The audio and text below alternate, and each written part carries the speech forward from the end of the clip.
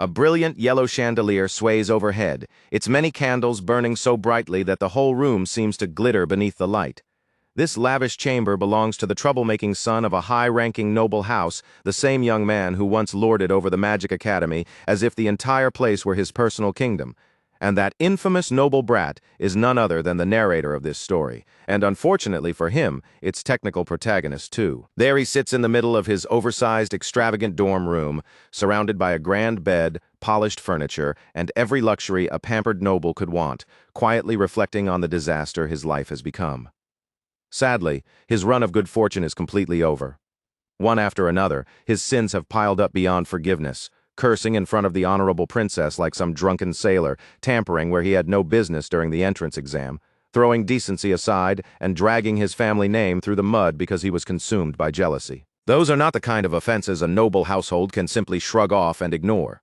Put simply, his family has decided they are done with him.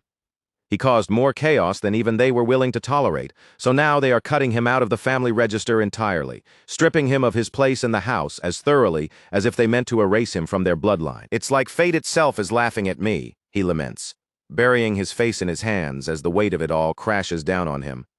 That ruffian noble's name is Ed Rothstaler, and at this very moment, his life is effectively over. Before long, Ed is thrown out of that splendid dorm room, all of his possessions stuffed into just a few plain brown suitcases. Those bags are dumped right beside him in the dirt, and the people tossing him out do it with such cold indifference that they do not even spare him a second glance after forcing him onto the ground. "Thank you for your hard work," they say to him on the way out, but their voices are so empty and insincere that the words sound more insulting than polite. The moment other students spot him, the jeering starts. Some point him out openly, eyes wide with disbelief, while others avoid meeting his gaze at all, as if looking at him too long might infect them with the same disgrace clinging to his name. By now, Ed has become the Academy's favorite piece of gossip, and a lot of students are already wondering why anyone should bother tiptoeing around him anymore. After all, he has already been disowned and kicked out of his dorm, so whatever influence he used to wield is gone. Most of them assume they probably will not even see him next semester. A few students go even further, saying this downfall is entirely his own fault. They insist he should have known better than to try rigging the entrance exam, and they sneer at him like he is nothing but a filthy noble getting exactly what he deserved. Those cutting insults drift through the hallways and across the gardens until they all reach Ed, who sits alone on a bench with his suitcases at his side, wrapped in an aura so bleak it might as well be visible. From his perspective, the whole thing feels horribly unfair, and honestly, that reaction makes sense. The arrogant Ed everyone is mocking and condemning is not even the same person anymore. Because the truth is, this world with its magical academy was originally a game, and the pitiful protagonist, sitting there on the verge of tears, somehow ended up inside that game while he was playing it on his computer back in his original world. That game was set in the famous magic school known as Sylvania Academy, and it was so good it even won Game of the Year. Its title was The Failed Swordsman of Sylvania, and it happened to be his absolute favorite. Strangely enough, he is not even that shocked about finding himself inside a game, since he has seen this kind of setup plenty of times in the comics he used to read. Usually in stories like this, the person who gets pulled into the game ends up inside the body of the main hero, or maybe the final villain. Maybe someone incredible, like the eldest son of an absurdly wealthy family, a genius delinquent prodigy, a young clan master, or one of those overpowered SSS rank hunter types who smash through every rule in style. But of course, that is not what happened to him. Instead of landing in someone cool and important, our unlucky protagonist drew the shortest straw possible and woke up as a third-rate villain. Not even a proper villain either, but the kind of throwaway character who gets kicked out of the dorms right at the very beginning of the game and barely matters after that. He is not important, not memorable, and not even written to have a dignified name. Seriously, what kind of name is Ed Rothstaler at that point? It almost feels like the developers created this guy specifically to lose. He ended up possessing the worst possible character at the worst possible moment, right after that character had already ruined his own life beyond repair. Anyone would call that rotten luck. Looking up at the sky, our protagonist practically howls in protest at the sheer unfairness of it all. In his old life, he was never greedy, never extravagant, and always lived simply and modestly. So why did this disaster have to fall on him? Unfortunately, the nearby students hear him shouting and completely misunderstand what is going on. To them, it just sounds like the same arrogant Ed whining again, acting as though the world has wronged him after filling his life with one rotten deed after another.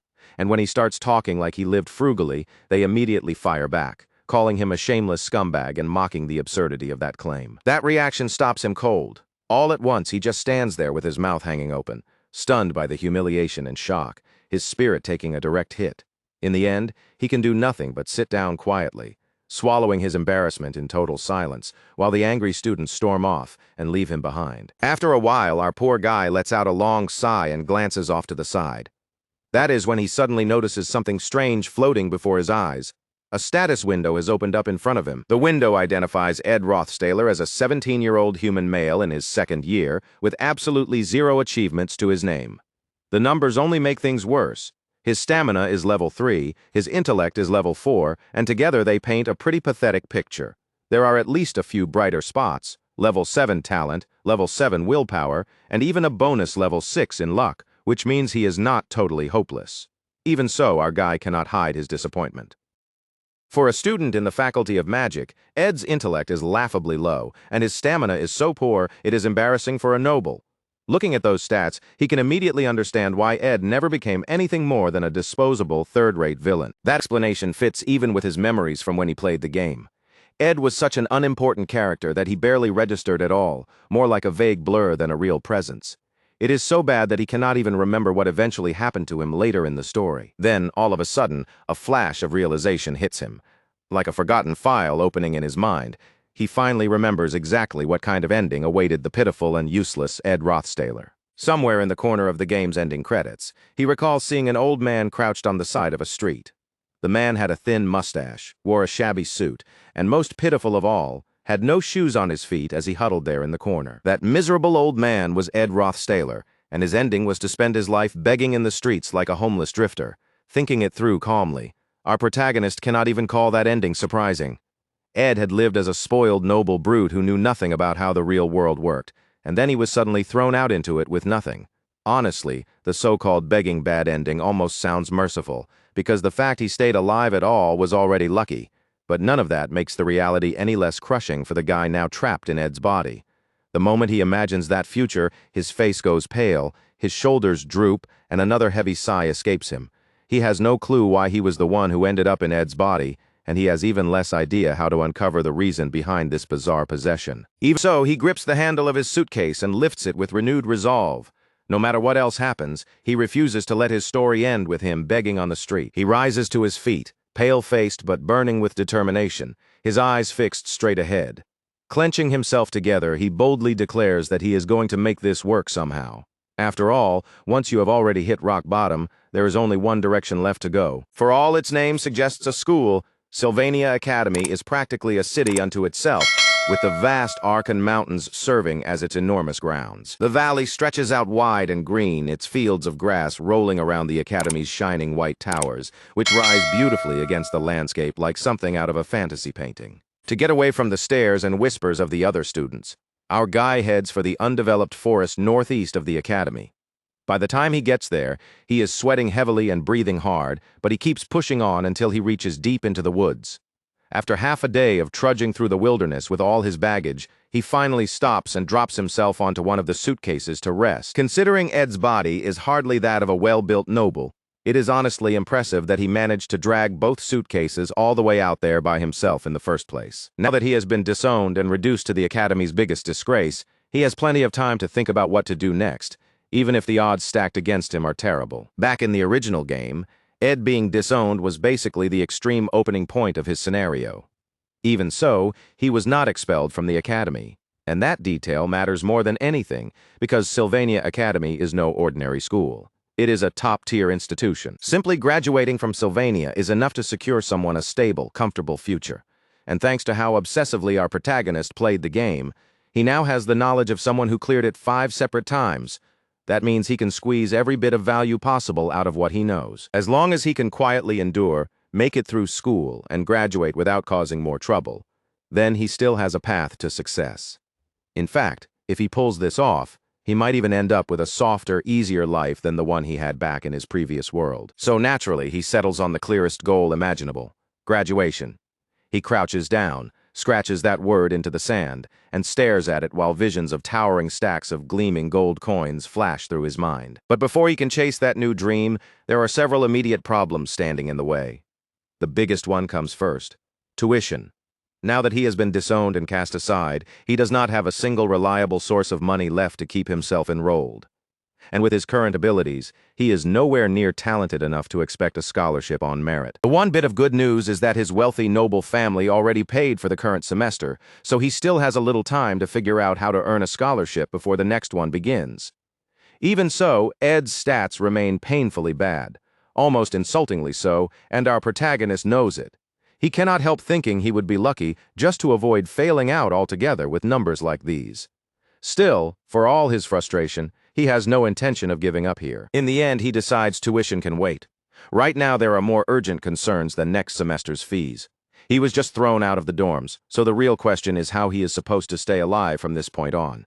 At the moment, the essentials are painfully simple: food, clothes, and some kind of shelter. With that in mind, he snaps open his expensive-looking suitcase and starts checking what resources he actually has on hand to survive the next week or so without turning into a full-on beggar. The contents are not encouraging.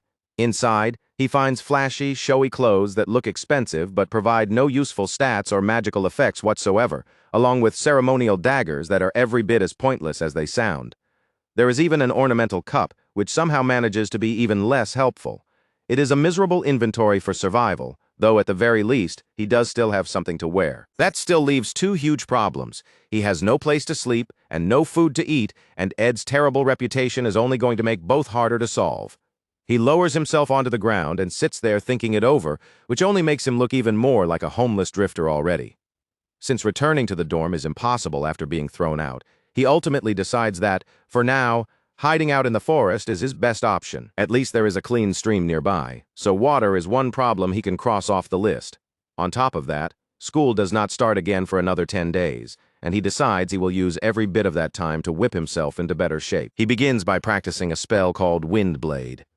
Again and again, he swings the magic through the trees, sending sharp blades of wind slicing across the forest until the repeated casting leaves him completely drained. Thankfully, he can cast spells at all, which means he is not totally helpless.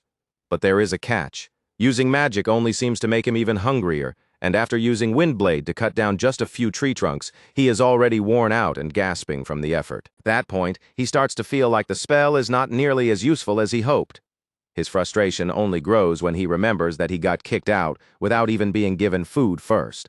Then another thought occurs to him: is getting ravenously hungry after using magic just a normal thing in this world?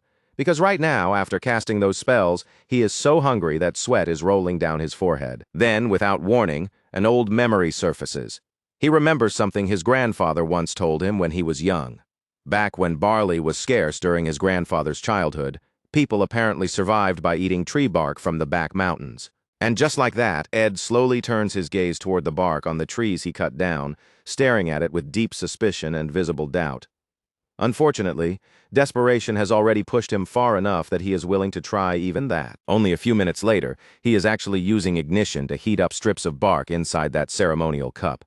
Hunger has lowered his standards so far that anything remotely edible feels worth testing if it might keep his stomach from twisting itself inside out. He is so starving by this point that he starts tricking himself into seeing the bark as if it were tender chicken breast, the kind of comforting meal he wishes he had instead. With a spark of desperate excitement in his eyes, he quickly shoves the cooked bark into his mouth and starts chewing, clinging to a ridiculous amount of hope. Naturally, the fantasy does not last. The instant reality hits his tongue. All that hope collapses, and he ends up spitting the whole thing right back out. Humans may be omnivores, sure, but even that has limits. By the time the third day in the forest rolls around, Ed looks less like a student from a noble house and more like a half-dead corpse that somehow managed to keep walking. His cheeks are hollow, his skin is pale, and his whole body has that worn-out, starved look of someone being slowly drained dry. At that point, he silently sends a wave of resentment toward his grandfather for passing down such absolutely worthless survival advice. After one full day of starving, followed by 2 miserable days of vomiting, Ed finally reaches a firm conclusion: he is never trying to eat wood again. From now on, if he is dealing with lumber, it is going to be for building a shelter, not pretending it is food. What he needs most right now is something sturdy enough to protect him from rough weather and the elements, so he wastes no more time feeling sorry for himself. He gets to work immediately. The first thing he focuses on is the frame, setting up the basic structure that will hold the wooden shelter together. If the support is bad, then the whole thing will fail before it even begins. The problem is that he only has 2 hands, and trying to raise and steady 4 separate supports by himself is way harder than it sounds. Every piece wants to shift, tilt, or fall out of place the moment he lets go of another one. Naturally, that first pathetic attempt does not go well at all. Before long, the whole effort falls apart on him, and he ends up collapsing in the middle of the job. But for Ed, this is no longer about pride. It is succeed or die out here. So he forces himself back onto his feet, face flushed red with strain and frustration, and hurriedly ties the frame down before it can give way again. After managing that small victory, he drops into a short rest to catch his breath. Even then, he knows full well he is nowhere near finished and still has a long way to go. Since sleeping directly on bare ground is out of the question, he ends up throwing his luxurious clothes down across the floor and using them like a makeshift mat. Noble fashion has now officially become camping gear. It feels like a terrible waste to ruin such fancy clothes that way. But at this point, Ed does not exactly have the luxury of being picky. It is that, or lie on the cold dirt. By the time the next day arrives, he finally manages to finish a crude wooden tent, and he is absurdly proud of it. Compared to the situation he started in, that rough little shelter feels like a masterpiece. The moment the work is completed, his status window suddenly activates on its own and notifies him that his crafting proficiency has increased. Apparently, successfully finishing a basic wooden shelter is enough to count as real progress. Just like that, Ed earns the title of Novice Craftsman. His updated abilities now show Level 4 Handiness, Level 1 Design, and Level 1 Gathering. They are modest numbers, but for him, they are at least proof that he can build something. Under normal circumstances, he probably would have been a lot more impressed by that development. Unfortunately, it is hard to celebrate skill growth when he is on the verge of starving to death. Still, the update makes him realize something important. Because he was born and raised as a noble, he never had any reason to discover talents outside that sheltered lifestyle. And now, to his surprise, it seems he is actually much better with his hands than he ever was with magic. So Ed decides to make use of that bit of handiness right away. He crafts himself a simple harpoon by fastening one of those ceremonial daggers onto the end of a carefully shaped tree trunk, turning decorative junk into something he can actually use. Gripping that freshly made weapon like a man on the edge, he heads out with one goal in mind: finding something to eat. 2 days with an empty stomach on top of non-stop physical labor have pushed his body to its limits. By now, pure desperation is the only thing keeping him moving. Standing at the water, he repeatedly thrusts the harpoon down in wild, frantic jabs, trying to catch fish through sheer stubbornness. And somehow, against all odds, he actually manages to catch 2. Without wasting a second, he roasts them over a fire using the ignition spell, watching the fish cook as if his entire world depends on it. Because right now, it basically does. With 1 week still left before school starts, Ed finally gets to taste actual food again. No wonder his eyes start shining with joy the moment he does. After everything he has suffered, that bite feels almost miraculous. Now all he has to do is endure as he is. If he can just keep himself together until school begins, then maybe, just maybe, he can still get through academy life without everything falling apart. But in the middle of devouring that precious meal, he forgets something important. Then suddenly someone appears in front of him, and the shock is so sharp, he nearly chokes on the fish. Standing there is a beautiful girl with long blonde hair cascading down her back and bright golden eyes that seem to shine even in the forest light. In his frantic struggle to survive, Ed had completely forgotten about the actual main characters of the story. Still, out of all the people he could have run into out here, this is the one person he absolutely did not expect to meet. She is the strict, no-nonsense Princess Phonia, the very same person who got Ed Rothstaler thrown out of the dorms in the first place. The real problem here is that Ed Rothstaler is the kind of villain who shows up practically the moment the player starts the game. He is one of those early troublemakers designed to make a bad first impression fast. Using his status as a noble, he harassed the main character's childhood friend, only to get beaten up for it and punished afterward. That alone would have been humiliating enough.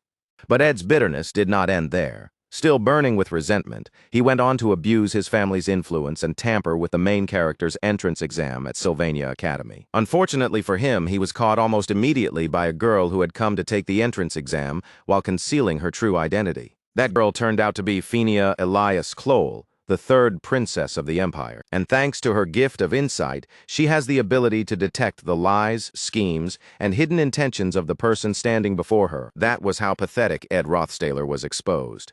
He stood there, gritting his teeth and scrambling for excuses, but every lie he tried to tell was seen through by Phinia, and in the end, he was driven out of the dorms in disgrace. Plenty of people at the academy already hated Ed Rothstaler, of course. But the moment he crossed paths with the one person he should never have provoked, his downfall was guaranteed. And now, adding insult to injury, our current protagonist has run into her again while stuck inside Ed Rothstaler's body.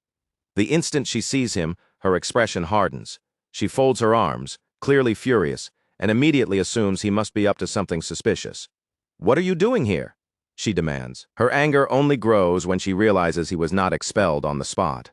In response, Ed hurriedly explains that he is still officially a student, even if he was thrown out of the dorms. But the princess is not willing to accept that answer. Cold and unwavering, she tells him to leave. She cannot bear the thought of someone as shameless as him lingering around the academy grounds, and honestly, that judgment would be fair if he were still the same scumbag Ed Rothstaler as before.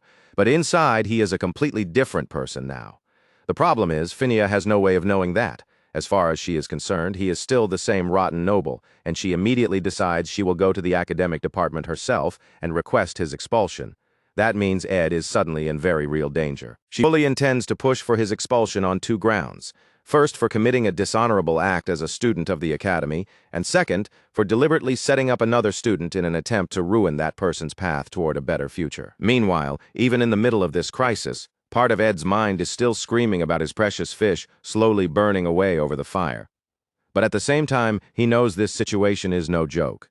If the princess truly decides to press the issue, she absolutely has enough authority to get him expelled for real. And if that is how things are going to be, then Ed decides he has no choice left. He is going to have to take this seriously. "The sun's going to set soon," he says, his expression darkening as he steps closer to her.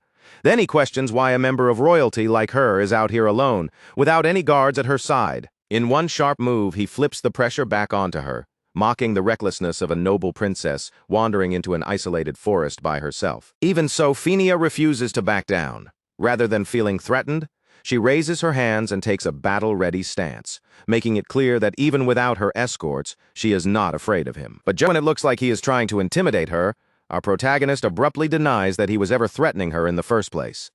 Then, without warning, he drops down onto his knees, wearing a bright, almost absurdly cheerful smile. He claims that he only wanted to thank her. That completely throws Phinia off. Suspicious and confused, she immediately activates her insight ability to test whether he is lying. And what shocks her is that his words actually register as truthful. Her skill detects no lie in what he is saying. Seeing the look on her face, Ed calmly points out that she seems surprised. Then he explains that the Rothstaler family he comes from may be famous and influential, but behind that prestigious name, they exploit ordinary citizens and even carry out human experiments in pursuit of research into eternal life. To protagonist, that family is nothing but doomed trash. In the future that awaits them, the entire house is destined to be destroyed, with every last member dragged away, imprisoned, and eventually executed. But because Ed was cast out of the family early, our guy realizes he has just narrowly escaped being tied to that horrifying end. By now, the fish he worked so hard to catch has been burned black over the fire. He is still freezing, still hungry, and still painfully aware of how miserable his condition is. But even so, he decides this outcome is far better than ending up dead. The more he thinks about it, the more he realizes that getting disowned might actually be a blessing in the long run, and that thought slowly spreads into a bright smile across his face. What matters now is convincing Phinia without telling a single lie, because if he fails here and gets expelled, then any chance he had of building a peaceful, happy life for himself will be over on the spot. At that point, it would be game over for real. Looking at where things fall in the timeline, he works out that school should start again in about a week. Once he settles on that, another question rises in his mind. What exactly is the princess doing out here alone in the forest at a time like this? She came without any escort, and instead of royal attire, she is dressed in simple clothes that do not draw attention to her status. The moment he notices those details together, it clicks for him. She must be in the middle of taking the class placement test. Professor Glast's placement test is a notorious one.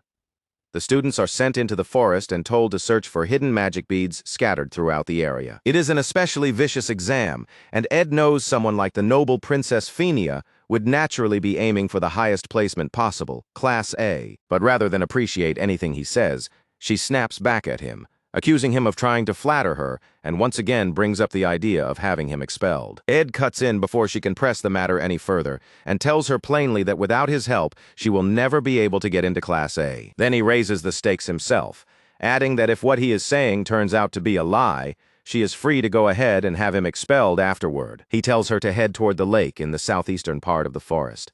There she will find a small grassy island set apart from the shore. And on that island, he says, there stands a giant tree known as Merilda's guardian tree. At that very spot, he tells her, she will find the present he left behind. Following his directions, Phinia goes exactly where he told her to go, and when she arrives, she is stunned to discover that the golden bead really is hidden there, just as he said. She cannot make sense of it. The Ed Rothstaler she knew was a shameless liar, a fraud, and a manipulator who could never be trusted. And yet the Ed she just met in the forest felt strangely different from that person. All she can do for a moment is stare down at the bead in silence, completely at a loss for words. Eventually, the class placement test officially comes to an end, and the professor instructs all the students to bring out the beads they managed to obtain during the exam. The results are a mess.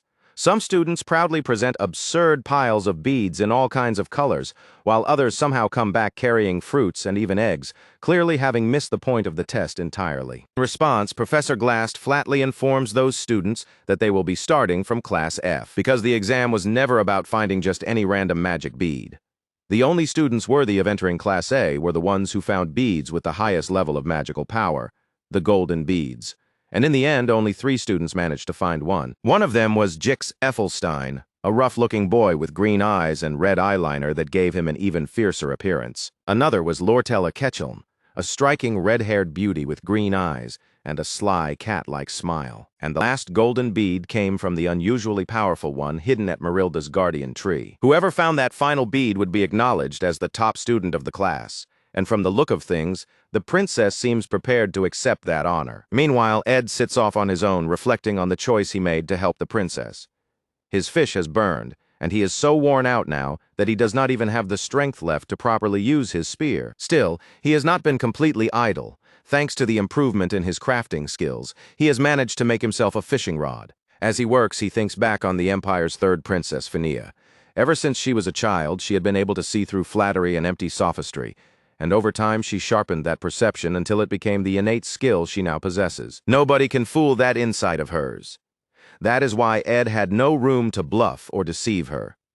The only way forward was to give her information that was completely genuine. Unfortunately, that honest move creates an even bigger problem for him. The proud Princess Phinia was originally supposed to experience failure during the placement test, and that setback was part of the road that would eventually earn her the title Princess of Love. But if Phinia, a figure with enormous influence over the early part of the story, ends up finding a golden bead and entering Class A, then the original scenario starts to collapse. And if the plot changes too much, then even if Ed successfully avoids expulsion, all the knowledge he has from the original game will become worthless. If that happens, he is finished. Luckily for him, the top student of Class A is still awarded to a girl named Lucy, a small silver-haired witch who is fast asleep in class as usual. In other words, the future has not changed after all. Meanwhile, Phinia storms out of the classroom, lost in thought. Her insight has always shown her the truth, and there really had been a bead at the tree exactly where Ed said it would be. But even as she thinks it over, her hands tremble with anger because emotionally, she still cannot accept what happened. The whole reason she concealed her identity in the first place was because she hated the idea of being handed special treatment just for being a princess. That kind of favoritism embarrassed her. More than anything, she genuinely wanted to prove herself on her own merits, and the moment she saw that bead, she knew it would secure the best possible result on the test. And that is exactly why she could not bring herself to accept it. No matter how valuable the bead was, obtaining it was not something she had accomplished through her own effort. The future title of Princess of Love was something she wanted to earn only by walking the proper, righteous path. So in the end, with her head lowered and her feelings in turmoil, she turned away from the opportunity in front of her. Ed had thrown bait to the princess, fully aware that in the end it would not matter whether she first suspected it was truth or a lie. Even Ed Rothstaler assumed she would fail the test. The princess herself had been confident that she would succeed anyway and later throw that success back in his face. But that confidence fell apart once she failed to find another bead on her own. At that moment, she was forced to admit that Ed had never lied to her, because without the item he directed her to, she had not been able to secure entry into the class that way. Furious, the princess slams her fist into the wall. This result means she has no choice but to honor the promise she made and give up on getting him expelled. Even so, she swears to keep watching him closely from now on. Elsewhere, Ed is busy celebrating after finally managing to catch a fish even bigger than the tiny sardines he caught before. His current life now includes one ridiculous hardship after another, including the fact that he has to start running from early morning if he wants to make it to school on time. There is no carriage, no convenience, and no way to travel easily between his crude wooden shelter and the academy. Even so, Ed is willing to put in that effort, so he runs all the way back towards school, genuinely overjoyed to return once again to the dazzling grandeur and lively atmosphere of Sylvanio Academy. The opening ceremony for the new semester begins, and the announcers warmly remark that it is wonderful to see how much the students have improved before the term has even started. They invite everyone to enjoy the food prepared for the occasion while listening to the rest of the speech. But as those polished words continue to ring across the venue, Ed catches the much less pleasant whispers drifting around him from the students, who absolutely did not miss him while he was gone. Not a single face around him looks genuinely glad to see him back at school. The murmurs spread fast, with students wondering how someone like him could even have the nerve to show up at the opening ceremony, while others question why he bothered coming back at all. Ed, however, could not care less about any of that. For him, the only thing that matters is the fact that he is once again eating richly seasoned meat, and he goes after plate with the single-minded intensity of someone who has suffered real hunger. His goal is graduation, plain and simple. And compared to that, a few horrified stares mean absolutely nothing to him. Even so, the surrounding side characters keep whispering about his disgrace, his shamelessness, and the way he eats. Still, mixed in with the criticism, a few of them quietly admit that something about him feels a little different than before. Then the attention of a nearby group of girls suddenly shifts when they start whispering excitedly about desserts prepared by the head chef of Ophelis Hall. The moment they hear that, they hurry over toward the table where the sweets are being served. Among them, a pretty girl with long brown twin braids and a ribbon in her hair pauses just long enough to remark that it is strange. Somehow, Ed Rothstaler really does feel like a different person now. Meanwhile, our protagonist is doing his absolute best to keep his head down and pray that nothing unusual happens around him for once. And just like that, another fresh day opens beneath the wide blue sky hanging over Sylvania Academy. It is the first official day of the new semester. In a grand hall, a welcome speech is delivered to the students, the speaker cheerfully saying how pleased they are to see everyone returning in improved form.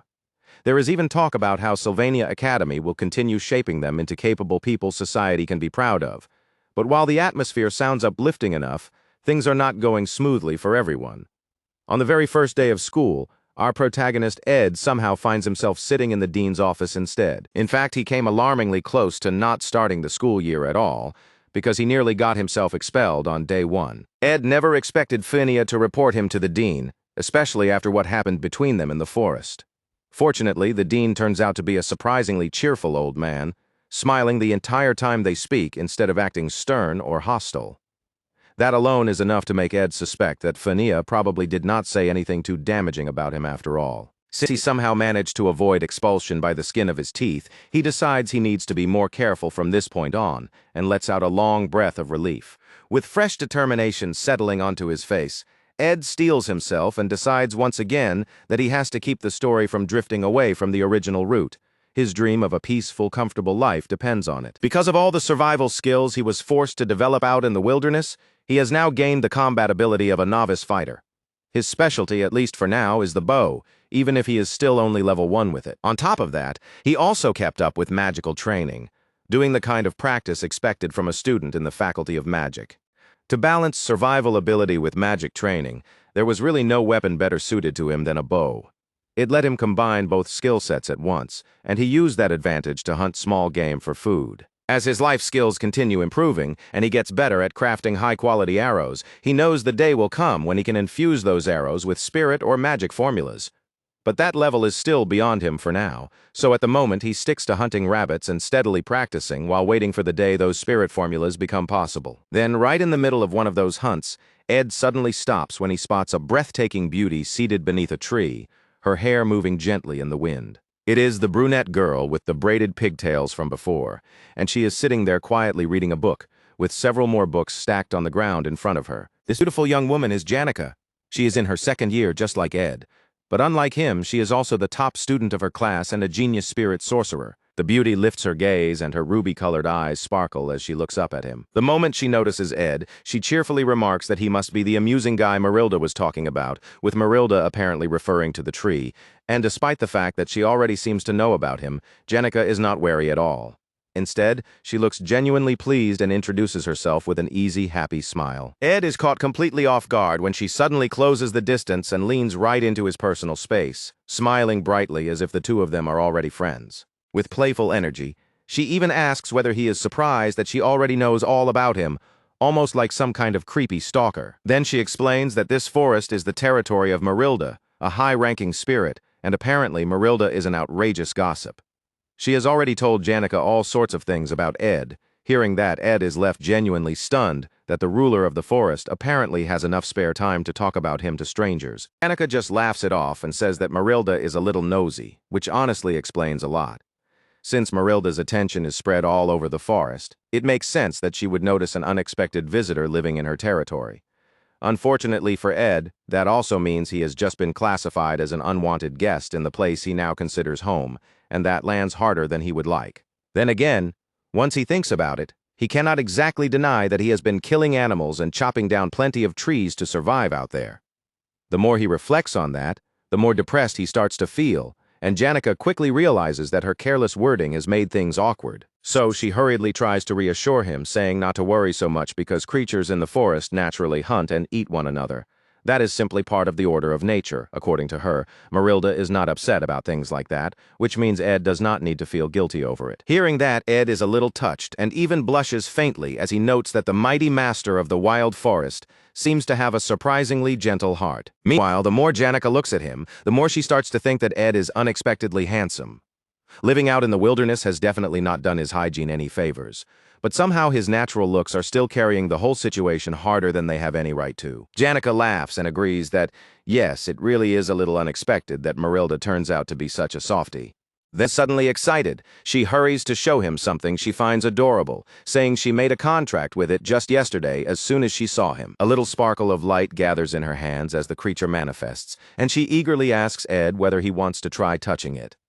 Ed stares at the light in surprise, unsure whether what he is looking at is a contracted being or a spirit. At that moment, he realizes that if he wants to become friendly with Janica, this would be the right time to respond properly and join in. But instead, Ed lowers his head and quietly admits that he does not understand what she means because he cannot actually see spirits. He goes on to explain that he simply lacks the ability to perceive them, and that confession hits Janica hard enough to leave her staring at him in stunned, almost heartbroken surprise. Ed then turns away from her and says that he only came out there to get food, so he should be going now. As far as he is concerned, the only way to preserve his advantage is to keep the original storyline intact, and Janica is someone who plays a very important role in that original story, which is exactly why he believes he must never get close to her. The future has something deeply haunted and terrible waiting for her, and he knows better than to step into that. So he simply walks away, leaving her behind, while Janica stands there and watches him go with a sad look in her eyes. Meanwhile, Janica quietly notes to herself that Marilda had been right about Ed after all. She agrees that Marilda's assessment was correct. Ed really is an incredibly fascinating guy. As she says that, she gently strokes the soft white chin of the forest master, who has now taken the form of a giant wolf-like beast. No matter how much she turns it over in her head, one conclusion stays the same. Ed truly could not see her. That leaves her wondering all over again just who he really is. And to make matters worse, she had tried so hard to be nice to him, only for him to answer her so plainly and then leave. The embarrassment hits her all at once, and she buries her face into Marilda's fur with a squeal of frustration. Still, she quickly cheers herself up by reminding herself that this is not as if this was their last meeting. After all, they go to the same school and they are in the same year. That means she will have plenty of chances to learn more about him from now on. The distance between Ed's shelter and the student area is absolutely not short. If anything, the trip feels less like a normal commute and more like following some ridiculous treasure map all the way from point A to point B. Even when he leaves at dawn and runs at full speed, Ed barely manages to reach school on time. The commute is completely absurd, but at least there is one upside. The sheer effort of doing it keeps raising his stats, so in a strange way, it is still worth it. If Ed wants any real shot at winning a scholarship, then he has no choice but to study harder than he ever has in his life. He has no money for proper supplies, so he scratches notes onto a stone slab with a burned stick and relies on books borrowed from the student library to keep up with his studies. At this point, our guy has basically dragged himself all the way back to the Stone Age just to survive academically, and even after classes and studying, his day is nowhere near over. On the way back home, he stops by the stream to wash the sweat out of his clothes. You would think that would be the end of his chores for the day, but no, that is only the beginning. Life as a broke student is brutal, and every day comes with another checklist of survival. He has to make sure there is still enough firewood, enough drinking water, and enough jerky packed away for tomorrow's lunch. By the time all of those extra chores are done, he is left with only 4 miserable hours of sleep. But strangely enough, none of that is the part that bothers him most. What truly gets under his skin is the fact that while he is out there struggling through this exhausting routine, Janica keeps trailing after him and watching him from a distance like he is some kind of interesting circus act she cannot stop observing. Eventually, he snaps and calls her out directly for following him around. Janica looks genuinely startled that she has been caught, even though she was never particularly good at hiding in the first place. Ed immediately shouts back that it would have been stranger if he had not noticed her, considering how unbelievably bad she is at sneaking around. Growing more irritated by the second, he demands to know whether Janica even understands who he is supposed to be. He is Ed Rothstaler, the worst hooligan around, the most infamous scumbag at school, and he genuinely cannot understand why she keeps hanging around him like this. But Janica calmly points out that the hooligan image is only what other people say about him. She tells him she would rather judge him for herself instead of blindly accepting everyone else's opinion. Then she smiles at him so brightly it feels almost unfair, glowing with such sunny warmth and pure beauty that it practically blinds him on the spot. And somehow that only makes Ed even more unsettled, because he remembers exactly what kind of person Janica is. On the surface, she can seem innocent, airy, and a little absent-minded. But underneath that soft exterior, she is fiercely independent and always insists on reaching her own conclusions. But none of that changes the future waiting for her. Knowing what lies ahead, Ed cannot bring himself to answer her with some light, carefree smile, no matter how kind she is being to him right now. That is because sweet, angelic Janica is destined to become the final boss of Act 1. She is the one rare person who would still smile kindly at someone like Ed Rothstaler, and that makes pushing her away hurt even more. But Ed feels like he has no choice. If he wants things to unfold smoothly and succeed in the long run, then he cannot afford to tamper with the plot. So Ed reminds himself that, in the eyes of the story, he is supposed to be a villain, even if he never intended to become truly cruel. With that in mind, he says that if fate really did bring them together like this, then maybe she could do him a favor. Instead of being cautious, Janica lights up immediately. Her eyes start sparkling with excitement, and she eagerly asks what he wants her to do. Ed then explains that he is in a complete mess right now. He has been disowned by his family, his situation is desperate, and he is in a serious bind, so he asks her if she can lend him some money. For one brief, pitiful moment, Ed becomes the very beggar he had feared turning into. Janica is so shocked by the request that she practically freezes where she stands, her bright smile locking stiffly in place like she has turned to stone. Realizing how pathetic this looks, he quickly tries to recover some scraps of dignity, insisting that of course he would pay her back the moment he gets back on his feet. But the truth is, Ed already knows something important about Janica. Every year, she earns a scholarship for being the top student in class. But that scholarship is not just proof of her talent. Her background is so poor that without it, the Academy's angelic beauty would not even be able to continue advancing through school. In other words, she is just as broke as he is.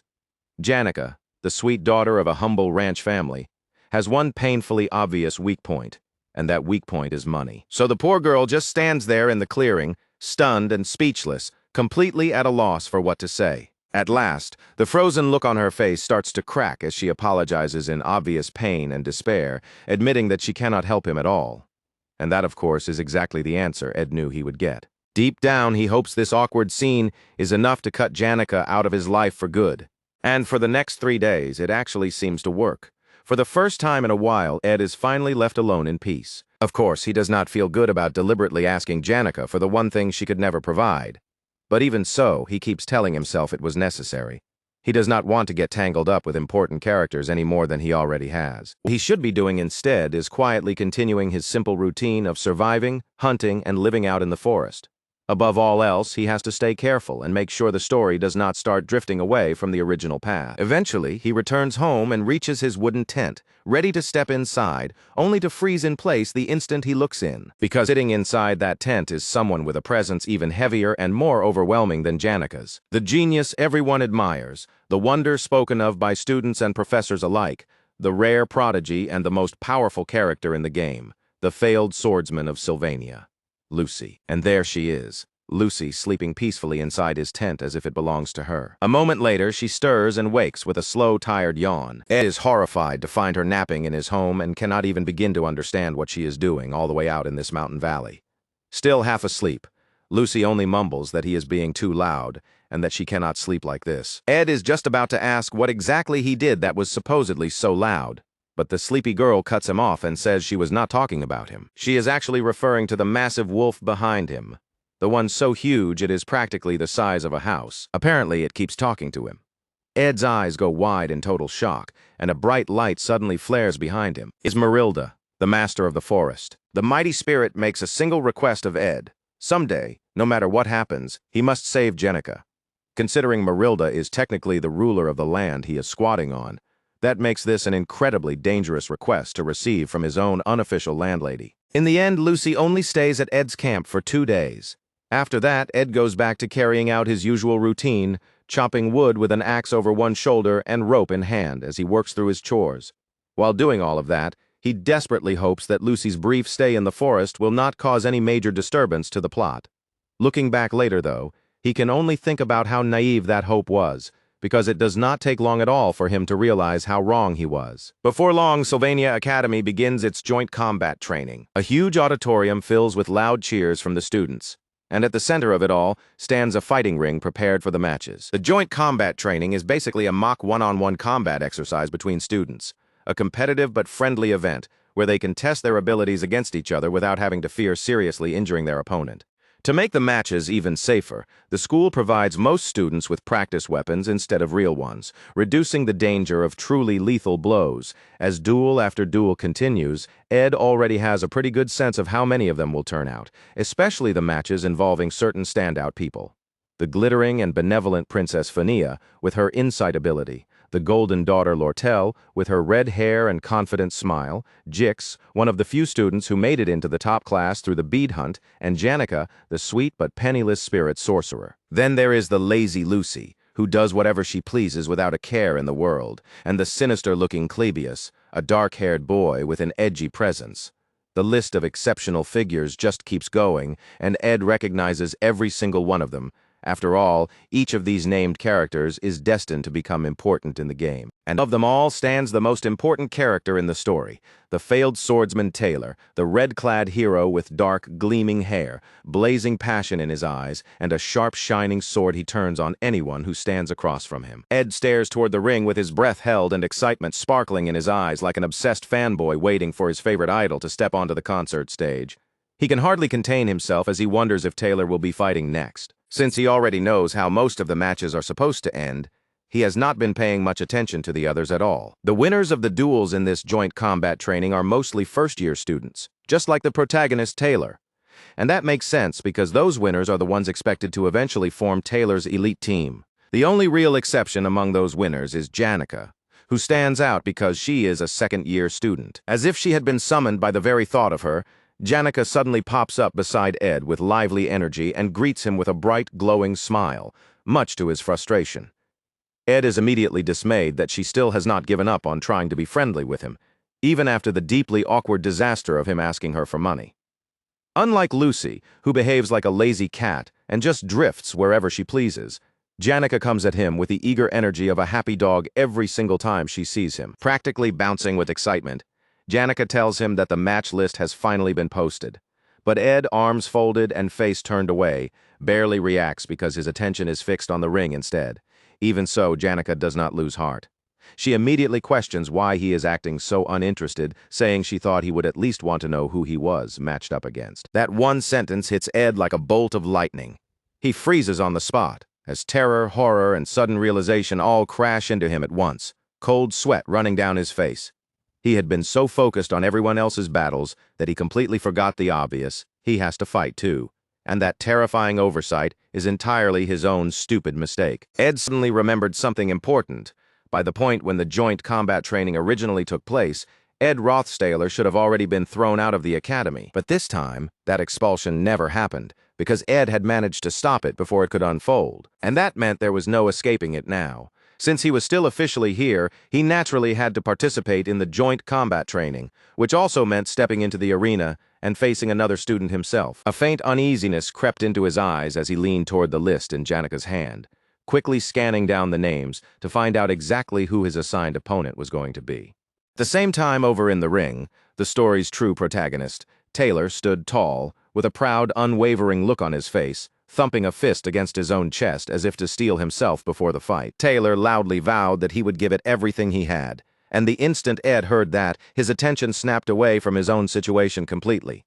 The moment his inner fanboy woke up, his future opponent stopped mattering altogether. A soft smile spread across Ed's lips. Right now, he couldn't care less about his own match. All he wanted was to keep his eyes on Taylor, even if Taylor himself had no idea. The bond Ed felt with him ran incredibly deep. After all, in a sense that no one in this world could possibly understand, Ed had once lived alongside Taylor for a very long time from beyond the screen. He had experienced the game through Taylor's perspective again and again. Every time things fell apart, every time a game over screen appeared and asked whether he wanted to try once more, Ed always answered yes. He stayed with Taylor through miserable bad endings, hollow failures, and the rare true endings that left a deep, lingering ache in his chest. He had walked that road with Taylor so many times he could barely count them anymore. Across all those countless routes, not a single one had ever been easy. Every path Taylor walked was brutal. There were times he got beaten bloody, times his whole body was covered in fresh bruises from battle, his face twisted in pain as the weight of that harsh journey pressed down on him. Now, in this life, Ed and Taylor were no longer one and the same. They were separate people, and Ed had his own survival to worry about if he wanted to avoid a terrible ending. Even so, he still intended to cheer for Taylor with all the energy and sincerity he had. More than anything, he wanted Taylor to succeed. If Taylor kept moving down the proper path, then the story would remain stable, predictable, and far less likely to drag Ed into disaster. Just thinking about that moved him so much that his eyes started to glimmer with emotional tears. Then, all of a sudden, his attention was dragged away by the blaring noise of the huge black speakers set up nearby. The same announcement kept repeating over and over through the auditorium. The announcer was calling for a student named Lucy, ordering her to report to the arena at once when she was ready for her practice match. Ed looked around the wide auditorium searching through the crowd, but he couldn't spot Lucy anywhere. That only made him wonder where in the world she had disappeared to, and then they found her. She was fast asleep beneath the spare podium set beside the fighting ring, curled up in the most absurd place possible while everyone else waited. At last, all the shouting and noise finally managed to reach her. Lucy slowly rose to her feet and let out one huge, familiar yawn, still looking as though she had no intention of taking any of this seriously. The announcer barked at Lucy to hurry up and finish her duel instead of lazing around. But Lucy showed no sign of urgency at all. With sleepy, dragging steps, she trudged toward the podium to meet whoever was waiting for her. The matchup was finally called.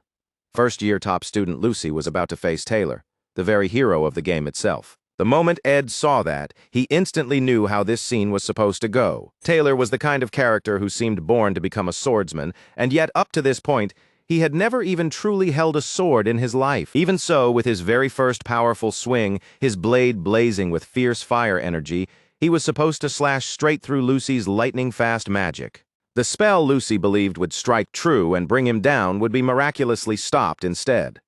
That impossible outcome would catch her completely off guard, and in the instant she froze in shock, Taylor would rush in and close the distance before she could recover. Then Lucy, reacting on pure instinct, would fire back with Lightning Strike, an intermediate-level lightning spell so destructive that it would practically obliterate the ring itself. Taylor would be utterly overwhelmed by that reflexive counterattack, but because Lucy had used intermediate-level magic when she wasn't supposed to, she would be disqualified on the spot, and that would give Taylor the honor of becoming the very first person ever to defeat Lucy. Just remembering that legendary scene was enough to make tears of joy well up in Ed's eyes all over again. Then the match actually started right in front of him, and just as Ed expected, Taylor burst forward aggressively with a brass knuckle fitted to his hand, throwing himself into the attack with every bit of strength he had. But in the very next moment, Lucy blasted him without warning right where he stood, and Taylor was knocked flat from a single hit. A stunned silence swept across the entire crowd. Even so, Ed still refused to give up hope. His hand tightened into a firm fist as he kept watching, still convinced this was not over yet. Meanwhile, Lucy just stood there as the laziest, least concerned victor imaginable, yawning again and absently scratching at her hair like the whole thing had barely been worth noticing. All around the arena, whispers broke out in disbelief over how quickly the match had ended. The students were shocked, but most of them came to the same conclusion. Of course, nobody could beat the top student in the class.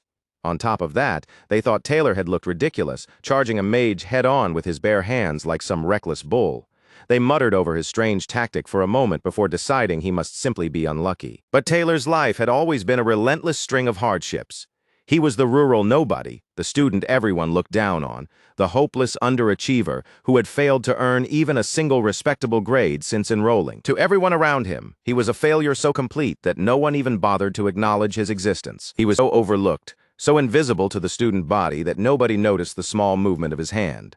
While everyone else was already busy judging the outcome of the match, Taylor's trembling fingers reached out and wrapped themselves around a sword. It was a cruel, almost vicious situation, and as Taylor forced himself back onto his feet, the surrounding students could only look on with pity. And yet, even in the middle of all that despair, Taylor never gave up.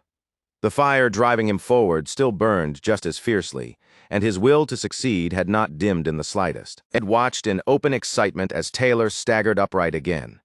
In his heart, he was already shouting encouragement as hard as he could, fully believing that Taylor still had what it took to pull through. Then, in a sudden burst of speed, Taylor hurled himself straight at Lucy and shouted her name at the top of his lungs. Lucy turned with visible surprise, clearly not expecting him to still be moving, and Ed's grin only stretched wider as he watched it happen. He held his breath, waiting for Lucy to answer with lightning magic and set the scene back on the familiar track he remembered.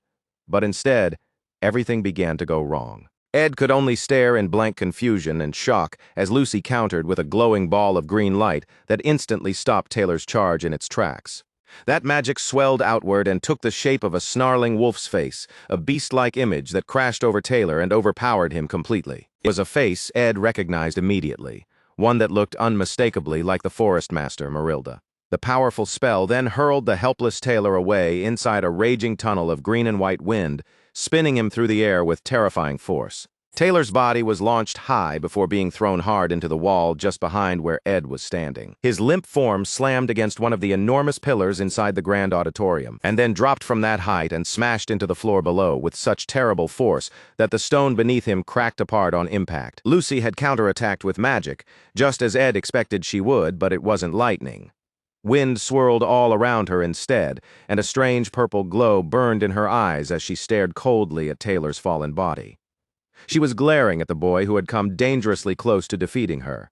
He had nearly reached that miracle, but in the end, Taylor had still failed. Lucy was officially declared the winner of the match, and the very next second, the entire auditorium burst into loud cheers, the crowd erupting as they celebrated her victory with open excitement. But Ed stood there like he had been rooted to the floor, his whole body stiff with horror and disbelief. He couldn't accept what he had just seen. This was supposed to be the moment when Taylor claimed his first meaningful victory, the moment the watching crowd finally started to notice him. And yet somehow, Taylor had lost to Lucy instead. The announcer repeated it again for everyone to hear. The recognized winner of the match was, without question, Lucy. That declaration rang out across the grand auditorium, and the students answered it with even louder cheers, throwing up their hands and praising the first-year top student like she had just given them exactly the result they wanted. Meanwhile, Ed could do nothing but stare at Taylor's collapsed body in stunned disbelief, his eyes fixed on the crumpled figure, as if he still couldn't process that the fight was truly over. What shook him most was the meaning behind it. The protagonist had lost his first major fight, and if that had changed, then the story itself had already started to drift away from the path Ed knew. With his heart sinking, Ed could only watch as Taylor, the hero he had always believed in, left the ring with his shoulders hanging low in defeat. It didn't take long for Ed to realize just how dangerous this situation could become. This was not something he could ignore, and there was no way he could just leave the hero alone to deal with the aftermath by himself. Lucy had beaten the hero in their combat training match by using the spell called Protection of the Wind. That spell drew on the power of a wind spirit to shield its user automatically from sudden attacks. The massive howling wolf face that appeared as part of the defense was the mark of a continuous magic ability granted through a contract with the high-rank wind spirit. Marilda. Lucy lazily held out a hand and asked for some jerky, but Ed ran right past her without even slowing down, his mind locked onto something far more urgent. In the original scenario, Lucy and Marilda were supposed to remain completely separate beings. They were never meant to be linked like this, but because that lazy girl had wandered into his tent and then spent time lingering around the forest, she had ended up forming a contract with Marilda, and that had made her even stronger than she was supposed to be. As Ed sprinted off, the announcer's voice boomed out across the arena again, declaring that the next joint combat training match would be between him and the Empire's beloved and highly respected Princess Phinia Elias Clowell. Phinia was already stepping out toward the ring, and she tried to say something to him as he passed, but Ed rushed right by her without stopping, barely registering her presence at all because of how desperately fast he was running. The problem was painfully simple. Taylor was supposed to win that fight against Lucy. He was supposed to come out of that battle with more confidence in himself. Instead, the hero had lost because Ed Rothstaler, a person who had never existed in the original flow of the story at that point, was now still here inside Sylvania Academy. Burdened with guilt, Ed chased after Taylor and called out to the hunched, defeated figure ahead of him. He didn't even know whether anything he said would matter, but standing still and doing nothing felt worse. So Ed shouted out words of encouragement, telling Taylor that all his effort would definitely pay off in the end. He told him not to get discouraged and said there was absolutely nothing for him to be ashamed of. Of course, Ed wasn't doing this because he was some kind of selfless saint. Deep down, he knew that if Taylor's spirit broke here, then sooner or later Ed himself would be the one stuck doing all the hard work the hero was supposed to handle. So he poured out one wave of aggressive positivity after another, practically forcing encouragement onto him and telling Taylor to hold his head high because he had done well. Ed was shouting so hard and with so much intensity that his face was practically turning purple. He knew full well that Sylvania Academy still had plenty of suffering and chaos waiting ahead. But those were trials meant for the hero to face and overcome, not for him. Meanwhile, the focus shifts back to Phinia for a moment, giving us a glimpse into her story and the past she came from. The first person to notice her natural gift of insight was Emperor Cole, and he told her that she had been born under the blessing of God, but he had been wrong. Life inside the royal family was not some blessed fairy tale. It was a world drowned in schemes, hidden agendas, and endless conspiracies. And inside that dark, suffocating abyss, Phinia, that golden light of the imperial family, developed her sense of insight on her own as a way to protect herself. That was the reason she always carried herself with such calm confidence. Whenever she looked into the eyes of the imperial family members around her, she could always see that ugly abyss twisting deep inside them. Even though she understood what kind of darkness lurked in their hearts, the Princess of Love continued to live on as if she had never noticed any of it at all. Now the scene returns to the present, where she stands facing Ed in the middle of the joint combat training. Ed, wearing a solemn expression, politely asked Phinia to go easy on him, and in return, she also asked him to go easy on her. As the two of them prepared for the match, the other students whispered among themselves about Ed's behavior from earlier, especially how he had rushed off to shout at the defeated Taylor. To them, it looked like Ed was being persistently malicious in his own twisted way. They were even impressed, in a disturbed sort of fashion, that he would go to such lengths just to mock someone who was already too beaten down to do anything back. Some guessed he had only cheered for Taylor afterward, so he could make himself look kind after being exposed as a bully. Others agreed that the whole thing felt unpleasant, and a few of them openly laughed, saying that this was exactly the kind of person Ed had always been. Phinia closed her eyes and sank into thought. The truth was, she believed those sneering students were probably right. Ed Rothstaler had always been the sort of person who used his status as a noble to humiliate those beneath him, and when things stopped going his way, he had even been caught in the disgraceful act of tampering with test results. That was the Ed Rothstaler she knew from before, an obvious, predictable nuisance. But lately, he had begun to behave differently. In her mind flashed the memory of him kneeling before her and offering her the chance to take the golden bead for herself. And that made her wonder whether she truly understood everything there was to know about Ed Rothstaler after all. After all, when Ed had run off earlier to call out to Taylor, There had been real desperation burning in his eyes. That part, at least, had not looked like an act. Then the announcer declared the start of the duel, and the students all broke into cheers as the two fighters finally moved to begin. Fania told Ed that he confused her, and that unexpected remark visibly caught him off guard. She then informed him that she intended to use this duel to reach a conclusion about who he really was. And with that, Fania calmly declared that she was beginning her attack. She started by launching a single ball of water at him, just one, using it as a probing move to test his response. She already knew that Ed's specialty lay in wind and fire magic, so as that water sphere flew forward, she watched carefully to see how he would react to it. In her mind, this fight was going to serve as a dramatic ending. The moment when she finally erased that mysterious man who had continued to linger in her heart. But to her complete disappointment, the water ball flew straight into Ed's chest, landing cleanly, and he took the hit in a surprisingly dramatic fashion. Fania could only stare in complete confusion as Ed crashed to the ground like he had just been struck down by a falling asteroid. From the floor, Ed silently declared his defeat. Naturally, Fania was outraged. A noble princess who couldn't even accept a freely handed-over bead during a hunting contest was never going to be pleased with being given a victory like this. She knew very well that he had seen the path of the water ball clearly and had deliberately chosen not to block it. The student body threw their heads back and laughed at how pathetic Ed looked. To them, his performance had gone even worse than Taylor's. He had acted so composed earlier, only to be flattened in a single hit. At the same time, they cheered for the princess with shining admiration in their eyes, all agreeing that it was refreshing to watch Fania step in and win so cleanly. Ed bowed to Fania and thanked her politely, saying that he had learned a lot from the match. But Fania understood perfectly well that she was the one being made into the punchline of this ridiculous stunt. She had fired only a single shot, and a clash that short could barely even be called a fight, so there was no way Ed could have truly learned anything from it. Then another detail hit her. Throughout the entire duel, Ed had never once properly met her eyes. The moment she realized that, she became even more irritated, because to her that could only mean one thing. He had been lying to her from the start. Princess Fonia Elias Cloel was formally announced as the winner, and just as anyone would expect, the crowd erupted into loud applause. Fonia herself was still simmering with anger, while Ed wasted no time at all, bolting out of the grand auditorium the instant their match ended. For Ed, keeping his distance from the princess was important because in the current flow of events, she was one of the most important people involved. The only person who mattered even more than Fania in this scenario was the world's true protagonist, Taylor. So Ed hurried off in a frantic search for him, muttering and calling Taylor a punk while scanning every direction he could. Then, out of nowhere, someone called his name. By sheer rotten luck, it was Princess Fania looking for him.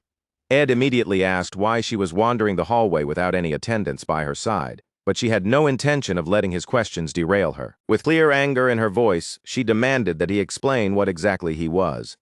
Ed, completely thrown by the question, admitted that he had no idea what she meant. He tried once again to say that he had learned a lot from their duel, but that answer only made her expression harden even more. Fania had already seen through that much. He had never intended to win. All he had wanted was to get off the stage as fast as possible. And on top of that, she was already overwhelmed enough as it was. She was struggling just to keep up with class.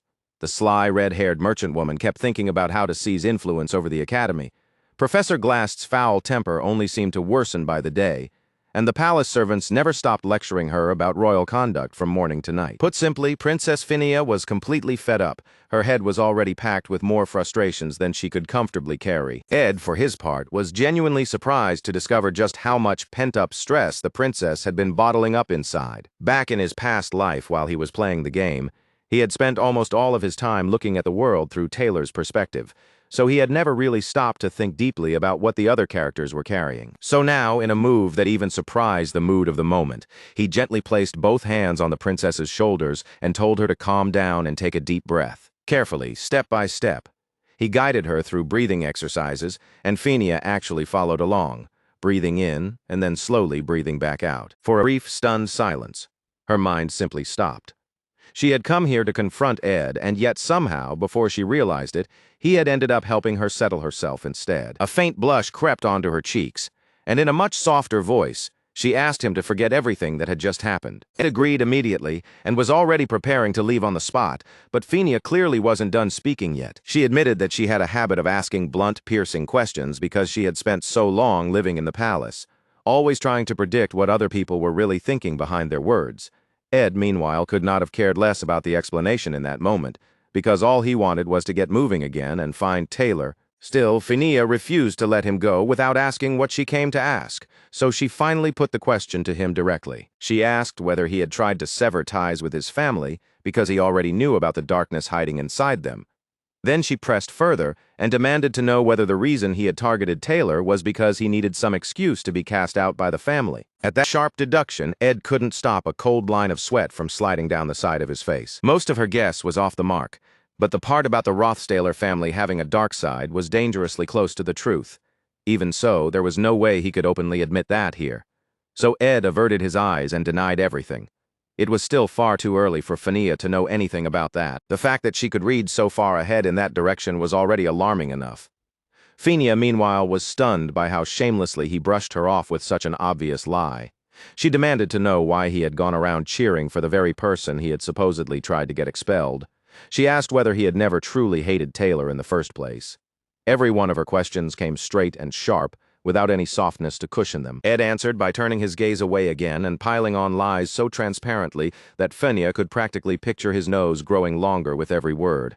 At that, she snapped and shouted at him to look her in the eye and answer honestly, because her insight was already telling her that everything coming out of his mouth was false. Even then, Ed shamelessly insisted that he was telling the truth, while Phinia's inner sense continued to register it for exactly what it was: another lie. But because she had no hard evidence to prove any of it, she couldn't corner him properly, and that inability only made her even more furious. More than anything, Ed needed the story to stay as close to the original scenario as possible, so there was absolutely no chance he was going to reveal the truth to her. In the end, Phinia finally exhaled and let the matter drop. She had noticed from the very beginning that his eyes kept drifting toward the door, so she understood that he must have something urgent he was desperate to deal with. Ed bowed to her in gratitude and started toward the door. As he did, he found himself thinking that this was the first time he had ever truly seen a different side of Phinia. She was someone with enormous influence over the early scenario, and by now she was already entangled with countless people and events.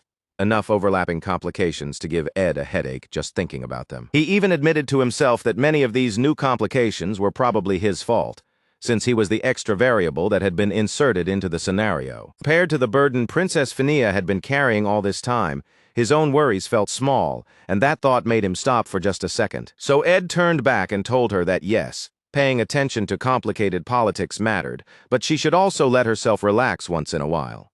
After all, Sylvania Academy was not the Imperial Palace. Here, she did not need to stay tense over every tiny detail. Phinia had spent her whole life trying to see through everyone else's lies, but this was the first time someone had looked straight through the person hiding behind her own composure. The next moment, Ed took off again at full speed, still desperately searching for Taylor. If Taylor ever abandoned his story and role entirely, then Ed's comfortable life would be at risk, and in the worst case, the whole world itself could collapse.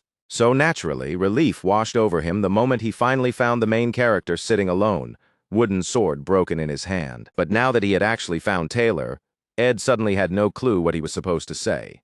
And before he could even come up with anything, a girl stepped in front of Taylor with both arms spread wide, taking a defensive stance between the two of them. She declared that Ed Rothstaler would not be allowed to bother her friend any further, because he had already caused more than enough damage. After a second, Ed recognized her. It was Yahello, the main heroine, Taylor's cherished childhood friend, and the girl he would spend so much of the game protecting. Yahello stayed firmly planted in Ed's path, refusing to let him pass.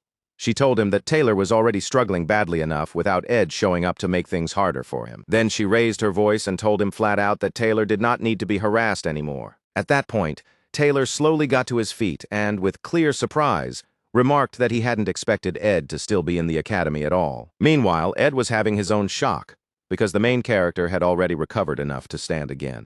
That was exactly the kind of fighting spirit Taylor possessed as the hero. No matter how overwhelming the opponent was, his will simply refused to break. He gently moved Yahello behind him and called Ed by name. There was resolve written all over him, from the way he stood to the unwavering strength in his eyes. Looking at him now, Ed understood what must have happened while he had been off dealing with Princess Phinia. Taylor's childhood best friend, his loudest supporter and biggest source of encouragement, had chased after him the moment he left. She had rushed out the door without even glancing back once. Then run straight to Taylor and encouraged him, telling him that no matter what challenge came his way, he would make it through. because getting through impossible things was always something he had been good at. She kept cheering him on, telling him not to let this defeat crush his spirit. Taylor then asked why Ed was here and whether he had some business with him. And as he faced the two of them, Ed could only think the same thing even more clearly than before. As long as Yahello stayed by his side, Taylor would always find a way to rise back to his feet again and again. So in the end, Ed simply said that the hero was incredible with a blade. He had lived through this story before, played through it, and stayed beside Taylor every step of the way. He had gone through more experiences with Taylor than anyone here could imagine, and in all those paths, he had seen the hero keep moving forward right to the very end. Then Ed turned his back on Taylor and quietly said that he had no hidden scheme here. To be honest, Ed had always assumed the hero would be the one to save the world, while he himself focused on nothing more glamorous than staying alive. And yet somewhere along the way, he had still ended up treating Taylor like someone he could look down on. But the relief Ed felt now had nothing to do with the story crawling back toward its original route. What truly eased his chest was much simpler than that. Taylor, the one he had spent so much time with through the game, was still okay. That alone was enough for him, so he left. Taylor and Yahello could only stare after him with wide, baffled eyes, both of them left wondering why Ed was suddenly acting like some cool, mysterious guy. Still, after everything that had just happened, there was one thing Ed absolutely could not avoid. As he walked off on his own, he suddenly whipped around at the sight of a violent burst of fire erupting from somewhere inside the academy grounds. A major event had already begun. In the original story, everyone was supposed to witness this from their seats inside the battle auditorium, the Nail Building. A massive red dragon was now rampaging around that very nail building. The golden daughter, Lortella Ketchuln, immediately struck back against the blazing dragon with a burst of ice magic. Her power was overwhelming enough to freeze the giant beast's entire body in one go. But even that wasn't enough. The monster soon burned its way free, melting through the ice with the ferocious fire magic pouring out of its body. The dragon was being wielded by the spirit sorcerer Janica, and the one standing against Lortella in that clash was her. Taylor couldn't watch the battle from inside the auditorium this time, but the fight was so intense, and the dragon itself was so enormous, that even from outside, where he stood with Yahello, he could still see the whole thing unfolding. The events were drifting a little from the original plot again, but what mattered most was that Taylor still got to witness this overwhelming battle. He and Yahello could only look on in awe. Ed desperately wanted the main character to keep his eyes fixed on that fight, because this was tied to one of the many ordeals waiting for Taylor in the future, and the final boss of Act 1 was none other than the wielder of that mighty fire dragon, Janica Failover. Lortella was powerful, no doubt about that, but even her ice magic struggled under the torrent of fire raining down from the dragon's jaws. In the end, Janica became the only second-year student to defeat one of the first-year newcomers. The moment that victory was decided, cheers exploded from the second years. They crowded around the delighted Janica, praising her talent, her skill, her warm personality, and her astonishing gift for spirit sorcery.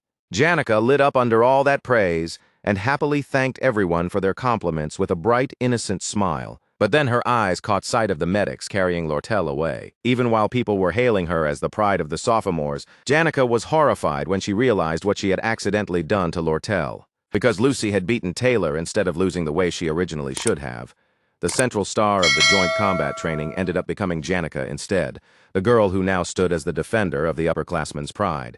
She had already been popular and surrounded by friends before this, but after an incident like this, things were only going to get even more chaotic around her. At least Ed hoped that meant she would stop showing up at his camp, because every single time he got tangled up with the main cast, it felt like his head was about to split open. 2 weeks passed after the joint combat training, and with the main characters no longer barging into his life every other minute, Ed was finally able to throw himself into studying and survival without constantly looking over his shoulder. He even gone as far as making a fishing net, which meant his food problem was, at the very least, mostly under control now. On top of that, he had managed to raise his stats as well.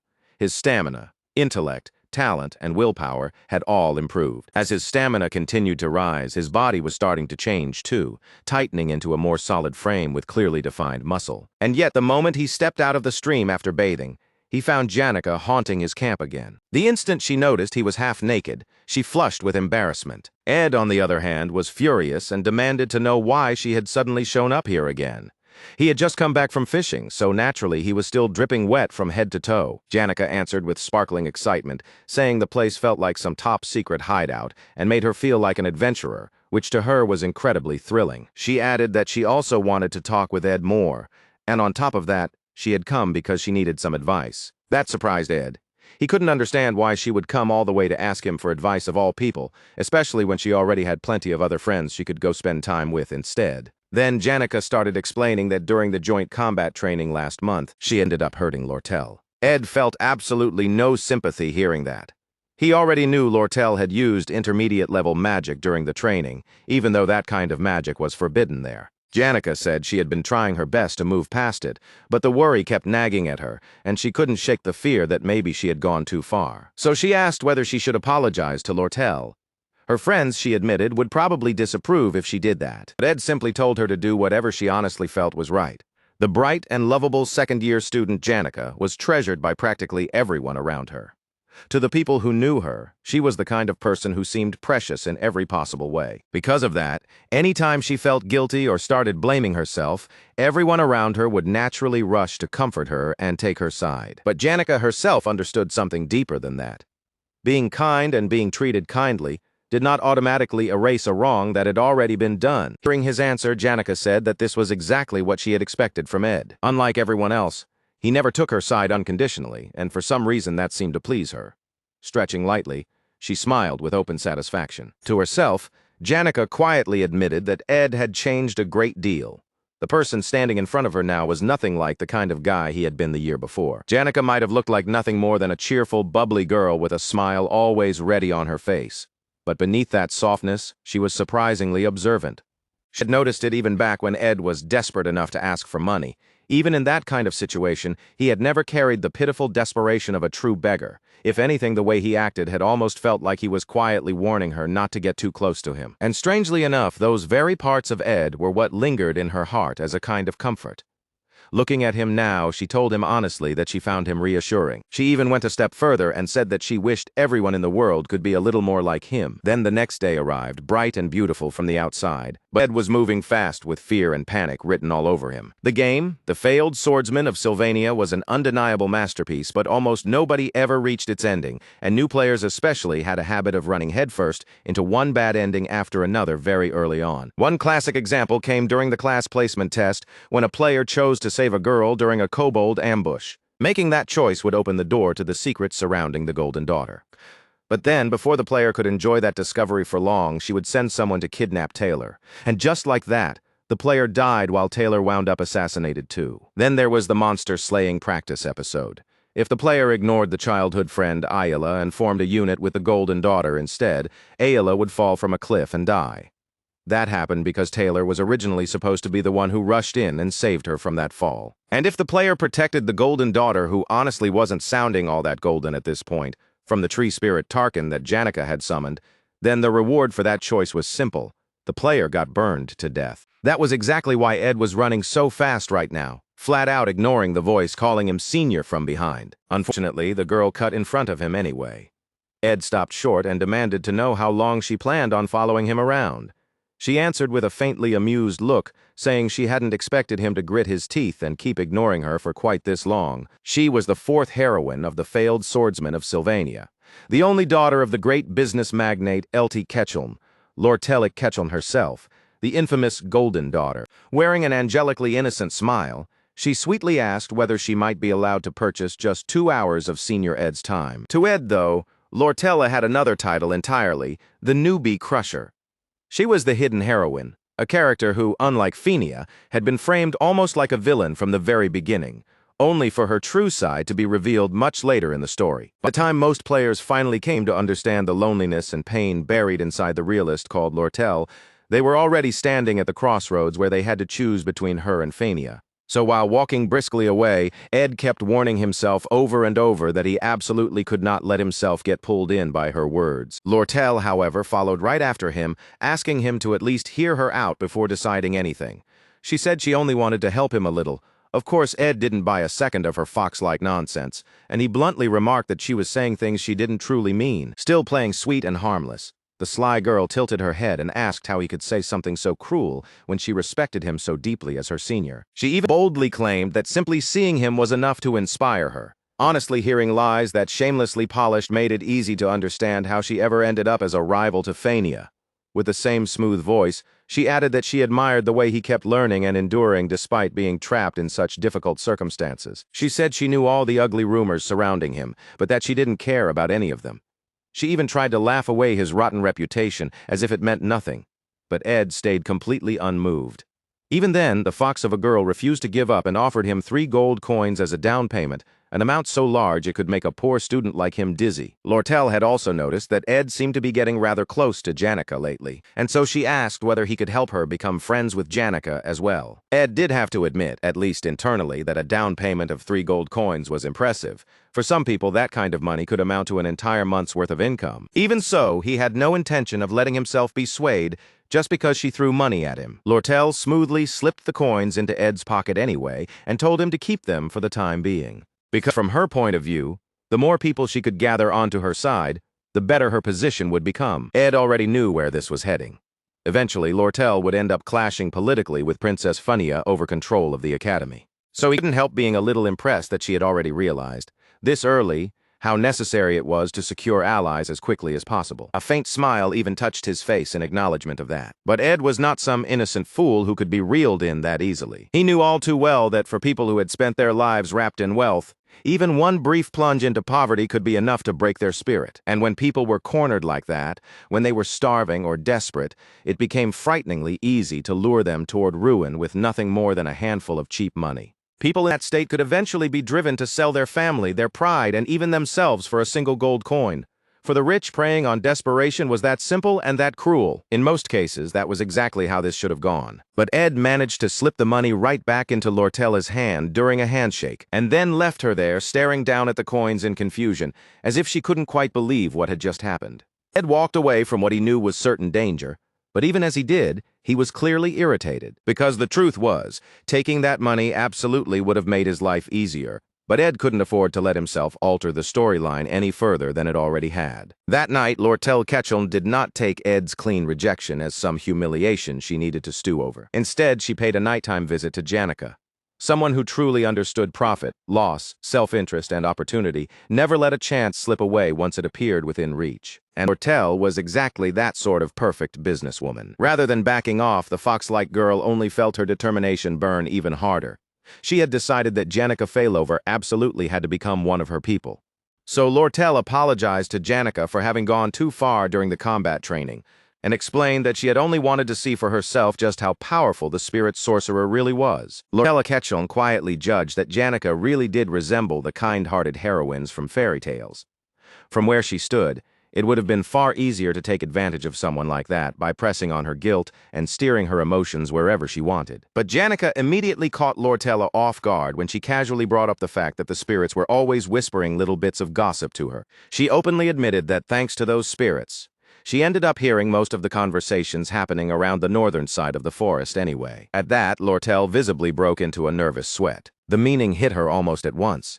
If Janica could hear that much through the spirits, then there was a very real chance she had also overheard that private conversation with Ed Rothstaler. Janica then leaned in until she was right up near Lortel's face and, with a gentle but unmistakably pointed tone, told her that sincerity was not something money could ever buy. Then the whole mood shifted as Janica let out a light laugh and bashfully asked whether she had sounded a little too smug just now. It was her first time acting like the senior one for once, so maybe she got carried away and boasted a little. The thought alone made her feel completely embarrassed. As Janica turned and started to leave, Lortel quietly noted to herself that the spirit girl was nowhere near as innocent as she looked at first glance. Janica waved her goodbye with an easy smile and cheerfully remarked that making a contract with a high-ranking spirit took an enormous amount of preparation. Lately, she had been receiving so much support from the people around her that she felt she had to work even harder to live up to it. Before going, the talented spirit mage also took a moment to apologize to Lortel for the injury she had caused during their joint combat training. Even though Janica clearly understood that the world had an ugly and darker side to it, she still managed to keep a surprisingly bright and cheerful way about her. Lortel stood there watching Janica's figure grow smaller in the distance, thinking to herself that this whole situation was proving far more difficult than she had first imagined. And yet, Even as she watched her go, Lortel couldn't shake the feeling that Janica had seemed strangely tense, like she was standing right on the edge of something. Back to camp, Ed Rothstaler was in the middle of hanging up his laundry when a violent gust of wind came tearing through and sent the whole thing crashing right back down. Just then, a voice called out to him, and when he turned, he found Belle Maya standing there, the senior maid from Sylvania's most prestigious dormitory, Ophelis Hall. Of course, Belle Maya also happened to be the very same maid who had thrown him out of the dorm before, without even bothering to look back once. She gave his rough little woodland setup a faintly disgusted look. Still, she didn't seem especially shocked to find him living out in the forest like this, mainly because Lady Janica apparently talked about him quite a lot. Belle went on to say that, in a way, she was actually glad to see this had turned into a positive change for Ed, especially since he looked far more responsible now than he ever had before. Ed knew very well that the maids of Ophelis Hall were an elite group, the sort of women who handled every household duty with flawless precision. That naturally included preparing and serving food for the students as well, which meant the basket Belle had brought with her almost certainly contained food, and not just any food either, but something made from the finest ingredients this top-class maid had personally gathered from the forest. Ed immediately started digging through his memory, trying to think of any major event in the main story where Belle Maya might have had an influence on the plot. While he was still lost in that serious line of thought, Belle lightly told him that he really didn't need to act so formal around her. She even added that he could speak down to her the same way he used to while reciting Anis Halilan's name so casually before. But Ed shut that idea down right away, and that honestly caught Belle off guard. The Ed Rothstaler she knew had never been the kind of person to pass up a chance to sneer at someone or make them feel small. Meanwhile, Ed nearly smiled in relief because no matter how hard he searched his memory, he couldn't recall a single moment where Belle Maya directly affected the main plot at all. So, in a genuinely cheerful mood, he turned his attention to the basket in her hands and started asking about it instead. Since neither of them seemed deeply tied to the main storyline, Ed figured there was probably no real danger in two side characters becoming friendly. From there, he listened as Belle Maya explained all kinds of useful things about edible berries, mushrooms, and herbs found in the area. Using what he learned, Ed even made a basket of his own modeled after hers, and in the process, his crafting ability improved even more. He also put together a fish farming net and installed it out in the water. On top of that, he had already secured plenty of game, with strips of meat laid out and drying beneath the sun. By this point, Ed had built up a solid supply of both fish and meat, meaning his basic dietary needs were finally close to being fully taken care of. Even so, the only magic he could really use at the moment was still fire and wind, and even then, only through two very basic spells. But he had cast those spells so many times in daily life that, without even realizing it, his proficiency with aiming had already reached level 10. Between chopping firewood, cooking, and handling all the little tasks needed to survive, Ed had used magic so constantly that it had massively improved his odds of making it out here on his own. One clear sign of how much he had grown was the fact that he finished all of his work before the sun had even gone down, leaving him enough time to simply stand there and watch the beautiful sunset. To be honest, Ed was genuinely enjoying this quiet life at camp. Then his eyes caught a tiny spark high in the sky, glimmering like some distant star. The moment he saw it, he realized something was wrong. It was far too early in the evening for any star to be shining that brightly. Ed had been having the time of his life right up until the second that glowing object dropped straight out of the sky and slammed down into his camp. The impact kicked up an enormous cloud of dust that swallowed everything around him. In an instant, his precious, peaceful little camp was completely wrecked. Cough came from inside the dust, and as the haze slowly cleared, it revealed Lucy lying there in the middle of it all, dressed in nothing more than a simple gown that looked almost like a nightdress. Still sitting in the crater she had made, Lucy coughed again and muttered that something had nearly killed her. Ed, meanwhile, could only stare in total disbelief at the sight of Lucy of all people suddenly appearing inside his home like this. She kept mumbling that the fall had almost finished her off, while Ed, quite understandably, was furious over the fact that she had almost killed him instead by dropping out of the sky and destroying everything he had built. At the same time, one thought kept nagging at him harder than anything else. What kind of threat could possibly be dangerous enough to nearly kill the strongest mage around? When Lucy finally revealed that the one who attacked her was Belle Maya, Ed turned toward her with a look of such heavy disbelief that it was practically written all over his face. Lucy went on to explain that she had skipped class, which, according to her, was hardly unusual.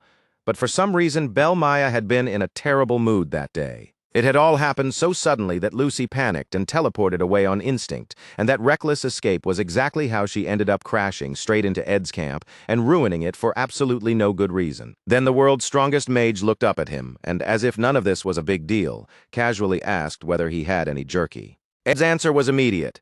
He smacked her right on the head and shouted at her. To his surprise, that actually hurt Lucy, and she immediately rubbed the spot with a pained look on her face. That was when Ed suddenly realized that Lucy wasn't maintaining any kind of protective magic around herself. With a sulky, almost childlike expression, Lucy finally explained that she had completely run out of magic. Ed immediately decided this was the perfect chance to hand down some absolutely merciless punishment for the crime Lucy had just committed against his precious home. Once that whole mess settled down, Ed came to a simple conclusion. If he was going to keep living out here, then it was finally time to stop patching things together and build himself a better, sturdier wooden house. With that in mind, he headed to the library to learn exactly how to make one properly. There, he pulled out books packed with practical information. From what materials he would need for the structure itself to the basic planning methods and other essentials. By the time he sorted through everything, the only parts he still needed to figure out were how to smooth out the wood nicely and how to finish the roof. Before long closing time rolled around and a pink-haired girl with long wavy twin tails approached him to let him know the library was about to shut for the day. Noticing how seriously he had been studying, she warmly commented that it was genuinely nice to see someone working so hard. Just watching him focus like that, she said, made her feel more motivated to study too. Her name was Elka Islan, and she was a first-year student. When Ed introduced himself as Ed Rothstaler, Elka froze on the spot in visible shock. Honestly, Ed wasn't all that surprised by the reaction, with the kind of reputation his name had dragged around campus. This was about what he expected. What did surprise him, though, was Elka's next response.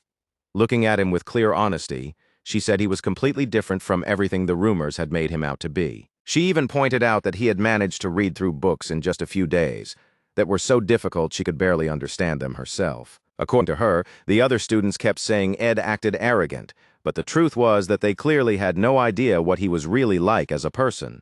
Then she let out a small laugh and said that, in the end, rumors really couldn't be trusted after all. Ed was so caught off guard by that unexpected support that all he could do for a moment was stand there dumbfounded and thank Elka sincerely. She was just about to leave when, without warning, a crushing, oppressive presence swept through the entire library. Elka jerked her head up in shock. In the very next instant, books began tumbling violently from the shelves all around them. That scene immediately reminded Ed of the final chapter of Act 1 in the game, the part called the Glaskin Showdown. Then, just like in that nightmare scenario, a blinding purple light shot up from the school and pierced the sky like a giant beam. By 11:30, most of the students had gathered at the temporary camp set up in front of the student center, all thanks to the efforts of Taylor and the others. It had been only 2 hours since that unprecedented disaster broke out. Staring up at the sky, Ayla said she recognized that eerie light from something she had read in a spirit magic book. She explained that the light was the shape of a summoning rune, one specifically used to call forth Glaskin, the highest-ranked spirit of darkness. Even Fenia had to admit that this was terrible news. There was only one person she knew whose spirit affinity was high enough to pull off a summoning on that scale, which meant the most likely enemy could only be the second-year top student, Janica. And if Ayla's guess about what was being summoned was correct, then the barrier protecting the students was only going to buy them a little time. Taylor stepped forward and declared that if Glaskin really was summoned, then even more casualties were inevitable. Because of that, the students needed to move inside the student center immediately, where they would at least be safer. Claire, the captain of the guard, said that people outside the barrier would surely notice what was happening soon enough and come help them. But Alvera from the first-year alchemy faculty answered that this barrier must be incredibly strong if it had been set up alongside a spirit of darkness. In other words, they would have to solve this crisis from inside the academy themselves, especially since Principal Obelforcius was out of town and unavailable. Clebius Nortondale from the combat faculty was completely against that plan. The very thought of facing that hateful monster made his whole body tremble with fear. He explained in a shaking voice that they would first have to break through all the intermediate-level spirits swarming outside the barrier, and after that, they would still need to subdue the spirit boss. And to do any of that, they would have to enter the building itself and bring down Janica. As if that weren't enough, there were also high-ranking spirits waiting inside the building. Guarding the interior were two massive, powerful, heavily muscled spirits. The high-ranked Berserk Fire Spirit, Tarkin, and the high-ranked Spirit of Darkness, Velasfor. At that point, Clebius completely lost it, screaming that this was a suicide mission and flatly refusing to be part of it. Meanwhile, Lortella Ketchum was left in sheer disbelief that Janica could have caused all of this on her own. Even allowing for Janica being a second-year prodigy, Lortel thought her power had gone far beyond what made sense.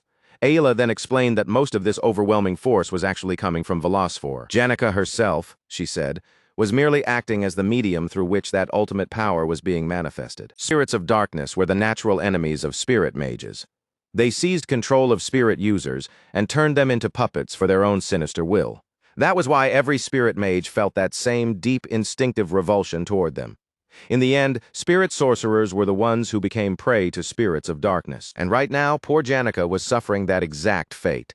Still, no one could understand how she, of all people, the most outstanding student in spirit studies, had managed to command Velosphore in the first place.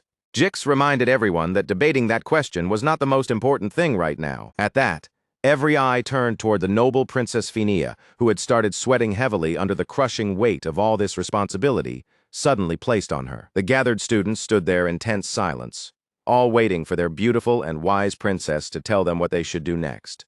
Phinia recalled Ed's words to her about the burden she carried, and how he had once asked why she could never seem to find any peace of mind. In that moment, she could only bitterly think that finding peace was nowhere near as easy as he made it sound. And Phinia made her decision and declared that they would enter the building in 1 hour. At the same time, she made it clear that she had no intention of throwing ordinary students into danger. The only ones who would go inside were herself, her guard Claire, and the top student from each year in class. Only those who had already proven their ability would accompany her to stop Janica. She ordered them to prepare themselves and steel their resolve. No matter what happened from that point on, Phinia said she would take responsibility for it. Not long after, more students returned with a report after checking on the staff assigned to the teaching area. According to them, Audrey Hall and the Potions Archives were both in the middle of a strike, so it was unlikely that anyone from those places would join the attempt to stop Janica. Phinia let out a disappointed sigh, realizing that the people already gathered here were all they had for any meaningful action. Still, there was at least one relief in all this. Most of the students were present and safe. But then a girl suddenly shouted that someone was still missing. She hurried to the front and explained to the princess that she had just come from the direction of the library. There, inside the student library, one of her friends was still trapped, an apprentice librarian, as well as a second-year student.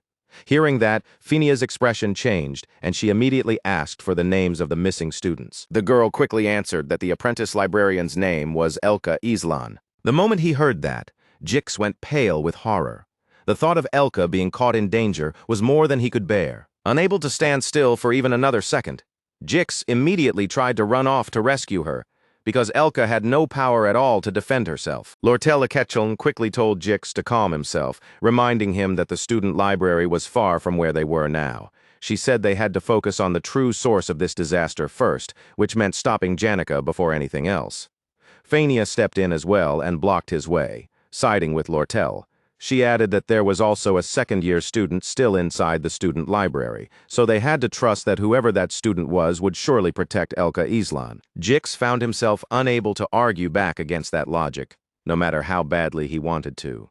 Phinia then asked about the identity of the other student, and the girl who had brought the news suddenly looked hesitant. Jix lunged toward her at once, grabbed her by the shoulders and shook her in panic as he demanded to know what she was hiding. Pressed into finally answering, the girl blurted out that the other student in the library was none other than Ed Rothstaler. The same Ed Rothstaler everyone knew as the infamous first-year bully. Nearly in tears, she explained that he had been sitting in the library until very late at night. She admitted that she had been so irritated by him that she ended up leaving him there with Elka, especially because everyone already knew what a scummy kind of person he was supposed to be. Elka was never the kind of girl who cared much about ugly rumors like that, but hearing that Ed Rothstaler was the one left behind with her did absolutely nothing to reassure anyone there. If anything, it only made the mood worse. The students already despised him, and they only stirred each other up further by pointing out that a shameless lowlife like Ed Rothstaler was now trapped alone with a pretty apprentice librarian. By then, Jix was far beyond simple anger. Phinia rushed in front of him again to stop him, desperately begging Jix to have faith in Ed Rothstaler, of all people. But not a single person in that crowd had any faith in Ed Rothstaler whatsoever. The mere suggestion made everyone go pale. Even Lortella Ketchum looked stunned because she too had no faith in Ed Rothstaler at all. Jix's expression darkened into something terrifying, like a storm cloud ready to split the sky. At that point, If nobody got out of his way, he looked ready to turn into a second final boss himself. Then, without a second of hesitation, he blasted straight through the barrier, driven by the need to save Elka from both the evil spirits outside and Ed Rothstaler inside. Outside the barrier, the dark spirits were still raging wildly, and the instant Jix emerged, they all rushed at him at once. He cut through them immediately without even slowing down, carving a path forward and continuing on as if nothing could stop him. Jix had become pure walking fury after everything he had just heard. In his mind, if Ed so much as laid a single hand on Elka, he swore he would beat him into a pulp. Even the phrase rags to riches wasn't enough to describe how unbelievable the existence of Jix, the spear of the grasslands, really was. Jix was born as a descendant of the nomadic people who wandered across those lands. By the time he had grown old enough to stand on his own, he had already been separated from his family. Jix never knew when he had been abandoned, and he never knew why. He did not even know whether he would ever return to his herd, his clan, or his people. Before he ever learned how to read, he had already learned how to sever a deer's head. Before he ever learned how to buy things like ordinary people did, he had mastered the grim skill of scavenging supplies from corpses left by the roadside. Needless to say, that boy had lived the life of a beast. He used to drag his kills straight into town, with blood dripping from the carcasses and staining the market roads behind him. People would stare in horror and awe as he passed. They whispered about him under their breath, calling him the boy from the northern grasslands, a barbarian's descendant. Some even spread rumors that he ate human flesh, and yet to his complete surprise, Elka Islan had simply looked at him and asked for his name, treating him like he was a human being. So he told her, in the plainest way he could, that his name was Jix. Elka smiled at him and said he looked like a wolf standing upright on two legs. That smile was so bright, so warm, that it forced Jix to realize what kind of life he had been living all along out there, across the endless northern plains. He had survived off carcasses abandoned at the roadside. He had slept under the open sky with nothing but the moon above him. He was nothing more than a wolf cub abandoned by its pack. And when that truth finally hit him, his eyes filled with tears, Jix realized that up until then, he had lived a life of unbearable loneliness. The day he met Elka was the day he met the very first true companion of his life. What shocked him even more was that Elka and her father welcomed him into their home like family. From there, Jix spent his days chasing after the fast-moving life of civilization, learning magic alongside Elka and sitting at the table to eat meals with them like an ordinary person. Little by little, that brutal, savage life faded further into the past. Elka even helped trim and tidy his hair. After so many years of living in isolation, that lost wolf cub had finally started to become a man. But all of that growth, every bit of it, had ultimately been for one reason: to protect the girl who had become the first light to shine into his world of loneliness and darkness. For Elka's sake, the wolfman would cut down and behead anything that stood in his way. If it meant protecting her, then he would gladly become a beast again. Jix had heard plenty of rumors about Ed Rothstaler, that Rothstaler guy as he thought of him. According to what he knew, Ed had cheated on an exam, insulted the princess, and harassed one of his juniors. In Jix's mind, Ed was basically one of the worst men around. So he shot toward the library at full speed, never once stopping to catch his breath. The thought of powerless Elka being hurt by Ed drove him forward like madness, and it did not take long before the wolfman finally found Ed. Ed asked who he was, but Jix had no patience for introductions. He seized Ed by the collar on the spot and demanded to know where Elka was. Even then, Ed did not lose his calm expression. In the same casual tone as ever, he told Jix that Elka was in the reading room on the 3rd floor. Jix threw him aside at once and took off again without the slightest hesitation. Desperate to see Elka with his own eyes, he burst through the door and shouted out, asking if she was all right. And there she was, sleeping peacefully, with Ed's jacket draped over her body. The sight of her resting so calmly made his whole body tremble with relief. Overcome with gratitude, Jix rubbed a hand over his head as the tension finally began to loosen. Then, as he looked around more carefully, he realized something else. For a fully grown man, those heavy bookcases should have been difficult to lift. And yet they had been arranged all around Elka in a way that clearly looked meant to shield and protect her. There were even blackout curtains hanging nearby, set up specifically to block the vision of the berserk spirits so they would not notice her. Then his eyes caught a message, scribbled out for her on a blackboard. The message told Elka not to panic when she woke up. It instructed her to stay inside that safe space and remain there no matter what. It said everything would be resolved before dawn, so all she needed to do was stay calm and block the entrance. It also warned her not to provoke the spirits under any circumstances. In the end, the note stressed one thing above all else: she had to prioritize her own safety and never do anything rash. Jix took in every part of it: the moved shelves, the blackout curtain, and even that carefully written message. That was when he understood it. In his absence, someone had protected Elka. Then he noticed blood staining the jacket covering her, and he immediately realized two things at once. The blood was not hers, and the jacket was not hers either. All of that had been done by Ed Rothstaler. Even though he was hurt himself, he never stopped to worry about his own condition for even a second. Instead, like some saintly figure who instinctively looked after others first, Ed chose to put Elka Island's safety above his own body. There he was now, sitting against the base of a statue of a woman gently cradling someone in need of care, with the light falling over him in a way that made him look almost absurdly saint-like. And that was what made it feel so unbelievable. This was Ed Rothstaler, the same guy everyone was supposed to hate as human trash, and yet he had gone this far just to keep Elka safe. Only 3 hours earlier, when the library first began to tremble, Ed had reacted instantly. He threw Elka over his shoulder and, in the same desperate motion, caught the shelf that would have crushed both of them. Thankfully, he had been doing regular strength training, so he actually had enough raw power to hold back disaster at the last possible moment. From the shape of the summoning rune, Ed quickly judged that this was the opening of the Glaskin showdown. He glanced out the window at that giant beam of light stabbing into the sky, then simply shut the curtains like the lazy bastard he was, fully convinced Taylor would handle the whole mess anyway. As far as Ed was concerned, he shouldn't even be looking in that direction in the first place, because that area was packed with the storyline's core characters. And before long, the berserk low-ranked spirits were bound to start pouring into the library in a swarm. So he blocked up the entrance first, making sure those berserk spirits couldn't just rush straight inside. Then he used the opening to build a proper shelter and place Elka safely inside it. Once all that exhausting work was done, Ed's plan was simple: eat the beef jerky he had brought with him, and spend the entire night researching, especially since the library was effectively going to stay open until the whole Janica situation was resolved. Then something clicked in his head. Janica was so strong because her spirit understanding and spirit connection were both abnormally high, and those two stats kept growing the more she interacted with spirits. Since Janica happily talked to basically every spirit she came across, it made perfect sense. For Ed, though, that was almost hopeless. Simply encountering spirits was part of Janica's natural talent, while he himself couldn't even see them, so raising his own spirit-related stats was practically impossible. That was why he was so surprised now, because Janica's materialized spirits had become visible enough for him to actually see them, and the moment he realized that, Ed saw an opportunity. If he could fight those spirits directly, then he could use this chaos to improve his own combat ability, and he happily took full advantage of that chance. So he stepped out from behind his carefully made barrier and spent a long stretch of time going head-to-head with the materialized spirits. By the end of it, he had pushed his ignition skill up to level 12, and both his spirit connection and spirit understanding had risen to level 7. If the combined total of his spirit connection and spirit understanding had reached 15, then he might have actually qualified to form a spirit contract. But he had already driven himself all the way to the brink. So for now, resting was no longer optional. As he sat there catching his breath, Jix asked what exactly Ed had been doing out in the hallway like that.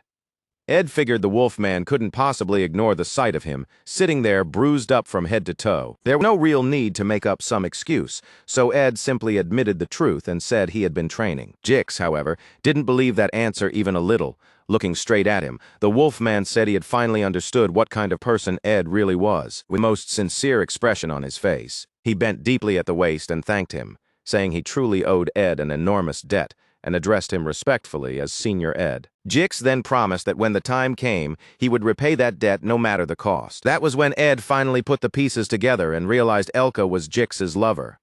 She had barely mattered enough to show up in the original setting, so as a hopeless Taylor fanatic, he had completely forgotten about her. But Jix was different. Jix was Taylor's trusted ally, the kind of friend who stayed on Taylor's side from the very beginning of the story all the way to the end. That made the Wolfman a hugely important figure in the plot. Looking at the situation now, Ed confirmed what had happened. Jix had left the student center and come sprinting all the way to the library for one reason only: to save Elka. And now that he had confirmed Elka was safe, he needed to hurry back and do what he was supposed to do: help the others stop Janica. So Ed told him to go back to the student center and support Taylor. He added that as long as Jix followed Taylor's lead, things would work out somehow. Jix looked startled and asked whether Ed was actually talking about the Taylor McLean he knew. After all, Jix had no idea why Ed seemed to think so highly of Taylor, especially when the two of them had never even really spoken before. Ed explained that it wasn't exactly about admiring Taylor so much as it was a matter of compatibility. The shell of the high-ranked fire spirit Tarkin could only be damaged by Taylor's element/ability. In Act 1, Scene 9, Taylor was supposed to learn one of his signature moves, Element/, and that skill was absolutely necessary to clear this scenario. As long as Taylor used it, they could win. Jix thanked Ed again with another deep bow. But Ed brushed it off right away, telling him there was no time to stand around doing that, and that he needed to move. Fast. As for Ed himself, he planned to stay behind in the library and rest. He had already given the Wolfman one huge piece of advice.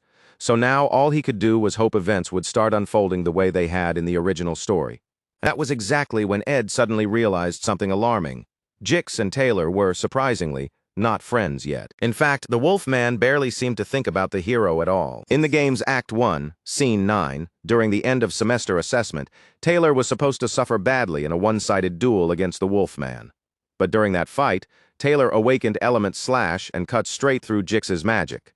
That was the moment the two finally acknowledged each other and became friends. But this time, the final chapter of Act 1 had arrived a full month earlier than it did in the original story. That meant Act 1, Scene 9 never even got the chance to happen. Which also meant Jix had not grown close to the hero yet. And Taylor had not learned the incredibly important Element/ either. And if that was true, then at this very moment, not a single person on the raid team had any way to deal damage to Tarkin. The realization hit Ed like a nightmare. In horror, he understood that the plot was already breaking apart, and at this rate, the strike team was almost guaranteed to lose against Tarkin. Back at the student center where the raid team had set up base, Jix returned and immediately apologized for being late. He even vowed that he would properly pay for his mistake. But Phinia told him to let that go. Even if he had been there, she said, they still would have lost. The whole raid team was already battered, covered in blood and bruises. They had attempted their first assault already, and that first invasion had ended in total failure. Claire, the guard, grimly remarked that if they intended to launch another assault, then they seriously needed reinforcements. In his view, the adult professors should have been carrying far more of the burden in a battle like this instead of leaving everything to a group of students. He added that he would join the next raid as soon as the pain in his leg eased up. But Phinia stopped him and told her guard it was fine, that he should remain at the base and rest, especially since he could barely walk properly. Claire answered that if she truly cared, then she should rescind that order. But Phinia refused, telling him that she had a heart too. At least their retreat had been successful. But even so, her guard was now out of the squad. Clebius Nortondale, the top first-year student from the combat faculty, had also been injured. Phinia could no longer see any easy way out of this nightmare. Still, she forced herself to declare that they would have to do their best to eliminate Tarkin with the people they had left. That was when Ed suddenly showed up, looking reluctant to be there, and told them they didn't have time to waste going after Tarkin like this. Everyone stared at him in shock, and more than a few looked half horrified just to see him there at all. But Ed kept talking anyway. Ed said that, judging from how far the summoning ritual had already progressed, completion was only moments away. The last thing he wanted was to interfere with the plot. But things were clearly reaching the point where he could no longer stay out of it. But in the end, Ed had no real choice left. If everyone got wiped out in a second failed raid, then the peaceful ending he wanted so badly would disappear for good. So he stepped in and told them to divide the raid force into 2 separate teams, adding that he would personally take command of one of them. At this point, his existence had already warped the story far too much to pretend otherwise. From here on out, Ed Rothstaler was officially stepping into the storyline himself. Everyone there could only stare in shock as Ed Rothstaler not only showed up in the middle of the crisis, but also started taking control of the entire situation. Clebius immediately snapped at him, shouting that Ed was treating this life-or-death situation like some kind of joke. But before that outrage could spiral any further, the Wolfman cut in and stopped Clebius cold, saying they should at least hear Ed out before rejecting the plan. Ed then laid it out plainly. First, they had to get past Tarkin, the fire spirit Janica had summoned. Second, they also had to deal with Velosfor, the spirit of darkness that had completely overpowered the spirit mage. But as everyone had already learned during the previous clash with that monster, damaging Tarkin directly was incredibly difficult because of the shell covering his body.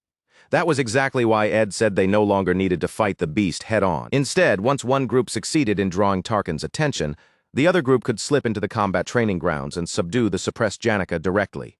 In Ed's eyes, they needed to abandon the idea of a frontal assault and switch to a classic bait and switch with 2 teams. One side would act as the lure and keep the beast occupied, while the other would become the subduing team. If they got past Tarkin that way, they could go straight for Janica herself. However, Lortella immediately objected to what she saw as a terrible idea.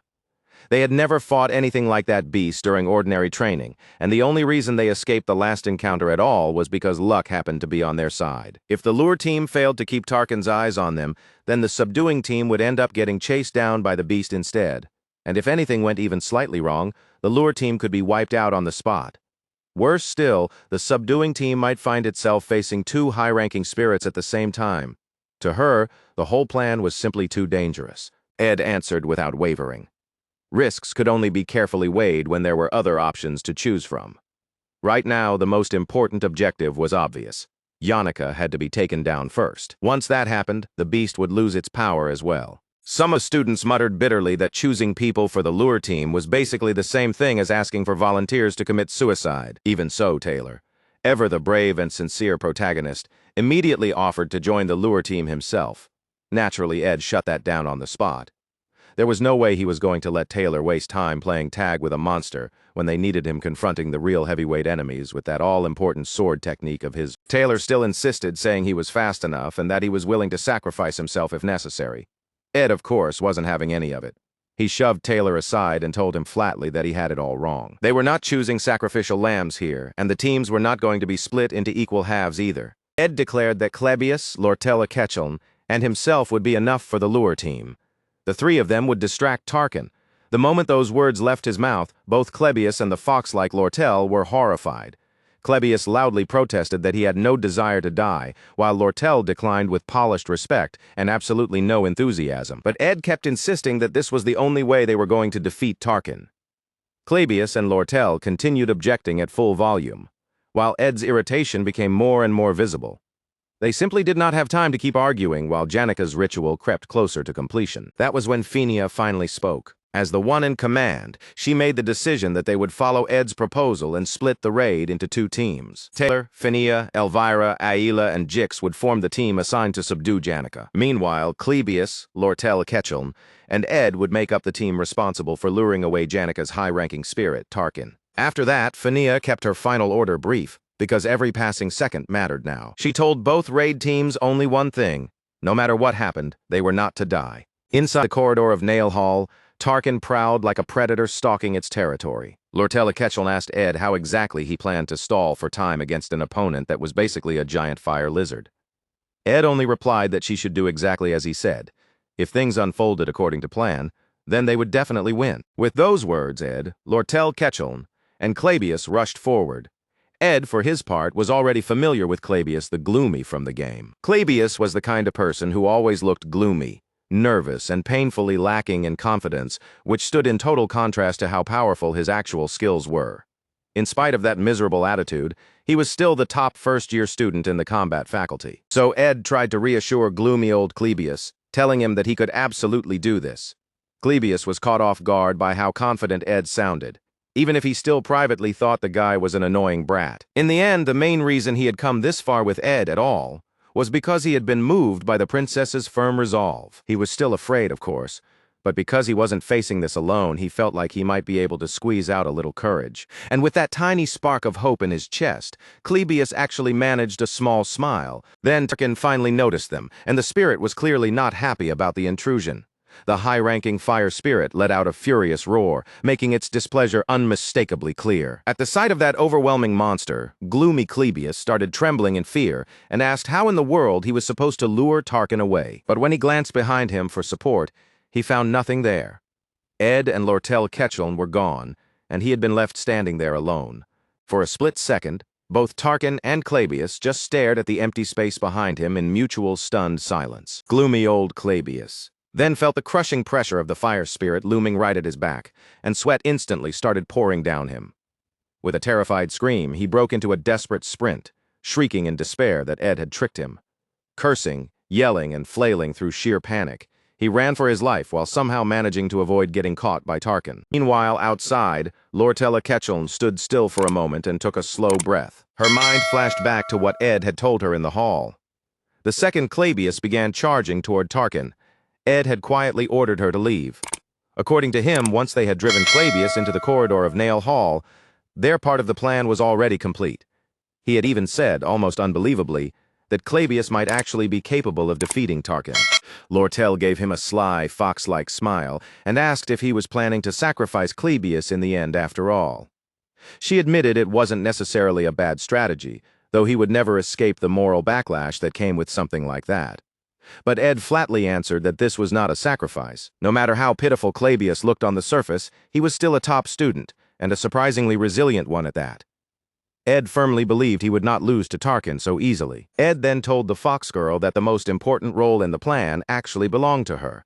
That was why she was now standing outside Nail Hall, right by the combat training grounds. Her task was to secure an entry route for the subduing team and, at the critical moment, land a decisive blow on Tarkin. Amused by that responsibility, Lortel began gathering her power outside the hall. At the same time, she found herself thinking that maybe she really shouldn't judge Ed based only on nasty rumors. Ed had told her that everyone would probably hesitate and doubt themselves at a moment like this, but he also said he knew they were each good at exactly the roles he was assigning them. And just as Ed predicted, the Fox Girl's magic activated. In the next instant, she blasted open a huge hole in the wall of Nail Hall. Her power tore straight through the structure, and the wall exploded outward before collapsing into a pile of rubble at her feet.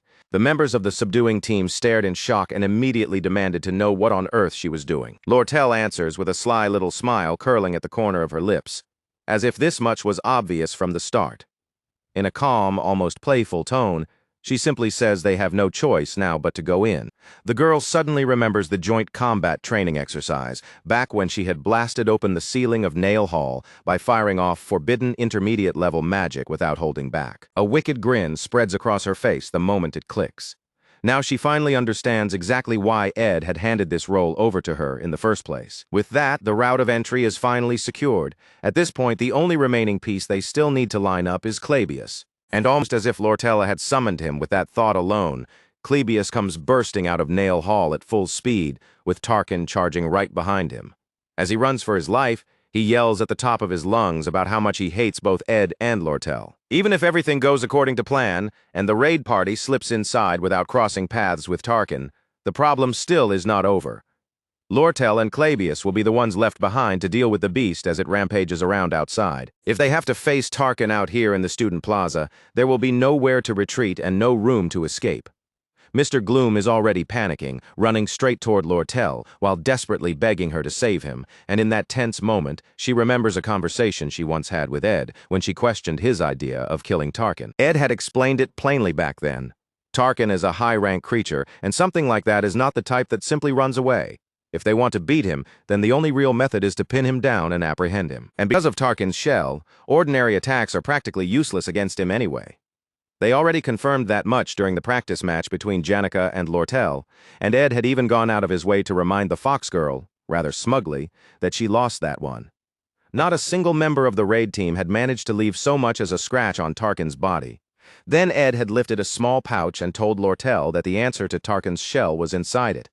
Her only job, he said, was to prepare herself and quietly start gathering mana for the moment it mattered. So while Lortella and Clavius stay behind to occupy the beast, Ed breaks off on his own and takes off running toward a different objective entirely. Without hesitation, the girl unleashes her magic and seals Tarkin in ice from head to toe, locking down his entire body in one clean move. Truth is, without Elemental Slash, there is no one in the raid party who can actually crack through Tarkin's shell by force. But the beast does not stay trapped for long.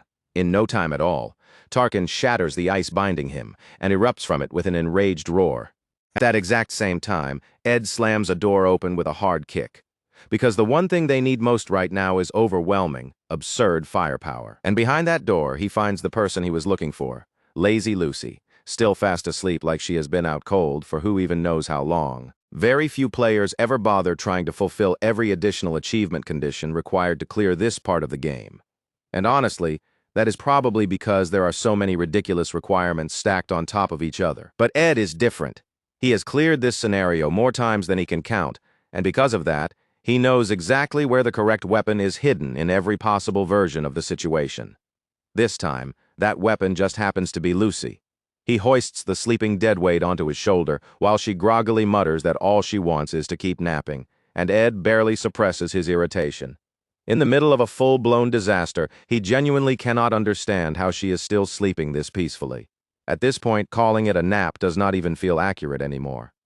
She had already lost her usual place to rest when the shelter was destroyed during her asteroid panic. So Miss Lazy had simply been out cold for far too long. After losing the shelter, Lucy had apparently gone to the rooftop where she normally liked to sleep anyway, and then stayed there asleep the entire time.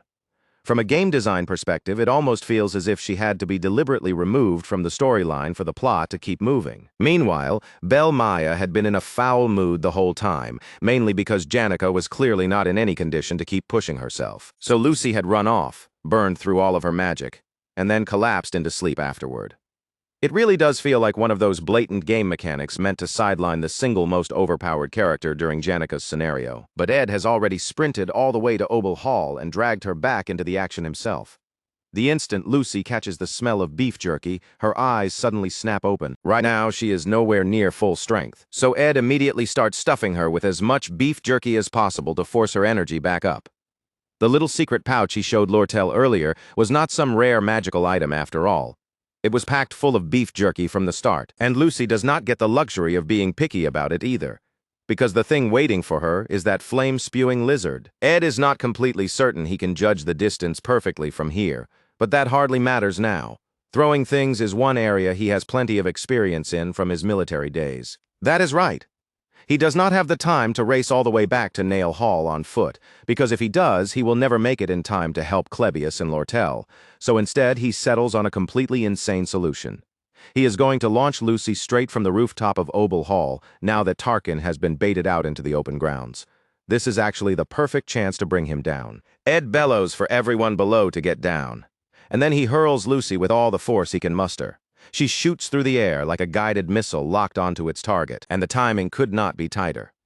Tarkin has just smashed his way free from the ice prison and is already lowering himself to charge straight at Clebius and Lortel. Lucy comes flying in at the perfect angle and drops right between Tarkin and the other two, completely cutting off the beast's path before it can reach them. Then she detonates like a firecracker the instant she lands, unleashing her high-rank electrokinesis spell, Divine Punishment. The light bursting from her body is so blinding and violent that for a moment, it is as if she has turned herself into a living nuclear weapon. The blast is so monstrously powerful that Clebius and Lortel almost get erased along with Tarkin. Lortel barely manages to react in time, throwing up a shield around herself and Clebius at the last possible second. Even Ed, all the way back at his position, has to grab the railings with both hands and hang on for dear life, because the shockwave from Lucy's explosion nearly tears him right off the rooftop. In a lot of ways, this single instant is the most important turning point in the entire fight. Tarkin is a high-rank fire spirit wrapped in a shell so hard that even if the whole group rushed him together, they still would not be able to properly subdue him. But after taking a direct hit from Lucy's high-rank magic, even that seemingly unbreakable shell finally shatters apart. Now, at last, their attacks can actually injure him, and the moment Ed realizes that, he bolts down the stairs. He already knows there will be a huge pile of experience waiting once Tarkin goes down, and after coming this far, there is no chance he plans to stand aside and let everyone else take all the rewards. His eyes practically sparkle with greed at the thought of all the gains still left on the table, and he immediately starts aiming for the one thing that matters most now: securing the finishing blow. At the same time, Janica finds herself remembering her mother's voice, warmly telling her how proud she is of her. More memories rise up after that. She remembers her friends saying how proud they are to be close to her. She remembers teachers praising her as the hope of the sophomores, saying she was the only one who truly displayed proper skill during the joint combat training exercise. Another teacher appears in those memories too, smiling gently as they say they can always rely on Janica to handle things. Without her, they say the second-year class really would have been beyond saving. Ever since she was very young, Janica has lived beneath the crushing weight of everyone else's expectations. People always expected her to choose correctly, to act properly, to be flawless no matter what, as if perfection were simply natural for her. And then all of those memories crack apart like shattered glass, breaking one after another as darkness rushes in and swallows everything. A violent blast tears through the wall of the combat center, and through that opening, the subduing team finally succeeds in reaching Janica. She greets them with a smile on her face. But even then, the spirit of darkness, Velasfor, still keeps the spirit girl tightly bound under his cruel and relentless control without loosening his grip on her in the slightest. Meanwhile, Ed is convinced that this entire scenario should be wrapped up by the time dawn breaks. Thankfully, he has not arrived too late.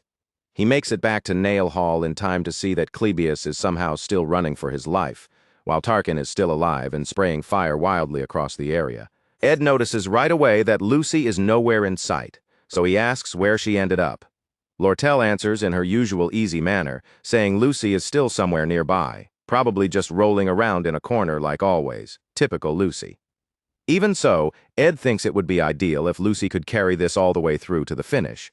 But Lortel doubts Miss Lazy has enough strength left to do anything that dramatic now. Lortel has already burned through most of her remaining magic, forcing out 2 punishing ice spears and launching them straight at the beast. Even after taking both hits, though, the high-rank spirit refuses to go down.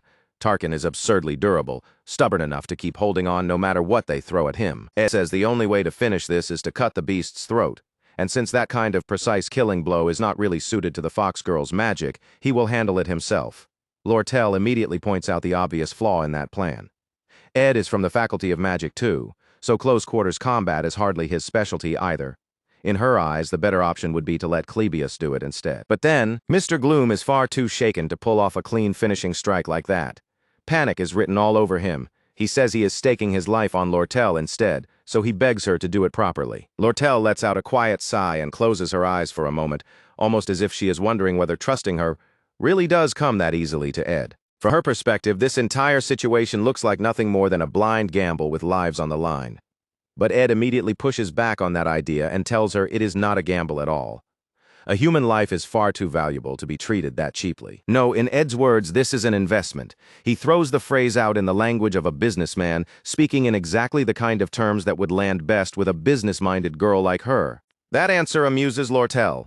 A small smile tugs at her lips as she tells him that investment just so happens to be her field of expertise. She even goes as far as admitting that she likes Ed more than she likes the princess. And if he is truly willing to risk his life on her judgment, then she says she will risk her life for him in return. Clebius is completely at his limit by now. He can barely force himself to keep running any longer, but the timing lines up at the last possible moment.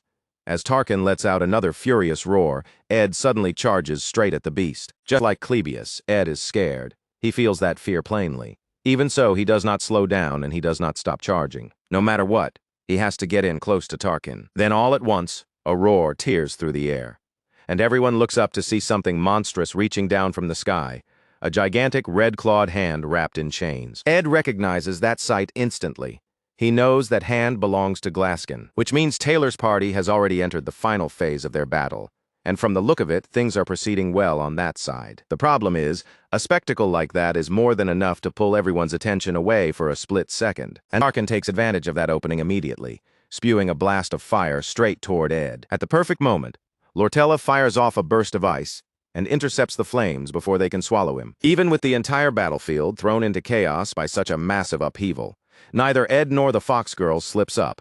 Not even for a moment do they make a mistake. Ed swings the Spellwind blade and cuts Tarkin's head clean off, and the massive head of the heavy beast drops down at last. A notification screen immediately appears before Ed's eyes, informing him that he has successfully taken down the high-rank fire spirit Tarkin. His proficiency in spirit connection rises, and his understanding of spirits increases along with it.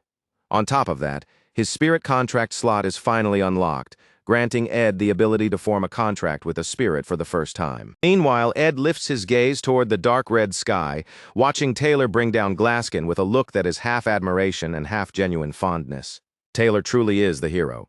Red lightning crackles across the sky above them, and everyone on the ground stares upward, quietly realizing that the brutal battle has finally come to an end. Lortel remarks that she has met plenty of people in her life who love to talk about how seriously they were risking everything. But when the time came, most of them turned out to be cowards. She finds it funny that the two of them have just survived a brush with death together, and yet Ed still seems to be missing a proper sense of sentiment for the occasion. She reaches out and shakes Ed's hand once again, and this time she successfully slips 3 gold coins into his palm while doing it. Now, whether he likes it or not, he owes her a favor. Ed would really prefer not to stay entangled with Lortel any longer than necessary, but before that thought can settle, Taylor arrives. His hair has turned white from the overwhelming power he used to defeat Glaskin. The hero is still carrying resentment toward Ed, and honestly, given everything that happened before, the reason is obvious. Even so, Ed cannot help admiring how unbelievably cool Taylor looks right now, in the full manifestation of his swordsman form. And despite the grudge the main hero still holds against him, Taylor lowers his head and bows, saying Ed has earned a debt from him. He thanks him sincerely, with unmistakable gratitude in his voice. Clebius is left completely stunned by that sight, and he quickly tells Taylor that there is no need to show someone like Ed that kind of respect. But then the other heroes arrive with dark, intimidating expressions and shut Clebius down on the spot. It is Ziggs, Phenia, and Elvira. While Clebius starts sobbing, Phenia also admits that Ed did a great deal to help all of them. She even suggests putting in a recommendation for him to the student council, but Ed cuts that idea off immediately before it can go any further. As far as Ed is concerned, Lucy was the biggest contributor in bringing down Tarkin. On top of that, Taylor was the one who slew both Velosfor and Glaskin, so he wants everyone's attention to stay focused on those accomplishments instead. Elvira sounds amused by the way Ed is tossing aside credit for the victory. She needles him, saying everyone already knows Lucy and Taylor performed brilliantly. That much is obvious. But right now the conversation is supposed to be about Ed, unless he is actually embarrassed about the fact that he helped them. Ziggs immediately tells Elvira to show some respect, and she gets visibly annoyed that they keep taking Ed's side again and again. Ed has spent all this time trying to keep his distance from the main characters so he would not interfere with the original storyline. But standing here now and looking at all of them together, he feels a strange warmth spreading quietly through his chest. After all, he has watched each one of these characters step into their own role and face down the problems meant for them to overcome. Taylor will only continue getting stronger as he survives one trial after another, and Yahello will grow stronger right alongside him. Phenia will one day fully accept the fate waiting for her as a monarch, and little by little, she will grow into adulthood. Ziggs, too, will carve out a path of his own while living in the middle of civilization. Clebius will eventually find courage inside himself, and Elvira will come to realize that life cannot be only fun and thrills forever. Even Lortel will continue to grow in her own way, spending her life buried beneath piles and piles of gold coins. Every one of them is a main character in their own right, each carrying a role only they can fulfill. And waiting at the end of their road is the same shining prize, a trophy called success. Knowing that, Ed quietly turns his back on their brilliance and leaves them behind to walk their own paths. He chooses not to linger beneath their spotlight any longer, letting the true protagonists continue on with the lives that belong to them. Instead of staying there, Ed heads back into the wreckage of the broken Nail Hall, stepping once more into the ruined building. Something about this still feels unfinished to him, like something important has been left behind, and that is exactly why he came back to check. After all, for some people to stand at center stage and shine, someone else has to remain behind the curtain and quietly hold everything together from the shadows. And just as expected, he finds Janica inside the destroyed hall, curled up and hiding in a chest, bruised and battered all over. So the story picks up again from that scene, with Ed discovering the injured Janica tucked away inside a box in the ruins of Nail Hall. As it turns out, Lortella had already formed a theory about why the spirit sorcerer lost control and went berserk in the first place. She once happened to see Janica's room on the night they had that conversation in the hall, and what she saw there looked like a room built entirely out of sincerity, gratitude, and expectation. There was a board hanging there covered in message after message of thanks, and gifts were spread across her reading table in such numbers that they felt less like presents and more like weights pressing down on her shoulders. In the end, Janica's suffering came from the fact that she could no longer endure the crushing pressure of being admired by everyone around her. She had become obsessed with repaying every ounce of kindness, goodwill, and sincerity the world had shown her, trying to honor all of it with absolute diligence. And that was the opening Velosfor exploited. He took advantage of that darkness growing inside her, and that is how Janica was pushed into going berserk. The spirit sorcerer had become the hero of the joint combat training exercise only because Lucy defeated Taylor. Brilda had formed a contract with Lucy, which is why Taylor was taken down in a single blow, and the reason Miss Lazy was even able to make that contract was because she kept visiting the Forest of the North so often.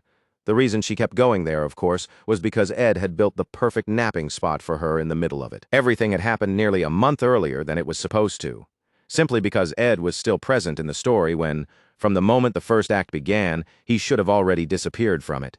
Janica lets out a weak laugh and says she never expected Ed to find her this easily. Then, with a small hurt smile, she admits that most people had already forgotten about her, and that stung more than she expected. After causing chaos on such a grand stage for everyone to witness, she has now been pushed into the back seat the moment everything is over. Honestly, she would have preferred to stay hidden for a little while longer, because she can already tell she is about to break down into a truly ugly crying mess. At that moment, Ed remembers the message Marilda left him, telling him to save Janica. To him, it almost feels like Marilda had been asking him to stop Janica from ending her story as the villain of Act 1. Still, he cannot quite bring himself to believe that completely. Since he is the only one who knows the future, Ed convinces himself that Marilda was probably just worried about how much pressure Janica had been carrying all this time. He had been the one deliberately trying to keep some distance from Janica, which ironically should have made him the perfect person for her to lean on. But in the end, everything still fell apart. Janica had tried to form a contract with a high spirit, but because she rushed the summoning ritual, she ended up falling into the grasp of the spirit of darkness instead. In the process, the faculty building was destroyed as well. She stayed up late into the night studying magic, and through all of it she kept smiling at her family, her friends, and her teachers, all of whom sincerely cheered her on. But behind that smile, while outwardly seeming to live up to everyone's expectations, she had been struggling terribly in private the whole time. And somehow, because even the process itself had been beautiful, the failure that followed also feels beautiful in its own painful way. Even now, with tears spilling down her face, Janica still looks heartbreakingly beautiful. Ed honestly does not know how much comfort he is capable of giving her in a moment like this. But even so, he tells her one simple thing from the heart: that she has worked incredibly hard. Up on the stage, the main characters are still being paraded around beneath the school's applause and endless praise. But behind that stage, away from all the noise, it is dark and quiet. Only Ed and Janica remain there together, alone in the silence. Janica, the villain of Act 1, steps off the stage just as the main characters move forward into the light, and there, she finally cries. Ed has seen the completion of the first act more times than he can count, but this time he is here to witness it with his own eyes. Then he slowly raises his head in amazement, because for the very first time he can actually see the beautiful spirits gathered all around her. As Janica cries, those spirits remain close by her side, and in that quiet moment Ed feels as though he has finally witnessed the true ending of Act 1 all the way through. His spirit connection and spirit understanding both rise to level 10, and in response, many spirits begin to show interest in him. 10 full days pass after the end of Janica's disciplinary committee trial. At the hearing, Janica admitted her mistakes without making excuses, and testified that she would willingly accept whatever punishment was given to her. But during the first trial, her professors and her friends all stepped forward one after another to express the strongest possible support for her. Then, during the second trial, Phineas stated that the spirit sorcerer would not be judged for the attempted murder of royalty. She testified that Janica had been overpowered by Velasfor and had never acted with the intent to harm anyone on purpose. Lortel also came forward to address the matter of the damages. The Elite Merchant Association fully covered the restoration costs without demanding anything in return up front. Although naturally, they did attach one condition to the contract: the customs fees on the school supplies they distributed would be reduced to half. In the end, the official result was that Janica lost the benefits normally granted to the year's top student. All of her prizes and honors were taken back, and she was barred from entering Ophelis Hall for the following semester. She received 10 days of probation and 20 days of suspension, but the decision to expel her was ultimately withdrawn. With the way students and teachers alike reacted to that outcome, it almost felt like the ending of some emotional coming-of-age drama montage, with everyone openly celebrating the news. People were relieved, of course. But at the same time, the students gradually began to notice just how much stress Janica seemed to be carrying. So her best friends, Clara and Annie, start doing everything they can to ease her worries and lighten the burden on her mind. They put together a lovely tea party for her, laying out all kinds of delicious little treats and snacks for her to nibble on. And before it even begins, they remind each other over and over not to mention the disaster, and not to bring up anything that might upset her again. When her friends warmly welcome Janica, she barely seems to hear them at first. Her attention drifts, her cheeks slowly redden, and then, completely out of nowhere, she asks them what the difference is between liking someone and loving them. It is not a casual question either. Janica is genuinely lost in the thought, turning it over seriously in her mind, as if she truly cannot tell where one feeling ends and the other begins. Her friends immediately look startled, wondering why she would suddenly bring up something like that. Janica panics the moment she notices their reaction, and with a nervous, embarrassed rush of words, she quickly insists that she is not talking about herself at all. She says it is about a friend. Then she starts explaining this so-called friend, she says, had a dream about a beautiful garden, a place overflowing with flowers where she stood in the middle of it all like some kind of princess. And into that dream came a boy with an air of complete nonchalance, riding in like a knight on a shining horse as if he had stepped straight out of a fairy tale. When she placed a flower garland on him, one she had specially prepared with care, She could see love shining clearly in his eyes. Of course, it is painfully obvious that this friend is Janica herself, and that glittering knight in her dream is Ed. In that dreamy little fantasy, the two of them even end up holding hands and skipping happily through the garden together, laughing like a perfect storybook couple. Janica goes on to say that this friend has apparently been having the same dream again and again, but her friends can already tell she is obviously talking about herself. After all, she had been on probation for 10 days, so there is no way she had even been meeting other friends during that time. Annie decides to play along with the act anyway, and with a straight face, she gently asks Janica what else this supposed friend had to say. Janica answers that her friend would sometimes just blankly stare around her room, and then, without warning, that person's face would suddenly pop into her mind. That is apparently where Annie reaches her absolute limit. The second-hand embarrassment hits too hard, and she abruptly bolts, blurting out that she just remembered she has to go help the assistant professor. That leaves Clara sitting there alone with Janica, now forced to carefully handle the fragile mess of feelings laid out in front of her.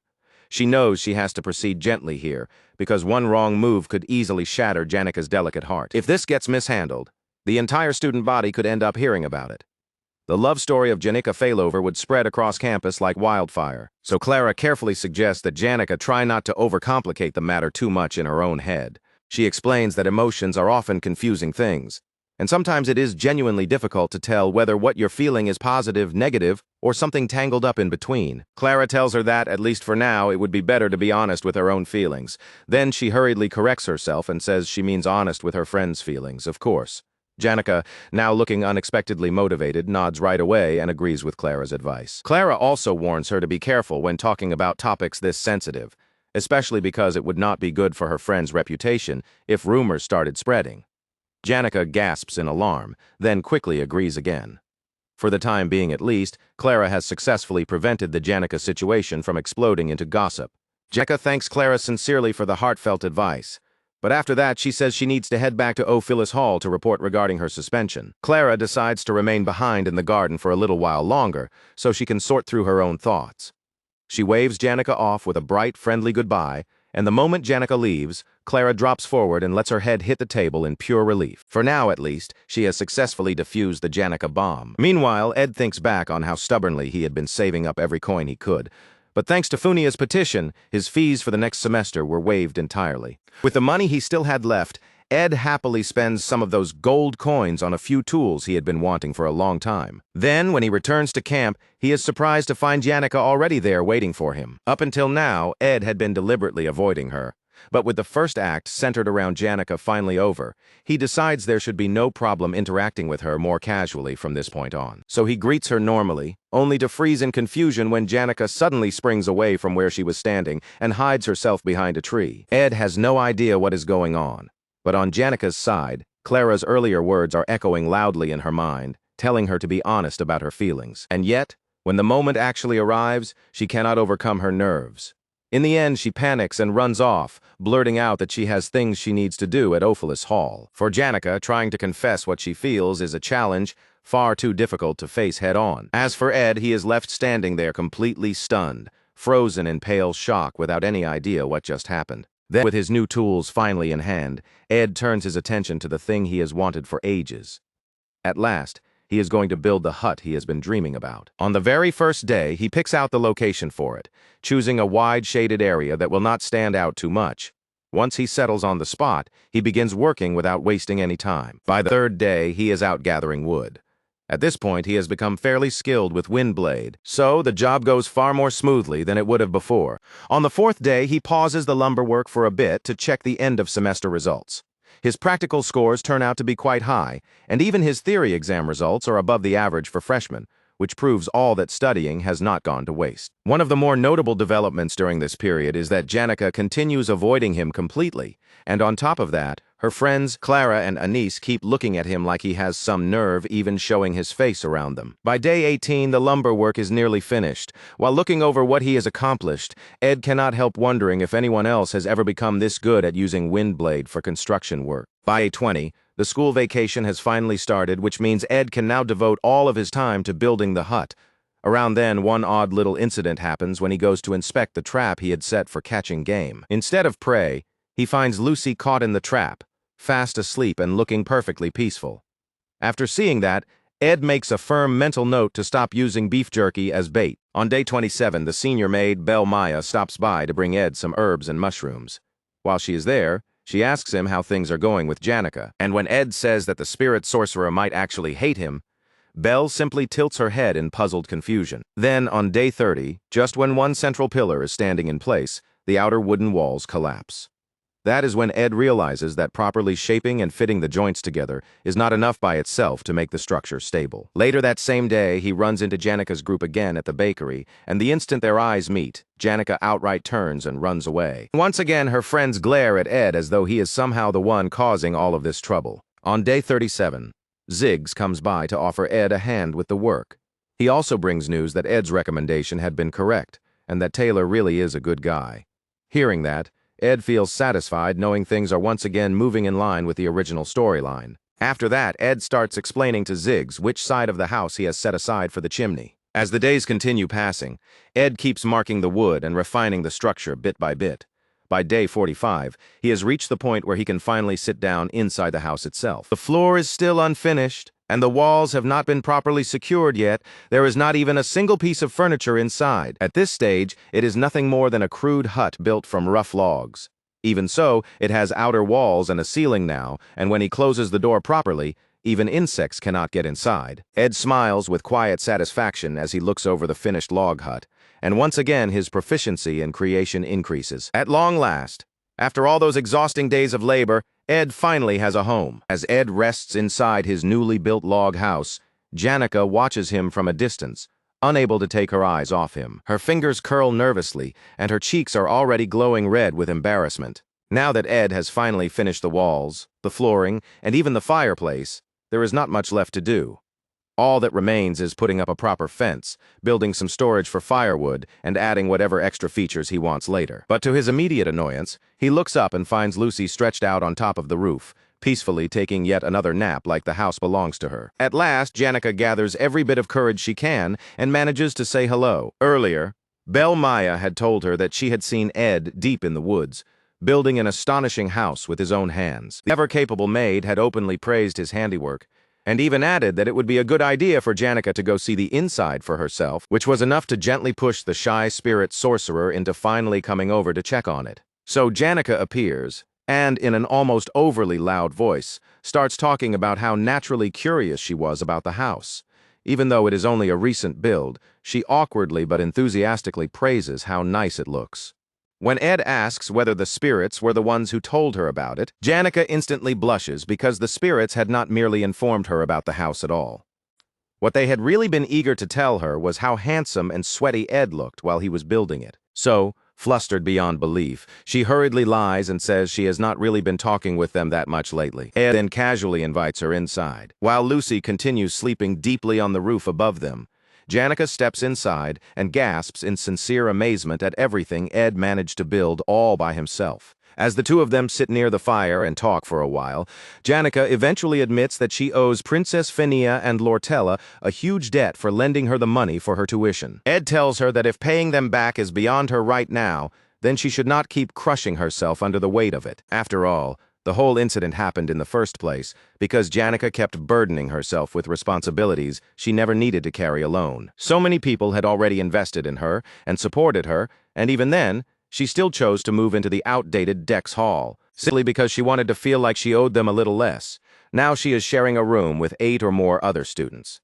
The kind of arrangement plenty of people would probably still envy on paper. But in truth, that means the vicious cycle never really ended at all. That is why Ed tells her she can come visit him whenever she wants. Janica lights up with joy at that invitation, and in return she says that if he is carrying any burdens of his own, he can share them with her too. She promises that no matter what happens, she will help him however she can. And before long, the second semester is about to begin, which means Act 2 is drawing near as well. At the center of that coming chaos lies the sage-sealed grimoire, a small, slightly worn-out book that will end up stirring a storm big enough to swallow the entire academy whole. And standing right at the center of that turmoil is Lortelle, calmly noting that the book smells like money. Even so, Ed thanks Janica for her offer, but deep down, he already knows he is not going to share his problems with her, mostly because the kinds of problems threatening the school are the very ones the hero and the other main characters are destined to deal with anyway, and probably with great enthusiasm. Ed fully intends to stay on the sidelines and cheer them on from a safe distance.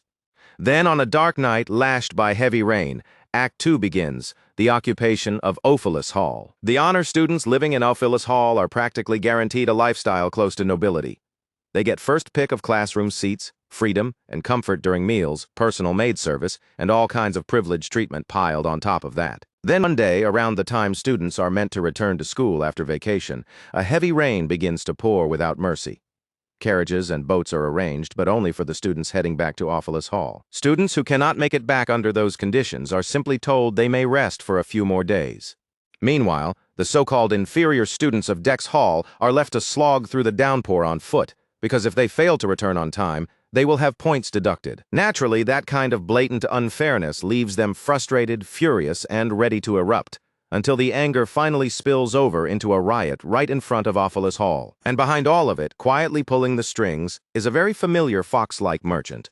Lortel had already contacted the representative of the lower-ranked students ahead of time. Their resentment was already overflowing. All they needed was a reason they could rally around. Willain, a man skilled at provoking people and steering them with his words, was prepared to become the spark that would set the rest of them off.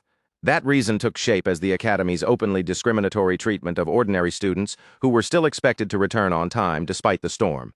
A formal proposal was drafted calling for the return deadline to be adjusted proactively, while also openly pointing out the unfair favoritism shown toward Ophilis Hall students. By that point, the head maid of Ophilis Hall and part of the Academy's administrative review division were already standing on Lortel's side.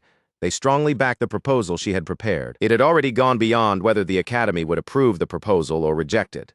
At that stage, the mere fact that such a thing even needed to be debated was enough to make the lower-ranked students burn with anger. So they blew the entire controversy up into a loud, massive public issue. Ophilis Hall itself is decorated with artwork donated by noble houses and wealthy families.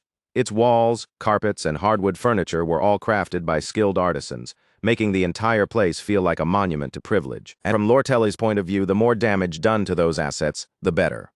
If the rioting students were going to rampage, then ideally they would smash a good portion of Ophilis Hall to pieces. The wilder they ran, the harder it would hit the Academy's finances, which were already in a fragile state because of the Glast incident. And with negotiations over the sage-sealed grimoire already underway, that kind of pressure would hand the Elite Merchant Association a major advantage. The sage-sealed grimoire is as precious to Sylvania as a heart in a human chest. But when desperation sets in, people are willing to offer even their own hearts.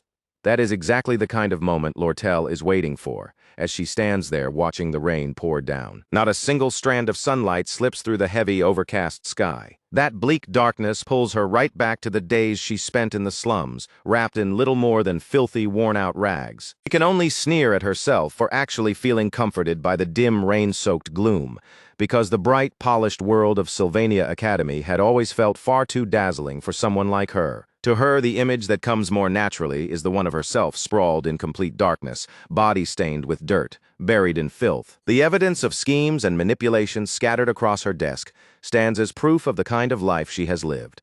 A life where she never once showed true sincerity and survived by betraying others at every turn, all while doubting everyone around her and clawing forward in a desperate struggle just to stay alive. And even in the middle of all that, she still keeps searching frantically for someone like herself.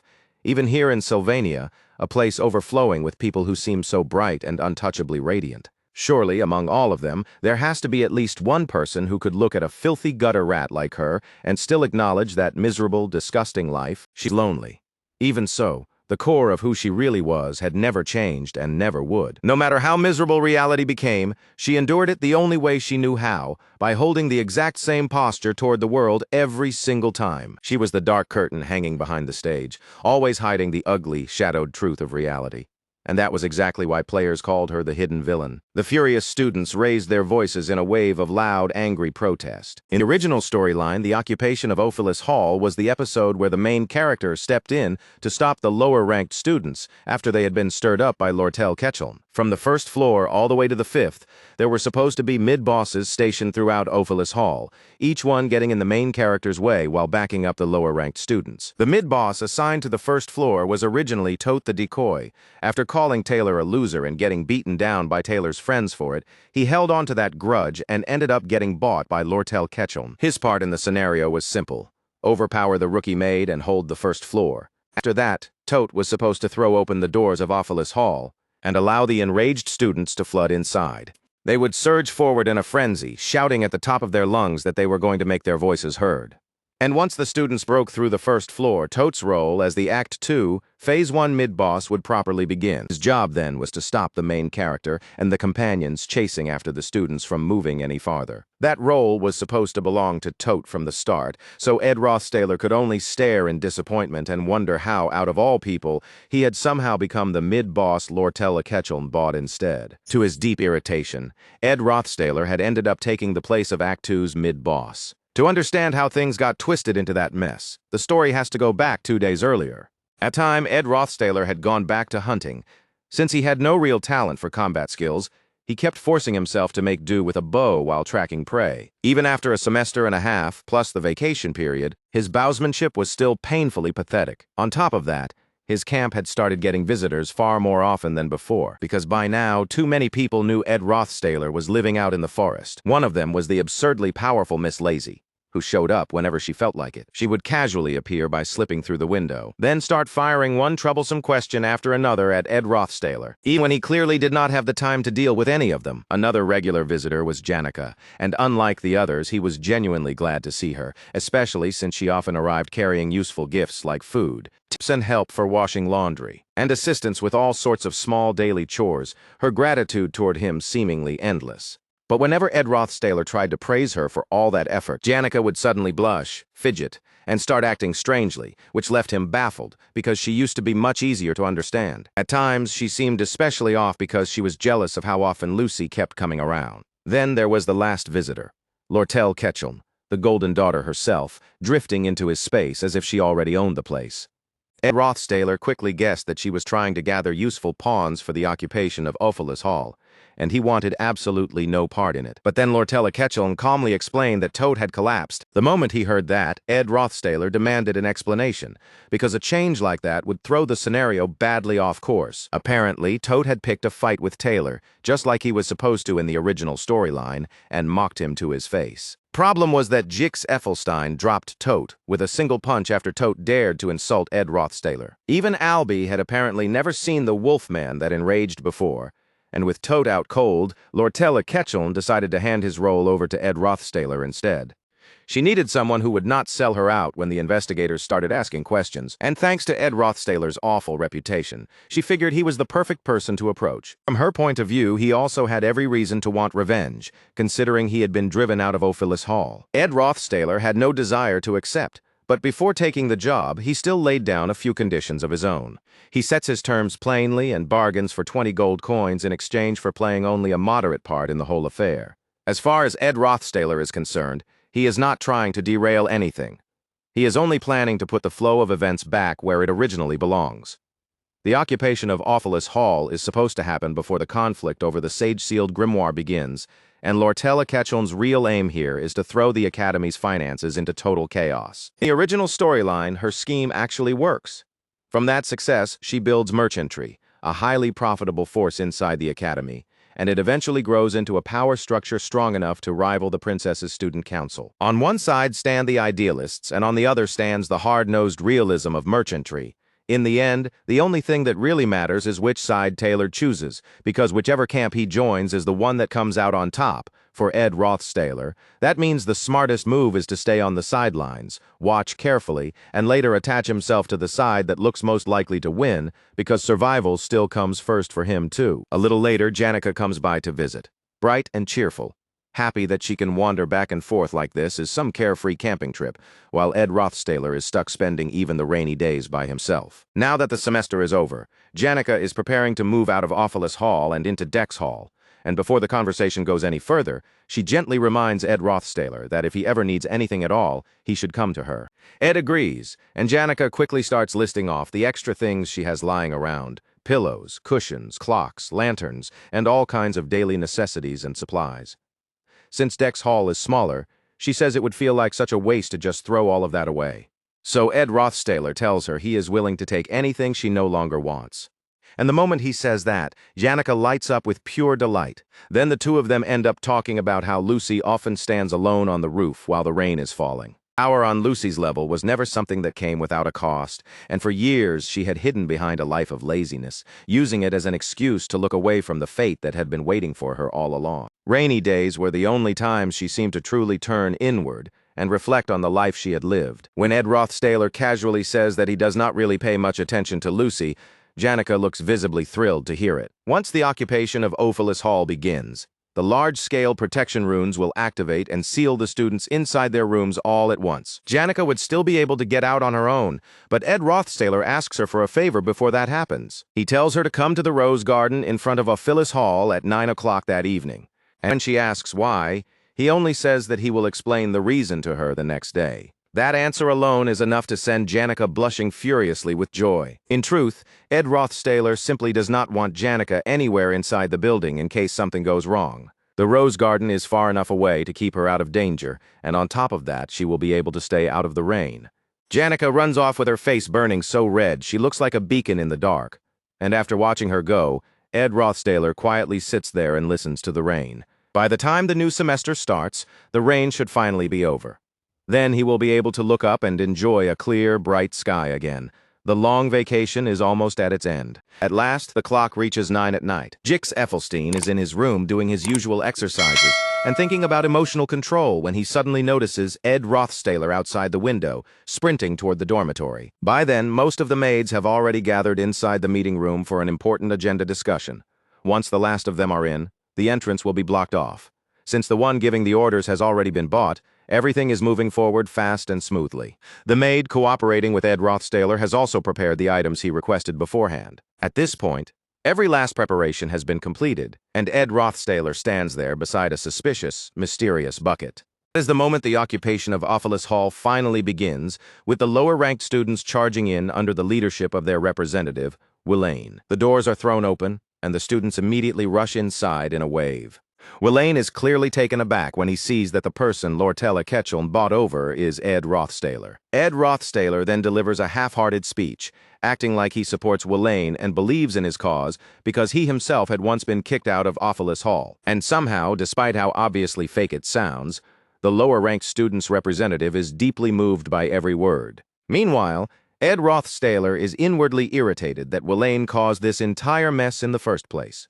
So without wasting time, he sends him upstairs to keep the plot moving forward. In the end, it is Willain, the representative of the lower-ranked students, who will be left carrying the blame for all the chaos. Ed Rothstaler does not stop the fleeing maid either, because with all of her superiors locked away, there is no one she can even report the situation to. Chief Maid Alice Olam, the one who controls the protection runes, is already in Lortell Ketchum's hands. Because of that, every student ends up trapped inside their room by the activated protection runes. Everything is unfolding exactly according to plan. And at last, the hidden villain, Lortell Ketchum, steps fully onto the stage. From here on, speed matters. The academy staff will suppress the rampaging students before long, so Ed Rothstaler's side needs to finish what they came to do as quickly as possible. Then, out of nowhere, Lortell Ketchum turns to Ed Rothstaler and asks him a chilling question. Has he ever killed someone before? Of course, Ed Rothstaler says he has not, and after hearing that, Lortell quietly admits that she has never done it either. Even so, she says she has done things close enough to killing in the desperate effort to stay alive. She has ruined people's lives with her own hands, and she has stabbed others in the back without hesitation. That was the life she lived. Forgiving her own sins, making excuses for herself, and piling up wealth one piece at a time, until that very way of living became the reason people started calling her the Golden Daughter. She knows better than anyone that she deserves no sympathy at all, and that is exactly why she keeps searching for it in other people. Almost like someone possessed, she asks Ed Rothstaler whether he can sympathize with her. Whether they are called good or evil, all people carry loneliness inside them, and some of them end up searching for others who have also rolled through the dirt and filth of life. For people like that, Redemption only seems possible when they find someone just as stained and wretched as they are. But Ed Rothstaler does not give her the sympathy she is searching for. Instead, he tells Lortella Ketchel in a flat, unwavering tone that the choices she made are hers alone, and that she has to bear responsibility for them herself. The moment those words land, she smoothly slips her mask back on and returns to her usual calm, nonchalant expression. Then coolly says they need to move, because they do not have time to stand around wasting another second. That alone lets Ed Rothstaler finally loosen up a little in relief, knowing that Lortella Ketchel will be the one speaking to Alice Olam about the next phase of their plan. Once they drive the defensive magic of Awfulus Hall into a berserk state and hand control of the runes over to Welaine, the whole story is supposed to keep unfolding with the current chaos only growing worse. Wrapped in the dense protection of Awfulus Hall's defensive spells, Welaine will then transform into the boss of the fourth stage. That scenario is all about bringing down Welaine after he loses his mind and goes fully berserk. So all Ed Rothstaler really has to do for now is sit still, hold his position, and wait for the hero to come storming into Awfulus Hall. He plans to put up a decent enough fight, then lose on purpose and leave the rest to Taylor. He does not mind taking a few hard hits along the way either, because to him that is simply a necessary sacrifice. Meanwhile, Janica sits quietly in the rose garden, bundled up in warm clothes as she waits there for Ed Rothstaler. At some point, she even notices a note he left behind for her. And in it, he says that he is going to be a little late. That tiny message is enough to make her cheeks flush bright red, because in her mind it sounds like he must be preparing something special for her. The golden carriage parked near the garden barely registers in her thoughts at all, and she has no intention of leaving anyway, because for the last 3 days, she has been thinking about Ed Rothstaler so much that she has not even been able to sleep properly at night. Even so, Janica had quietly kept track of everything happening around Ed Rothstaler's camp through Marilda, and because of that, she already knew exactly who had been visiting him. Unfortunately for her, most of those visitors were women, and that fact had been stabbing painfully at her heart the entire time. That was exactly why she had already decided she would keep waiting for him no matter what happened. That determination only lasted until the moment she made up her mind to change her hairpin, which is precisely how she ends up heading unexpectedly toward Awfulus Hall. Elsewhere, Elvira is panicking over the fact that she needs to get inside Awfulus Hall to preserve her herbs with magic. In her haste, she grabs Taylor and Aila Triss and drags both of them along to help her. She is so furious and worked up that even Aila starts to worry Elvira might actually snap and go on a rampage herself. Then the red-headed girl charges inside in a storm of anger with Taylor and Aila right behind her, and waiting there for them is none other than Ed Rothstaler. Taylor freezes in surprise at the sight of him and immediately demands to know why he is here. Elvira's eyes quickly pick out the traces left behind by the students who rushed through earlier, and she can see at a glance that the entire place has already been thrown into complete disorder. Ed Rothstaler sits there in silence with his back turned toward the stairs behind him. She never expected that of all people. He would be the one standing there to block their way. Then, Ed Rothstaler calmly confirms her suspicion and tells them that he cannot allow them to pass any farther, delivering it with the kind of firm, dramatic finality that sounds almost like a line straight out of a fantasy legend. Elvira lets out a laugh, convinced he has no chance of beating them on his own, when the people standing on her side are all highly capable. Taylor, however, is not laughing at all. He cannot understand why Ed Rothstaler would stand against them here, and he presses him for an answer, demanding to know what is really going on. But when Ed Rothstaler gives him nothing in return, Taylor finally lunges forward and charges straight at him. Ed Rothstaler responds instantly, throwing up magic to stop him in his tracks, and Elvira recognizes the spell at once as the basic Windblade, except by now after Ed Rothstaler has used it over and over again without stopping. That once basic spell has been honed into something far more vicious, powerful enough to deal serious damage. The students inside Awfulus Hall panic on the spot.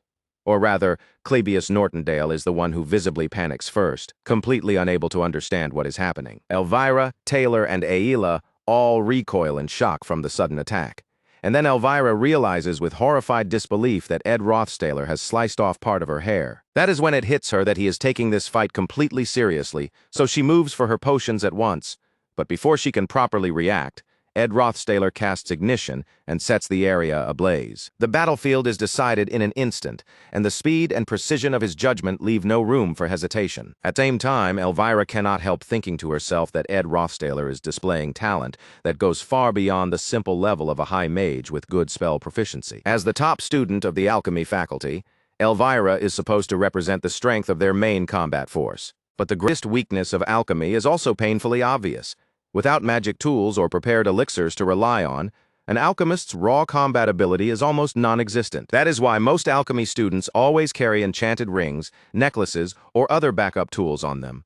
But Elvira, proud of her own genius, had never once believed she would need that kind of support herself. That arrogance turns out to be a rookie mistake, and from the way he moves, it seems Ed Rothstaler understood that weakness perfectly well too. Using the opening he created, he drops the chandelier and follows it up with a firewall, not to destroy Elvira outright, but specifically to separate her from her bag. Even so, Elvira cannot help wondering why he chose to target only the strap instead of simply destroying the bag itself, along with all the precious contents inside it. Still, she is not out of options yet. She quickly casts a fire-resistant formula, amplifies its power, and forcibly drives that formula into a berserk state. At the same time, Ayalatris frantically searched for any spell she could use to put out the spreading fire. The flames were already overwhelming her, and in a panic she let out a scream, only for Taylor to snap at her and shout that she needed to pull herself together. She was normally proud of her magic and carried herself with confidence. But when it came to actual combat, her ability was only average at best. And because Ed Rothstaler kept pressuring her specifically, Taylor could not safely leave her side or close the distance on him the way he wanted. Elvira, however, had already made up her mind to create an opening big enough for the hero to land a proper blow on Ed Rothstaler. Her berserk, fire-resistant bunny came hurtling straight at him, and right behind it, Taylor charged forward as well, fully determined to stop Ed Rothstaler here and now. The red-headed alchemist admired that kind of direct energy from Taylor, and after wrapping herself up in cloth, she plunged into the fire herself to shake off the shock and force a path through. The moment she reached her bag of potions again, the fight truly became a different game. Ed Rothstaler sent a windblade flying at her, but Elvira immediately threw back a chemical reagent made from finely diced rare flowers and mushrooms. That substance worked by regulating the release of magic and temporarily suppressing the effects produced by active magic formulas. Ed Rothstaler successfully brought down the Berserker Bunny, but in that very instant Taylor used the gap to dash straight at him. Then, without warning, Ed Rothstaler suddenly turned and ran. As he retreated, he slammed down a massive table between them and set it ablaze on the spot. Elvira was horrified by what she saw and screamed that if the fire spread any further, the students trapped inside would be burned alive. Taylor, though, did not waver.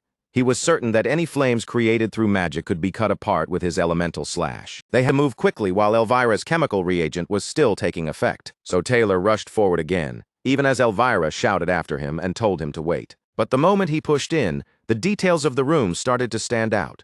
The windows had been opened wide enough for all the smoke to escape, and even the carpet that should have been there was gone.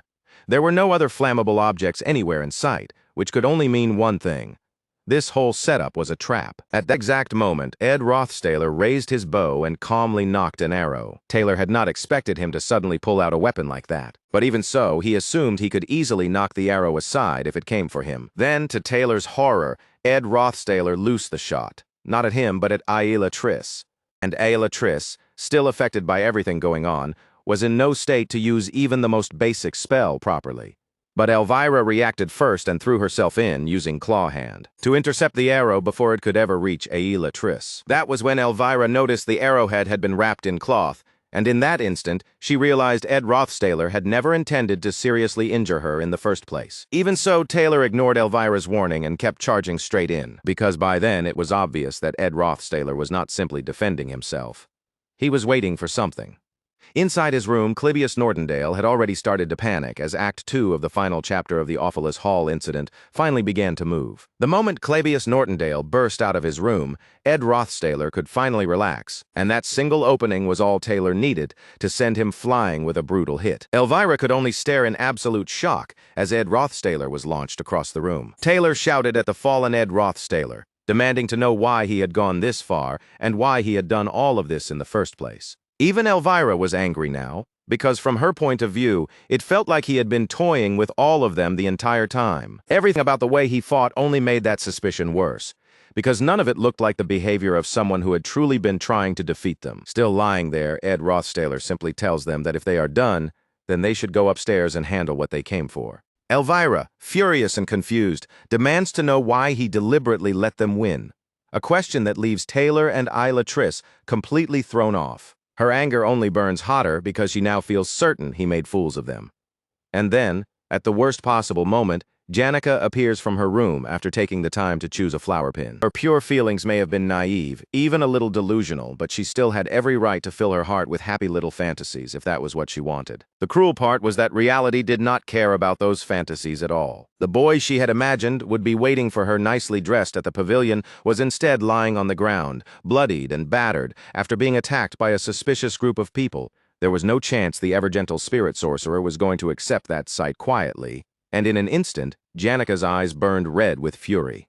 To be fair, Janica would have admitted that something about the whole situation had already felt slightly off to her. It was possible Ed Rothstaler had been dragged into some kind of unexpected trouble. Even with that concern in the back of her mind, the simple life he lived and the way he had handled things during the Glasskin incident had made her believe he would somehow find a way to solve whatever problem came his way. It was only now when the flaw in that easy, trusting way of thinking was finally exposed that she was forced to confront it. She had told him herself that if he was ever in trouble, he should ask for her help, and yet Ed Rothstaler had never once called for her. Now the reason was painfully obvious. The reason he lured her outside Ophelis Hall, even going so far as to leave her a letter, something completely unlike him, was the very same reason he had fought here alone until he was covered in blood. He wanted to keep Janica out of the battlefield because she had already been punished several times over after the Glasskin incident. She still did not fully understand everything that had happened, but one thing was clear to her. Even in the middle of all this, he had been thinking only about protecting her from being dragged into it. And while she had been busy worrying about her appearance and fixing herself up, Ed Rothstaler had been standing here alone, fighting for real. Meanwhile, Taylor, completely oblivious to the rage building inside her, is actually relieved to see Janica and starts telling her how Ed Rothstaler had been trying to stop them from going upstairs. Too late. Elvira tries to warn Taylor that Janica has appeared here not as an ally, but as an enemy standing directly in their path. At that point, Janica barely cares about the details of what happened or who started what. All that matters to her is the simple fact that these people hurt the boy she loves, and for that, she has no intention of forgiving them. Ed Rothstaler immediately tries to stop her, raising his voice and calling out her name in a panic. But Janica has already made up her mind. She calls forth the spirits all at once and tells Ed Rothstaler to stay back and wait, because she is going to deal with everything herself. What she summons is not some small handful either. Intermediate spirits of all four elements answer her call, joined by others as well, enough to make the air feel like an entire battalion has suddenly assembled around her. The moment Elvira sees that, she urgently tells Taylor and the others to run. There is no realistic way they can beat the magic faculty's top second-year student in a direct fight. They had only barely managed to hold their own against Ed Rothstaler as it was. Taylor already knows full well that they have no chance against a spirit sorcerer as overwhelming as Janica, and from the strange way Ed Rothstaler had been acting this whole time, he also understands that this occupation incident is not unfolding normally at all. Even so, the heroic part of him refuses to step back. As long as students might still get hurt, he cannot bring himself to retreat. So he reminds Elvira that they still have to secure her herbs, then plants his feet and stubbornly stands his ground like the hero he believes he has to be. Ed Rothstaler is impressed by that resolve, but he does not have time to admire it. He grabs Taylor by the collar and hurls him out of the way. Then he tells the hero that he will take care of his girl here, so Taylor should get to the second floor immediately. The others can hardly believe what they are hearing. After trying so hard to stop them, Ed Rothstaler is suddenly letting them through. All he does is yell that he changed his mind and tell them to stop standing around and hurry up. Elvira cannot believe he is seriously planning to hold back all those spirits by himself, but Ed Rothstaler keeps insisting that they move, and in the middle of it all, he even apologizes to her for tearing her bag. They are still confused, still trying to make sense of him, but in the end they finally listen and rush off. Then Janica steps forward, her eyes still glowing a furious red. But the instant she sees Ed Rothstaler standing in front of her, she pauses and says he does not need to explain anything. She will handle the rest herself. Instead of arguing, Ed Rothstaler gently places his hands on her shoulders and quietly reassures her that he is all right. That one touch hits Janica harder than any argument could. The violent rage drains out of her almost instantly, and her face turns bright red because the boy she likes is suddenly holding her. Ed Rothstaler then asks her, almost pleading, to send the spirits away because the wind they are stirring up is so strong he can barely keep himself standing. The spirits, thoroughly underwhelmed by how quickly this ends, are dismissed almost as soon as they appeared. Watching from the side, Taylor's group is left completely stunned. Ed Rothstaler really did stop Janica all by himself. He waves them onward again and tells them to go now, because there is probably not much time left. The moment the tension releases, Ed Rothstaler finally gives out and collapses. As Janica catches and supports him, she starts scolding him at once, asking why he always ends up hurt like this and why, if he was in trouble, he did not simply ask her for help. Ed Rothstaler gently tells her that when the right situation comes, he really will ask for her help. Janica fumes that the trio clearly went way too far in beating him up, and she promises herself that the next time they meet, she is going to be genuinely furious with them. She makes him promise to stop getting hurt like this, and Ed Rothstaler thanks her for worrying about him. The plan may have slipped a little off course, but he still fulfilled his role as the first-floor boss, and now he can finally relax and turn his attention back to his camp. But just as he starts to settle down, Janica casually mentions the enormous golden carriage she saw near the Rose Garden. That carriage, shaped like a golden crown, is the emblem of the Elite Merchant Association. Lortel Ketchum's adoptive father, the man who killed her real father, is the so-called false kingpin, and in the future he is supposed to vanish after being defeated by Lortel herself. That is tied to the second act's final episode involving the sage-sealed grimoire and the Golden King of the Elite Merchant Association. More importantly, if he has already come to the Academy earlier than expected, then that can only mean something outside Ed Rothstaler's knowledge is already moving behind the scenes. Rain pounds down outside as Lortel Ketchum tells Alice Olam, in a half-bitter tone, that Ed Rothstaler dumped her. As they move along the fifth-floor corridor of Ophelis Hall, Alice Olam dryly remarks that she had no idea Ed Rothstaler was Lortel Ketchum's type. Lortel Ketchum admits that his face is not bad at all, but says that more than that, she thought he might be someone capable of sympathizing with her. Instead, he rejected her without even a shred of mercy. She adds that people like them grow used to hearing that kind of rejection all their lives. Alice Olam, after all, was the chief maid of Ophelis Hall, a veteran servant who had worked there for more than 20 years. She started with absolutely nothing as a 15-year-old apprentice maid, and slowly proved her worth until she rose all the way up to become the manager of Ophelis Hall. Lortel Ketchum had poured more money into Alice Olam than anyone else, spending heavily in an effort to bend that upright, disciplined woman away from her rigid honesty. Those losses tore an ugly hole through the ledgers, but Lortel Ketchum still considered every coin worth it, because at last she thought she had found someone like herself, someone who would eventually cast aside their strict principles for the sake of gold. Lortel Ketchum had survived the slums by striking first before anyone could strike her. Meanwhile, Welaine, the representative of the lower-ranked students, is meant to seize control of the fourth-floor control room, and at the proper moment, they are supposed to hand him authority over the Berserk defense magic. If that happens, Ophelis Hall will be destroyed from the inside before anyone even understands what took place. No matter how tragic her past may have been, no matter what sorrow pushed her down this road, Lortel Ketchum is still unmistakably an evil figure, a hidden villain through and through. Since everything appears to be moving according to plan, she decides she should now head to the storage room and put on the performance of an innocent, frightened victim. But for all her cunning, she fails to grasp one simple truth: someone she can buy can also be bought by somebody else. Lortel Ketchum has never truly loved anyone, nor has she ever had someone she sincerely considered family, so she was always destined to face even death alone. Then Alice Olam coldly tells her that she is not, in fact, one of her own kind, and Lortel freezes as a sword is pressed against her neck. Meanwhile, Taylor and the others make rapid progress. They clear the second-floor boss, overpower Clebius Nortondale, and even force him to join their side. After that, they stop the maid serving as the third-floor boss, bedding washer Kelly. Without her older twin sister there to back her up, she is no match for them at all.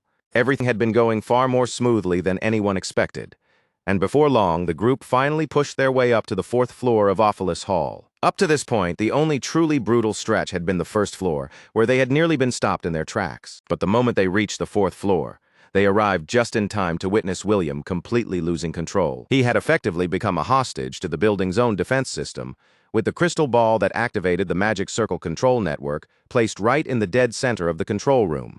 And laid bare in front of everyone was the scheme Alice and Lortel Ketchum had set into motion. The self-defense formulas carved throughout the entire building had originally been installed for one purpose only: to shield the students from outside intruders. But in William's hands, that protective system had turned into something terrifying, like giving a loaded weapon to a frightened child who had no idea how dangerous it really was. While all this was happening, Taylor, Elvira, and Aila moved quickly, helping the panicked students flee and trying to guide them towards safety. The violent shaking had already thrown the students inside their rooms into complete panic, and many of them genuinely believed the whole building was about to cave in around them. In desperation, they used whatever powers or methods they had to escape, each one scrambling out of the building in their own way. And little by little, the entire situation was spiraling into a full-blown disaster. Elvira quickly used angler weed reagent as an emergency countermeasure, hoping that at the very least it could shut down all basic magic along this corridor. It was only support magic, and even if the force behind it was significant, she believed the hero's side could still endure that much. So she told the others to leave this part to her, hurled Clebius forward, and ordered him and Taylor to knock poor William unconscious before things got even worse. William was trapped among the runes, lashing out wildly as spell after spell fired from his position toward them. They weaved through the incoming magic and charged straight at the sobbing boy, who looked almost relieved through his tears, as if he had been waiting for someone to come and save him from this nightmare. Then part of the top floor exploded apart, and above all that chaos, the rain just kept pouring down without mercy. Meanwhile, not far away from the building, Janica and Ed Rothstaler were still outside, taking a short walk together. Janica warned him not to overexert himself, because if he kept pushing, his wounds were just going to split open again. Ed calmly told her that most of the stains covering him were not even his blood to begin with. Even so, his attention was fixed somewhere else entirely, on the crown's golden carriage sitting there with a strangely modest presence. For something meant to carry a man of such status, the carriage looked surprisingly plain, almost underwhelming once you considered who was supposed to be inside it. That man was Elte Ketchon, the Golden King. Normally, someone like him would travel with a grand procession of more than a dozen carriages, so the fact that he had come in so quietly could only mean he had reasons to keep this visit hidden. Elte was Lortel Ketchon's adoptive father, and also the false master she would eventually betray before pushing him off the board entirely. He was not someone who should have been anywhere near the academy at this point in the story. The carriage had clearly been waiting there for quite a while, and Ed could not understand why Elte still had not stepped out. The thought crossed his mind that maybe the Golden King was deliberately waiting for Ophilis Hall to be ruined first. Then, all of a sudden, Ed spotted a familiar face. Shenny, the maid in charge of dishes on the third floor. She was one of the orphans raised by Alice. Alice herself had originally been bought over by Lortel, and Shenny, together with her sister Kelly, had been meant to serve as the third-floor boss. But now Shenny was standing with Elte, who was supposed to be Lortel's enemy, and that meant things were veering wildly off script. There was no way Shenny would ever betray Alice, and Lortel had already won Alice over with money. So if Shenny was now on Elte's side, then there was only one conclusion left. The head maid had been playing both sides all along. After all, money never swore loyalty to anyone, and if that was true, then this might very well become the beginning of Lortel's downfall. Lortel was the very person meant to clash politically with Phania Elias Clowell in Act 3, and later become the protagonist's biggest ally in the struggle against the Rothstaler family in Act 4. Ed had already suffered enough just taking over the role of the mid-boss in place of Todd, and there was no way he could properly fill Lortel's role too. But if she fell here, that was exactly the direction things would be forced to take. Letting out a long, heavy sigh, Ed asked Janica for a favor. Without hesitation, she agreed to help him however he needed, asking no questions at all. Elte Ketchon, the Golden King and the honored head of the Elte merchantry, was the man Lortel appeared to obey in public, since he was her adoptive father. But behind that appearance, she had already been plotting to betray him and seize control of the Elte merchants for herself. She knew perfectly well that he had murdered her biological parents, and she had been quietly persuading the powerful merchants and directors within the Elte merchantry to cast him aside. Even the negotiations over purchasing the sage-sealed grimoire had only been bait, a convenient excuse to lure him into Sylvania Academy and catch him off guard so he would be unable to respond in time to the crisis waiting back at the Elte merchantry headquarters. But because of certain complications, he had learned that betrayal was coming, and now he had received a letter from someone claiming to possess confidential documents that could prove Lortel's plot beyond doubt. That person was Alice. Lady Lortel had offered her a mountain of gold, and unless someone surpassed that price, Alice intended to remain on her side. Alice had lost her eyesight and most of her hearing because of an accident. This would be her final year as chief maid, backed into a corner by her circumstances. She was also the one human being who knew the full truth about the Fox Lady. Depending on the decision she made now, everything could tilt drastically toward salvation or ruin. Attached to the letter she had sent was a paper listing the institutions she had secretly been supporting all this time. The amount of gold delivered to those institutions would decide where her loyalty landed, and in the end she was leaving that judgment in the hands of the Golden King. Alice warned Lortel not to move even a single step, because her father would be arriving at Ophelis Hall very soon. What she had not expected was the sudden look on Lortella's face, a mix of shock and sadness that made her seem far less composed than Alice had assumed. Lortel had wanted revenge against the Golden King, but in Alice's eyes the two of them were no different from each other. They were the same kind of people, just like Alice herself. Then, without warning, an explosion blasted through the wall and brought it crashing down. Taylor's group burst onto the scene, dragging William's collapsed body behind them. Elvira had already realized there was no way someone like William could have gotten close enough to the defense magic on his own, which meant the true mastermind behind this entire confrontation had to be Alice, the chief maid. From their point of view, she was clearly the one holding poor Lortel hostage. Using that misunderstanding as her opening, the fox slipped free and ran straight toward her friends, the very same fools who had just risked themselves to save her lying, cheating self. They immediately rushed to her side and asked if she was all right, and for a brief moment the girl actually considered lying to them. She could have pinned everything on Alice right then and there, and every one of them would have believed her without question. But when it came time to speak, she could not force the words out. So instead, the fox made a face so strange and shaken that even Elvira was stunned, then covered her face and ran from the chaos without saying a thing. And at that exact same time, Ketchel, the Golden King, finally stepped into the scene. He was the kind of man who did not even trust his own subordinates. So in the end, he had come all this way personally to finish the matter with his own hands. Her plan to overthrow Ketchel was already almost complete. He was supposed to be the one left holding the blame for the large-scale tampering with the account books and all the damage that followed. And since he had not made it back to headquarters yet, she still had a narrow window to contact the officials there first. All Ketchel needed to do now was send the carrier pigeon hidden inside her room and then disappear somewhere no one could easily find her. As long as the mastermind at the center of the plan avoided capture, everything could still be salvaged. But as she tried to steady herself and force her breathing back under control, her steps began to slow. No one in this world had ever truly understood her, and somewhere deep down she had long since grown used to expecting betrayal from everyone around her. She had been through that kind of pain so many times already that, on paper, another broken heart should not have meant anything to her anymore. And yet, for all the strength she tried to hold on to, Lortella could not stop the tears pouring from her eyes. Crying looked wrong on someone like her, so she kept moving, refusing to stop even with her face falling apart. There was still something she could do right now, and because of that, she finally broke into a run. She had to reach her room before Ketchel did.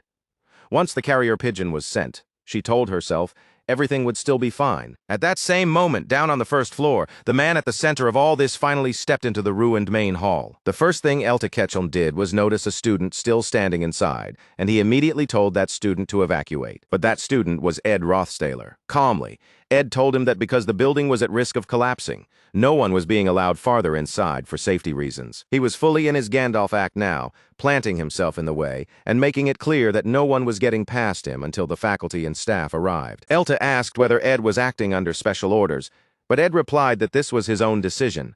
In situations like this, Sylvania basically ran on people making judgment calls for themselves. At this point, there were 3 people who understood how the flow of the story was supposed to go. One of them was Ketchel, who wanted revenge for what had been done to her in childhood and intended to empty the seat of the Merchantry's president for herself. Another was Ketchel, who was determined to crush that plan and, at the same time, secure the sage-sealed grimoire for himself.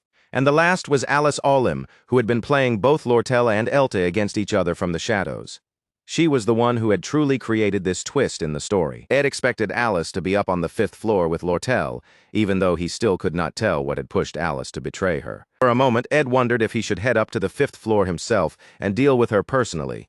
But then he reconsidered, because Taylor's party was going to run into Alice there anyway. So Ed left the fight against Alice to the heroes. He had absolute faith in their combat ability and in their talent for overcoming enemies that should have been impossible to beat. The problem Ed needed to handle himself was whatever Ketchel had planned for Ophelis Hall. As long as Ed kept Elty from getting involved here, then the events ahead should continue on the path they were supposed to follow. So Ed gave a respectful bow to Ketchel, president of the Merchantry, and politely asked him to speak with the Academy administration first so he could be received with the proper respect he deserved.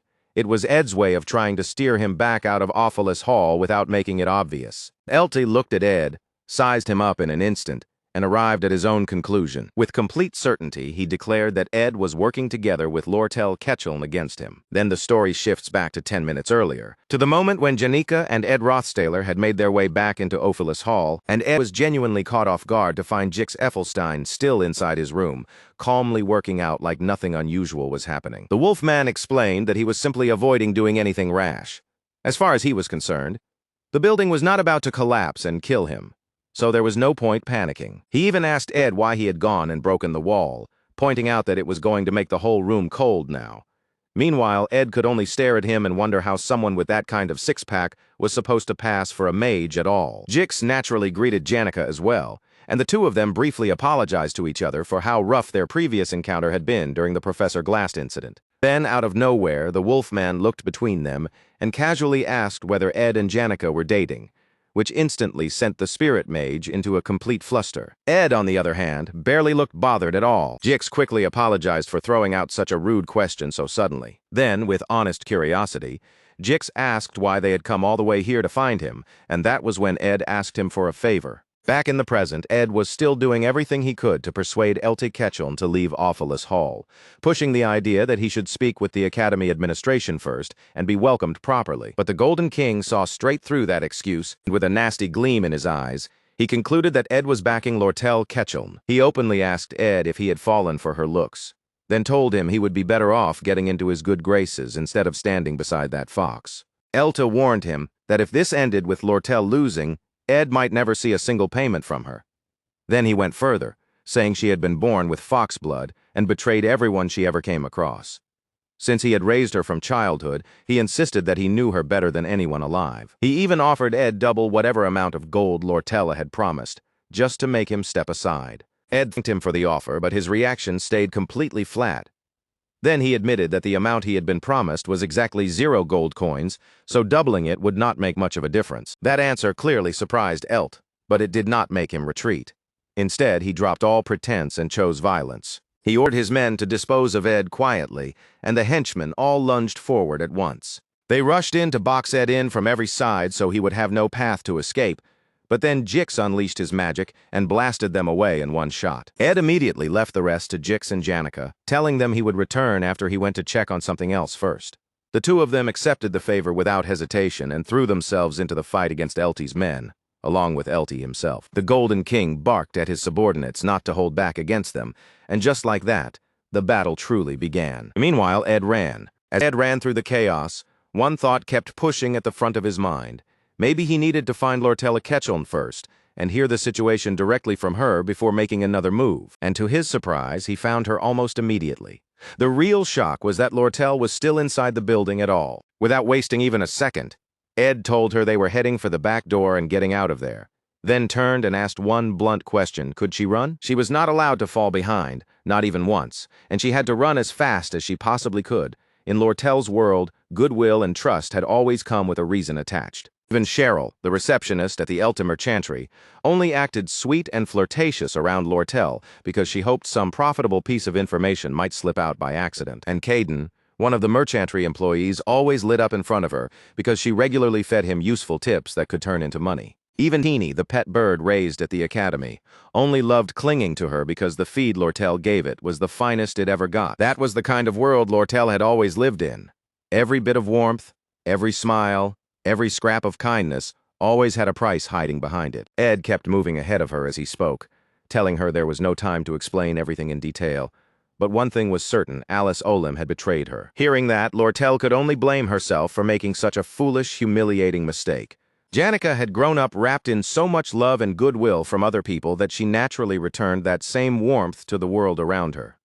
Lortel was nothing like Janika. On the day Lortel first made her offer to Ed, she had seen the way Janika looked at him. It was the gaze of someone who loved without expecting payment, reward, or anything in return. For one brief moment, Lortella had started to believe that maybe she too could have a relationship like that, and because of that foolish hope, she ended up revealing all of her plans to Alice. She had never imagined those hopes would be thrown back in her face like this. Normally, she lived by one rule above all others: trust no one. In fact, even after seeing Alice for what she really was, Lortel knew she never should have let herself lose sight of that dark, dirty part of herself. She never should have dared to imagine that someone like her could live a life with romance in it. Her original goal had only been to seize control of Ophelis Hall, and to make that happen, she had bought over 5 people. But Alice, Shenny, and Kelly had joined hands with Elta Ketchum instead. Even William had wanted to side with Elty, which meant he was never going to stand with her. And honestly, she did not expect Ed to take her side either. Even knowing she probably should not say it, Lortel still apologized. He was the last ally she had left, and yet she admitted that with everything so unstable right now, she had no money she could promise him in exchange for his loyalty. Ed looked completely unimpressed and cut her off loud and clear, reminding her that he had not asked for her life story. There was no time to indulge her despair. If Eltic caught her now, then everything was over. Ed told her flatly that if they wanted any kind of future at all, they first had to survive long enough to escape. Goodwill, trust. To Lortel, those things had always existed for a reason. If there was no reason behind them, then the people offering them could not be trusted. That was the rule she had built her life around. As they moved, she began explaining that the headquarters of the merchantry had been preparing a market-rigging scheme. After the huge monster hunt in the eastern mountains last summer, armor prices had dropped hard. So they bought up the armor in bulk, monopolized the supply, and passed it around through internal trades. Put simply, the whole plan was manipulative trading. And to pull that scheme off, her father had urgently needed money. That was why he found someone willing to pay a high price for the sage-sealed grimoire, then sent Lortel to Sylvania to steal it. At that point, Ed finally saw the full shape of the plan. In a manipulative trade, Merchant A, Merchant B, and Merchant C corner the market on a cheap product, then artificially drive the price upward by repeatedly trading it among themselves. It was a classic price-fixing trick. Once the value of the product started climbing at an absurd rate, ordinary people would panic and assume it was about to become impossible to afford, so they would rush to buy it while they still could. And if the merchants dumped all the stock they had hoarded at that exact moment, they could walk away with a ridiculous profit. But a scheme like that only worked as long as the people inside it trusted one another. If merchants B and C sold off the product behind the merchantry's back, the price would collapse instantly. And the merchantry, after desperately liquidating its bonds to buy out the market and monopolize the supply, would be the one left facing bankruptcy. In this case, Elta Ketchum was that exposed party, and one sudden catastrophic loss like that could strip him of his power. To make that happen, Lortel had spent years quietly buying off countless people connected to merchants B and C, and only when Elta was absent from his seat at headquarters could the 6 major merchants she had turned to her side legally gain the right to transfer the sales. Her plan had been to use the occupation of Ophelis Hall to punch a hole in the Academy's finances, raising the odds that the negotiations over the grimoire purchase would succeed. That would drag Elty out of headquarters and force him to chase the funds he needed. Then, in that opening, Lortel could have the armor sold off back at headquarters. Lortel could not hide how shocked she was that Ed understood that much so quickly. Ed went even further and correctly worked out that all she really needed now was to send a message to the merchantry headquarters ordering the armor sale. The carrier pigeon in her room was the key. That bird was her direct line to the people she had on the inside. If she could send it off to headquarters and stay hidden until the sale was completed, then she would still win. But Lortel said her father was surely expecting that move too. She was certain he meant to capture her first, then force the traders within headquarters to confess everything. Ed stopped her right there and told her to listen carefully. From this point on, she was to disappear and leave the rest to him. If he were in Elty's place, he said, he would have men waiting at the 2 bridges leading toward the Ark and the mountains.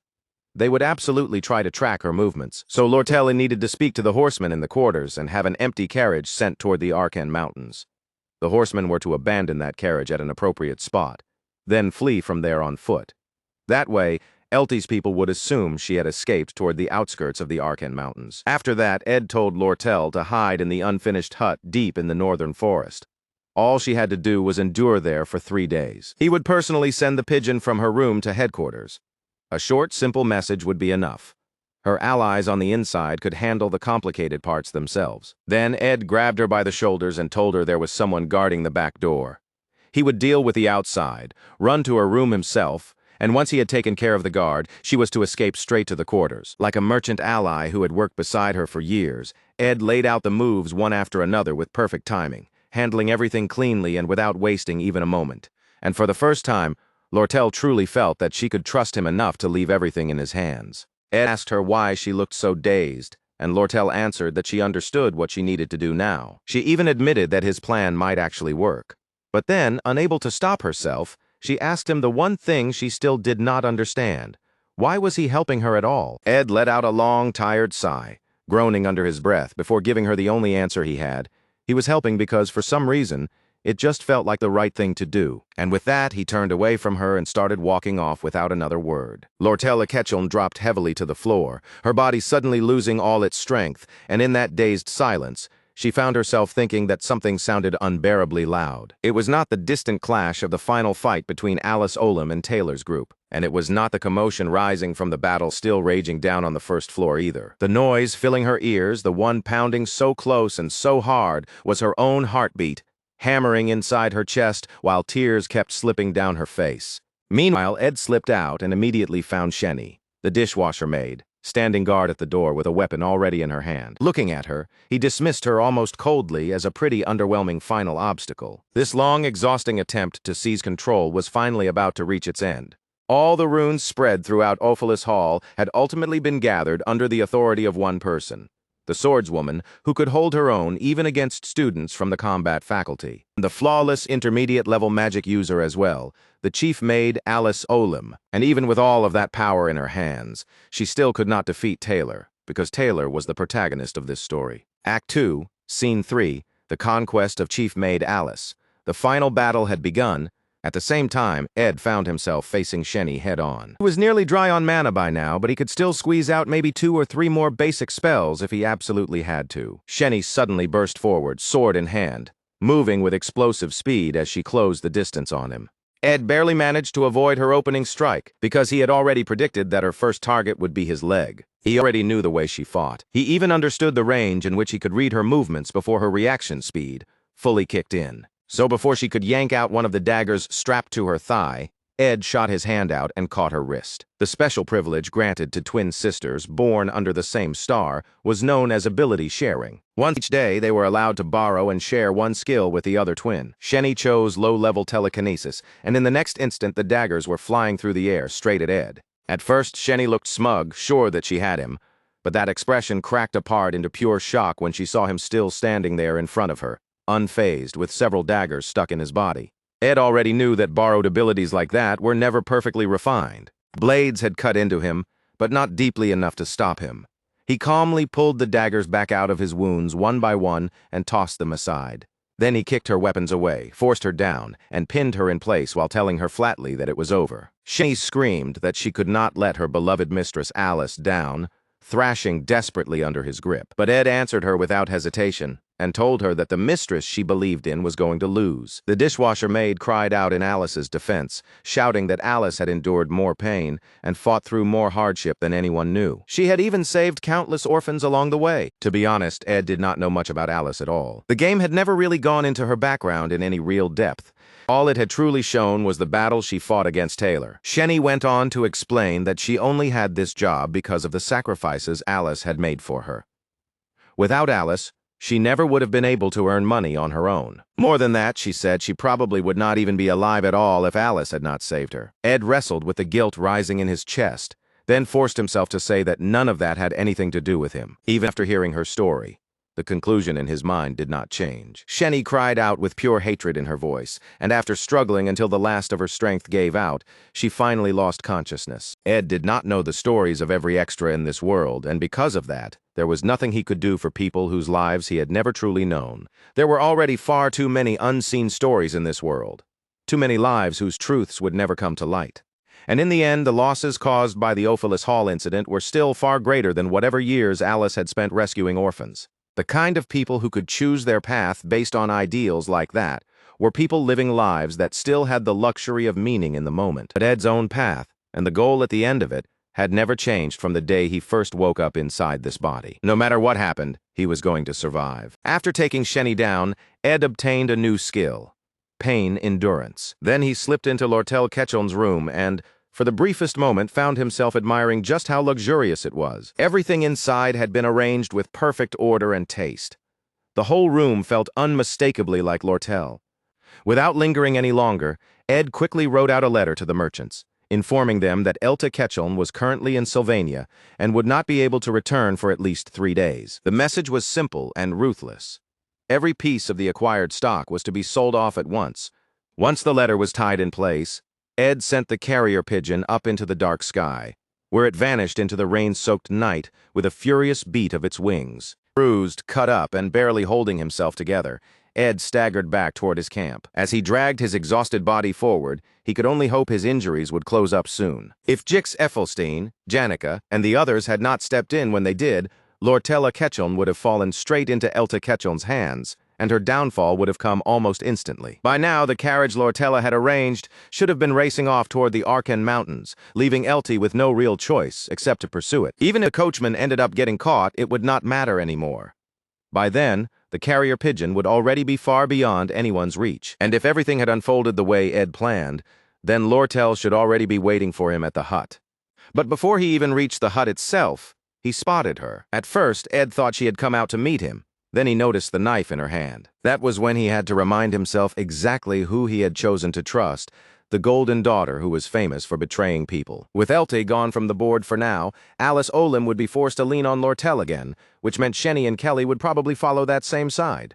William could be bought over just like before, but Ed was the one variable in all of this who could not be controlled with money. That meant there was every chance Lortel might decide she could not trust him after all. If she killed him out here in this isolated stretch of forest, then her perfect crime could be completed without a trace. That was the true nature people always feared in her, the kind of woman who could use anyone and throw them away the moment they stopped being useful. Ed knew that if he wanted to survive this encounter, he would have to rely on his head instead of his body.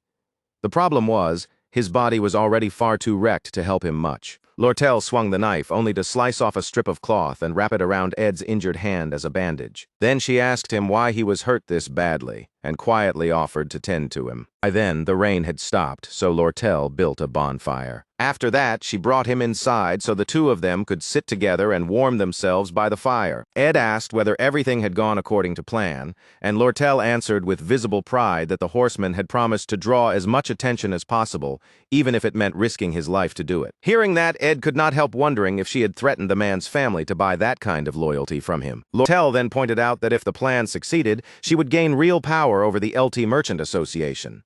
Since she would owe Ed a tremendous debt after that, there would be plenty in it for him too, and she asked if that thought made him feel any better. But Ed barely reacted at all. And seeing that, Lortel only smiled. She told him she would never forget what he had done for her. Ed, meanwhile, answered in the most practical way possible, and simply told her to hand over the 20 gold she had promised earlier. Even so, Lortel had a question of her own. She asked how close he had gotten with Janica, completely oblivious to where she was going with that. Ed just replied that Janica was a genuinely good person, and Lortel quietly agreed. Then the fox finally admitted, in a softer tone, that she was nowhere near as kind as her gentle senior Janica. Meanwhile, back at Ophelis Hall, Elta Ketchum withdrew after receiving a certain report from one of his subordinates, and just like that, all of his interest in Ophelis Hall completely vanished. Jix Effelstein, on the other hand, was having a rough time dealing with the mercenaries, mostly because a good part of his attention was spent trying to keep his comrade from outright slaughtering them. At first, Janica had looked visibly worried during the fight, but somewhere along the line, the spirits began fighting with frightening intensity, throwing themselves fully into the battle. At that point, Janica herself had to be restrained before any real casualties happened. Jix asked her if she was upset. Janica insisted that she was not, but the rage burning in her eyes made it painfully obvious she was lying. By the next day, the whole incident was over, and Ed was actually thinking about going back to class. The only problem was that his uniform had been completely destroyed, and he was far too broke to buy a replacement. So Jix lent him his own uniform and filled him in on everything that had happened. In the end, William took the blame for the damage done to Ophelis Hall, while Alice, after being subdued, shut down completely and refused to say anything more about the matter. And since there had been no response from Elty's side, there was only one conclusion Ed could draw. The plan had worked. That meant events could keep moving along the path they were supposed to follow, and all he could do now was wait patiently for a carrier pigeon bringing good news. The aftermath had taken a clear toll on him, though. His body was in terrible shape, his muscles ached all over, and the injuries had cut straight into his ability to work. Anything physically demanding was too much for him right now, but even so, he still had more than enough to get done. Thankfully, his advanced crafting skill slots were still open. That made skill acquisition his top priority, and he had already decided exactly which one he wanted next. It was Spirit Formula Infusion, a skill that meshed beautifully with both spirit sorcery and magic engineering, and was especially useful for crafting household tools as well as combat-oriented equipment. To master Spirit Formula Infusion, he first needed to form a contract with a spirit and then create at least one artifact containing a spirit formula. Once that was done, the process would become second nature. As for magic engineering, the requirement was to successfully disassemble and reassemble an item of a certain magic engineering level at least once. Ed did not want to waste his spirit slots carelessly, but for the time being, he knew he would probably have to form a contract with a lower-ranked spirit. Just then, Janica appeared and explained that she had not gone to class because she had a headache and body aches, so she came out into the woods to get some fresh air. Ed immediately asked, worried if she had been hurt somewhere, but Janica reassured him that she was fine. Instead, she asked whether Lortella was all right, and Ed told her that Lortella was resting inside the cabin. She had been hiding there ever since the Ophelis Hall incident. But even now, there was still more work that had to be done. They had already persuaded the former chief maid, Alice, and they had also laid the groundwork for the negotiations to buy the sage-sealed grimoire. But until a reply came back from the Elte merchants, Lortel had no choice but to remain hidden away, waiting in silence with a heart full of anxiety. Strangely enough, even though the situation was frustrating, she found that she did not actually hate it, because it meant she got to spend the whole day watching Ed. And every time she did, her heart would start racing all over again. Ed's quiet, unwavering kindness, and the way he trusted her without asking for anything in return, gave Lortel something she almost never had in her life: a sense of safety. For most people, that kind of comfort came naturally, like air or sunlight. But to Lortel, who had spent her whole life scraping by from the freezing bottom of the streets, that warmth was worth far more than any pile of gold. There was no way she wanted to hand over that precious feeling she found beside Ed to anyone else, not even to sweet, gentle Janica, who already stood so close to him. After all, Janica had grown up surrounded by love, kindness, and people who cared for her at every turn. Surely someone like her could let Lortel keep this one small piece of happiness. And if that spirit sorcerer had no intention of letting Ed go, then Lortel was fully prepared to fight for the man who felt like her shining knight, because if there was one thing she knew how to do better than anyone, it was fight for what she wanted. Those 3 whole days of living under the same roof, as Ed felt like an exhilarating, perfect little lid over Janica, and she had no intention of wasting that advantage. At first, Lortel seriously considered overwhelming the entire cabin with gold and dazzling Ed with pure financial power. But the idea fell apart almost immediately when she remembered 2 painful facts at once.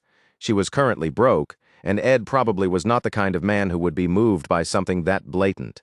After that, her thoughts shifted toward helping him pay his tuition instead. She even imagined herself acting cute about it, trying to pretend she was not doing it for his sake at all. But the second she pictured herself saying something like that out loud, the embarrassment nearly killed her on the spot. So while Lortel sat there still wrestling with just how little experience she had in anything remotely resembling romance, Lucy suddenly stepped into the cabin, looking like she had arrived for nothing more than a comfortable nap. Lortel blinked in surprise at the sight of her, but Lucy herself looked completely unconcerned, only interested in claiming the warm patch of sunlight inside the cabin for a lazy rest. Ed, completely unfazed, grabbed Lucy and tossed her right back outside like a stray cat that had wandered in through the wrong door, then calmly told Lortel she could go back to sleep.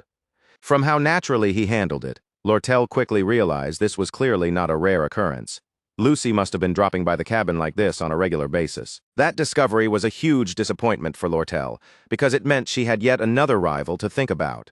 Even so, she still believed she could settle things within these 3 days and come out ahead. By the second day of Lortella's little cabin stay, Janica showed up to visit again, instantly ruining Lortella's hope of getting Ed all to herself. Sure enough, Janica had come back to the cabin once again, and with that alone, Lortella's plan to spend quiet private time with Ed completely fell apart. As if that were not enough, Lucy was there again too, comfortably napping inside the cabin like she belonged there. Meanwhile, Ed spent his time hard at work, shaping handmade bricks one by one, and gradually picking up the stonemasonry skill through sheer effort. He finally managed to put together a proper brick fireplace as well, and with that, his crafting proficiency rose even further. When the day's labor was over, he sat down to rest and shared pastries Belle had brought over, eating together with Janica and Lortel in the calm after the work. Since nothing major had happened after the Ophelis Hall incident, Lortella assumed things were still moving according to plan, but Ed warned her not to relax yet, because there were still things that needed to be done. Lortel agreed, especially since she still had not properly repaid him for the 20 gold coins, and she asked whether he might prefer receiving goods instead of straight cash. While Janica shot her an openly jealous glare from the side, Ed said he would rather have construction materials, especially leftover magic engineering equipment. Lortel promised she would check the inventory and let him know what was available, though she also added that she had most of the stock memorized already and would try to recall it right away. After that, Ed turned to Janica with a request of his own. He wanted her to teach him how to form a contract with a lower-ranked spirit. Janica lit up at the chance to help him and happily declared that she was ready to assist him, even if he wanted to go as far as contracting an intermediate spirit. Ed was genuinely impressed by her confidence, and Janica wasted no time starting the lesson by guiding him through the basics of spirit connection. To test whether Ed could actually communicate with spirits, she summoned a tiny bird spirit named Karas. Ed could hear the little bird's voice, even if only faintly, and that alone was enough to convince Janica that he would improve much faster than she had expected. But then Karas suddenly started speaking up much more loudly, complaining that Ed's daily routine did not leave enough time for magic training. The bird even added that they knew this because they apparently held weekly report meetings before going on to grumble that their side should stay focused on building the cabin instead of getting distracted. The moment Karas said too much, Janica immediately cut off the connection, then turned to Ed with a stiff smile and asked whether he had happened to hear anything just now. Ed quietly muttered something about a weekly report meeting, and Janica had absolutely no response ready for that. Right then, Lortel stepped back into the conversation with news about the magic engineering equipment. As it turned out, the inventory really did contain more leftover stock than expected, which meant she had enough to spare for Ed. When he asked whether she could sell it cheaply enough to cover it with those 20 gold coins, Lortel could not help but laugh. The amount of magic engineering equipment was not especially large, and to the association it was basically little more than dead stock sitting around unused. Still, from Lortel's point of view, handing it over for free was completely out of the question. So instead, she proposed her own kind of price. Ed would come by the Merchant Association once every 3 days. She would give him the equipment at a discount, and whenever he visited, the two of them could sit down, share some tea, and talk for a while. Janica immediately questioned why Lortel would not just give it to him for free after everything he had done for her, but Lortel firmly stood by her answer. She was a merchant, and a professional one at that, so she refused to treat it like a gift. Meanwhile, Ed hardly paid attention to their deeper intentions at all, because his thoughts were already occupied entirely by magic engineering and spirit magic. Then, without warning, Belle Maya, the new chief maid of Awfulest Hall, arrived carrying a message meant for Lortel. Belle apologized for showing up while things were still unsettled, and with a careful expression, she added that she hated to be the bearer of bad news. Even so, she had come with a message from the former chief maid for Lortel. So just what kind of message had reached Lortel at a moment like this? Then the scene shifts, and we find that Claire had something very important she wanted to discuss with Belle while Belle was busy doing the laundry. Claire was absolutely convinced Belle would be shocked once she heard this secret, and before saying anything else, she made the head maid promise not to tell a single soul. With all the seriousness she could manage, Claire declared that Janica had feelings for that dreadful, rotten Ed Rothstaler. To Belle, though, that revelation was already old news. Even so, she could tell Claire was probably worried, especially because Ed's reputation was so terrible. Even so, Claire Elfin admitted that Ed Rothstaler really had been changing lately. Since that was the case, she decided that as Janica's friend, she was going to support her from here on out. There was another problem, too, and Claire brought that up with a troubled look. Lortel Ketchel had apparently been on the spirit sorcerer's mind a lot recently, and Janica had not been happy about it. On top of that, Lortel had missed the opening ceremony together with Ed, and the two of them had both been absent again yesterday, which only made the situation look worse. That was exactly why Claire felt so anxious. In her eyes, sweet angelic Janica did not stand much of a chance.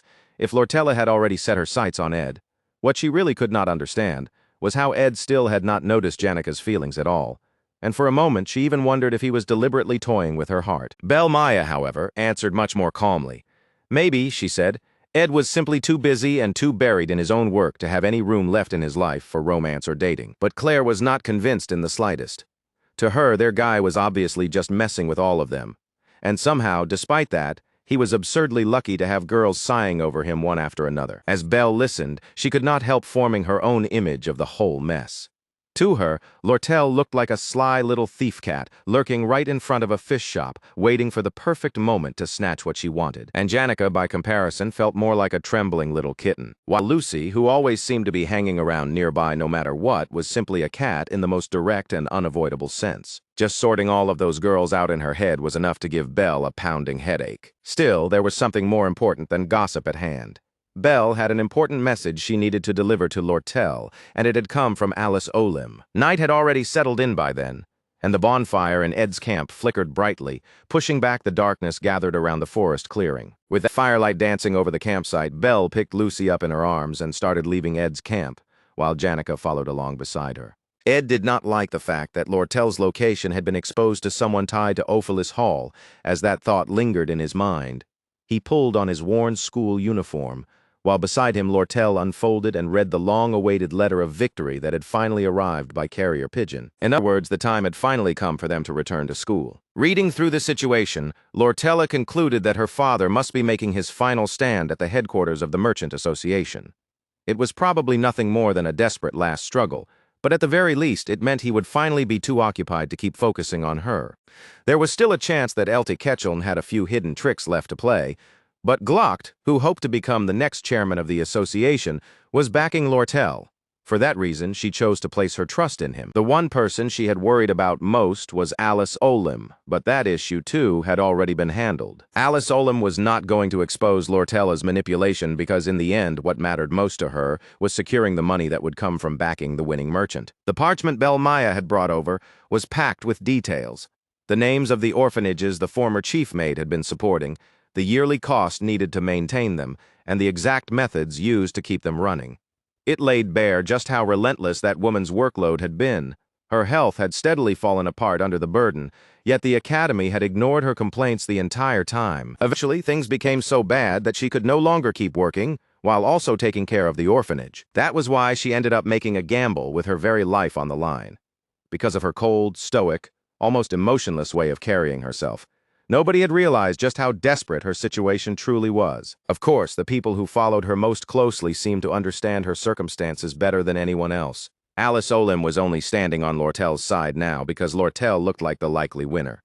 Winning her trust back would not be easy, but even so, the former chief maid intended to try once more. In the world of merchants, there was no such thing as sympathy. Lortel knew that harsh truth better than almost anyone alive. And yet, despite all of that, she still seemed relieved that Alice Olim had shown signs of repentance, quietly remarking that in business there were no permanent enemies and no permanent allies. At last, Lortel was ready to leave Ed's camp.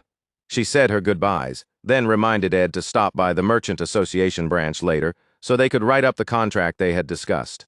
Ed handed her a torch so she could light the path ahead, but instead of leaving right away, Lortel hesitated there in front of him. When Ed asked her what was wrong, she looked up at him and quietly remarked that he was taller than she had first thought. Then she added that maybe this would seem a little sudden. But if she wanted to win, she had to be willing to take a few risks. After all, she said, human relationships were all about push and pull. Reaching out, she caught hold of his tie and pointed out that it was twisted out of place. Ed mumbled that there was no point worrying about his appearance when nobody was even looking at him. But Lortel answered right away that there was nothing wrong with keeping oneself neat. They were students of Sylvania, after all. And all at once, she gave that tie a sharp tug and pulled him toward her. And beneath the moonlight, with the warmth of the fire flickering between them, the two of them shared a kiss. Lortel let out a soft giggle afterward and said that the raspberries they had eaten earlier that evening were delicious, just remembering that sweet taste was enough to make her smile. But Ed, still trying to stay composed, simply told her not to overdo things and to stay within her limits. Lortel looked a little disappointed by how restrained his reaction was, and in the end, she decided to leave the next move up to him. After all, if she was serious about this, then she needed to learn how to pull away too, not just how to press forward. With that, Lortel turned to leave, first walking away from the camp, then breaking into a run as she disappeared into the night. Ed had done everything he could to avoid getting tangled up with the people standing at the center of the main scenario, but just like always, life refused to follow the neat plans he made in his head. And no matter how hard he tried to hide it, the blush on his face would not go away. Above the forest, the stars were still beautiful, scattered across the night sky exactly as before, and the moon still shone brightly overhead. The chirping of crickets and the crackle of the campfire had not changed either, yet even in that familiar stillness, Ed could feel it clearly. The course of the scenario he had been dragged into was continuing to slip further and further off track. Whether he wanted it or not, an uncomfortable feeling kept creeping over him, as if something was pulling him toward the very center of the story. Even so, his plan itself had not changed. He still wanted to remain on the sidelines and watch the scenario move forward smoothly from a distance. He told himself he had no greed, and that whatever happened tonight would simply be ignored. He would get his diploma, focus on improving his stats, and keep walking his original path. The moment when he would finally realize that this so-called simple plan was actually reckless, dangerous, and far more difficult than he had imagined was not very far off. Before long, summer faded away, and the season quietly turned to fall. Then, on a bright day filled with clear sunlight, the spirits carried news of that kiss straight to Janica. The spirits told Janica they could not just sit back and watch this unfold anymore. At this point, they insisted they had to step in and do something. Even the fire dragon spirit, Tarkin, clicked his tongue in admiration and openly praised Lortella Ketchum for how skillfully she knew how to toy with people's hearts. That was enough to make Janica go stiff with horror, and she quickly asked the spirits how Ed had reacted to all of it. The spirits, who had been watching this messy love story from the best seats in the house, told her that Ed seemed to reject Lortell rather than welcome her advances. Tarkin went even further, reporting that Ed had been so cold toward her that he practically cringed. In Tarkin's blunt opinion, that meant only one of two things. Either the man was impotent, or he simply did not see Lortell as a woman at all. Hearing that made Janica visibly relax with relief. But Tarkin was not done. He immediately warned her that men were rarely good at staying on defense. When it came down to it, he said, they were better at taking the initiative than holding back. From Tarkin's point of view, someone like Lortell only clung harder and burned more fiercely the more she was rejected. Janica tried to brush that off, saying it was probably not a big problem if Ed did not return her feelings anyway. But Tarkin snapped right back at her. At this rate, he warned Lortell would steal Ed away. If Janica was going to keep teaching him spirit magic, then she needed to use those moments alone with him properly and steal a kiss herself. As the other spirits hurriedly dragged Tarkin away before he could say anything even worse, another spirit floated up and gently told Janica that she did not need some outrageous scheme. She should just stay true to herself. What she needed to do, the spirit said, was lean into that innocent, bright, cheerful charm of hers and let herself share one of those heart-pounding, thrilling moments with Ed naturally. Face turning red, Janica shyly admitted that she really would not mind something as simple and intimate as feeding each other. Unfortunately for her, reality was already far ahead of that fantasy because Ed was currently spoon-feeding Lucy. Janica practically spat in disgust at the sight, while Ed calmly commented that the flavor still felt too bland. It turned out Lucy was basically being used as his personal taste-testing machine while he practiced his cooking. Still, Ed decided he would put that experiment on hold until he had access to a wider variety of ingredients. The reason he cared so much was simple. T-stats had a huge influence on how efficiently living skills improved. If he focused too much on raising only one stat, overall efficiency would drop, so his plan was to keep all of them increasing as evenly as possible. Real problem with that neat little strategy was time. Ever since school started again, he had been far too busy and constantly tied up. Even after shaving down his sleep as much as possible, he only managed to secure 5 or 6 hours a day for survival work outside of his classes. That was why he kept obsessing over the efficiency of his survival activities. He still needed enough spare attention to make sure the main scenario was progressing the way it should. Even in the middle of his ordinary routine, Ed kept a close eye on the key students tied to the story, especially Taylor and the 4 heroines. As far as he could tell, the hero was growing properly, and Aila Triss was also doing her part exactly as expected by supporting him from her side. Phinia Elias Clowell also seemed to be moving along without any real problems, although it was about time for her to clash with Lortell. As for Clarice, she would not even enroll until next year, so Ed was not particularly worried about her yet. The one person he watched most carefully was the Golden Daughter, with the same tension as someone walking across thin ice. Because of Elta Ketchum's early removal from the picture, it was impossible to tell how much that would affect her future actions. Still, it looked like her plan to obtain the sage's sealed grimoire had not changed. That was exactly why his schedule had been tightening more and more lately. The time had finally come for him to start checking on the faculty building too. After all, the final boss of this second act was Professor Glast, and Ed was still investigating the hidden mastermind who had been operating behind the takeover of Ophilis Hall. The one who first reported her suspicion that there was another mastermind hiding in the shadows was Assistant Professor Claire Elfin. Ed trusted Claire Elfin's instincts a great deal, because her intuition had proven reliable more than once. Even so, he reminded her not to lose sight of the important things, especially the thesis on divine science he had specifically asked her to track down. Claire Elfin stiffly promised that she would find it by the next morning, though the way she said it made it clear she was under pressure. Inside the assistant professor's office in the faculty building tied to Ophelis Hall, Miss Halalen delivered her report and stated that she had gathered the materials related to the Ophelis Hall takeover incident. Claire Elfin thanked her, took the documents into her hands, and began carefully going through the report. Part of her wondered whether she really needed to worry this much over a case that was already mostly wrapped up. Besides, she was exhausted to begin with, and the fatigue was clearly catching up to her. And yet, no matter how many times she looked over the details, one feeling would not leave her alone. Something about this case was still wrong. Elsewhere, Lortel met Ed at the Elt Merchant Association. Greeting him with a polished smile, she first apologized for being late, then lightly suggested that he ought to visit her again next week as well. She had even prepared tea and refreshments as part of her apology. She then told him that the magic engineering equipment was already prepared, and that he could collect it directly from the counter. Ed noticed right away that she was dressed much more elegantly than usual and commented on her fancy outfit. Lortel explained that she had to dress up a little because she had an important appointment that day. With obvious intent, she asked him how she looked. But Ed dodged the question almost immediately, steering the conversation away and asking instead what that important appointment was about. Lortel let that slide and asked for an update on the cabin instead.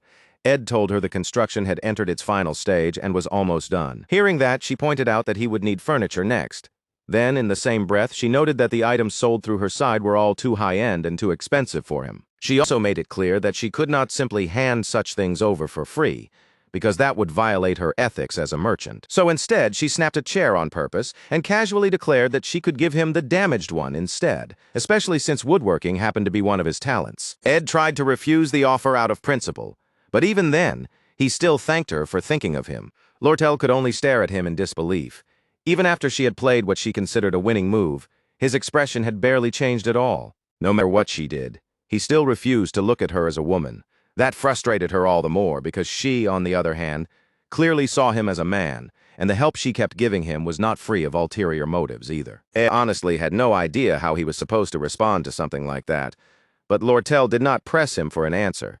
She calmly said she never started fights she was not confident she could win. Still, with quiet certainty, she promised that one day would come when she would not be the only one struggling to keep herself under control. Whether the odds were perfectly in her favor, or whether she was cornered in a difficult spot, that seductive smile of hers never really changed. That was simply the nature of a merchant. Never let your true feelings show.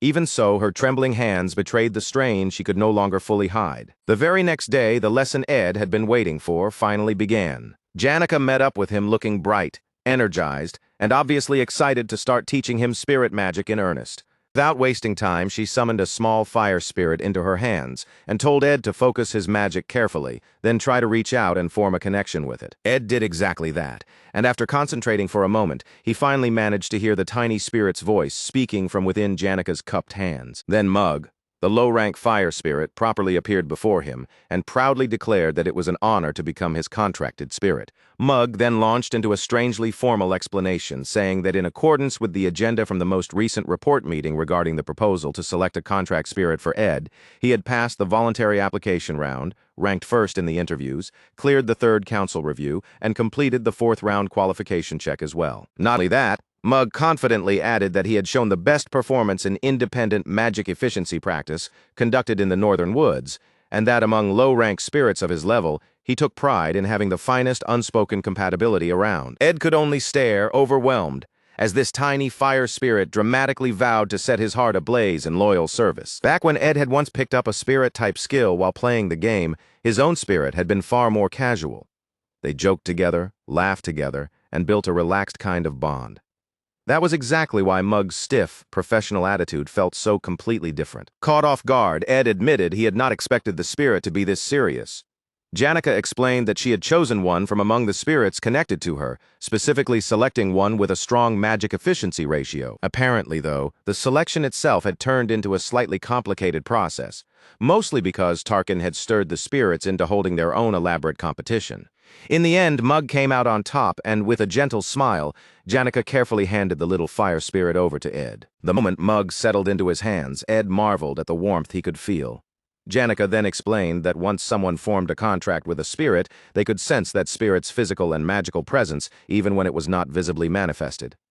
She warned him not to connect too forcefully, though, or the heat would become overwhelming, so he needed to learn how to keep that connection under control. Ed asked whether a stronger connection would increase the output of Mug's fire, and Janica could not help reacting that he was making Mug sound less like a spirit and more like some kind of machine. Even so, Ed kept staring at the tiny flame spirit in his palms with obvious amazement, and Mug, standing at attention, immediately asked what orders his contractor would like to give. To Ed, the little guy was basically a portable heater, which made him an absurdly useful tool for survival. Mug did not even consume firewood, which made the whole thing feel even more incredible. Seeing Ed that genuinely excited, Janica lit up with happiness herself. She mentioned that he always looked worn out lately, and softly offered to help him with anything he needed. She went on to say that before first class started for the day, she would also teach him about how the connection itself worked, along with the senses involved in feeling a spirit properly. If he kept training with her, he would learn faster and could probably reach the point of forming contracts with middle-rank spirits much sooner. On top of that, they still needed time to practice spirit combat, which meant reserving the combat training room as well. She even had accessories that could strengthen spirit connection, although all of those were back in her room. Then, right in the middle of enthusiastically listing all of that out, Janica abruptly cut herself off and changed tone, awkwardly saying that she was actually very busy and that plenty of people wanted her to teach them spirit magic. So naturally, she added, it was actually quite difficult for her to make special time just for him. The reason she suddenly started talking like that was simple. All those warnings she had heard about playing it cool and not giving away too much came rushing back to her at once. With that in mind, she tried to act more reserved and said that it was asking a lot for him to expect her to teach him personally. Ed, taking her at face value, simply nodded and agreed. That made him wonder whether he ought to pay her for the lessons instead. But Janica reacted in immediate horror. She knew perfectly well that he was already struggling financially, so there was no way she was going to take money from him when he needed to save every coin he had. She told him they were close enough that they did not need to make things that formal, and just hearing him bring up payment made her a little sad.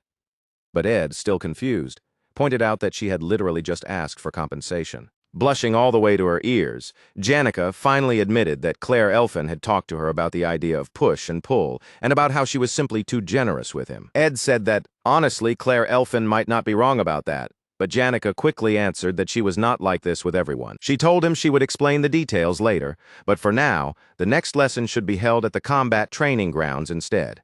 She would reserve the space herself and let him know when everything was arranged. She also promised to bring a good accessory for him next time. And if he needed textbooks, she would bring those too. Then she gave him a cheerful little wave and headed off. Ed waved back, and beside him, little Mug gave a tiny salute of his own. Not long after that, Ed successfully acquired the advanced crafting skill, magic engineering. The magic engineering supplies Lortel had provided turned out to be surprisingly simple in structure, simple enough that Ed could analyze them almost immediately. Thanks to that, he had finally learned a proper advanced skill with real practical value. Now, if he ever ran out of fuel, he could rely on Mug, and if his mana ran dry instead, he could switch over to using the fireplace. For the first time, that meant he could now warm the air around him in a steady, reliable way. With that single problem solved, his living environment became something he could finally call stable. Just realizing that much made it feel as if a massive weight had been lifted straight off his shoulders. By the time everything settled down, it was already late. So Ed headed out to inspect his traps before turning in. At the same time, Assistant Professor Claire Elfin was wandering through the woods on her own, still trying to uncover the hidden mastermind behind the recent incident. And in her mind, the prime suspect had become Ed. Everyone directly involved at the scene had either been a student or staff member tied to Ophilus Hall, yet Taylor and Ed had no clear direct connection to the incident itself. Taylor had even helped resolve the matter, which only made Ed stand out as the more suspicious one in Claire Elfin's eyes. She had come into the woods because she had heard Ed appeared around here often, though realistically, unless he was actually eating and sleeping in the forest, she did not expect to run into him in the dead of night.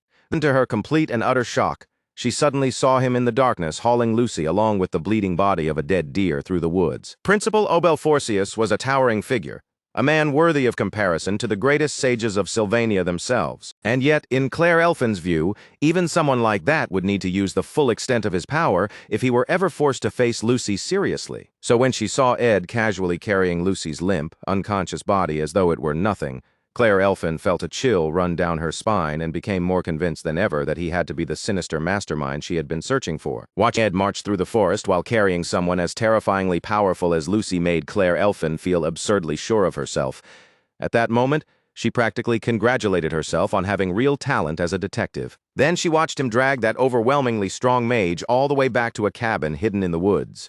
And to Claire Elfin, the whole sight felt like the opening scene of a horror story. Once he got there, Ed dropped both the lazy girl and the dead deer down without much ceremony, all while muttering to himself that he still had too much left to do and really ought to get to bed early. The moment he disappeared inside, Claire Elfin seized her chance and quietly slipped into the camp, determined to rescue Lucy. Moving as carefully as she could, she reached toward Lucy's leg, but the instant she made contact, Lucy reflexively raised her magic in defense and coldly demanded that the intruder identify herself. Startled, Claire Elfin introduced herself with an awkward, nervous laugh.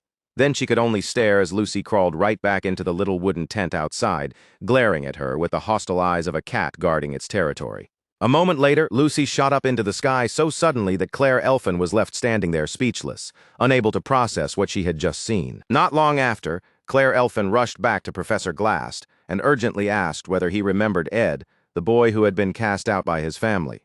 Professor Glast, however, replied coldly that he did not bother remembering useless trash. So Claire Elfin immediately followed up by asking whether he at least knew Lucy, because from what she had just witnessed, Ed had somehow overpowered that terrifyingly powerful lazy mage to the point where Lucy could not even use her magic properly. Claire kept talking in circles, piling one point on top of another, so clumsily that Professor Glast finally had to cut in and point out, with obvious irritation, that her story was completely all over the place. Trying to pull herself together, she insisted that the important part was this: she had used a spell on the first floor of Ophelis Hall that could record memories. Professor Glast immediately told her to write an apology for using that kind of magic without permission.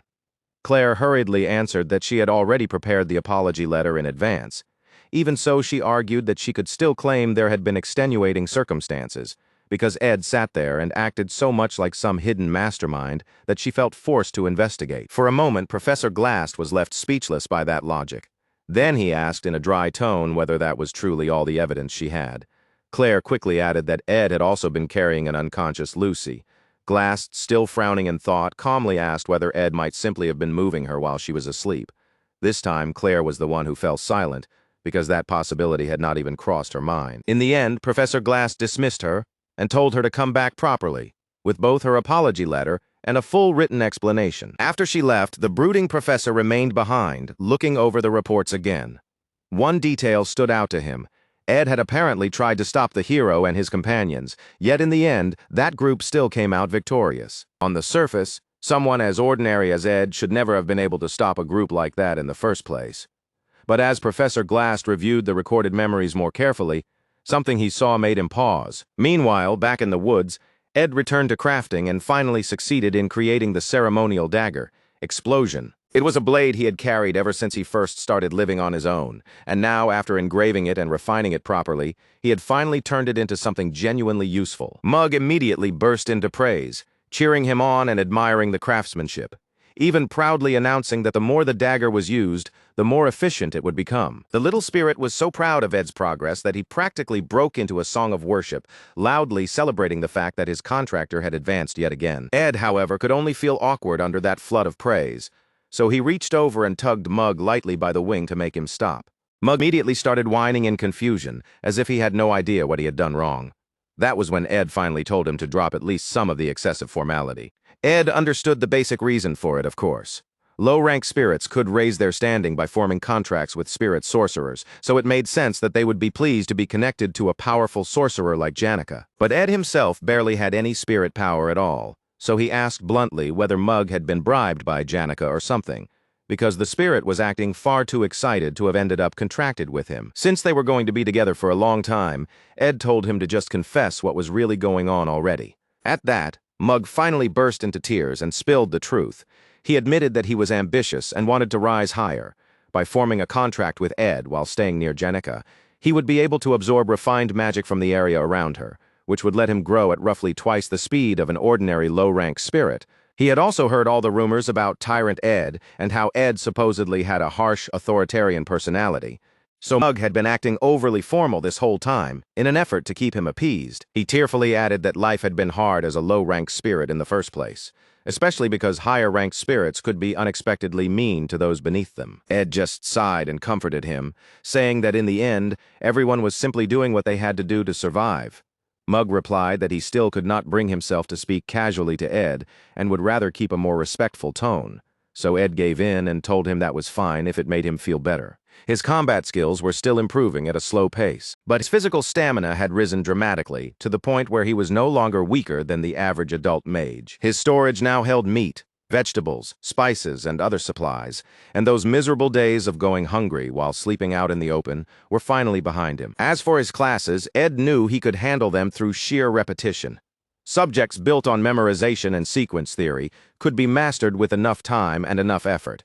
If he kept cutting back on sleep and drilling the material into his head over and over, he could force it in through persistence alone, because none of that depended on talent. Every single day felt like a forced march for him. Life was still far from gentle, but even so it was undeniably better than the place he had started from. Then, all of a sudden, he heard someone calling his name, and it was Janica telling him to snap out of it. He apologized at once, admitting that he had gotten lost in thought again. Janica, looking at him with concern, told him not to push himself so hard. Working hard was fine, but he really needed to value his health more. Still, she reminded him that he needed to focus, because he had received 3 different letters that day. The first had come from the Academy, and the second had come from the Merchant Association, but neither of those turned out to be especially noteworthy. The third letter, however, was something he had to read very carefully, because it was proof that the flow of the story had already begun to distort in a major way. Main event of Act 2, the negotiation over the purchase of the Sage's sealed grimoire, was now actively underway. In the original flow, that negotiation was supposed to be a tug-of-war between the Academy and the merchants. But because of Elty Ketcheln's downfall, the original buyer who had approached him, Krepin Rothstaler, had now entered the picture directly. That turned the entire matter into a 3-sided conflict between the Academy, the Elty Merchant Association, and the Rothstaler family. The Rothstaler patriarch intended to use that grimoire in his research into eternal life, and once the situation began to slip, he personally stepped into the negotiations. Krepin Rothstaler was a boss-tier figure who was only supposed to appear in Act 4, and by that point, he was so monstrously strong that suppressing him was practically impossible. No matter what happened, Ed knew one thing for certain. He had to keep that man out of this episode. If Krepin Rothstaler managed to get the grimoire now, he would simply walk away with it.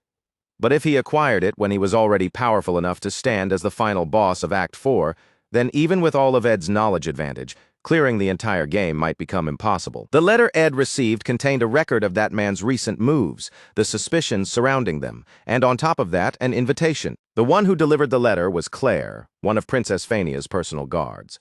Principal Obel had gone to the princess to speak about Sylvania's desperate financial situation. Since Sylvania was a private institution, Obel could not openly support the Academy as much as he wanted. If things continued like this, the Merchant Association would eventually take possession of the grimoire, and because the grimoire was practically the heart of the Academy, it would be humiliating for it to be sold off for money, so Obel had secretly asked Phania for help. Even so, Phania found one thing especially strange. How had Krepin Rothstaler known to join the negotiations in the first place? Her guard suggested that Ed might have been the one leaking information, and that he would do anything if it meant gaining a path back into his family. Lortel, however, did not believe that theory, which was why she came to meet the princess in person and share tea with her. Phania was genuinely surprised by that, because she had always assumed Lortel hated her, but Lortel calmly said that accusation was unfair, especially when she had come here to offer sincere advice.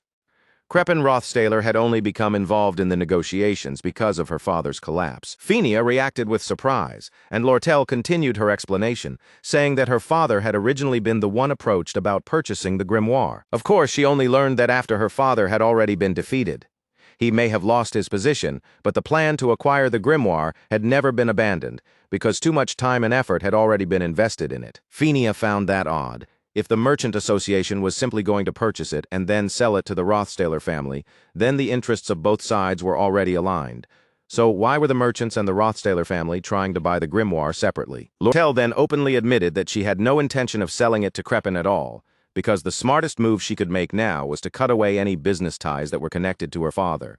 When the princess asked why Lortel was revealing all of this now, Lortel simply answered that the enemy of her enemy was her friend. For Phineas, getting involved came with clear advantages.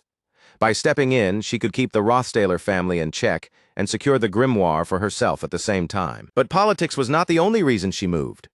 Part of it was personal, too.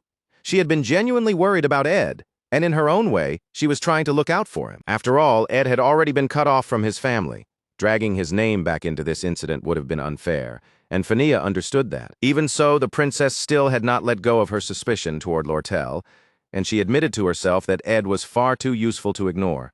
If needed, she could approach him personally, lean on her authority, or go as far as issuing a direct order. And if he still chose to say nothing after all of that, then she felt she would have no choice left but to make use of him anyway. Lortel only laughed at that idea. To her, it was almost funny hearing Phineas talk about deception and exploitation when she was preparing to use Ed in much the same way. Claire immediately stepped in to defend Phineas the moment those words landed, but Lortel calmly reminded the princess that, for this one matter at least, the two of them were supposed to be allies. Then she added a sharp warning with a composed smile. If Phineas tried to use Ed carelessly, she might be the one who ended up being used instead. The guard standing nearby was furious and wanted Lortel punished on the spot, but Phineas stopped it and let the merchant go. She still could not read what Ed was truly aiming for, and with the Crepin problem already hanging over her head, she began to wonder if Lortel was another person she needed to be wary of, especially when that merchant showed so little respect for a princess. For a brief moment, Phineas even found herself wondering whether she would ever get to see that perfectly composed merchant genuinely lose her cool. What she did not know was that Lortel actually got flustered far more easily than anyone imagined whenever Ed was involved, especially when he appeared with Jenica right beside him. When the two of them arrived at the Elte Company's Sylvania branch, Lortel's favoritism was obvious immediately. She had tea prepared only for herself and Ed, while Jenica was left with nothing but a cup of cold water. Jenica was clearly being treated coldly, but she took it in stride and acted like it did not bother her. In her mind, eating or drinking anything there would probably just mean Lortel would find a way to charge her later anyway. Ed, completely oblivious to the tension hanging in the air, casually offered to drink the cold water himself and handed the tea over to Jenica instead. That made Lortel simmer on the spot. Wanting Jenica gone as quickly as possible, she immediately decided she should just hand over the magic engineering equipment to Ed and move this along. So she brought them further into the shop and proudly showed off a set of spotless, brand-new items, presenting them as goods she was willing to give Ed for free, despite having absolutely no intention of offering the same generosity to Jenica. Even then, Lortel tried to cover it up by claiming the goods had defects, but the excuse was so weak and flimsy that Jenica saw straight through it instantly. At the end of the day, the merchant's real concern was simple. What mattered to Lortel was that these materials would help Ed. Ed still hesitated when she tried to hand them over for free, but Lortel smoothly brushed his concern aside and told him he could just keep renewing the contract whenever he came to visit. Jenica immediately suggested they should simply pay for everything, finish the transaction, and end the contract right there. Lortel, however, shut that down at once and said it was something she and Ed would talk about later. While the two girls continued circling each other with words, Ed suddenly felt a familiar sensation begin to wash over his body. It felt as if he were drifting underwater, light and heavy at the same time, like his body was starting to float away from him. It was not the first time either. He had been feeling this kind of strange haze more and more often because of how overloaded he had become. He had also been forcing himself to keep track of Crepin Rothstaler and the coming grimoire conflict, even though that event was still 2 weeks away. On top of that, he had been busy making a proper mattress for the bed, filling it with feathers, scraps of fabric, and stitched cloth to make it soft and usable. He still needed to deal with the fawn he had caught the other day too, and the inside of the cabin was overdue for a full cleaning.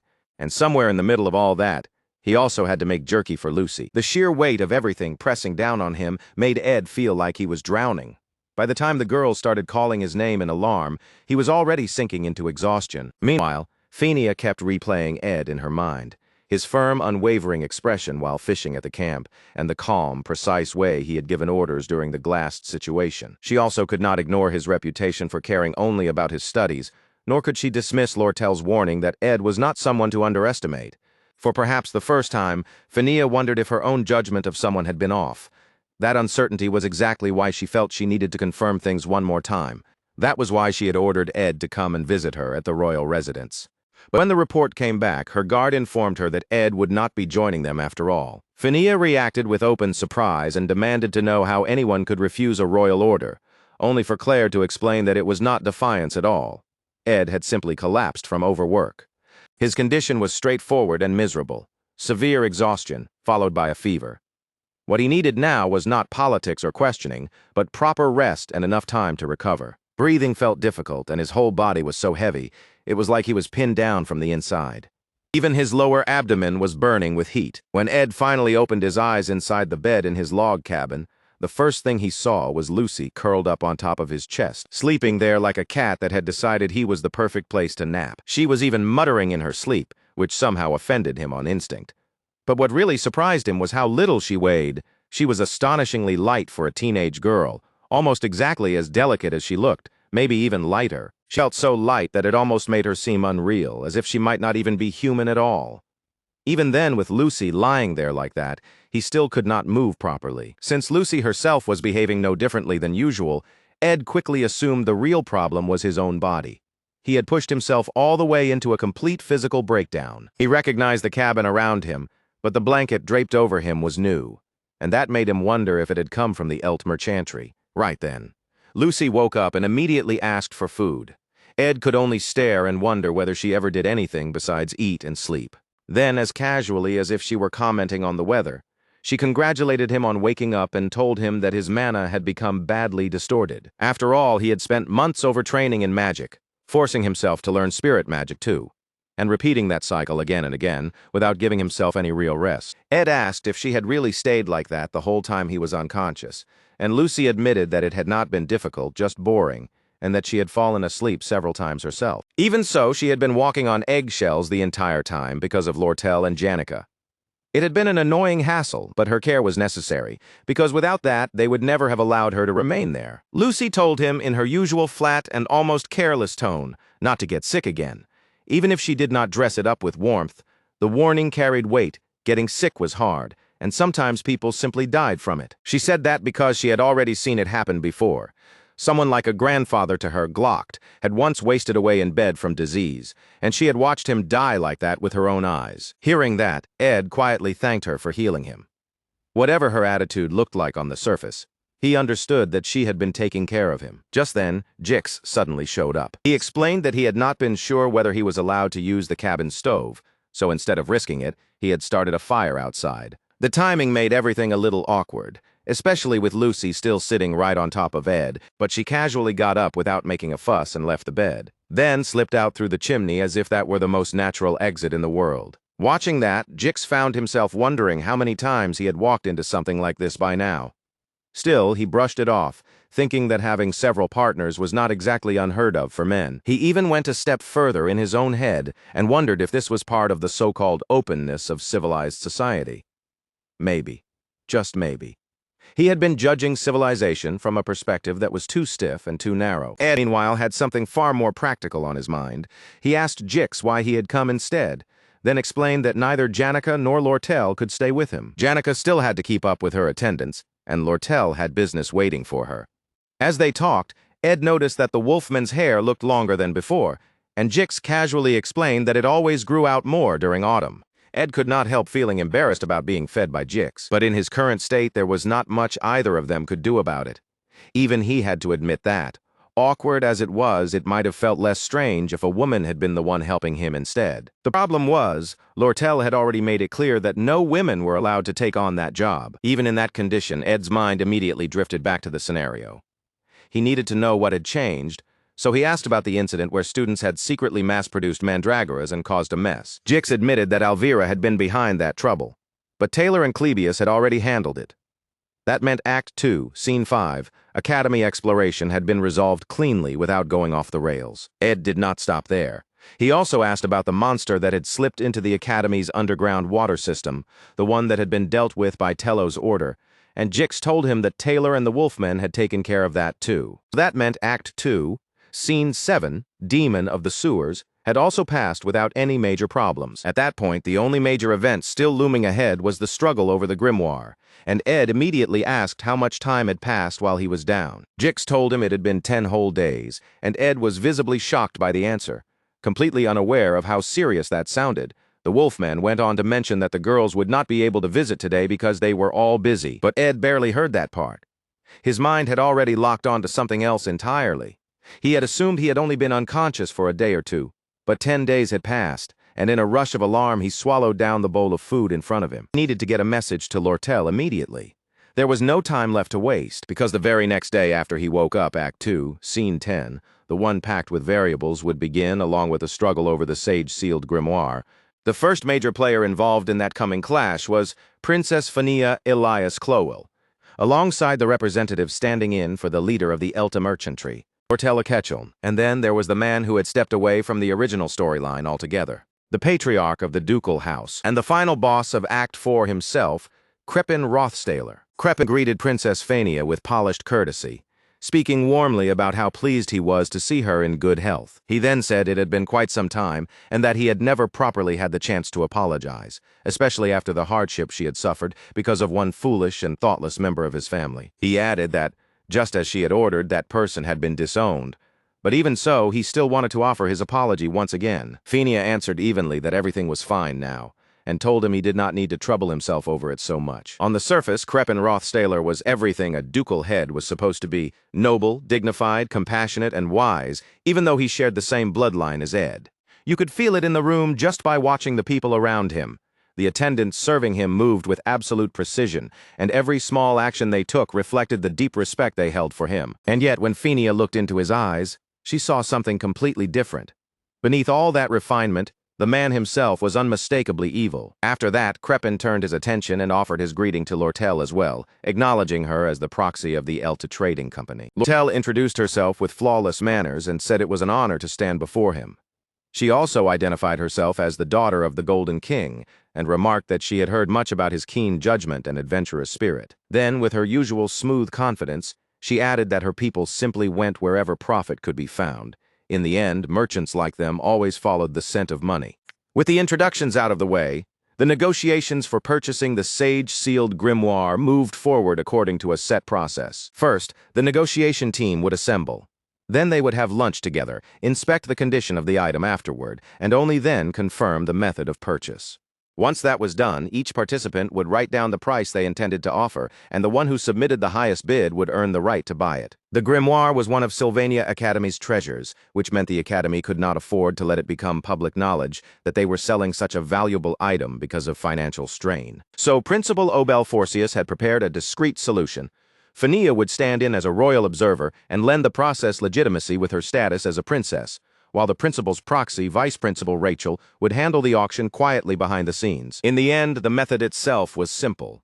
Right there on the spot, whoever offered the highest price would take the grimoire. Lortel had already heard about this trading method in advance, so she had looked into comparable transactions involving similar books, including examples like the trade of the Book of Order, the Book of Similitude, and the Magic Travelogue. From there, the value had to be judged across several angles at once: the book's inherent magical worth, its academic worth as a research subject, and even its value as a pure luxury item. If anyone in that room had a perfect grasp of book prices and old transaction records, it was probably Lortel.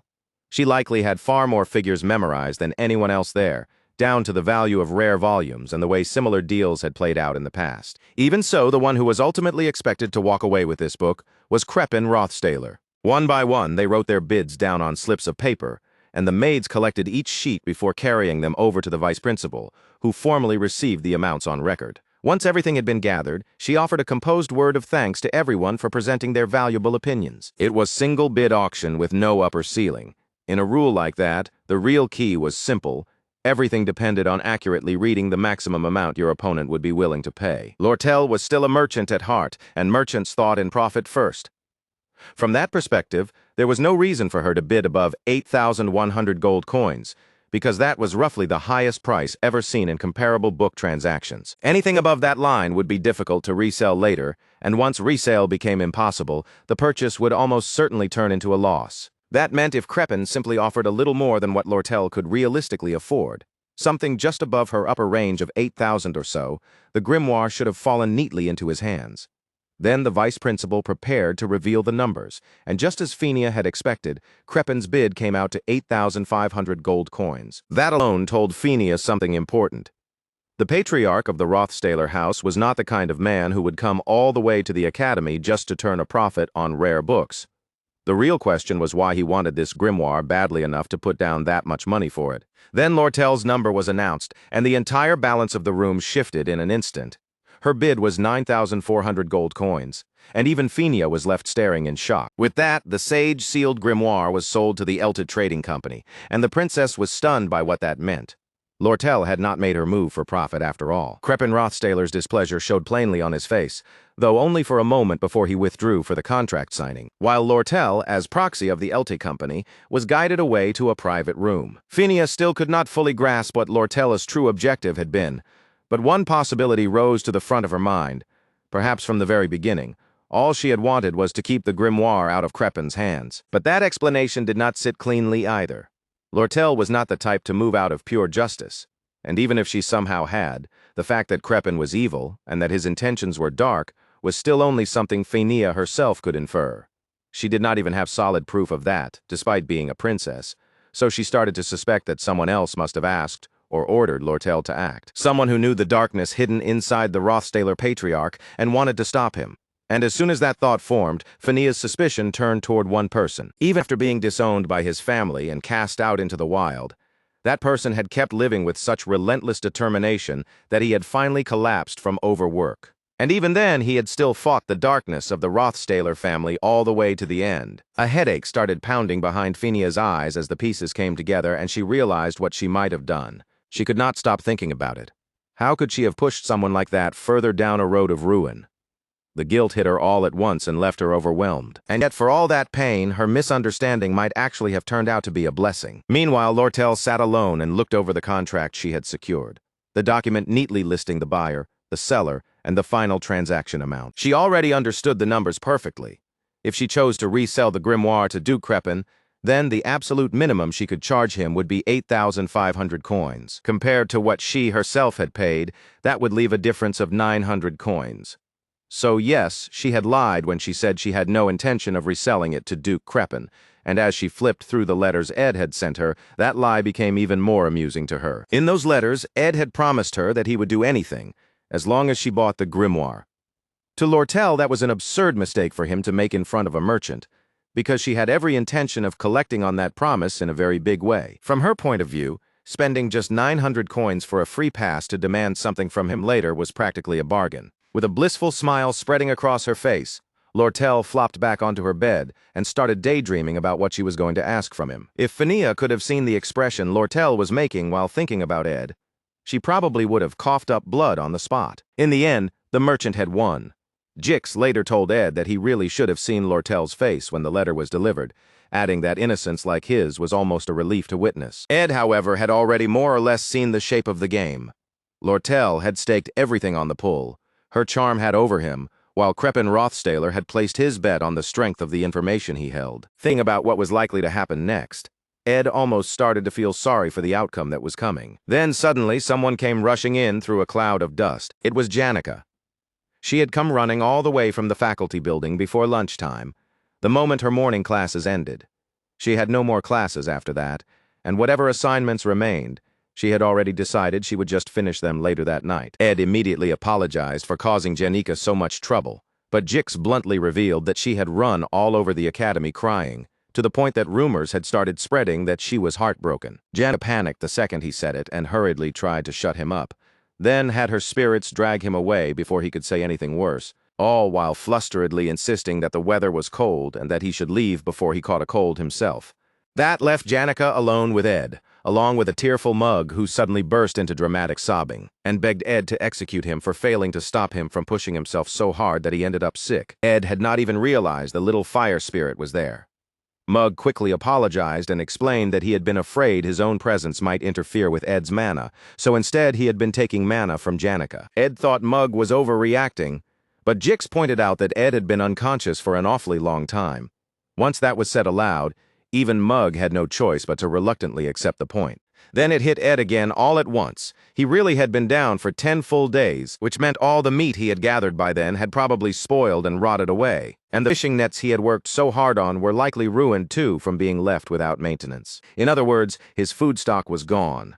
Everything he had built up was lost, and he was going to have to start over from the beginning. But the people around him were not about to let him drive himself that far again. They immediately offered to help.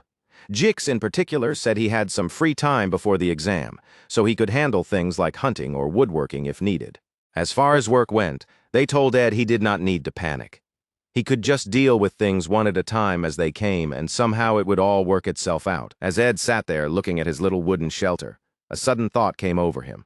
It had not actually been that long ago that he had been sleeping under nothing more than a hastily built wooden cover, with not a single penny to his name. Back then, he had slept alone in the dark, with insects biting at him, and no one at all he could rely on. A lot of it had been exhausting and tedious, sure, but even so he had solved far more problems than he ever expected, and somehow, step by step, he had survived all the way to this point. Jix had been right after all. Somehow, one way or another, things really would work out, and that thought finally brought a small smile to Ed's face.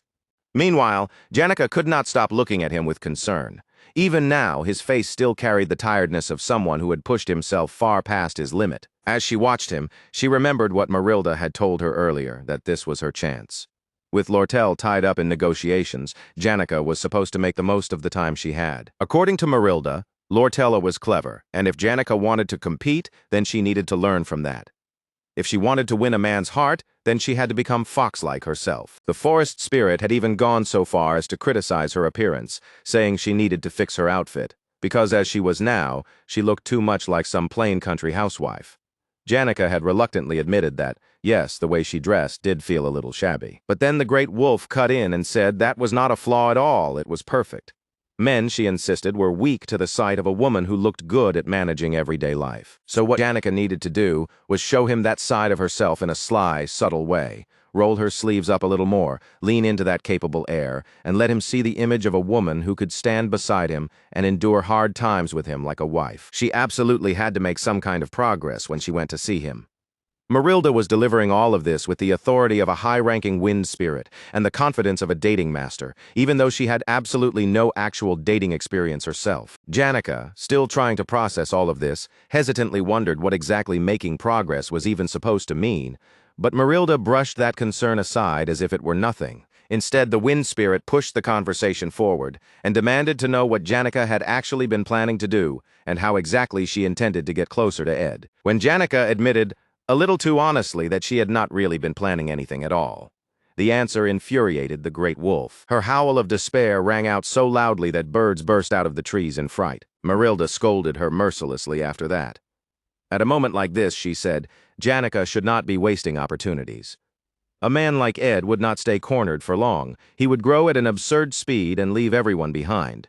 There was no better strategy, she said, than staying beside him while he was still going through hardship. In other words, Janica needed to make use of her position as the one who stood by him during his toughest moments, even if that meant being a little calculated and a little cunning about it. At that, Janica hurriedly declared that she did, in fact, have a plan after all, then leaned in and whispered her idea into the great wolf's ear. Marilda listened with obvious reluctance.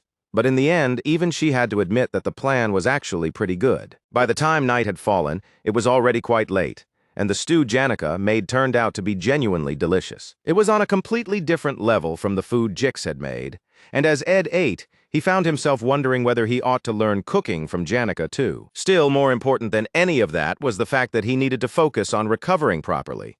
After all the help everyone had given him, he could not keep dragging himself around, looking half dead forever. He was not completely back to normal yet, and with headache returning along with a slight fever, he ended up lying down on the bed again to rest for a bit. A little while later, Janica quietly popped into the room and pointed out that he still looked tired. Ed was surprised to see that she was still there at all, and Janica answered that surprise with a small, cheerful giggle. He really could not guess what she was planning. Even so, when he looked at her still lingering there and saw that cute smile on her face, his surprise only deepened. Janica sat down beside his bed and gently told him that she was not trying to do anything strange. She said he did not have to keep pretending he was fine. Everyone got exhausted sooner or later, and when that happened, the weight hit both the body and the mind. She knew better than most that Ed had been working harder and enduring a harsher schedule than anyone else around him. Then she spoke more softly and admitted that, back when she had been struggling, a lot of people had helped her and comforted her. But more than anything else, what had truly saved her was the fact that Ed had simply stayed by her side in silence. So now that he was the one having a hard time, Janica wanted to tell him something plainly. He was doing a really good job. Ed tried to brush it off and told her she did not need to go that far, but Janica insisted. She wanted him to admit that he had been struggling, because only then would he finally allow himself to rest. At last Ed gave in. He dropped back onto the bed with a long sigh and finally admitted that yes, things really had been hard on him. He took a few quiet breaths after that, and as the exhaustion fully caught up with him, he confessed in a tired voice that it had been an incredibly difficult stretch. Hearing that, Janica lowered herself and rested her head against the side of the bed near him. The next morning, sunlight streamed in through the window, spilling across the room as Ed slowly sat up with a long exhale. When he looked to the side, he found Janica still there, asleep with her head resting on the edge of the bed, a little bit of drool slipping out as she slept. Ed tried to hold back his laughter at first, but it did not last. Before long, he was quietly chuckling, both at how ridiculous she looked and at how adorable she still managed to be. By that point, he had finally recovered completely. His life skills had improved by a noticeable amount as well, to the point that he had now reached the level of an intermediate craftsman. His magic engineering had also advanced, and he had managed to gather more crafting formulas along the way. Even so, 10 days had not been enough for him to make as much progress as he originally wanted, especially when it came to researching magic engineering products. Advanced crafting skills mattered a great deal because they influenced core stats and had far more flexibility than ordinary general skills. The problem was that growth had a very obvious limit.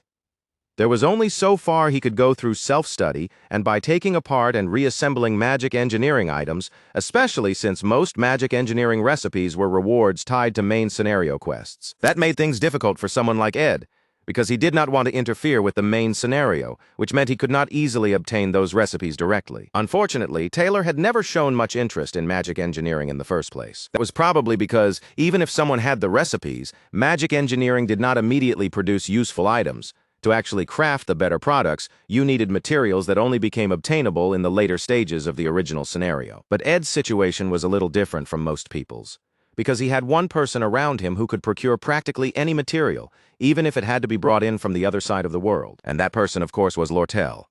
When she arrived, the first thing she showed was obvious relief that Ed had gotten better. Ed told her he was glad to see that she looked healthy too, but Lortel immediately denied it and said that was only how she appeared on the outside. In truth, she was suffering from chronic fatigue. She complained that her hair had gone dry, her skin had turned rough, and getting herself back to a presentable condition had been a struggle. Lortel took a seat beside him, and Ed asked why she had come all the way out here when she was supposed to be so busy.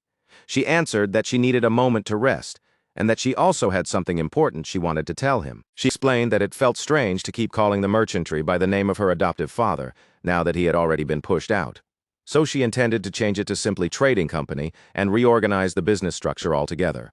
On top of that, she needed someone who could help manage employees, oversee assets, control product flow, and handle outside affairs. In short, she was looking for someone who could stand beside her as a co-executive. Ed could already see exactly where Lortel was trying to take the conversation, and with a faint smile, she told him to just picture it for a moment. He could wake up in the morning, head straight to work at the Trading Company, and the two of them would practically be separated by nothing more than a wall. As co-executive of the Elta Trading Company, he would receive excellent benefits, and she even said she could hand over shares from her personal assets as well. The way she described it, it almost sounded like a marriage. Then she let out a little giggle and said maybe she was rambling too much, only for Ed to pull her right back down to reality. He told her it was strange for her to go that far for his sake, and under her breath, Lortel muttered that he really did not understand anything. She pulled her hood down over her head, and in a quieter voice said she understood exactly how he must feel. From his point of view, he probably thought there was something wrong with her. He probably did not want her making a decision that big, based on the fleeting feelings of a young girl, and he likely wanted to keep things professional all the way to the end. That was, in fact, exactly what Ed wanted, but he could not bring himself to say it out loud. The problem was that all of this only proved how little he understood about the life Lortel had lived. She had grown up in a world where hundreds of gold coins changed hands without pause, and where anyone who failed to betray first was the one who got betrayed. In that kind of world, the most precious thing of all became someone who would never turn on you. Someone who would remain at your side even after all your money disappeared. Someone who would still stay when the rest of the world turned its back on you. Some people had family to rely on. Some had lovers, others had friends. But Lortel, after watching countless rich and powerful merchants rise and then collapse, had come to fear one thing more than anything else: falling because of betrayal. So in the end, stripping everything else away, she asked him one simple thing. Could he stay by her side? Ed stared at her for a moment, almost impressed, and then told her that if she was going to say something like that, she should at least try not to look like she was struggling to hold back laughter. That broke her composure immediately. Lortel burst out laughing and admitted the line had not worked after all. She said it was a shame because she had almost had him, and Ed pointed out that the change in her tone had completely given her away. She really was human in the end, so mistakes were inevitable. But then she shamelessly asked him to rate her performance and whether it had at least stirred a little protective instinct in him. Normally, she said, when she leaned into that timid, adorable side of herself, it tugged at people's hearts and made them hesitate. With a small sigh, she added that it was honestly a pity it had not worked this time. Still, even if she had played it up, what she said had not been a complete lie. After that, the two of them fell into a brief, awkward silence and simply sat there. Eventually, Ed told her that he still intended to graduate from Sylvania, which meant he was not going anywhere until he finished school. At first, Lortel's face darkened and she said nothing. Then Ed added that if, after graduation, he had no better option for work, he would consider her offer. That was all it took for a wicked grin to spread across her face. She told him sweetly that she could wait until he graduated, but made it equally clear that she was not truly offering him a choice in the first place. She even reminded him that she might decide to use the free pass he had given her very soon. Then, with that hanging in the air, she said it had been wonderful seeing him again after so long. Left behind with those words, Ed could only worry that he had somehow done something terrible. Just thinking about the future was enough to make his head hurt. At the same time, Lortella herself was hardly calm. She had originally planned to say something much more direct. Something along the lines of telling him that he belonged to her, but seeing how exhausted and stressed he already was had thrown her entire plan off. If she had stayed there any longer, she felt like her real face would have slipped out for sure. She had even brought the change from the payment for the magic engineering products, and now it felt far too awkward to turn around and go back just to hand him the money. So she decided she would just leave it inside the wooden house and started walking over there. But before she could do that, the door suddenly flew open and Janica came running out of the house, saying she needed to hurry and prepare a snack before Ed came back. The moment Lortella saw that, she was horrified. Janica looked far too much like Ed's housewife for her liking. Lortel immediately demanded to know why the spirit sorcerer was coming out of Ed's house, while Janica shot back by demanding to know why Lortel was coming from the riverside, where Ed had been resting. And just like that, a brand new disaster began as their rivalry finally became official. Later, while Ed was working, Mug kept nagging at him non-stop about not eating enough meat or vegetables. The little fire spirit went on, insisting that Ed had to make up for it properly at dinner, and make sure to drink enough water, too. Even when Ed tried to reassure him, Mug still panicked and said that if Ed collapsed again, he really might die this time. Practically begging now, Mug pleaded with him to live more healthily, because he wanted their contract relationship to last a very long time. Ed figured Mug must have been scolded by someone, which was why he was making such a huge fuss, so he simply apologized to the little fire spirit. Thanks to Jix and Janica, he now had more than enough firewood, and thanks to Lortel, he finally had the means to properly furnish the place. But what weighed on his mind most were the 3 letters he had received before collapsing from exhaustion. One had come from Lortel, warning him to be careful of Elte. Another had come from Finia, informing him about Crepin's movements. And the last one had come from the Academy itself. What shocked him most was the sender of all people. It was a letter from Professor Glast. In it, the professor had asked to speak with him privately after the conference, but because Ed had been unconscious, he had never been able to meet him. Ed had no idea why he had been summoned, especially when Professor Glast was the final boss of Act 2, and the final scene of that act had already begun. He started going back over what he remembered from Act 2's final scene, including the core of Professor Glast's beliefs that the world would only ever be changed by a chosen few born with true talent. To restore Sylvania, the great sage, said to possess the greatest talent in history, had once researched a form of spectral magic capable of distorting the very laws of the world. And in order to complete that spectral magic, Professor Glast needed the sage's sealed grimoire. But because Sylvania Academy had been drawn into Lortel's scheme, the book had already been sold. Driven into desperation, he stole the sage's sealed grimoire and attempted to inject Sylvania's spirit into Ayla's body, using the girl who had been born with spectral magic as the vessel to force open another great age of progress. It was, in every sense of the word, the story of a madman. Fortunately, Taylor stepped in and saved Ayla, then pushed his way through the traps hidden inside the secret laboratory, the spirit library, and the underground waterway. With his entire plan shattered beyond repair, Professor Glast made one final abrupt declaration and then fell from the top of the magic tower. And despite spending his life dreaming only of academic progress and the discovery of true talent, his final words were, by now Ed Rothstaler could no longer even recall what his last words had been. They had already slipped so far out of reach that trying to grasp them felt pointless. Whatever the case, Act Two's final battle was now closing in fast. The beginning of the Glass Conquest War was the turning point where the sage's sealed grimoire, the connection formula, changed hands and gained a new owner. And the whole chain of events began with Professor Glast abducting Taylor's friend, Yahello. She trembled in fear, and the figure standing in front of her calmly agreed that the demon lurking in the underground waterway really was terrifying. With tears welling up, she snapped back at him, saying this was all his fault and that she hated him for it. The figure answered in a flat, almost offended tone, saying that was honestly kind of mean. And then the identity of that figure became clear. It was Ed Rothstaler. Once again, despite all his efforts to stay out of the main plot, he had ended up dragged right into it. From the look of things, both of them had been kidnapped together, and Ed was absolutely not pleased about that.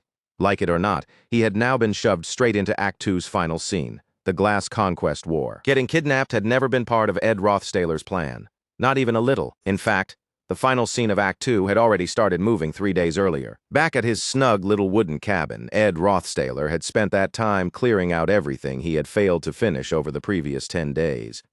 Being unable to train during that stretch had left him with the bitter feeling that he had wasted an enormous amount of time. With Glass Conquest War about to begin, it was honestly painful knowing his magic engineering stats still had not improved. And for that kind of training, effort alone was not enough. He also needed proper blueprints and the right materials to work with. Then, all at once, a thought flashed through his head.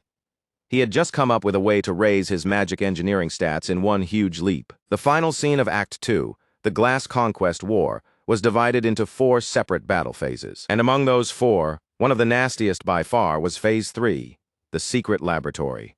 The boss waiting there was Riene, the librarian of the Spirit Library, and she was so absurdly powerful that clearing that phase without access to the Sword Saint form was notoriously difficult. That particular fight was not Ed Rothstaler's problem to solve anyway. What really had his attention was everything stored inside the Spirit Library itself. Just from what he could remember, the place was packed with valuable magic engineering blueprints. There had to be at least a dozen worth taking. On top of that, 2 of those designs were for legendary-grade magic engineering equipment.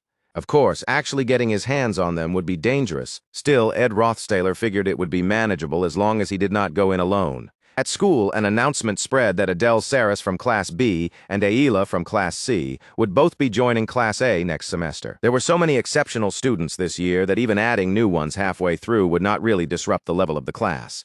At least on paper, there was no reason for anyone to panic over it. Even though the top class had only ever contained 3 students so far, Jix, Lortel, and Lucy. Because of that, the other students could not help being skeptical about this sudden flood of geniuses. There had even been years when that class was left completely empty, all because Professor Glast was notoriously severe when it came to choosing who deserved to be there. People said that while Yahello was not especially impressive in direct combat, she possessed an outstanding affinity for spirit magic. Then, all of a sudden, the Wolf Beastman student rose to his feet and asked whether entry into the top class really had to be judged so rigidly by talent alone. He argued that students who kept working hard could also bloom in ways no one expected. The professor fired back by asking whether he thought he was protecting those students, or whether he was actually insulting them by making light of their limits and carelessly glorifying effort. He did not agree with that hopeful way of thinking at all. In his eyes, the surest way to ruin someone's life was to fill them with premature confidence in some vague, unproven talent, and then support them only half-heartedly. Before she had ever enrolled at Sylvania, Lortel Kekeln had already investigated the academy faculty in detail. Because of that, she knew perfectly well about the professor's self-righteous, nearly stubborn obsession with talent. And the root of it all was his only daughter. She had been nothing more than an average mage, yet he had placed endless faith in her. For a parent, that kind of belief was only natural. But Muri, his daughter, had not received it as a father's loving trust. She had taken it as the judgment of a professor from the magic department, the kind of faith that sounded official and absolute. In the end, that misplaced faith pushed her to join a monster subjugation expedition while she was still far too young, and tragically, she never came back alive. After that expedition took her life, Professor Glast was completely shattered. From that day onward, he became fixated on one thing alone: talent that had already been proven beyond doubt. For most of his years at Sylvania Academy, he poured himself into researching the mysterious field known as aspect magic. And if you knew the story behind that obsession, it became obvious that what he was really chasing was not spirit magic itself, but the person who had created it. The greatest sage in history, Sylvania, a woman of overwhelming power, remembered with long silver hair flowing behind her. So he was most likely drawing Yahello into the top class for the sake of his spirit magic research. Then the professor suddenly called her name, only to stop himself midway and tell her never mind. His face looked noticeably more gaunt than before. In a low voice, he told her he would speak with her separately later, since it was unrelated to the lesson itself. She immediately wondered whether this was about the sage's sealed grimoire. To him, it must have seemed like a cruel waste that such a crucial key to spirit magic research had ended up in her hands. But no matter what he intended to say, none of it would change anything.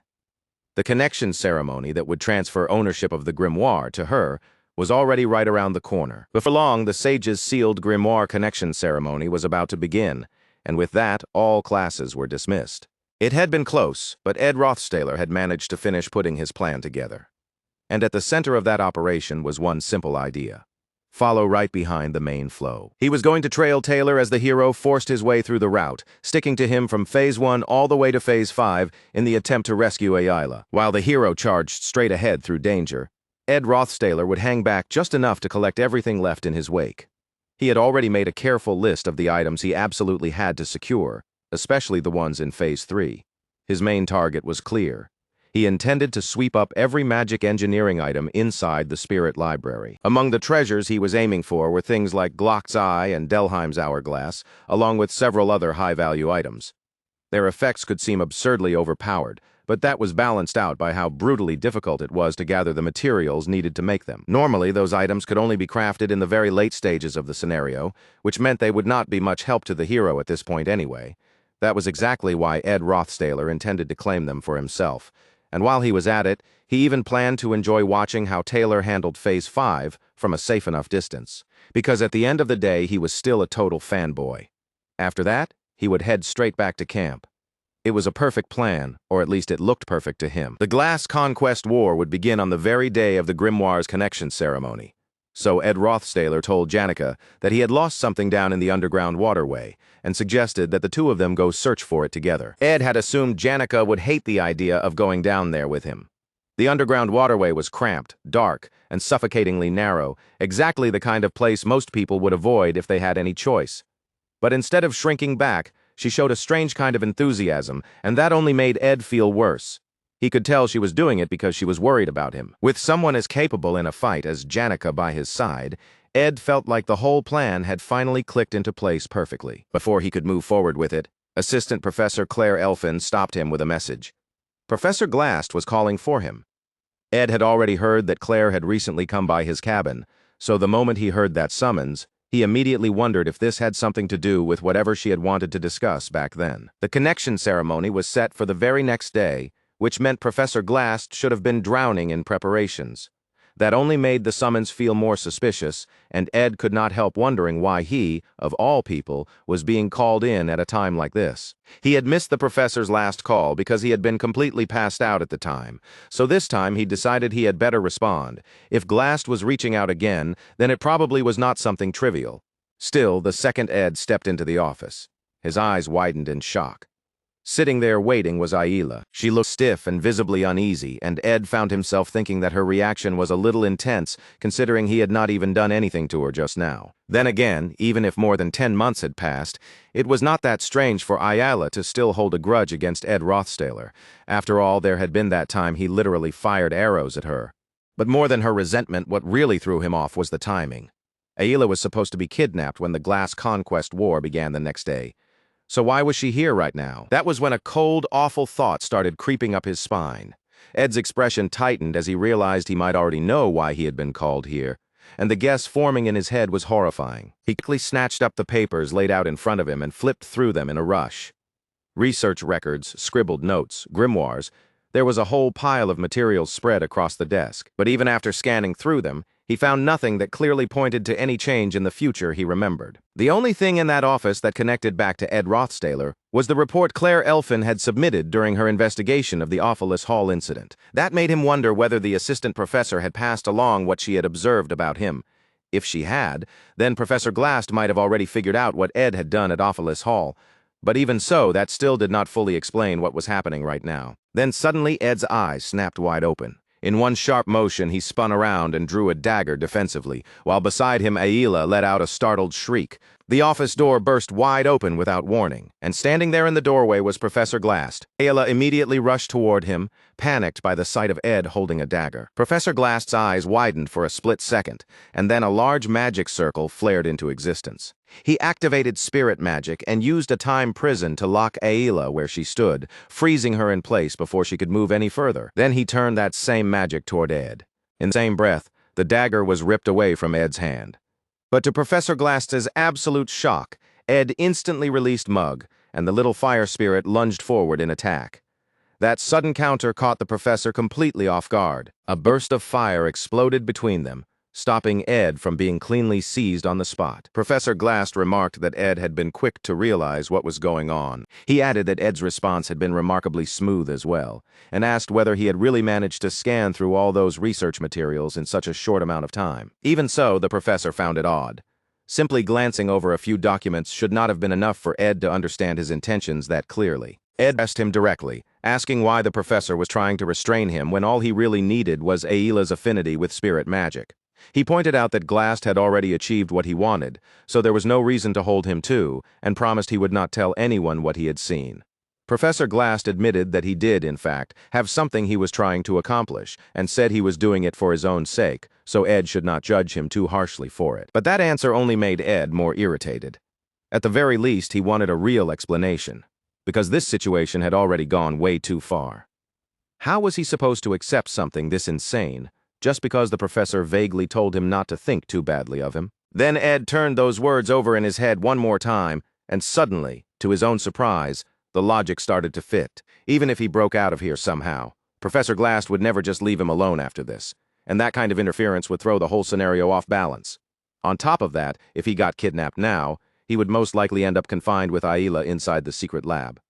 In other words, it was practically a direct ride straight into Phase 3. At the point, Ed seriously wondered whether he should just let Professor Glast abduct him. So when Ed calmly stepped forward instead of resisting, even the professor looked curious. Professor Glast asked whether Ed had chosen to back down, or whether he had quietly come up with some other plan. But seeing that Ed was no longer putting up a fight, the professor remarked that this arrangement was not necessarily a bad deal for him either. And then without hesitation, he kidnapped him on the spot. Loose papers scattered and fluttered through the air as Professor Glast moved toward him. Claire Elfin had already been suspicious of Ed for a while. He was maintaining excellent academic performance while somehow surviving out in the wild on his own, and to her it almost looked as if he were living 48 hours in a single day. The kind of effort he must have been putting in was hard for anyone to even imagine. The professor pointed out that Claire had once suspected Ed of being some kind of hidden mastermind, though even she had not expected his academic record to be that impressive. Professor Glast had also seen Ed fight through a crystal ball before, and what he noticed then was that Ed's instinct for combat was far beyond ordinary. Still, that fighting style was not the style of someone blessed with overwhelming natural talent. It was the method of a weak person who studied the opponent thoroughly and used every available tool to claw out a win. It was something forged through relentless effort, not effortless genius, and even while being kidnapped, Ed showed no sign of panic on his face. That composure stirred up a memory in the professor, something precious he had once lost. It reminded him of his daughter, the girl who had once declared that she would bring honor to his name through her own achievements. The image of Ed pulled that memory of her back to the surface. Professor Glast was so lost in those thoughts that he failed to notice Mug slipping quietly out from inside Ed's clothes and darting away through the open window. The tiny fire spirit shot off at incredible speed, flying hard and far without slowing down. Its destination was Ed's small wooden cabin. And back there, Janica was still waiting for him, busy cooking while thinking Ed was taking unusually long to return. From here, the story shifts into a new chapter, and before moving further ahead, it pauses to catch us up. We watch a writer bring his magical travelogue of the southern continent to its end. As he journeyed across the world, he came to understand just how many truths about magic still lay beyond his grasp. And because of that, even the title of Archmage began to feel too grand for him. In his memories, his late master Sylvania, gone from the world far too young, still remained as a beautiful woman he could never fully forget. Now, looking back across the years, he could admit that the period when he felt so painfully inadequate had also been full of turbulence and hardship. The grief that tightened around his heart on the day he lost his master had piled up little by little over time until it settled inside him as an old, lingering reflection. Across that long life, longing kept pushing back to the surface. The writer was revealed to be Lucy's grandfather, and as he reflected on the past, he thought about how regret over what had been lost could sometimes paralyze reason itself. There were moments when he felt the urge to smash apart the natural order of the world and twist truth with his own hands, all for the sake of seeing her face just one more time. But in the end, what was lost was already gone for good, and those left behind had no choice except to become stronger and keep living with it. That was why he told Lucy in a quiet and steady voice to be strong. Because by then, Lucy had become the final period at the end of his life sentence, the last person beside him. She sat next to his deathbed with a book resting in her hands, and it was to her that he dedicated the final line of that book. As Lucy clutched the magic travelogue of the southern continent, tears spilled down her face. That memory fades, and in the present day, Lucy is stretched out on top of Ed Rothstailer's roof, lazily sunbathing while thinking about how she misses her grandfather more than anyone else in the world. Glock had acknowledged death, accepted it, and waited for it with a calm, almost peaceful serenity. So in the end, the girl had no choice but to let him go, and as she lay there with those thoughts drifting through her mind, she quietly wondered whether a day would ever come when the pain of losing someone could heal completely, without leaving even a scar behind. For Lucy, the only thing that could temporarily dull that aching sense of longing was the simple satisfaction of chewing through a pouch of jerky. Unfortunately, that small comfort had just run out.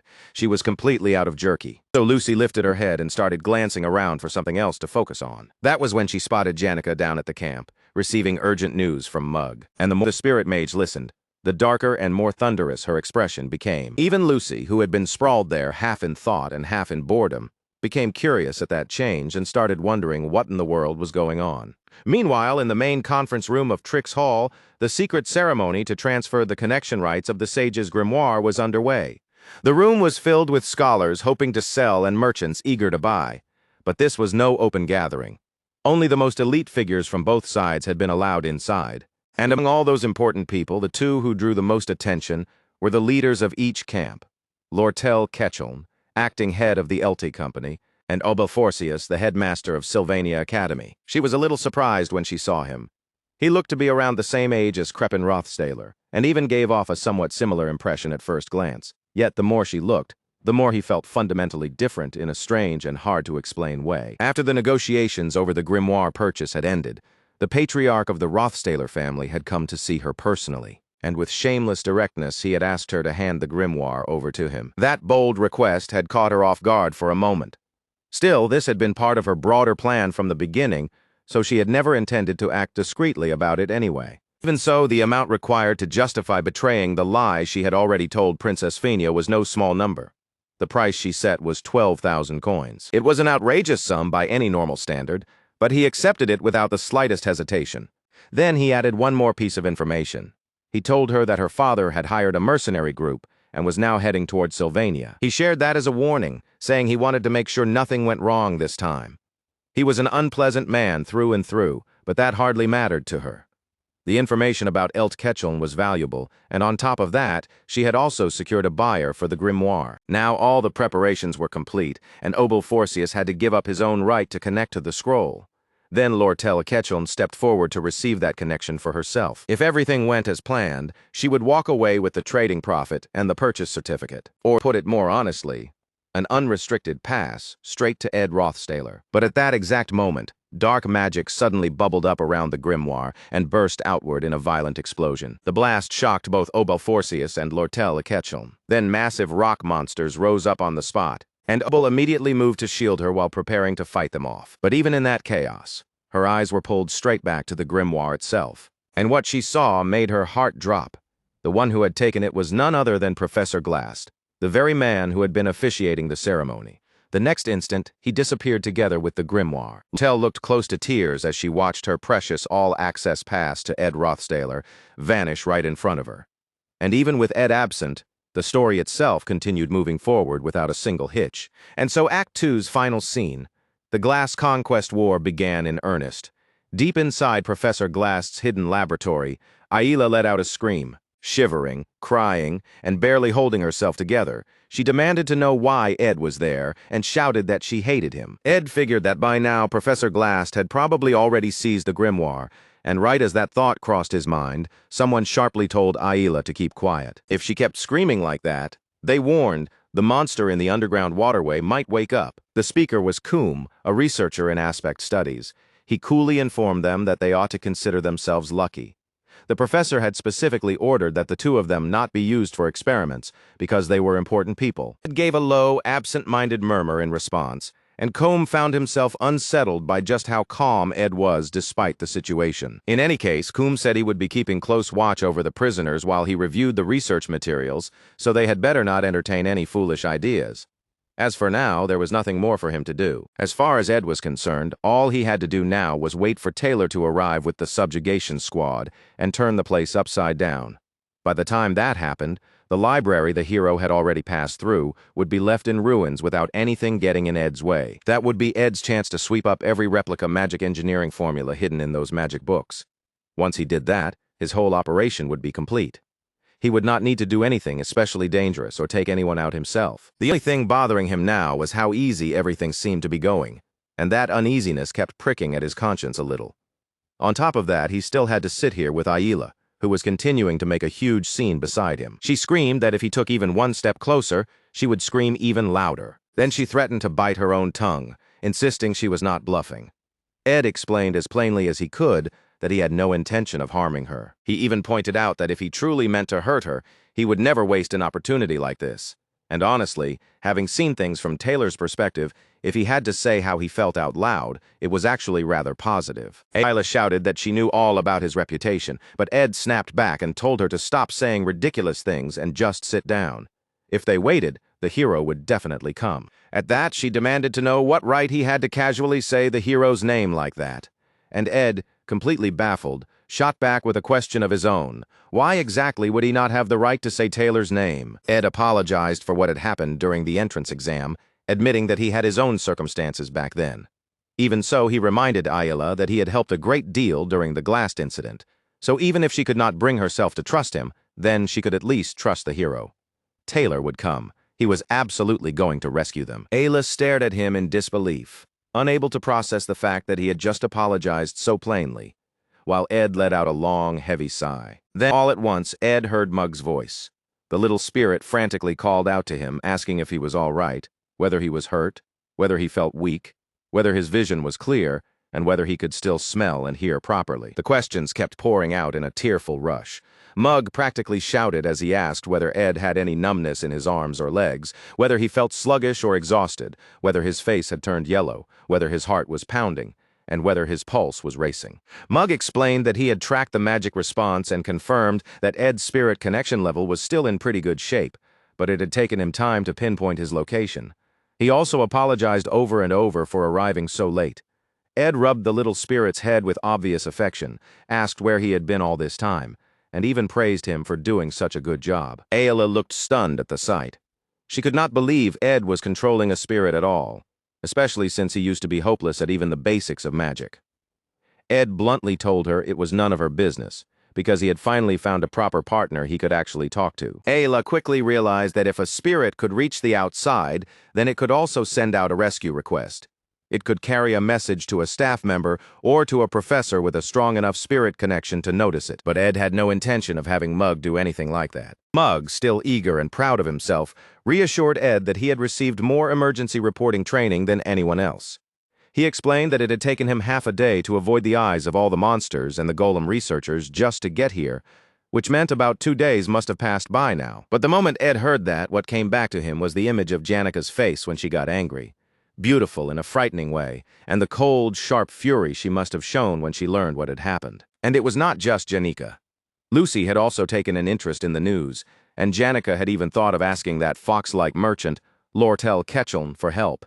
At that point, it would be no different from gaining an army 1,000,000 strong. Mug tried to reassure him anyway, saying that one way or another, rescue was definitely coming, so all they had to do now was stay calm and wait. But Ed was furious. Too many people now knew that he had been captured, which meant the story had already drifted way too far from the original flow. Mug, poor thing, could not understand at all why Ed was suddenly making such a furious face. In a burst of anger, Ed grabbed Mug by the head and hurled him right out of the cell. Then he turned and loudly announced to researcher Coom that he had changed his mind. He was not going to stay trapped in here any longer. He needed to get out. He insisted that he had to leave the dungeon immediately, and that he was not joking in the slightest. Coom warned him to stop making so much noise, because if he kept it up, the demon across from them might wake up. But Ed stayed deadly serious. He said that if he did not get out of here right now, then they were the ones who would end up in real trouble. Coom only laughed and dismissed him, saying that he really was just a student after all. Then, with clear contempt, the researcher told him not to ramble on too much. Yahello, completely confused by the sudden shift, asked what had gotten into him. Just a moment ago, he had been telling them to stay quiet and wait for Taylor to come rescue them. Ed immediately cut her off and told her to be quiet. Then Mug came zipping back with the keys in tow, proudly praising Ed for how quickly he had read the situation. He even asked how Ed had known where the keys were in the first place. Ed brushed him off with obvious irritation, annoyed that Mug had gone and done way more than he was supposed to. Without wasting another second, Ed unlocked the door and slipped out of the cell. But before leaving, he shut Yahello back inside and kept her there. She froze in shock at what he had just done. Ed then told her firmly that from this point on, she was only to answer his questions with either yes or no. He explained that all kinds of monster experiments and cursed magic tools were scattered outside, and it was simply too dangerous for her to come out with him. He told her to cooperate. If the researchers noticed that he was gone, then she had to tell them he escaped. She needed to betray him immediately and make it convincing. That way, they would have no reason to hurt her. He added that, with her legs giving out like that, she would not even be able to run properly.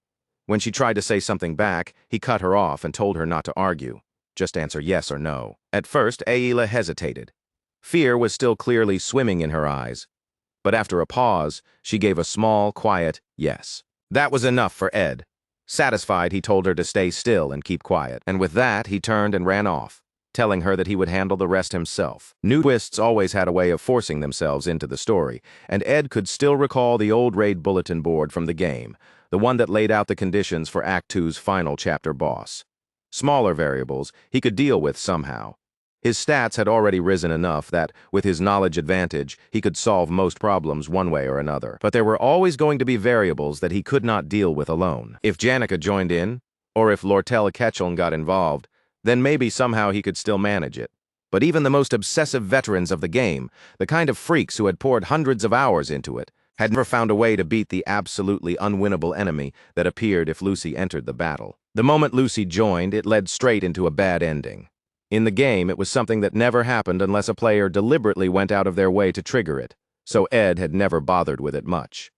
But the bad ending was real, and it was tied to specific conditions involving Professor Glass meeting Lucy.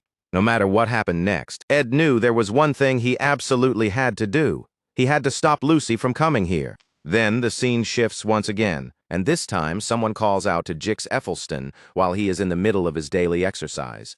The one who came running to him was none other than Taylor. It was obvious at a glance that the hero had rushed over to ask for help. He needed to save Yahello. Phase 1, the Glass Chase, had now begun.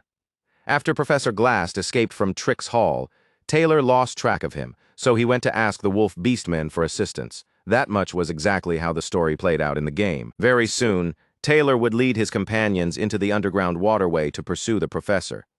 Ed knew that entire route by heart, because he was deeply familiar with the scenario path for Episode 2's final chapter. Yahello was still at Trix Hall. Janica would be coming in through the underground waterway, and beyond that lay the Spirit Library. Then there was the Monster Research Center, the very place where Ed was standing right now, and deeper still was the innermost part of the laboratory. He knew the entire route already, but retracing it in reverse like this would be a completely different experience. The Monster Research Center was normally one of the biggest headaches in the whole sequence, because Coom would release all the monsters and turn it into chaos, but coming through it backward actually made things easier, since at this moment all the monsters were still confined. At least that much was a relief, because if Lucy and Professor Glass crossed paths, it was almost guaranteed to drag everything straight into a bad ending. He had to move fast. If he wanted to stop that disaster from happening, then he could not afford to waste even a second. The real problem was the spirit library.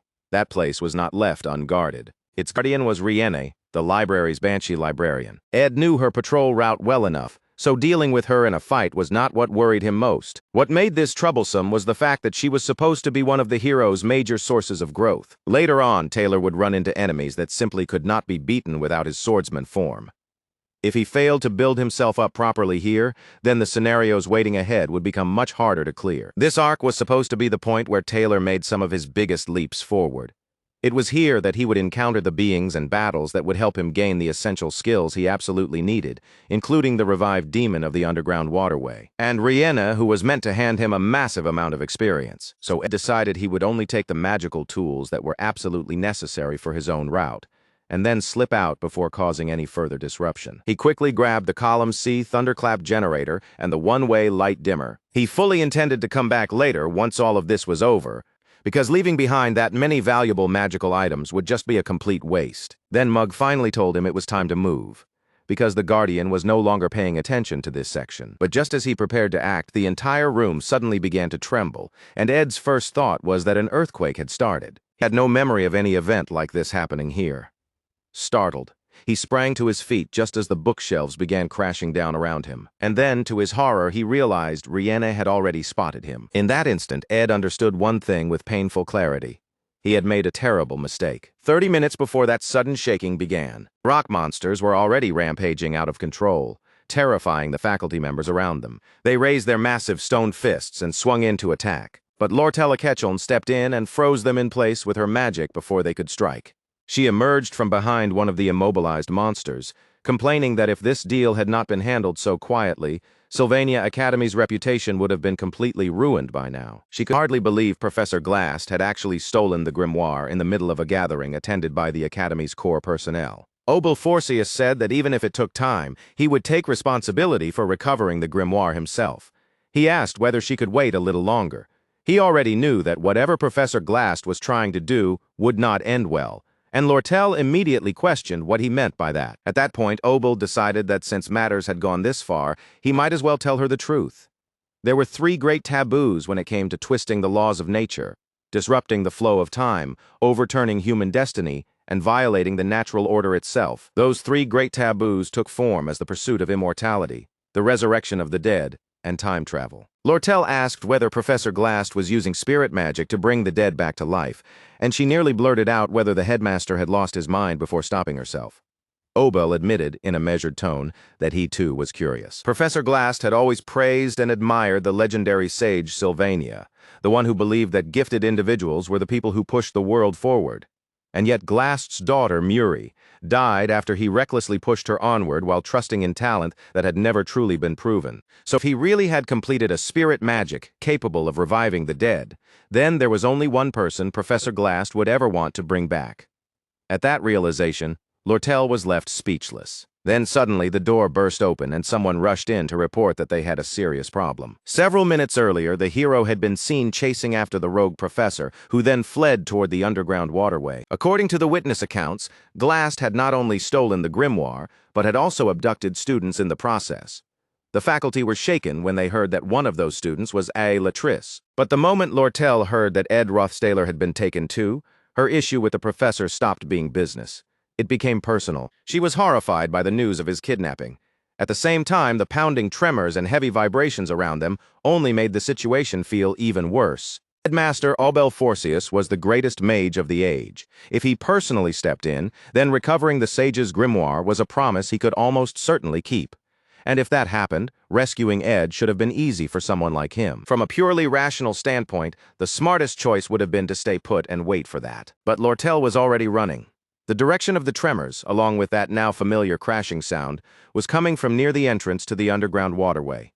When she raised her binoculars and looked ahead, she spotted Janica and Tarkin tearing through everything in their path. Janica was crying in sheer anguish even as she rampaged forward, and once again Lortel found herself at a loss for words. And if Lortel was going, then the fox-like merchant decided she would go too. She complained that this was seriously becoming a pain to deal with, but with the headmaster acting so calm about the stolen grimoire, she would simply retrieve it herself. That was what she said as she ordered the others to reduce the number of negotiation personnel and follow after her. Officially, she still had not entered the battle. Dorothy was a combat alchemist whose skill was widely recognized even within the alchemy faculty. As a top third-year student in the alchemy department, she was strong enough to challenge students from the combat faculty themselves. Even Elvira and Clabius Nortondale, the top first and second-year students of the alchemy faculty, regularly sought her guidance. Dorothy had not stood out at all during her first year, so the one who first recognized her talent and pulled her up was Professor Glast. To her, he had been a savior. Because of that, she believed there had to be some purpose behind his seemingly extreme actions, even if she did not know exactly what that purpose was. So she was fully determined to carry out his order and guard the entrance to the underground waterway no matter what. And yet even she dropped to her knees and muttered that this had gone way too far. Because standing before her, roaring in unrestrained fury, was Tarkin, with Janica mounted on his back. With anger blazing in her eyes, she corners Dorothy and demands an answer, her voice sharp enough to make the poor girl shake on the spot as she asks where Ed is. Dorothy is so overwhelmed by the pressure and fear that she practically foams at the mouth right there in front of her, at the same time completely ignoring Dorothy's condition. The spirit sorcerer moves on with her other spirits trailing behind her, focusing all her attention on figuring out where he could have gone. She pauses and tries to recall the route, muttering to herself under her breath while confusion flickers plainly across her face as she struggles to decide which way she should head. Only much later does she finally realize that the person still foaming at the mouth in front of her is Dorothy, the top third-year student from the alchemy faculty. Feeling a little guilty that she may have frightened Dorothy that badly, she hurriedly tries to cover her up and take care of her. Then, out of nowhere, Lortel Ketcheln shows up, with several people following behind her. Lortel knows very well that, setting Lucy aside, Janica is one of the very best students in the entire academy regardless of year, one of Sylvania's true aces, and someone with enough talent and power to do absolutely anything if it means keeping Ed safe. But if Janica is the one who reaches him first, then the whole thing is obvious from there, because she would scoop him up in the most openly affectionate way imaginable, and the two of them would head straight back to the camp together like that. After that, Ed would end up completely captivated by her, blushing helplessly and looking utterly love-struck, and before long, the two of them would probably be getting married and talking about having a whole bunch of children. Lortel is normally the kind of person who makes cold, rational decisions in every part of life. But the moment Ed Rothstaler is involved, that dependable judgment of hers starts to fall apart. So she lies straight to Janica's face, saying Ed has already been rescued, that he was hurt during the kidnapping, and that he is now resting in bed back at the camp, asking when Janica is going to come see him. Because Lortel wants to be the one who saves him herself, her first move is to get Janica out of the way. However, Janica immediately grows suspicious, because there is no way Lortel would casually hand over information that important without some reason behind it. She is nowhere near as gullible as Lortel expected.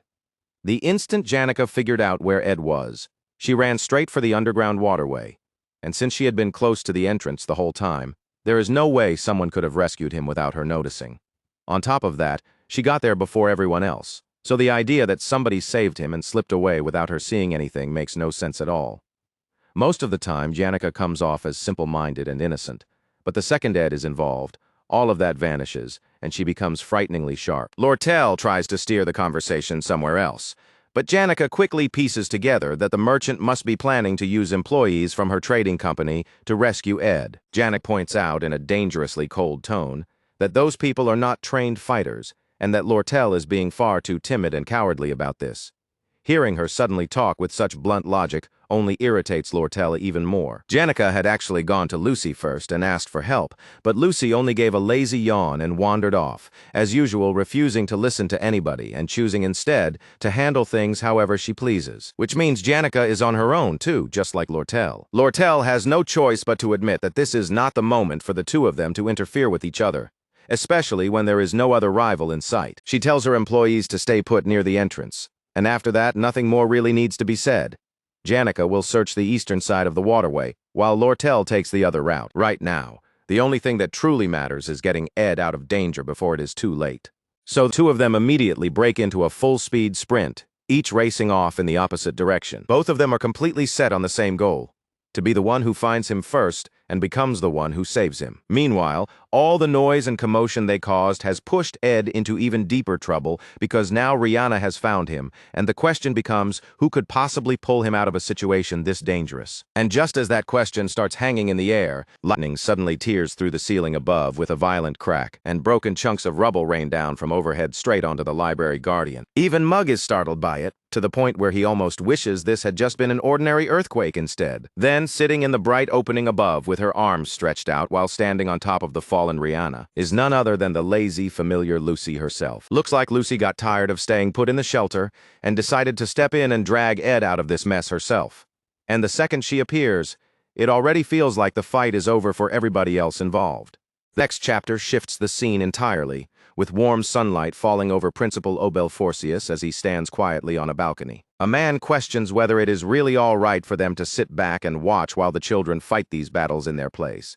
But the principal calmly replies that this kind of hardship gives them a chance to grow because flowers bloom where the leaves have fallen. The man presses further, asking whether they truly need to be driven this far, especially when this may be the greatest golden age Sylvania Academy has ever seen. In all of Sylvania's long history, this generation is exceptionally rare, and every year is filled with students so gifted and promising that the Academy cannot help placing enormous hopes on them. There are so many of them that they seem almost as countless as stars in the sky. And yet, to the principal, all of this feels less like a blessing and more like a warning that severe trials are coming, the kind that will make even the most talented people struggle just to endure them.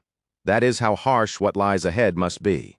Meanwhile, smoke still drifts out from Ed's hut, left that way after Lucy made her entrance, and that trail of smoke leads the eye all the way toward a hole torn open in the distant hillside. That black, smoking crater gapes wide, opening into a path that runs deep down into the underground waterway, cutting through one tunnel after another, until it finally bursts through the ceiling of the ancient library itself, where the Guardian now lies collapsed and defeated beneath the fallen debris. Ed lets out a groan, covering part of his face with one hand as he calls out Lucy's name. Lucy, completely oblivious and as unbothered as ever, simply asks him whether he still has any jerky left. Of course, Ed does not have any jerky on him, and the answer immediately makes Lucy pout in disappointment, before she casually says she is going to go find somewhere to take a nap. The whole situation has turned into a complete mess, and from the timing alone, Ed can already tell that Janica and Lortel Ketchel have probably made their way into the underground waterway by now. That means he has to get there before things spiral any further, and stop the two of them from pushing deeper inside. When he thinks about how much Taylor has already grown,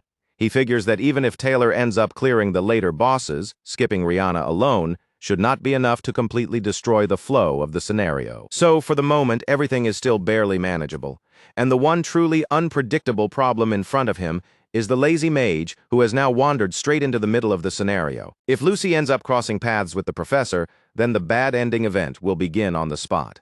He cannot allow that to happen, so he reaches out, grabs her by the shoulder, and firmly tells her to stay with him. Lucy tilts her head in confusion, while Ed breaks into a nervous sweat, but even then, he refuses to let this point go. In that moment, he remembers something Janica once told him, that sometimes the greatest help a person can receive is simply having someone remain quietly at his side. Lucy is so overwhelmingly strong that just having her near him makes him feel safer, and because of that, he wants her to stay even if she says nothing at all.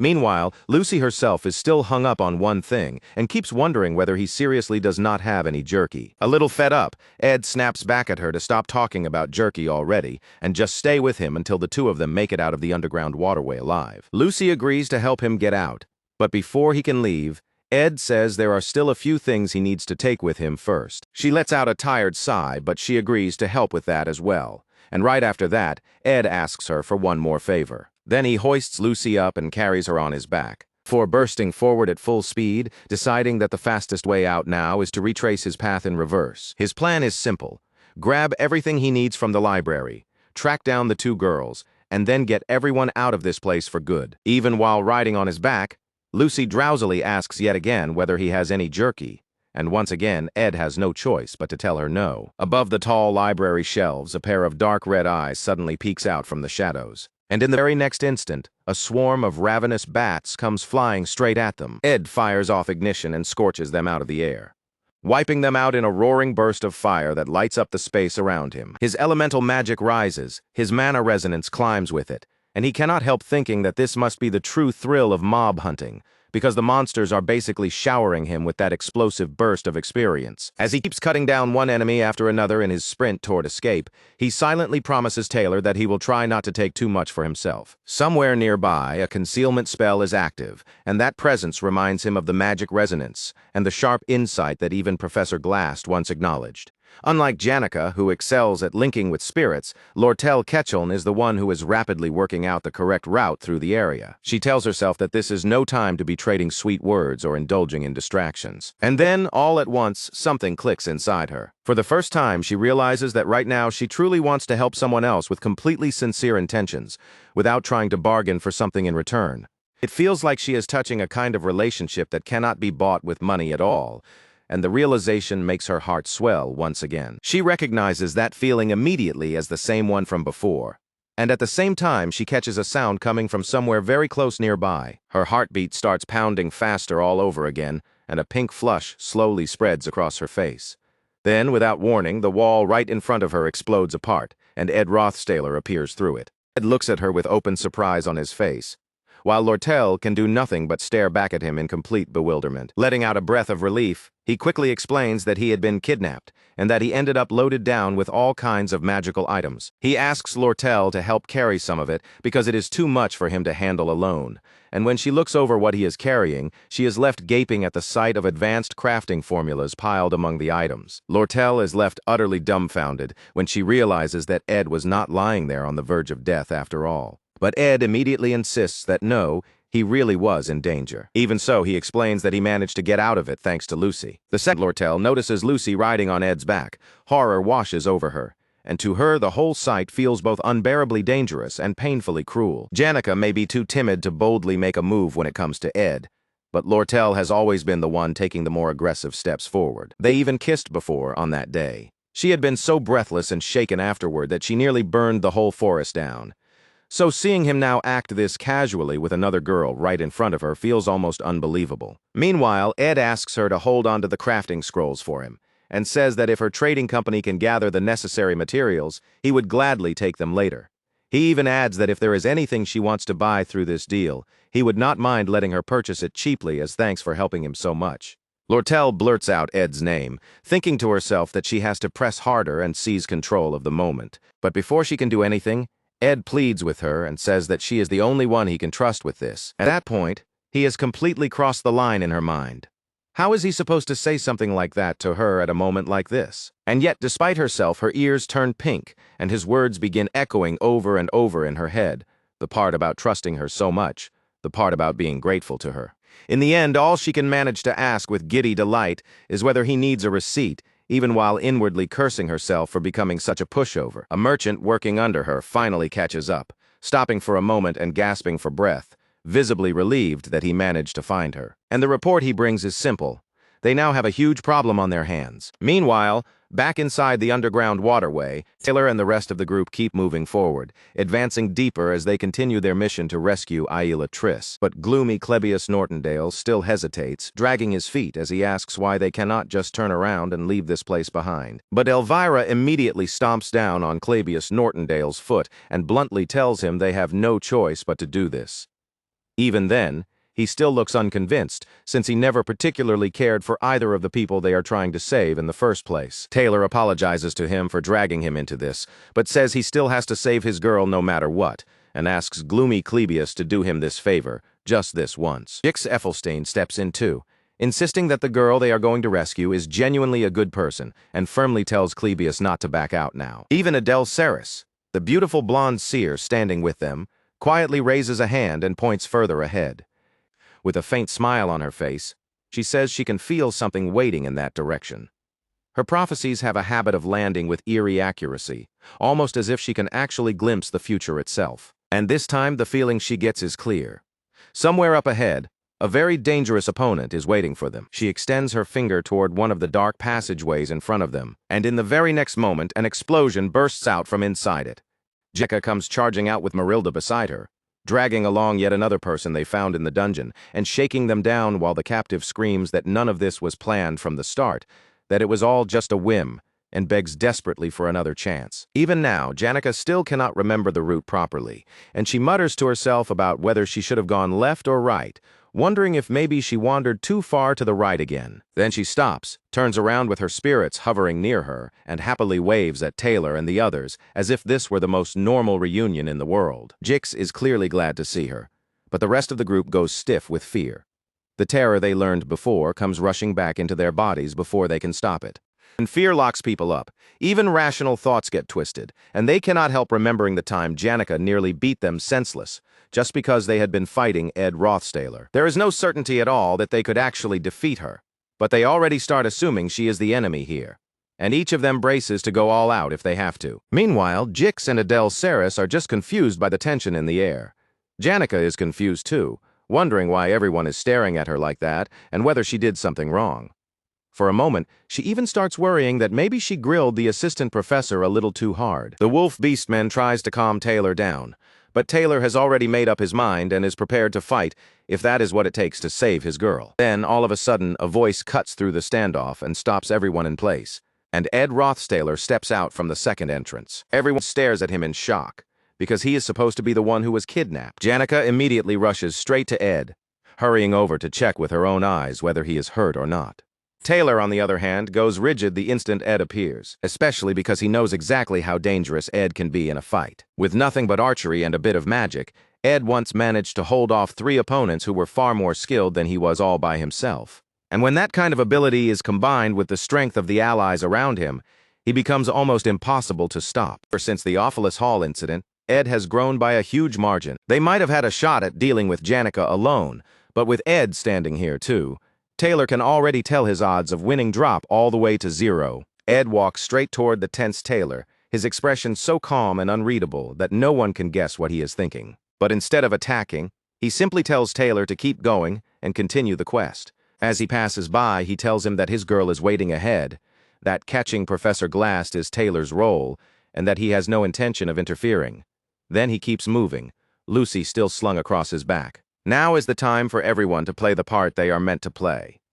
Taylor will deal with the scenario itself, while Ed handles the variables outside of it, including Elta Ketchuln's surprise attack. In other words, Ed is going after Lortel Ketchuln's father. The warning brought by the trading company's staff was something bound to explode sooner or later.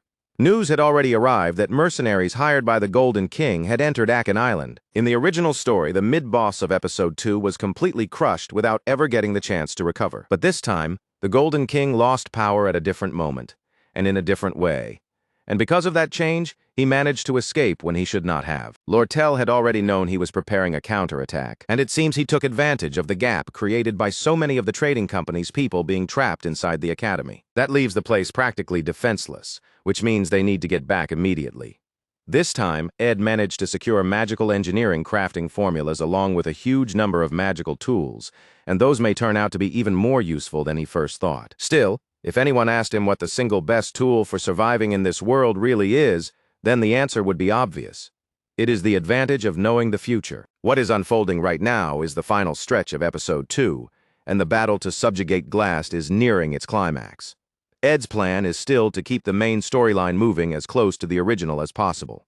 And if the Golden King was supposed to be the mid-boss of Episode 2, then of course he would make his move during Episode 2 here as well. Ed says he will deal with Elta Ketchuln, then tells Jix that the road ahead is almost open now, and that all they need to do is get the details from AI Latrice and rescue her. In the end, Taylor has to be the one who resolves the scenario itself, because only after completing his growth and mastering all of his unique skills can he stand against the true final boss waiting at the end. There's still a mountain of unfinished business inside the underground waterway, and after this, the magic tower summoned by Glast will rise up and cover the sky before unleashing terrifying spells. What comes after this is going to hurt.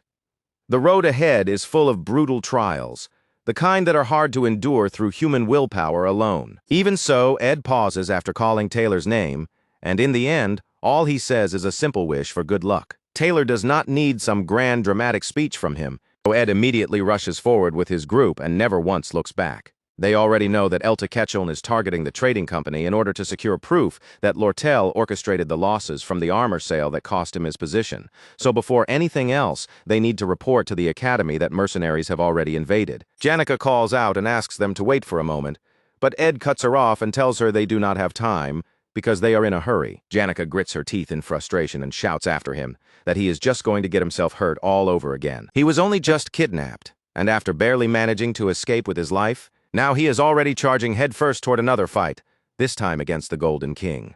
Just a few days ago, he collapsed from sheer overwork, and by any normal standard, this is a matter the Ketchum Trading Company should handle, not him, because it has nothing to do with Ed personally. Janica does not want to see him get hurt again, and deep down, Ed knows she is right. Strictly speaking, this really is not his problem. But if he wants any peace of mind about how the game's plot will unfold, then he cannot ignore a giant variable like Ketchum. Fortunately, if they want to corner the Golden King, then they will need Ketchum, Lortel Ketchum, and Janica all involved in the same situation, so Ed is certain Lortel will find some convincing excuse to drag everyone along. But in a rare twist that no one saw coming, the fox-like merchant actually sides with the spirit sorcerer for once. Lortel reaches over, takes Janica's hand, and openly admits that dragging Ed into this would be selfish, because what he should really be doing right now is resting somewhere safe. Watching the two of them suddenly agree so completely when the topic is Ed's safety is oddly heartwarming, but this is still not a moment when he can afford to step back and rest. So Ed tells them that Lortel's problem is not somebody else's business to him. That single line leaves Lortel shocked in one way, and Janica horrified in another. Janica immediately demands to know what exactly he means by that, while beside her, Lortel turns bright red with quiet, delighted joy. Ed cuts the moment short, tells them they need to hurry because there is no time to waste, and the group starts running again. As he moves, he desperately tries to think of some proper explanation for what he just said.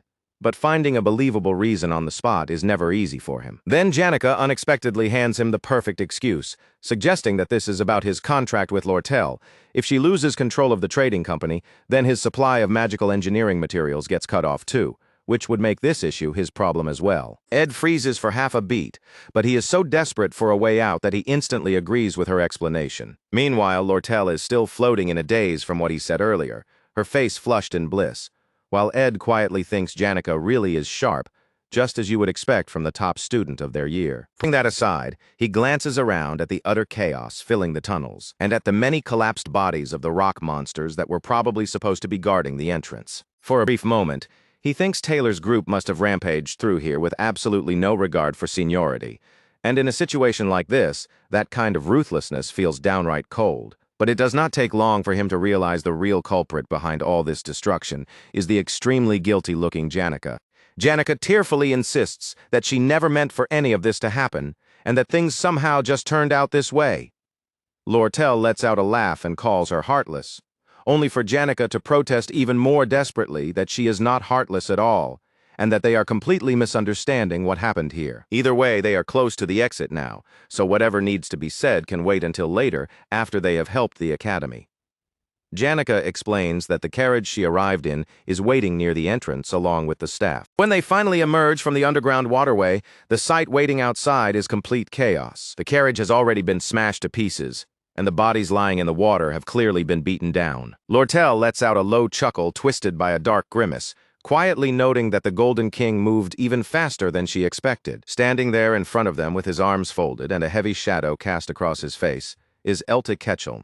Lortel greets him by calling him father, and Elta asks who taught her to handle documents so cleanly that even if he searched through the company's records from top to bottom, there would still be no evidence left behind. Still, there had been a hole in her personnel management.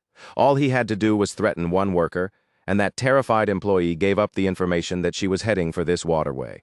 The man apologizes for betraying her, and Lortel only answers with a smile. Elta remarks that it took her a very long time to master that particular expression. Then he adds that it is a pity the only real evidence remaining now is her confession, because it would be such a waste to destroy her through torture. As he says it, he slowly flicks his fingers in the air, and a crimson gleam suddenly lights up in the eyes of the fallen bodies.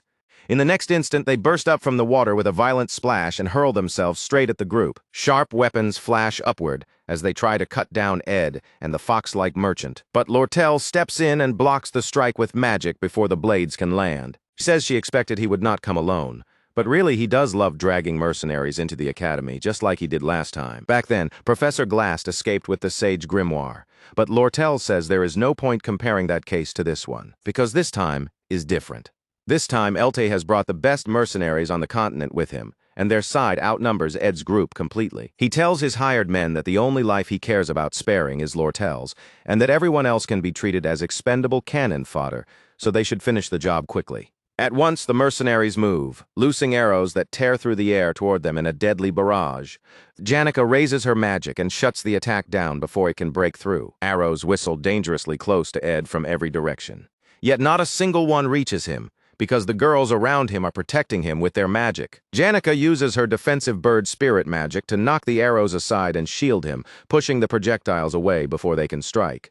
Without taking her eyes off the enemy, she warns Ed to stay careful because the mercenaries' movements are tightly coordinated. Ed thanks her, and in that same moment he catches the irritation rising on Elte's face. Elte clicks his tongue and says that spirit sorcerers are always a nuisance to deal with, but then adds that this time will be different, and he pulls out a sheet of paper that looks deeply suspicious. It is the legendary grade magical engineering item known as Valerius's Prejudice, a tool capable of suppressing all surrounding mana for 10 full minutes. Even though each sheet can only be used once, it still costs dozens of gold coins apiece, all because of the magic-restricting properties of the night butterfly flower reagent that Elvira once used. Valerius's Prejudice is the higher-grade version of that item.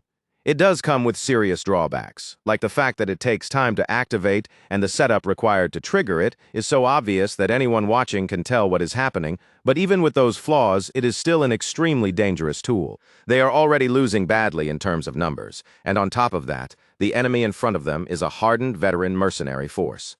There is no easy way for Ed's side to break through that wall of combat power before the activation time runs out. And worst of all, everyone on Ed's side is a mage.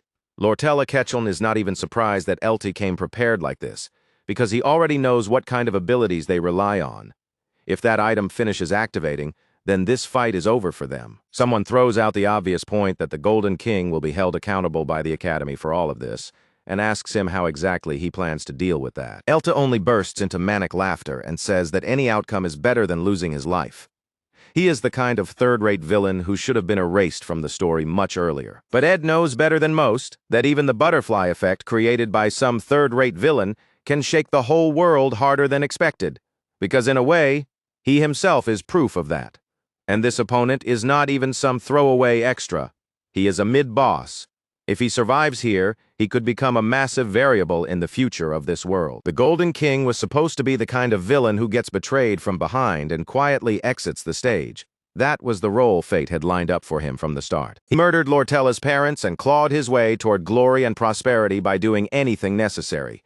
He is, without question, a true villain, and yet Ed does not feel even the slightest personal hatred toward him. That is because at the end of the day, Elte is desperately blocking the path in front of them for one simple reason. He wants to survive.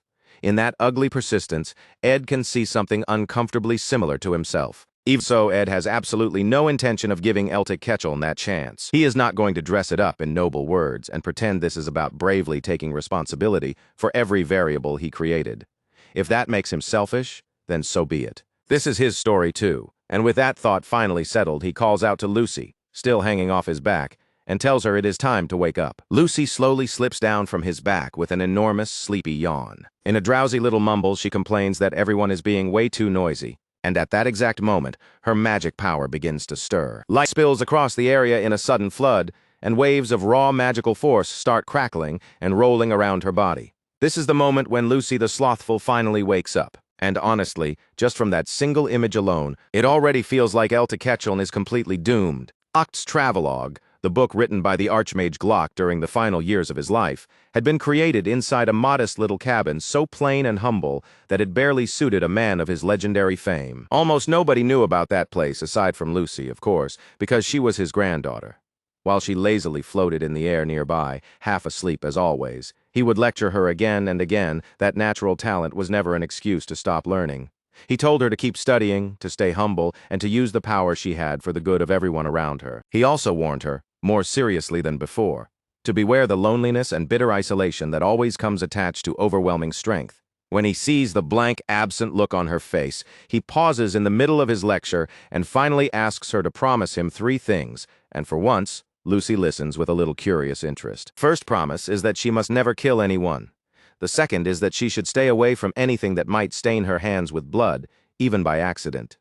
And the third is that while she remains at Sylvania, she must truly live as a student. Back in the present, Dark purple lightning lashes and flickers around Lucy as her power fully awakens, and the sight of her now is genuinely terrifying. You can tell LT really did gather the best mercenaries available, because most of the men standing there are veterans. They have survived in the mercenary world for years, and the fact that they have crossed the line of death over and over again and still lived through it already proves how strong they are. That kind of life sharpens a person's instincts until awareness of danger becomes automatic, and reacting to a deadly shift in the battlefield turns into second nature. And right now, every one of those hardened instincts is screaming the exact same warning at them. Stop fighting immediately. Eltis screams at them to keep attacking. But there is no way seasoned survivors are going to charge headlong into a kind of magic that exists beyond their understanding. Still, most of the younger mercenaries do not possess that same life-saving instinct yet, so they rush at Lucy anyway with their weapons raised high. Lucy answers them with nothing but a cold, bored glance.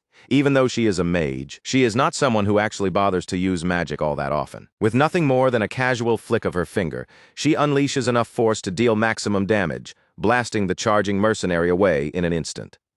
The reason she rarely bothers with spells is simple. The overwhelming compression of mana inside her can generate physical force by itself. Put simply, Lucy does not need magic when raw violence will do the job faster, and the eyes of the people facing her widen with immediate fear. As the tide starts turning against him, Elte quickly checks how much more time he has left before the item can activate. He only needs a little longer. Just a little more. But Lucy has already found him and instantly recognizes him as the one in charge. Which means, in her eyes, all she has to do now is take down the leader. Just then, Ed reaches out and places a calming hand on her shoulder, while the once proud merchant king collapses to the ground in fear. Ed starts to say something to Lucy, but then he suddenly turns in shock when the ground seems to tremble, making him think for a second that an earthquake has started. Except it is not an earthquake at all, and instead, purple lightning begins flashing all around the school. On the night when the 7 brightest stars line up in a straight row and shine visibly overhead, Professor Glass's advance into spectral magic begins to twist and distort the very laws of nature themselves. And with that, the descent of the magical realm begins, as violet magical light floods the entire area. The magic tower that once covered the sky during the final stage of Episode 2's last battle is beginning to descend once again. The moment Ed Rothstaler saw what was happening, he immediately realized the timing could not have been better. By now, Taylor and the rest of the heroes' party should already have brought down the monster in the underground waterway and picked up the skills they needed along the way.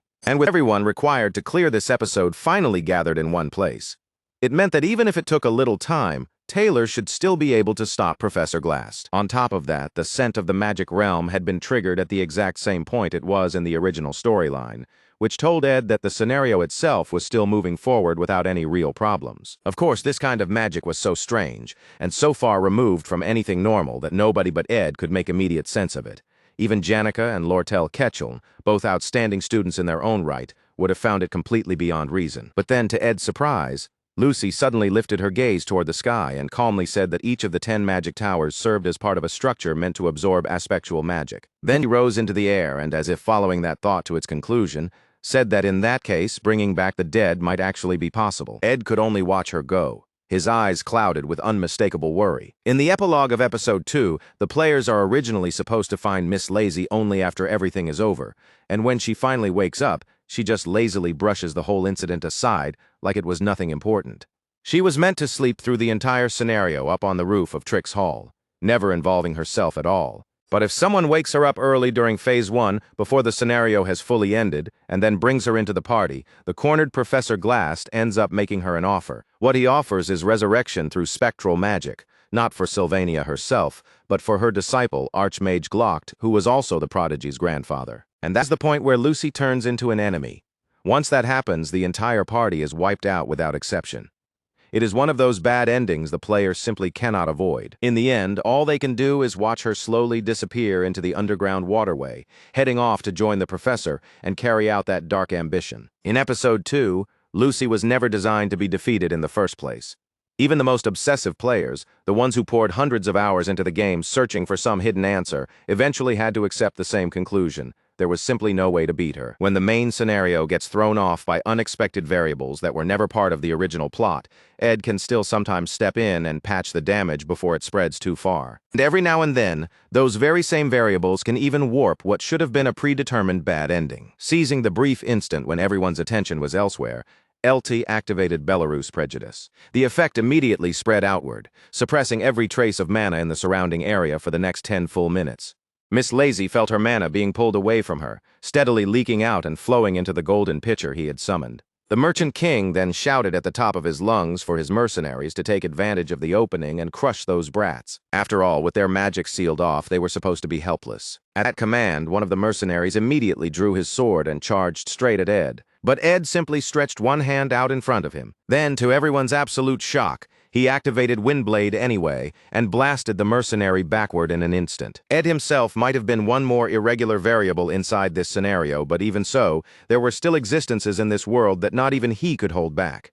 The Merchant King stared in disbelief that Argy could still use his power at a time like this. A bead of cold sweat slid down his face as his nerves finally began to crack. Because even the overwhelming suppressive force of Belarus prejudice, a legendary-grade magic item, was not without limits. And those limits just so happened to begin and end at the monstrous quantity of mana Lucy possessed. A vast current that rolled like an endless sea. No matter what anyone tried, you could never empty an ocean with a single bucket. Lucy quietly declared that she would clear the path ahead. Her eyes gave off a dangerous glow as she said it, and in the same breath she made it clear that there was somewhere she needed to go. The Merchant King was no amateur who had survived this long by luck alone. The instinct for survival he had sharpened over countless brushes with death now screamed at him with absolute certainty that if he moved wrong here, he would die. So in the face of that young prodigy's overwhelming and unstoppable power, he dropped to his knees, completely subdued. Lucy gathered mana into her palm, letting the pressure build until it spread through her fingers, just as she prepared to flick them. She asked the Merchant King if he understood that he could die here because she already knew that even LT was nowhere near being her equal. But at that very moment, Ed stepped in front of the kneeling Golden King and reminded her that killing people was not okay. It was strange in a way that Ed seemed so intent on protecting LT's life, yet Lucy still hesitated the instant those words reached her, because she remembered the promise she had once made. She had promised her grandfather that she would stay away from anything that would stain her hands with blood. And the person Ed was truly worried about was not the one who would have died there. He looked straight into her eyes, and that look carried worry, concern, and firm determination all at once. And because of that, the hand she had already raised, ready to flick, stopped midway and faltered. In the end, she turned away and said she would let it go. Then Ed asked her where exactly she was trying to go. Lucy only answered that there was somewhere she needed to be. Conversations with Ed Rothstaler always seemed to unfold like this, and when he asked her whether she was really sure she would not regret this choice, she stopped in midair. She clearly had not expected him to say anything more, and so she lingered there with her back turned, hesitating in the air while he remained below, waiting. Ed kept looking up at her with concern written plainly across his face, while Lucy stayed silent, lost deep in thought. Then she remembered the final chapter of her grandfather's book. What's lost is lost. Its message was a sad one. Those who have lost something cannot get it back, so the only thing left for them is to become stronger. And with that thought echoing in her mind, she held the book tightly against her chest, remembering the words telling her to become stronger. The final line of that book had been written for Lucy herself, the very girl who had been there at the end of his life. Her grandfather had passed away with a gentle smile still resting on his face. And as that memory came back to her, Lucy lowered her head and stayed quiet, weighed down by the image of his death. After a long silence, she finally gave him her answer, and it was no. Then, before their eyes could follow her any longer, she vanished from sight. All 57 mercenaries had already climbed onto the boats, and from the look of it, the retreat had been carried out safely. Now that the evacuation was confirmed, Janica, who had stayed behind to oversee everyone's withdrawal, should be back soon as well. For the moment, the question of what to do with the subdued LT was pushed aside. They could always leave him to Lortel Akecheln and the trading company, since she would most likely handle the bulk of the matter herself. Besides, she had her own grudge to settle with him, and she stood over his bound body with a cold glare fixed straight down on him. Ed Rothstaler figured it was probably because he had pushed himself too hard while he was already worn out. After forcing himself all the way up to the highest building in Sylvania, his whole body now felt unbearably heavy. Trix Hall was where this episode had first begun. It was the very place where Professor Glast had stolen the sage's grimoire, and where Taylor had first started chasing after him. The Academy had already taken responsibility for the injured people left behind by the incident, so Ed had not expected that he would end up returning here again. And yet, in the end, Ed Rothstaler had made his way all the way back to Trix Hall. Even if it had not been intentional, his path had neatly traced the episode in reverse, climbing up from the secret laboratory below and returning to the hall where everything had started. This was the place where the hero's story began, and now it was also the place where Ed's own journey through this episode would come to an end. When he opened the door, he found Lucy standing there, watching the final showdown from a distance. Among the student center buildings that Janica had destroyed earlier was Glock Hall, and the organization that had awarded Ed his scholarship for this semester was none other than the Glock Scholarship Foundation. Lucy's grandfather had lived a modest, frugal life, but he had donated most of the fortune he accumulated to Sylvania Academy, and the traces of that legacy were still scattered all across the campus. That was exactly why it had not been hard at all for Ed to figure out where Lucy would be. He had already guessed that this was where she would come, so he quietly stepped in behind her and stood at the spot where the two of them could look down over the entire academy at once. After all, to Lucy, this academy was the living remnant of her grandfather's legacy. Above the school, the great towers of aspectual magic glowed brightly as they loomed over the campus, and from the rooftop of Trix Hall, Ed stood beside Lucy and watched them together. In the middle of that still moment, she suddenly called out to him, and when he asked what she wanted, she simply asked whether he had any beef jerky. He had already told her before that he did not, and with a tired sigh, he gave her the exact same answer again. This kind of exchange was nothing unusual between the two of them, and after that, Ed asked her what she was doing up here. Lucy answered in her usual quiet way that she had been thinking about the old days. Ed glanced down from the great height and thought that if someone fell from here, they would die instantly. Meanwhile, Lucy said that back then, she used to cry all the time because something truly painful had happened to her. But somewhere along the way, she had stopped feeling that same sharp sadness. Ed asked her why that had changed, and Lucy said it was because she had spent a long time thinking about it. And after all that thought, the answer she found had turned out to be surprisingly simple. It was because so much time had already passed, and clinging forever to old wounds was foolish. If she were to use spectral magic to bring her grandfather back, he would still have to leave her again someday. And more than that, he had already accepted his death, so if he were dragged back like that, he might only get angry and end up dying all over again. To revive a legendary archmage, a man who had devoted his entire life to the study of magic, by means of such forbidden sorcery, would be nothing short of an insult to him. Lucy had known that from the very beginning. The desire to revive him had never been anything noble. It was simply her own selfish wish. Then Ed spoke again, drawing Lucy's attention, and she slowly turned her face toward him. He asked her very plainly if she was really okay. He knew it was not really his place to ask, especially after he had been the one trying to stop her, but even so, he could not keep himself from saying it. The way Lucy had suddenly given up on resurrecting her grandfather felt almost too abrupt, almost like a passing impulse. And if that resolve ever wavered and turned again, something terrible could still happen. That was why Ed had to make sure.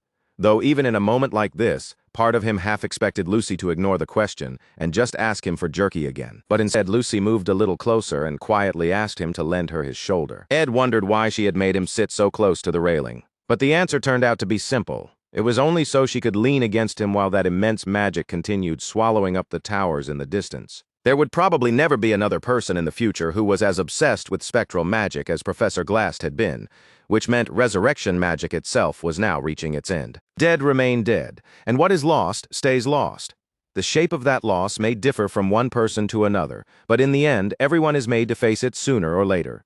And because of that, people have no choice but to accept those losses and cover over their wounds with whatever still remains in their hands now. Lucy understood that truth better than anyone, and as that understanding settled inside her, tears welled up in her eyes and she began to cry bitterly. Ed could do nothing except stay quietly at her side, sitting there in silence while he looked up toward the magic towers hanging in the sky. Above him, the star-filled sky somehow looked farther away than usual, painted over in shimmering shades of blue and purple. It was breathtakingly beautiful. Then magic spread out across the sky, and from beneath the ground, a gigantic golden golem began to rise, its massive body moving to protect the offering sealed within it, Latrice, the sacrifice Professor Glast had chosen. Taylor's party stood there panting heavily, staring up at that enormous figure with dismay and anger written all over their faces. It was an ancient weapon, a magical engineering golem created by Professor Glast through spectral magic and driven by the power of their captured companion.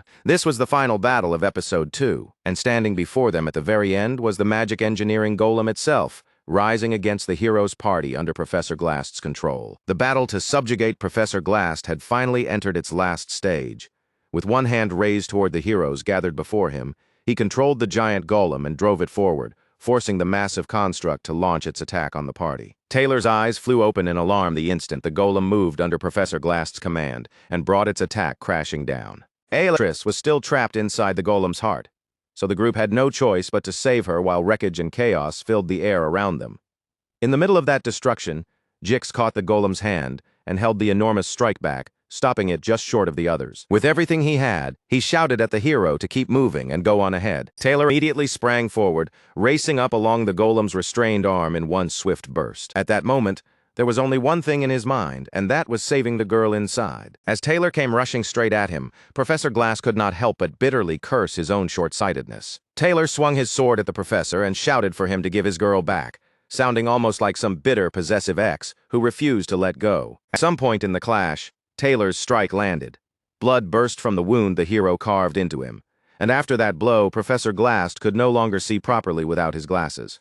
His eyes widened as the thought struck him that a teacher's life was always destined to become still and repetitive. Most of his days had passed in nearly the exact same way, seated at the wide desk in his private laboratory, reading ancient grimoires and studying aspectual magic while the books piled higher and higher around him. And beyond that, he had also spent his time managing academic courses and reviewing the materials that would be used to teach students. As he continued on like that, day after day, the scenery beyond his window kept quietly changing. It had been snowing on the day a first-year student from the Elemental Studies Department kept visiting his private study. She said she wanted to get ahead by studying intermediate magic before she was supposed to, and it had been raining on the day the youngest professor, the one who was always causing trouble, came to him yet again to beg for forgiveness. She had completely flustered, with tears shining in her eyes as she spoke. On another day, when the wind outside was blowing hard, the highest-ranking dean, returning from work elsewhere, stopped by the same way he always did for a cup of tea. Even after that man rose to become principal, that habit never changed. So while the seasons shifted and people came and went around him,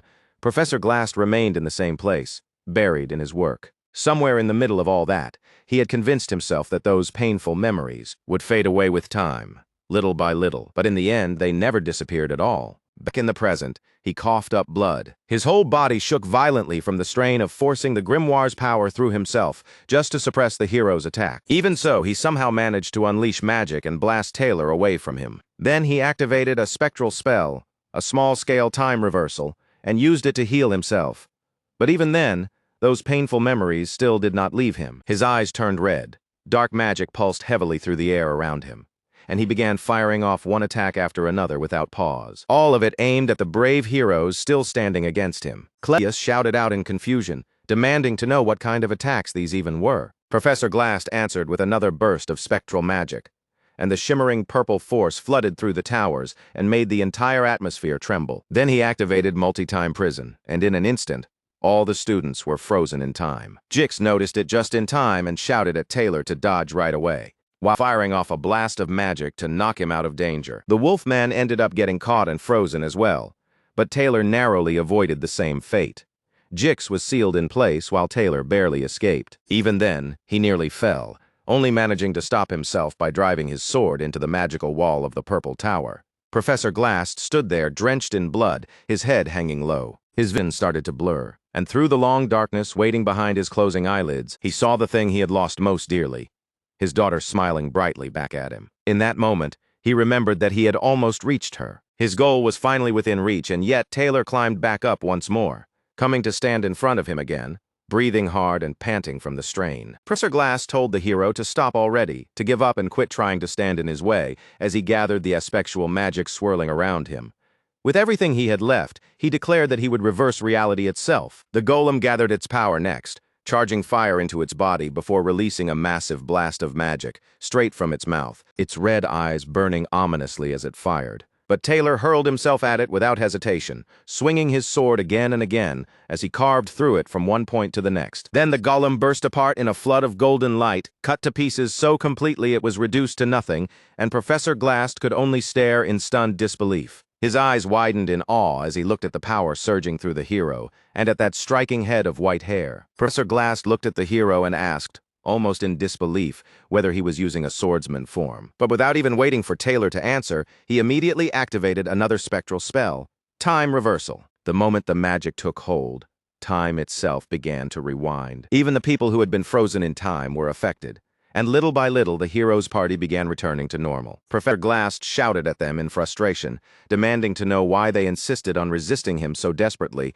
when it was all meaningless. He declared that even if it cost him every last bit of the life he had left, he would still do whatever it took to fulfill his dream. But right in the middle of that declaration, blood spilled from his mouth. At that exact moment, someone fired intermediate ice magic, Ice Spear, and the spell struck cleanly enough to freeze the man in place. It was Jix, and he shouted at Taylor to attack right now, before the chance slipped away. Every member of the party surged forward together, launching a united attack against the professor and his dark magic as one team. Professor Glass could only stare at the wave of attacks rushing straight toward him, and for the first time he wondered if this might really be the end. His eyes widened, and above him, the golem threw up its hand as though it too had finally met defeat. Then a massive golden explosion burst outward. Golden smoke came pouring through every crack in the giant golem's body as it began to break apart. The destruction rang out with such force that the sheer noise filled the entire battlefield. At last, Ayla was freed from the construct, and as she fell, Taylor was already there waiting to catch her. He gathered her into his arms bridal style, his hair now a brilliant snow white, while behind him the golem, and all the years of work Professor Glass had poured into it, collapsed into ruin. After the chaos came the drifting smoke of fading magic, and within that lingering smoke, the professor let out a long, defeated sigh. In the end, he admitted it himself. The children had won, and with that, his body tipped backward from where he stood. He slipped from one of the beautiful, radiant purple towers and began to fall from the sky. He dropped a staggering distance, limp with defeat as he descended. His body was bruised all over, his glasses were cracked, and his hair whipped wildly in the wind as he fell. Professor Glass was a broken, defeated man now. And even as he fell, the pain of losing his daughter still clung to him, and under his breath, he murmured that he missed her. He called out her name, Muri, as the ground rushed closer and closer beneath him. But before the fall could fully end in death, a magic circle suddenly appeared below him and caught his body in midair. And just like that, the professor vanished into thin air. The magic circle appeared again deep in the woods, and that was where his battered body was finally dropped.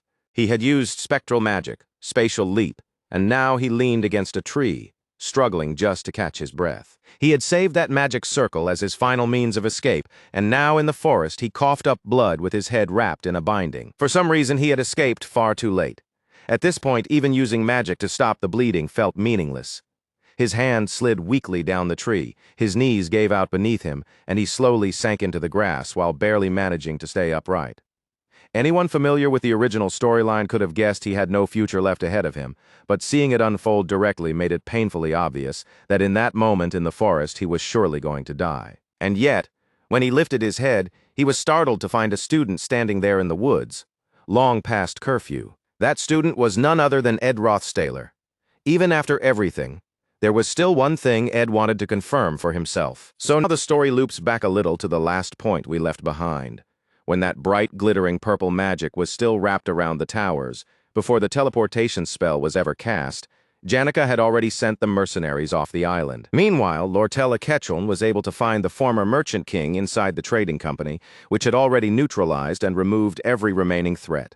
The two girls had promised to meet again in front of the underground waterway once everything was finished, so the red-haired girl hurried there now.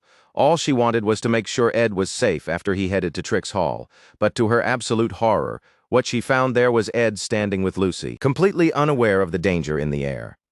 Ed casually greeted her, but all Lortella Ketchum could focus on was the way that little prodigy had such a firm grip on the sleeve of the man she liked. Every warning bell in her head started blaring at once as she glared at the scene in open frustration, while Ed, as usual, remained utterly oblivious. Then, when he noticed the top third-year student Dorothy and assistant professor Claire Elfin, he figured that the situation in the underground waterway must have already come to an end. But to his surprise, assistant professor Claire Elfin had tears gathered in her eyes, and he found himself wondering why she was crying. Then all of a sudden, Assistant Professor Claire Elfin and Dorothy spotted something and screamed in fear. That was because Janica had arrived with a giant flaming dragon following behind her, and she came down right in front of them with the force and presence of a superhero making an entrance. The very first thing she did was ask whether the magic tower was using aspectual magic, because there was something she needed to confirm. Lately, Janica's meetings with the spirits had practically turned into regular reporting sessions about Ed Rothstaler.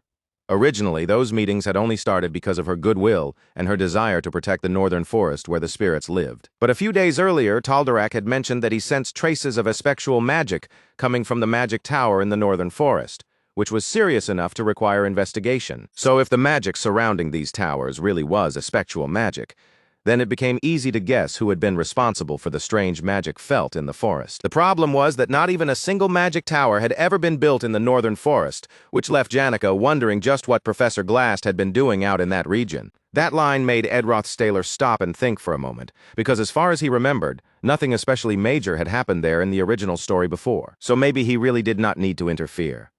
But then again, even a fake boss like Elta Ketchuln had ended up causing enormous ripples in the plot when left alone, which meant Ed could not afford to simply dismiss this incident either. If someone on Professor Glast's level failed to leave the stage when he was supposed to, then it was impossible to even imagine how badly he could distort the scenarios that came afterward. That was why, later that night, Ed went out to investigate for himself, just as the glittering purple towers began losing their light and collapsing one by one. He wanted to confirm it with his own eyes one more time, but instead, what Ed ended up finding was Professor Glast himself, bleeding heavily in the northern forest, just as he appeared before them. Girls had come with him too, and while Lortella Ketchuln looked almost resigned to whatever they were about to find, Janica was plainly horrified as she stared at the bleeding professor and demanded to know what he was doing there. Professor Glast coughed up blood and answered in a weak voice that he was only looking at the moon. Then he asked whether they found that funny, but Janica, the spirit mage, immediately denied it without hesitation. At that, the professor let out a tired smile and said that, strangely enough, he himself found the whole sight rather laughable. Ed pointed out that Professor Glast must have known from the start that he would fail, and the professor only kept laughing at that. Then he admitted Ed was right. In the end, one way or another, failure had always been waiting for him. His plan had been reckless from the start, though even he had not expected to be brought down by a crowd of meddling students. And if he had somehow won, he already knew Principal Obel Forcius would have stepped in and taken him down in the end. He wondered aloud whether Obel had stayed out of it from the beginning because of the long years between them.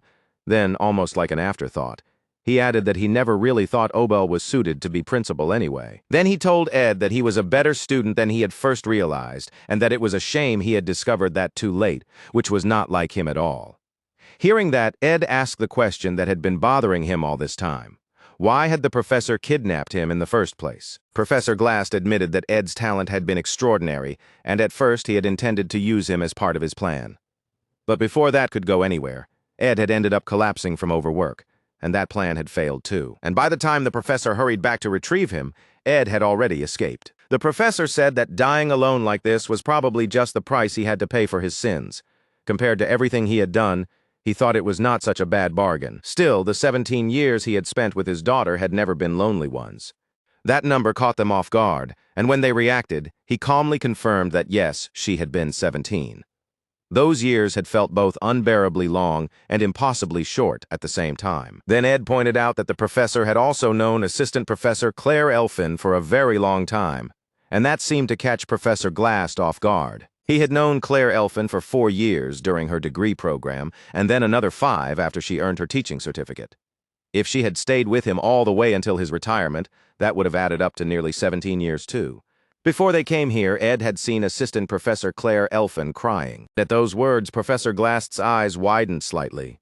Assistant Professor Claire Elfin had once openly confessed that Professor Glast was the kind of person she disliked at first sight. Even with a smile on her face, she had recalled him as the meanest and most stubborn person she had ever met, always pushing work onto others, full of himself, rigid in his beliefs and ready to scold someone over the tiniest mistake. By her own words, he was the kind of man who was truly impossible to like. And yet, to her, he had also been the most scholarly scholar of all, and when she remembered him that way, she cried bitterly in mourning. Professor Glast had always possessed an oddly sharp intuition for things that seemed unnecessary.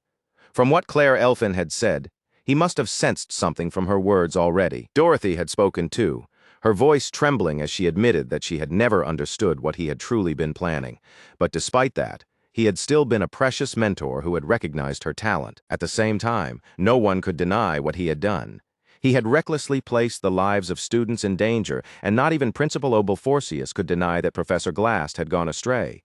Yet now, even after all that, there was no one physically at his side as he slowly looked back on his life. He said that he would die alone, but as he closed his eyes, his blood staining both his skin and his clothes, even that bitter mockery of his own fate turned out to be nothing more than a misunderstanding. When you really thought about it, Claire Elfin, who had become an assistant professor at such a young age while sobbing like that, and even Dorothy, the top student in the alchemy department, had both once been seen as untalented. Professor Glast had gone around discovering and nurturing hidden talent in people like them, all while outwardly insisting that talentless people had no value. In a strange way, it was almost as if he had been trying to say that his daughter, too, had been someone precious and valuable. At that point, it had been far too late to call this a lonely death.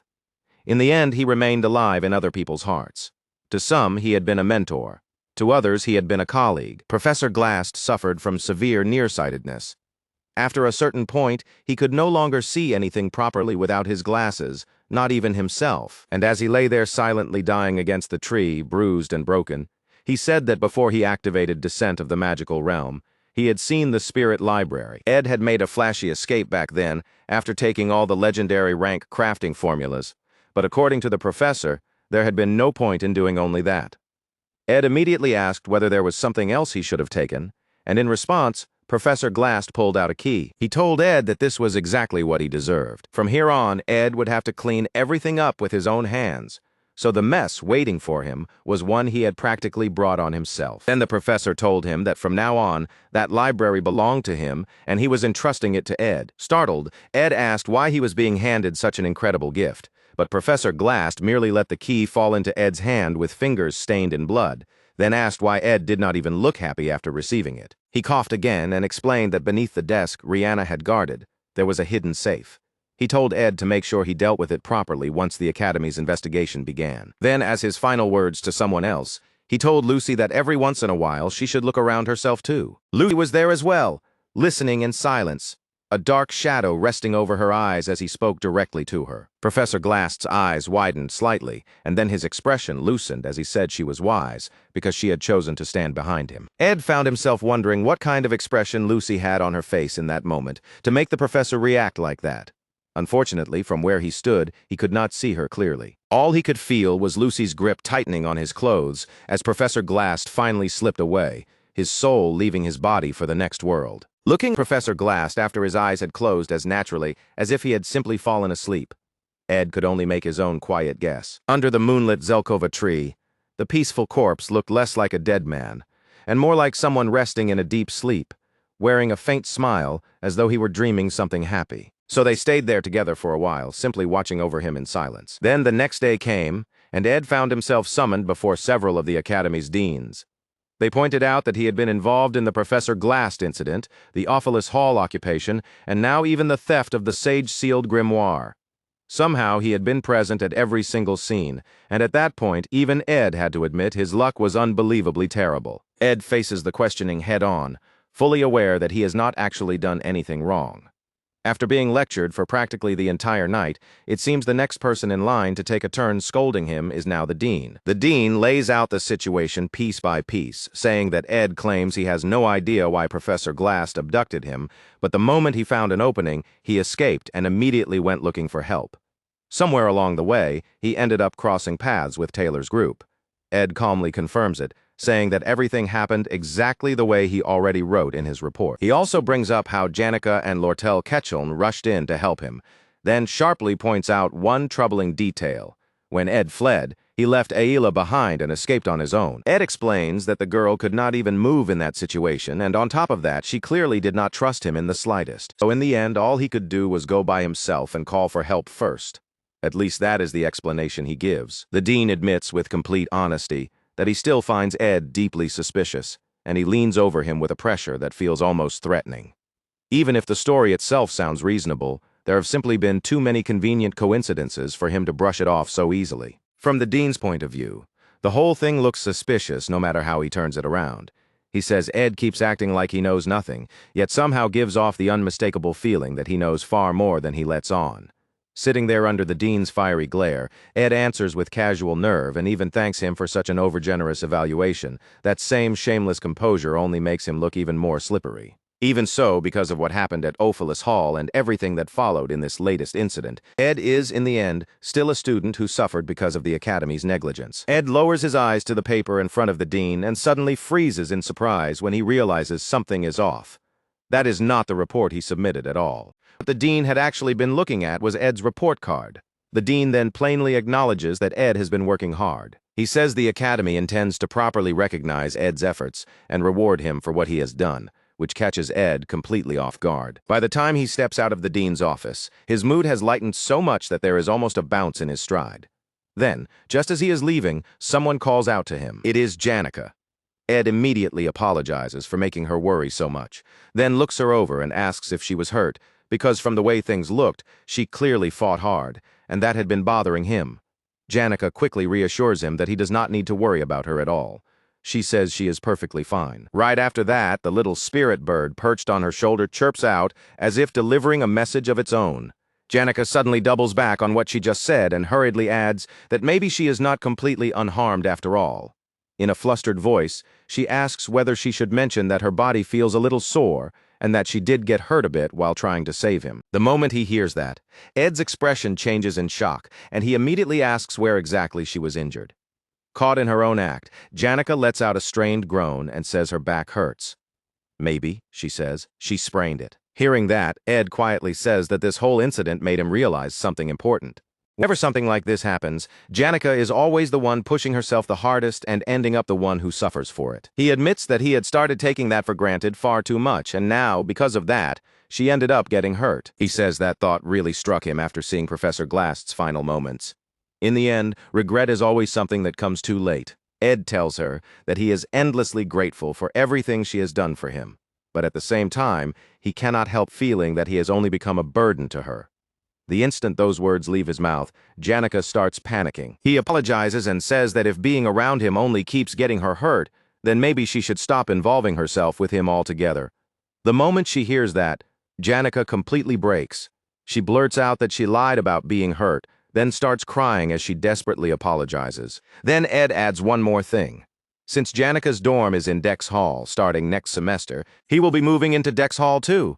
The second she hears that, Janica becomes far more overjoyed than he ever expected. A lot of things happened in the end, but somehow the whole mess was wrapped up surprisingly fast. Even episode 2 comes to a neat close, to the point where Ed can almost say that everything is finally finished now. The dean told him to put an end to that lonely drifter lifestyle of his and return to living like an ordinary student again, because after everything he had earned at least that much. He has officially been allowed to move into the academy dormitory, which means the time has finally come for him to leave his little log cabin behind. To be honest, he had wanted to do a few more things first, like put up some fencing, plant a few edible annual crops, and reinforce parts of the hut a little more. But now that he knows he is leaving, all of that effort suddenly feels strangely pointless. His life at the camp has come to an end, and with that thought hanging over him, he heads inside the hut for what should be one of the very last times. But the instant he opens the door, a massive crashing sound explodes right outside, as if something heavy has just dropped down beside the hut. It is Lucy,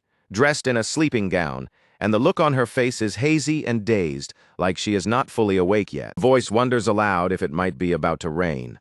Around them stretches a forest landscape, with small hills rising in the distance. That voice belongs to Lucy. Looking around, she notes that she is not on Orcan Island at all. Instead, she is standing in the northern Ramland mountain range. She cannot understand why, of all things. She is suddenly dreaming about her childhood right now. Still, since she is already trapped in a dream filled with the past anyway, she decides she might as well go and see her grandfather's face. But when she steps into his house, what greets her is not warmth or familiarity. The inside is draped in cobwebs, and the whole place has decayed into rot. He is sitting in the same familiar spot as always, settled in his chair. Yet instead of the welcoming figure she remembers, he is nothing more than a dark, distorted shadow. At her presence, he slowly lifts his head and turns toward her, only for that shadowy form to reveal itself as a skeletal horror, screaming in fury. He demands to know why she did not save him when she had the chance. Why did she look away instead? In that instant, Lucy realizes with chilling clarity that this is not a memory at all. It is a nightmare. She shuts her eyes and takes a long, steady breath, and when she opens them again, she finds herself awake in her dorm room. There, a maid is already speaking to her, gently telling her that now that she is awake, she should begin getting ready for school. Lucy says nothing at first. She just sits there in silence while the maid waits nervously for some kind of response. Then, without warning, Lucy activates high-level spatial magic. The maid has no choice but to shield her eyes as Lucy vanishes in a violent burst. For reasons she cannot even explain herself, she suddenly feels an overwhelming urge to go to the northern forest immediately. She arrives by crashing down onto Ed Rothsayler's roof at exactly the right moment, just in time to see him returning from school. Just seeing Ed Rothsayler standing there safely in front of her filled Lucy with a strange, wordless sense of relief, the kind that washed over her before she could even make sense of it. With that sudden happiness softening her expression, she lightly wondered to herself if maybe it was about to rain. But the moment she hears him say that his life at the camp is over, his words make her eyes snap wide in horror. And right after that, she slips straight off the roof and drops down hard to the ground below. Seeing that, Ed suddenly remembers something from a lecture.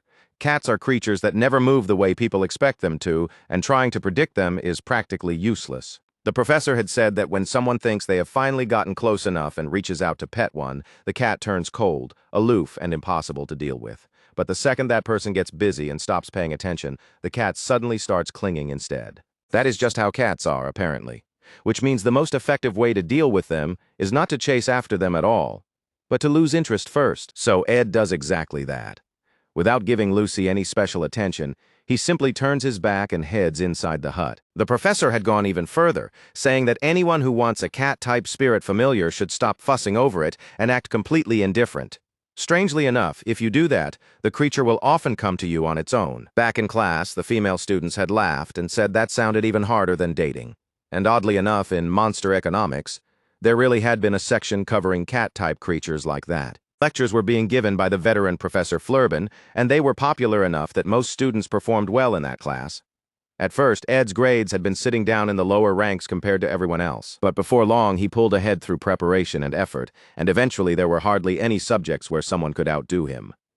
That day's lecture wrapped up on the topic of cat spirits. Once class ended, Ed began gathering up his notes as usual, only to be unexpectedly called over to the professor's office. To his surprise, the first thing he is asked is whether he knows about the Academy's scholarship program. Ed answers that it is a system where students assist with academic work in exchange for reduced tuition. The professor nods, clearly pleased that he understands it well, and tells him that this would be a very good opportunity for someone in his position. Ed then asks what kind of work the program would actually involve, and the professor explains that it would consist of various academy-related academic tasks. For example, he could assist Assistant Professor Claire Elfin, especially now that there are still quite a few duties Professor Glast had been handling entirely on his own. Claire Elfin is remarkably capable, but even for her, carrying all of that alone would be too much. On top of that, there are semester-end evaluations to deal with, and during the break there will also be academic society agendas that need to be managed. Then, toward the end of the break, he could also help handle the freshman class assignment test. The professor even adds, almost as a side note, that he should try not to be too strict on the new students. As Ed thinks it over, one thought immediately crosses his mind. If he takes this on, then that guy is going to be there too. Meanwhile, elsewhere, Lortel Ketchum quietly examines the grimoire that has at last been returned to its rightful owner, herself. The moment she studies it closely, she can tell its magical resonance is extraordinarily high. She murmurs to herself under her breath while carefully inspecting the artifact in her hands. Even so, a doubt creeps in.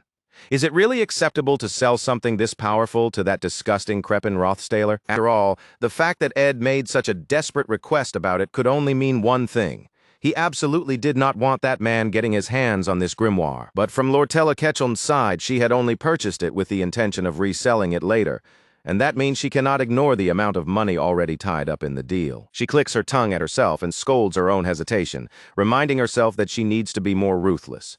Her motto has always been simple: never leave today's work for tomorrow. Then she remembers the promise Ed made to her, that he would do anything she asked, as long as she secured the Sage Grimoire purchase for him. And just from recalling those words, heat rises into her cheeks all over again. So she pulls out a sheet of paper, steadies herself, and starts writing. At around the same time, a special notice arrives regarding winter break classes, and she finds herself wondering who will be conducting them now that Professor Glast is gone. She sighs over how packed her schedule has become, but at the same time, she is relieved that she no longer needs to worry about the camp. With the semester ending, she knows she is hardly the only one drowning in things to do. Janica and Ed must both be busy themselves, and as for Lucy, Well, she figures there probably will not be any immediately obvious changes on that side. And yet, right in the middle of writing, her hand suddenly falters. A bead of sweat slips down the side of her face. She pauses and wonders why this strange sense of unease keeps crawling over her. Meanwhile, back at the camp, the lazy prodigy casually points out that they are starting to run low on firewood. Ed turns toward Lucy in surprise, and she reminds him that he was the one who said they would run short on firewood once winter came. She says it while sulking and chewing on beef jerky. Ed admits that, yes, she is right about that. She goes on to ask why he has not been hunting lately either. And Ed cannot help wondering why she is suddenly saying something so productive for once. Still, none of this is really surprising to him. The truth is, he has been neglecting camp maintenance on purpose. In the back of his mind, he has already been thinking seriously about moving into Dex Hall. If that happened, then he would naturally end up seeing Lucy less often, and maybe with that distance, the flow of events would finally stabilize a little more. Right then, Janica comes hurrying in with a bright greeting, rushing over with cheerful energy and saying that classes must be over by now. Ed tells her she is right, explaining that Professor Marie's late afternoon class was canceled, so he came out to the woods to rest. Janica says that once winter break begins, they will not be able to stay around the camp like this anymore, so she wants to come as often as she possibly can while she still has the chance. She admits that she really loved spending time at the camp, and just thinking about it all coming to an end makes her feel a little sad. Nearby, Lucy keeps listening while chewing on jerky, and with heartfelt sincerity, the spirit sorceress says that she truly liked this place. She goes on to say that it really is a shame she will not be able to spend time here anymore. But at the same time, Ed's living environment matters too. If he really decides to move into Dex Hall, then he absolutely has to call her. She says it with that bright flower petal energy of hers while Ed quietly thinks it over. Janica eagerly promises that if he needs anything at all, she will help. Since he is going to have so much to handle, she starts listing things one after another. Most of their classmates are in Dex Hall. They will get to see each other more often, maybe even eat together earlier in the day, and she can show him around on his first morning there. She says they can also meet in the study rooms, and if he has trouble finding someone to use them with, he should just call her. Meanwhile, Ed lowers his gaze to the key he was given, and studies it carefully in his hand, then concludes that it is probably time to open the secret vault in the library that Professor Glass told him about. Right after that, Janica pulls out an application form for Dex Hall and hands it to him, warning that if he waits too long to apply, there is a real chance he could miss his chance altogether. So even if he has not fully decided yet, she says it would be better to fill it out first and think the rest through afterward. Ed is honestly surprised that she had already taken care of even this for him, and he thanks her. Janica happily replies that she has done this once before, so they can just fill it out together. So they begin with the application, but Janica suddenly pauses in surprise when Lucy abruptly pops out of nowhere, spreads her arms out protectively as she plants herself squarely between Janica and Ed. Her eyes are stretched wide with panic, sweat pouring down her face, as if the mere thought of anything taking Ed Rothstaler away from her is enough to throw her into complete alarm. After hesitating for a moment, Lucy finally forces herself to speak, frantically waving both hands up and down as she tells him to stop. No matter what, she says, he cannot take that application. Ed can only stare at her in complete confusion, and on that day, that was when everything truly began. His spirit bat chirps out in celebration, as if congratulating him for all the experience he has piled up, finally starting to show real results. Even Janica lights up and claps her hands in delight, praising how incredible his rate of growth has become. But now his spirit resonance has already risen past the level of an ordinary beginner spirit sorcerer, and even his base mana resonance has improved by a noticeable margin. But then Janica awkwardly trails off because Lucy is glaring straight at her. In a small, uncertain voice, she asks if she did something wrong. Normally, the maids at Awfulus Hall make sure Lucy is dressed properly from head to toe, but today she looks like she bolted out of the dorm the second she woke up, still wrapped in her pajamas from the early morning. That means Ed's magical power itself must have increased too, so he decides to try his hand at some intermediate-level magic. But while he is reading and trying to focus, Lucy sprawls right across his leg like a cat claiming its favorite spot. It does not stop there either. Even when he goes to the dorm just to eat, he still finds her hovering around him, hanging off his neck like a coat and clinging to him at every chance. Ed has no idea what is wrong with her anymore, while Janica, still flustered and confused, apologizes once again after Lucy hisses at her. Lucy seems especially hostile toward Janica in particular, and Ed starts to wonder if what looks like hostility might actually be fear instead. In any case, intermediate magic turns out to be far harder to master than he expected. Even after spending the whole day practicing, he still has not properly grasped the basics. Then all of a sudden, Lucy asks him what he plans to do if she leaves. Ed tells her that there is somewhere he needs to go. He still needs to check on the campfire and the fireplace too. At night, the temperature drops below freezing, and if he gets careless out here, he could genuinely freeze to death. Of course, if he moved into Dex Hall, he would not have to worry about things like that anymore. He says he will go once he finishes everything he needs to do. But Lucy calls out to him again before he can move. This time, Ed actually turns and looks at her. For a brief moment, she just stands there. Then she says they will go together now, and Ed can only look at her with open confusion. A thick red rope is wound tightly around the base of a tree covered in dark orange leaves, and from there it drops straight down into a hole that seems to sink deep beneath the earth. That opening leads far below, into the hidden library that Ed has now inherited. As he carefully lowers himself down, using the rope tied around his waist for safety, he asks Miss Lazy why she bothered following him all the way to a place like this. Lucy hops down into the space without even sparing him a glance, casually remarking that if he had wanted, she could have brought him down with magic much more easily. Ed lets out a tired sigh when his feet finally touch the ground, then tells her to forget it. After all, he needed to confirm for himself that he could get down here and climb back out again on his own. There is no way he can carry everything out in one trip anyway, so he already knows he will have to come back to this library several more times. He starts pushing aside layers of dust and shifting broken furniture out of the way as he moves deeper inside. And even in the middle of all that, he cannot help pausing to marvel at the fact that a hidden secret vault was tucked away in a place like this. He finds himself thinking about how Professor Glast held onto that key right up until his very last moments, and he cannot stop wondering why. The instant he unlocks the safe, a violent gust of wind bursts out at them. Lucy stumbles back and grabs her hat before it can be blown away, and even Ed has trouble keeping his footing against the force. Then the moment he sees what was hidden inside, his eyes widen in shock. By the time they finally begin crawling back out of the hole, it is already deep into the night, and moonlight is pouring down over the tree as Ed mutters that they are almost back outside. It is also just about time for Foxy to send over the magic engineering materials he requested. He also decides he should ask for a ladder while he is at it, because climbing in and out of that hole with nothing but a rope is unbelievably exhausting. If he had not trained his stamina this much, he would have given up long ago. Lucy glances back at him and asks what exactly he pulled out of there. What he recovered was a legendary-grade magic tool, Glast's Golden Phoenix Ring. Its power is to distort the timeline and drag the magic a person would possess in the future into the present. It is the kind of item that would be incredibly difficult to create, and yet it now rests beautifully in the palm of Ed's hand. In theory, that means he could call on future magic right now in the present, which would let him use high-level magic far earlier than he normally should be able to. But the amount of magic he borrows comes with a cost. Depending on how much he draws out, he may lose the ability to fight for a long time afterward. If he uses it recklessly, the price could be enormous. That leaves him with only one realistic way to use it in battle. When he has been cornered, when the enemy's power is about to overwhelm him, and when he has no other option left. At that point, it would become his hidden trump card, the final move he reveals only in a last, desperate gamble. Still, if he is not thinking about combat, then another possibility comes to mind. Spirit contracts.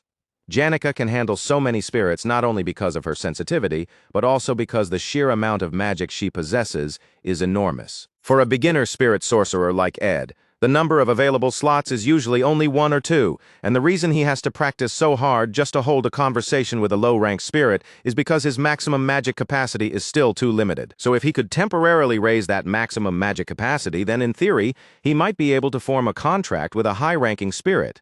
But even he knows that is a dangerous leap of logic, and the risks are obvious. Lucy comments that if Professor Glast had enough time to make something like this, then he should have used it for his own sake instead. But Ed disagrees. To him, that cannot be right.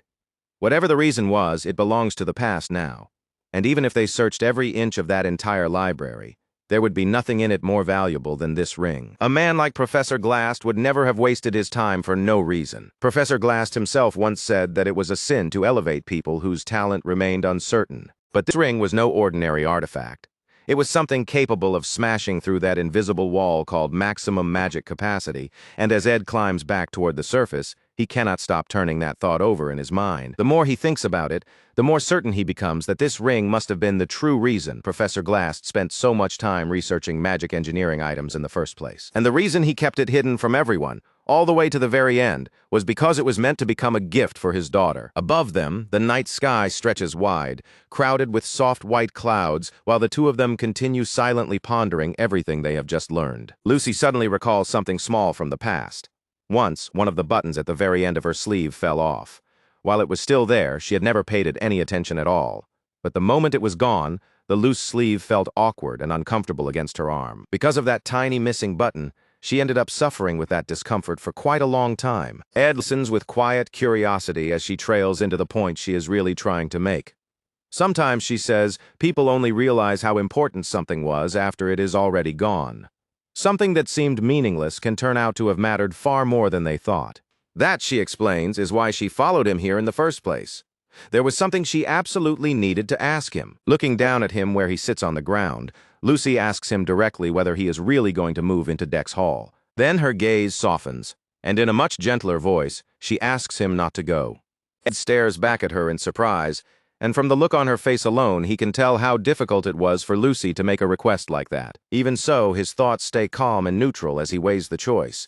Compared to all the hardship of surviving out in the woods, the comfort and stability of Dex Hall still sound undeniably appealing. Whether he should move into Dex Hall or continue living at the camp, the choice hangs heavy in his mind.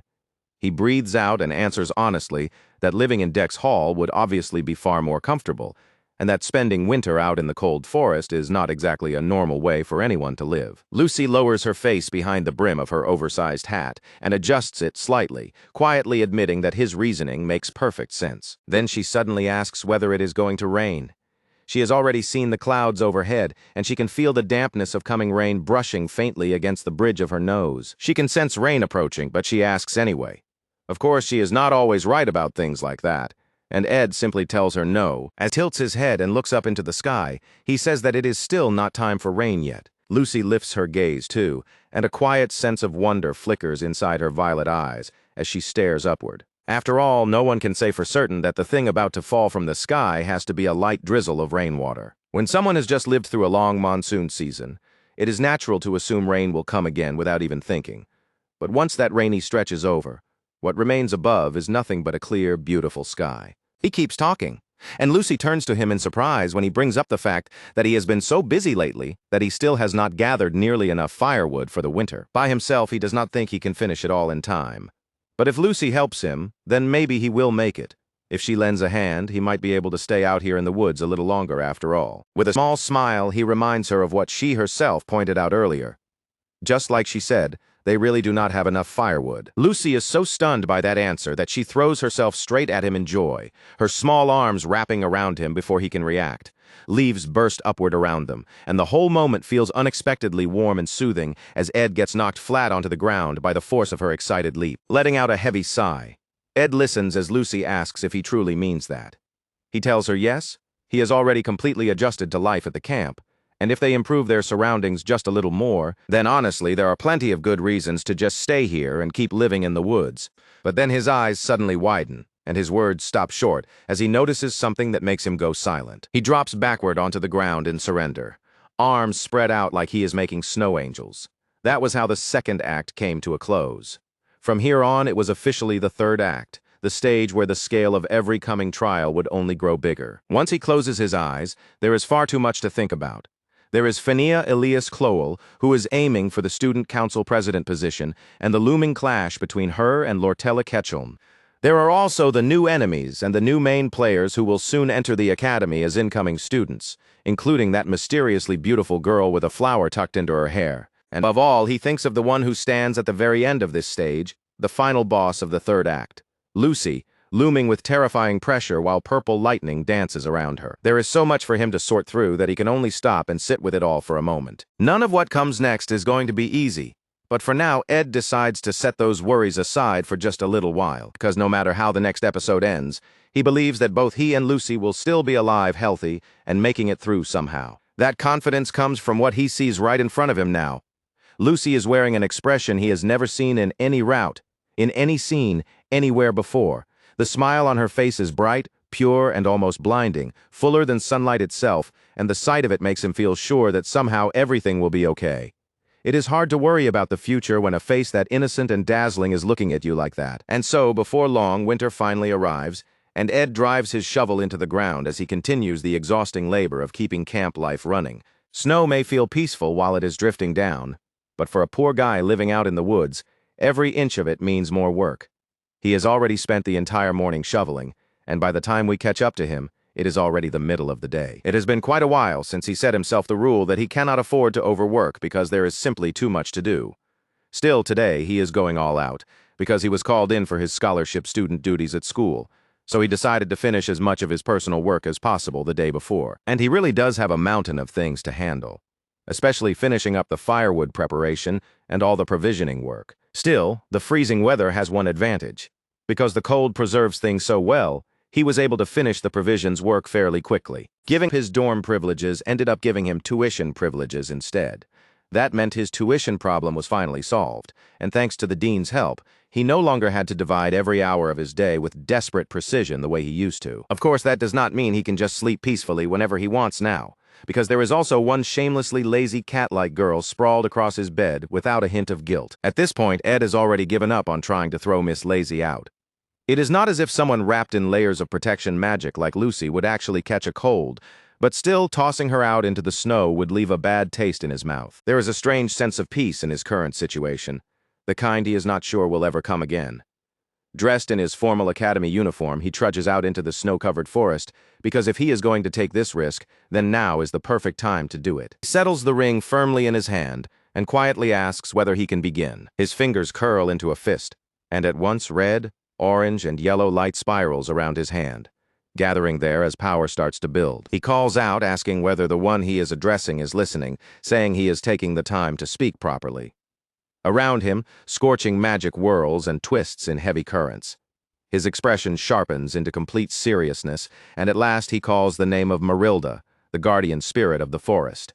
Just what he plans to discuss with that great fox spirit is still a mystery for the moment. But while that remains unanswered, the scene shifts away from the forest and back to the glittering, beautifully maintained grounds of the grand, prestigious academy. There, even the refreshments carry the refined taste once overseen by a former royal patissier, and the terrace itself is filled with the sweet fragrance of blooming flowers. Set out before them is the highest quality refreshment set from Laplace Bakery, the kind that is normally impossible to get because reservations are always booked solid.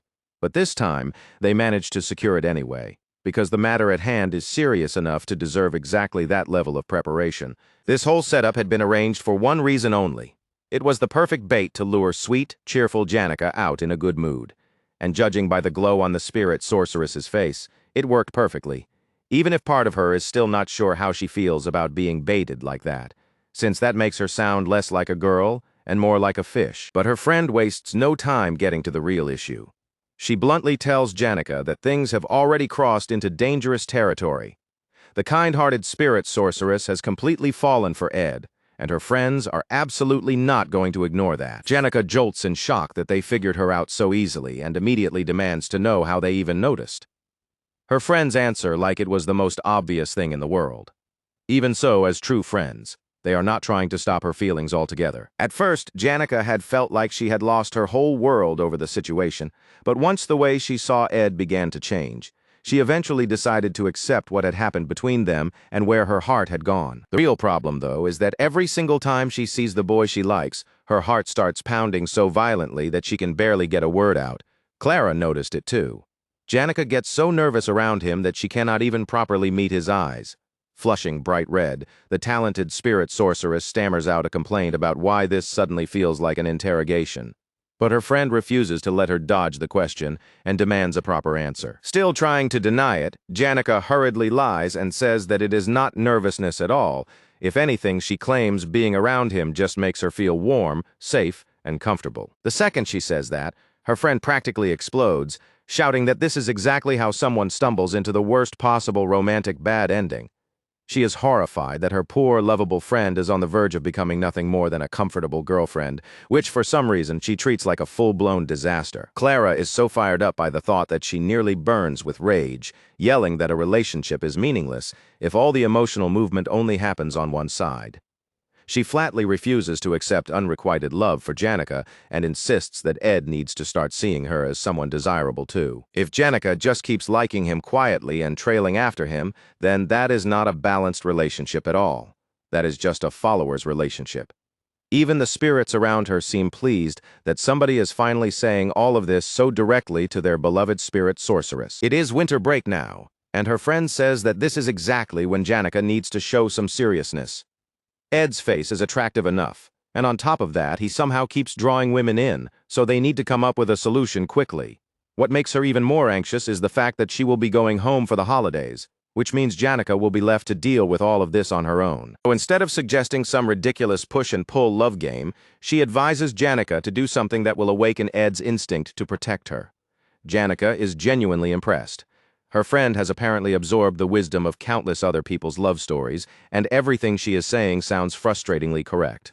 In fact, a huge part of why Janica's opinion of Ed changed so much in the first place is because of Clara's influence. Clara has been pushing things along this whole time simply because her friend likes him, and since Belle Maya, the academy workers, and plenty of other people around them all have good things to say about him, Ed Rothstaler has now become someone most people are willing to trust. But Janica's other friend quietly places her teacup onto the saucer and starts thinking things through from a slightly different angle, judging by the fact that she gets scolded by the librarian for turning things in late. This person clearly possesses absolutely no dignity whatsoever. When people watch her fumble, stumble, and make one clumsy mistake after another, it becomes very easy to wonder how someone like that ever managed to become a professor in the first place. And yet, despite that, every serious professor around her praises Assistant Professor Claire Elfin's ability without hesitation. Her true special talent is something almost ridiculous: luck with people. Somehow, she ended up under the guidance of both Flurbin and Professor Glast, received help from one scholar after another, and managed to complete her degree through that chain of fortunate human connections. Even now, she has secured perhaps the greatest teaching assistant imaginable, the kind of girl who makes people rush over to help the second they see her carrying a stack of heavy books.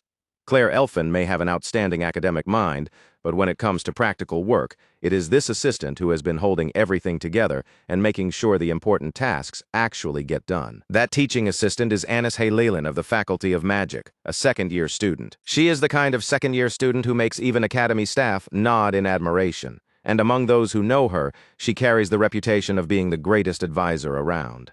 The reason Assistant Professor Claire Elfin's private research lab stays this clean day after day is not because the professor suddenly became organized.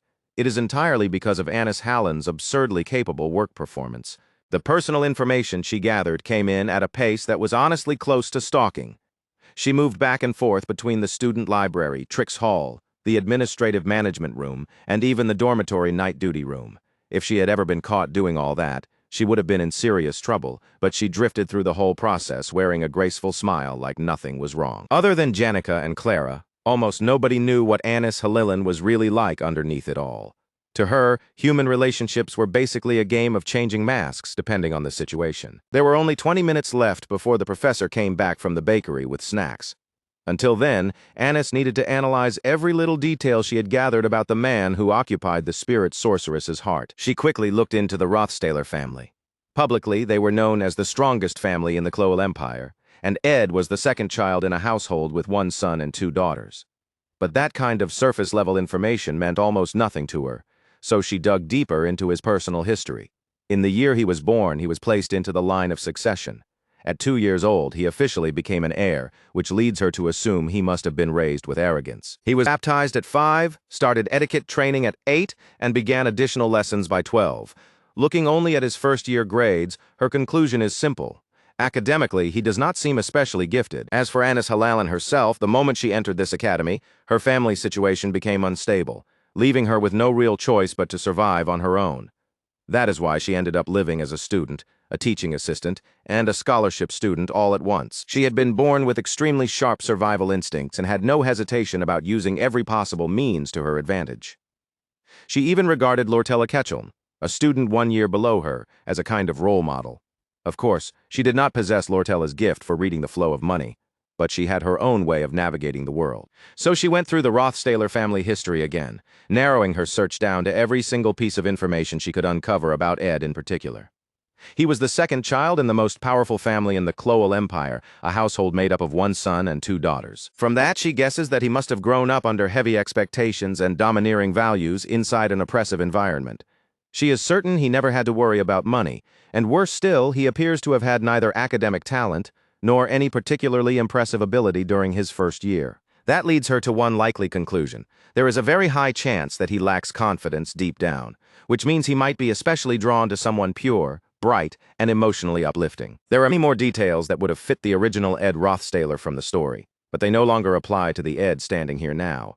Even so, once she arranges all of his strengths and weaknesses neatly inside her mind, she quietly decides that this really is not all that difficult to work with. A faint smile touches her lips, and she decides it is time to move from analysis into practice. Right at that moment, Assistant Professor Claire Elfin pops back in, beaming brightly as she announces that she bought Mont Blanc cakes from Laplace Bakery. She cheerfully suggests they have a snack before getting back to work and happily notes that her assistant had already prepared black tea in advance for her return. Of course, Anis Halalin already knew the professor would come back carrying snacks. And then, true to form, the clumsy Claire Elfin burns herself on the tea and fumbles the cup, spilling tea all over the floor. The professor instantly panics in silence, worrying that Anis Halalin might get upset with her yet again for being so hopelessly clumsy. To her complete surprise, her assistant does not scold her at all. She only asks one thing first, whether the professor was hurt. Claire Elfin's eyes widen behind her glasses as she stares at her assistant in shock, almost unable to process what she is hearing. Meanwhile, Anis simply repeats, with calm sincerity, that what matters most is that Professor Claire Elfin was not injured. The professor looks even more stunned than before, calling her assistant's name in bafflement as she stares at her. Whatever it was that Claire Elfin thought she saw in that innocent-looking Anis Halalin, it clearly shook her badly. We will get back to that later. But for now, the story returns to Ed, who is quietly admiring how clean his red cloak looks and feeling genuinely grateful to the maids who took the trouble to wash it for him. The maid in question is Maya, and she answers simply that cleaning one extra uniform does not really change the amount of work she already has to do.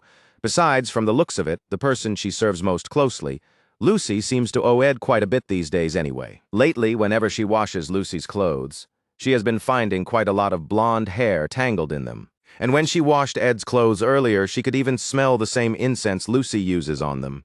She also found several white hairs mixed in there too, which only makes Ed more conscious of how closely that talented mage has been sticking to him lately. Lucy is always draping herself over him like a cat, and that naturally makes things awkward. At the same time, Ed is honestly impressed that Maya figured all of that out just by doing laundry, and he cannot help wondering what kind of terrifyingly perceptive person she would have become if she had not ended up as a maid. Belle then asks why he keeps speaking to her so formally. Ed replies that speaking that way is simply more comfortable for him. Maya tells him the opposite is true for her, and that it would be easier if he just spoke casually instead. Even so, he insists that polite speech still feels more natural on his side. To be fair, Maya is the chief maid, which is already a senior-level position among the academy staff. Since Ed is no longer a noble and is no longer living as a student of Ophelis Hall either, speaking casually to someone in her position feels a little uncomfortable to him. Maya remains stubborn about it, but Ed is just as firm in return, saying that he plans to keep speaking formally, because that is what feels right to him. After all, she is the chief maid, the person responsible for managing a large number of people beneath her. She gently stops him there and says he can talk to her more casually if that feels easier. Formality only makes things awkward between them.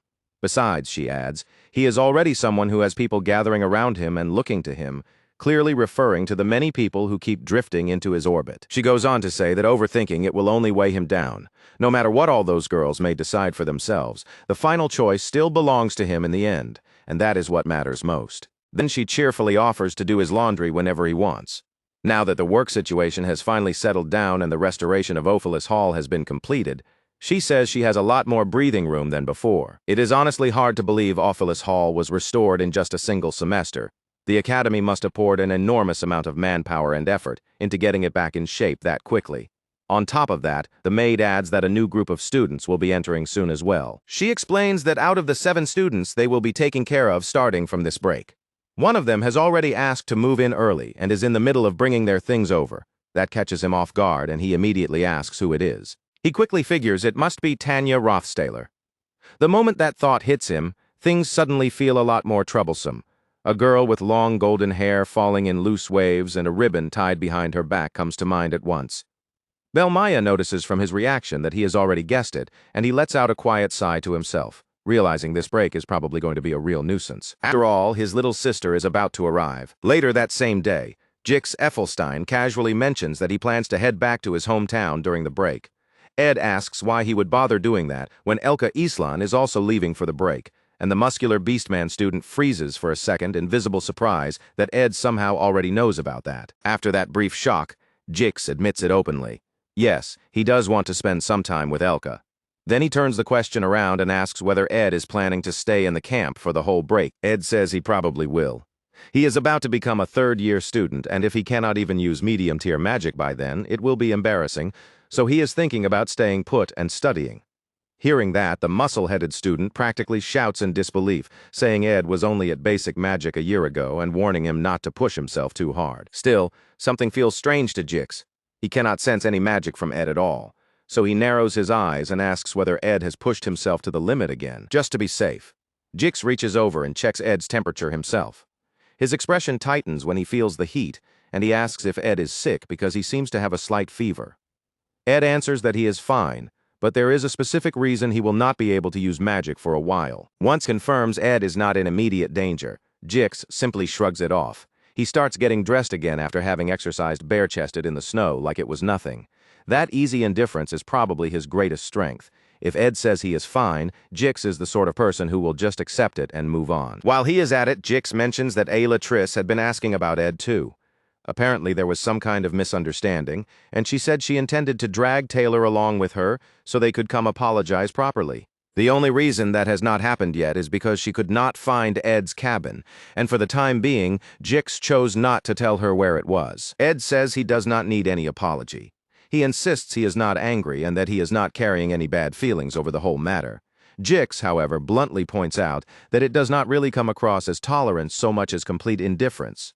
By now, Ed has realized that Jix is excellent at keeping quiet about things, so before he leaves for home, Ed asks him for a favor. He flicks some money toward him as payment and explains that he has been using the underground library. The place is in such horrible disorder that he needs extra hands just to sort everything out and get it into usable shape. But Lone Wolf brushes off the money right away and says he does not need payment if they can just treat it as a trade instead. Then he asks Ed what exactly he plans to use that library space for. Ed answers that he is building a workshop. Jix stares at him in open amazement. Ed already studies magic engineering, survives out in a camp, keeps training his magic, and now he is even starting a workshop on top of all that. Jix says it is people like Ed who end up making something of themselves, but he also warns him not to collapse again and tells him to hang in there. By that point, Ed has already organized a full list of things he needs to get done, and first on tomorrow's schedule is his Academy Scholarship student work. The next day, all of the Academy Scholarship students are formally welcomed and thanked for showing up. However, Assistant Professor Claire Elfin is in no condition to speak to them herself. She got buried under Academy work. Tomorrow is the deadline, and as a result, she has apparently been awake for 44 straight hours. So instead, Anis Halan steps forward as the teaching assistant and says she will deliver the important points on Claire's behalf. The scholarship students are told that their job is to handle the basic preparation work for the new students' class assignment exam and to supervise the exam itself when it begins. That placement exam for incoming students is the very same one Professor Glass used to oversee every single year. This year, just like last time, the responsibility has fallen to Assistant Professor Claire Elfin. Ed already knows how the results will turn out, though one thing still strikes him as a little unexpected. Clavius Nortondale has joined the program. Last year, the exam took place in a northern forest on Akan Island, but this year the location has changed to the northwestern side of Oren Mountain. Ed's assignment is to retrieve the equipment they had already requested from Trix Hall. Meanwhile, Anis is assigned to assist the assistant professor directly, much to her own flustered, blushing delight. Ed stands calmly off to one side, looking as unbothered as ever, completely unaware that Anis believes there is one important thing both Claire Elfin and Janica are failing to notice. In her eyes, there are simply too many girls surrounding Ed, and the way he appears from the outside makes him look dangerously close to a womanizer. Because of that, working with him as a scholarship student feels like the perfect chance to test what kind of man he really is. After going through her own little bit of research, she has carefully crafted exactly the sort of image she thinks would appeal to him. Now she intends to see whether he is the kind of pitiful man who would fold the moment a pretty girl tries to seduce him, with herself practically sparkling like a model under the light. She tells him that he will be accompanying her on a field survey. And in her mind, if he turns out to be a fraud after all, then it will be her duty to drag him away from her precious friend for good. Northwest of the Academy, Oren Mountain lies buried under winter, Snow blankets the trees, the ground, and the surrounding slopes until the whole landscape looks pale and frozen. Looking around at the mountain path ahead, the young woman remarks that even if it is not especially huge, a mountain is still a mountain. There are dangerous stretches here and there too, and with the snow packed over the ground, it would not be strange at all for some students to lose their footing and get hurt. The climb itself is exhausting, and before long she turns toward Ed, only to notice that he does not look tired in the slightest even after trekking all the way up with her. Seeing how worn out she is, he decides they should stop and rest for a while. Clearly relieved, she lifts a hand and tucks her hair behind her ear with a small laugh. She tells him she is impressed by his stamina, and on top of that she notes how considerate he is being. She had heard all kinds of wrong ideas and ugly rumors about him before, but now that she is actually with him, she is glad those stories do not seem to be true. Ed asks her what kind of misconceptions she means, and she explains that she is fairly close with Janica. Because of that, she had been worried that someone as kind and sweet as the spirit mage might be spending time around the wrong kind of person. That is why she had acted so coldly toward him at first. Ed simply tells her it is fine. He says he does not really care about that sort of thing. Then, without lingering on the subject, he checks the next point they need to inspect, since they have to finish the work as quickly as possible. As they move on, he remarks that she must have had a hard time handling the student teaching assistant work by herself, and says she has done well. She accepts the praise with an easy smile and says that yes, it has been hard. But everything feels fine now that he is here with her. She adds that the other two people helping out have been useful too, of course, but having him beside her makes her feel especially supported. Then, after apologizing for bringing up something painful, she carefully asks him about being cast out by his family. She says she went through something similar herself. As soon as she entered school, her family situation started to fall apart, but she still wanted to continue her education, so she endured it alone and kept going. She pauses for a moment to breathe, and the cold wind slips through her hair as she quietly adds that she spent a painfully long winter feeling completely alone. Listening to her, Ed gets the clear impression that she is someone with a strong instinct for survival. The kind of person who solved every problem herself, whether it was money or anything else. So he tells her not to torment herself too much over the past and says she really did endure it well. Even so, something about the image she is presenting does not quite line up in his mind. She gives a soft laugh, then reaches out and lightly holds onto his sleeve. With a faint blush spreading across her face, she smiles and says the two of them actually have a lot in common. Even then, Ed cannot shake the feeling that what he is seeing from her is not really raw emotion. More than sentimental or vulnerable, she feels cool-headed, practical, and sharply realistic. Then, all at once, her foot catches on snow-covered ground and she slips, nearly pitching straight down. Before she can hit the earth, Ed reacts instantly, catches her, and pulls her against his chest while loose snow scatters into the air around them. Her cheeks redden at once, and flustered she apologizes, saying she must have stepped on a stone hidden under the snow. Ed looks a little thrown off by that excuse, because there had not been any stone at all on the patch of path where she slipped. As he turns toward her, he sees her awkwardly trying to explain herself while insisting that she feels strangely warm. Her face keeps getting redder by the second, and even when she starts fanning herself with one hand, the heat in her cheeks does not go down at all. She hurriedly asks him to give her a moment so she can calm herself down. Then, trying to compose her voice, she tells him to just sit there and wait for her at this spot, saying she will come back once she has collected herself. Ed is left staring at her in confusion, not quite sure what just happened, but he decides to do as she says. Meanwhile, she quickly wanders off on her own, heading for a quieter place where she can sort out the mess of thoughts crowding her mind. She truly had not expected him to come across as this dependable or this trustworthy, and because of that, one suspicious part of her keeps whispering that maybe this is all just a performance he has carefully put on. The whole thing feels frustratingly ambiguous to her.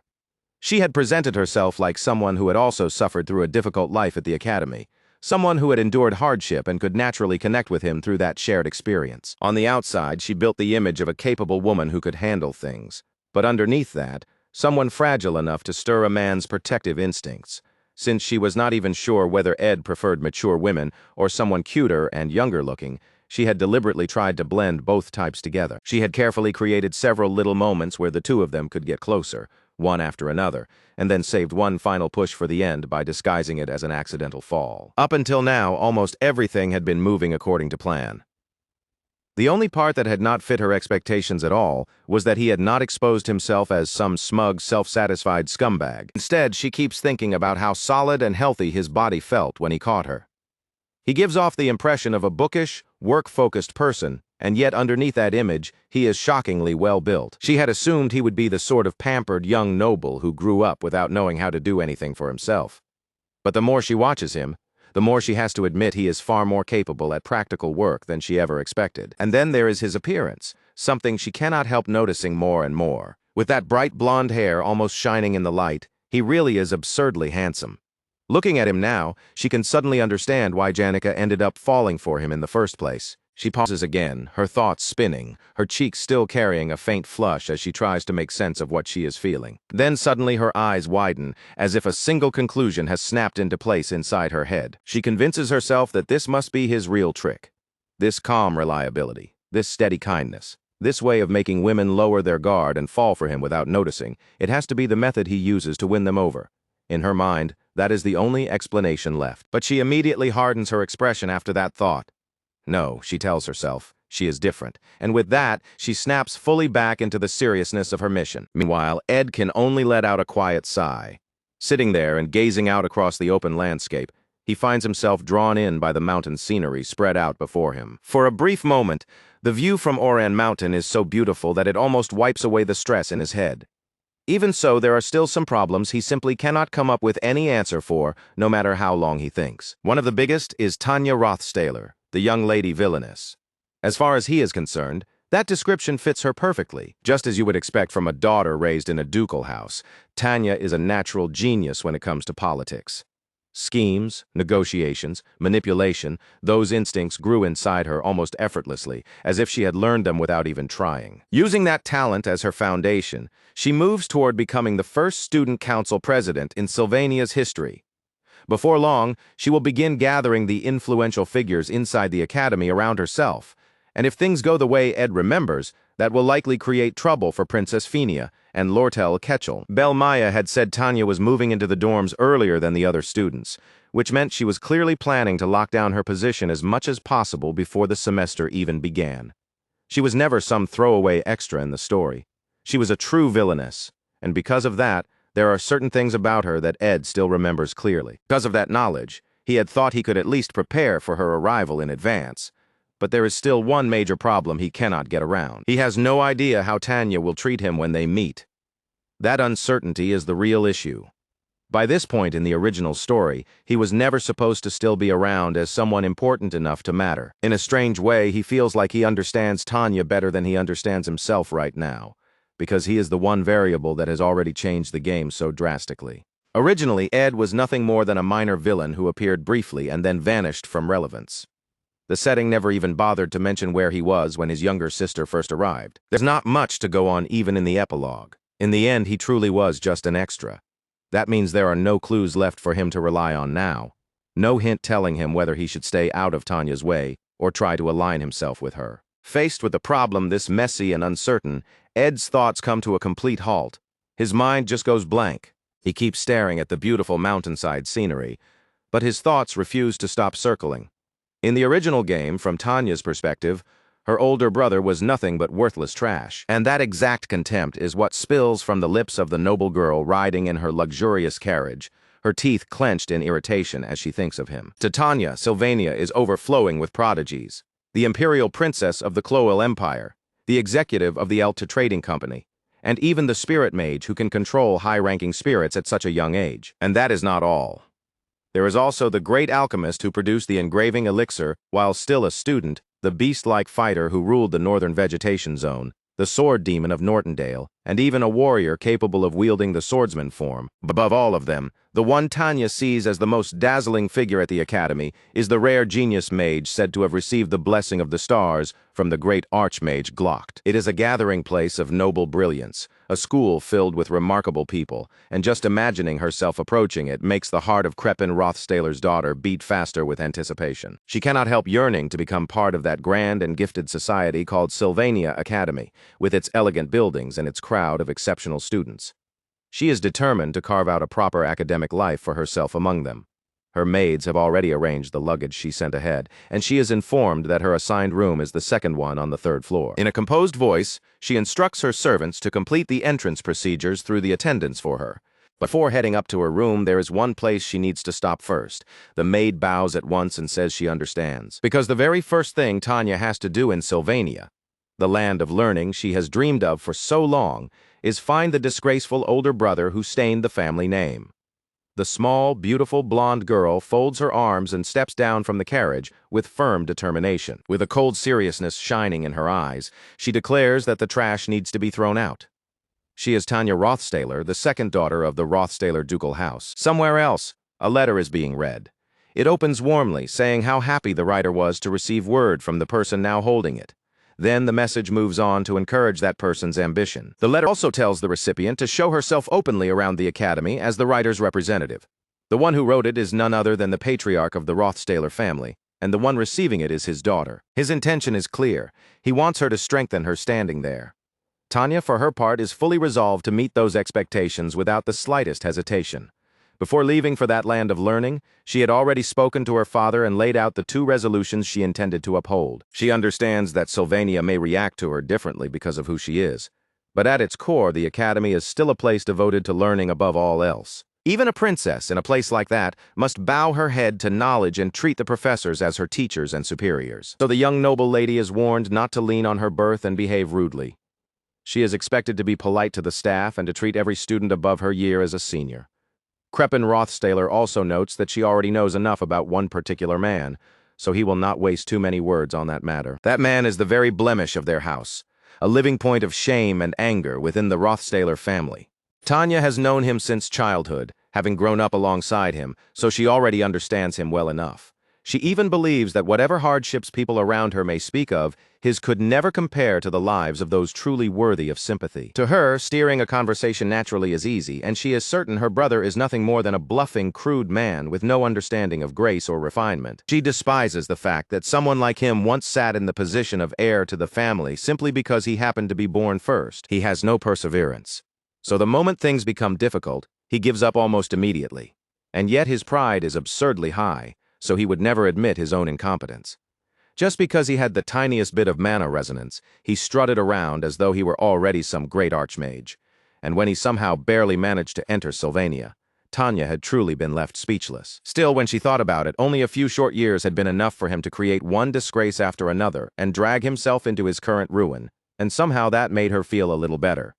At the very least, it meant his downfall had not taken long to prove itself. The person across from her sounds openly amused by how boldly she is speaking. But the young noble lady keeps going without hesitation, saying she is certain her conversation partner must have already seen through all of those flaws in her brother as well. She had originally hoped to use this meeting to win that person over and secure an alliance. And yet, somewhere in the middle of the exchange, she starts to feel that something is off. The flow of the conversation is strange enough that she hesitates. A chill of doubt passes through her. At some point, this stopped feeling like a conversation and turned into her doing all the talking by herself. That is when she remembers her father's warning, that she needed to be careful around the people he personally introduced her to. He had told her to treat such people with particular respect, especially when the subject involved negotiations or business. The person he wanted her to meet was not someone to take lightly, not even for a second. He had first come into contact with her through the business surrounding the sage-sealed grimoire, and he had said that meeting her would be a valuable experience for his daughter. But there was one important detail he had failed to explain beforehand. All he had really done was wish his daughter luck. And judging by how things were going now, she was definitely going to need every bit of that luck. Across the dinner table, Lortella Ketchum watches her with the sly, glittering eyes of a fox. Then, with a smooth smile, she tells her guest to keep talking. Her voice is gentle, but the way her words coil around the girl feels almost serpent-like, soft and dangerous all at once. Without ever raising her voice, Lortel slowly corners the young noble lady who has just spent the last 5 minutes speaking badly about the man Lortel cares for. The little Rothstaler girl finally falters. Her confidence wavers, and she awkwardly asks for a ceasefire, nervously wondering out loud whether the merchant might be upset. But the merchant girl only answers with a wicked little grin. As if nothing at all is wrong, she softly asks what Tanya could possibly mean by that. Lortel just keeps smiling as she listens to every interesting thing this poor, hopelessly naive young lady has to say. Tanya Rothstaler had been built up like some terrifying mastermind, but right now she feels more like a tiny puppy that has wandered straight into a trap without realizing it. And while she is being pushed to her limits for reasons she cannot even begin to understand, Back at the camp, Ed is busy going over his winter break to-do list. He has already managed to cross off a good number of the things he planned to do. At this point, the major tasks he still has left are building a storage space, expanding the cabin, obtaining a bow-type unique skill, and raising his magic engineering by another 3 levels. Recently, he also picked up a useful mid-rank spell, Magic Particle Explosion. On top of that, he acquired another mid-rank spell as well, one called Root's Desire. He had taken both from Professor Glast's library the night before, and honestly, being able to browse through all those books without worrying about a due date had turned out to be incredibly convenient. He also managed to finish most of the scholarship student work on the very first day. Looking back on it, it really seemed like Anis Halian had suffered through far more of that burden than he had. Back at his little camp home, Ed starts trying to practice his ignition ability by the fire pit. Then, almost immediately, he remembers the obvious problem. Right now, he cannot actually use magic. So no, he cannot practice it directly. But even if practical use is off the table, he at least wants to become thoroughly familiar with the theory behind it. Lucy has appeared before in all kinds of ridiculous places, and in ways no normal person could ever predict. At this point, though, Ed has gotten so used to her strange entrances that almost nothing about where she shows up surprises him anymore. So he simply calls out to her, walks over to the bed where she is sleeping, and pulls the blanket off her. With the tiny girl still drowsy from sleep, he asks her to light the fire for him. Lifting her is not difficult either. She is so small and so absurdly light that he can move her around without any effort at all. Because of that, he more or less points her toward the fire like she is some kind of living automatic lighter. The moment he aims her in that direction, she immediately lights it. Satisfied with the result, Ed accepts the job well done. Lucy, meanwhile, murmurs that she is going to stay outside with him, too. Ed agrees, and without any resistance at all, she nestles comfortably into his arms and drifts right back towards sleep there. Then, all of a sudden, Lucy stirs, her nose twitches, and she wakes up the moment she catches the scent of perfume on him. Ed immediately understands what she noticed. He tells her that he spent the whole day working with Anis Halilan, so the faint floral fragrance on his body must have rubbed off from that. Lucy's attention shifts at once. Looking up at him with concern, the little mage asks whether he is feverish or sick, and Ed is genuinely surprised that she can tell something is wrong that quickly. Without hesitation, she tells him not to get sick. In her blunt, unsettlingly sincere way, she warns him that if he does, he might actually die. Then she says that if his magic has become twisted, she can release it for him. And with that, she immediately starts doing exactly that. But once her hand settles over his chest, she pauses. After a brief moment of concentration, she realizes the problem is not that his magic has become twisted at all. It is empty. He has drained it out and clearly done something reckless again. Ed tells her that it is still manageable, and Lucy quietly adds that once winter passes, he might end up becoming much stronger than he is now. After that, she hesitates just a little and asks whether she can make a strange request. Ed looks at her, curious about what exactly she wants. Then Lucy softly asks him to pat her on the head. Ed does exactly that, gently stroking her hair while she lets herself relax and drift off again. Even as he keeps patting her, most of his attention remains fixed on the book open in front of him. Lucy rests there with a small, satisfied smile on her face, her cheeks faintly flushed with quiet happiness as she enjoys the moment. Then a sudden noise sounds from behind him. Ed turns at once, startled, and looks back. It has been a while since he last saw her, so he greets the fox-like merchant warmly. He asks whether she came because of the favor he requested, adding that she could have simply called him over to the trading company instead. Lortelaketchel answers with an unusual trace of nervousness in her voice, saying there were other things she wanted to discuss with him as well. Even while she says that, though, she cannot take her eyes off Lucy, who is currently using Ed's lap as a pillow like it is the most natural thing in the world. Still staring at that scene, Lortel says there was something she had wanted to ask him. Back at the academy, Tanya thanks the person in front of her for listening to her story. Her objective, at least in her own mind, is very simple. If that person will stand with her and help her punish an evil man, then Tanya promises she will reward them as generously as she possibly can. For example, she points out that the Islan family includes many highly respected researchers in archaeology. If cooperation can be secured, she says she is willing to share several antiques from the Rothstaler family's storage with the Islan family. Hearing that, the girl she is speaking to visibly perks up with excitement, but Jix Effelstein is there listening too, and he has already heard stories about Ed's younger sister. Tanya tilts her head up to look at him, while Jix stares down at her with a fierce intensity burning in his eyes. She immediately notices how well-trained his body is, and on top of that, she can feel the clean, unmistakable flow of magic moving through him. At once, Tanya realizes she needs to pull someone like him onto her side if she can, but before she can steer the conversation that way, Jix asks once again whether she really is Ed's younger sister. In Tanya's mind, winning over a person like this would be extremely useful while she continues training her own magic resonance. So when he addresses her that directly, Tanya cannot hide her surprise for even a moment. But instead of responding to Tanya's proposal at all, Jix turns to Elka Islan and casually asks whether she brought along the notes from Professor Delorf's elemental studies. Elka brightens immediately and says that she did. Then, before Tanya can even process what is happening, the two of them start handing her one item after another, piling things into her arms until she is left standing there in stunned silence. They even tell her that she can throw away anything she does not need later, because having proper notes ready for class is incredibly important. And while they are at it, they somehow even manage to find the wreath required for Professor Howland's class too. Only after loading her up with that ridiculous amount of supplies do they finally let out relieved sighs and smile at her, like they have just finished an important mission. Tanya, now buried under a mountain of items, can only stare in disbelief and ask whether they actually heard anything she said about her offer.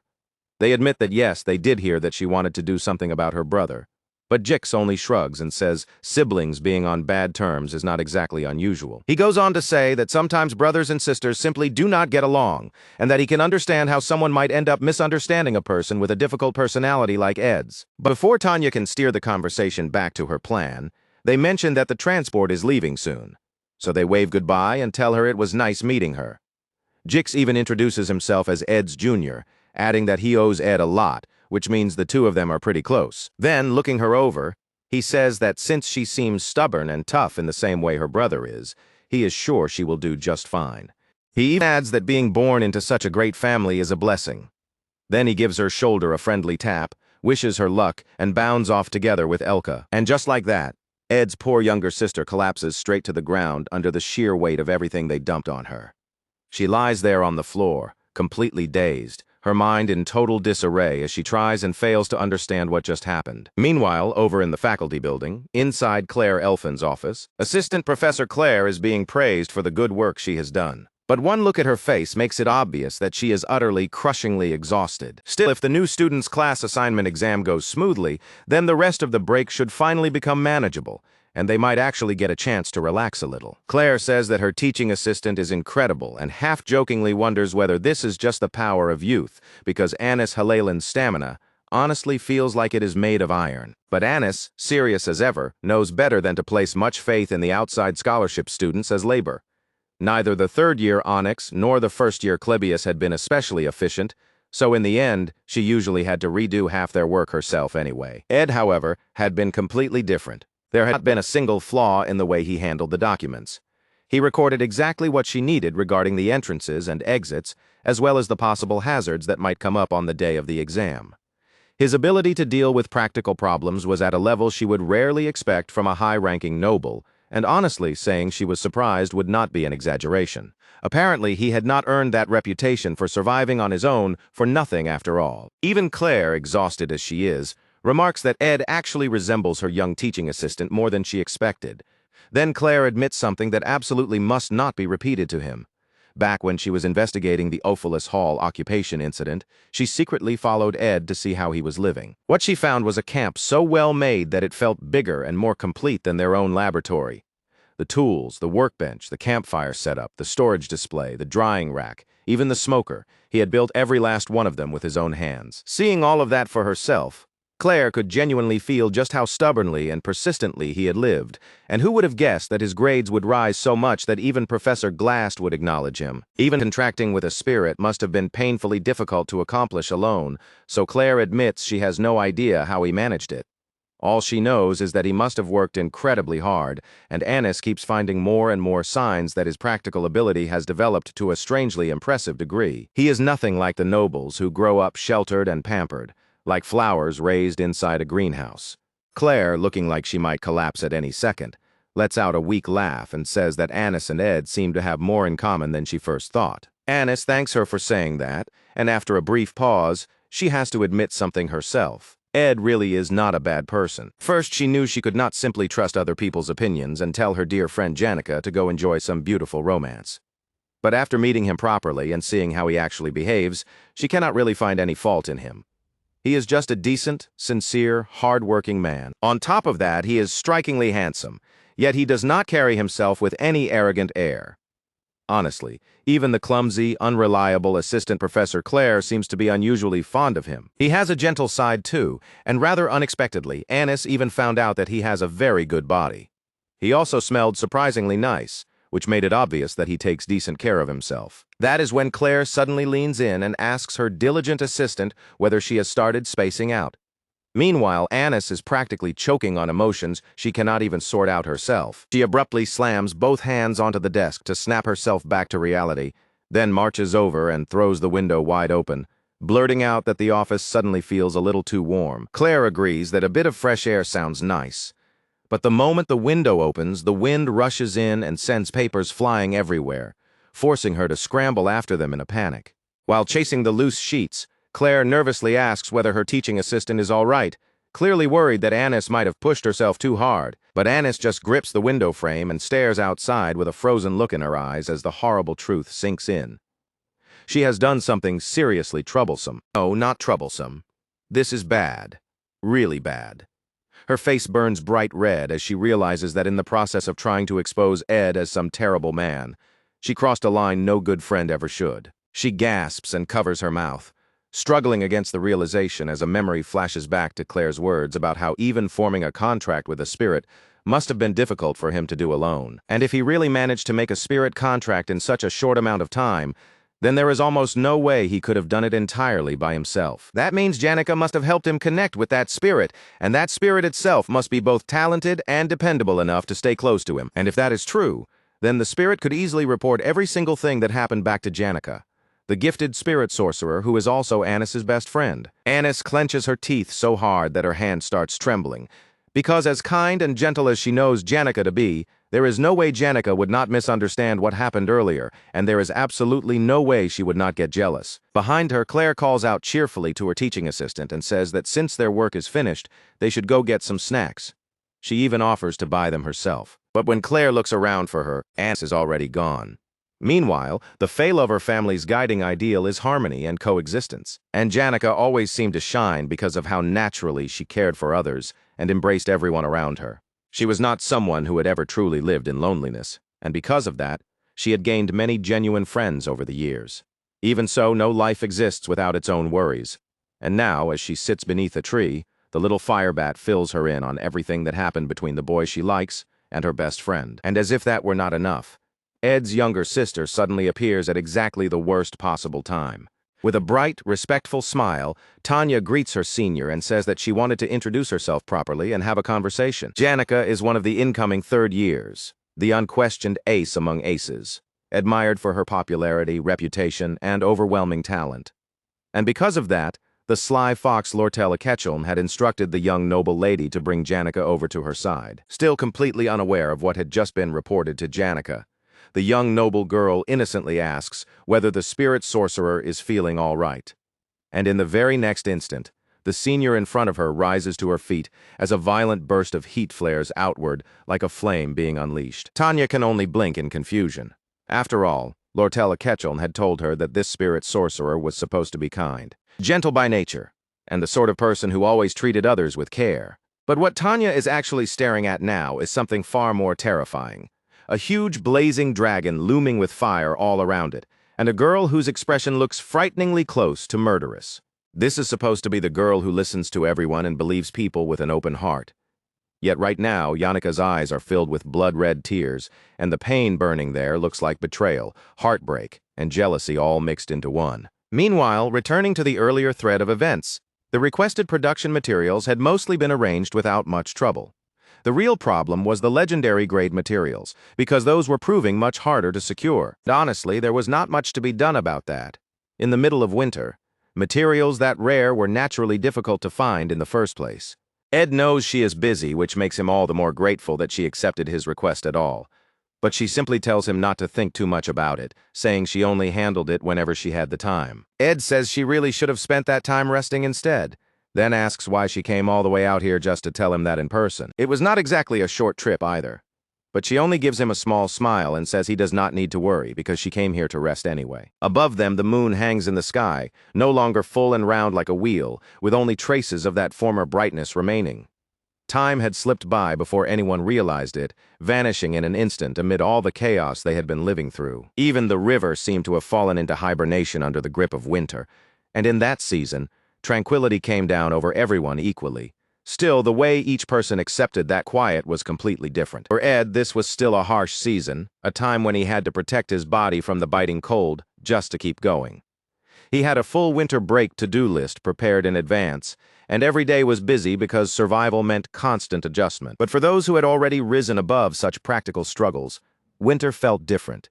To them it was quiet and still, almost like walking alone along a silent path. Winter had that kind of strange, almost magical power about it. Then, all of a sudden, Lortel Ketchum pauses mid-conversation and asks the question that has clearly been bothering her this whole time. Why exactly is Lucy sleeping on Ed's lap? Ed answers in the most matter-of-fact way possible. He simply says that it is winter. That reply is so absurdly plain that she cannot believe he just said it with a straight face. Lortel narrows her eyes and glares at the sight in front of her, though even as she does, a small part of her wonders whether she might be overreacting. Still, she quickly brings the conversation back on track and says she did not come all this way just to talk about magic engineering materials. So Ed asks whether there is something else she wanted to bring up. At that, she gives him a sly, wicked grin and remarks that he is acting as though he has no idea what she means. Ed calmly acknowledges that she won the bidding for the sage-sealed grimoire, and Lortel lights up at once, beaming with satisfaction as she admits that yes, she did. Then she pulls out the letter, and her cheeks grow warm with delight as she remembers his promise, that if she succeeded in bidding on the sage-sealed grimoire, he would do anything she asked of him. The merchant, getting proper value from what you spend is practically a virtue. That thought alone makes Ed uneasy, because he cannot help wondering just how outrageous a favor she is about to demand from him. But Lortel only smiles and says she has no intention of asking for something that would place too much weight on him or be too difficult for him to carry out. Instead, what she asks is surprisingly simple. She asks him to choose her side. The timing makes immediate sense to Ed. It was almost time for the third act, the point where the political clash between Princess Phinia alias Cloel and Lortel Ketchum would begin in earnest. Lortella could clearly feel that shift approaching, which meant she was already laying out her strategy and making her moves. According to the scenario, the kind and seemingly righteous Princess Phinia alias Cloel was Lortel's destined rival. She would eventually rise to the position of student council president, gain control over the academy, and steadily expand her power from there. And with that influence in her hands, she would become the key figure who uncovers the darkness buried inside the Rothstaler family during the fourth act. Lortel smiles like a fox and says there may come a time when everyone in this academy will be forced to pick a side in that conflict. And when that moment arrives, she says she wants Ed to stand with her. That is all she asks. Hearing it, Ed finds himself thinking back to the struggle between the princess and the merchant, and to how, in the original flow of the story, the main character would ultimately decide which of them came out on top. But he is not that main character anyway, so from his point of view, it is hard to believe his support would really carry that much weight. Lortel, however, only gives a knowing little smile and points out that his reputation inside the academy has been improving recently. Even so, Ed says that backing her still would not lead to any truly meaningful political result, because at the end of the day, he is only a student. Then, half-jokingly, he admits that her blunt way of saying it almost hurts a little. But Lortel does not look bothered in the slightest. She tells him that this is not about political value or public significance. What matters is the reason behind it, and that reason matters to her personally. Hearing that, Ed accepts her request, saying that choosing her side is not something difficult for him. The moment he agrees, Lortel burns the letter in front of him, and Ed's eyes widen at the sudden sight of the paper going up in flame. She smiles then with all the elegance and danger of someone already planning her next move. In that moment, she truly lives up to the name of a girl with 1,000 faces. And yet at night, the smile she shows him is not a calculated mask at all. It is bright, open, and genuinely happy, revealing an expression Ed has not seen from her before. Since it is still the winter break, there are naturally no classes that day, and no scholarship student work waiting for him either. It is a winter morning at the wooden cabin, and Ed would really like nothing more than to sleep in for once. But habit wins out, and he wakes up early anyway. As usual, he asks Lucy to light the fire when she wanders out of the cabin with him, and she agrees without complaint. Even after that long conversation with Lortel the night before, one thing still refuses to leave his mind. Lortel had brought up his younger sister and mentioned that Tanya seemed to be preparing something. At the same time, she admitted that she could not tell whether Tanya truly saw Ed as an enemy of the family, or whether she had simply exaggerated her complaints about him the way siblings often do. To be honest, Lortella had even said she found the girl a little cute, which was why she introduced her to a few people. According to her, Tanya was planning to go meet all of them that very day, which meant she had probably already run into Jix and Janica by now. Ed figures that after making those rounds, Tanya will probably come looking for him the next morning just to give him a piece of her mind. And as he thinks that, he gets the feeling that the time has finally come. After all, Tanya Rothstaler is the real biological younger sister of the original owner of the body he is living in now. What kind of relationship she had with him was still impossible to figure out, and the more he turned it over in his head, the more pointless it felt. No matter how hard he thought about it, he just could not find an answer. In the end, there was nothing for him to do except turn around and face the girl who had quietly stopped in front of his campfire. He lifted his eyes to acknowledge her presence at last. He looked at her without saying a word, studying her face in silence, while she stood there with a whole line of servants gathered neatly behind her. Then, trying to keep her composure, she offered him a greeting, with visible nervousness in her voice. She told him she had brought him a present. What confused him more than the gift itself was the fact that she seemed so strangely tense about handing it over. At first, he wondered if she was simply embarrassed, so he peeked at her a little more carefully. But to his surprise, what he saw was not shyness at all. She looked frightened of something. Even so, the one thing he could tell for certain was that she was not looking at him with any real malice. A faint smile crossed his face as something clicked in his mind. From the family's point of view, while he had still been living at the estate, they must have assumed he had been living a perfectly secure and comfortable life. The next moment, he let out a groan and buried his face in his hands, silently taking back that conclusion. It was the kind of hasty judgment that made him feel like he owed Ed Rothstaler an apology, because in reality his little sister was absolutely terrified of him. That much was painfully obvious. When they were younger, her brother had once hurled food onto the floor and screamed at the servants, cursing them for daring to serve such cheap, low-quality dishes to the future lord of House Rothstaler. Even as a child, he had acted like the whole mansion existed for him alone. Then he would turn to his sister and calmly remark that her ability to endure all of that without even showing a trace of contempt in her eyes was honestly impressive. The praise sounded twisted coming from him. While forcing a servant down against the floor, he had even gone so far as to praise her worldly wisdom and quick wit. The words were refined, but the cruelty behind them was impossible to miss. The maid had groaned in pain with her face shoved down into the food that had been thrown across the ground. It was a humiliating, ugly scene. And beside that scene, the little girl had continued eating with trembling hands. Even lifting her food had taken visible effort. Back then, she had finally shouted at her brother to stop. Her voice had cracked with fear, but she said it anyway. She had slammed both hands down onto the table as she cried out. It was the small, desperate protest of a child who could not bear it any longer. And he had only looked back at her and asked what was wrong, as if he truly did not understand. Then he coldly asked whether she had actually developed sympathy and attachment for servants who were nothing more than tools. He had told her that she was still not a true noble. In his eyes, compassion itself was proof of immaturity. That monster who had toyed with her so casually was impossible to compare to the man now smiling gently at the box she had brought him. The contrast was so extreme, it was almost unreal. He thanked her sincerely and said he would make good use of the gift, even adding that he planned to wear it when the next semester began. Strictly speaking, he had already been cast out of the family, so he was no longer really her brother in name. Even so, he told her honestly that he was grateful she had brought it. She looked completely stunned by that response. Seeing her freeze up, he casually told her to come over and wait by the fire. He did not have many herbs left, but he chose not to be stingy with them now.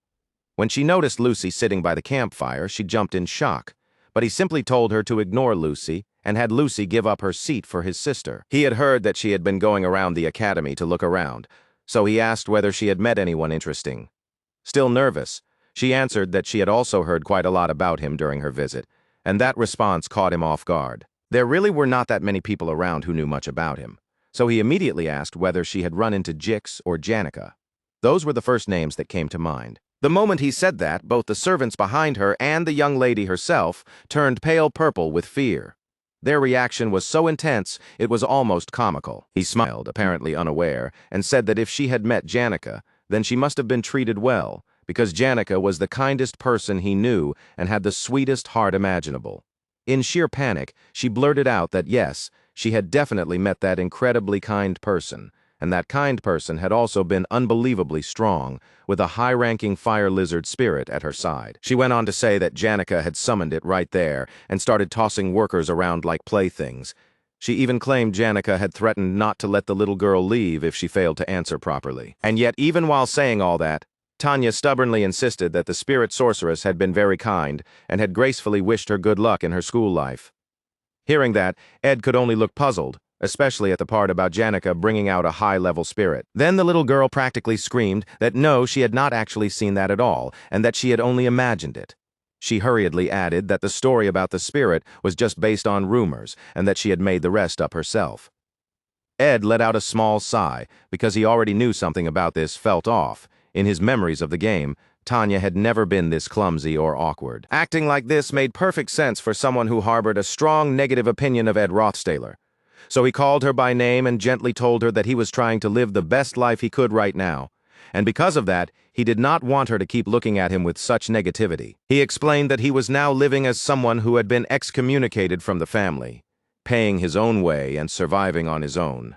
Then he admitted, without dodging it, that back when he had lived at the estate, he really had been pathetic. As he handed her a drink, he said there were surely many things between them that could never be undone now. Even so, he apologized to her with a smile and said he knew she wanted to become student council president and that he would still be cheering for her. He admitted that he probably would not be able to help her very much. But he also told her that he knew how hard she always worked, and so he sincerely wished her good luck. That was what he said out loud, but inwardly he already knew Tanya would never actually become president. In the original story, she was one of the villains, a girl who existed to support Princess Phenia. Meanwhile, the girl he was encouraging was sweating so badly from fear and disbelief that she looked ready to collapse. And even while noticing that, Ed could not help thinking that because she was the first blood relative he had met like this, he felt a special attachment to her no matter what she did. Still, judging by the look of absolute terror and horror written all over her face, he had no idea what kind of relationship they would have from here on out. The future between them was completely impossible to predict. Later, once she was back at school, someone bent forward and huffed out a breath, muttering that they had almost lost their mind for a second there. The tension from earlier still had not left their body. Of course, that person was Tanya. And to Tanya, her brother's true nature was still no better than trash. Even so, she had nearly been burned alive after speaking badly about him in front of Janica. That memory was still vivid enough to make her shudder. At that moment, she had come to understand something very clearly.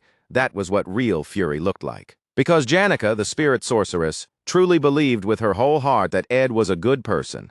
Not just decent, but genuinely human in the truest sense. That was what felt so strange to Tanya. Sylvania was overflowing with elites, no matter where you looked, and at the very top stood the legendary genius mage, Lucy. In a place like this, talent gathered in absurd concentrations, so Tanya could not understand it. In an academy packed with people like that, no matter how well her brother acted, his true nature should have been exposed almost immediately. Still confused, she came to a stop when she noticed Lucy heading into a room nearby. The sight pulled her right out of her thoughts. She did not recognize Lucy at all, and instead just stared at the ragged-looking schoolgirl slipping into the room next door. Even here in Ophelis Hall, the finest dorm on campus, there was apparently still room for someone so unsophisticated and inelegant. To Tanya, that only proved that flaws existed anywhere. But then that shabby-looking genius suddenly spoke to her first and asked whether she was the younger sister. The unexpected question made Tanya pause. With a weary sigh, the girl answered that her brother had simply been lucky. That was the only explanation she could accept. All at once, the odd girl in the giant hat rose up on her toes, lightly touched the young noble lady's shoulder, and told her that if she was struggling with anything, she should let her know. The gesture was so casual that it only made the moment stranger. Then Lucy spun around and slipped straight back into her room, leaving the young noblewoman standing there in confusion. Tanya could only stare after her. Her eyes widened in shock as the realization hit her. Even here in the very best dorm, then the detail hit Tanya all at once.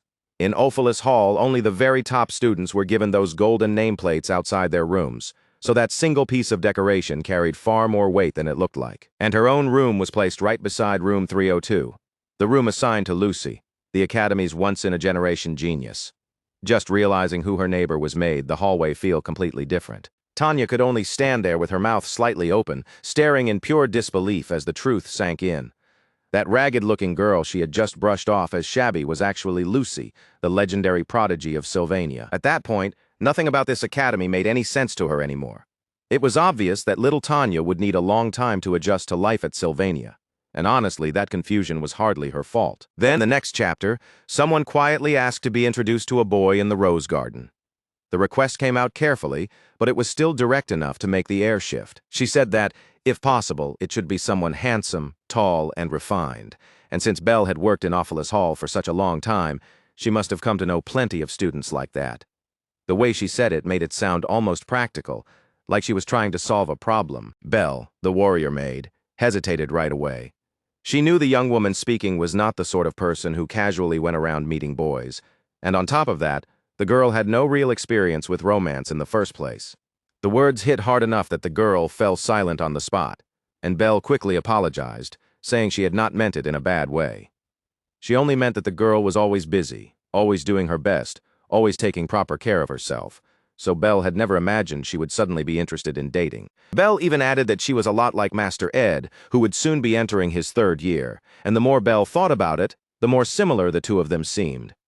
That, naturally, was the very last comparison the girl wanted to hear. Then Belle's eyes widened as if a thought had just clicked into place. The shift in her expression was sharp enough to make the other girl tense. And with that realization, the maid made a bold suggestion out loud, one the girl could not really deny. There was no fooling Belle's keen eyes once she had seen through something. She had first met Ed because of all the ugly rumors surrounding him, but after actually speaking with him, she had found far more similarities between them than she expected, and their conversations had flowed with surprising ease. He had also been thoughtful and considerate, and before long, Belle had figured it out. The clever young woman had developed feelings for him. She let out a groan, but in the end she admitted it. Yes, she was a little drawn to him. In theory, that was supposed to be good news, because if he was decent enough for her to notice his charm, then he was surely good enough for Janica too.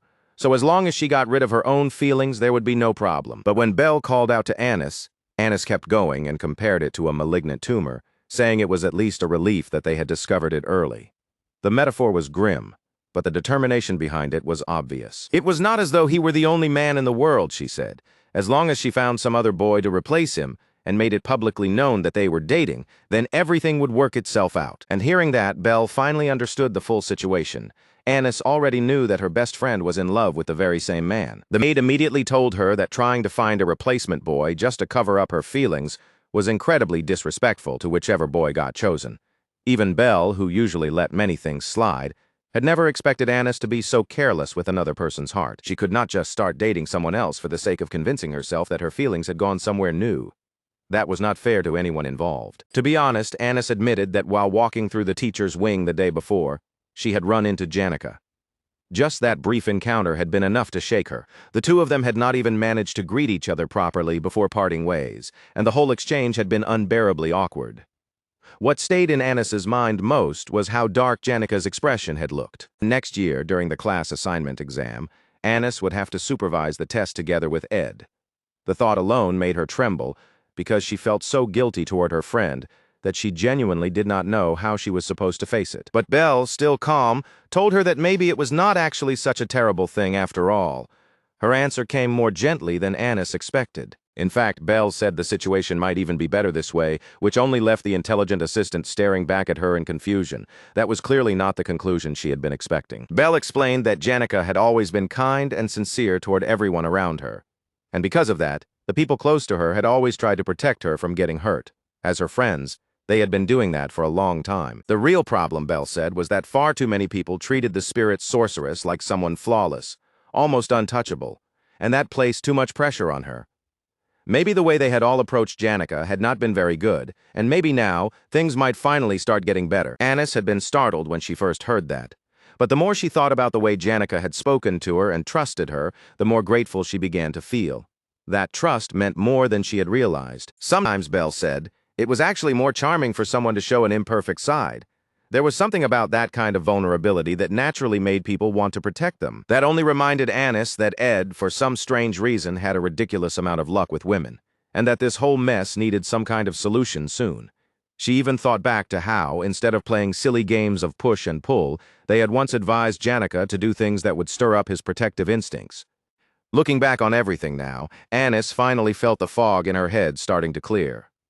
Belle's encouragement had helped her stop drowning in guilt, and once her thoughts settled, she found herself thinking of Janica and smiling without meaning to. After all, when Janica was confused, troubled, or emotionally cornered, it was painfully obvious where she would go. There was really only one place that fit. And that place, of course, was the little cabin in the woods. Quiet, hidden, and warm, it had already become her refuge. When Ed arrived, he immediately noticed her there and asked when she had come in. His voice was casual, but his eyes had already taken in the whole scene. He had been planning to slowly gather more materials for the storage construction, and he also wanted to expand the whole space and make room for a larger living area. Judging by the schedule he had in mind for winter, he really did not have much time to waste. But all of that planning came to a halt the moment he saw her sitting by the fireplace, curled up on herself with her head lowered.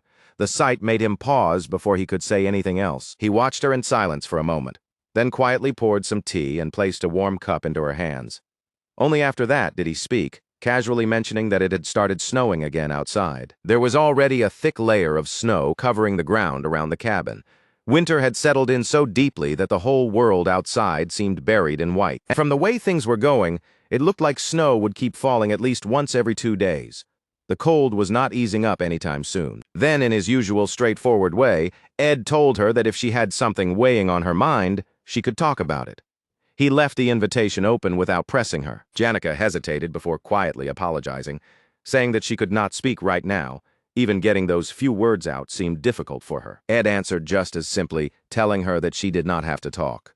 There was no demand in his voice, only understanding. She turned toward him in surprise when he gently wrapped her up in his winter coat. The motion was so natural that it caught her off guard more than the words did. He sometimes forgot it, but Janica's life at the academy was difficult in its own way, too. The burdens she carried were not always obvious from the outside. Right now, she looked almost like a small animal backed into a corner, tense and shivering and too drained to defend itself. Looking at her like that, it was hard for him to just brush her aside. Ed let out a quiet sigh and admitted that the cold was getting harder and harder to bear as winter dragged on. A single blanket and the heat from the fire were no longer enough to make it truly comfortable. Even so, spring was slowly making its way closer with every passing day. And for the moment, the two of them sat close together beside the fire, sharing the warmth of the flames. In that little pool of heat, the season felt just a little more survivable. There had been many times when their father, the patriarch of the Rothstaler family, left the estate because of business at the royal palace. His absences were nothing unusual. Even so, the Rothstaler estate itself had once remained peaceful. But after Arwen Rothstaler, the eldest daughter and original heir, died, a new heir took control, and from that point on, everything changed. So when people spoke the name Ed Rothstaler, some of them could not help wondering what kind of person he really was. The question carried more bitterness than curiosity. There was an old saying that if you wanted to know who someone truly was, you had to watch what they became once they held power. And by that standard, that pathetic piece of trash had acted as though the entire world belonged to him. All because he had gained a little authority as the heir. He was constantly throwing his weight around and mocking his younger sister. He wore that power in the ugliest way possible. He would sneer at her and ask what she thought she could possibly accomplish by glaring at him with those hate-filled eyes. Then, with that same cruel tone, he would remind her that no matter how much she hated him, she still could not kill him. Laughing as if it were all some kind of joke, he would bend down, pick up a knife from the floor, and say that with their elder sister gone from the world, things had turned out wonderfully for him. To him, Arwen Rothstaler's death had become just another excuse to toy with the people still left behind. Then he would shove the knife into Tanya's hand and scream that if he died now, she would become the heir instead. He would force that thought on her again and again, demanding that she stab him if she wanted that position so badly. All Tanya could do was stare at him with fear swimming in her eyes while he barked at her to hurry up and do it. He kept pressing, almost delighted by how frightened she looked. Most of the time, her knees would give out before anything else, and the knife would slip from her trembling fingers and clatter onto the floor. And every time that happened, his laughter only grew louder. That had been Tanya's everyday life back then, day after day without relief. Just remembering it now made her chest tighten until it felt hard to breathe. Before long, he would be looking down at her again with those disgust-filled eyes, and she would shrink under that gaze the same way she always had. For half her life, she had lived crushed beneath the weight of that look. He never actually beat her, but that did not make the damage any less real. As someone born of the same blood, Trapped in a situation where she could save neither the family nor the people of the estate, Tanya had lived like a hollow shell. It was a life so empty, so miserable, that it was almost the same as being dead. Then at last, an opportunity finally appeared in front of her. She heard that her brother had been excommunicated from the family, and with him gone, all that remained was for her to prove herself. The upcoming student council president election was the one and only chance she could not afford to waste, and that became the core of her first plan. She intended to use the class assignment exam to her advantage, and before long, the day finally arrived for the new students to face that assignment. Anis suddenly cried out for Ed to stay back, turning her face away in flustered embarrassment, as she insisted that his smell, his gaze, and even his energy would not work on her. So he absolutely had to keep his distance. The way she blurted it out only made the whole thing even stranger. Ed just stood there, completely baffled by what he was hearing. Still, he figured Anis was far too smart to act that weird for no reason, so there had to be some solid explanation behind it. Then Claire Elfin grinned and said she had already gone over all the necessary details, so now it was time for them to head up and begin preparing for the exam proper. Her tone was light, but the work ahead of them clearly was not. It was time for episode 3 of The Failed Swordsman of Sylvania, the new student's class assignment. Unlike the exam that had taken place earlier in the Northern Forest, this one would be held on Oran Mountain instead. And with Professor Glast absent, Assistant Professor Claire Elfin was the one overseeing the exam this time, which meant there were several differences from the usual setup. Even before it started, the atmosphere already felt a little different. The biggest difference concerned the magic objects hidden around the mountain. Instead of using hard-to-find magic marbles, this exam used magic stones that were relatively easy to spot. Not only were those stones not especially well hidden, but the point differences tied to them were not all that large either. At first glance, it almost sounded too simple. The basic rule was straightforward. As long as a student found one of those stones and placed it on the altar of substitution, they could earn class qualification. On paper, that made the whole exam sound almost generous. But Claire Elfin was still the disciple of a notoriously strict master, and because of that, she believed students had to prove they were at least genuinely capable before they deserved to qualify for a class. She was never going to hand that privilege out cheaply. So in practice, the exam became brutal. The students had to fight through countless monsters and wild beasts, and only those strong enough to survive that ordeal would have any hope of making it into a class. The difficulty level was absurd. That was exactly why people also called it the Hell Survival Exam of Oran Mountain. The nickname was not an exaggeration. And in the end, in that original version of events, not a single new student at Sylvania Academy managed to qualify for a class that year. Every last one of them failed to clear it. Of course, that was the original scenario Ed knew. The fact that nobody made it into a class was directly tied to an important event that would happen later, which was exactly why he needed the flow of events to stay on track. That was also why he deliberately chose not to say anything about Assistant Professor Claire Elfin's excessively harsh exam design. Even if he had thoughts about it, he kept them to himself for the time being. That said, he already knew he would probably have to submit a written apology later. He was not blind to how unreasonable this whole thing looked. The only reason he could stay relatively calm was because, brutal as this survival exam was, none of the freshmen actually died in it. It was harsh, but at least it was not fatal. Since the students would be fighting illusionary monsters produced through a magic engineering device, their current task was to set up a vision disc. That disc was what would summon the apparitions of low-ranking monsters and beasts for the exam. Once the disc had been positioned properly, and the necessary safety preparations were finished, their part of the work would basically be done. At that point, all that would remain was to let the exam begin. Among all of the equipment, the purple vision disc was by far the most important piece. And from everything Ed remembered, the real reason no one qualified that year centered on that very disc. It was admirable that Anis was personally handling such important equipment on her own, carefully trying to take care of it. Still, even from a distance, it was obvious she was struggling more than she wanted to admit. Seeing that she kept falling behind under the weight of it, Ed offered to help her carry the object if it was too heavy. Anis let out a strained groan, but eventually thanked him and admitted that yes, it had been too much for her to handle alone. So Ed reached his hand out toward her, and in that instant he looked absurdly dazzling, almost like some shining knight stepping in to help at the perfect moment. The timing could not have been worse for her composure. For a second, Anis's breath caught completely. She just froze there, robbed of air by the sight in front of her. Then she snapped back to herself and changed her mind in an instant, screaming at him in horror, as though she had just realized how dangerous letting him get close really was. Her reaction swung so hard it left no room for him to keep up. In the middle of that panic, her footing slipped, and Ed immediately shouted for her to be careful. The warning came just as her body started to tip. He lunged forward in time and caught her before she could hit the ground. It was a close call by any standard. With their faces suddenly far too close, Anis instinctively held her breath, and in that same flustered instant, her grip loosened on the disc. The most important object in the area slipped free from her hands. Ed's eyes flew open in horror as he shouted that it was dangerous, but by then it was already too late.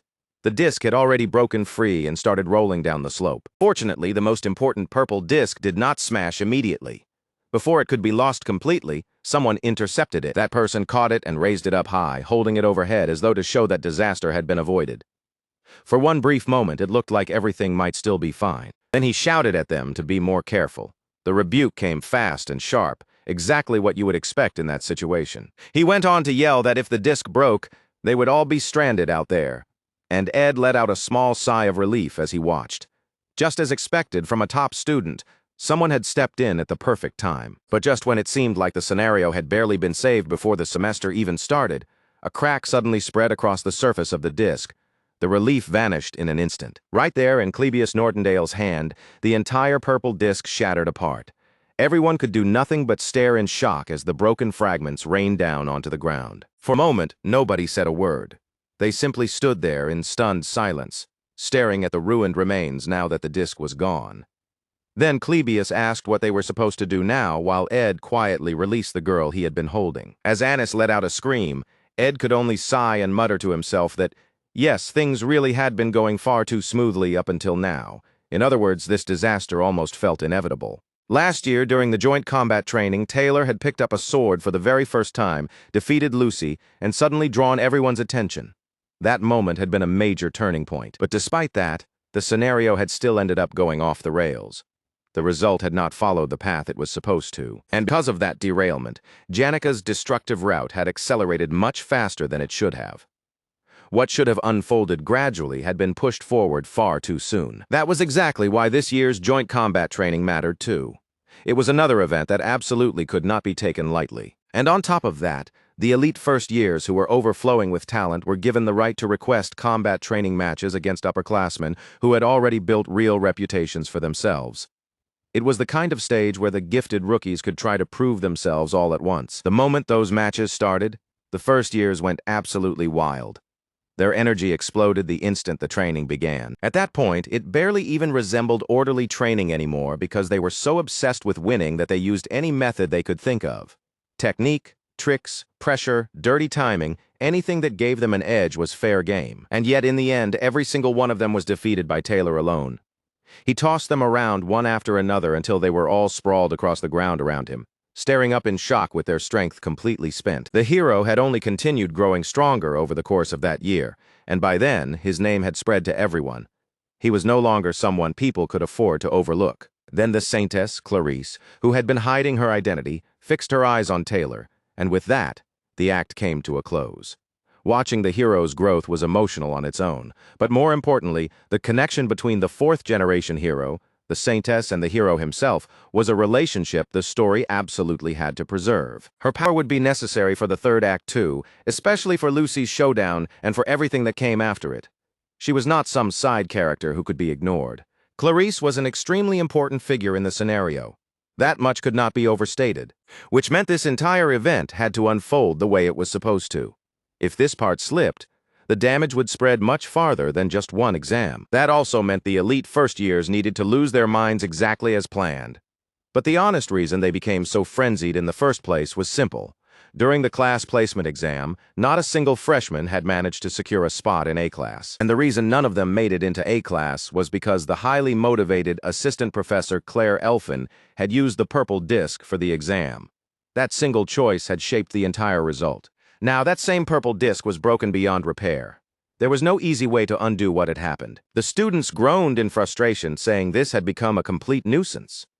The internal circuit was damaged, so the device would have to be sent off for separate repairs, and all the effort they had put in up to that point had basically gone to waste. Everyone started to panic, and then, to the confusion of the whole group, it came out that the mistake had been Anis Halian's.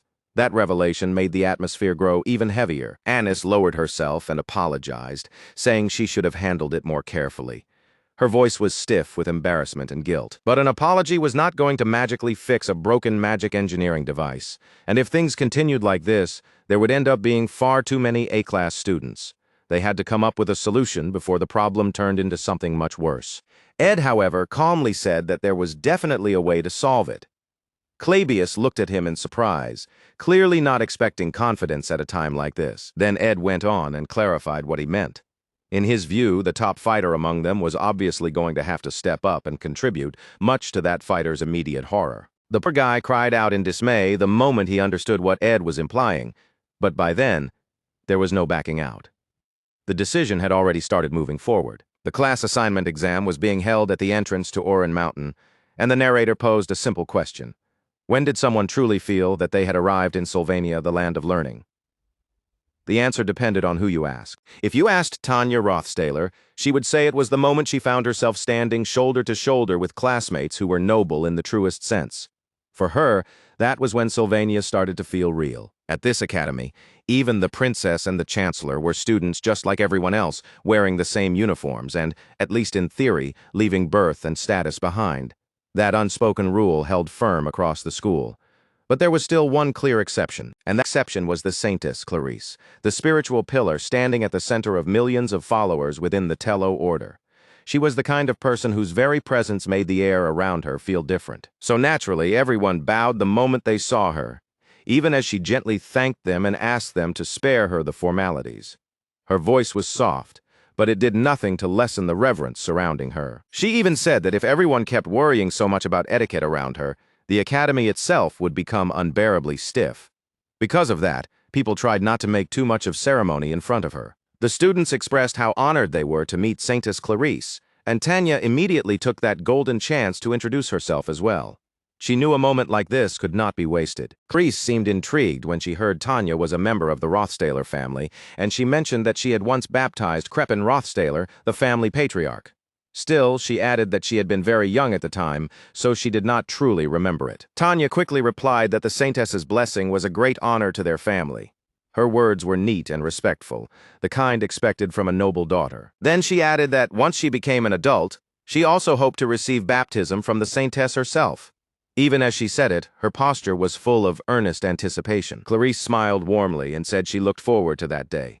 Tanya was thrilled, absolutely glowing at the fact that she had exchanged words with the Saintess right there in front of everyone. That kind of public recognition would surely help when the student council president election came around. Still, Tanya reminded herself that today's real priority was something else entirely, earning a place in A class. Then all eyes lifted as the starting flare shot high into the sky. In an instant, all the chatter around the area died down. The flare burst overhead like a bright firework, and that was the signal. The exam had officially begun. The Faculty of Combat ran toward the Student Plaza. The Faculty of Magic headed for the entrance to Oran Mountain, and the Faculty of Alchemy gathered in the basement of Obel Hall. The exam contents and locations differed by faculty, but the ultimate objective was the same for all of them. That objective was A class. With it came full tuition exemption, the right to enter Ophelis Hall, free access to student welfare facilities, and the prestige of being counted among the class elite. It was the kind of prize package every student dreamed about, so desire lit up across the field almost immediately. Before long, one student actually found a stone. He flashed a grin and said that as long as he placed it on the altar before anyone else, he could join the class. In his mind, victory was already within reach. But before he could bask in that thought for too long, someone shot past him and told him to stop talking and start running. There was no time for boasting. A redhead shouted for Joseph Whitefelts to stop, but Joseph only ran even faster. Around them, all the new students had their eyes fixed on the summit, the place they had marked as the finish line in their minds. Still, Tanya quickly noticed something odd. There were simply too many red stones lying around, and she was certain there was no way the exam could be as easy as just placing one on the altar. There had to be some kind of hidden mechanism designed to make things harder. So instead of wasting all her stamina charging forward, she decided to stay alert and move carefully, one measured step at a time. Then, out of nowhere, she heard a scream. Her eyes widened at once and she snapped her head toward the sound. What she saw was a student dropping to her knees, and to Tanya's surprise, the girl then started taking off her shoes. The whole thing was so abrupt that it looked almost absurd. Tanya wondered whether the girl had slipped, so she immediately asked if she had injured her leg. It seemed like the most reasonable conclusion, but the girl looked up and said that was not the problem at all. Then, with an oddly cheerful laugh, she explained that she had only wanted to step into the snow barefoot because it was so cold. For a brief moment, Tanya could do nothing but stare at her in speechless shock. The answer was so bizarre that her mind just stopped. Meanwhile, the other girl kept blushing and giggling, insisting that it was perfectly logical because it had always been on her wish list. She went on about how she had never imagined snow would feel this soft under bare feet. Something about her eyes was off, and her whole attitude felt strangely disconnected from the situation. Just looking at her, Tanya could tell there was definitely something wrong. Tanya quickly concluded that the girl must have hit her head right at the start of the exam, which was an unbelievably unlucky thing to have happen. Even so, she introduced herself properly and said that, judging by things, they seemed to be classmates. The girl suddenly lit up the moment she heard Tanya's last name, and excitedly said she had heard people from the Rothstaler family were all incredible, with immense status and influence. Her reaction was immediate, almost childishly fascinated. Tanya answered with a small, hesitant voice that not everyone in her family was like that. The truth was, she really did not like being lumped together with Ed Rothstaler, even if they shared the same last name. Under her breath, she muttered that even a family with great status could still produce ridiculous, rotten scoundrels if it had been around long enough.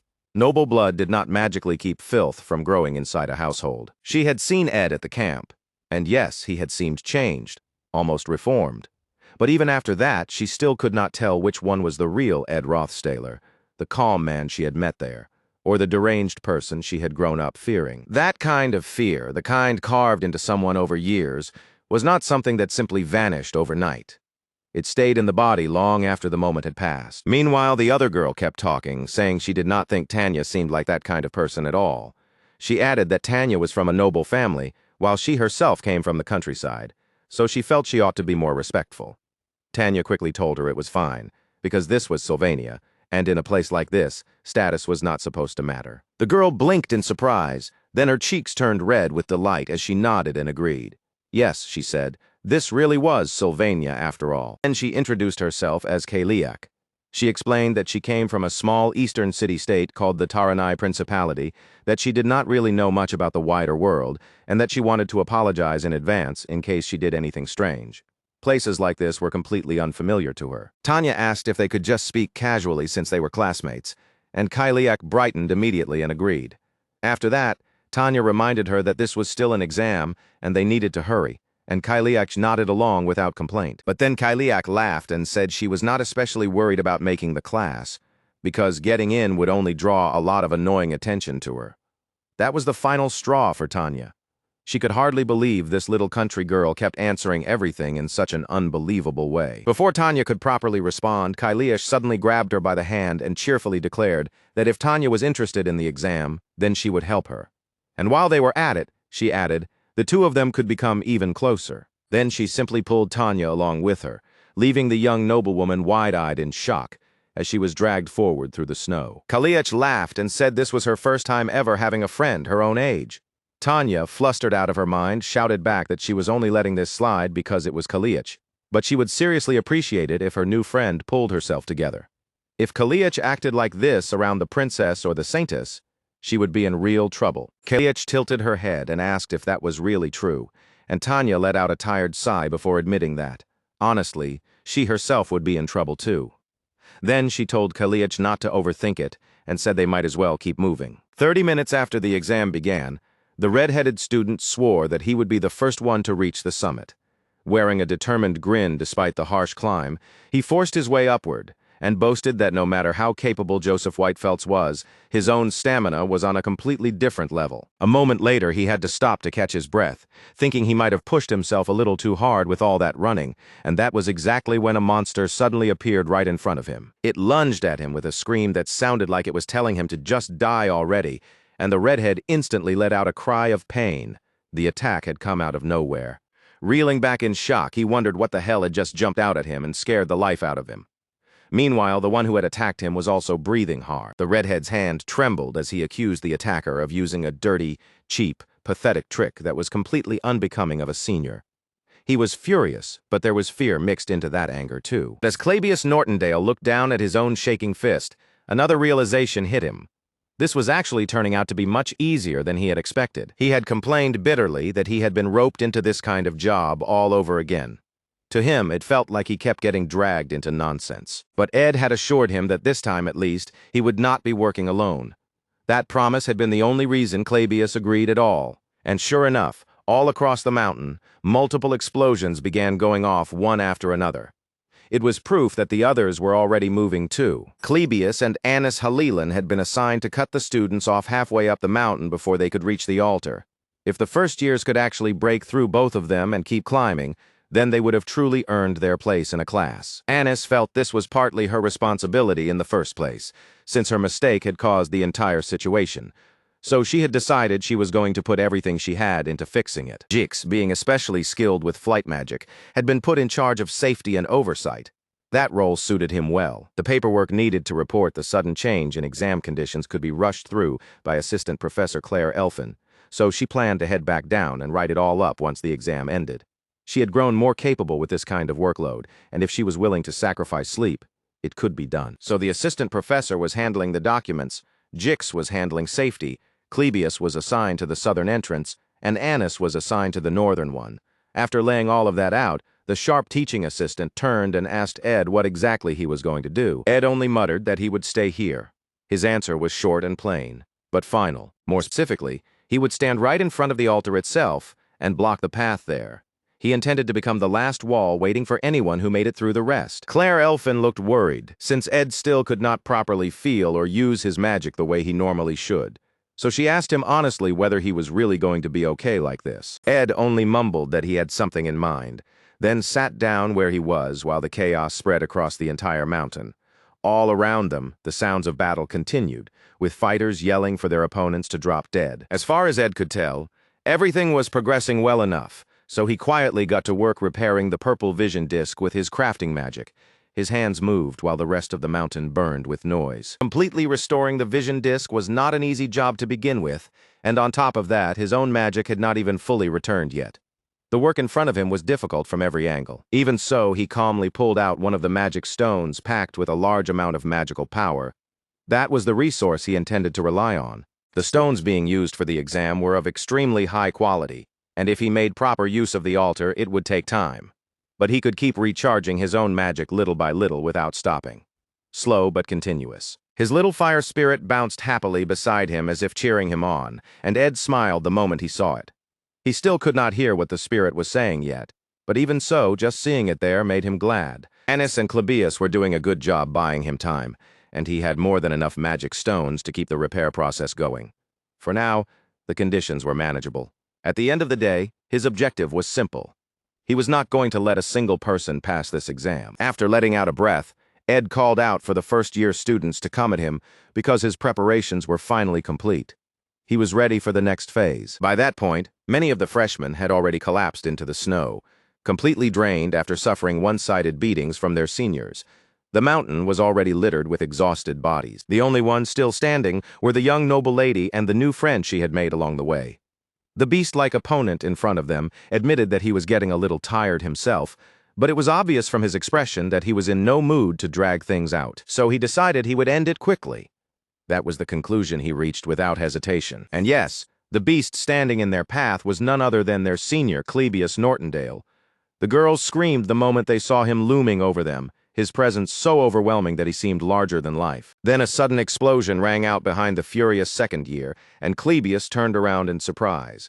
Something was clearly going wrong over at the northern entrance. But that blast was not Anis Halalan's magic, and she was supposed to be guarding that section herself. Realizing that, Clavius immediately worried that she might be in trouble. The girls took advantage of that split second of distraction and bolted.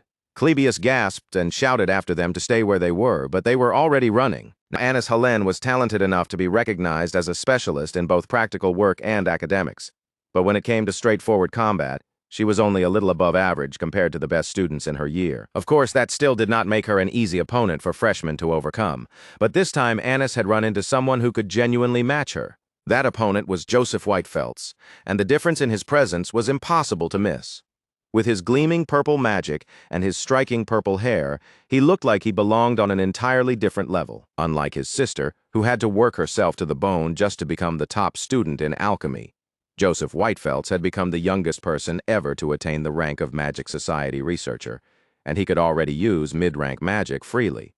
He was the kind of genius who made hard work look almost unfair. Put simply, Joseph was a born genius, while that sleepy-eyed blessed kid was still the leading favorite for top student. Even so, Joseph calmly told Anis not to take it so hard, saying he was sure she had talents in her own field. It was just that combat clearly was not one of them. But Anis shot that down immediately with a low, irritated growl, saying he had it wrong. She was not upset because she was bad at fighting. She had known that from the very beginning. So, instead of dragging it out any further, she told the boy to keep moving. Joseph simply said he understood, then turned and headed on without another word. As soon as he left, our so-called genius girl clenched her fist tight. Everything had been unfolding perfectly up to that point, smooth and flawless, exactly the way she had planned. And yet in the end, she was the one who complicated everything by breaking the magic engineering device. Worse, when it all fell apart, she could not even come up with another plan, and of all people, Ed Rothstaler had to step in and take control of the situation again. What made it sting even more was that Ed had not shown a hint of irritation. He stayed calm the entire time and kept steering the conversation in a practical, constructive direction. And despite all of that, she still lost to a brand new student and failed to seal off the northern entrance to the altar. Anis burned with frustration, but it was not simple resentment or the bitterness of defeat. More than anything, she was furious at herself, because the face that kept coming back to her was Ed's steady, dependable expression as he somehow found a way to resolve everything. Meanwhile, Ed Rothstaler lifted his head to welcome the first person to arrive. In a calm voice, he asked the student whether he understood the rules of the exam. The rule itself was simple enough. All the student had to do was place a magic stone on the altar. Of course, Ed had no intention of letting that happen without a fight. Joseph Whitefelt strolled in with an almost casual air, hardly giving Ed a serious look at first. Under his breath, he muttered that the exam setup was kind of unusual. If he defeated Ed and placed the magic stone on the altar, then who exactly would the students after him be fighting? Ed answered with a flat, "Who knows," adding that it was not really Joseph's problem to worry about. Joseph accepted that easily enough, figuring the school must have some backup plan prepared anyway. Truthfully, he was not all that interested in the answer in the first place. The first year was mostly buying himself a few extra seconds, so he could read the battlefield and figure out what kind of situation he had stepped into. The vision disc was a different color than usual, and that immediately caught his eye. He wondered if it was some upgraded model. At the same time, he reminded himself not to get careless. Ed looked like a senior from the magic department, but strangely, Joseph could not sense much mana from him at all. There were also clear traces that Ed had already used a magic stone to Joseph. That meant only one thing. If the senior had to rely on a magic stone just to face the very first challenger, then his natural mana reserves must have been extremely low. If that was the case, then there was no reason to fear him. A little disappointment crept in as Joseph launched his attack. He had come expecting there would be something to learn from the academy here, but now it was starting to look like this fight would be easy. At that point, Joseph was already half thinking about what kind of sandwich he would grab once he got down the mountain. With that lazy confidence still hanging over him, he sent an attack straight at Ed. A sharp flash burst from his hand, followed by an explosion of light. He had cast the mid-rank spell, Particle Explosion, a nasty bit of magic that was not overwhelming in raw destructive power, but could still catch someone clean if they were not prepared for it. If the person on the receiving end failed to read the movement of Joseph's hand and dodge ahead of time, then there was almost no way to react in time once it went off. But Ed slipped out of the blast completely unharmed, sliding free of the explosion as if he had seen it coming. That made Joseph raise a brow in mild admiration, so he could dodge that. At the very least, this senior clearly had some real combat experience. Judging from the flow of the fight so far, Joseph figured Ed would probably answer with fire magic. And given the level he seemed to be at, the spell was likely to be either Ignition or Scorch. Scorch would spread fire outward in a wide radial burst. But from the way Ed angled his aim toward the ground, Joseph guessed it would be Ignition instead. And that was exactly what happened. A blazing surge of fire roared toward Joseph in a hot, violent flash. His eyes widened for a second, because Ed's aim was far sharper than expected, and the scale of the flames was much larger than any first year would have guessed. There's no doubt about it now. Ed had trained the basics of fire magic with real discipline, and the output was so strong it almost felt like he was throwing around a mid-rank spell. The wave of fire swallowed Joseph whole, and for a brief moment his figure disappeared behind the heat and flames. Even so, he was more than capable of erecting a shield and knocking the flames away without much trouble. To Joseph, it felt like such a waste. No matter how refined Ed's ignition was, it still was not going to break through a defensive spell of his level. Mage battles were often decided by something brutally simple in the end. Total mana reserves. If both sides were burning through roughly the same amount of mana, then the one with the deeper pool almost always came out on top. Joseph figured Ed probably did not have much real experience in prolonged magical combat, because it should have been obvious that the first year had vastly more mana to work with.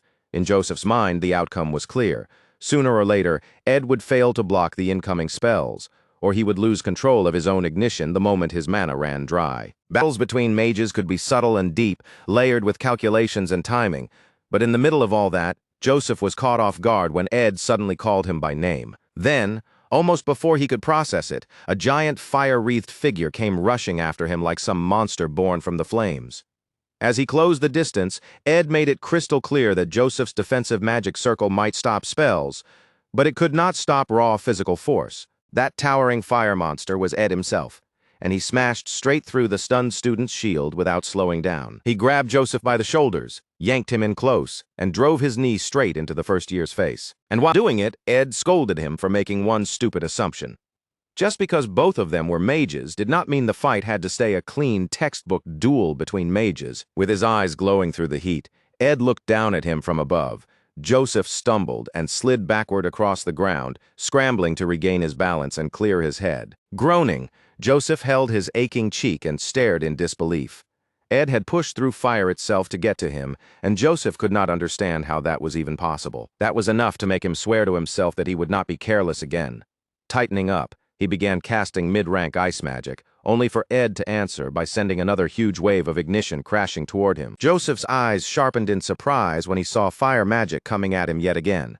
For a second, he wondered if Ed was deliberately countering his ice spell with the opposite element. Then another thought hit him. Was Ed trying to flood the area with steam, block his vision, and pull the same trick as before?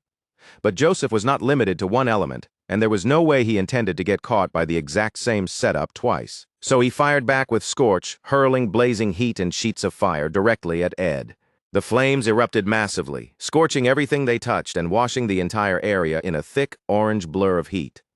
For a moment, the battlefield itself seemed to vanish behind the fiery haze. That was when Ed activated his blessing of recovery, pushing its effect so far that it gave him temporary immunity to the flames. He shot forward through the inferno like an actual demon crawling out of hell, charging straight at the poor first year. Joseph's face twisted in shock when he realized Ed actually had fire tolerance. He threw up a shield immediately as Ed came barreling in, knife in hand, like a man who had brought a blade to a wand fight and intended to make it everyone else's problem. Fortunately for Joseph, his physical barrier was enough to stop direct attacks. Even so, panic flashed across his face as he tried to understand where in the world Ed had even produced that weapon from. Still, when it came down to raw casting speed, Joseph was faster. And then his eyes flew wide in horror, because Ed had somehow reinforced the knife itself. Ed sprang backward in one smooth motion as he called out for his elemental spirit. Ed called for Mug, and the inscription carved into the knife flared to life as the explosion spell began crackling across the blade. The blast detonated hard enough to send the first year's body flying, and Joseph let out a scream as the explosion hurled him up into the air. And before he could even recover from that, more explosions tore across the ground underneath him in rapid succession. The blast sent Joseph Whitefelds flying, and a heartbeat later his body crashed hard into a cluster of nearby rocks with a heavy, bone-rattling impact. As the dust slowly settled, the look in Joseph's eyes finally changed. The carelessness was gone. He forced himself to steady his breathing and think clearly, telling himself to pull it together, because there was no way Ed Rothstaler's basic spellcasting speed should have been faster than his. And it clicked.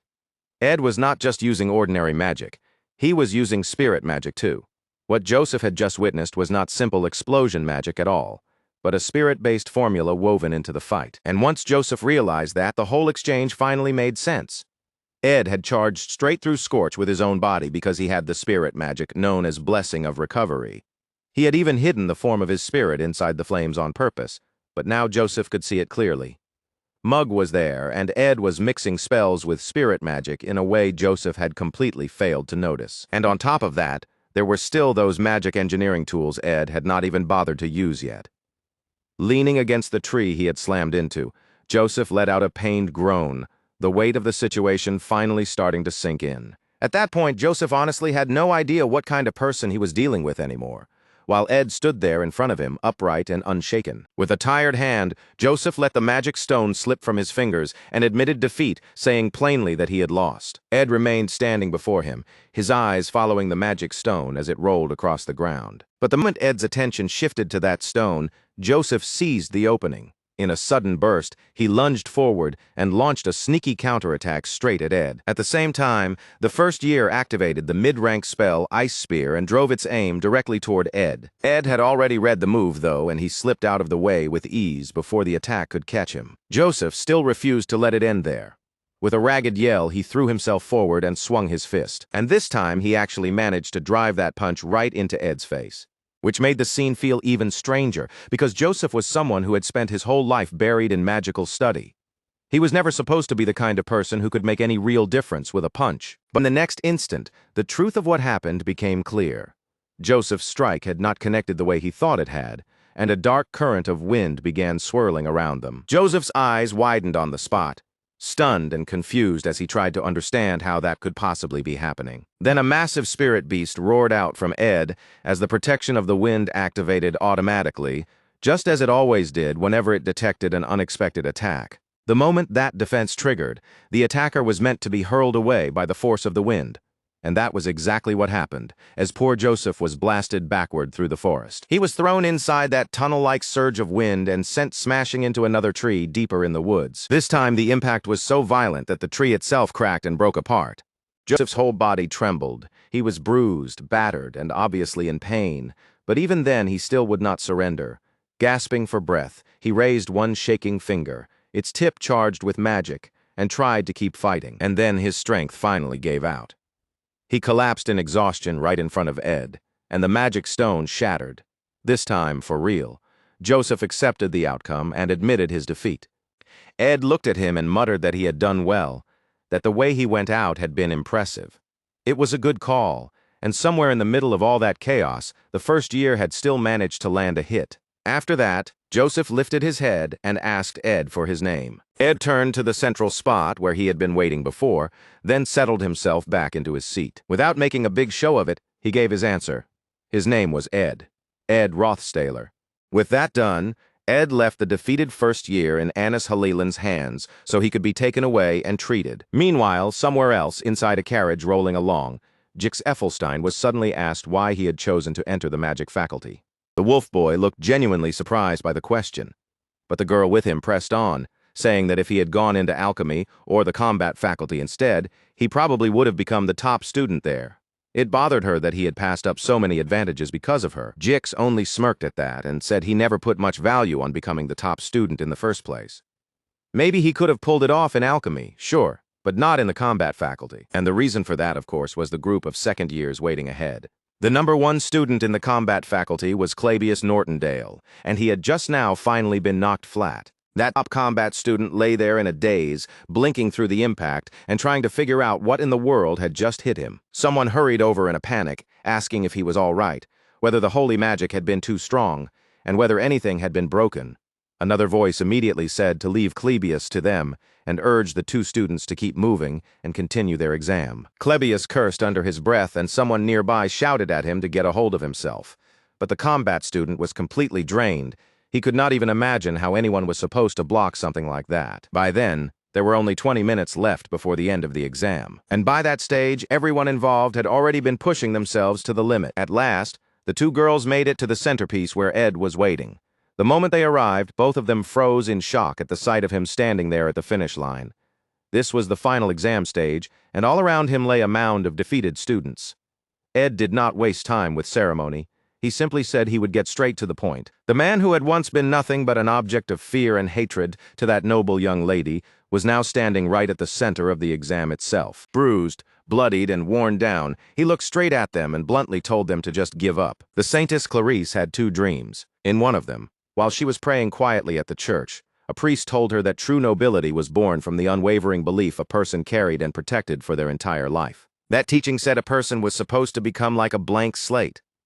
Clarice's first dream had been planted there by Archbishop Verdio, while the other dream whispered something completely different, that instead of becoming an empty white page, it would be better to die in filthy wastewater. Then her eyes slowly opened, and the first thing she saw was a woman before her, speaking softly as she said that the pure, white, holy imperial capital was something built by human hands. Even that towering spire, which looked so majestic and so full of confidence, had still been made by people. And yet the woman went on, saying that the tower was nothing more than a sandcastle when set against the gray rock and stone of the mountains. She spoke of the green fog drifting through the Denken wetlands, the golden fields of the imperial capital of Klolan, the emerald farmlands of a place called Pulin, and the opalescent smoke rising from the alchemical land known as Crete. Then came the red roofs of the commerce city Uldik, the turquoise brilliance of scholarly Sylvania, and beyond the reddish sea of sand in the Dresde desert, the purple shadows of the lawless land called Kohelton. The singer's voice carried the message that pure white was only one tiny fragment among the countless beautiful colors found in nature.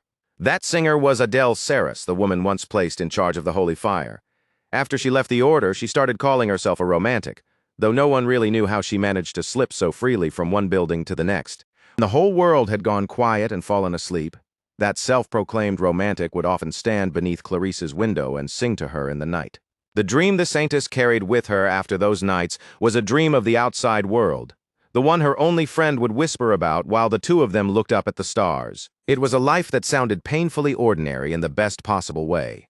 A life where you attended classes like everyone else, made friends like everyone else, and even fell in love like everyone else. To Clarice, that place sounded far nobler than the endless prayers of believers who worshipped the romantic from afar. The romantic believed something far more precious than all of that existed in the world, a simple embrace from someone you truly loved.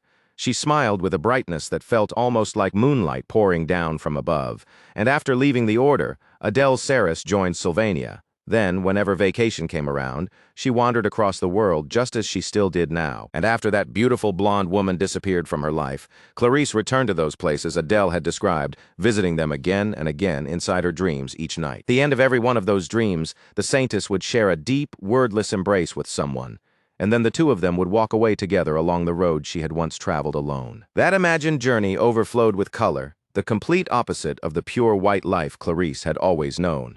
It was the wildest fantasy the Saintess could possibly hold on to, yet even then, the priest had warned her to stay cautious and never ever reveal who she truly was. He also told the Saintess that she had to keep that magic engineering item with her at all times, because the blessing of holy magic never left her side. Verdio himself was not especially alarmed, but Clarice had only smiled and said she looked so different now that no one would ever suspect a thing.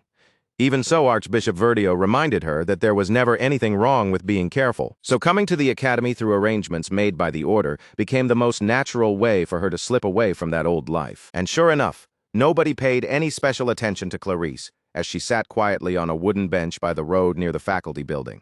That alone was enough to leave her strangely satisfied, to the point that her breathing turned faint and shallow. Here, no one revered her. No one lowered their head to worship her. At least in Sylvania, not a single person did. She could laugh and fool around freely with the noble girl she had become friends with, and who in a place like this would ever imagine that Kylie was actually the Saintess? There was only one person. Ed Rothstaler stood before both girls, a hard glare in his eyes as he told them to give up, and in the very same instant he recognized the Saintess for who she really was. Tanya Rothstaler was stunned to discover that the final examiner standing in front of them was her own older brother, while Clarice, in her Kylie guise, was just as shocked to realize they had already crossed paths with her friend's brother before this. Ed apologized first, then calmly asked the two of them to turn back and leave it there. He made one thing clear: if they insisted on pushing forward and fighting, then he would meet them head-on, and the next instant, fierce winds began surging straight toward them. Both girls cried out as that enormous gust nearly tore them off their feet and sent them flying backward. Tanya could hardly believe what she was seeing. Magic on this level should have been impossible even for students who had devoted their whole lives to spirit magic. What Ed was using felt far beyond the level of any ordinary student, even one who had already graduated. Even among active spirit sorcerers in the real world, a person was called a veteran if they could properly handle 5 or 6 mid-rank spirits. And yet here was Ed, channeling the power of a high-level spirit and unleashing all of it on them at full force.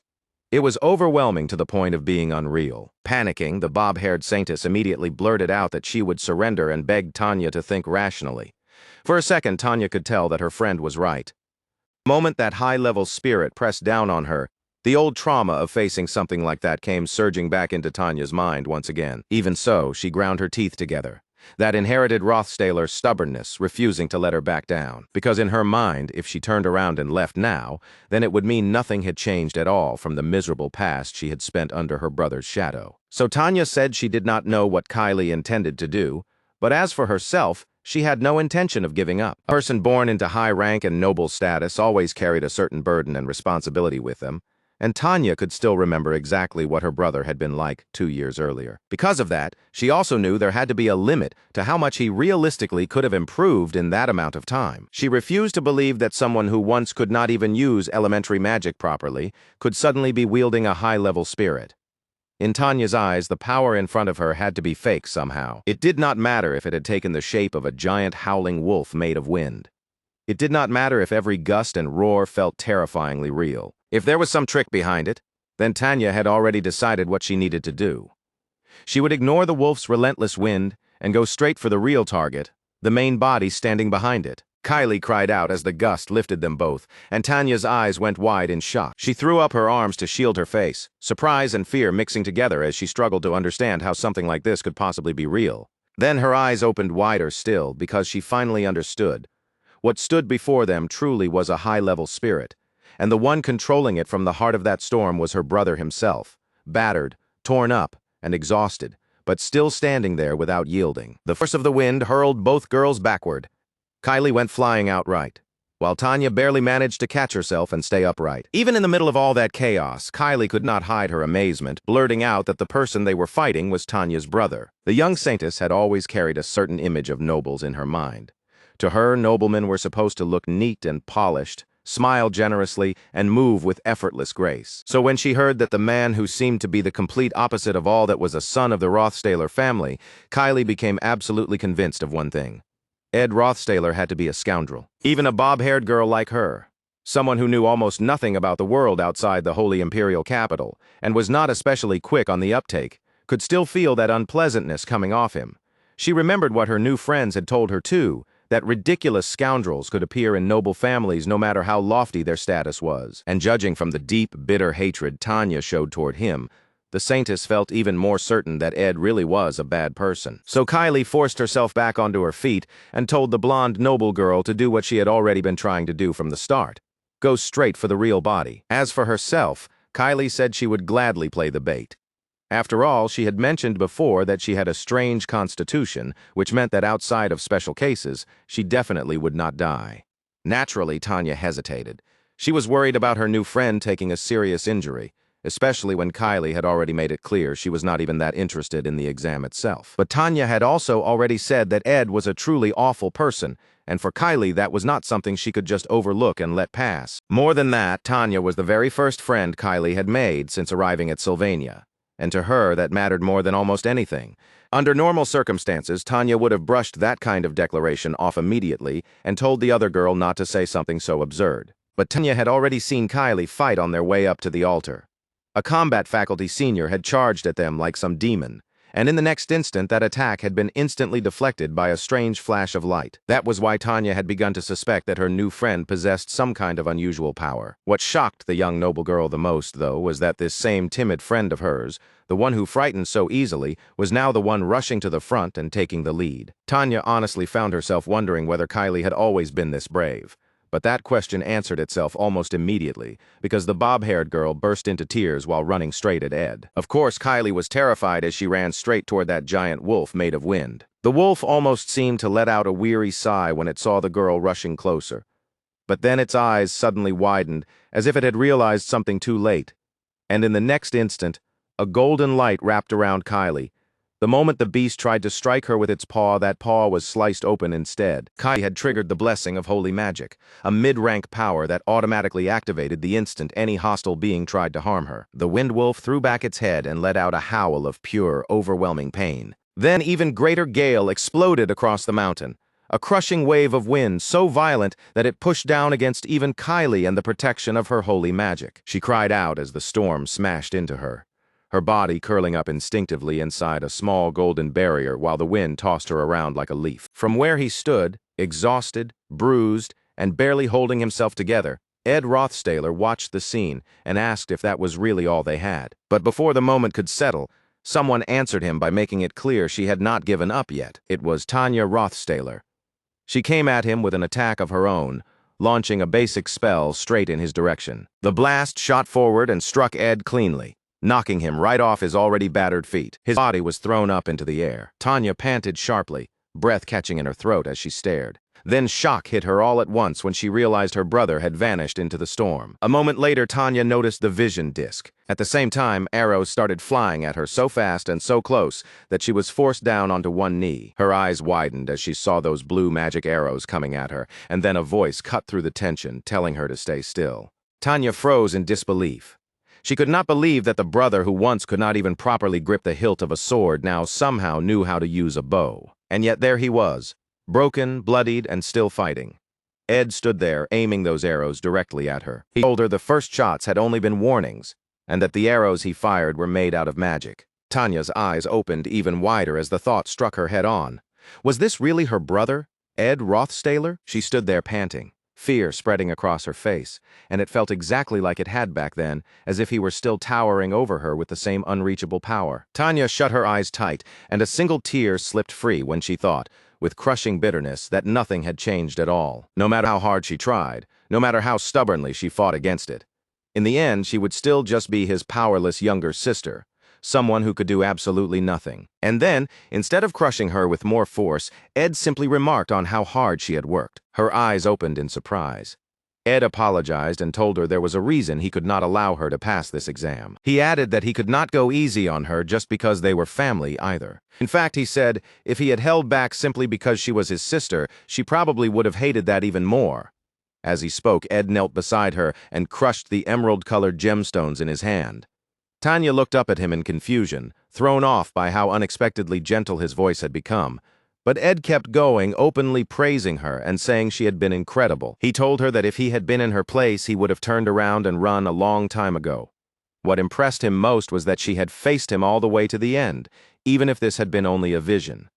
Tanya's eyes widened again as she slowly realized she had been wrong about what he was thinking. Ed told his sister that he was seeing her differently now. As he smiled at her, Tanya could see it clearly.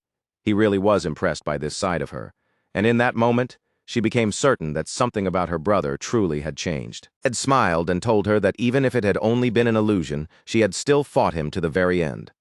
Looking at his teary-eyed sister, he said she had every right to be proud of herself. He even added, almost warmly, that she had been pretty amazing while tears of defeat continued to spill from her eyes. Ed, meanwhile, looked genuinely confused by her reaction and wondered if failing to get into one class was really something worth crying this much over. Then, all of a sudden, the disguised saintess rushed in and threw her arms around her blonde friend, warning Ed not to take another step closer. She shouted that if Ed carelessly attacked or provoked her any further, then something very bad would happen, so he absolutely was not to move. At that same moment, someone called out to Ed and announced that the exam was over. He was told to come help because Clavius Nortondale had been completely knocked unconscious. Assistant Professor Claire Elfin was ordered to update the grading list, and there was already a mountain of work waiting, especially with the Student Council President election starting as soon as next semester began.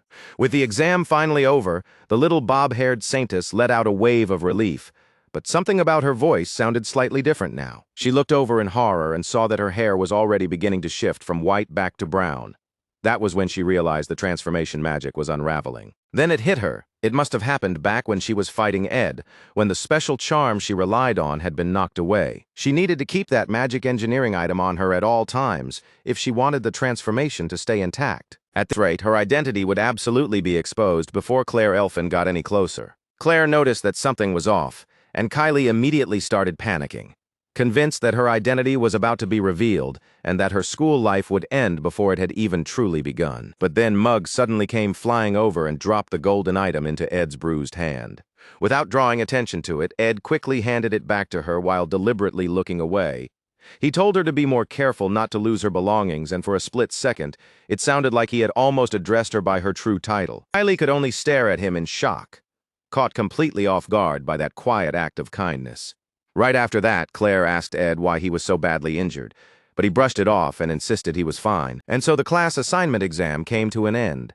Ed Rothstaler had successfully managed to return almost everything to the positions they were supposed to hold in the scenario, with only one exception. Still, in the process, he had created a change, a tiny one, something that looked small enough to seem almost meaningless. But that tiny shift was enough to make a pair of ruby-like eyes, hidden beneath a world slowly turning red, turn and focus directly on Ed. And the Saintess realized one more thing, too. Ed had definitely tried to speak to her formally. But Ed Rothstaler had already turned his attention away from that and toward the people around him. They could all see how drained he was, so they told him to stop pushing himself and get some rest for the moment. They would take care of the mess that came after. Even then, Ed asked if someone could go support Clabius Nortondale. The other person answered right away that he could handle it, and said he would head over immediately. As that would-be rescuer moved off, he added, almost to himself, that for a second he could have sworn he had seen the outline of a person nearby. Then he shook it off and decided it must have been his imagination. Even a masterpiece worth thousands could be praised one way and criticized another, depending on who was looking at it. But a sunset was different. No one could look at a sky like that and honestly say it was not beautiful. Hearing that, Ed muttered under his breath that the person talking like that was full of nonsense. Anyway, the voice kept going, saying that humans lived such short little lives, yet somehow still failed to appreciate the moments inside them. The one speaking, of course, was the high-ranking wind spirit Marilda. She went on to say that the worst curse any human could suffer was not pain or hardship, but a life that was dull, empty, and unbearably boring. Marilda continued in that same breezy tone, telling Ed that he needed to learn how to enjoy the small things, to find meaning even in ordinary days. People like to say a human life passed like the 4 seasons, she said, but for a spirit, life felt more like one long, endless winter, bleak, repetitive, and cold. At that point, Ed had to admit Janica had been completely right. The wind spirit really was a chatterbox. Still talking, the chatterbox said that people like Ed, the kind who handled everything thoroughly and left no openings anywhere, were often strangely careless when it came to themselves. The fact that he kept collapsing from exhaustion and returning half-dead from one crisis after another was proof enough. Ed just asked, "So what?" And Marilda, without missing a beat, replied that what she meant was simple. He absolutely needed to start dating someone. And she was very obviously thinking about Janica as she said it. She went on and on about how he needed somebody nearby who was cheerful, kind, easy to talk to, and warm with him. Someone strong enough that he could lean on her, too. If he met a person like that and learned to grow beside her, Marilda insisted it would do wonders for him emotionally, whether he realized it or not. Then Marilda turned to the little fire spirit and asked if she was wrong, and Mug eagerly agreed with her on the spot. Meanwhile, Ed knew perfectly well that Marilda was not actually contracted to Janica. The two of them were simply close. But Mug chimed in anyway and said that Marilda's advice was practically scripture among spirits. So Ed should at least listen properly and nod along, even if he only pretended to agree. Marilda clearly did not like the pretending part. But Mug and Marilda did not have the same kind of strict superior-subordinate relationship that Marilda had with others beneath her. Watching them, Ed found himself thinking once again that high-ranking spirits really were frightening in their own way. Then Mug abruptly declared that he had committed a terrible error by telling Ed to fake agreement, and in an overly dramatic burst of loyalty, announced that he was prepared to repent with his life. That was when Ed turned slightly, remembering something.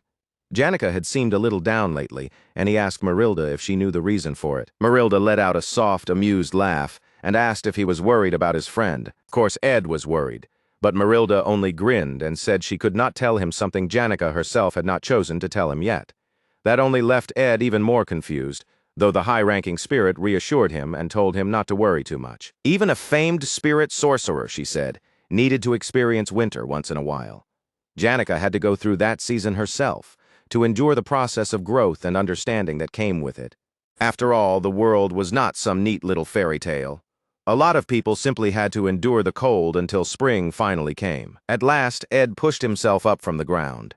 Seeing that, the wind spirit asked brightly whether it was time for her to leave, since drawing any more of his mana would start making even her feel guilty. Maintaining even this form of hers was already a heavy burden for him, so Ed told her she could go. Marilda laughed and joked that yes, She was a bit expensive, but this current shape happened to be the most efficient one. Ed asked whether she had other forms, and Marilda immediately shot back by asking if he would prefer a beautiful woman instead, since that would certainly be easier on the eyes. Then she added, with teasing confidence, that she doubted Ed had the mana to support her taking a form like that for long. Ed said this form was fine, but admitted he was curious. Back when she had enlarged herself into a giant form, and even now, he had not really sensed much difference in efficiency. Marilda gasped dramatically and said maybe he only could not tell because he had the mana stone to lean on, which meant he was still a bit dense. Ed groaned and clenched his teeth, while she laughed and asked if he seriously thought he had been handling all of the mana expenditure by himself this whole time. Still laughing, she reminded him that a spirit like her would never tie herself down to only one person through a single contract. And as Ed watched her, the wind spirit bounced lightly up into the air, drifted higher, and then dissolved back into the breeze itself. Ed could only stare after her in silence. He knew full well there was no way he could have kept a high-ranking spirit summoned for that long on his own mana alone, and if it had not all been his mana, then who exactly had been helping sustain Marilda while he fought at the altar? As he made his way down, the answer came to him easily once he actually thought about it. There was only one other person besides him who could possibly be connected closely enough to Marilda. It had to be Lucy, who had been sitting nearby the whole time. When he found her, Ed pointed out that he did not think she had picked a very good place to nap. The little genius immediately replied that she had not come there to sleep, because if she wanted a nap, she would have just taken one back at the hut. So Ed asked her why she had come at all. Lucy stared at him in silence for a brief moment before giving a quiet answer. She said she did not like being inside an empty tent, so she had gone out for a walk instead. Unfortunately, that walk had led her all the way to the altar of substitution, the place where the final stage of Act 3 would eventually begin. It was there that the distrustful Sanctus Clarice, after realizing the darkness hidden inside the holy city, would begin to suspect the order. Then the apostles of Teorphus would come to Achen Island to condemn Clarice, without understanding any of the truth behind what had happened. The Academy's side would move under the Archbishop's command. Phenia Elias Kloll's royal guard would get involved. Lortella Ketchon's mercenary forces would move as well. The Cathedral Knights of the Holy City, the Academy's high-ranking staff, the main character's raid party, and even Principal Oboforcius would all be dragged into it. And after that entire tangled, complicated chain of events played out, every sword in that conflict would end up pointing in the same direction. All of them would be aimed at one single girl, the one trying to protect Achen Island while following the final will of her master. No matter what name people used for her, heretic, renegade, unbeliever, she never once complained. She would only stand there looking down on everyone with an unwavering gaze. That girl was the awakened Lucy. At Achen Island, she was destined to defeat all of the main cast who stood against her, and after that, to fight off more than half of the raid party by herself. But in the end, even Lucy would reach her limit. Her stamina would finally run dry, and when that happened, she would be defeated by Taylor, who by then had finally mastered the last form of the swordsman's art. Her blood-stained hat would slip from her head and fall onto the ground, and only after the truth behind everything came out would everyone finally learn why Lucy had tried to kill the apostles of the gods. She would be lying there in a pool of her own blood by then. Only then would people begin saying she had not been a villain after all, that none of them had known there was a story like that behind her actions. But unfortunately, the only thing more painful than being misunderstood was being understood too late. Maybe that was simply Lucy's nature. Or maybe she had decided that saying anything in advance would have been meaningless. Either way, the genius mage kept all of it buried inside herself until the very end. Of course, Ed had no intention of standing in her way or trying to erase the destiny that waited for her. But sacrificing Lucy for the sake of the scenario was something Ed was not cold enough to accept. Sitting beside her and watching the sunset, he knew he could not do that. And it was not because he thought letting events continue like that would create some clean, simple, bad ending. It was because Lucy's bond with her grandfather ran too deep, and because she knew Sylvania would one day face a trial it could never survive through its own strength alone. And when that day came, Lucy had already sworn that she would lend Sylvania her power. That promise came from the story entrusted to her by the dying Archmage, the master who had also been her only family. And only Lucy herself truly knew how heavy that burden really was. Lucy needed to cast off those murky emotions somehow. What waited ahead would be a long and dangerous battle, with moments where everything could go wrong, but it was still something that had to be faced inside the Act 3 scenario. That did not mean Ed intended to sit back and do nothing, though.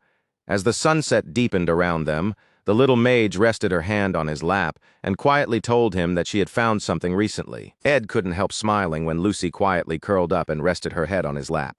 Hearing the little genius admit, almost like she was embarrassed to say it out loud, that she seemed to get lonely more often than people realized, made the scene feel even softer. If there was one thing Ed wanted to make absolutely sure of from that point on, it was this one small promise. Whenever he had to leave the hut for a while, he would tell Lucy ahead of time instead of disappearing without warning.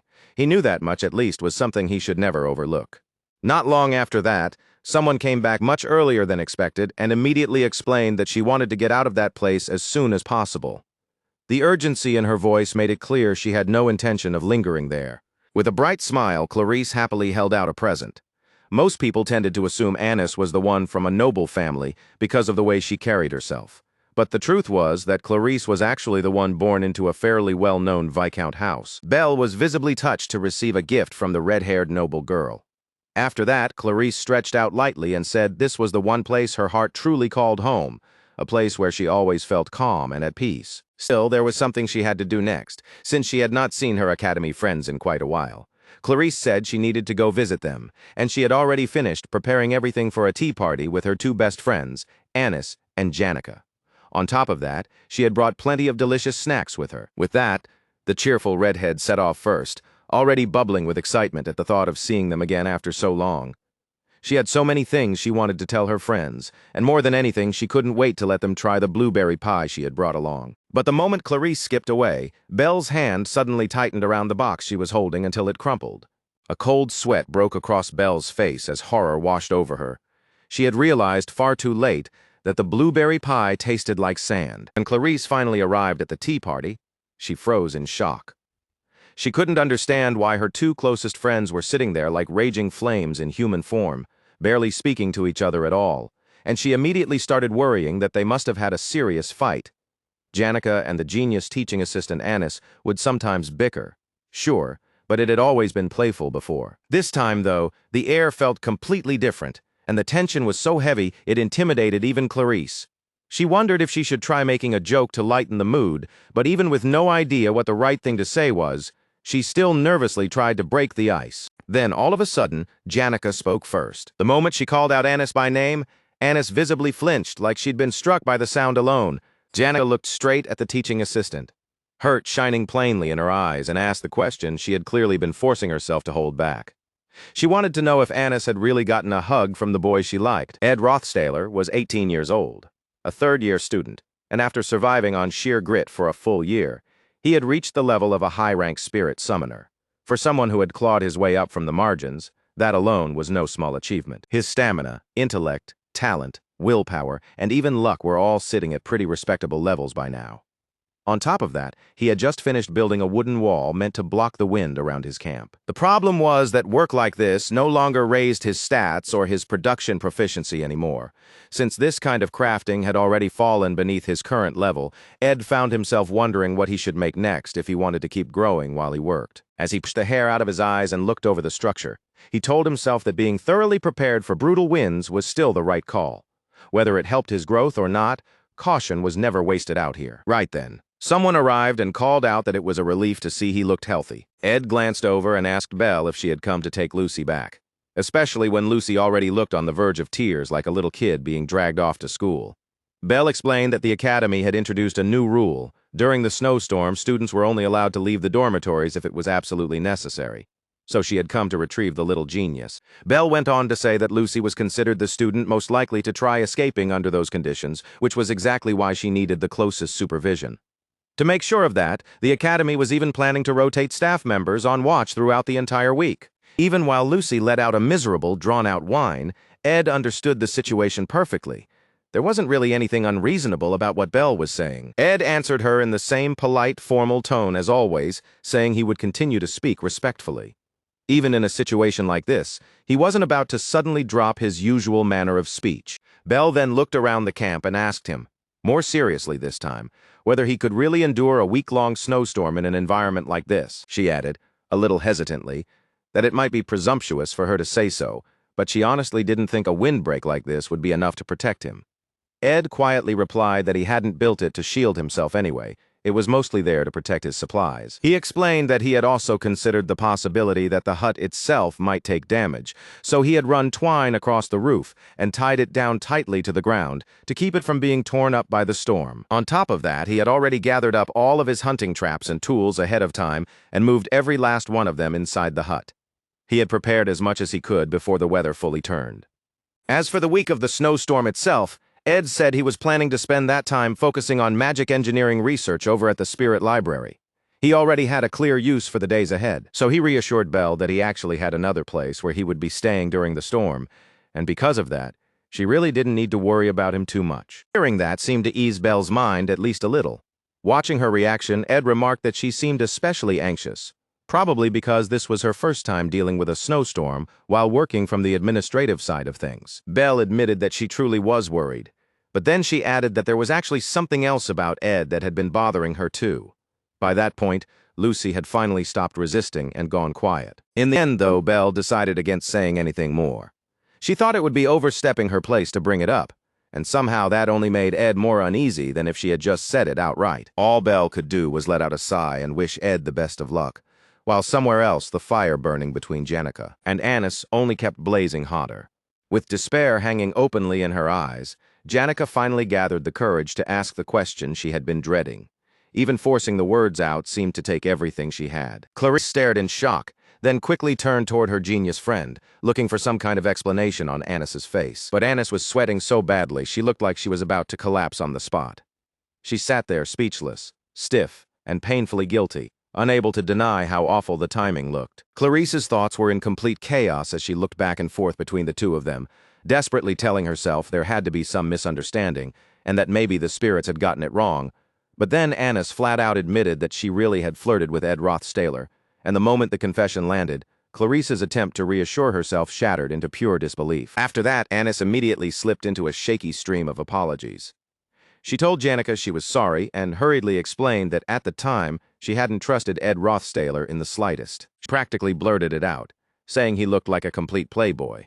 Because of that impression, she'd been trying to test him and figure out what kind of person he really was. Janica, still stunned, asked if Anis was really telling the truth. Anis insisted she wasn't lying, then added that a guy like Ed wasn't even her type to begin with, so there was nothing Janica needed to worry about on that front. Trying to make her point, Anis piled on even harder.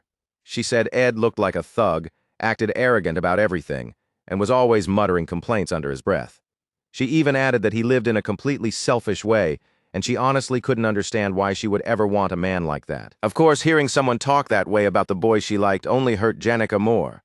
What stung most was that Anis was making all of those harsh assumptions without even truly knowing Ed Rothstaler as a person. For a brief moment, the two of them simply stared at one another across the table.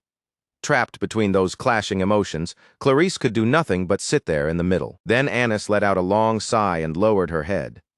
She apologized properly this time, admitting that flirting with him without even speaking to Janica first had been wrong, and she offered that apology with real sincerity. With tears gathering in her eyes, Janica asked why Anis would do something like that when she'd never once asked her to. She confessed that she had been worrying about it for so long that it had been eating away at her. Janica's voice trembled as she admitted she couldn't even sleep at night over it. Anis was one of her most precious friends, which was exactly why her actions had felt like such a betrayal. At the same time, Janica bitterly wondered whether she even had the right to feel betrayed in the first place, when Ed Rothstaler might not think of her that way at all. She broke down, saying she'd been tormenting herself without even knowing what place she held in his heart. And then a gentle hand came to rest on her shoulder, telling her not to worry. In a softer voice, Anis reassured her that Janica was someone very special to Ed Rothstaler. From everything Anis had seen, Janica was definitely more to him than just an ordinary friend. Hearing that, Janica looked up in surprise, completely caught off guard by those words. The moment Janica heard that, her eyes opened wide, and pure joy lit up her face. Just hearing that she was someone special to Ed was enough to make her whole expression brighten at once. Tears quickly welled up in Janica's eyes, and she choked out that, even so, she still didn't think it was right for Anis to judge Ed and try to test him like that. But at the same time, she couldn't help getting emotional when she realized Anis had done it because she was thinking of her. Because of that, Janica said there was no way she could keep staying mad. She threw her arms around her friend in a relieved hug and asked one more time just to be sure that Anis really didn't like Ed. She was also happy that Anis had chosen to be honest with her in the end, and off to the side, Clarice let out a quiet breath of relief because she had secretly been worried that Anis might actually have fallen for him. But then Clarice noticed something that made her stomach drop all over again. As Anis answered, insisting that she had no feelings for Ed, there was a faint blush sitting right there on her face. And naturally, seeing that, their red-haired noble friend was completely horrified. Trying to smooth things over, Clarice laughed awkwardly and said it was probably all just a misunderstanding. Janica simply hadn't been visiting the northern forest very often lately, but it wasn't because she had started feeling uncomfortable while the red-haired noble had been away. Then Janica suddenly realized there was something important she absolutely needed to do. In the next instant, she hurried off in a rush, while Clarice waved after her and cheerfully told her to have a safe trip. Once Janica was gone, Clarice turned toward Anis, only for the teaching assistant to quickly say that she had already thought of something. Clarice blinked and asked what she meant, and Anis immediately declared that her friend needed to introduce her to a man. Then, almost as if that still wasn't enough, Anis decided she needed something even more daring. She said they should break away from stereotypes for once, then straight up asked her noble friend if she wanted to date instead. Clarice just stared back at her with completely blank eyes, and Anis looked personally offended by that reaction. Clarice quickly denied it, though, saying she wasn't judging her, she was just staring because she had no idea how else to respond. Anis immediately started panicking and apologized for lying to Janica. She tried to justify herself by saying that once people were apart for a while, their feelings were supposed to fade, and when the break ended, the Academy Scholarship student work should have ended too. Then Anis froze on the spot when she learned that the Academy Scholarship students would, in fact, be happily continuing on as her student assistants. After all, Clebius and Onyx both worked hard and did their jobs well, so it felt wasteful to send them away to some other lab, when they were already proactive and skilled where they were. Assistant Professor Claire Elfin, in particular, was very happy to keep Ed around because he was genuinely excellent at the work. And from the students' side, staying on there meant receiving more scholarship support, which made it a much better arrangement than being transferred somewhere else. Since they had already worked together throughout the break, Claire naturally assumed continuing like this would also be more comfortable for Anis. What she didn't realize was that Anis was inwardly horrified as the assistant professor brightly encouraged them all to keep sticking together. Meanwhile, over on Ed's side, he calmly reviewed the state of his magic power and checked over all the progress he had made so far. He currently had Mug and Marilda occupying his spirit slots, and thanks to everything he had accomplished through sheer effort, he had even opened up a few additional spirit slots beyond that. Before long, Janica arrived at his place, and one of the first things she reminded him of was that he needed to form a contract with a mid-rank spirit soon. Looking at her now, Ed quietly noted to himself that Janica seemed to have returned to normal again. That was because the last time she had come by the camp, she had looked noticeably downcast, almost like something had been weighing on her the entire time. Janica immediately panicked, her face turning red as she stammered that she absolutely couldn't remember any such thing. Ed just smiled at that, because whenever he was around Janica, he found himself relaxing a little more than usual without even realizing it. After all, she was someone who had never even appeared in the other story routes. At this point, Janica was the only person in his year he truly felt he could treat as a friend. Meanwhile, the oblivious spirit sorcerer was still caught up in another thought entirely, stumbling over her words as she talked about how Ed had somehow formed a contract with Marilda. No matter how many times she turned it over in her mind, it still felt strange to her, and way too early for him to be handling a high-rank spirit. Ed explained that he had relied on a trick to make it happen, and as he said that, he showed her the legendary item in his possession, the glass golden phoenix ring. He went on to explain that it had originally been Professor Glast's golden phoenix ring, and that now its power had been completely drained. Along with that, he also told Janica about the plans he had for the future moving forward. Janica pointed out that since Ed couldn't use magic for the time being, making a contract with a mid-rank spirit right now would be difficult for him. Ed admitted that was true and said his magic power should return once the break ended and the new semester started. Even so, Janica's face lit right up, and she offered him her heartfelt congratulations. Among spirit sorcerers, the day someone makes a contract with their very first high-ranked spirit is often called their second birthday. After that, she asked whether he was really planning to stay in the spirit library throughout the entire snowstorm. Janica thought he was seriously hardworking, and Ed answered by saying she was no different, especially considering she was the top student of their year. Ed then mentioned that once the snowstorm ended, the student council president election would be coming up as well, and since Janica was the top student of the year, she would probably end up drawing quite a bit of attention. Janica gave a small laugh, and said that everyone kept asking her the same thing, but she still hadn't decided anything yet. So for now, she was staying neutral. In the original scenario, Janica hadn't really been pushed into the spotlight just because she was the top student of the year. That was largely because of her personality, since she genuinely respected all of the candidates and never tried to force herself forward. Then Janica suddenly remembered that Ed's sister was one of the people running in the election too, and Ed agreed, saying that his little sister was definitely ambitious. A little nervously, Janica brought up how Ed seemed quite close with his sister, clearly remembering the way she had frightened the poor noble girl earlier. Ed answered that you could say they were close in a sense, but not in any simple way he could confidently claim, especially after being cast out. Still, no matter what had happened between them, he and his sister were family by blood. Whether they wanted that or not, there was a very high chance they would remain part of each other's lives for the rest of their days. Because of that, Ed said he wanted to keep a good relationship with her. Maybe not in some overly sentimental way, but he did care about Tanya a great deal as her older brother. Janica, still stammering nervously, started convincing herself that what she had seen before must have just been nothing more than a fight between siblings. Then Janica suddenly reached out and grabbed hold of Ed's sleeve as she called to him. With tears practically threatening to spill, she asked what Tanya liked. She wanted to know if there was some gift Ed thought she might like, or even just some food Tanya enjoyed. At that point, Ed grew suspicious and asked, with clear concern, what exactly Janica had done to his sister. Janica instantly cried out that she had done nothing at all, but Ed kept staring at her with obvious doubt written all over his face. Janica was hopelessly bad at lying, and she cracked almost immediately. It took all of about 3 seconds before the guilt crushed her, and she blurted out the truth. Ed just laughed when he heard it, because to him, it really wasn't that serious to begin with. By then, it was already almost time for the storm to begin the next morning, and once it did, students would no longer be allowed to leave the dorms except for special reasons.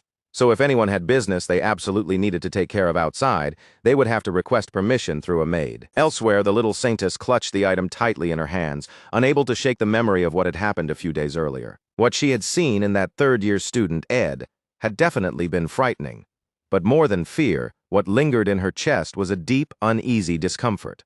It had all looked so natural, so effortless, that for a moment she had even wondered if she had simply seen it wrong. The image kept replaying in her mind, the way Ed had deliberately avoided her gaze, then handed over the item, and how he had almost slipped into formal speech right at the end. Saintess couldn't sleep peacefully because she was terrified that Ed might know her secret. She had worked far too hard to maintain a normal academy life, and that normal life depended on preserving all the effort being made by the priests and by her stand-in back in the Holy City. If even one outsider learned who she really was, then her life at the academy would be over on the spot. And the cruelest part was that it had only just begun. It hadn't been difficult for her to gather information about Ed.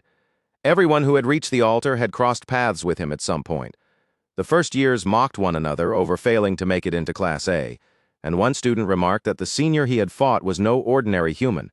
From what she heard, Ed was already famous among the third years as a monster among monsters, a freak even among freaks. And according to what she had managed to hear, Ed had gone so far as to build a hut out in the northern forest and live there on his own. Now the saintess knew exactly where Ed was staying, and once the snowstorm began, she would be trapped inside Awfulus Hall for at least a full week. After that, spring would arrive, and the new semester would start, and by then she was terrified she would lose her chance to silence him or do anything at all before it was too late. With that fear pressing down on her chest, she suddenly threw open the window to her bedroom. She was terrified. Terrified of Ed. Terrified of the darkness waiting outside, and terrified of the biting cold that came rushing in through the open window. But as that painful chill brushed against her skin, she remembered the life she had once lived, shut away with nothing but blank white walls and pale ceilings in sight. Her very first friend had once told her that a life like that would slowly ruin her vision. The beauty of the world, that sense of wonder and romance, was hidden inside all its natural colors, and the only way to truly know any of it was to step out and experience it for herself. So she made her choice.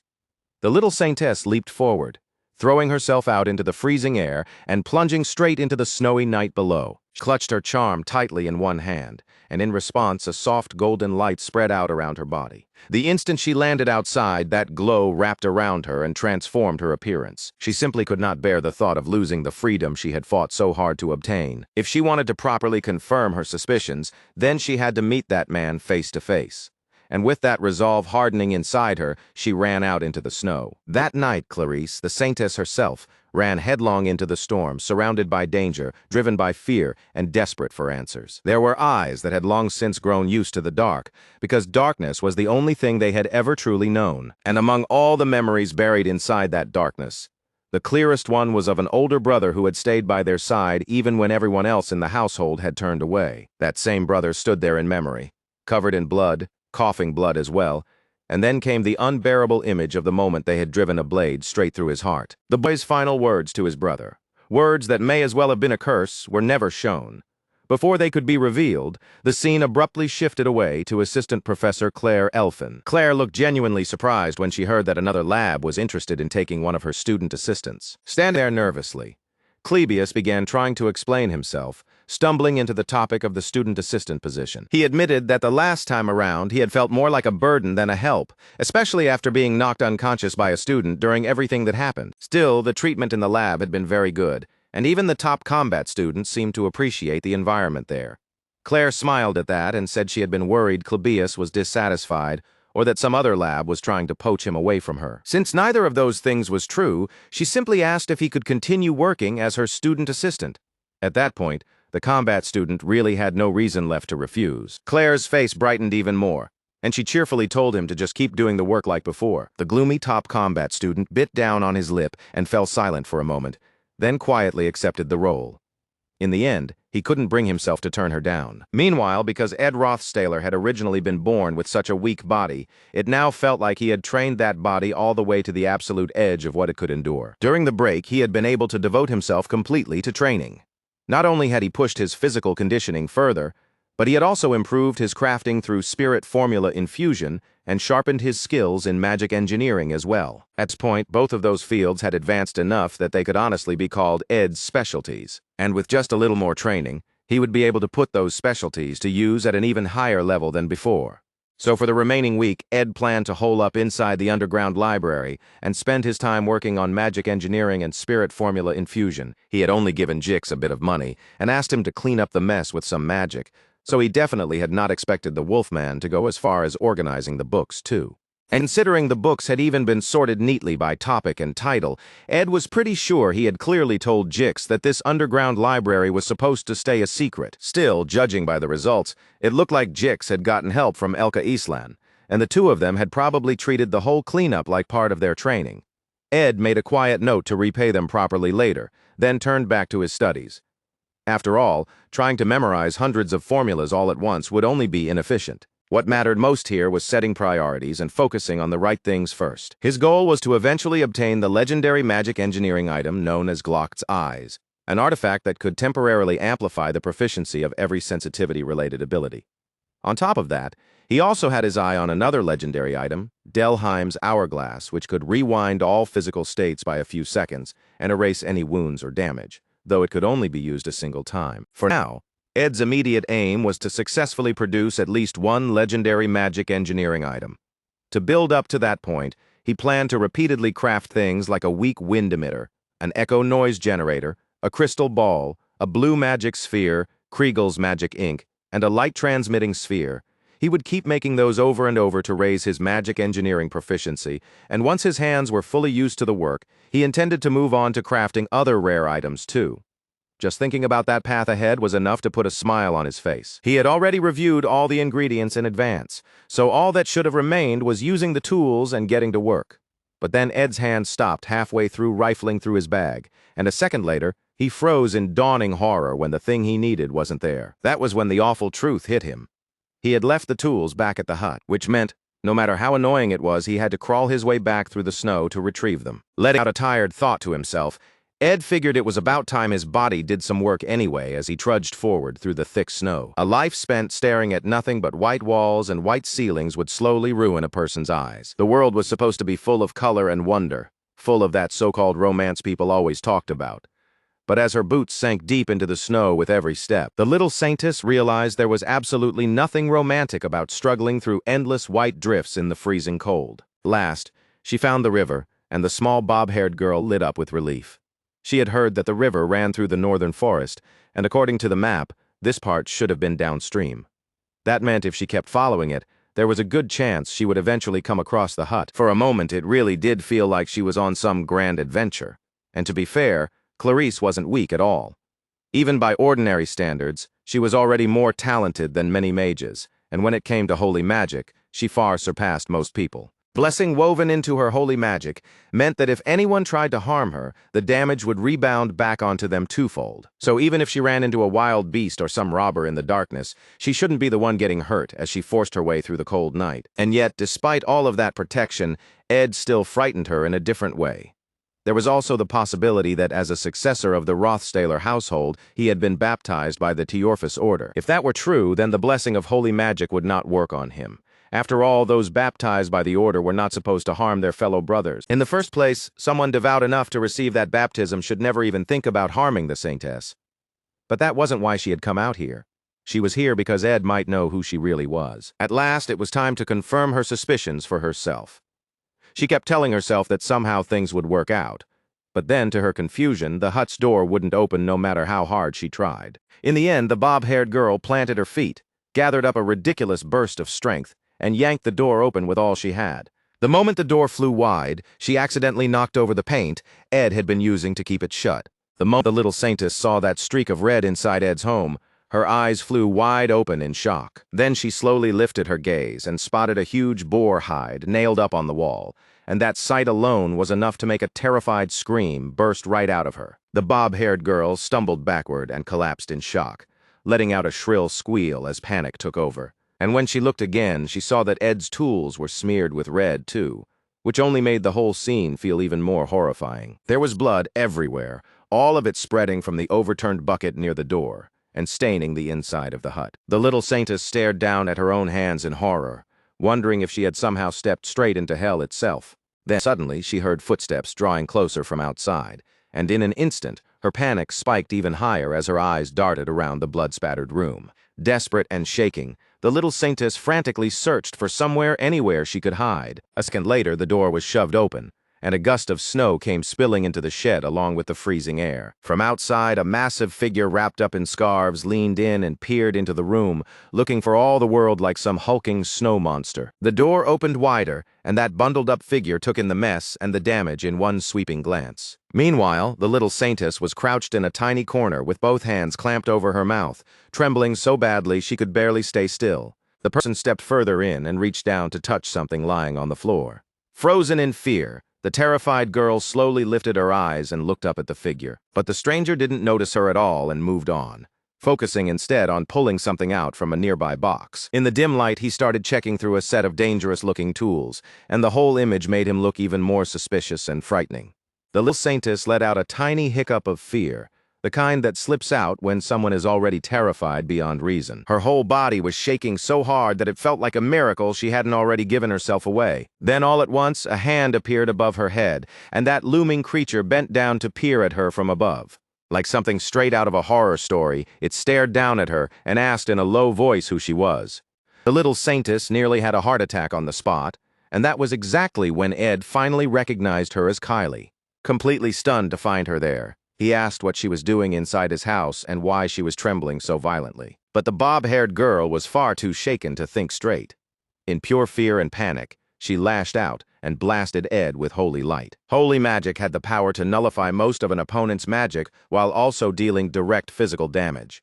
So the force of that strike sent Ed flying backward with tremendous power, crashing him straight into his belongings and scattering everything around him. Dust exploded into the air from the impact, and for a moment the inside of the hut vanished into a cloud of debris and smoke. Then a figure rose up from the dust, and it was just Ed sprawled in the wreckage of his things, bleeding and battered from the blow. The bob-haired girl started stammering in terror, trying to explain that she hadn't meant to attack him at all, before dropping to her knees in despair. Seeing the blood on Ed, the little saintess cried out in horror, convinced she had just killed someone. With her hands pressed together tightly, the bob-haired girl began confessing to her dear Teorphus, saying she had committed a grave sin. She cried that she, who was supposed to live in purity, now stood before the Lord with blood-stained hands.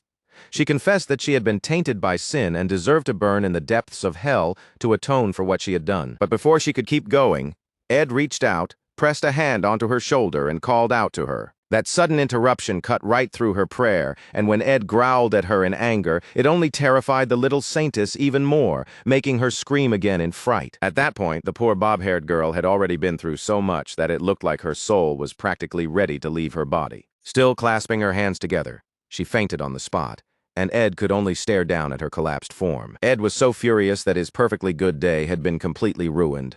He bit down on his lip and barely managed to keep all that anger from exploding outward. Meanwhile, back in the school hall, someone hurriedly called out to the chief maid. A report had just come in, and they asked her to decide what needed to be done next. One of the maids suggested they should alert everyone and start a full search right away. But that idea was quickly pushed back, since they wouldn't have enough staff left to keep the hall running. Keeping her composure, the chief maid said they had to be as efficient as possible right now, and the other maid immediately agreed. Maya, the chief maid of Ophelis Hall, knew Clarice's true identity. The order had already decided that, at the very least, the person in charge there needed to know the truth. If the saintess were to vanish during a snowstorm, the entire nation would be thrown into chaos. Even so, Maya kept her calm, and the other maid could only watch her in open admiration. Maya had already decided that, because of the saintess's holy blessing, this was something that needed to be handled quietly and in secret. She quickly got dressed to head out herself and said she would go search for the holy saintess alone.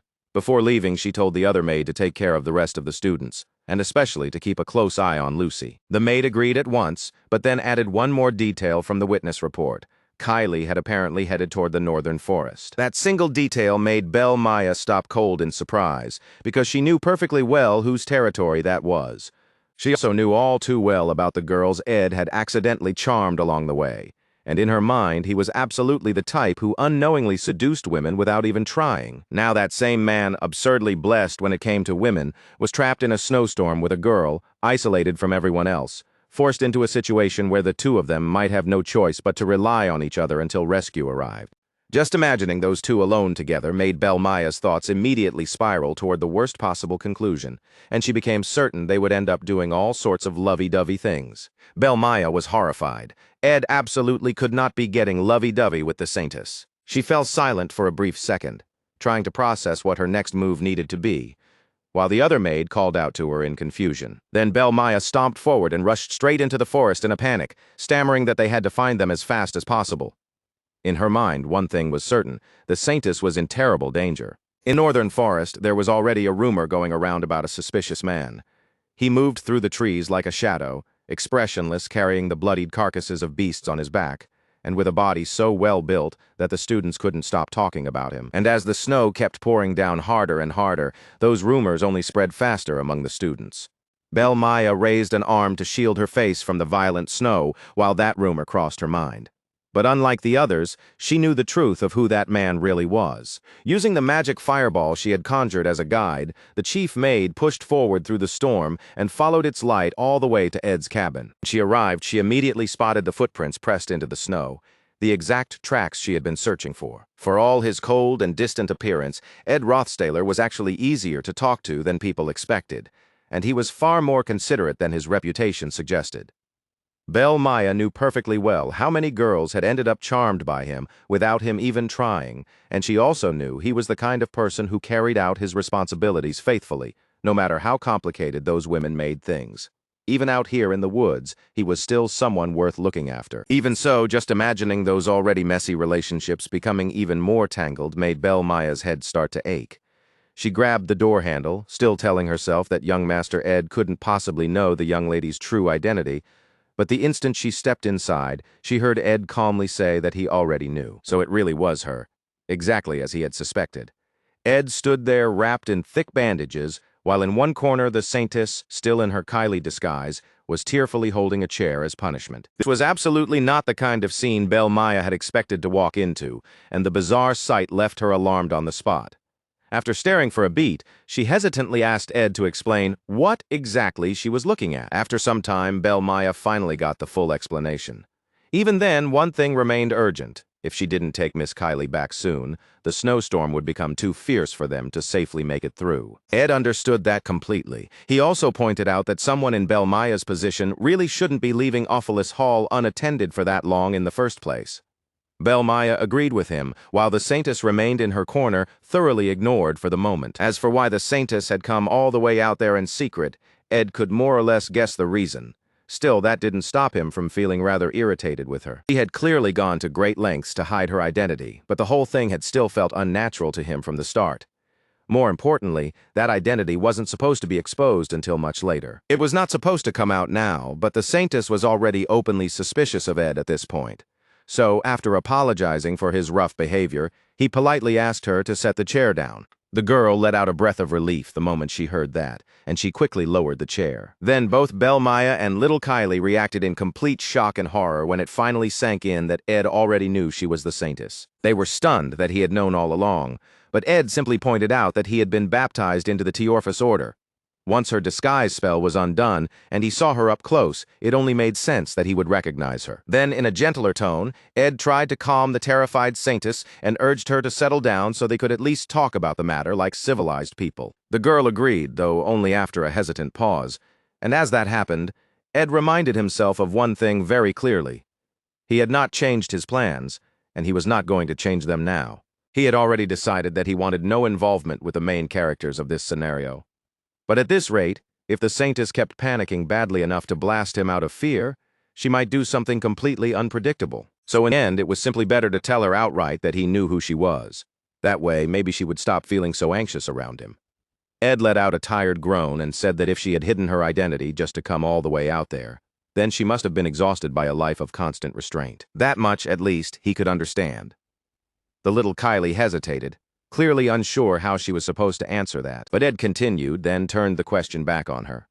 He asked what she thought of his life, seeing him out here living alone in the forest. Then he asked her something even more direct. Could she really guess what kind of life he was living out here? Only then did the Saintess finally understand it.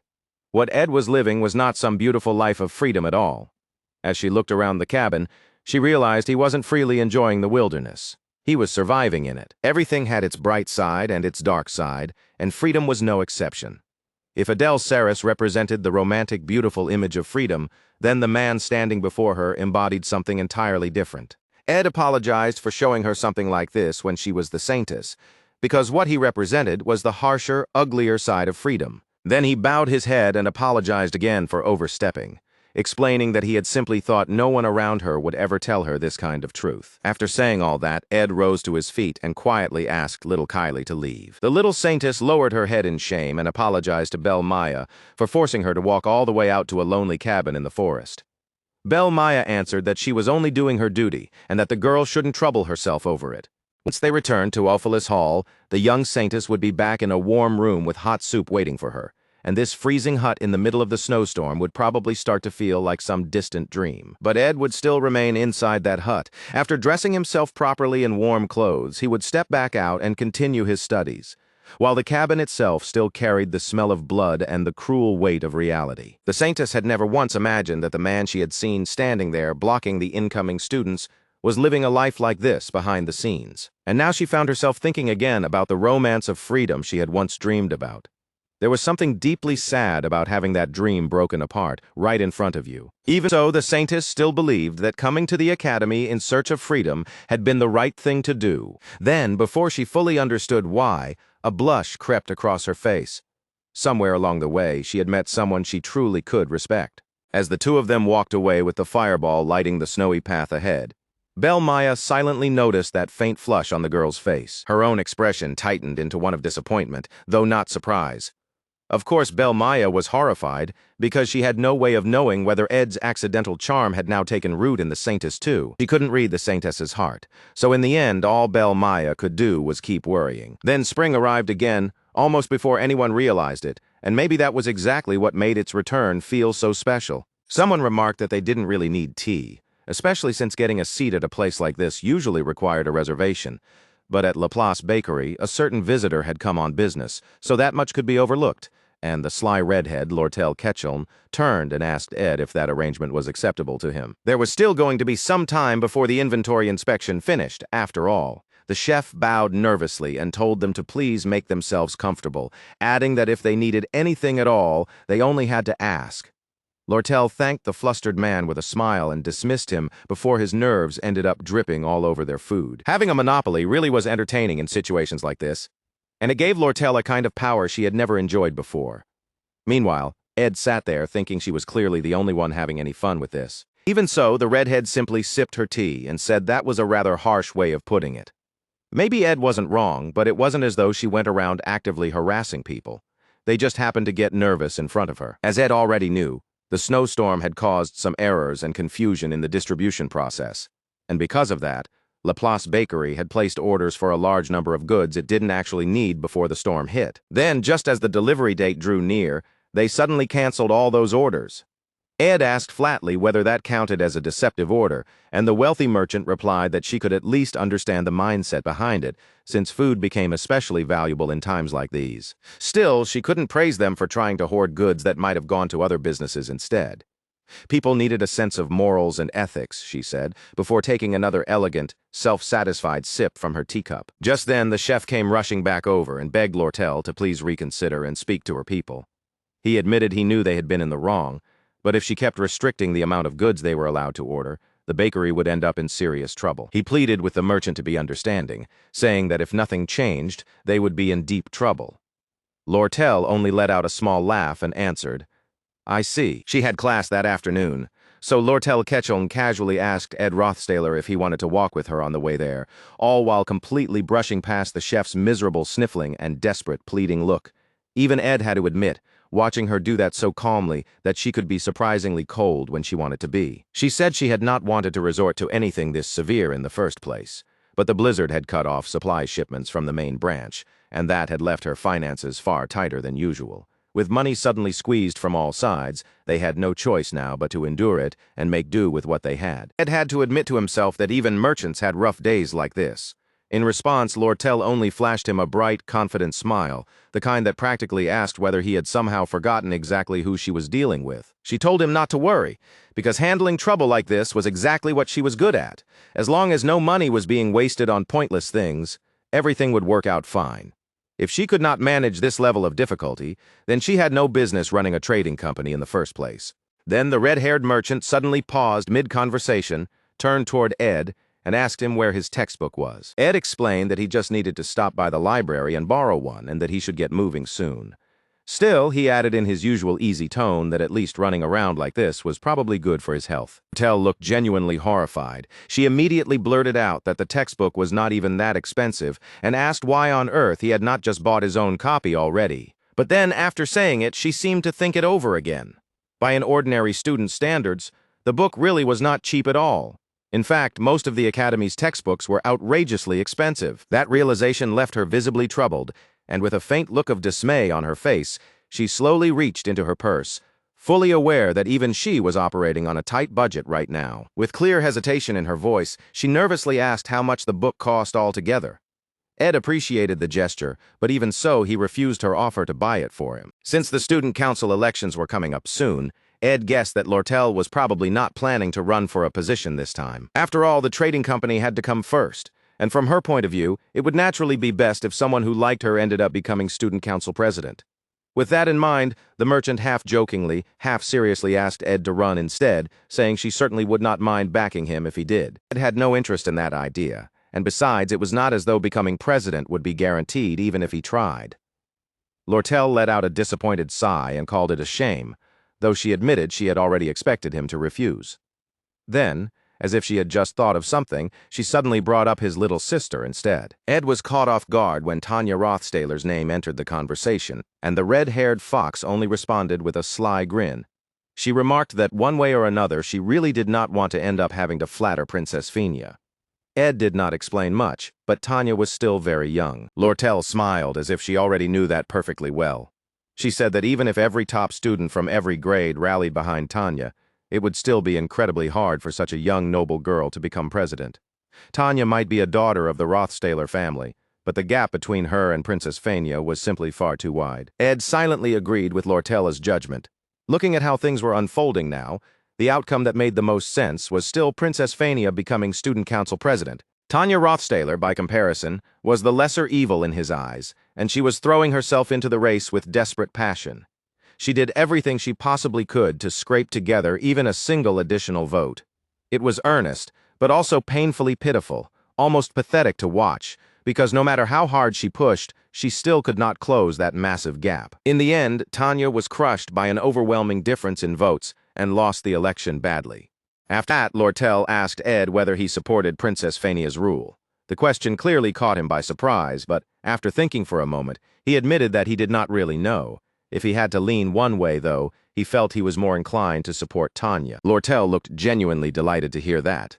Most students at the academy admired Princess Phania almost unconditionally, so she had been worried Ed might feel the same way. Then her cheeks turned pink, and with a glow as bright and warm as autumn leaves drifting in the sun, she asked him whether he had ever noticed how she felt about him. Her eyes softened, her face grew rosier, and in a voice full of shy honesty, she confessed that she had almost gotten jealous just from asking him about his feelings toward the princess. Ed lowered his gaze and looked down at her without any visible reaction, completely unmoved by her glittering eyes, her flushed expression, or the almost dreamy atmosphere blooming around her. Then Lortel let out a soft giggle and leaned in even closer, pressing her head against his chest as if trying out yet another trick. She asked whether that had worked, and then stayed there just long enough to listen to his heartbeat for herself, as though she wanted to confirm the answer directly. A moment later, she groaned in protest when Ed simply pushed her away with a mildly annoyed expression. Pouting, she complained that he was being so cold and asked whether she had done something wrong. Ed gave a quiet sigh and told her that no, she had not done anything wrong. Still, he made it clear that he had no intention of dating anyone before graduation. That answer instantly caught the Red Fox's full attention. Her eyes widened at once, and she quickly asked what that meant for after he graduated. Ed fell silent, seriously thinking it over, because he had never really considered what came after that point. Seeing that hesitation, Lortel's grin slowly returned. The moment she realized he had not made up his mind yet, she knew she had just learned something extremely valuable. She still did not fully understand what graduation meant to Ed on a deeper level. But one thing was certain, that day was no longer very far away. And if he intended to keep rejecting her until then, well, that would only matter if he could actually endure it. Lortel was clearly very confident in her own ability to tempt and wear him down. Meanwhile, Ed stayed quiet and thought again about his goal of making it safely to graduation. It sounded simple on the surface, but in truth, it was anything but easy to reach that point. The story itself still had to survive its final crisis, and that meant eventually facing the final boss waiting at the end. The main protagonist had to defeat that final boss before peace could return to the world. When that time came, it would be a fierce, blazing, high-stakes battle between Taylor and the great enemy at the very end of the story. Only after that boss was defeated could the game truly be cleared. Only then could everyone move toward happiness, and only then could Ed quietly make it to graduation as well. For Taylor to defeat the final boss, the Sacred Lance Dragon, he needed support from both sides of the story: Clarice, who stood as the symbol of the Order, and Phania Elias Clowell, who stood as the symbol of the royal family. In other words, Taylor needed to continue growing exactly as the scenario intended, while building bonds and gathering allies all around him. Class placement had gone smoothly, and Tanya, the curly-haired young noble girl, had already run ahead with her friend Clarice, who still seemed to be doing a good job hiding her true identity. Ed did feel a little sorry for Tanya, but even so, Princess Phania was obviously supposed to become student council president. Once that happened, the scenario should settle back into its proper course, and Ed ought to be able to enjoy a quiet, peaceful, flower-filled spring at last. Then, he could finally breathe easy. But elsewhere, in a bedroom lit by bright morning light pouring through the windows, the princess slowly sat up in bed as someone called out to her. Contrary to everything Ed Rothstaler had expected, the scenario had already started to crumble inside the private room of a single girl. Princess Phania, her hands trembling, quietly said that she did not think she wanted to run for the council position after all. As she spoke, she bit down on her lip, and the state she was in looked awful. Dark circles hung heavily beneath her eyes, and her whole face carried the haggard exhaustion of someone who had not been resting at all. At the same time, for reasons unknown, Clebius Nortondale was in full panic mode as usual. He clutched his head in both hands, groaning and cursing under his breath, insisting that there were plenty of other people who could do this better than he could. From the very beginning, he had no idea why it had to be him, and he bitterly cursed his miserable life. A single sheet of paper lay right in front of him, and as he stared at it, he swore again in despair, asking once more why this had to fall on him. The paper was a formal duel request. Someone had challenged the so-called battle genius to a match, and the obvious question had come up right away: why did this person want to duel him in the first place? Jix had asked that exact question, and the challenger answered without hesitation that he wanted to learn from him. A brief silence followed. Then Jix shut his book with an unimpressed look and flatly said that a shallow reason like that was not good enough for him. He turned his attention to the tall student standing behind him, a broad figure with swollen muscles and a confident smile. The white-haired challenger then admitted his real intention more honestly. He wanted to prove his own worth. The Wolfman smiled at that and pointed out that the challenger had already taken the title of top student in his year. But the student did not seem impressed by that achievement at all, dismissing it because he was still only a first year, 4-0-47, FFDEEC. Janica was the top student among all the third years, and Drake stood at the top of the Faculty of Combat. For some reason, Ed had also become very popular among the first years in the Faculty of Magic. Janica was the top student of all the third years, and Drake was the top of the Faculty of Combat. Ed was also very popular among the first-year Faculty of Magic for some reason. The white-haired challenger intended to duel all of them eventually. Of course, he had his own order for doing things, so he had already submitted a request first to Klebius, the top student of the second-year Faculty of Combat. The problem was that the gloomy fighter seemed to be avoiding the challenge entirely. Still, the challenger had already planned the path ahead.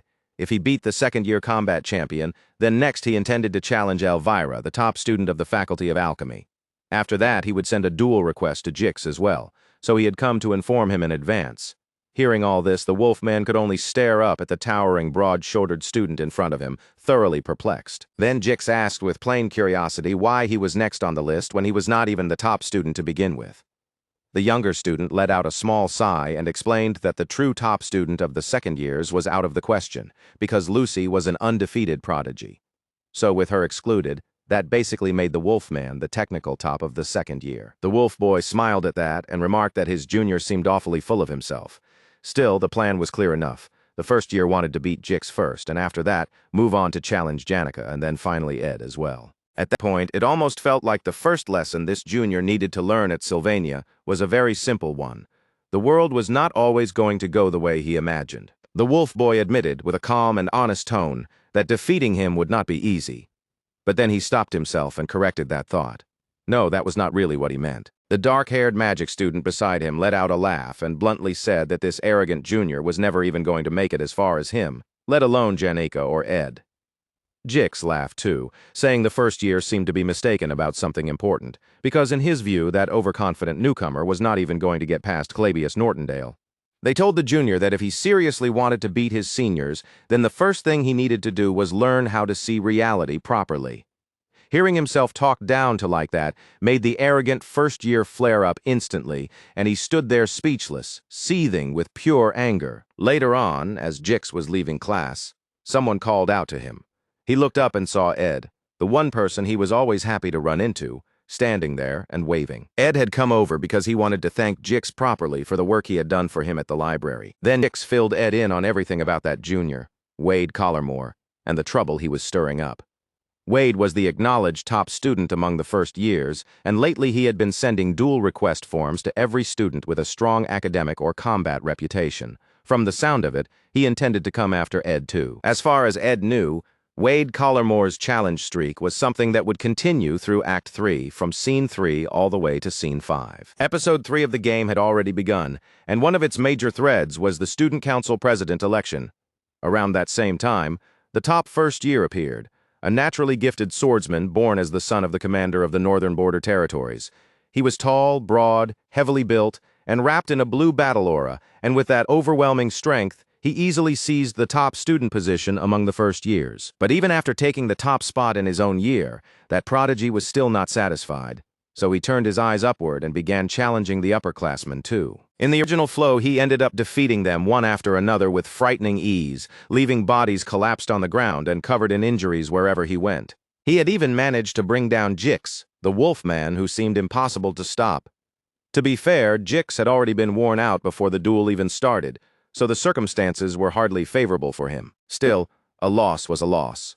Wade's violent streak kept going like it would never end, until Taylor finally appeared, sword shining with the strength he had built up over time, and stopped that rampage for good. Jix then mentioned that a welcoming festival for the new students was going to be held that night, and he asked Ed if he wanted to go and take a look at Wade for himself. But Ed had to decline since he already had plans of his own. Besides, he already knew what Wade looked like anyway. So he simply thanked Jix for both the invitation and the warning, then quietly told him to take care of himself too. Ed had thought he did not really care much for this sort of school event atmosphere, but seeing the academy so full of life ended up lifting his spirits too, with beautiful spring flowers blooming all around. Even he could feel that energy rubbing off on him. The fresh, clean mood of a brand new semester had settled over the campus, and before he knew it, Ed was smiling to himself because the feeling of it made his steps lighter. Jix watched Ed walk away and found himself wondering whether he should have told him one more thing before letting him go. Since they were in the same grade, and he saw her often, he had noticed something lately. Princess Fania had been looking unusually down for a while now, and yet whenever Jix was speaking with that junior and Ed's name happened to come up in the conversation, the princess would suddenly whip her head around in alarm and immediately start paying close attention. To test whether that reaction meant something, Jix had once called out Ed's name in the middle of class on purpose, and sure enough, the princess turned right away. It was obvious that the young royal was acutely sensitive to Ed's name, and more than that, she almost seemed wary whenever she heard it. Still, Jix figured there would be other chances to tell Ed later, so there was no need to rush it today. He decided he would keep watching a little longer, learn more about what was going on, and then bring it up properly to the Rothstaler boy. And so as time moved on, the weather gradually warmed. Blue butterflies drifted gently through the air, their tiny wings fluttering in soft little beats, and the view inside the northern forest had become so vivid and lovely that it truly deserved to be called spring. One especially pretty butterfly floated down and landed near Lucy's nose, and she immediately waved both hands in mild irritation to chase the little things away. Then someone nearby remarked on how quickly Ed had been improving lately. Janica was the one who said it, noting that Ed's connection with the spirits had grown much stronger than before. Since he had already managed to form a contract with Marilda, she said he should now be capable of entering a contract with a mid-rank spirit as well. No one would have believed he had come this far in less than a year. A spirit bird cheerfully praised Ed for that progress, and then Janica cleared her throat. She had switched into what felt like her serious teacher Janica mode. The title sounded cute more than anything else, but from the way she carried herself, she clearly seemed to think it was perfectly dignified. So Ed decided to humor her and play along. Sitting down on a nearby log, he clapped his hands for his teacher and said that he had only improved this much because he had such an excellent instructor guiding him. Teacher Janica continued her explanation, saying that when most spirit mages sought a mid-rank spirit, they usually had to wander through mountains, rivers, and deep valleys in search of one whose nature truly matched theirs. It was not enough for a spirit simply to possess a lot of mana. Ed needed one whose flow of mana aligned properly with his own. Ed pointed out that he had not really thought about anything like that when he made his contract with Marilda. Janica responded that this was only because his affinity with fire and wind had happened to line up well in that case.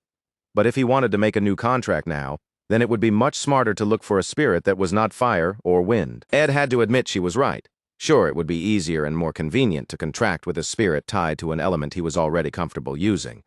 But if he did that, it would only make him less flexible when different situations came up later. He did not need to master every single element the way Janica did, but branching out was still the better path for him. With that in mind, Ed lowered his head and muttered that this was going to be pretty difficult. Janica only smiled brightly and told him that was exactly why people thought of their mid-rank spirits as something like fate. In the failed swordsman of Sylvania, the image of a spirit sorcerer always came with that same feeling, wandering through untamed nature, crossing forests and rivers, and eventually meeting a spirit through a destined connection. The first step, Janica explained, was forming the connection. Ed shut his eyes and focused himself. He needed to gather his mana and draw it into his eyes, so he concentrated and did exactly that. Then, in the next instant, his eyes snapped open and began glowing blue. At once, a whole hidden world spread out before him.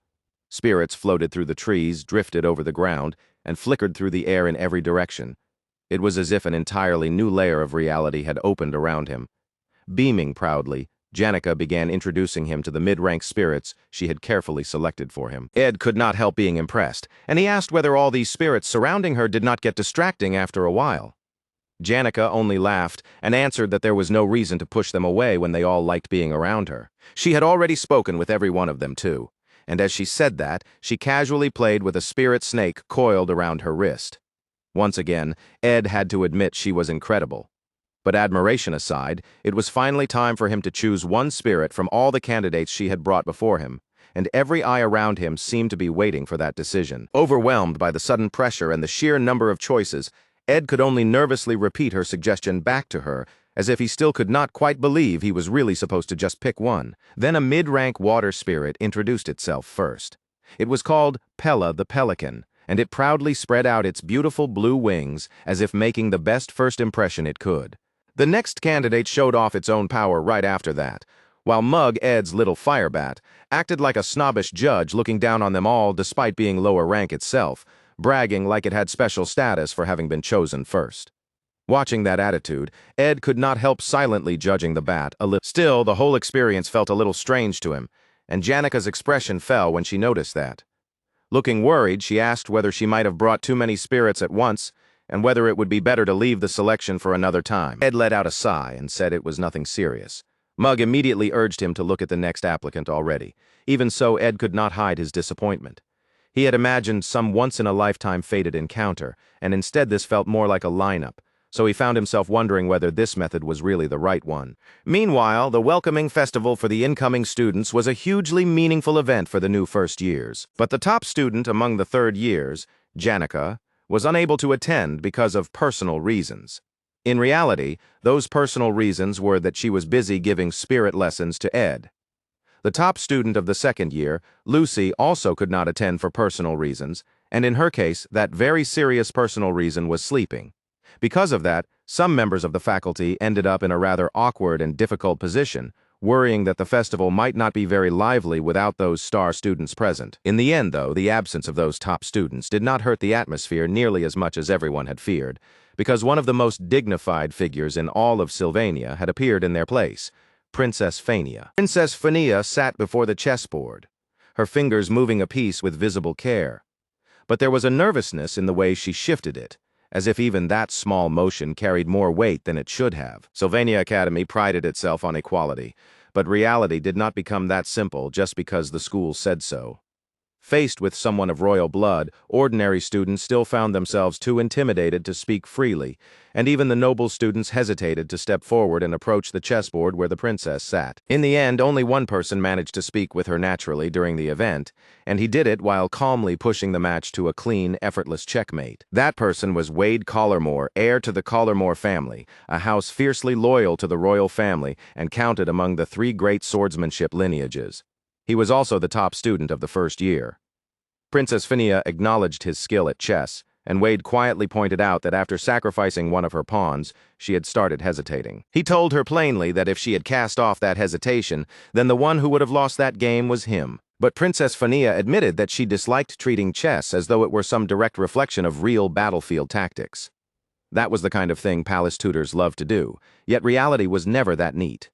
Wade observed that she must have learned quite a lot after entering the academy, and the princess, her eyes lowered and shadowed, quietly murmured that perhaps she had only become more aware of herself. There had been a time when she believed no one surpassed her when it came to reading people, but lately she had begun to wonder if she had been wrong about that all along. Then Wade remarked that someone once told him a person needed to learn that they were not always right. The moment those words reached her, Princess Fania's eyes widened in surprise, as if that single thought had struck somewhere painfully deep. Ed Rothstaler.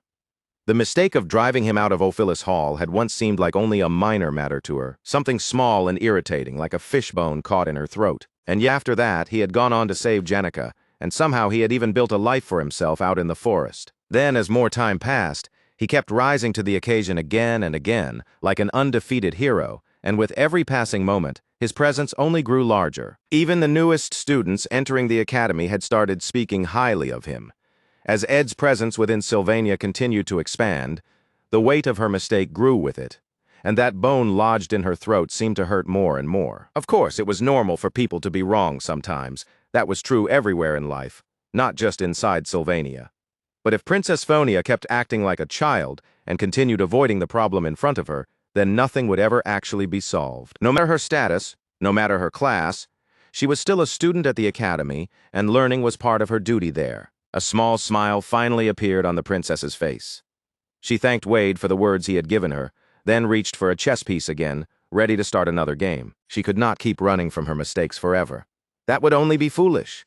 If everything went as planned, then in about 4 days, she would settle it. After that, she would go to the hut in the northern forest, sit beside a campfire with Ed, and speak with him openly at last. Just imagining that left Princess Phinia feeling deeply refreshed, as if spring itself had finally begun reaching her too. But at that exact moment, one of the pawns in her fingers slipped loose and started falling toward the floor. Then, when the morning of the 3rd day arrived, that fragile new spring in her heart was shattered completely. The news of Ed Rothstailer's death reached her ears, and in that same instant, the slipping pawn struck the ground and broke apart. Dear respected father. That was how the letter began, written by a daughter who had long grown used to telling her father about her daily life through letters, since he spent so much of his time away at the imperial palace. But one detail stood out immediately this time. She wrote that future letters would no longer come from the Rothstailer estate, but from Sylvania Academy instead. She wrote that, although there were still many things she had not yet grown accustomed to. Since it was her first time living away from home, she would never forget the honor she had to uphold as a member of the prestigious Rothstailer family. There had been a stretch where adjusting had been difficult. The schedule was busy, the classes were intense, and Sylvania's famous egalitarian atmosphere had taken time to get used to. Still, when it came to friends, she mentioned that she had made a few people her father would probably dismiss as mere school friends. The young noble girl wrote that she was still working hard toward the goal she had declared so confidently before leaving home, becoming the youngest student council president. Naturally, she admitted she felt some anxiety after hearing that the beloved Princess Phinia would also be running in the election. But even so, she intended to do her best no matter what. She also mentioned meeting Lortella Ketchum, though not much older. Lortel already carried herself with the polished presence of a perfect merchant. The negotiations for purchasing the sage-sealed grimoire would begin soon, and Tanya was already wondering whether it would really be all right for her to attend as the family's representative. The last part of the letter was harder for her to bring up casually. Since he had been excommunicated, she knew the person she was about to mention had become nothing but a stain of shame and embarrassment on the family's name. And yet, if she had to speak honestly, her brother seemed to have become diligent and hard-working during his time at the academy. It was almost as though he had turned into a completely different person. She admitted, however, that she had been very young back then, so her memories of the past were not especially clear, and there was always the chance that she was misunderstanding what she saw. Still, recently, she had a strange dream, one from when she was much younger. In that dream, she was standing on the low hills behind their estate, the place where lilacs and daffodils bloomed thickly every spring. She remembered walking that winding hill path with the smell of flowers all around her, climbing upward while holding hands with 2 people. One of those hands definitely belonged to Arwen Rothstailer, so the other, steady, dependable hand must have been her father's. And there was another possibility she could not ignore. Back when Arwen was still alive, maybe her brother had not yet become such a scoundrel. Maybe back then, he had smiled too, and held her hand just the same. If that was true, then perhaps her brother had not changed for the better at all. Perhaps he had simply returned to the person he used to be. Night left her with countless tangled thoughts, but in the end, she still closed the letter in the proper way, signing it as the loving daughter, Tanya Rothstailer. Then a notification appeared regarding the seal of deadly poison magic. It stated that even the slightest graze from it would be enough to send the victim writhing in agony before certain death followed. Kreppen Rothstailer had read through the letter after opening it with a dagger, and in a cold voice he said he had already sent a reply to Tanya Rothstailer. Then he tossed the letter down to the floor. The matters in motion now included the student council president election, along with the negotiations with Lortel over the purchase of the sage-sealed grimoire. Handling all of that alone would be difficult for such a young noble girl, so the head of the house decided he would send a vassal along, someone the young lady could trust and rely on. The poison dagger was then presented before 2 cloaked figures who stood bowed in silence. Normally, Sylvania did not allow families to send their personal vassals into the academy. But if the reason was connected to legitimate business, then the school would make an exception, and so the head of the Rothstailer family gave the order and sent those vassals on their way, while the 2 cloaked figures lowered their heads and accepted it. After they left the throne room in haste, Kreppen suddenly tore off his gloves and stared down in horror at his own hands, which were rotting and inflamed in an ugly, reddened mess. No matter how many times he saw them, he could never grow used to that revolting sight. Then 2 eyes slowly opened on the back of his hand. This was the highest rank of magic, cause and effect determination. By setting a certain action or variable that he himself had caused, he could observe the resulting future effect from it. Grasping a purple orb in one hand, The head of the Rothstaler family muttered to himself, wondering whether he truly had no choice except to burn through an enormous amount of mana. It was a pity that he could not make use of this power often, because this was, without question, an absolute power.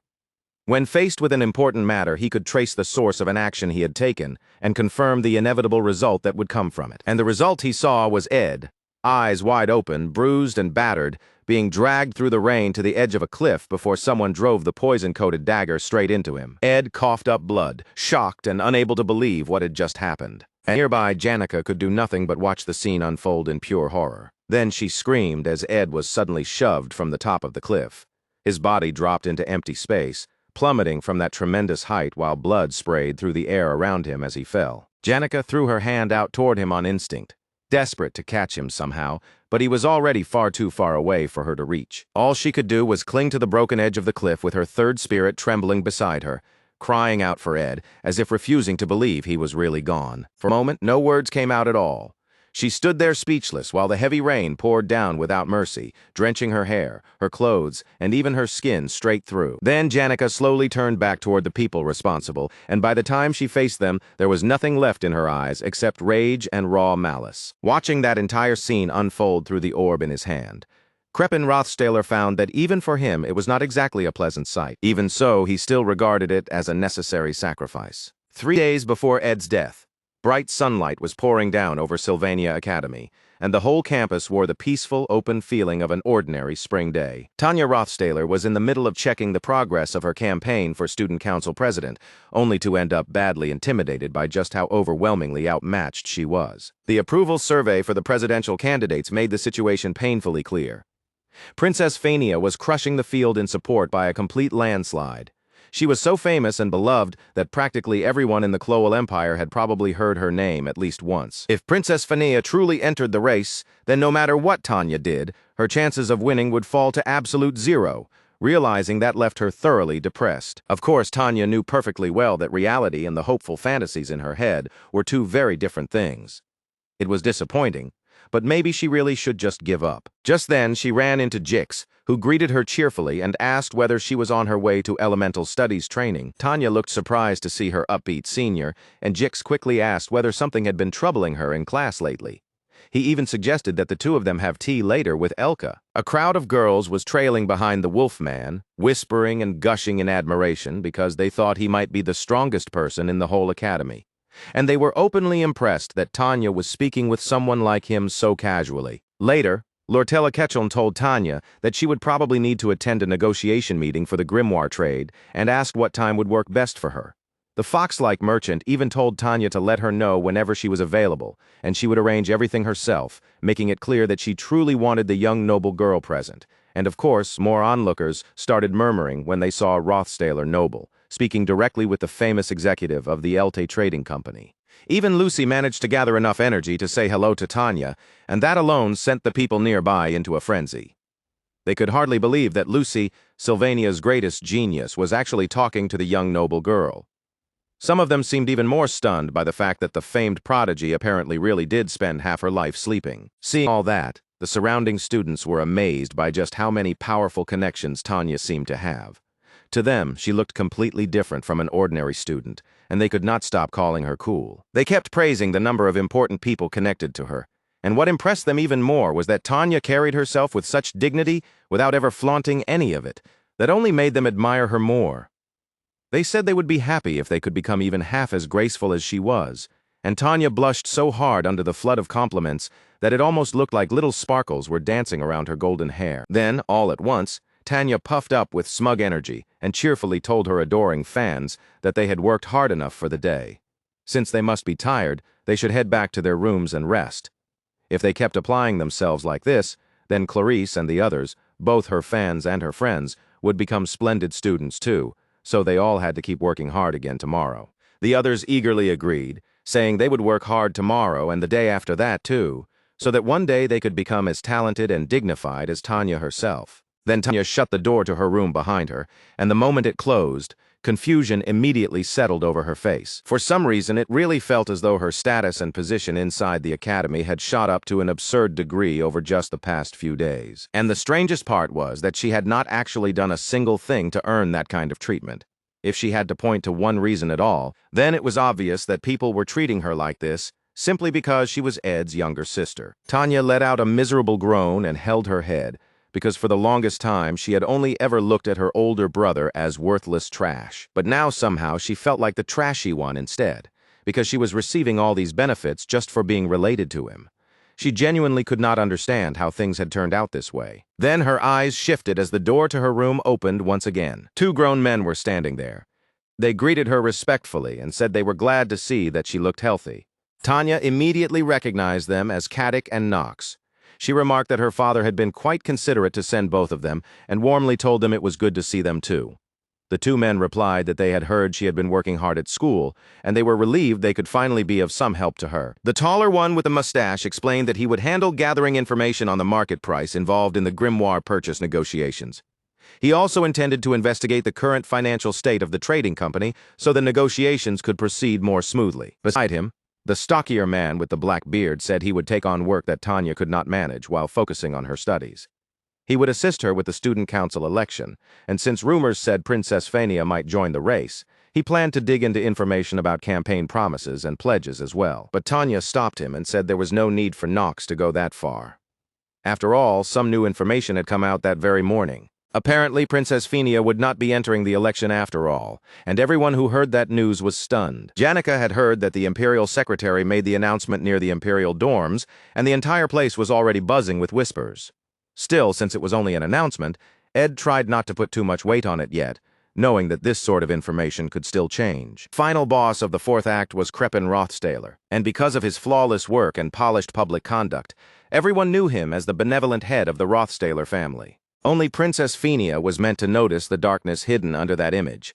She possessed both imperial authority and influence within the academy, and because she held power in both spheres, Fania was supposed to become the most reliable ally in the coming fight against Crepin, the one who could take the lead when his schemes reached towards Sylvania Academy. That was how things were supposed to unfold. But now the princess was showing no interest in joining the election at all.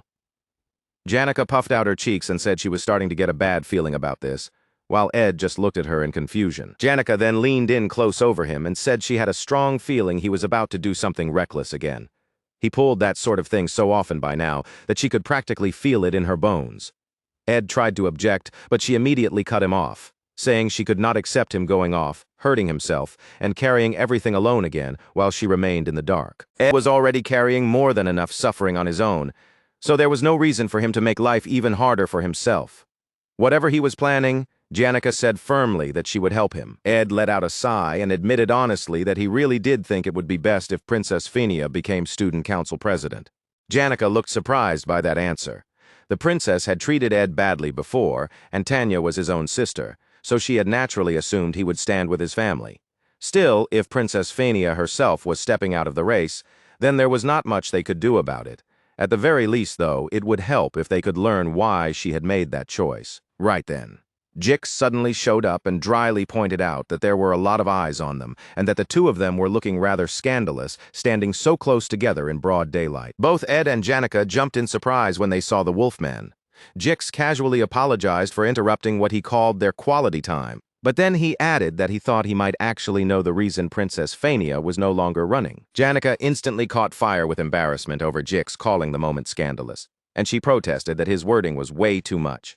Her entire face turned bright red, but Jix ignored her flustered panic and calmly explained that, to him, the princess looked like an alpha wolf that had lost her pack. After making the wrong choice and watching her pack die because of it, that alpha wolf no longer reacted even when an arrow was pointed straight at her. It was very Jix-like explanation, full of wolf metaphors from start to finish. But even so, the image fit. The princess's once bright eyes had dulled and lost their light. That was how she looked to him now, as if she had fallen into a state where her confidence was gone and she could no longer bring herself to do anything at all. Anyway, Jix said he would stop interrupting them now and get going. Before leaving, he mentioned that he had heard it was probably going to rain the next day, so they should keep that in mind when heading out. Ed and Janica quickly told him he was not interrupting anything, then thanked him for the warning anyway, and considering that the wolf boy's animal-like senses were usually sharper than an ordinary person's, his instincts were not the kind of thing to ignore lightly. The worst-case scenario, Ed realized, was that Princess Fania had completely lost any sense of hostility toward the Rothstaler family. That thought immediately darkened Ed's expression, and he found himself wondering what exactly he was supposed to do now. Meanwhile, Janica remained blissfully unaware of the weight of his thoughts, and instead she smiled brightly and declared that this was actually a pretty nice turn of events. Ed turned to her in surprise, clearly thrown off by that reaction. But Janica was already talking about the rain, saying that damp weather would make for perfect water spirit training, especially since being close to the sea was ideal for that sort of thing.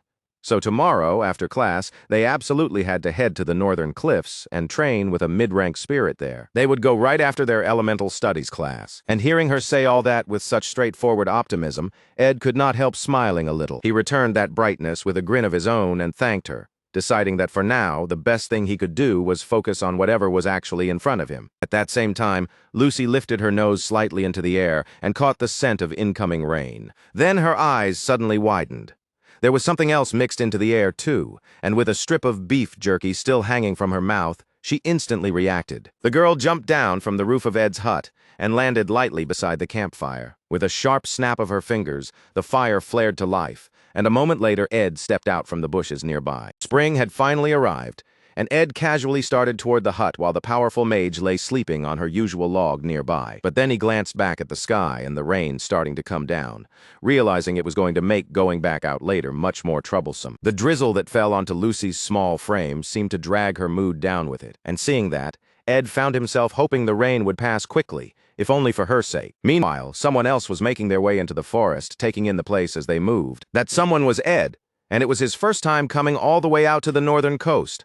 Mug, tucked inside his cloak, commented that the cliffside was wide, barren, and so far out of the way that almost nobody had any reason to come here in the first place. It was remote, empty, and ridiculously far from everything else. Still, there was probably no better place to train water spirit techniques. Mug, sounding unusually bold for a tiny fire spirit, even declared that if he might be permitted to say so, then this was an excellent place for Ed to make a contract with the mid-rank water spirit, Leisha. Mug was also clearly impressed that Ed had even thought of combining its power with mana arrows.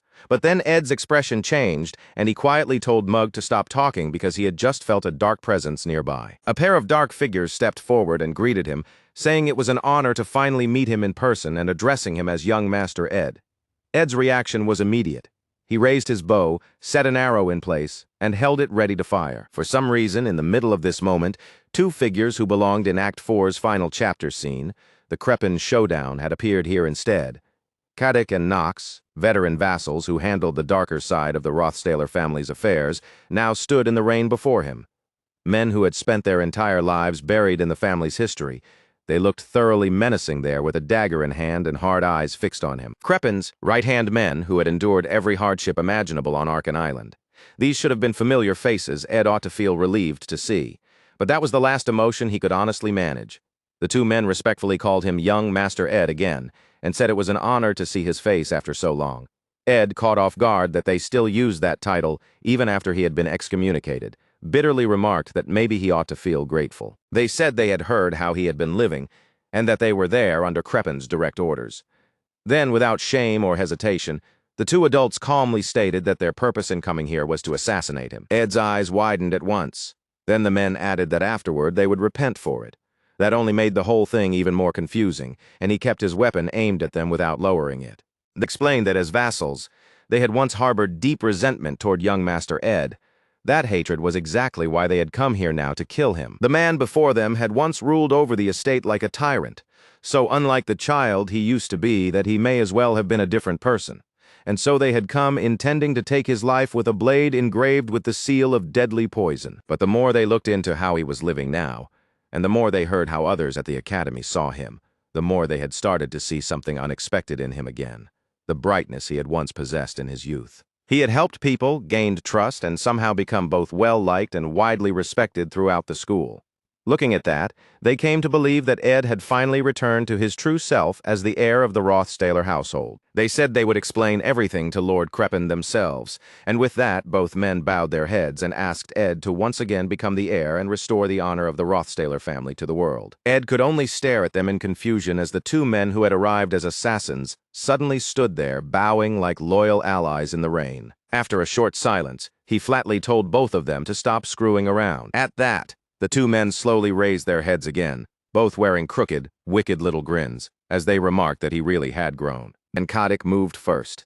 The Eagle Knight launched a blindingly fast assault, sending slicing gust-like sword strikes straight at Ed. Ed barely managed to twist away in time, dodging those lightning-fast blades of wind by the narrowest margin. But his eyes widened immediately after, because Nox had already used that opening to close the distance. Roaring as flames gathered in his hand, the brown bear-like vassal brought down his blazing mace-like attack. Ed grunted and just barely avoided the crushing burst of heat that came slamming down from above. The ground he was standing on was already dangerously unstable, but he still managed to escape that first strike and bring his bow back up. He fought back purely to survive against two people who had come with the full intention of taking his life, but neither Kadik nor Nox gave him even a second to breathe. The bad weather alone would have made the fight difficult enough for a student like Ed. But on top of that, he was facing two seasoned family vassals, men who handled the Rothstaler family's darkest work and had no intention of letting him leave alive. Nox growled at young Master Ed through clenched teeth, while Kadik suddenly asked whether he remembered Miliana. She was the pitiful girl who had lost the sight in her eyes one day for his amusement. A maid Ed Rothstaler had once enjoyed tormenting, and on top of that, she had been Nox's daughter. Red flames surged violently around the man as he recalled how that cheap villain had stepped on her and knocked her to the ground. Ed had inherited the hatred meant for someone else's sins, an unbelievably unlucky burden, and the massive vassal drove a furious punch through the air as if he meant to erase him on the spot. But then Ed's eyes widened too, and he let out a strained response as if he was only now recalling that such a thing had happened at all. Even so, he wrapped himself in a defensive shield and said that revenge would solve nothing, because even he understood that nothing waited at the end of vengeance, except emptiness. Nox roared back that he did not want to hear words like that from a cruel monster like Ed, and then swung to kill him again, smashing into part of the shield with brutal force. Ed managed to evade that attack as well, and in a bitter way, he admitted that the enraged giant was right. Keck stared in clear disbelief and muttered under his breath, genuinely impressed by how much the once-disgraced young heir had grown. Even so, admiration changed nothing about the danger in front of them. There was no realistic way Ed Rothstaler could fully stop Nox's mace, especially when that crushing weapon was wrapped in blazing fire magic. For the moment, the young heir was weaving past the attacks surprisingly well, slipping away by the narrowest margins.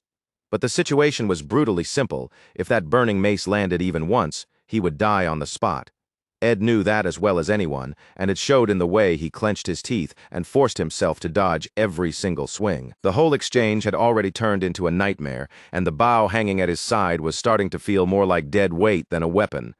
Ed barely managed to avoid one strike after another, always a step away from disaster.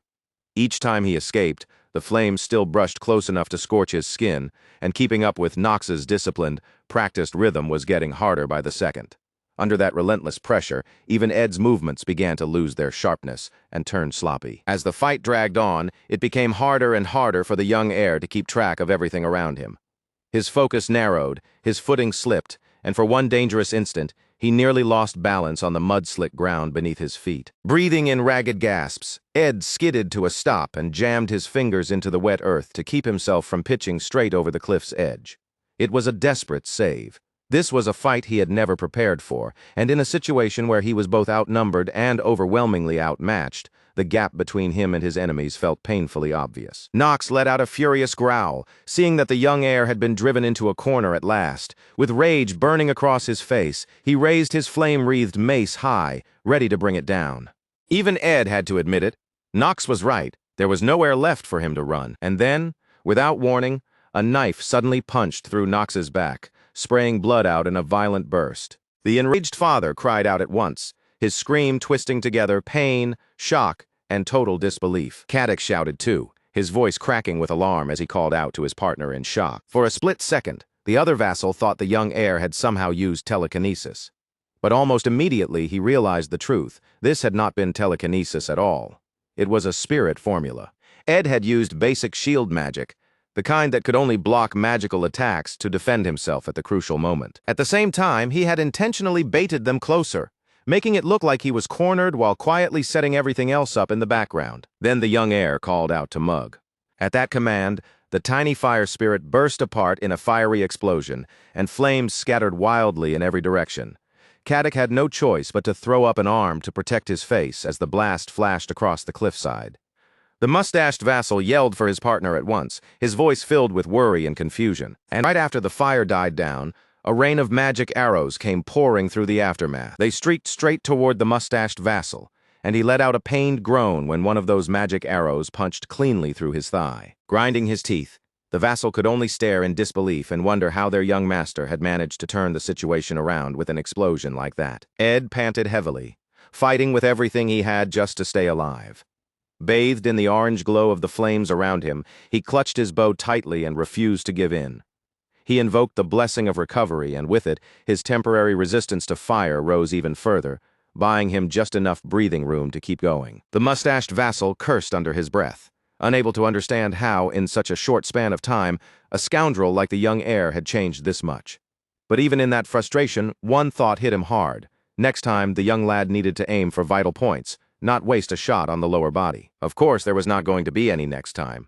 The other vassal immediately unleashed his wind power at full strength, sending it all at the young heir in one decisive strike. The force came surging forward in repeated waves, a violently swirling mass of green wind that looked like a hurricane dancing out of control as it barreled straight toward him. A thick cloud of dust exploded upward from the impact, swallowing the entire scene and cutting everything off from sight. And yet, when the dust began to settle, Ed Rothstaler was still standing. He coughed hard, his body covered in bruises, and blood stained his clothes from one end to the other, but he was still on his feet. Beneath him lay the fallen, larger body of Nox, and Caddick quickly realized what had happened. The young heir had used Nox as a shield to cover his vital points. Even so, the vassal knew this had to be the end. He lunged straight at the young boy, while Ed looked up at the incoming adult with no time left to reposition. But right behind Caddick, a massive and powerful water spirit suddenly appeared.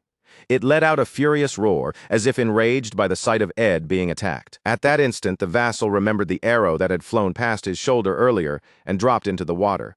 Only then did he understand. The young heir had missed on purpose. The gathered water surged upward and took shape as a gigantic wildcat. It was Lisha, the mid-rank water spirit, rising in full form. The water spirit moved immediately, swallowing the shocked and struggling Caddick whole inside its body. Trapped in that crushing mass of water, he began to suffocate, and in the struggle he was forced to let both of his weapons fall from his hands. One of them, the poisoned knife, dropped to the ground within easy reach of the larger Nox, who was still lying there. The mustached vassal panicked as the air vanished from his lungs. He thrashed inside the watery prison, fighting desperately while his breath ran out faster and faster. But at the same time, Nox tightened his grip around the knife that had fallen nearby. Then, while Ed was still bent over trying to catch his breath, the man suddenly pushed himself back up. The defenseless boy never saw him coming. Between the burns and the stab wounds, most people would have collapsed long ago. But Nox was a brown bear knight, a man who believed he had already witnessed every horror the battlefield could produce. Because of that monstrous endurance, Nox stayed conscious and rose over the young heir once more, looming above him with a poisoned dagger lifted high. This was the one thing even Ed Rothstaler, the new and improved version of himself, had failed to foresee. The poisoned dagger came crashing down toward the shield above his head. The blow was completely unexpected, striking in a moment Ed had not been prepared to answer. The muscular man's eyes widened in alarm at the sudden appearance of that shield, and then he gritted his teeth as Marilda, the great wind spirit, abruptly revealed herself.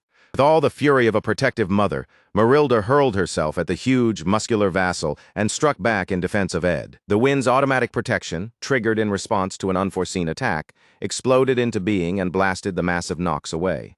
The strike hit with overwhelming force, carrying the raw violence of a tornado gone berserk and the wrath of a great spirit that had completely lost patience. That wind was fierce, heavy, and absolute, so powerful that even a strong wizard would have struggled to endure it. And yet, when the storm finally cleared, 3 figures were still there at the edge of the cliff. Water dripped from Ed's hair as his eyes widened in disbelief. Above his head, the dagger still hung there, not completely knocked away, and Nox also remained standing, his body battered and drenched in blood. Marilda's overwhelming gust had not been enough to throw the great brute clear off the cliff, but it had done enough to stop him cold and lock him in place. Then, at last, the muscular fighter's strength gave out, and he dropped to his knees. Caddick collapsed as well. To anyone looking at the scene, it was clear enough. The 2 men had been brought down by Ed's strength. Caddick was barely hanging on to consciousness, struggling desperately just to pull air back into his lungs. Nox looked no better, as if the repeated blows had nearly shaken the sense right out of him. At last, Ed ran a hand through his blood-soaked, disheveled hair, letting out a breath of relief that sounded almost disbelieving. Defeated, the muscular man remained on his knees and asked in a hoarse voice whether it would be too much to ask the young lad to end it quickly. But that same thought was already in Ed's mind, and Knox's eyes widened in shock when the young heir returned the knife to his hand and then lowered himself to one knee before him. The very fact that both of these men had been sent after him told Ed everything he needed to know. His father was fully determined to have him killed. That meant even if he survived this moment, the end would only be delayed. The young boy understood it clearly now. Sooner or later, he was going to die. Even if he killed both of them here, his father's attempts on his life would never truly stop. So in the end, Ed decided he would rather die here. Even if nothing remained afterward but emptiness, at least that death would not be completely pointless.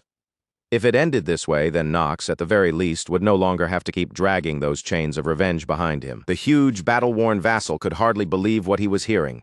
Ed gave him a faint, tired smile and said this was a small gift in return for the man's loyalty to the Rothstaler family. Knox could do nothing but let out a stunned, broken groan, nearly choking on the shock of it. His hand trembled uncontrollably. And the irony of it all was cruel because that shaking hand was being gently held by the very person he had come there to kill. Then the large vassal moved. Stepping forward, he drove the knife straight into Ed. Ed's eyes flew open from the pain. A low groan slipped out of him, and blood spilled from his mouth as the strength began draining from his body and his life started to fade. At that same moment, Janica was just arriving at the scene. She called out an apology as she came, saying her class had ended earlier than she had expected. But the words died instantly when her eyes widened in horror at the sight of the dagger being ripped back out of Ed's stomach. And before she could even process that, she saw his body get kicked off the edge of the cliff. Covered in blood, bruised from head to toe, and looking utterly battered, the man she loved dropped through the rain as he fell. Janica screamed Ed's name, and as he fell, he choked weakly too, stretching one hand upward toward her. She let out a desperate cry and ran for him at full speed. Their hands came within inches of each other, his fingers clawing at the empty air just short of hers. But he was still too far away. He dropped beyond her reach and plunged downward while Janica could do nothing except call his name in vain. The rain came down hard over her trembling body, and despair swallowed her whole. Once again, she had arrived too late to save the one man she loved. Knox cursed under his breath, realizing this had gone wrong. There were never supposed to be any witnesses left behind. But his body was already wrecked with pain, and in that condition there was barely any chance he could properly fight her if she attacked. Then his eyes widened in horror as wave after wave of spiritual power began pouring out of the prodigy standing before him. Even a brown bear knight like Knox, a veteran who believed he had seen every kind of terror the battlefield could offer, was now staring at something beyond his experience. What was unfolding was the summoning ceremony of a being even higher than a high-level spirit, the highest-ranked spirit, a singular existence of which only one could exist for each element in the natural world. And the only girl capable of carrying out that summoning slowly turned toward him, her eyes burning red with a rage so deep it felt carved into her bones. Looking straight at the terrified veteran, she asked him in a cold voice if he understood what he had just done. Above them, a colossal magic circle spread through the sky, pulsing with light and overflowing power. It sparkled, trembled, and rotated in layered patterns, each ring dancing around the others before releasing even more magic into the storm. Ed had once wondered how many people in the world could truly understand the meaning behind a magic circle like that. Now the answer hardly mattered. Janica, the genius spirit sorcerer who had once experienced the summoning of the highest-ranked darkness spirit, was throwing everything she had into this moment of grief and fury, and magic began falling from the heavens like rain. It was like a second sun descending to scorch the earth, an overwhelming eruption of power that called forth something with a tail larger than the imperial capital itself. This was the same existence said to have burned down the Alpont Mountains during the Age of Myth. It was Teorphus, the highest-ranked fire spirit, a gigantic, savage beast that looked as though it were being born directly from the storm clouds overhead. Even if only one of its hands descended, that alone would have been enough to turn every northern forest into ash. And now, that hand was coming down from the sky. There was no real need for anyone to understand the giant magic circle hanging above them, because the moment they laid eyes on it, one absolute truth hit them with terrifying clarity. That truth was simple. Once they saw what stood before them, they would instantly understand that the massive surge of magic falling from the sky, like the birth of some colossal and dreadful beast, meant only one thing: absolute death. So Janica faced them with hatred blazing in her red eyes and asked the stunned, horrified assassin once again whether he truly understood what he had just done. The man could not answer. He could not even form words. Just looking at her was already enough to make his face start burning away. The heat pouring off that creature consumed his whole body. His mouth dropped open in a scream of agony as his skin began melting from his flesh. But then, to the man's utter shock, something intervened and saved his life. A great wind rose around him, coiling tightly and shielding him from any further damage. It was the great wind wolf of the forest, and she told him sharply to gather his senses and flee this place immediately. He should have run at once, but instead the fool was still wasting time asking pointless questions. The great wind wolf insisted that he had to survive and report everything he had seen and experienced here. Realizing this was his only chance, the man stopped hesitating, grabbed his fallen companion, and crawled away from the area as fast as he could. But Danica was not about to let that happen. She glared at the great wind wolf and demanded to know what exactly she thought she was doing. Saving innocence was one thing, but interfering with her prey was something she would not tolerate. She ordered the great wolf to move aside and turned her power toward her oldest friend. The wind wolf did not retreat. Fear never touched her face. The great guardian of the forest stood her ground and faced the spirit sorcerer head-on. Danica halted, confused. The massive magic still swirled around her, but her old friend was not attacking back. And that hesitation shook her. Then the wind wolf spoke, pointing out that Danica could not even remember who she really was right now. She told the young girl to calm down and think carefully for a moment, because she was not the one who had summoned her. At those words, the red fury in Danica's eyes flickered, softened, and then her eyes widened with sudden realization. The rain kept pouring down without mercy, a dark, violent storm that swallowed the sky and blurred the entire scene from view. At the base of the rocky cliff, a stream ran hard through the rain, and from that rushing water, a hand suddenly rose into view. Sometime earlier, Lortel Ketchel had asked Ed how his magic engineering was progressing. She knew he had taken a number of magic engineering materials and ingredients the last time. Ed answered that, honestly, it felt like all he had done until the break ended was shut himself away and train in magic engineering from morning to night. He had spent his time buried inside that little hideout of his, studying with complete focus and working without rest. If he had to sum it all up in one sentence, then yes. His efforts had been an enormous success. And now the result of all that work appeared as Ed pulled himself out of the water, scraping at the edge of the shore with fingers that had turned purple from bruising. Every bit of that effort had been worth it, because he had managed to create a legendary rank magic engineering item. It was called Delheim's Hourglass, an item that could rewind a physical state by a few seconds and erase all damage and injuries in the process. It was a one-time use tool, and after being activated, it had already been destroyed. Still, the fact that Ed had successfully used a legendary item meant his proficiency had risen, which was at least one piece of good news. But first, he had to cling to the shore, coughing hard, hacking for air, and trying to catch his breath between ragged gasps. He had reversed the damage from the fall off the cliff, and he had also released the seal of the deadly poison. But all Ed had really managed to buy himself was a few extra seconds. His body was already running on fumes from everything he had endured before this, and now the salt water had seeped into his open wounds.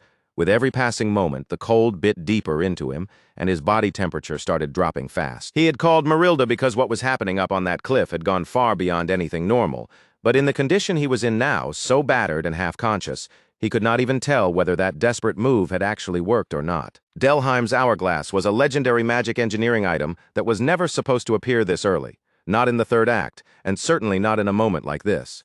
Ed had never imagined he would be forced to use something that outrageous so soon. It stung to think that all of that time, all of that labor, and all of that preparation had vanished after a single activation.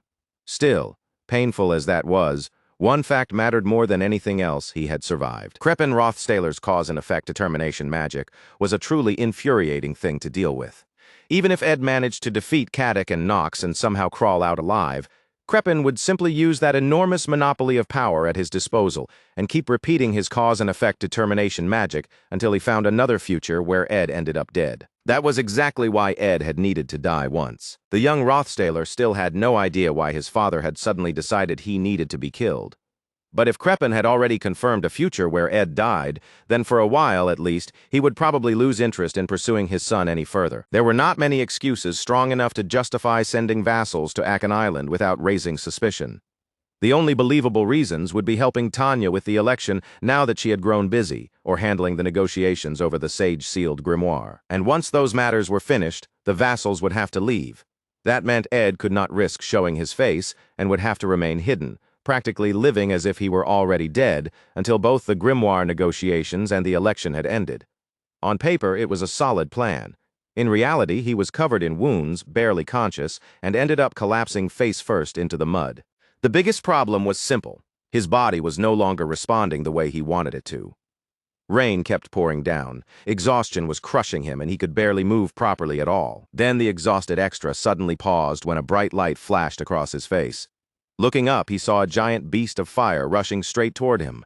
At that point, he was so drained that he hardly even had the will to think about dodging. Even so, he managed to sit up a little and let out a weak laugh, muttering that his whole body hurt so badly he had honestly thought this time he was really about to die. Still, there was relief in knowing he had been found. He started mumbling out his thanks, but before he could get very far, the spirit sorcerer rushed straight at him and wrapped him in a fierce, desperate embrace. Ed's eyes widened in surprise as Janica pulled him into her arms, holding him tightly while the rain kept falling around them. She had thrown herself at him with so much force that she knocked him right back down, and for a moment the two of them simply lay there in the mud, with her arms still wound tightly around him. When that first jolt of surprise finally passed, Ed admitted in a quiet voice that it felt like all he ever did was make her worry, and he was sorry for putting her through that again. Janica hiccuped through her tears as she cried, and Ed slowly lifted his blood-stained hand. Then, as gently as he could, he returned the embrace and held the sobbing girl there with him in the rain. The storm kept pouring down heavily around them. And even after the two of them finally moved into the warmth and shelter of a nearby cave, the rain outside never let up. So in the end, until the election actually took place, the safest choice was for Ed to remain hidden. Without even stopping to ask more questions, Janica immediately and cheerfully offered to bring him all the daily necessities and tools he would need to live there. She told him not to worry too much and took it upon herself right away. She blushed brightly with obvious happiness, and Ed thanked her like he always did. Still, he had to awkwardly point out that his injuries were still hurting, especially since she had started clinging to him like a little monkey. Janica gasped and quickly pulled herself back, apologizing in a panic, and blurting out that she had only held on to him because she had been so relieved. Then her face turned even redder, and she hurriedly begged him to forget she had just said that. Ed went completely speechless for a moment before awkwardly commenting that it was still raining outside. The two of them sat near the warmth of the fire, and there was still a long list of things they needed to deal with from here on out. Meanwhile, the rain kept falling without pause, and some of it tapped softly against the roof of Ed's hut. If anyone had asked what Lucy was doing so lazily at a time like this, the answer would have been simple. Nothing, just like always. But the little genius was not really doing nothing. In her own quiet way, she was practicing the art of waiting, sitting just outside Ed's door with her arms wrapped around her knees. The important difference was that this was not boredom. What she felt now was peace. Just from that scene alone, anyone could easily imagine the everyday life of the hut's owner. He would come walking through the wet forest grass, first checking whether the campfire had gone out. Then he would give the wooden supports a few kicks to make sure they were still firm and holding steady. After that, he would move to the clothesline, pull down the laundry that had gotten completely soaked, and gather up any tools that might rust so he could store them safely beneath the tent. Once that was done, he would brush the rain off his clothes and greet Lucy in front of the hut. Ed's daily life was always changing, always chaotic, always caught in one storm after another. But no matter what happened, he always came back in the end to the place where Lucy was waiting. He would light the lamp, sit down at the desk, and start reading one of his magic engineering books. And while he did that, the little girl would curl up by the fire and quietly drift off to sleep. Listening to the steady rain outside, the crackle of the fireplace, and the soft sound of him turning pages, Lucy found herself wrapped in a simple kind of happiness. It was an ordinary life, but to her that ordinariness felt deeply comforting. But when the little girl opened her eyes after the nap she had slipped into, something felt wrong. In the air, she caught a strange scent, a mix of manna and blood. At first, she found it bothersome more than anything else, so she shut her eyes again, as if to ignore it. In her mind, she pictured Ed coming back home, patting her on the head, and telling her she had done a good job protecting the house all by herself. That image pleased Lucy for a moment, but then she slowly cracked her eyes open again. Letting out a small yawn, she rose to her feet and decided to go investigate that strange smell for herself. That was when she found the two injured assassins. They were clearly startled to see her. Knox introduced himself as a vassal of the Rothstaler family and begged for help, saying he was badly hurt. He claimed he had merely tripped in the forest and that his companion had been attacked by a wild animal, which was why the other man's throat was in such terrible condition. But before he could keep piling on those filthy lies, Lucy cut him off. In a flat voice, she told Knox that she would let him live. The man froze in terror. Lucy repeated herself, telling him that yes, she would spare his life if he told her the truth. Then she asked him exactly what he had been doing. Elsewhere, someone had discovered the dagger sealed with deadly poison. It was a rare advanced seal, the kind a person might only ever see once in their entire life. A staff member examining it clicked his tongue in frustration and muttered that these kinds of accident reports always seemed to happen when he was the one on duty. There was no mana left in it now, only traces, which meant the poison seal had already been used, and someone had most likely died because of it. And if that person had fallen from the cliff afterward, then even when daylight came, security would have a hard time finding the body.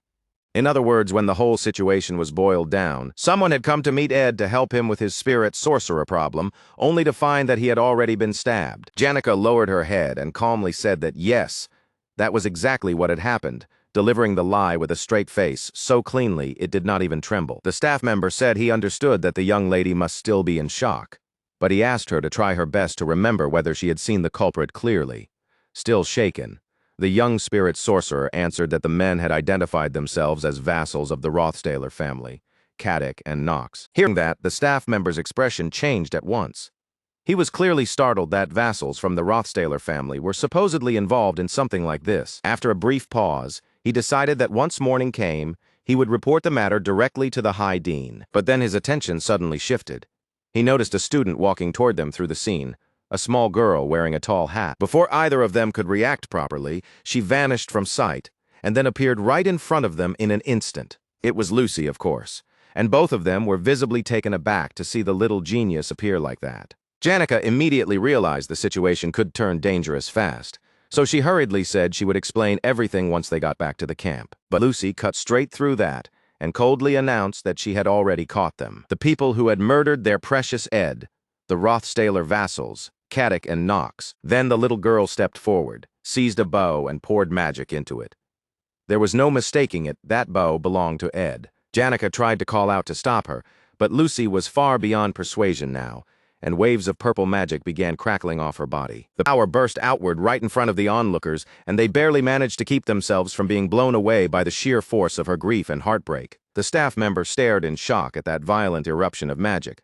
But Janica quickly snapped that they needed to go after Lucy immediately. The teacher still looked like he wanted answers, but there was no time left for questions. If they did not move now, things were only going to spiral into something much worse. And at that very moment, the two vassals were already being brutally tortured by Lucy, who had gone straight back to them. They had lingered around under the excuse of helping with work, all while serving the Rothstaler family with absolute loyalty.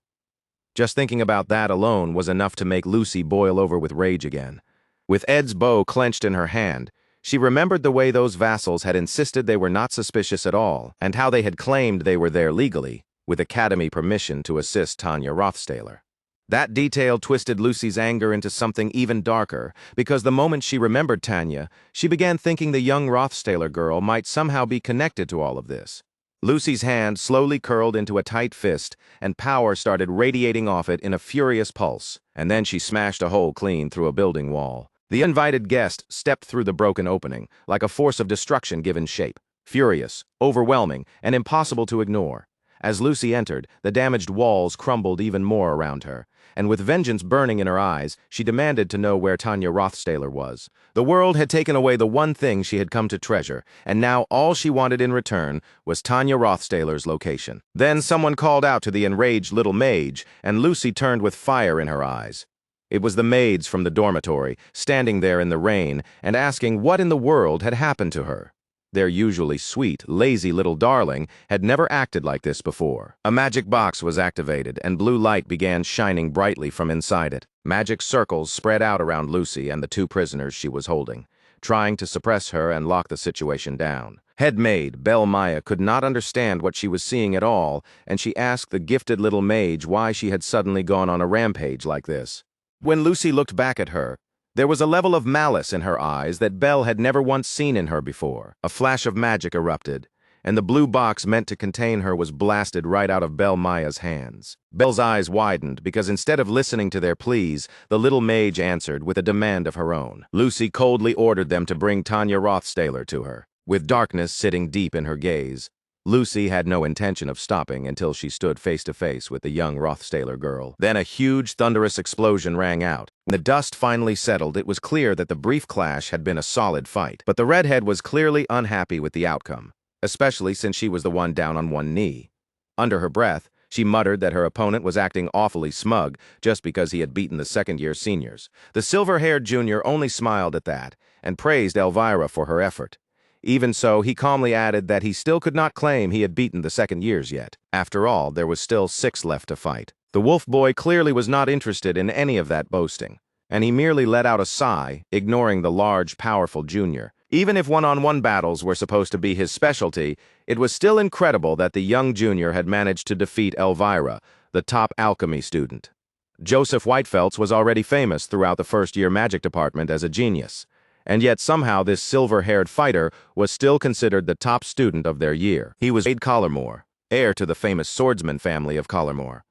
By this point, the first years had started to seriously believe that this giant of a fighter might actually be able to defeat 6. Then, all at once, the wolf boy's eyes widened, and the entire group felt a tremor run through the building. The students immediately stiffened in surprise and started wondering what had just happened. Some of them even thought it might be an attack and began asking if they should run. And the source of that explosion was, of course, Lucy smashing through part of the wall. The students instantly forgot their petty rivalry and rushed outside together.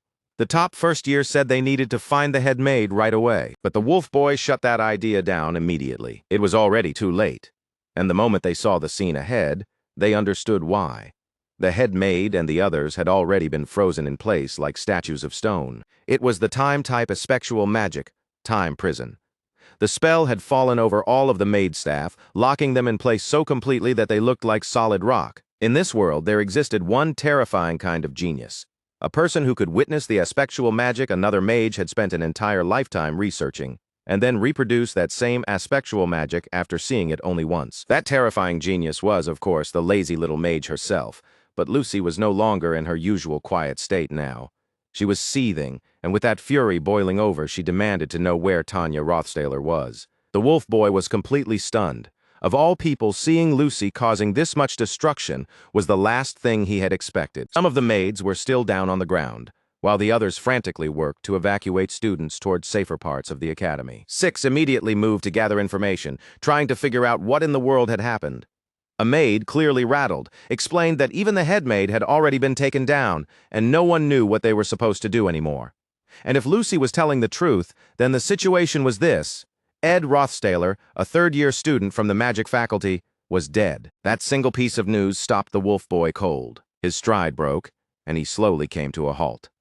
The maid went on to explain that the assassin had been a vassal of the Rothstaler family. Wade Collarmore reacted immediately, shocked enough to ask whether Ed's sister could somehow be involved in this. Only then did they realize Jix Effelstein was no longer behind them. For him, this had stopped being someone else's problem. This had become personal. So the wolf boy told the others to go on ahead without him. The maid stared at him in disbelief and protested that this was not the time for him to start acting on his own. Even Wade shouted after him, demanding to know what he thought he was doing. The junior called out too, asking if the wolf boy was seriously about to go chase revenge and telling him to focus on evacuation instead. But Jix turned and sprinted off in the opposite direction. He threw back that when the time came, he would evacuate too, so they could leave first without him. He apologized, but said there was no way he could ignore this. A moment later, the wolf boy slammed his foot into the scorched, heavy doors and kicked them wide open. And just as he had guessed, 5 minutes after that first loud blast, no one had seen Tanya Rothstaler at all. She was not in the room. Part of the wall had already been smashed open by the little mage, yet strangely the door itself had still been locked. In a situation like that, there was really only one place left the girl could have hidden, inside a storage chest. And sure enough, that was exactly where Jix found her. Curled up inside was the crying girl, trembling all over and unable to understand how any of this could possibly be happening. On the surface, every clue pointed toward the little noble girl. Even so, the wolf boy was troubled, because the pieces still did not fit together in his mind. To be more exact, ever since Ed stepped in, Tanya's reputation and daily life at the academy had actually improved by a huge margin. Sure, it was true that the little noble seemed to hold some complicated resentment toward her brother, but even then, arranging an assassination still felt far too extreme and strangely out of character. So the wolf boy forced himself to think rationally.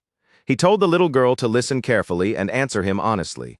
But even while trying to stay calm, something dark still lingered in his eyes when he asked her whether she had ordered his friend to be killed. Ed's male fans were honestly almost as terrifying as his female ones, and the poor girl screamed in absolute panic, sobbing that she had really never done anything like that. Jix still could not be completely certain either way, but one thing was obvious: if Lucy found Tanya first, the little girl was almost guaranteed to die. Just thinking about Ed being dead left the loyal fanboy feeling hollow inside. He simply could not picture a world where Ed no longer existed. Still, there were far too many things about this mess that made no sense yet.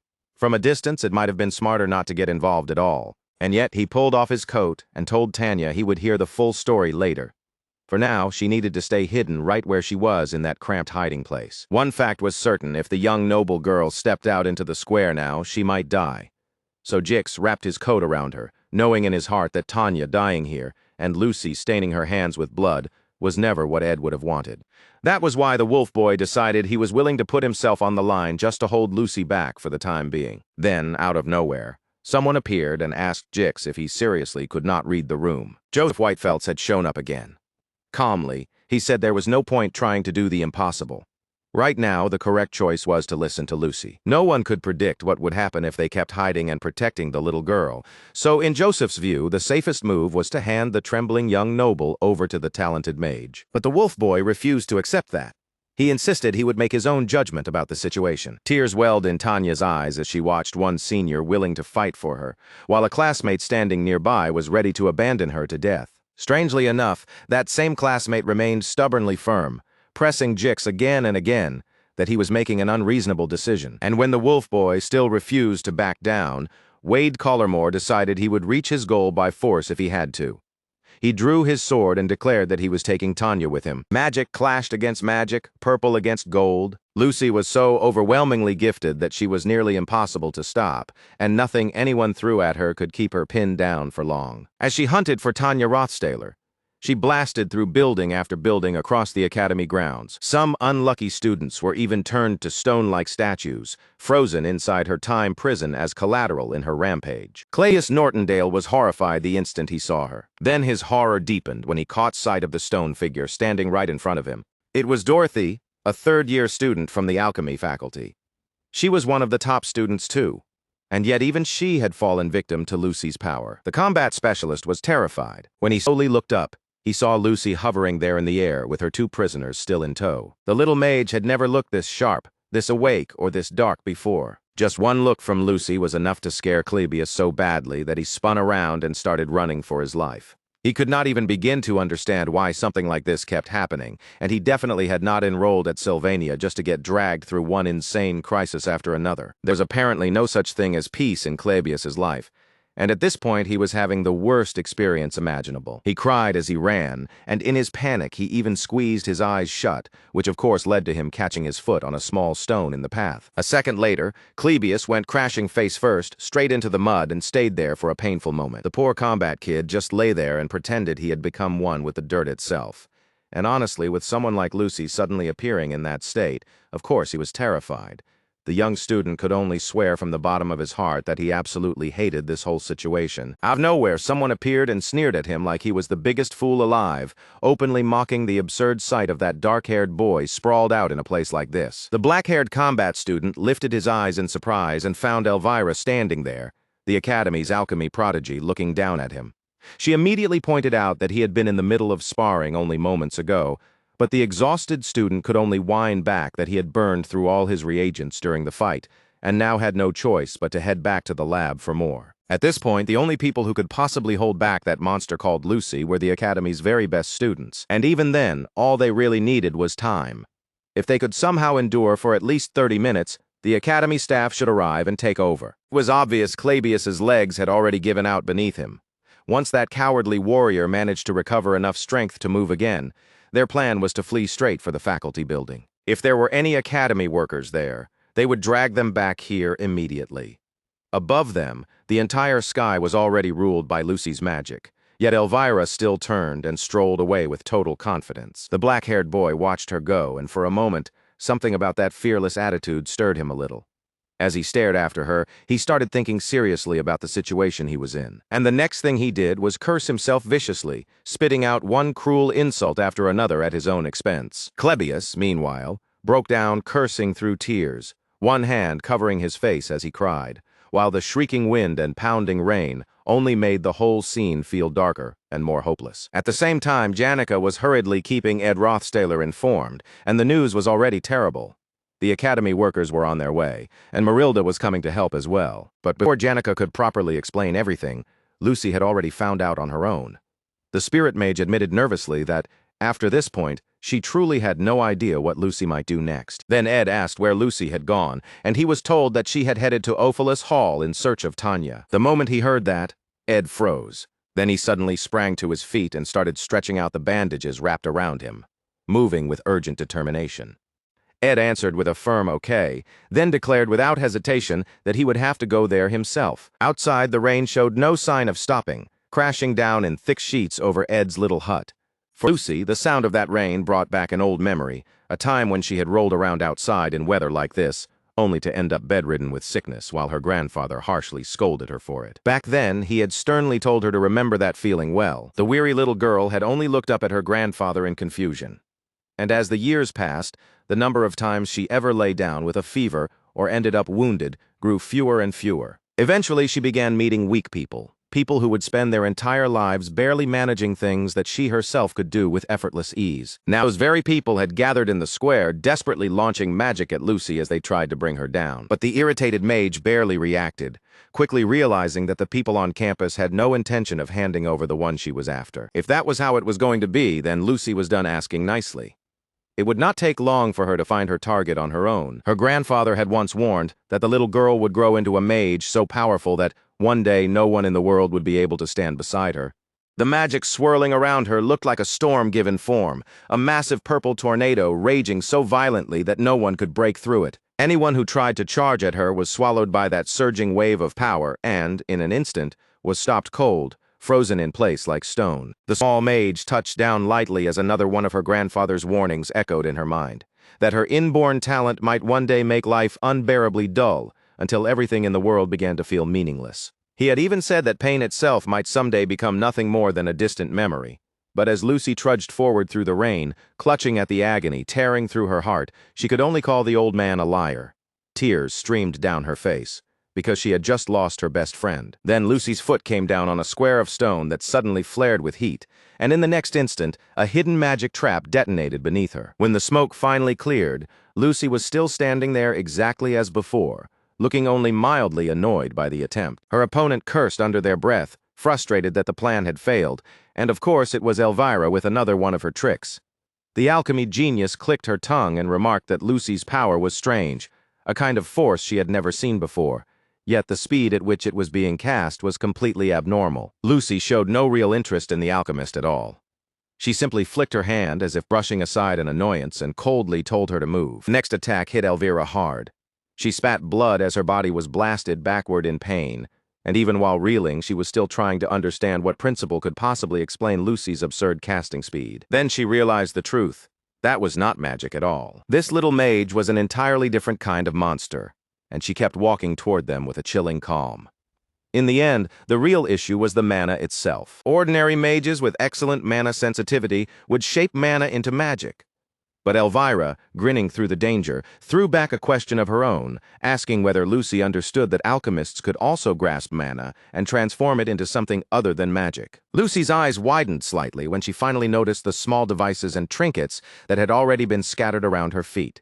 Magic engineering tools could interfere not only with mages, but with mana itself, especially when paired with the right reagents. Then Elvira activated a red quartz reagent, using it to absorb a massive amount of mana and force it to flow smoothly through the setup. After that, she intended to use Lucy's own mana as fuel and trigger every magic engineering device at once. Sparks leaped around the little mage, links of energy snapping into place until a complete mana circuit formed around her. A Krex mana separator, a noise generator, an elemental stimulator, a claw hand Hadoken, a vision disc, and a Catlin mana purifier. If Elvira pushed all of them beyond normal output and activated everything together, then every trace of mana in the surrounding area would be wiped away. The alchemist already knew what that would mean.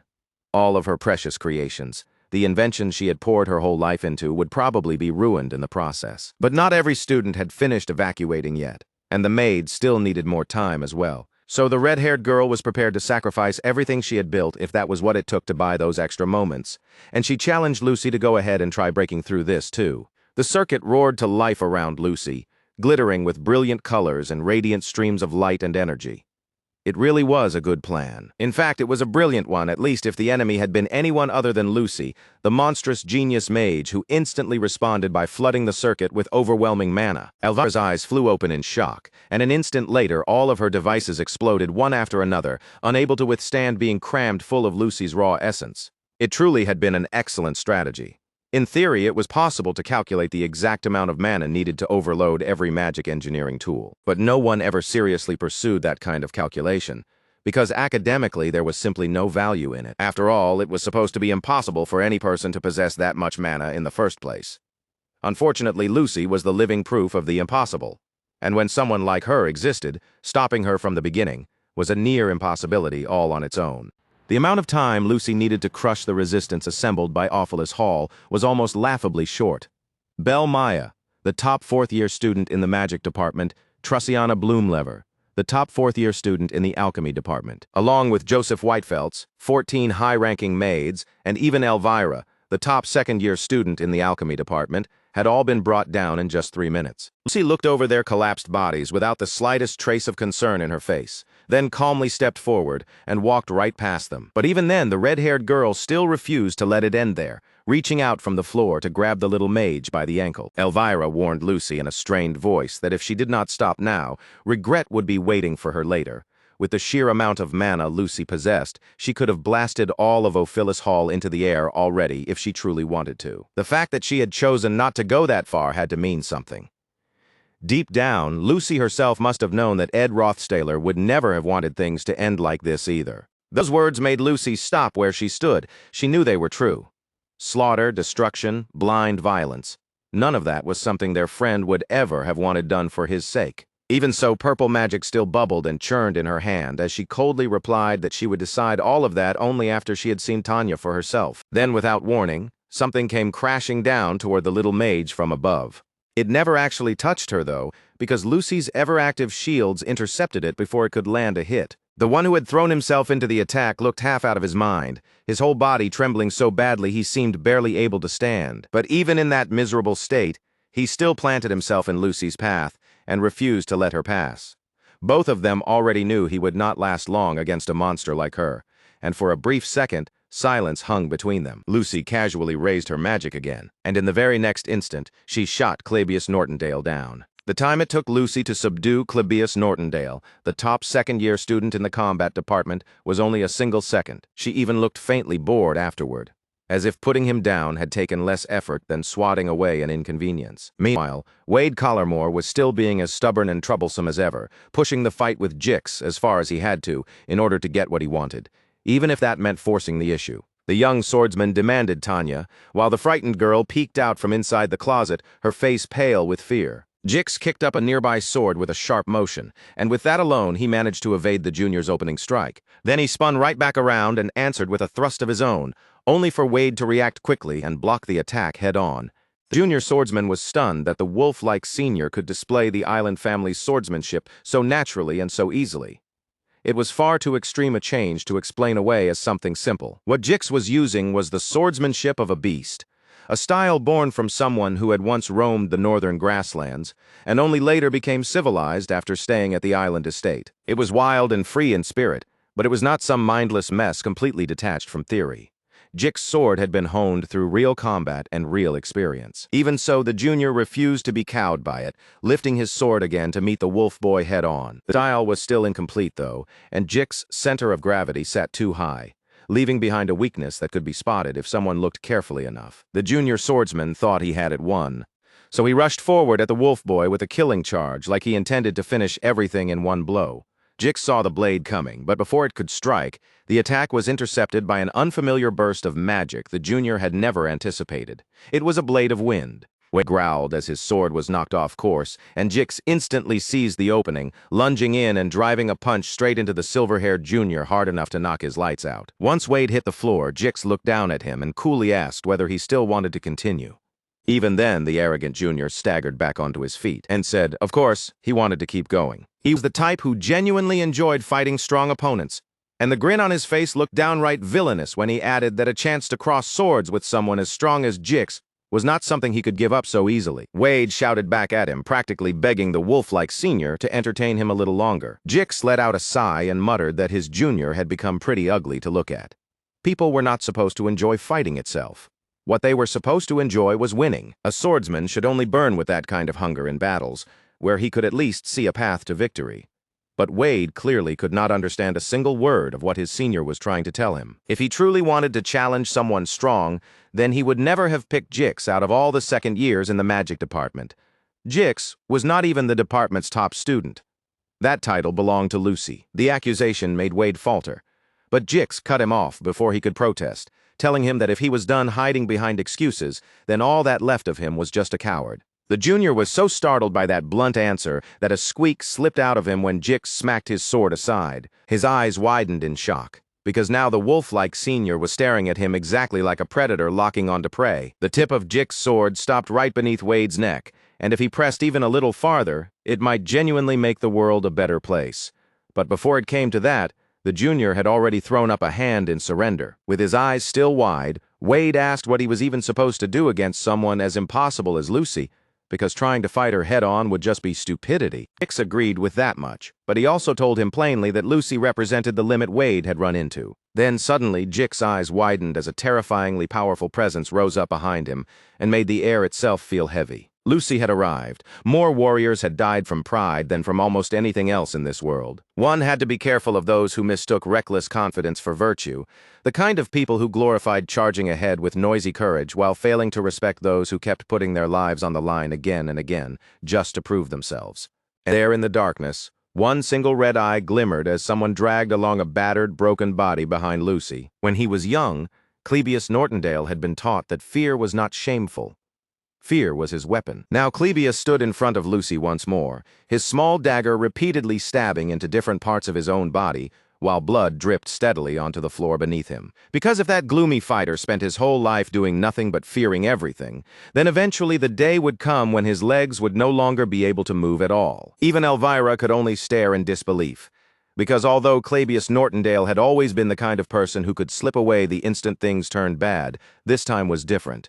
For the first time, his quick feet refused to lift from the floor and run. His whole body was shaking so hard it looked like he might collapse at any second, and yet the hand gripping his sword remained unnervingly firm. Around that hand, dark waves of crimson mana began to gather and coil. Even knowing defeat was inevitable, his body still forced itself forward. When he was younger, his father had told him never to forget this feeling. The sensation of deadly mana twisting through his body, the moment his eyes darkened before an enemy far stronger than himself. That suffocating, burning sensation had a name. It was conviction. Now Clebius Nortondale stood there gripping his sword, wrapped in violent tides of dark red aura that made him look less like a student and more like something inhuman. There was a savage hunger burning in his gaze as he stared down the opponent in front of him, his eyes almost swallowed by black while red irises glimmered inside like embers. Watching from the side, Elvira could barely believe that the monster standing there was really supposed to be Clebius Nortondale. The combat student looked like a completely different person now, but to Lucy that change meant very little. She simply gathered her power again like she always did. She had no intention of letting anyone stop her, so without hesitation, she summoned a towering pillar of flame and hurled it straight at him. The attack struck with explosive force, detonating in a roaring burst of fire that sounded like the whole place had split open. Lucy had not forgotten her promise not to kill anyone, and the flames scorched and crackled across the combat student's flesh instead of finishing him outright. She could afford to hold back because she was completely certain that a spell on that level was nowhere near enough to kill the monster that dark-haired boy had become. And as it turned out, she was right. The next instant, that monster reappeared behind her, the insane bloodlust inside his chest, still raging as fiercely as ever. Lucy's eyes widened slightly when she realized he had become even faster, but he gave her no time at all to dwell on it. The monster lunged at her with terrifying speed, striking so suddenly that only the wind's automatic protection managed to shield Lucy from the unexpected blow. Clavius growled in raw frustration when he realized his attack had failed to land. A moment later, Marilda's overwhelmingly powerful wind magic blasted the combat student backward and sent him flying away from Lucy. Even then, he had no intention of giving up. He skidded to a stop with his blood-soaked claws gouging into the ground, and more wounds split open across the gloomy fighter's body, sending fresh blood spilling over skin already drenched in red. Still, that monstrous version of their classmate launched himself forward again. At this point, with that much blood pouring from him, it would not have been strange at all if he had blacked out at any moment. And yet the mana wrapped around his sword and body only swelled more violently the more blood he lost. The more he bled, the stronger he became, and the stronger he became, the more blood followed. He crashed straight into Lucy, who protected herself inside a purple sphere while enduring his relentless barrage of attacks. Lucy was not about to go down easily, but now she was starting to realize that neither was he. Her eyes widened, and for the first time, sweat began to bead on her brow and slip down her face. That was because she had finally understood what kind of thing her opponent was swinging around. It was something sinister, a cursed sword. This was the Nortondale family's forbidden art, the taboo known as blood swordsmanship. That was the power Clavius had brought against her, and for the first time the little mage felt the faintest trace of fear just before the monster came at her again. The monster roared into the night, hurling out all of his determination as blood and mana drove his body onward. Lucy raised one hand, purple power crackling around it like lightning, and barely managed to block the attack rushing toward her. Several magic circles bloomed into existence around the struggling boy. And in that instant, Lucy understood that she could not afford to go easy on him anymore. She clenched her hand into a fist wrapped in lightning, and Clavius was struck by pain beyond imagining as every purple magic circle discharged at once and blasted him with a storm of electricity. His body convulsed under the strike, yet Lucy's eyes widened in horror when she realized that somehow unbelievably he was still standing.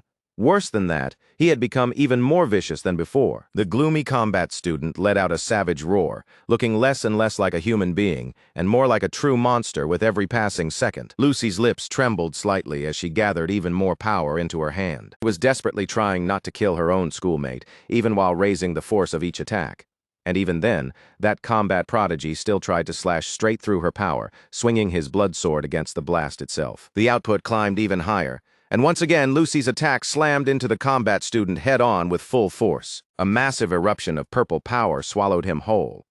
It was a horrifying sight to watch, the kind of strike almost no one could possibly survive. Clavius crashed to the ground, his soaked hair hanging down across his face, his body beaten to the brink of collapse and nearly broken. Blood swordsmanship was a cursed style that treated the blood spilling from one's own body as a fresh source of mana. It was a taboo among taboos. As long as blood still bubbled inside Clavius Nortondale, his swordsmanship would rise again. Back in the Nortondale family, people had called the boy a sword demon and whispered that he had killed someone. They branded him a monster, mocked his bloodline, and even insulted whether he had any right to belong to that house at all. Some openly asked, right in front of him, why a monster like that had ever been born into their family. And through all of it, the boy endured every word. In the end, even the Nortondale family itself forbade him from ever inheriting that sword style. But there was always one gentle hand that would rest on his shoulder and remind him that he was not a monster. And that same person would smile at the boy with quiet pride shining plainly on his face. Now blood ran down from the combat student's hands in heavy streams, dripping again and again in thick waves. Slowly, painfully, the boy managed to pry his eyes open again, and inside all that darkness, a sliver of red still remained. The monster who had taught himself the forbidden art of blood swordsmanship was the sword demon, Clavius Nortondale. As the tenacious young fighter poured every last bit of strength he had into the battle, a memory of his brother rose in his mind. But even then, there was no denying the truth of the situation. The dark sword demon standing here was a worthy opponent, a fearsome one, and an absolutely terrifying one. And yet the real monster in this fight was the mage who calmly lifted her hands once more, purple light gleaming and dancing at her fingertips. Lucy fixed her manic opponent with a determined stare and charged up another strike. She fought with a brutality that made it look like she was trying to kill him, but all she really wanted was to make him stop moving. Then the genius mage called down something like divine punishment, and her opponent could do nothing but brace himself for the impact. Meanwhile, Jix was running ahead with Tanya Rothstaler in tow, dragging the exhausted girl along as fast as he could. The young noble huffed and panted in fear while struggling to keep up, and he told her they were almost there. Then all at once, the wolf-like boy stopped in place when he noticed someone. Standing by the door was a woman wearing a smug little smile, casually informing the two of them that if they went through the door at the end of the hallway, they could escape. It was Lortel Ketchum, the sly merchant herself. She had chosen this exact moment to appear in the middle of the chaos, and Jix instinctively halted with his sword still drawn, clearly unsure and uneasy. With that same fox-like ease, Lortel went on to explain that many of the paths were already blocked, so the little blonde had been lucky. She added that Tanya ought to be grateful to the wolf boy for coming all this way with her. Then someone called out to Lortel Ketchum, pointing out that she had surely already heard what had happened to Ed Rothstaler, and that everyone there already knew just how fond she was of him. But the fox-like redhead only curled her lips into a soft smile and answered that she honestly could not say for sure. Jix stayed wary, his eyes never leaving Lortella Ketchum as he asked what she would have done if Tanya Rothstaler had ended up here alone, without anyone beside her. For a brief moment, the redhead said nothing. Then she calmly admitted the truth, and the murderous look in her eyes made it worse. If the little girl had come alone, Lortel Ketchum would have torn her to pieces without hesitation. Jix immediately warned her that something like that would be far too rash, and the red-haired merchant lightly agreed that he was right. Then, with that same pleasant expression, she added that instead of killing the little noble right away, she might have started by ripping out her fingernails first. After all, she was not even sure whether that would be enough to make the girl confess, or what exactly she would confess to. Tanya, already shaken from dealing with the many terrifying shades of Ed Rothstaler's deranged admirers, let out a horrified squeak and cried that it was not her fault, that she had nothing to do with her brother's death. But beside her, the wolf-like guardian calmly reassured her that everything was fine. In the end, Lortella Ketchum was letting them pass for one simple reason. She could not defeat Jix in a direct fight anyway. Even so, that answer sounded suspicious enough that it made even Jix stiffen on instinct, his whole body freezing for a moment. Everyone in Sylvania knew the same thing. Making an enemy of Lortella Ketchum was an unbelievably stupid decision. The moment that woman started showing hostility towards someone, that was the moment they could never again know what might be waiting for them behind the very next door. Jix hesitated, unable to decide what the right move was here. Tanya's protector stood there frozen, thinking through every possible option, trying to judge what choice would be the wisest. But he still had not realized the real reason he and the girl behind him were even being allowed this much time. He had no idea how it was possible that he could still stand here and spend these precious seconds thinking. He knew nothing of the sacrifice Clabius Nortondale was making to buy him that time, and the sight of it was enough to bring tears to Elvira's eyes. The alchemist cried out and begged her friend to stop, asking how many more times he was planning to take those high-level spells head-on. The sword demon had dropped to one knee yet again, barely managing to hold himself up by bracing against his sword. His body was torn apart, soaked in blood, and hanging on by a thread, but those eyes of his were still glowing red. Somewhere in that agony, the boy remembered a voice calling his name with warmth and affection. He had once been told not to blame himself so much, that what happened had been the fault of the people who tried to test his power, not his own. His older brother had told him to lift his head and stop thinking of his power as a curse. To that brother, little Clabius Nortondale had always been a hero, the kind who could plant his feet and charge forward with conviction, even when an army towered over him like a mountain. This was the power once carried by their ancestor, Belchus Nortondale, a power that had been used to protect the family. And because of that, his older brother believed that Clabius Nortondale could one day become that kind of hero too. Now that same gloomy, dark-haired hero swayed in place, cursing under his breath as his bleeding fingers clawed into the hard ground for support. But now the sword demon believed his brother had been wrong. Even so, Clabius Nortondale gathered his blood again and threw himself back into the fight like a man chasing one final purpose. The Nortondale family had given birth to a sword demon, and that demon now tore through the night, through the rain, and through the pain as he charged straight toward his opponent. He might still wear the shape of a human, but the moment he lost his reason, everything around him turned into a world of blood. Whenever that boy lost himself and swung his sword, people died. Something as old-fashioned as morality had no meaning for a monster that drowned everything around it in blood. Once again, lightning came crashing into the crazed fighter, this time blazing blue and crackling with sharp electric force as it ripped through the air and tore straight through the sword demon's body. He spat blood on impact, and every wound on him burst open at once as the powerful strike hit him full on again. And even after that, The boy still launched himself forward, bursting toward the genius mage with his sword raised once more. Lucy could not help focusing entirely on this monstrous boy, the one who had fought so desperately just to buy everyone else more time. Again, the monster fighter was blasted by another surge of power, the electric charge ripping through his flesh and tearing his wounds open even further. As the battle dragged on, Lucy kept watching him with an expression on her face that was impossible to read. Then suddenly her eyes widened. Shock flashed across her face when a blade swept dangerously close to her neck. No one had ever come that close to her before. Aside from that one time Taylor had nearly landed a hit. The combat student slashed at the mage with a force that seemed to challenge the impossible itself and force the improbable into reality. Those red eyes burned with determination. With that power of his, he had wanted to become a hero. But those same red eyes and that same blood-covered face had once looked upon the brother he loved so dearly, while that brother coughed up blood in front of him. The taller boy had been holding his younger brother's blood-stained sword then, and even in that moment he had said it was a relief. He was relieved that it had been his little brother who killed him and not some stranger, because at least he could forgive Clabius Nortondale. So even as he was dying, the older brother pulled the boy close and told him not to blame himself for what had happened. His brother died smiling, and from that day on, the combat student could never shake the feeling that the real hero had died right there. The younger boy had stared in horror, red eyes trembling while tears ran down his face. A hero had died by the hands of a monster, and now, in the present, the boy stopped with his sword hovering just in front of Lucy's neck. He cursed under his breath. He had finally closed the distance. He had finally crossed the impossible gap that kept him away from Lucy. He was only moments away from breaking through her defensive shield, but his entire body was screaming in pain, and his buried conscience had awakened once again. The poor boy could not keep going anymore. His blood-soaked hands trembled as he finally understood the truth inside himself. He did not want to become a hero. More than anything else, that dark-haired boy only wanted one thing. He did not want to become a monster. And with that, all the strength left him. His sword dipped weakly, and he pitched forward, collapsing onto the ground in front of Lucy, unable to harm her. Even then, tears still slipped from the eyes of the boy lying there in the mud. But he had done what he came to do, thanks to him. Most of the students had already been escorted out of the danger zone by the maids.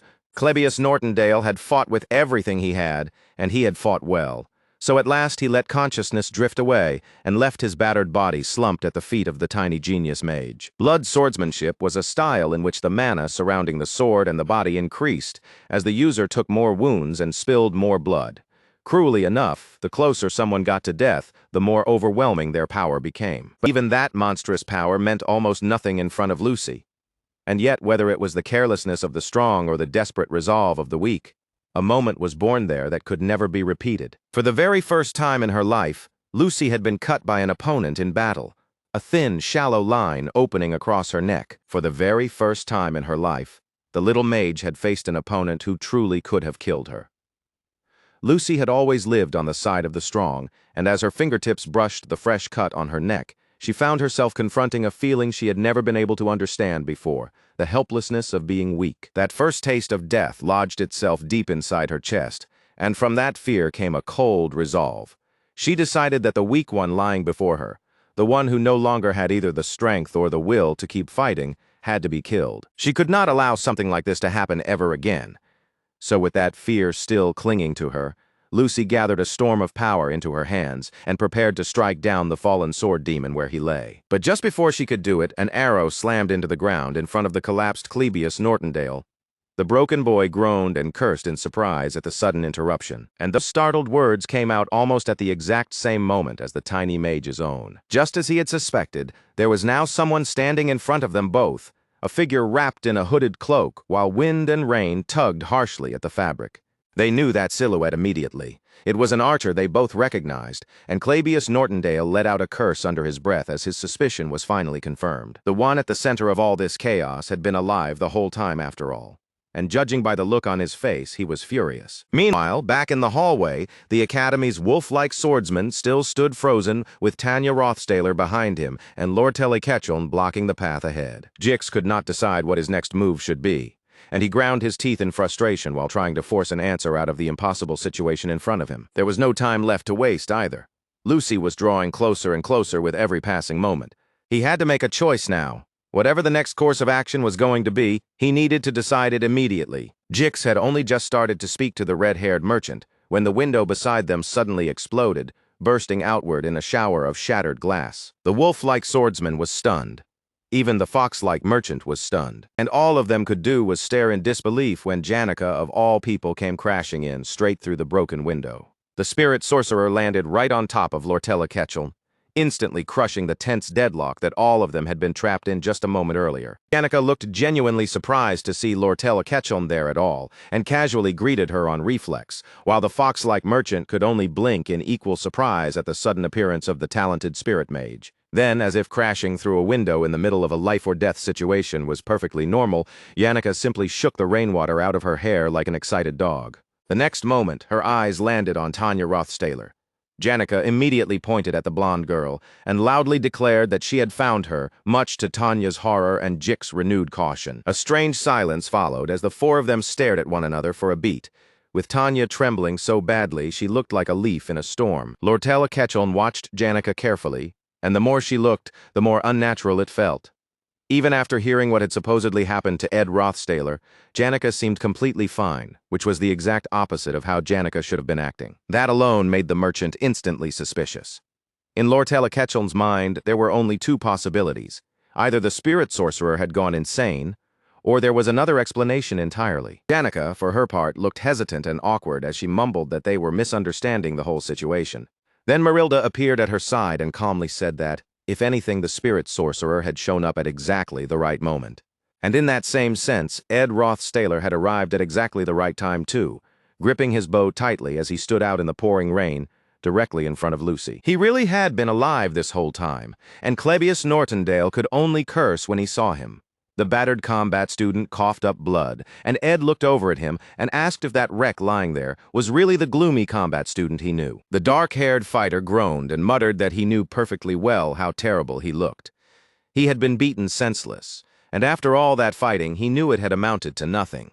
Even if he threw his life away, he still could not reach even the toes of a monster like Lucy. He bitterly admitted that he should have just run away in the first place, and then he pitched forward face first into the puddle beneath him. Even so, the combat student still let out a broken laugh and said that he was not the only idiot here. All those people who had been frozen like stone were weak too, and none of them had any real chance of stopping Lucy.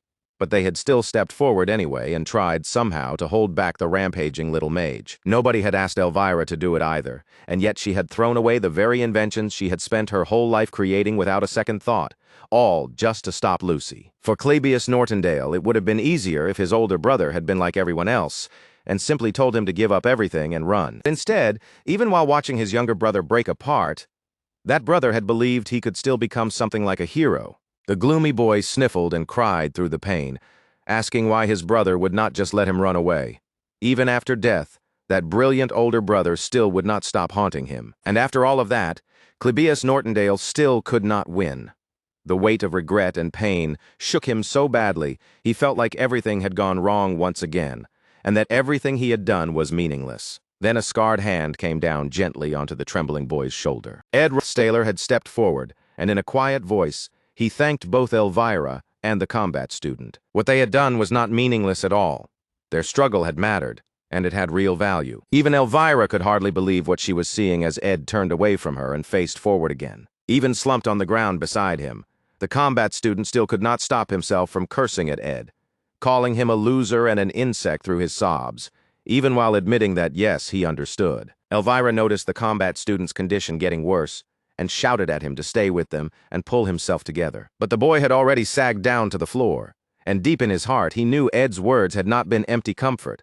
That truth shocked him more than anything else. Ed understood all of the Academy's main characters better than anyone, but even he had never imagined that someone would be capable of doing something like this.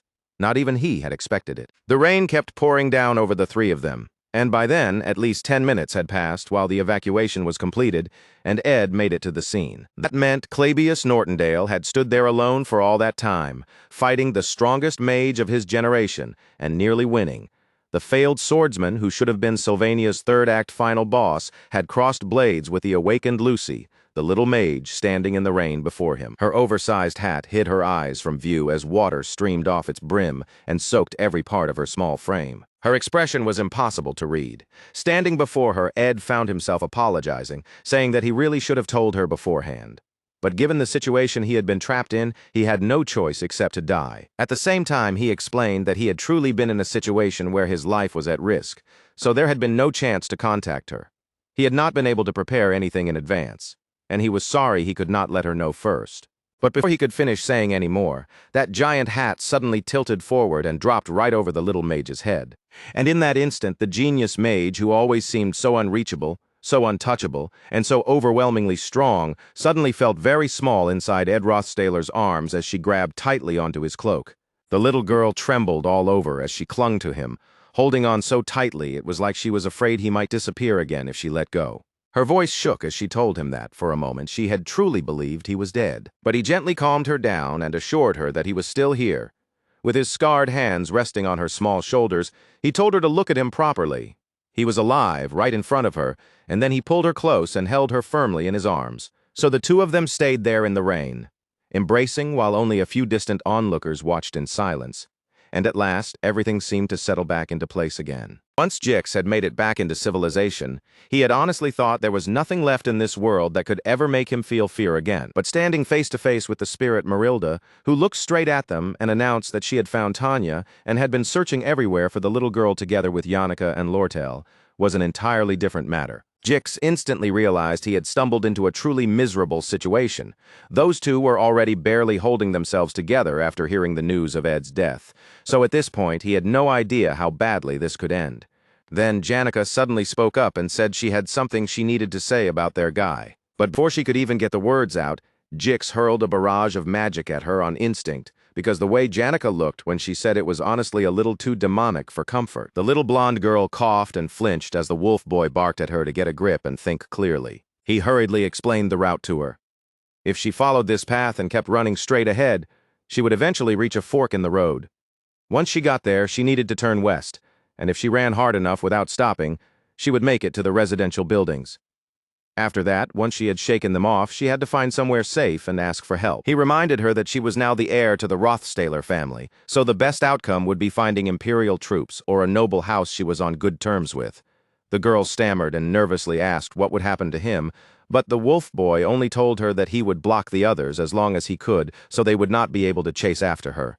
Keeping the shimmering green wall of magic raised in front of them, he admitted that there was a real chance he would not be able to hold them back for very long. The little girl stared at him in shock and asked why her senior would risk this much to protect someone he barely even knew. But his answer was simple. If she were not Ed's younger sister, he never would have gone this far, so she should count herself lucky, stop arguing, and run. At that, the little blonde finally turned and sprinted away, while Jix stayed behind and readied himself for the fight. The wall of fire collapsed in front of the two women he had mistaken for enemies, and the wolf boy tightened himself for what was coming next. He already knew there was no way the two of them were going to listen to anything he said now, and honestly, he could not even blame them for being furious. After all, he too had someone he loved dearly. The two girls let out a faint sigh as they looked at him, and by then Yannicka had already finished explaining the situation to Lortel, leaving her confused by the wolf boy's dramatic words. Jix understood all too well that just imagining the loss of the person you loved was enough to make your chest ache so badly you could hardly bear it. He was sure Yannicka's whole body had to be burning with rage, and really she had every right to feel that way. Ed was the person she loved, and she loved him more deeply than anyone else. With every word he kept saying, Yannicka looked more and more exposed, because he was loudly declaring just how serious and precious her feelings for Ed really were. He went on and on about her intense love, about the feelings she carried for the man living out in the woods, and how no matter what happened, he would stay in her heart and become a part of her forever. That heartfelt speech came to an abrupt end when Yannicka blasted him with a burst of thoroughly embarrassed magic. The spell hit with so much force that it blew straight through part of the building wall. When the flames finally died down, smoke still hung thick in the air, and Jix was sprawled on the floor, scorched, steaming and smoking from head to toe. A moment later, someone started poking him with a stick while shouting that he was obviously not dead yet. It was Yannicka, and what she had actually been trying to say all along to that stubborn, brainless wolf was that Ed was still alive. Their beloved third year was alive after all, and the miserable wolf could only groan and beg her to stop whacking him with the stick. High above, the moon hung in the sky while someone stood alone in the rain below. A soft spring rain continued to fall as blood spread across the ground. Flower petals scattered along the street, and the blooms left behind in the gardens were gradually washed away by the season's rain, as if spring itself were repainting the world into a different image. Human emotions were much the same. Once everything had been poured out and someone finally regained their composure, even a relationship that once seemed steady could quietly shift into something entirely new. Lucy had always believed that what she felt toward Glock, her grandfather, was the same kind of feeling she had toward Ed. But as held her in his arms, she finally realized that those emotions, while similar enough to overlap, were not actually the same. That difference came to her all at once in one sudden, unmistakable flash. And the instant she understood it, the little girl shoved the boy away in surprise, leaving Ed blinking at her in confusion. Her face had already turned bright red, and a painfully serious blush spread across her cheeks as that realization fully sank in. Ed called out to her without understanding anything, completely unaware that an electric, blooming feeling had already taken over her heart and sent it pounding with that mortifying realization. Even though he had only said her name the same way he always did, Lucy felt like her heart had suddenly caught fire. At last, the little mage understood what this emotion really was, and as embarrassed tears welled up in her eyes, she looked almost horrified by her own discovery. And now, as the story picks back up, we find Lucy staring blankly ahead, all emotion drained from her eyes. The poor girl was lying flat on her bed, so deep into house arrest that she felt like she was slowly merging with the furniture itself. In a voice empty of all hope, she quietly asked for death. There were still 29 days left until her probation period ended, and she already felt completely unable to endure any more of it. This was 3 hours before Lortel and Princess Phania had their meeting. Water crashed violently along the shore, and from that spray, a massive water jaguar sprang out and let out a thunderous roar. A knife flashed up just in time to meet those razor-sharp fangs, and there was Ed's shirt hanging open and his lean muscles on full display, fighting in the water against the wild spirit beast. Water whipped and danced around the two of them as they exchanged blows, splashing down loudly across the ground with every movement. The fight was absolutely vicious. The spirit's water-based attacks crashed head-on against Ed's close combat techniques as he spun, twisted, and moved with sharp precision to block everything coming at him. And it was not just one feral spirit beast either, but 2 wild jaguars attacking him at the same time. It felt like an all-out legendary battle, with water exploding everywhere as the clash dragged on for quite a while. Only after all of that did things finally settle enough for our guy to lower his weapon. Then Mug, the little fire spirit in bat form, came fluttering over with tears of admiration in his eyes and started singing his master's praises, gushing over Ed's amazing reaction speed and combat ability.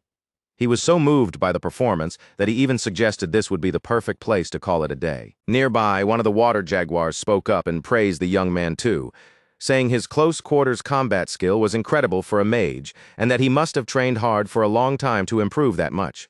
She was the mid-rank water spirit, Lycia. Ed thanked the water spirit sincerely because it was through training with her help that he had come this far. She was the ideal sparring partner for him in a duel like this, especially since Mug was far too small to handle a brutal battle on the level of the one they had just finished. Thanks to all that training, our guy had managed to push forward one of his crafting-related skill slots, specifically Spirit Formula Fusion, and that alone made the brutal effort feel worth it. By this point, he had already formed contracts with several spirits, so overall, things were progressing pretty well. He was still contracted with Marilda too, but when it came to actually training with her, that was honestly a little too extreme even for him. The water jaguar let out a thoughtful hum and said that, if he really wanted practical results, sparring with the forest's protector would probably help the young man even more. But hearing that, Ed immediately dropped to his hands and feet and started doing push-ups while panting out that if he ever fought a wolf the size of a house, he would be sent straight to the afterlife. The water spirit only smiled at that and calmly pointed out that high-rank spirits could change their form however they pleased. That was exactly why Marilda could travel all across Arcan Island so easily. Ed kept doing his push-ups while turning that over in his head. And strangely enough, the thought left him feeling a little pleased. Once his stats pushed past 15, they barely increased anymore. And from that point on, the only way to keep progressing was to satisfy special conditions, things like clearing hidden quests. As he thought about the limits of what he could realistically gain while living as Ed Rothstaler, the boy ran a hand through his hair and realized he was creeping closer and closer to that upper ceiling. He finally sat down on the ground and let out a long breath of relief, and with his long-term objective of reaching mid-rank magic now looking achievable, he started wondering whether it was time to focus on developing some kind of special ability next. Still, this was no time to get comfortable and stop improving. He was just about ready to get back on his feet and continue training when he suddenly froze in surprise. He had been sitting there completely at ease, so he absolutely had not expected Lortel to suddenly appear and catch a full view of his open, well-built chest.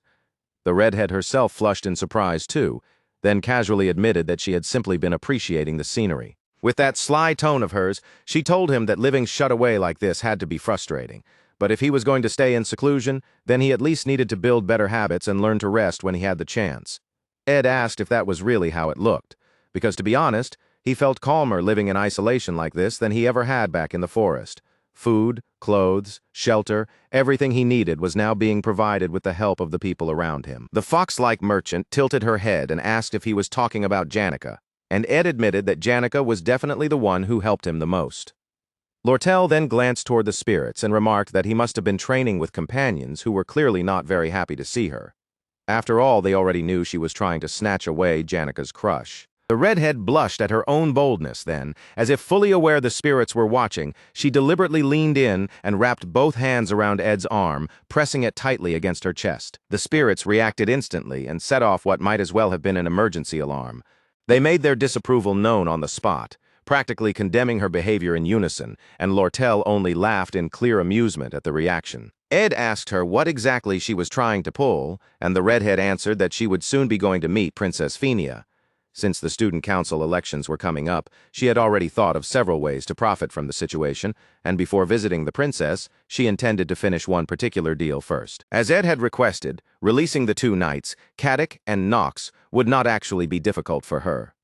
Of course, that did not mean she would do it for free, so before she paid a visit to the princess, she wanted to collect the deposit for that little favor. Ed looked genuinely taken aback and asked what she meant by a deposit. Lortel responded with a slow, seductive grin and said that what she wanted was simple.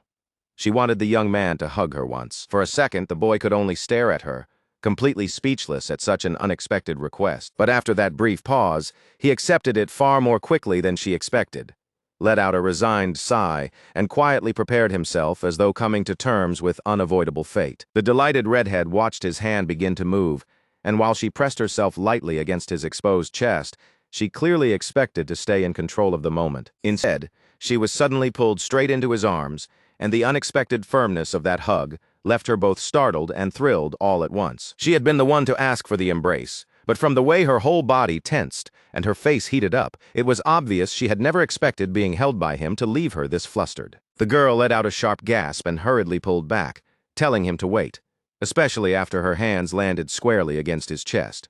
Then she gasped again, shoved him away in a panic, and shouted the genius's name at the top of her lungs. Ed, utterly baffled by the sudden outburst, could only ask what on earth she was doing. Bright red and completely scrambled, the merchant stammered that normally things like this, attack and defense, were supposed to be separate. At that point, she was plainly talking nonsense, because all the blood had rushed to her head and her brain was no longer keeping up. She even admitted, half gasping, that she was honestly a little confused now. The hug had felt completely different from the countless versions of it she had imagined before coming here. And on top of that, she could not understand why he had to be soaking wet and barely dressed while doing this. She was totally helpless in front of the full force of his maximum charm. Flustered beyond belief, the redhead protested that he should realize she was already walking a tightrope inside her own heart, and that basic common courtesy was supposed to exist for situations like this. Ed was left looking thoroughly shaken by the accusation, because from his point of view, he had only done exactly what she asked him to do. Lortel admitted that yes, that part was true. But then she rested her head lightly against his chest again and, in a much softer voice, asked him to hold her one more time. Only this time, a little more slowly. To be honest, that was the real reason she had come. She wanted his answer ahead of time, and so she quietly asked whether he remembered what she had asked him before. Lortel had once asked Ed to stand on her side, and because she knew he was always planning something beneath the surface, she tightened her arms around him just a little more as she said it. She confessed that she expected to make many enemies before long, but even if the entire academy turned against her, she wanted at least the main character of all people to remain her ally. That was the one request she had made while hiding her face from him there in the darkness of the cave, speaking as though she was laying bare the only thing she truly wanted. Late that same evening, Princess Phinia greeted the fox-like girl with a faint smirk and asked why such a sneaky merchant had come looking for her. Lortel answered smoothly that she had only come because she wanted to know why the princess was hiding the young Rothstaler noble. She then recalled how Jix had given the girl clear instructions on where to run and how to find somewhere safe enough to ask for help. With Ed dead and disowned, Tanya Rothstaler had now become the heir to the Rothstaler family. So ideally, she would have sought out imperial forces or a noble house with which she already had a connection. And since Tanya had headed toward the residential district, Lortel reasoned that there was a very high chance she had ended up under the princess's protection. The fact that the Academy still had no clue where the girl was only made that conclusion seem even more obvious. Princess Finia's expression darkened, and she asked the merchant why she had gone out looking for Tanya in the first place. But although the princess was normally excellent at hiding her emotions, Lortel only let out a soft giggle, because she could already tell the royal lady was playing right into her hands. With a neat little smile, the red-headed merchant asked what the princess planned to do if she openly admitted that she had business with the young noble. Princess Finia already understood exactly what kind of woman Lortel was. The redhead was opportunistic to the core and petty besides. She acted meek in front of people she dared not touch, but toward anyone weaker than herself, she could be ruthlessly cruel. And the princess knew that all too well. The Rothstaler family held enough power that not even the royal family could meddle with them carelessly. So Finia was not entirely convinced Tanya, as their heir, could truly be called weaker than the merchant. In fact, it was the kind of matter the princess felt Lortella ought to think a little more carefully about. The redhead admitted that, yes, she could not directly lay a hand on the Rothstaler family itself. But at the same time, the entire economy of the residential district happened to sit in her hands, and under those circumstances, Tanya was in a far more vulnerable position. Of course, she added with a knowing smile, if the princess insisted on protecting the young noble, then reaching her would become much more difficult. Then again, Lortel went on. She had already expected the princess to make that sort of move, so she had prepared herself properly in advance. With wicked confidence, the redhead then declared that she intended to run for student council president, and once she held both that office and her position as association leader, Tanya would eventually have no choice but to come to her. At that point, the balance of power would shift, and Lortel would be the one standing above everyone else. Finia could not keep the Rothstaler heiress hidden forever. Tanya's household vassals had already been arrested, and every possible route off Archon Island was effectively in Lortel's hands. To the princess, Lortella Ketcheln's feelings toward Ed Rothstaler had always looked unmistakably special, and judging from all the circumstances, she had likely convinced herself that poor Tanya was the one responsible for her brother's tragic death. It was a terrible situation all around, so the two blondes sat together and quietly thought over what their next move should be. Tanya thanked the princess for telling her all of this, and as she spoke, she held tightly onto her niece. In the end, Princess Finia had no choice but to ask the noble girl directly. If Tanya was not the one who killed her brother, then did she at least have any idea who might have been behind it? The little noble lowered her gaze to the floor, staring down in silence for a moment, and then suddenly said that it had been her. The answer hit Princess Finia so hard that she could only stare back in stunned disbelief. She explained that the reason Caddick and Knox had come to Sylvania in the first place was supposedly to help her with the election, but the one who had truly given that order was the patriarch of the Rothstaler family, Crepin Rothstaler. Tanya already knew her father had never cared about Ed, so the reason he suddenly made such an extreme move was most likely because she herself had mentioned her brother in the letter she sent to him, which meant that in the end, the one who had set her brother's terrible fate into motion was her after all, and with that realization crushing down on her chest, the little girl broke into tears again. Princess Finia tried to tell the sobbing girl that this was not some crime she had committed, but Tanya cried back that she could not just stay like this and do nothing. That answer caught Finia off guard once more, and the princess quickly asked whether the girl already had some kind of plan in mind. Here in Sylvania, the land of learning, Ed had shown her something with his own life. As long as a person was still alive, they could change far more than anyone expected. So there was only one path left for the little noble if she wanted to survive.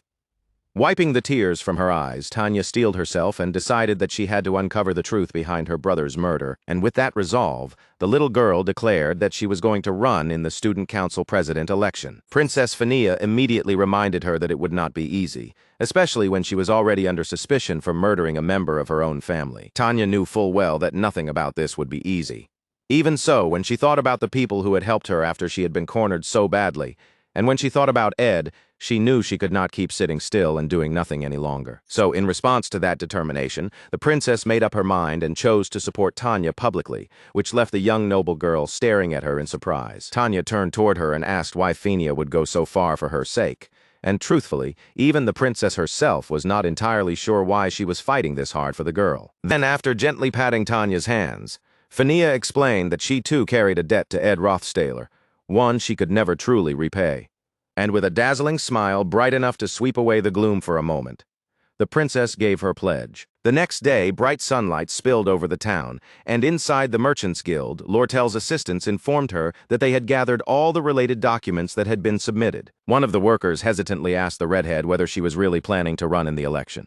They had already gotten word that Tanya would be entering the race as well, and rumors were spreading that Princess Funia would be backing her. Hearing that, the fox-like girl only smiled.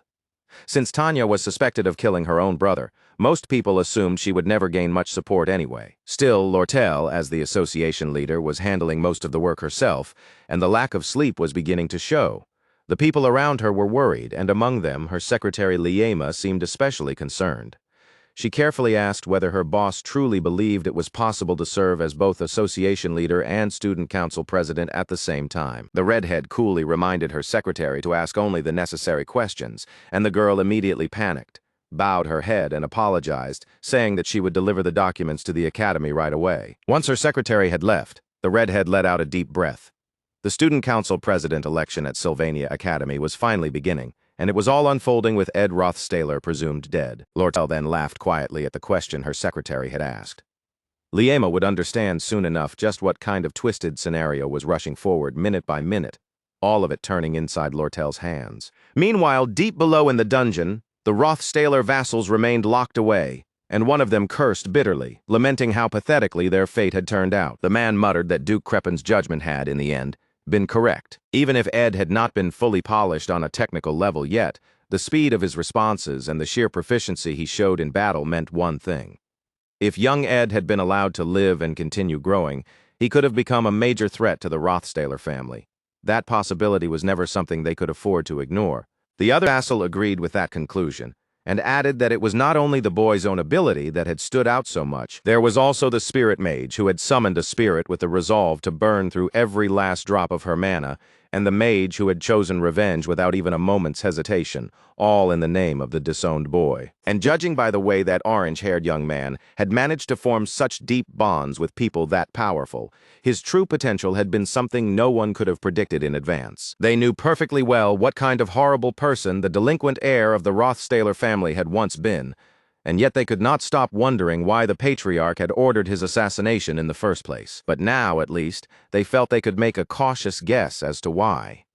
It was possible that the young man, with talent on that level, had secretly decided to oppose the patriarch and only pretended to be insane after being named heir, all so he could escape to Sylvania. Maybe he had even been building up his own forces inside the academy. But at this point, there was no use dwelling on that possibility anymore. At that moment, a guard rose and said that was exactly right. What mattered most now was getting the two vassals out of this place so they could report everything back to their patriarch. The two men stared at him in shock, but the guard calmly told them not to worry. There were people who would profit from the confusion caused by the two vassals escaping, and that was precisely why the armored figure standing before them had come to help. The two prisoners were left speechless, while the guard simply smiled, keys jangling lightly in his hand as he introduced himself as Dune.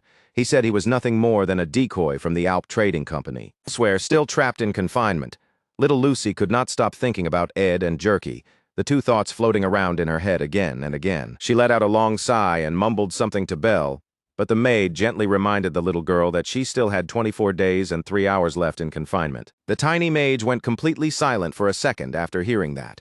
Then she cried out for Belle to just kill her already, and the maid sparkled apologetically as she replied that she still could not do that. Belle even apologized to the poor wailing girl, who was stuck there, unable to go anywhere while the construction work around the damaged hostel continued. Just then, a beautiful woman with long silver hair walked past, her flowing hair swaying elegantly with every step she took. Anyone who saw her could only think the same thing.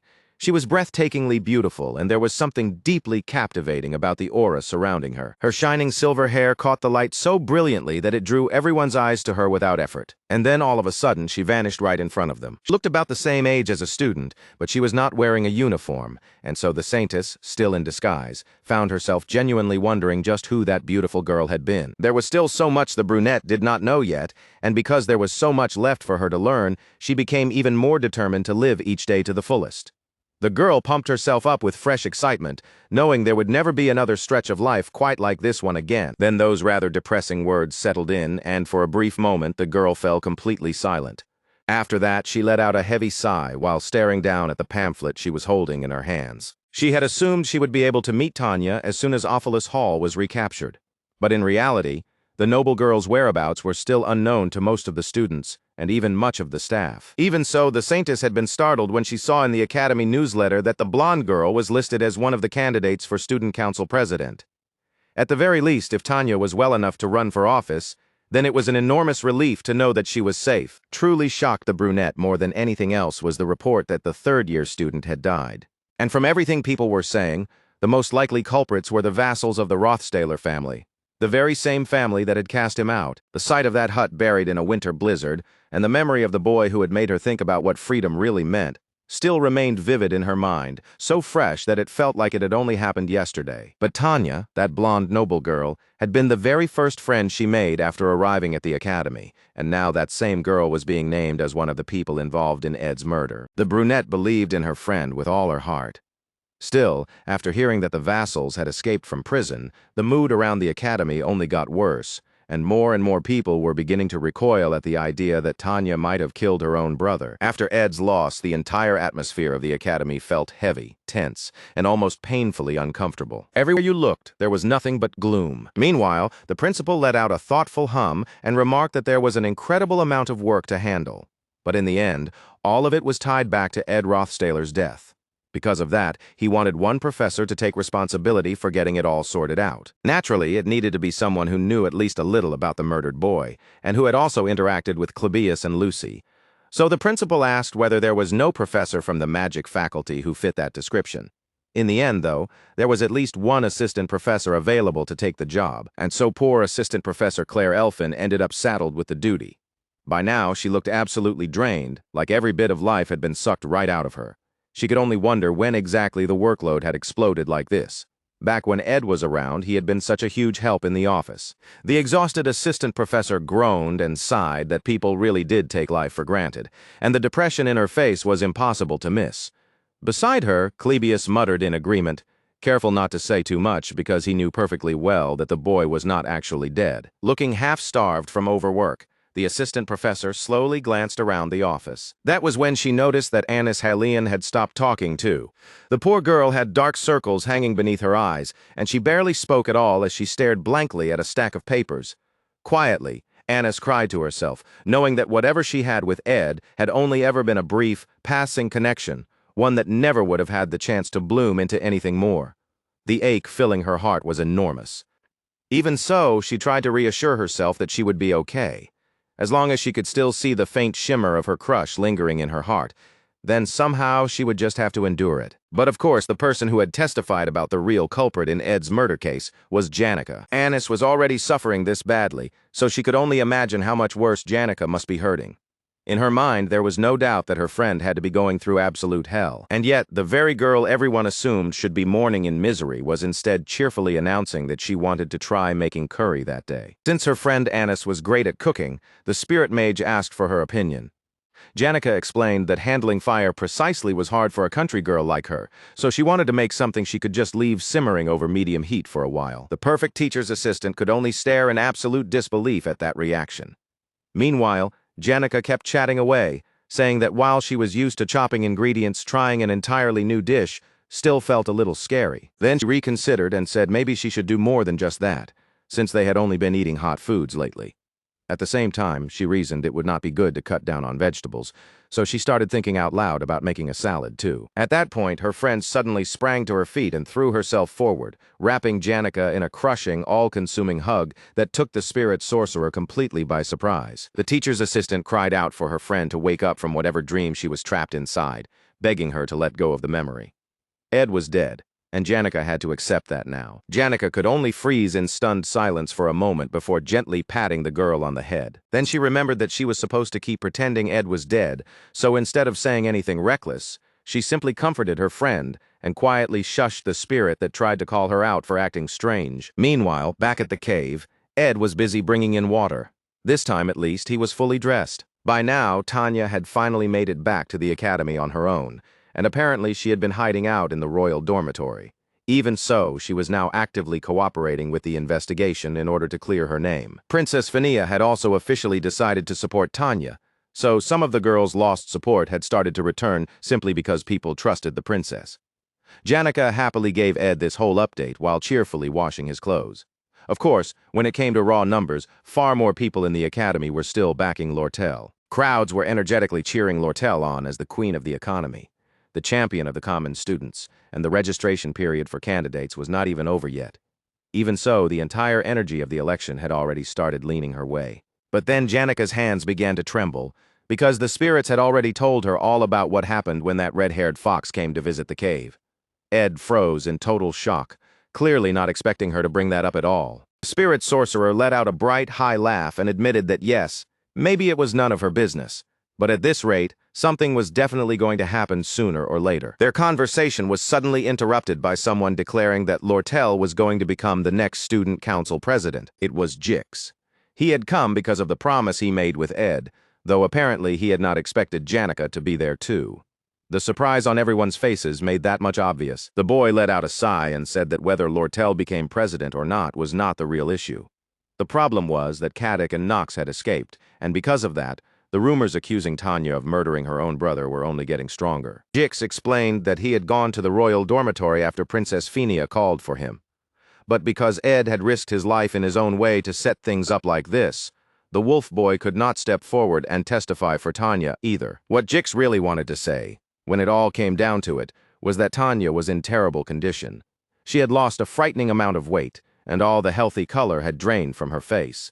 As Ed's younger sister, and as someone already close to the academy's top students, Tanya would have drawn attention no matter what, even if she were not running as a first-year candidate for student council president. But now she was being branded as a girl who had killed her own family member, and suspicion from all across the academy was pressing down on her from every direction. Once candidate registration ended, she would have to stand in front of everyone, and honestly, it no longer looked like she could keep enduring that pressure much longer. That was why Jix had come to plead with Ed, but the clever student did not need him to finish the sentence. He already understood exactly what had to be done. Right now, this was Act 3, Scene 2, just before the election. In the game, The Failed Swordsman of Sylvania, this part of the story had no battle scenes at all according to the students' memory routes. Instead, it was a scenario meant to clearly show all the relationships the protagonist had built up across the academy up to this point. Under normal circumstances, Taylor would actively support Princess Phineas because she was the one who had driven Ed Rothsdaler away at the start and then saved him afterward. Of course, that did not mean Taylor personally went around persuading every single student one by one. That would have been unnecessary because the top students of each year held enormous influence over the rest of the student body. So in the game, Taylor's real move was to win over the top students he already had ties with. Lucy never voted because she was too lazy to bother. Janica wanted everyone to get one vote each. The first-year Wade stayed firmly on Princess Phineas' side, and the fourth-year Dorothy supported Tanya. Those four were the people who could not be persuaded, no matter what. That meant the ones who actually could be swayed were the other two top students from each year, giving a total of 8 possible targets. And in an election like this, if someone could win over 5 out of those 8 people, then victory was within reach. By winning the election that way, Princess Phineas became the president, and Taylor secured the backing of the royal family, which would go on to become his greatest support all the way to the end, especially in Act 4. He would need the royal family's power in order to stand against Creepin' Rothsdaler, and he would also need it for the battle against the final boss. Keeping the scenario flowing along that route was, for Ed, a matter of life and death. Even on a smaller scale, that flow could be used as a weapon for someone's own gain. And more importantly, it was the most reliable way to guarantee survival in the brutal trials still waiting ahead. A lot of the smaller details had already changed. That much was true. But even so, Ed needed to make absolutely sure that the larger flow of the future stayed on course. No matter what happened, Princess Phineas had to become the student council president. If things kept going exactly like this, the public opinion surrounding Tanya would only grow worse, and in order to stop Lortel from taking the win, Princess Phineas might eventually be forced to enter the race herself.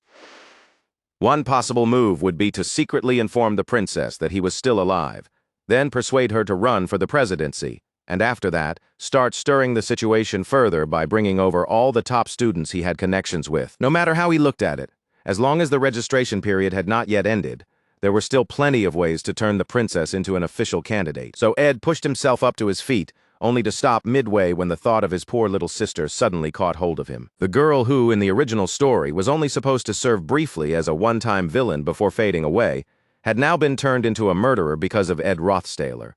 Because of her brother's disappearance, she was now being crushed under an ordeal that never should have existed in the original scenario.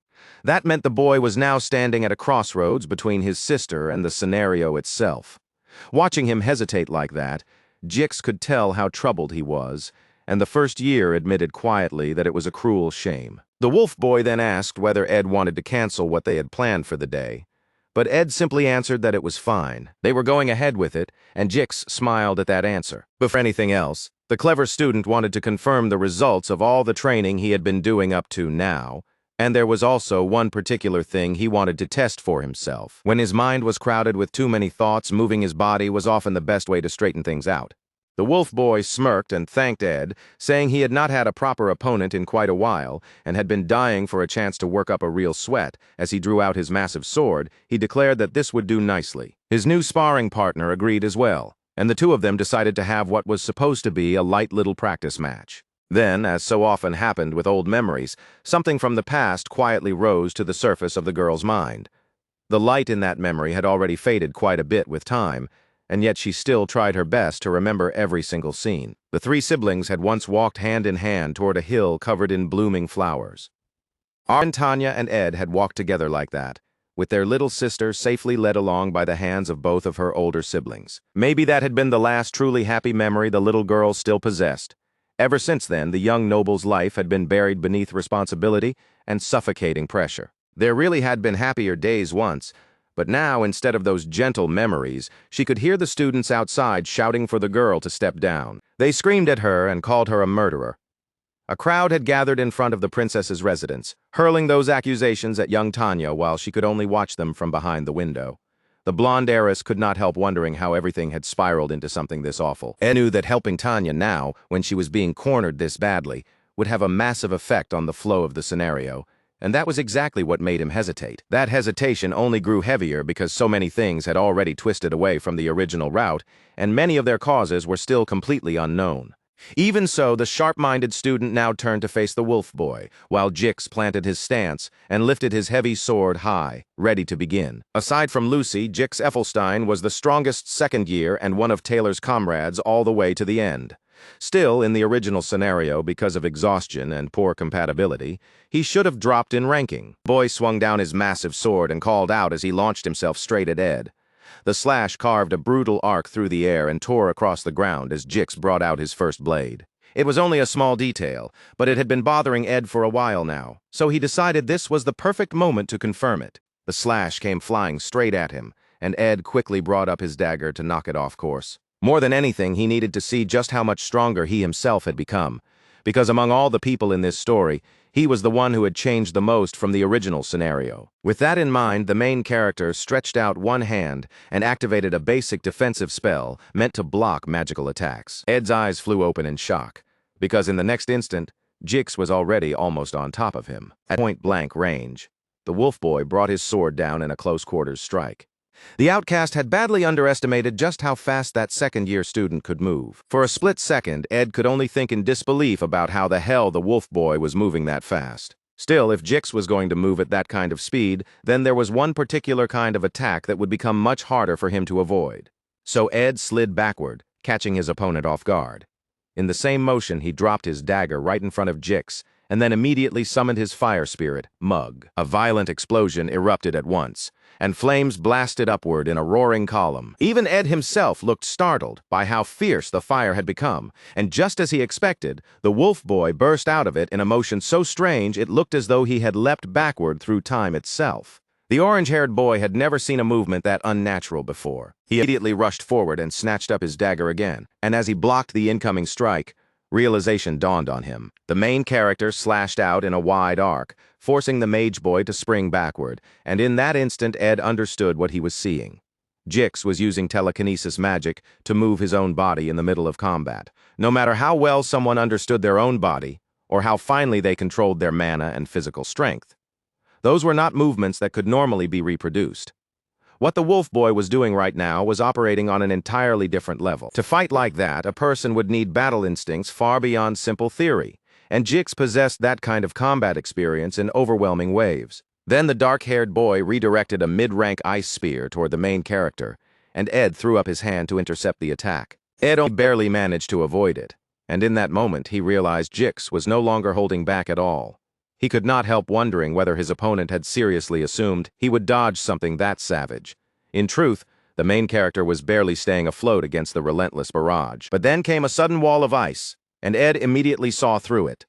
That was an obvious feint, a tactical move meant to buy time while setting up an even larger spell behind it. The orange-haired boy complained that he thought this was supposed to be a light spar, but his opponent shot back that he had thought the same thing too, right up until Ed started throwing explosions at him, so now he was only returning the favor. Originally, the wolf boy had intended to fight using just a single blade, but now he figured practice might as well be a little closer to the real thing. And with that grin still hanging on his face, he activated his powerful, heavily reinforced advanced mana armament. The clash between the two boys only grew fiercer from there, the battlefield flashing with fiery orange blasts and sharp blue magic as the spar escalated into something far more serious. From nearby, Janica seemed to notice the fight for a moment, then simply giggled to herself and wondered whether carrots would be okay in the curry. She was so deep inside her own little housewife daydream, worrying over whether her beloved crush might dislike carrots, that she was barely paying attention to the battle raging below. As far as Janica was concerned, her sweet, precious crush would definitely be starving once the duel ended, so she needed to hurry and get the food ready as fast as possible. The collision of force and magic kept erupting without pause as Ed Rothstaler and Jix tore into each other, trading blows so violently that the ground around them cracked apart, and the whole landscape seemed to shudder from the aftermath of their clash. As the fight dragged on, the strain on Ed's face became impossible to miss. He was clearly being pushed to the edge, panic flickering in his eyes as he fought desperately, just to keep pace with Jix, the monstrously gifted top student standing in front of him. Then a massive blast exploded between them, and Ed was thrown backward, skidding away as fragments of blue crystal-like debris scattered all around his body. Even so, Ed Rothstaler still wasn't finished. Gritting his teeth, he steadied himself and drew out a blue water arrow, his eyes burning with stubborn determination as he prepared to strike again. He loosed the shot at once, pouring mana into it as it cut through the air.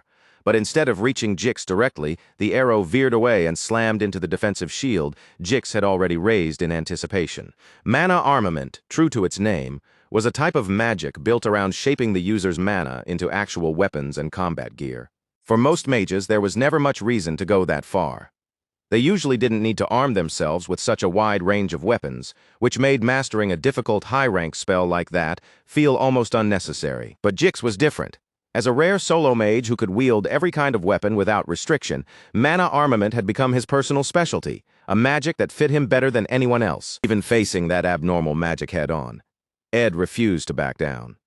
He kept firing arrow after arrow at Jix, each one bending in smooth, delicate arcs through the air, while at the same time the dark-haired boy continued charging straight toward him without slowing down. At that point, the duel had stopped looking like a simple match and started to resemble a genuine fight to the death. Both boys had victory burning in their eyes, and Ed let out a strained groan the moment he realized Jix was using telekinesis again. Those movements were impossible to read, impossible to predict.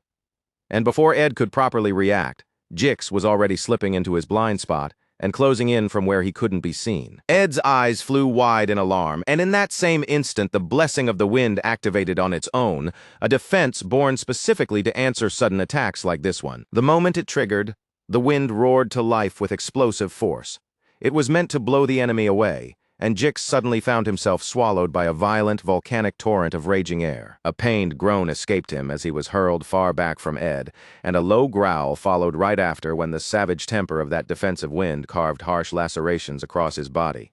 Even then, Jix somehow managed to recover.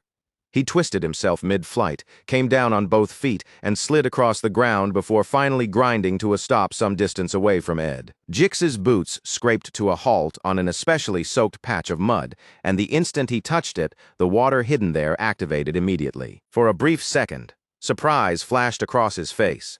He couldn't help wondering when Ed had even found the time to set up something like that in the middle of this relentless fight. Ed wasted no time capitalizing on the opening. The outcast noble lunged forward and formed a waterhead at once, and before Jix could properly respond, he found himself dragged into a strange world made of clouds and water. Then the water around him began to churn. It bubbled, lurched, and twisted wildly, gathering shape and mass until it rose into the form of a huge, imposing beast that let out a thunderous roar right in front of him. But Jix didn't flinch.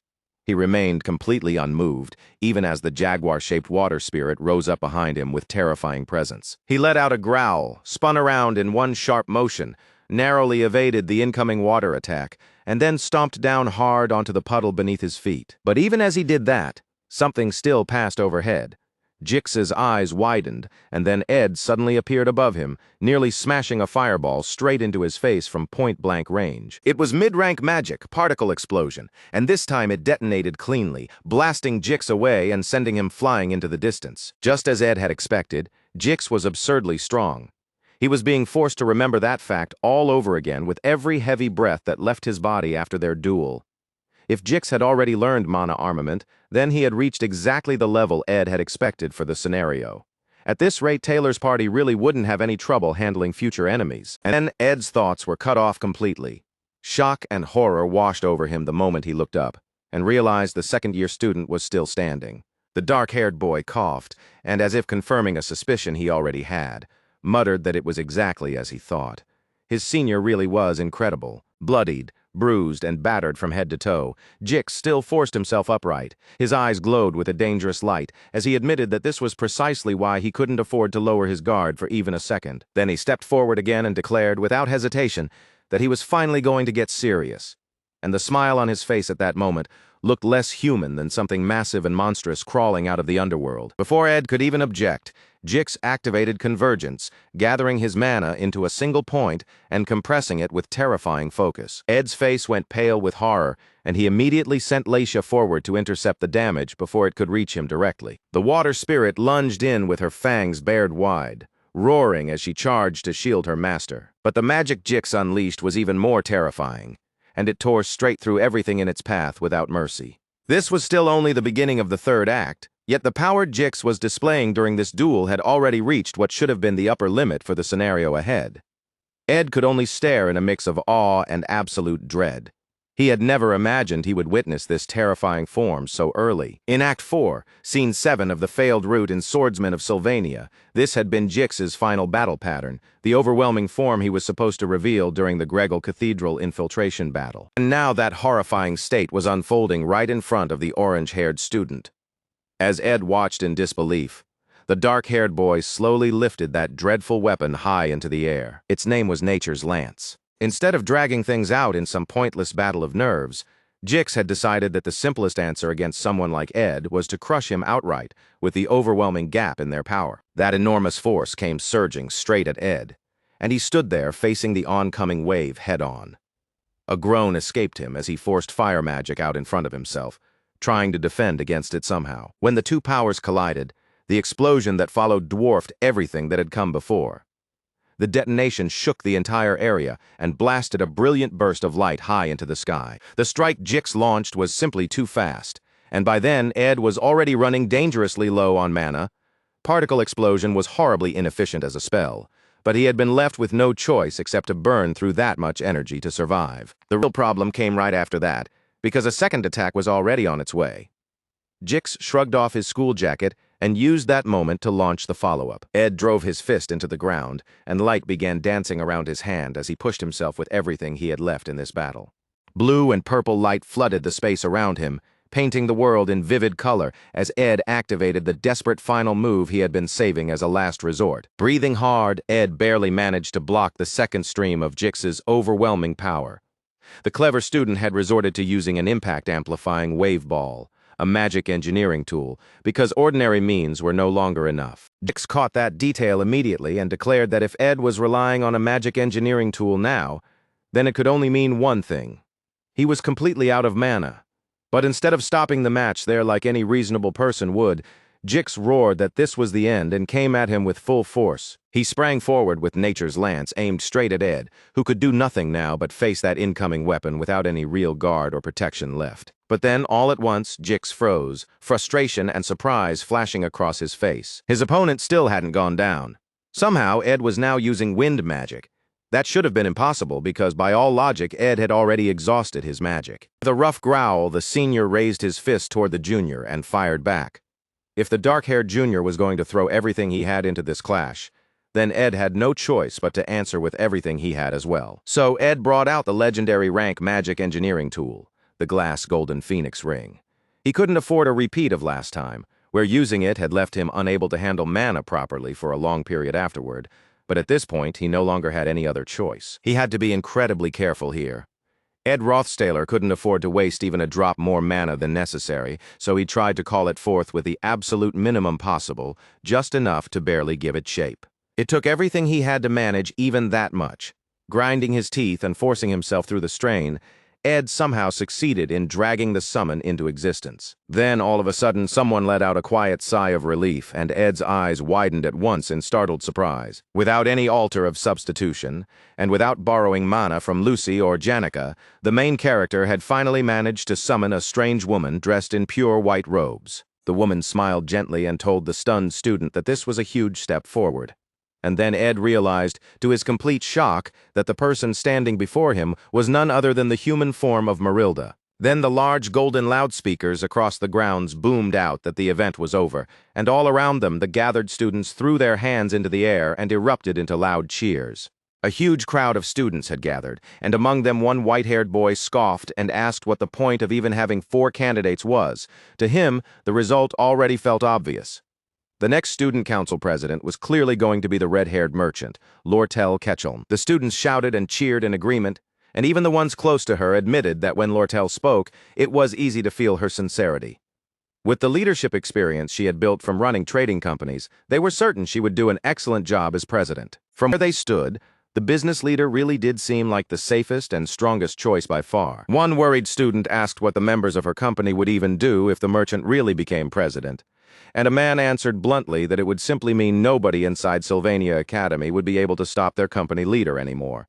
As the red-haired woman stepped away from the podium, cheers followed her from all sides. Students delighted in her presence, and it was obvious that she was one of the crowd's clear favorites. But then the sly, fox-like woman suddenly stopped walking. Her face shifted, and she cast a disgusted look toward little Tanya Rothstaler. The redhead coolly remarked that the blonde had done a nice job on her nails, and despite the merchant's clear disapproval, the young noble girl quietly braced herself. A smirk tugged at the corner of the fox-like woman's mouth as she asked the trembling girl what was wrong, noting that she looked nervous. Tanya was visibly shaking, but even so she lifted her voice with fragile pride and declared that she had not killed her older brother. And with that alone to hold on to, the girl gathered what little confidence she had left and climbed the steps to face the people accusing her. Behind her, the red-haired woman watched with a faint smirk as the girl walked away toward the stage. Then the small blonde girl, her golden curls trembling with every step, turned to face the sea of students glaring at her with naked accusation in their eyes. Tanya cleared her throat, forcing down her fear, and then raised her voice to greet everyone who had gathered there. She announced her name clearly and stated that she was a current candidate for student council president. A heavy silence fell over the crowd the moment she said it, but honestly, that much was expected. These people hated her. Still, in Tanya's mind, the simple fact that she had made it all the way up to the podium already felt like an achievement big enough to count as a success. So she kept her expression in place and held onto her composure, even as some people in the crowd looked at her like she was pretending nothing was wrong, right up until the very end. Watching from the side, the red-haired woman wondered whether the young noble was doing this to prove her innocence, or whether she simply had no instinct for politics at all.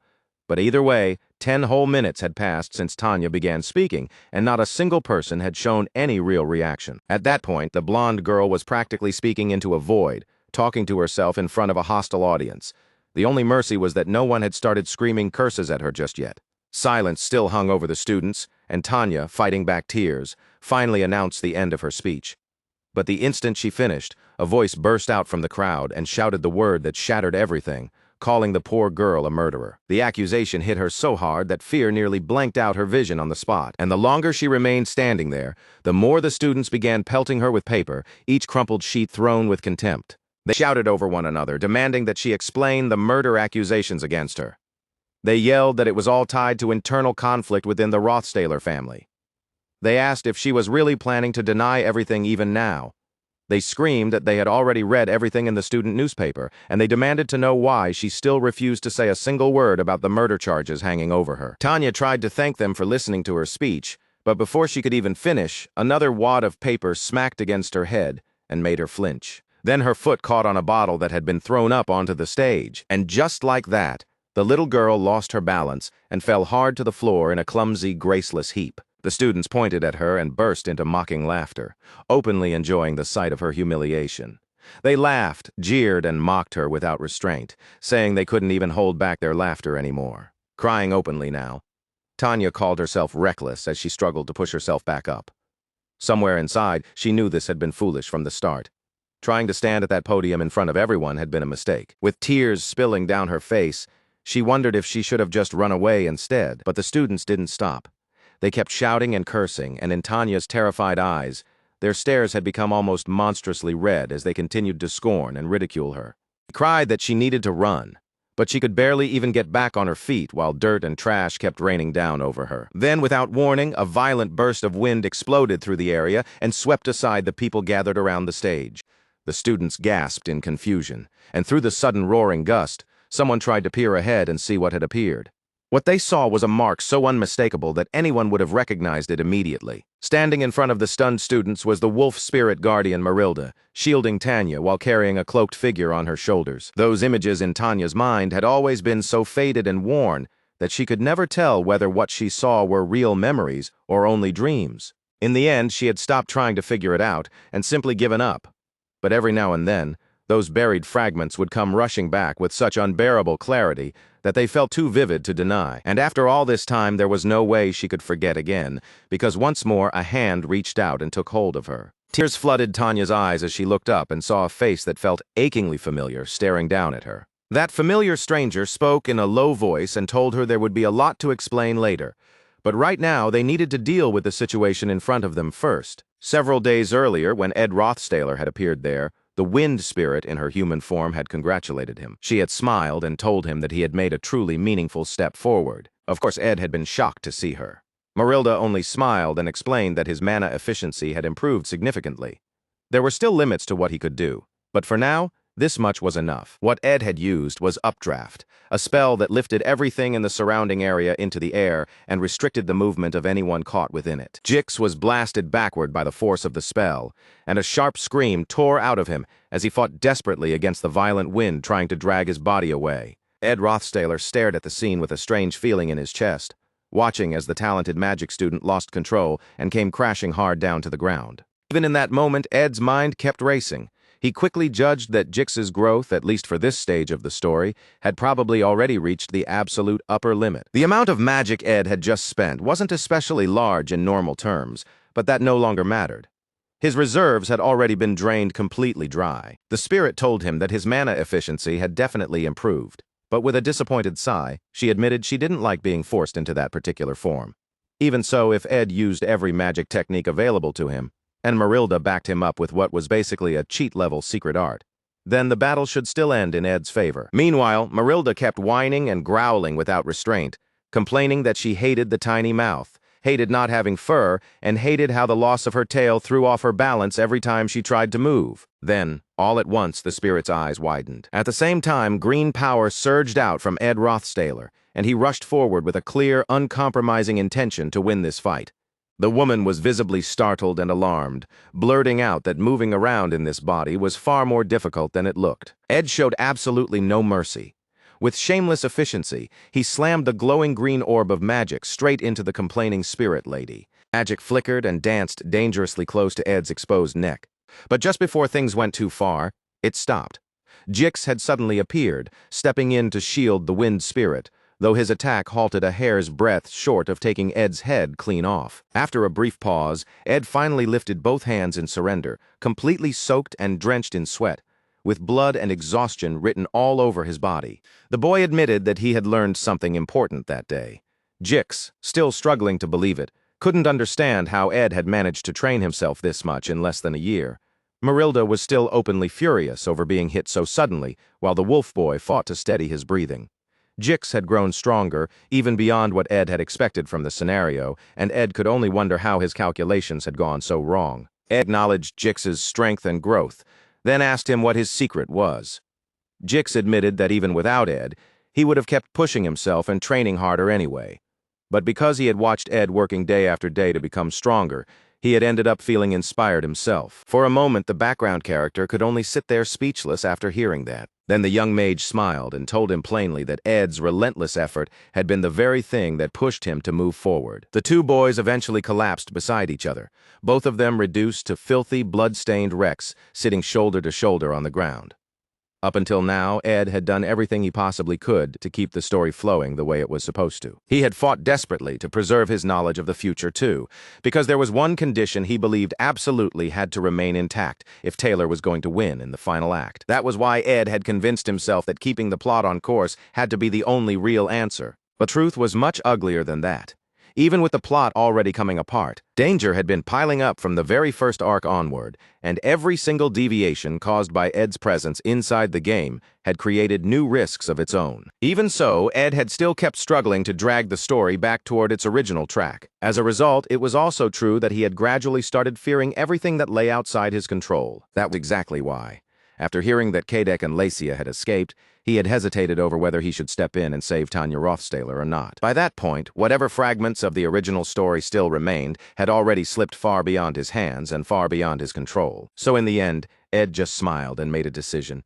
For now, he would stop obsessing over everything else and focus on what he could actually do in that moment. Jix, who was supposed to become one of Taylor's allies in the final act, needed to become stronger no matter what, just in case. Ed himself had also grown stronger, and more importantly than that, the number of reliable comrades standing around him had increased. A faint smile crossed his face as he admitted to himself that maybe this way of thinking was naive. Even so, he felt certain it was all right to believe in that idea sometimes. Just because he had stepped away from the original plot and ridden in on the back of a giant spirit wolf to rescue Tanya Rothstaler, that didn't automatically mean everything was destined to end badly. The students were stunned the moment they saw Marilda appear out of nowhere, and panic spread so quickly that many of them immediately turned and ran. But before the chaos could fully explode, someone shouted for everyone to calm down. It was a smug-looking student with purple hair. Grinning confidently, he said he had seen that high-rank spirit before. That single remark made the other students look more carefully, and one by one, they realized they recognized Marilda too. After all, there were hardly any people in the academy who could handle a spirit that powerful. A lot of the students had taken elemental studies, so they immediately understood what that meant. That could only be Ed Rothstaler. Shock swept through the crowd when the boy suddenly revealed himself, yanking the cloak off his head and pulling his little sister close against him.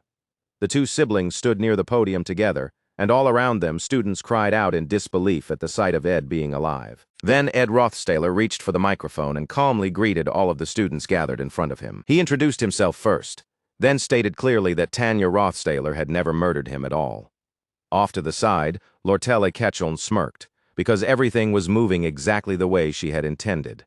To begin with, no one supported Tanya more firmly than her own brother did. On top of that, Janica, the top third-year student, Lucy, one of the Academy's top second years, and Princess Phenia had already made their support known. Tanya also had the backing of Klebius, the top student of the combat faculty, and Alvera, the top student of the alchemy faculty. And that wasn't all. Jix, the second-year top student, Joseph, the top first-year in the magic faculty, and Wade, the overall top first-year student, were also supporting the young Rothstaler girl. With that many powerful names behind her, winning over the votes should not have been especially difficult. Still, before weighing every advantage and disadvantage in full, the student who had so recently returned from the brink made a request first. As Tanya's family, and as someone who had always stood on her side, he said he wanted the little girl's true intentions to be conveyed properly. By then, Tanya was already crying openly, finally able to breathe and let her guard down now that Ed had untangled the crisis in front of all those watching students. That, in short, was the situation standing before them. After being stabbed by a knife coated in deadly poison, the young boy had managed to survive by using Delheim's hourglass. After that, he stayed alive alone inside a cave until Janica found and rescued him. The moment that happened, Ed ran straight to the podium where Tanya Rothstaler was giving her speech and stepped in to protect her. That was the full story of what had happened to him. With dark circles hanging under his eyes, Ed admitted that this really was the whole story. The teacher he was reporting to fell into deep thought and remarked that the investigation seemed to be wrapping up now and that this one was truly the last interview.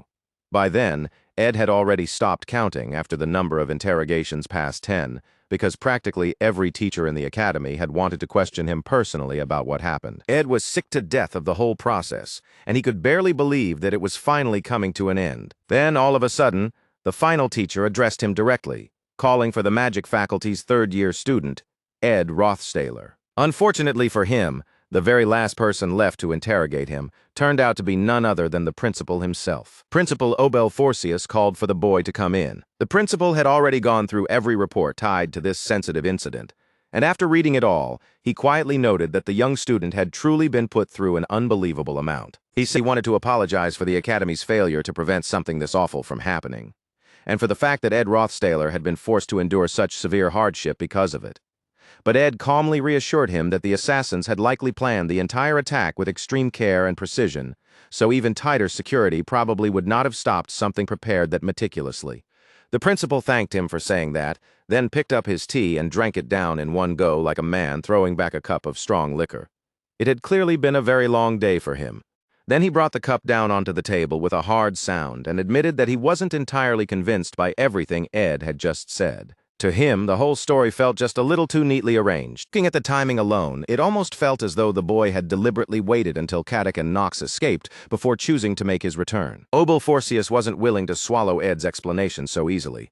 He hadn't spent years running this school just to miss something that obvious. On top of that, it looked to him as if Ed had waited until the assassins had already delivered news of his death back to the person who sent them, and only after that had he stepped out and revealed himself to the student body. The principal was far too sharp for Ed's comfort. The older man had no intention of digging into the inner workings of a noble family like the Rothstailer household, nor did he particularly care to understand how those internal feuds operated. But he was still the man responsible for the academy, and because of that, he had an obligation to report every major incident to the royal family. If he formally reported that Ed Rothstailer had returned alive, then the Rothstailer family, one of the major forces standing behind the crown, would inevitably learn that the boy was alive too, and in a way that differed slightly from what Ed himself had intended. And judging by the sweat beginning to gather on Ed's skin, the principal was absolutely certain that possibility was weighing on him. So Ed carefully suggested that the principal delay filing that report for now. Obel immediately asked him why he should take that kind of risk. Ed could tell the man had probably already guessed the truth anyway. The one who had orchestrated his death was none other than Crepin Rothstailer, patriarch of the Rothstailer family, and the real power backing the royal family, his own father. Ed let out a breath and said he had no interest in affairs outside the academy. And for a moment after saying it, even he seemed to realize how empty that answer sounded. Then he hurried to explain himself more properly. The noble house they were talking about was deeply tied to the royal family, and people on that side would almost certainly prefer this matter to pass quietly, without any fresh news stirring things up. If it caused problems later, then it would still be fine for the principal to report it afterward. Ed kept trying to defend his position, but the principal suddenly cut him off by calling his name. Obel pointed out that from what he had seen, the boy's grades had risen dramatically, his reputation among the student body had recovered in remarkable fashion, and even his sister's future was starting to look unexpectedly bright. On top of that, Ed had managed to build a good name for himself among the academy's top students as well. It was almost as if he had become a completely different person overnight, and hearing those words sent a chill straight through the young student's body. The worst part was that Ed couldn't even think of a real counter-argument, because the principal was right. As Obel Forcius had always said, Sylvania Academy stood on the side of its students, and that went double for students as capable as Ed Rothstailer. Then, after nearly stopping Ed's heart with that line of questioning, the principal slapped the report down, smiled, and extended a hand. He told the boy he would see him again later, and that this time he would remember his name. It was obvious that Principal Obel Forcius had already grasped the entire situation, and yet he had still chosen to let it slide. Thanks to that, the fact that Ed was alive would not spread outside the academy just yet. And thanks to Ed's dramatic reappearance, Tanya Rothstailer's popularity had surged all over again. It had risen so much that Clarice herself was now turning away visiting students, politely explaining that the young noble's schedule had already ended for the day, that no one was allowed to bother her anymore, and that Tanya would not be accepting inappropriate gifts. The poor student who had brought a gift slunk off in disappointment, and Ed could only wonder whether it was really appropriate to have the saintess acting as his little sister's bodyguard. Then, just as he was thinking that, someone called out that they had been waiting for him. Everyone had apparently been shocked when they heard Ed had been summoned by the principal, and of course the one speaking now was none other than his little sister herself. Ed told Tanya that from what he had heard, her election was practically already decided, so he offered her congratulations in advance, because it looked like her moment to shine had finally arrived. Tanya's face lit up, and she laughed brightly as she said she still couldn't relax just yet. Her innocence had finally been proven, and on top of that, 8 out of the Academy's 12 top students, a clear majority across the 3 faculties and 4 school years, were now openly supporting her. But the biggest reason Tanya, once hated so thoroughly, had suddenly gained such overwhelming support was something else entirely. The decisive factor had been Lortel Ketchum's collapse. The fox-like merchant had intentionally framed the race as a direct one-on-one showdown between herself and Tanya. And once she did that, the smaller candidates were pushed completely out of people's minds. The whole election turned into a head-to-head battle between just the 2 of them. Then, at the perfect moment, when Lortella and Tanya had reached nearly equal levels of support, an article was suddenly released for the entire student body to read. That article claimed Lortel had been embezzling company funds and threatening her clients. And in the end, buried under the weight of that disgrace, she withdrew from the race. Once that happened, Tanya's camp was the only one left standing, which meant she was essentially headed for a landslide victory. Between the election chaos and the investigation surrounding Ed, the siblings had barely gotten a chance to speak properly with each other at all. There would be plenty of chances for that later. But what Tanya wanted more than anything right now was simply to thank him. Ed pointed out that she had already thanked him more than enough when he first appeared, and that on the day of her speech, she had practically doubled over crying while thanking him over and over again. Tanya immediately protested that that was different, that it was in the past now, and that it didn't count. And the girl let out a small sigh and softly called him brother. She admitted that the question she wanted to ask might sound rude, and that part of her thought it would be better not to ask it at all. But she couldn't bear leaving it unanswered any longer, so she told him she had something she needed to know. During that announcement at the election, she asked, why had he chosen to stand by her side like that? If he had truly wanted to stay hidden, then he never needed to reveal himself there in front of everyone. The way he stepped in made it seem as though he simply couldn't stand watching her suffer through that injustice any longer. At least, that was the conclusion Tanya had come to. And when she said it aloud, her brother looked back at her with an expression that was hard to read. Then he admitted that yes, that was exactly why he did it. And the moment Tanya heard those words, her heart tightened painfully in her chest. He told her they were family, and because of that, of course, he had to stand on her side. Then he smiled at her with quiet pride. Tanya's whole face brightened, and tears began gathering in her eyes as she smiled back at him. Still, she reminded him that she was the student council president now, so she intended to handle her duties professionally. But even then, she said, it was probably fine if she was just a little bit biased toward her brother. After all, she was only human. Beaming through those tears, she asked him to tell her whenever he was in danger. If it was within her power, she promised she would help him as much as she possibly could. Ed watched her walk away with a soft smile, and there was a warm fondness in his eyes as he followed her retreating figure. That smile stayed on his face for a moment, but then it vanished the instant he heard someone nearby repeat his earlier words in a teasing, mocking tone. He turned his head and found Lortel Ketchum standing there, giggling as she remarked that being family really must be nice. Wrapped in a red cloak and wearing a playful smile, she looked far too amused for Ed's comfort. He asked how long she had been listening, and Lortel only grinned wider as she said she had been there since the moment he started saying embarrassing things to his sister. Given the outrageous rumors swirling around her lately, Ed couldn't help worrying about whether she was safe and whether she was even taking care of herself properly. Lortel laughed in delight, tossed back her cloak with a bright smile, and said that everything had unfolded exactly according to plan. The incident that had fully secured Tanya's election was the scandal involving embezzlement within the trading company and abuse directed at its clients. But the truth was, those very scandals had been deliberately leaked to the public by Lortel herself. She had done it on purpose. By turning the election into a direct head-to-head clash with Tanya Rothstaler, Lortella Ketchum had effectively erased the other candidates from people's minds. The fox-like merchant had even gone out of her way to provoke Princess Phenia, openly showing hostility toward young Tanya Rothstaler, so that the princess would be pushed into helping Tanya run for president. And from there, the rest had been easy to predict. The people who felt deeply responsible for Ed's death were obviously going to stand by Tanya's side the moment he returned alive, if only to repay that debt. So, when Lortel had pressed her face against his bare chest, she had quietly confessed that once all of this played out, She was going to end up with a great many enemies. Even so, she said that even if the entire academy turned against her, she still wanted Ed to remain her ally at the very least. And the truth was, Ed had already made up his mind to save Tanya the moment the red-haired woman laid out her plan for him. But it was his fight with Jix that finally wiped away the last traces of hesitation still left in his mind. When Ed said he had saved his little sister because she was family, that much was true. But if he claimed that her usefulness had never crossed his mind, that would have been a lie. Because looming ahead in the fourth act was an unavoidable conflict with the Rothstaler family, and by now Ed had already become that family's enemy. Tanya, as his sister, could serve as someone on the inside. She was the single best connection he could have for gathering information and carrying out smokescreen operations when the time came. But the darker side of human relationships was something only the people already tangled up in it could ever truly understand.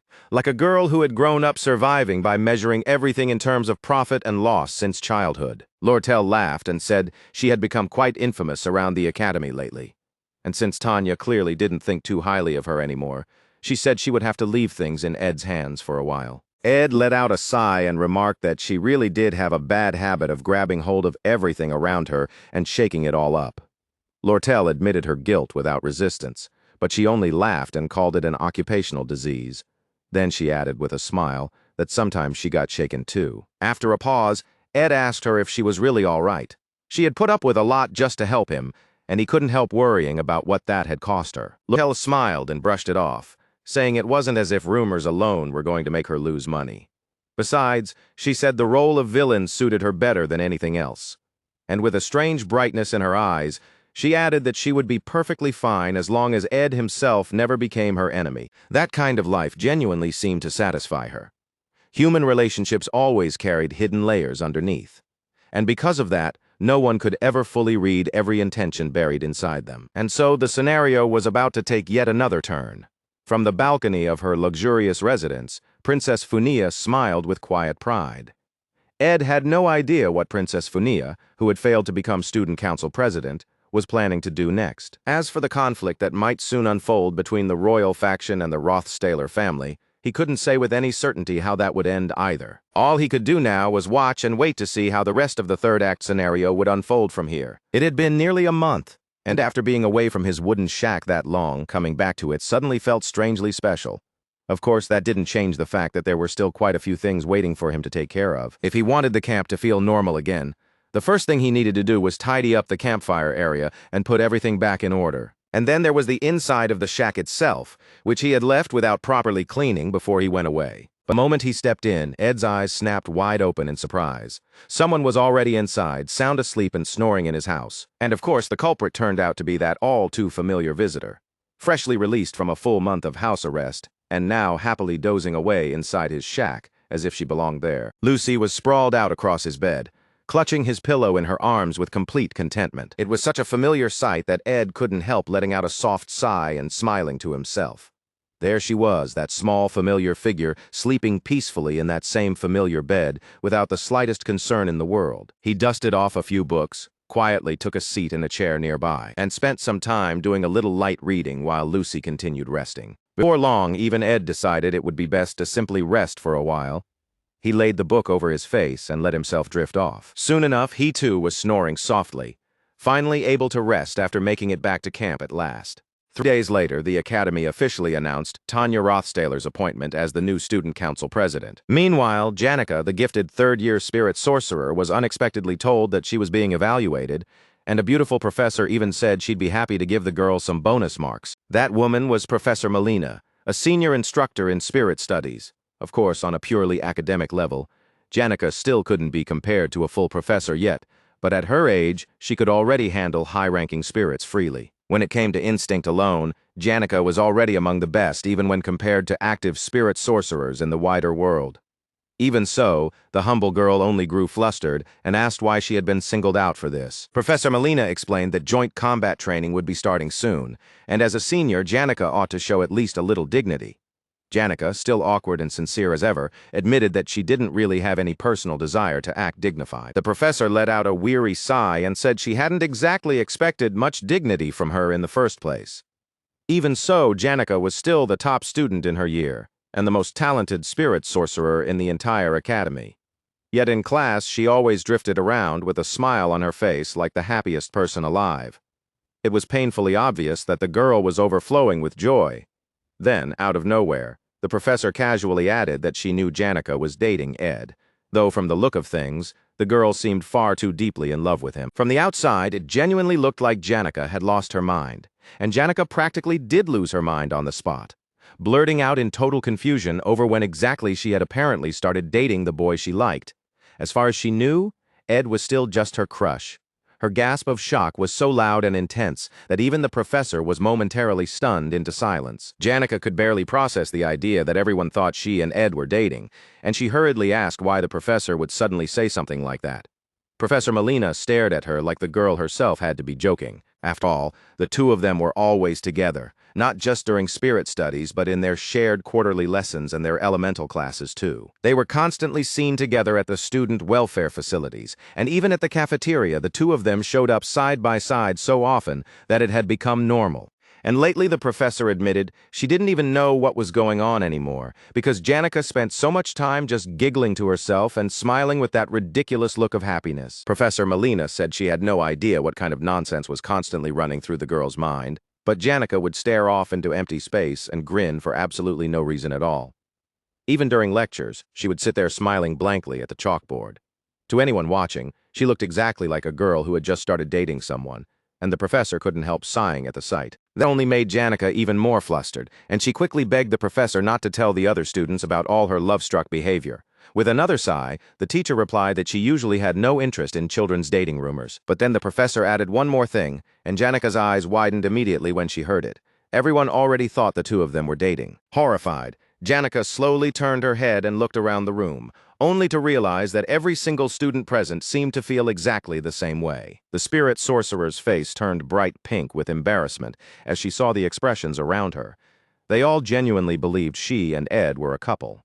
The poor, gifted girl was left completely speechless. Far away in the eastern Spart region, a place that could only be reached after riding on horseback from the capital for 3 days and 3 nights, there lay the southern mountain range, known as Pulin, a land famous for its farming. And if you followed the streams running through Pulin and kept going deeper into the ridges, you would eventually come upon Torin, a tiny mountain farming village with no more than 300 residents. Janica Failover, a girl who had been able to see spirits from the moment she was barely old enough to babble, was clearly the kind of genius even that small village could only produce once in a generation, the one child destined to bring light to the place. Back then, the young girl ran laughing through the village streets, with spirits trailing after her wherever she went. Every now and then, people from outside the village would make their way in, breaking the quiet rhythm of the place with unfamiliar faces and voices. Among all of those visitors, Janica especially remembered one boy.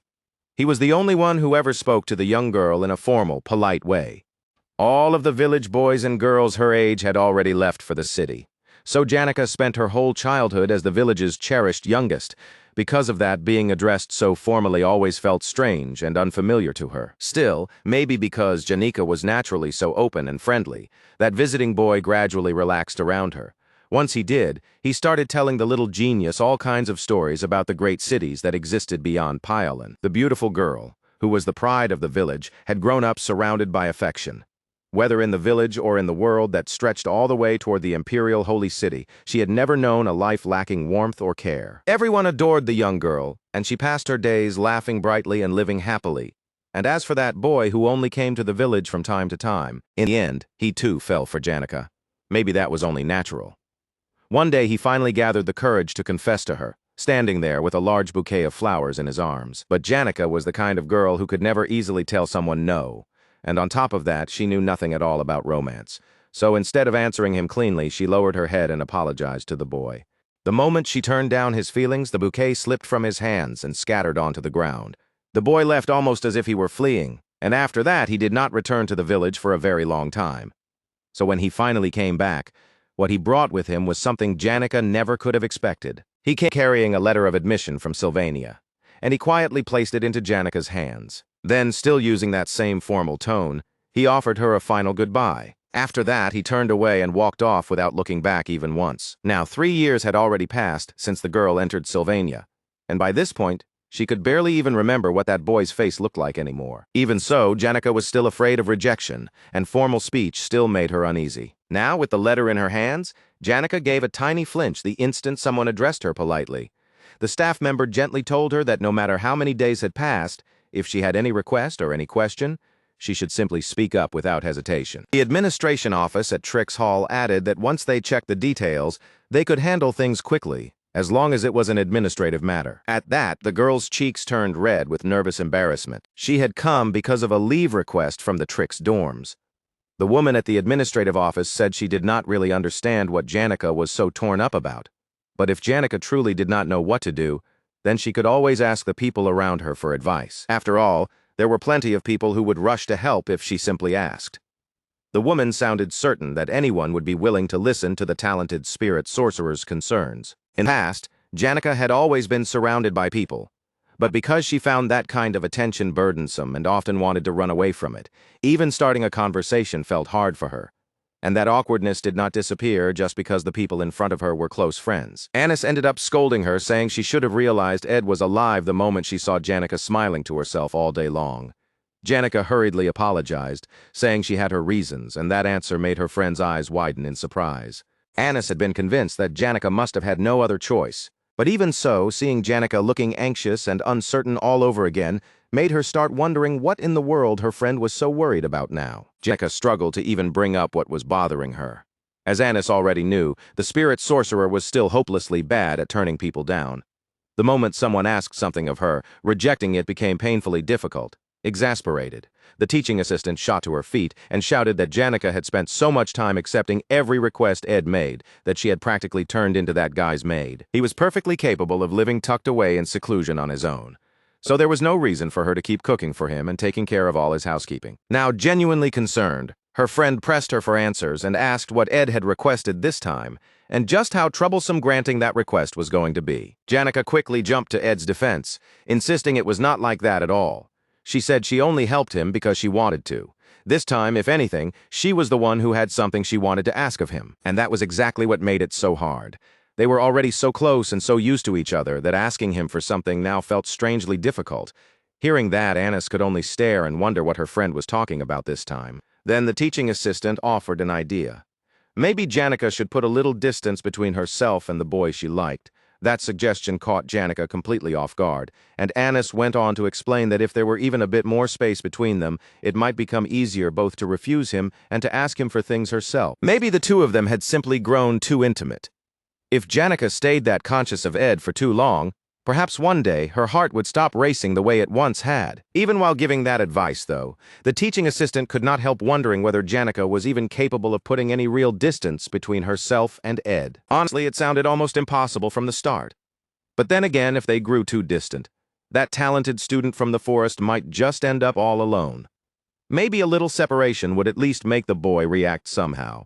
And before Anis had even fully finished her thought, Janica suddenly lit up and thanked her with bright, energetic sincerity, leaving her friend startled. With her eyes sparkling, Janica declared that it really was a good idea, and said she would head off right away.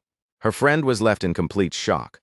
Before the teaching assistant could even process what was happening, Janica was already cheerfully saying goodbye and skipping off, leaving the other girl frozen in disbelief. Anis slowly lowered the finger she had half raised, her face full of confusion, and then panic hit her all at once as she started wondering whether she had just given her friend truly terrible advice. All she could do was panic and wonder what exactly she had just done. Meanwhile, Ed was doing what he usually did, quietly reviewing his skills. His magical engineering and crafting ability had improved by another huge step, and by now he had gathered a considerable number of crafting formulas. Of course, actually making every single one of them was physically impossible. Still, the item he wanted most right now was the thunderstruck 1,000-year-old wooden cane. The formula itself was surprisingly simple, but the cane was still an extremely high-ranked force item. Its effect was powerful too, boosting the sensitivity of spirits of every attribute, while also improving the mana efficiency of spirit magic. The real reason Ed could not just go and make that cane was the materials. The ingredients were absurdly hard to obtain. He did not need an ordinary branch. What he needed was a branch taken from a tree that had lived for over 1,000 years and had also been struck by lightning. Even though the item appeared in the protagonist's inventory as a quest reward for the final chapter of the third act, in reality, its core material was not the kind of thing a person could simply find lying around or buy somewhere. 1,000-year-old trees were rare, sure, but not non-existent. There were still at least a few of them somewhere in the northern forest. The real problem was the lightning. With that thought, Ed turned his head and glanced behind him, wearing a flat, bored expression. The sun was pouring down brightly, and Lucy was sprawled there under it, half asleep like a lazy cat. There was not the slightest sign of thunder anywhere in sight. So Ed called out to Lucy, and in her sleep, she gave the tiniest annoyed grimace. She cracked one eye open and looked toward the person bold enough to interrupt her nap. And then all of a sudden, Ed's face was right there, hovering absurdly close to hers. The little mage jerked in total shock and launched herself up into the tree like a startled cat. Even Ed looked a little taken aback by that reaction. This was not the first time he had woken her up, so he genuinely had no idea why she was acting so startled now. Then he decided that, either way, sneaking up on her like that had probably been rude, so he apologized for startling Lucy. Meanwhile, Lucy, blushing furiously and panting like her heart had nearly stopped, tried to recover from the sudden scare and quickly said it was fine and that he could just talk to her from there since she could still hear him perfectly well.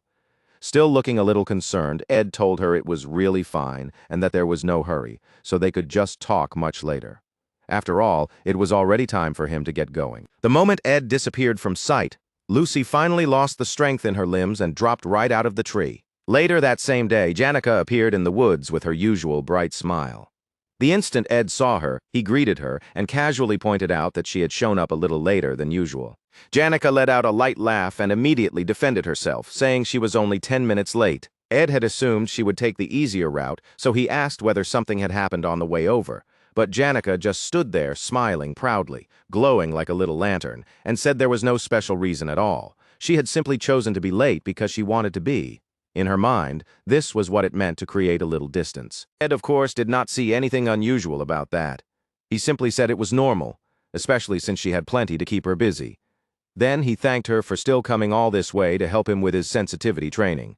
After that, he casually asked whether she wanted some tea, and that small bit of kindness caught Janica completely off guard. A second later, her whole face lit up and she thanked him happily. But then it hit her all at once. Even though she was trying very hard to put some space between them, her talented crush clearly was not trying to create any distance at all. By evening, the two of them had settled into training. As Janica watched, the spirit sorcerer could only stare in amazement because Ed had become genuinely skilled at handling spirits now. It had not even been that long, so his progress felt shockingly fast. He still needed more time before he could fully keep up with Marilda, but even so, his understanding of Mug, the fire spirit, had already improved enough that using him barely cost any mana now.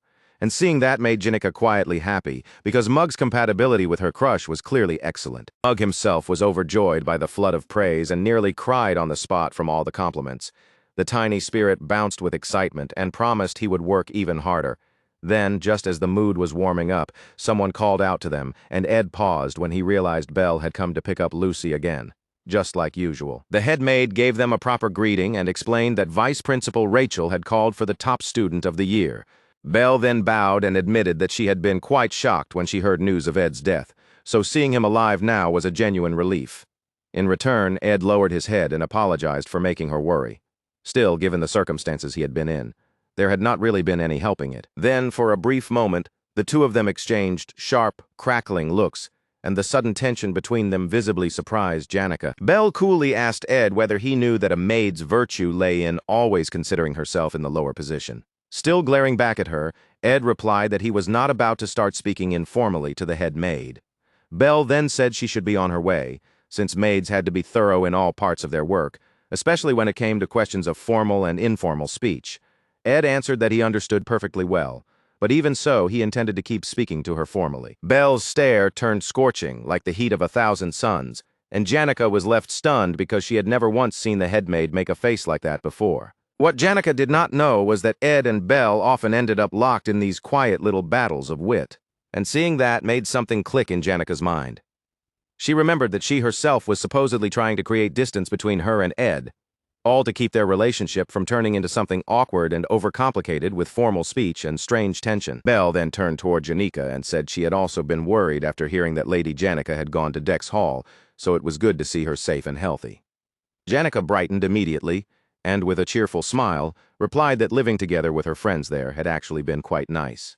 In any case, Belle still had an inspection to prepare for, so she gathered Lucy up against her chest and said she needed to make the talented little mage look more presentable. With that, Belle gave the two of them a proper farewell. Ed and Jenica both waved back happily, and Jenica even called after them, telling them to take good care of themselves. Belle also wished them success in their studies before leaving, and once the other two were finally gone, the humble spirit sorcerer called out to her crush and, a little timidly, asked whether the two of them should also try speaking formally to each other. That request completely threw Ed off, and he stared at her in confusion, wondering why they suddenly needed to start talking that way. Jenica tried to explain herself. She said it was not just about being formal for the sake of it. Even though an entire school year had already gone by, it had not actually been that long since the two of them met. So maybe it would not be that strange or that awkward if they tried speaking with a little more courtesy and respect toward each other. Ed went completely speechless for a moment. In front of him, Jenica nervously pinched at his shirt and softly added that she only wanted to try it once. Her fingers tugged lightly at the fabric stretched across his broad chest, and Ed looked genuinely surprised by the request. Still, if she really wanted to try it, then he was willing to go along with it. So in the end, he agreed. Since curfew at Dex Hall had already closed things off, the two of them figured they could at least walk back and forth nearby for a little while, and then Ed would see her off afterward. They had barely started walking when Jenica suddenly began the experiment herself, greeting him in formal language and even calling him sir. Hearing words like that come out of her mouth was so bizarre that Ed froze on the spot. This was not some time-stop prison or anything like that, but Ed still turned back toward her slowly and hesitantly, staring at his friend with obvious concern. The whole situation made it hard for his voice to come out at all.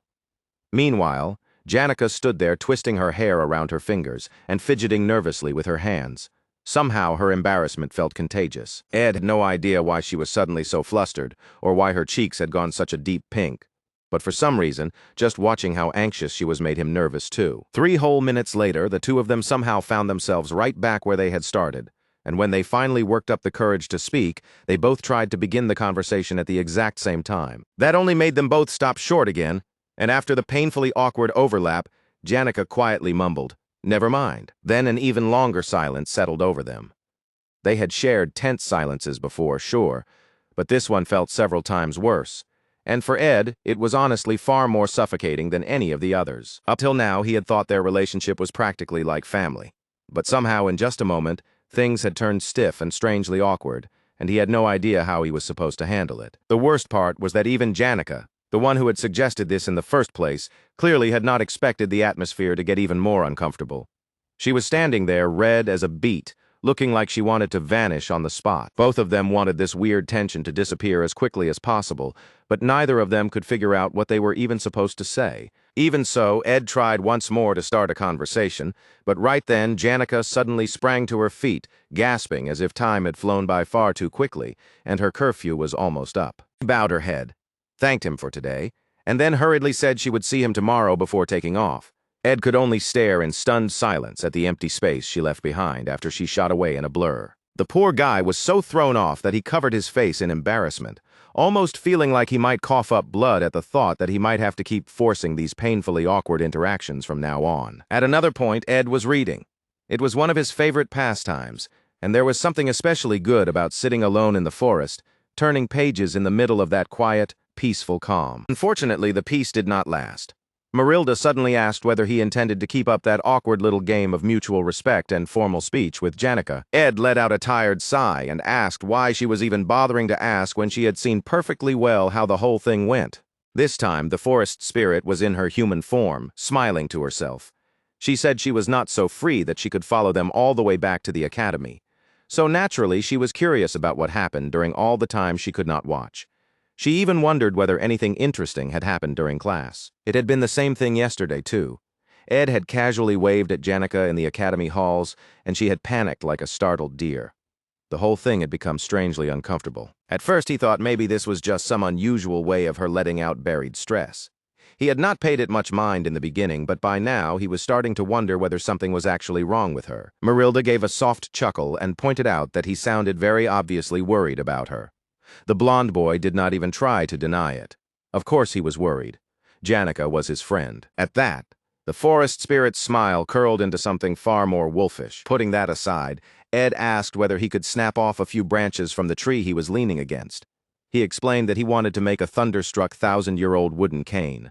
Marilda gasped and immediately asked if he was trying to craft yet another tool. Just moments ago, she had been wondering whether he was too distracted thinking about Janica. But in the end, Ed was still the same as ever, always worrying about one thing while staying busy with 10 others. Marilda let out a small sigh and told him he did not need her permission just to break off a few branches. Hearing that, Ed looked a little surprised, especially since the tree was literally known as the Marilda Guardian Tree. The spirit woman only hummed softly and said the story behind that was a little complicated. If she wanted to be precise about it, she was not protecting the forest for her own sake, but because of an old friend. According to Marilda, that old friend had simply decided to put her name on the tree however she pleased. Ed figured an old friend could mean just about anyone, and considering how long Marilda had lived, it only made sense that she would have formed countless connections over the years. Then Marilda smiled at him and, almost like a teacher beginning a lesson, announced, "Problem 1. She asked him why spirits so often took the shapes of animals. Marilda herself had taken on a human form from the very beginning, and she had already explained to Ed before that doing something like that was no easy task. The reason spirits usually borrowed the shapes of animals was simple. Animals were the most familiar forms around them, and the easiest ones for them to access. Because of that, copying those forms came far more naturally to them. And just like Marilda had also needed some kind of model in order to gain a human form, that raised an obvious question in Ed's mind. Who exactly had she copied? Ed's first thought was basically, who knows, but Marilda immediately smirked and pointed out that she had formed a contract with him, so she could read what he was thinking. Ed narrowed his eyes and asked what exactly that was supposed to mean, and her smile only deepened. With a sweet little smile, Marilda told him that she had chosen a form that matched his ideal type most closely. That revelation completely stopped Ed in his tracks. For a second, he actually found himself thinking about what his tastes even were. It was such an unexpected angle that he had clearly never taken the time to think about it before. Marilda giggled and, clearly entertained by his reaction, said that of course he would find it unexpected, because she had just lied. Ed went blank for a moment, then stared at her and asked if she was seriously joking right now. Still laughing, Marilda explained that reading his thoughts was not realistically possible, and that transformation magic was an extremely difficult field to begin with, so she could not just casually copy anyone she wanted. Marilda had lived for an absurdly long time, so long that even the rise and fall of Sylvania Academy seemed almost cute to her in perspective. She was ancient. Long before the academy had ever been built, back when Arkan Island was still uninhabited, she had met a single girl. That girl never dressed in anything flashy, and she always carried herself with an easy, unforced calm. The appearance Marilda wore now had been modeled after that girl. To Marilda, that person had been the most special and singular human she had ever met. By then, Ed had already begun piecing things together. Looking at Marilda, he carefully asked who that girl had been, using this very guardian tree as a source of power by pouring mana into it. That girl built the academy and asked Marilda to watch over the forest. A woman dressed in white, overflowing with power so intensely it felt like waves spilling off her body. This was the kind of connection the game never taught him. And just like that, Ed finally understood how the forest spirit and the academy were truly linked. The answer was the unparalleled mage and scholar, the great sage Sylvania. Later, deep into the night, the firelight inside the circle around Ed's camp spread a soft, steady warmth through the darkness. Ed sat there quietly peeling an apple when a familiar voice suddenly greeted him. It was Janica. She stood there looking visibly nervous as she said hello, and Ed greeted her back just as politely, though inwardly he let out a tired sigh. Then he asked whether she wanted some apple as well, awkwardly adjusting his own wording so it would sound a little more formal. The two of them were still trapped in that strange little routine of formal speech and forced distance. They sat by the fire on separate logs with space between them, and for a long while neither of them said a word. Eventually, Ed asked her to hand over her plate, and Janica silently held it out toward him without meeting his eyes even once. Then came even more silence. The whole thing felt painfully awkward as they sat there eating apple slices by the fire, Janica nibbling quietly while Ed kept his mouth shut and stared ahead. Neither of them had the slightest clue what to do with this situation anymore. Ed would honestly have preferred that they either committed to speaking formally or dropped it entirely. One way or the other, they needed to decide and stick to it. And while that thought crossed his mind, he noticed Janica trembling beside him. The blonde boy immediately asked if she was all right, and whether she had hurt herself somewhere. Janica let out a small breath and admitted that she just did not think she could say this while looking directly at him. So she tucked her face down between her arms, called him young Master Ed, and said there was something she wanted to ask him, though it might sound very strange. All she wanted, she said, was for him to hear her out all the way to the end before giving any answer. Please. Hearing that much at least. Ed quietly let out a breath of relief. No matter how young he looked now, he still thought of himself as an adult. If this was something Janica was struggling that hard to say, then he told himself not to overreact and to simply listen first. Then, with her entire face glowing a vivid, brilliant pink, Janica finally asked what he would think if she left Dex Hall and came to live with him at the camp in the woods. Ed turned and stared at her with the most serious, unreadable expression she had ever seen on him. And in the middle of that stunned silence, he somehow managed to cut his finger with the knife. Janica immediately let out a horrified scream the second blood spilled from his hand, panicking as she squealed and asked if he was all right. But Ed hardly seemed to register the pain at all, because his mind was still stuck on the meaning of what she had just said. The campfire crackled warmly between them. Whether it was surviving outdoors or getting through dangerous fights, Ed had been living like this for an entire year now, and he had honestly started to believe he could handle just about any situation smoothly. Still, in a strange way, cutting his finger turned out to be a relief. That tiny accident bought him just enough time to steady himself and sort out his thoughts. Once his finger had been properly bandaged, Ed finally turned back to Janica's question. First, there was something he felt he had to say, even if this was probably exactly the kind of answer she was already expecting. He was not even sure whether saying it out loud served any purpose, but he decided to say it anyway. Ed told Janica that in his eyes, she was someone incredibly kind and deeply sincere. Janica's face flushed even more as he continued, saying he was sure he was not the only person who saw her that way. But beyond that, he personally liked her very much. The moment those words landed, Janica practically saw stars, and the heat rushing into her face only grew worse. Completely unaware that the spirit sorcerer beside him was already combusting from embarrassment, Ed kept going. He said he felt like he needed to be honest as a man. He wanted her to listen carefully. No matter how she viewed herself, she had a very lovely kind of charm, and on top of that, she was beautiful. At that point, Ed was throwing out compliments one after another like they were live grenades, with absolutely no idea what kind of damage he was doing to poor Janica. In a calm and considerate voice, he admitted that while he could act gently like this now, he truly did not know what might happen if the two of them started living under the same roof. Janica, already overwhelmed, could only beg inwardly for mercy so she could breathe. And still oblivious to the effect he was having on her, Ed continued, saying that if he were being exact, men in general were all alike in certain ways. Even so, he really was grateful that she trusted him that much. Janica finally hit her limit and cut him off before he could keep going. Even so, she said, if it was him, then she was all right with it. That answer shut Ed up instantly. A strawberry red blush spread across his cheeks, and for once, someone had managed to catch Ed completely off guard and make him blush first. But Janica looked just as stunned by her own words as he did. She froze there, red-faced and speechless, as though she herself could not believe what had just come out of her mouth. For a brief moment, the two of them could do nothing but stare at each other in total disbelief.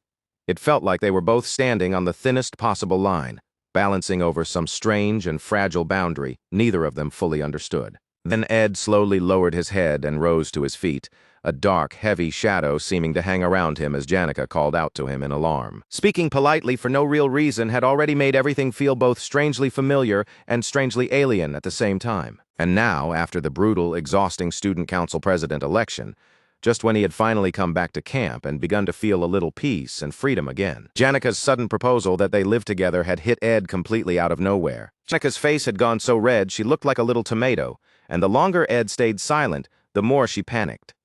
At that point, she was no longer even sure she could hold herself together or stay rational. The whole mood between them felt like it was pushing her forward, tempting her to just throw caution aside and give in to emotion. And that was where it all ended up.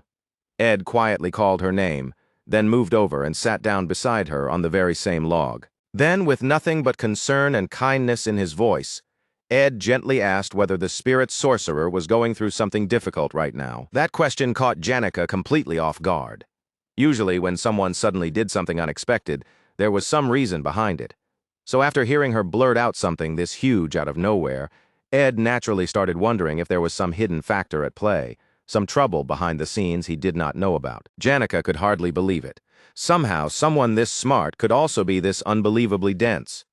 The thought amused her so much that she ended up smiling through her fluster and letting out a little laugh, telling Ed there was nothing he was missing. Then Janica let out a quiet sigh and admitted that maybe, in the end, she had simply wanted to run away. She confessed that she missed the old days, back when she had a room to herself in Awfulest Hall. Then, almost embarrassed by her own honesty, she wondered aloud if that made her sound foolish. From the very beginning, Janica had been the kind of talented spirit sorcerer who could even spiral out of control under the crushing pressure of everyone's attention. So living a normal dorm life inside Dex Hall had never really been easy for her in the first place. For an entire year, she endured those constant gazes from everyone around her, and every time she forced herself to answer them with a gentle smile. That was why the camp had started to feel like a refuge to her, like the one place where she could breathe. So if there had been even the slightest chance, she guessed she wanted to escape there. But even as she said it, she assumed her request must have sounded like nothing but a burden to him, and she was already trying to back away from it. She knew perfectly well that running away would not actually solve anything, and all it would really do was put more weight on Ed's shoulders. Even so, Janica had still wanted to ask, just once. She gave a self-conscious little laugh at herself, and beside her, Ed quietly exhaled in relief. Then Ed admitted very plainly that yes, it would definitely be burdensome. The moment those words landed, pain rushed into Janica's eyes. But Ed immediately added that whether it was a burden to him and whether he would accept it were two completely separate matters. That took Janica by surprise, so he explained himself. Life, he said, was about carrying other people's burdens while also becoming a burden to others in return. Of course, if he really felt the burden was too much, then the answer was simple. Next time he would just make some troublesome request of her in return. That was all there was to it. It was not as if they were people who would only know each other for a short while and then part ways. Their friendship was meant to last a long time, so this was not something that needed to be measured out with cold give and take. Ed was saying all of that without even realizing how loaded his words sounded, and hearing him put it that way made Janica blush all over again. Even so, Ed still felt that having the two of them live under the exact same roof was a bit much. But if she wanted, he said he would gladly build another hut for her nearby. The instant she heard that, Janica lit up with joy. Ed, knowing her personality, expected her to start hopping up and down in excitement. But the reaction she gave him was nothing like what he had imagined. Instead, the talented spirit sorcerer suddenly threw herself at him, wrapping both arms tightly around him as she thanked him over and over for being so kind. Ed smiled faintly and pointed out that she had stopped speaking formally to him. Janica gave a tiny hiccup through her soft sobbing, and Ed's rough, calloused fingers gently brushed through her hair. She had tried so hard to create distance between them, but in the end, she had failed completely. Still, if she had succeeded, what really would have changed? Janica was the kind of girl who would always step forward the moment someone needed help, and Ed knew that kindness like hers could never truly be repaid in full. Still, if someone like that collapsed to the ground in tears right in front of you, then no matter how complicated the relationship was, how could anyone resist reaching out and placing a hand on her shoulder to comfort her? The next morning, bright and early, Ed woke up and stretched as he got out of bed. He had said it so casually the night before, but actually building another hut was not going to be easy at all. He still had classes to prepare for, and on top of that, he needed to hurry and finish making the cane. Worse, he had already lost sleep thinking through how he was supposed to rearrange his schedule to make all of this work. And then, all of a sudden, the blond boy froze. The moment he opened the door, a spirit was there to greet him and calmly inform him that he was awake. It was the fire dragon spirit that often stayed around Janica, and the dragon cheerfully announced that he needed Ed's advice because he personally had no experience building huts. And that was not all. A whole crowd of other spirits had gathered too, each one surrounded by piles of building materials, and somehow many of them were even wearing little construction hats. The dragon greeted the still stupefied Ed and casually remarked that he looked tired. Truthfully, the dragon himself looked exhausted too. Apparently, there had been a celebration in the spirit realm, and he had spent the entire night partying. Regardless of that, now it was morning, and now they were building a hut. They had even already chosen a location, deciding that the best place for the new hut would be on the far opposite side of the clearing. Ed could only stare in shock as mole spirits were already busily laying out the foundation, accomplishing in moments what had taken him months. The dragon even commented that it sounded kind of romantic to open the door in the morning and immediately be able to see each other. Then again, the dragon mused. Maybe building the houses right next to each other would not be that bad either. Still, that might feel a little cramped, so they would need to work hard to preserve at least some privacy. The other spirits seriously weighed in too, with some saying the closest possible distance might actually be best. Meanwhile, Ed's brain was still lagging behind what his eyes were seeing. Right then, Mug dropped neatly onto Ed's shoulder. The little fire spirit shouted a report to Sir Tarkin, declaring that the general's plan was to complete the entire construction project in 10 days. Mug, acting as the field commander overseeing operations, promised that he would do everything he could to keep the work moving as efficiently as possible. Somehow, 10 days was still not fast enough for the dragon, and both Ed and Mug immediately started sweating. Mug hurried to explain that after taking into account shift rotations and rest periods for the lower-ranked spirits, 10 days was the most realistic estimate. Of course, depending on how smoothly the work progressed, it might still be possible to shorten that timeline. The dragon exploded in outrage, ranting that, back in his day, spirits would carry a spirit sorcerer on their backs for 3 straight days, trek through snowy mountains for an entire week, and still go fight the very next day without complaint. These days, he grumbled, there were more spirit sorcerers than ever, so making contracts had become easier, and now the lower-ranked spirits were taking life too comfortably, resting well, eating well, and only working on their own convenient terms. At this rate, he barked. When were they ever supposed to mature and rise to mid-rank? He sounded exactly like a deeply disappointed grandparent scolding lazy kids. Panicking, Mug immediately blurted out that he would revise the plan as much as possible and somehow finish everything in 1 week instead. The dragon huffed that he had work to do and stormed off to handle it. Mug, meanwhile, cried after him that the house would definitely be done in 5 days, so he just had to bear with it kindly, even if things got a little noisy along the way. Ed then turned toward Mug and asked, in total disbelief, how he planned to put up an entire house in 5 days when it had taken Ed himself several months. Poor Mug could only say that if Tarkin told them to speed up, then they just had to speed up. It was not like he had any real choice in the matter. Hearing that, Ed started feeling bad for dragging Mug into such an awkward position. In the end, Ed let out a sigh and reached for his tools.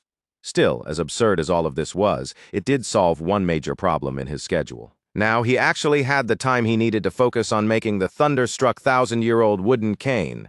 There were a lot of reasons Ed wanted to repay the spirit sorcerer for all the kindness she had shown him. Simply giving her a place to stay at the camp did not feel like enough. Even though Janica already had plenty of canes from friends and family, and even though he honestly was not sure whether she would like something like this, especially since she normally used an oak cane, Ed still kept hoping as he carefully carved the branch he had taken from the tree. He worked with real focus and a faint smile on his face, quietly hoping that Janica would end up liking it. Meanwhile, Lucy could not sleep at all.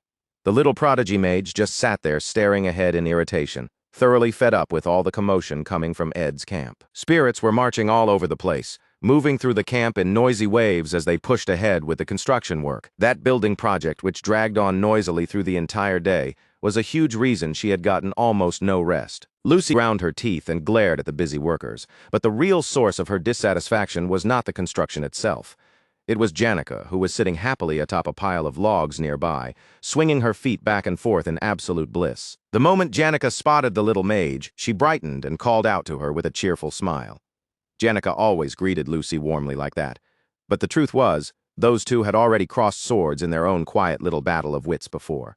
Janica had always been bad at openly expressing the things that bothered her, but this time she had no intention of losing.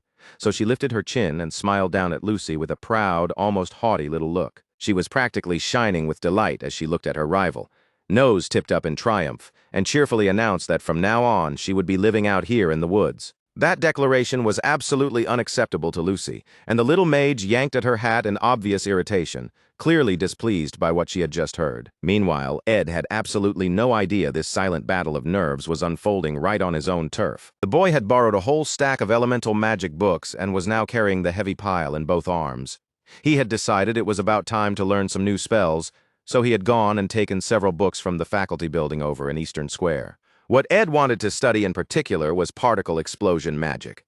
Sure, particle explosion had decent practical uses, but when it came to raw destructive power, it still only hit about the level of low-grade magic at best. That was when he remembered something Jix had once said. Against someone like Ed, the simplest way to win was to crush him outright with a sheer difference in power. That memory got the main character seriously thinking about one thing: firepower. As he stepped out into the square, he suddenly noticed a lone figure cheerfully strumming a guitar in her hands.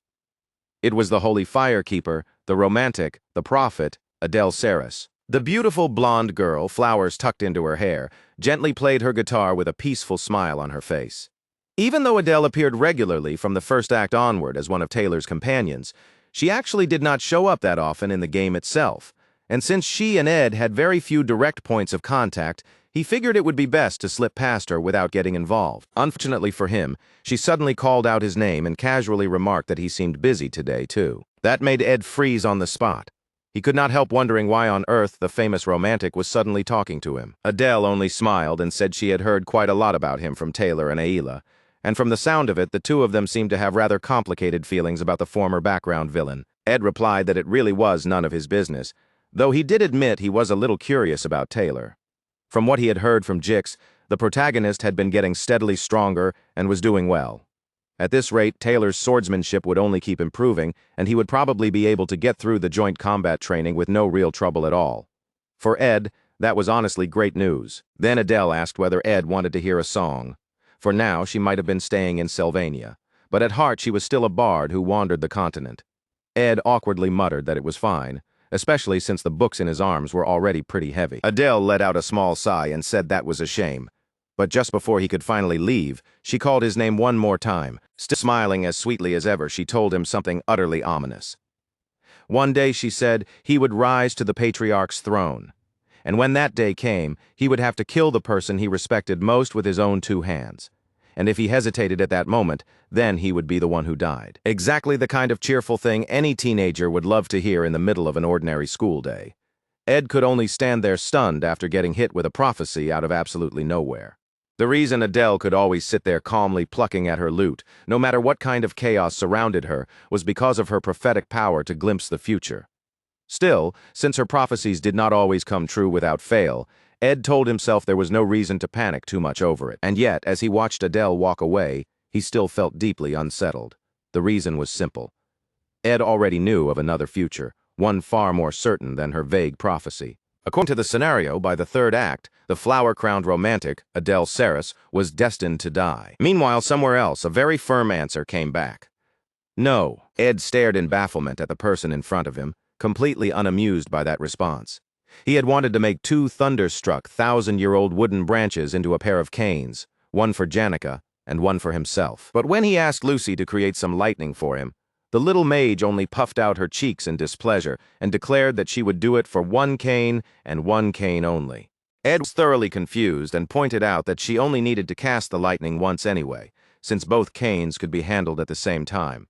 Even after hearing that, Lucy just kept pouting stubbornly. In the end, Ed let out a sigh and said that if that was how it was going to be, then he would just make one cane and give that one to Janica. That, naturally, was the worst possible thing Lucy could have heard. She looked like she was physically struggling not to crush somebody on the spot.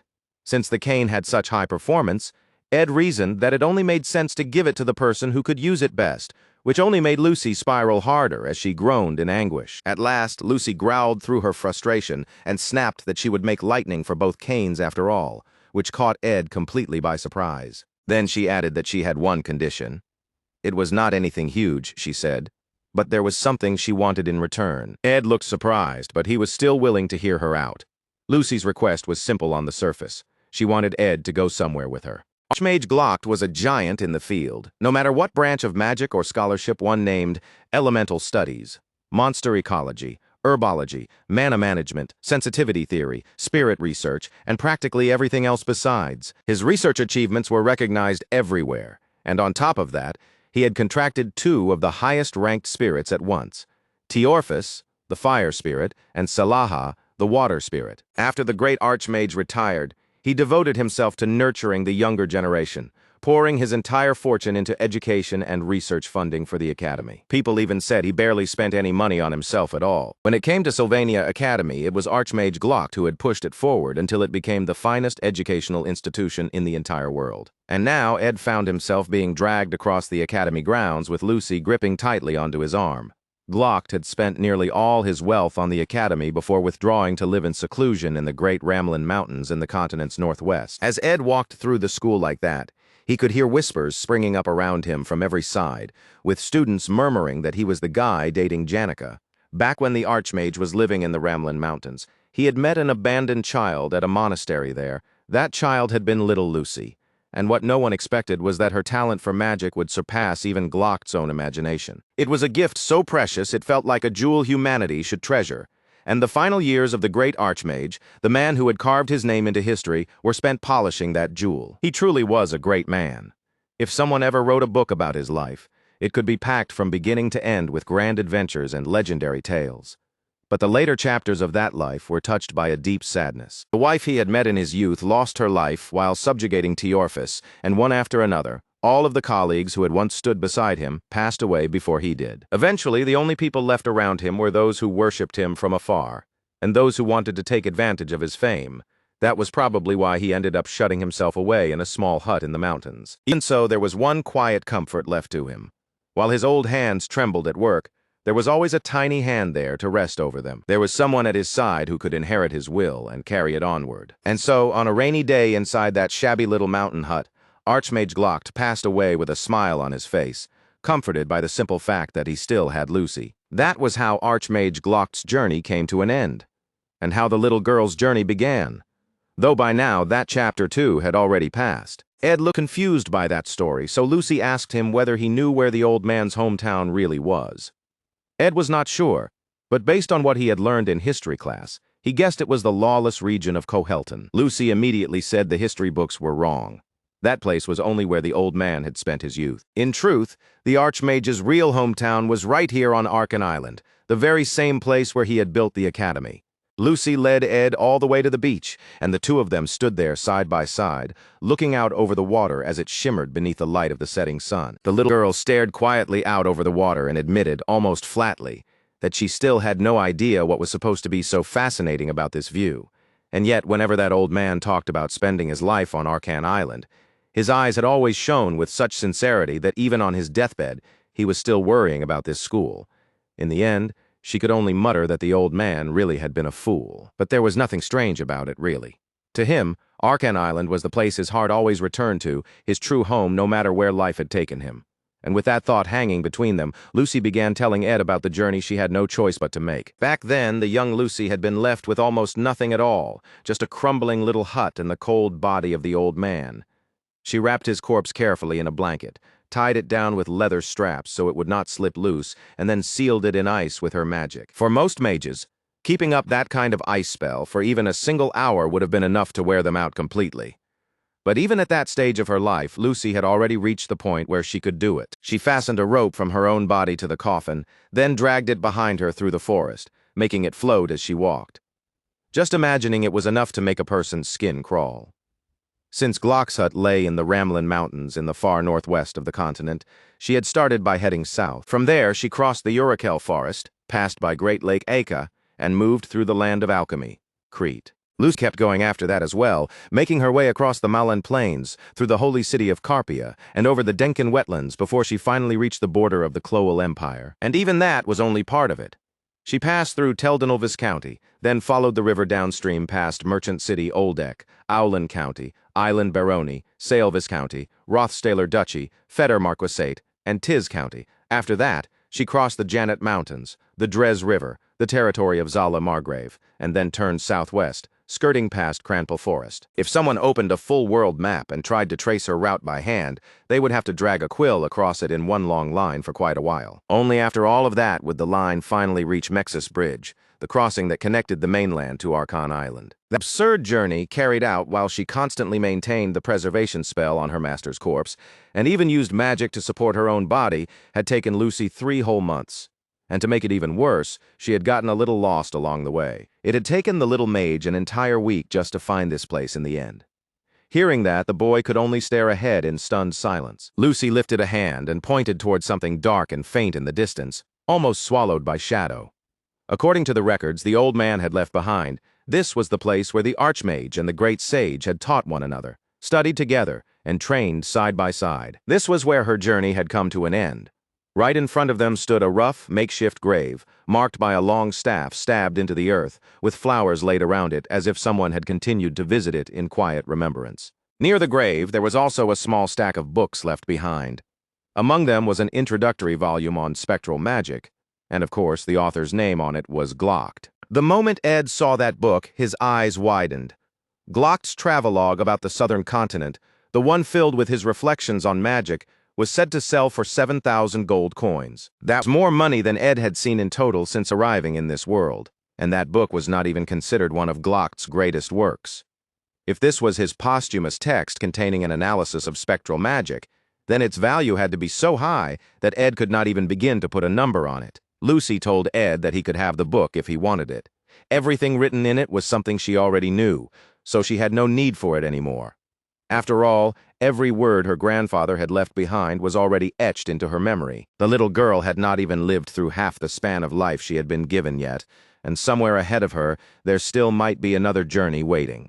Or maybe she would only leave after drifting through an aimless, half-hearted life first. Even so, there was one promise she had already decided she would keep. If danger ever came for Sylvania, then at least once, no matter what, she would protect it for her grandfather's sake. It was not a cheerful story, and it was not the kind of story that made listening enjoyable either. Even coming all the way out to a place like this had been troublesome in its own way. But despite all of that, Lucy had still wanted to show this place to Ed. The boy stayed silent, simply looking at the girl as she turned her back to him in an awkward, shy sort of way. Her first journey in life might have ended when she came to Arkan Island and buried her master.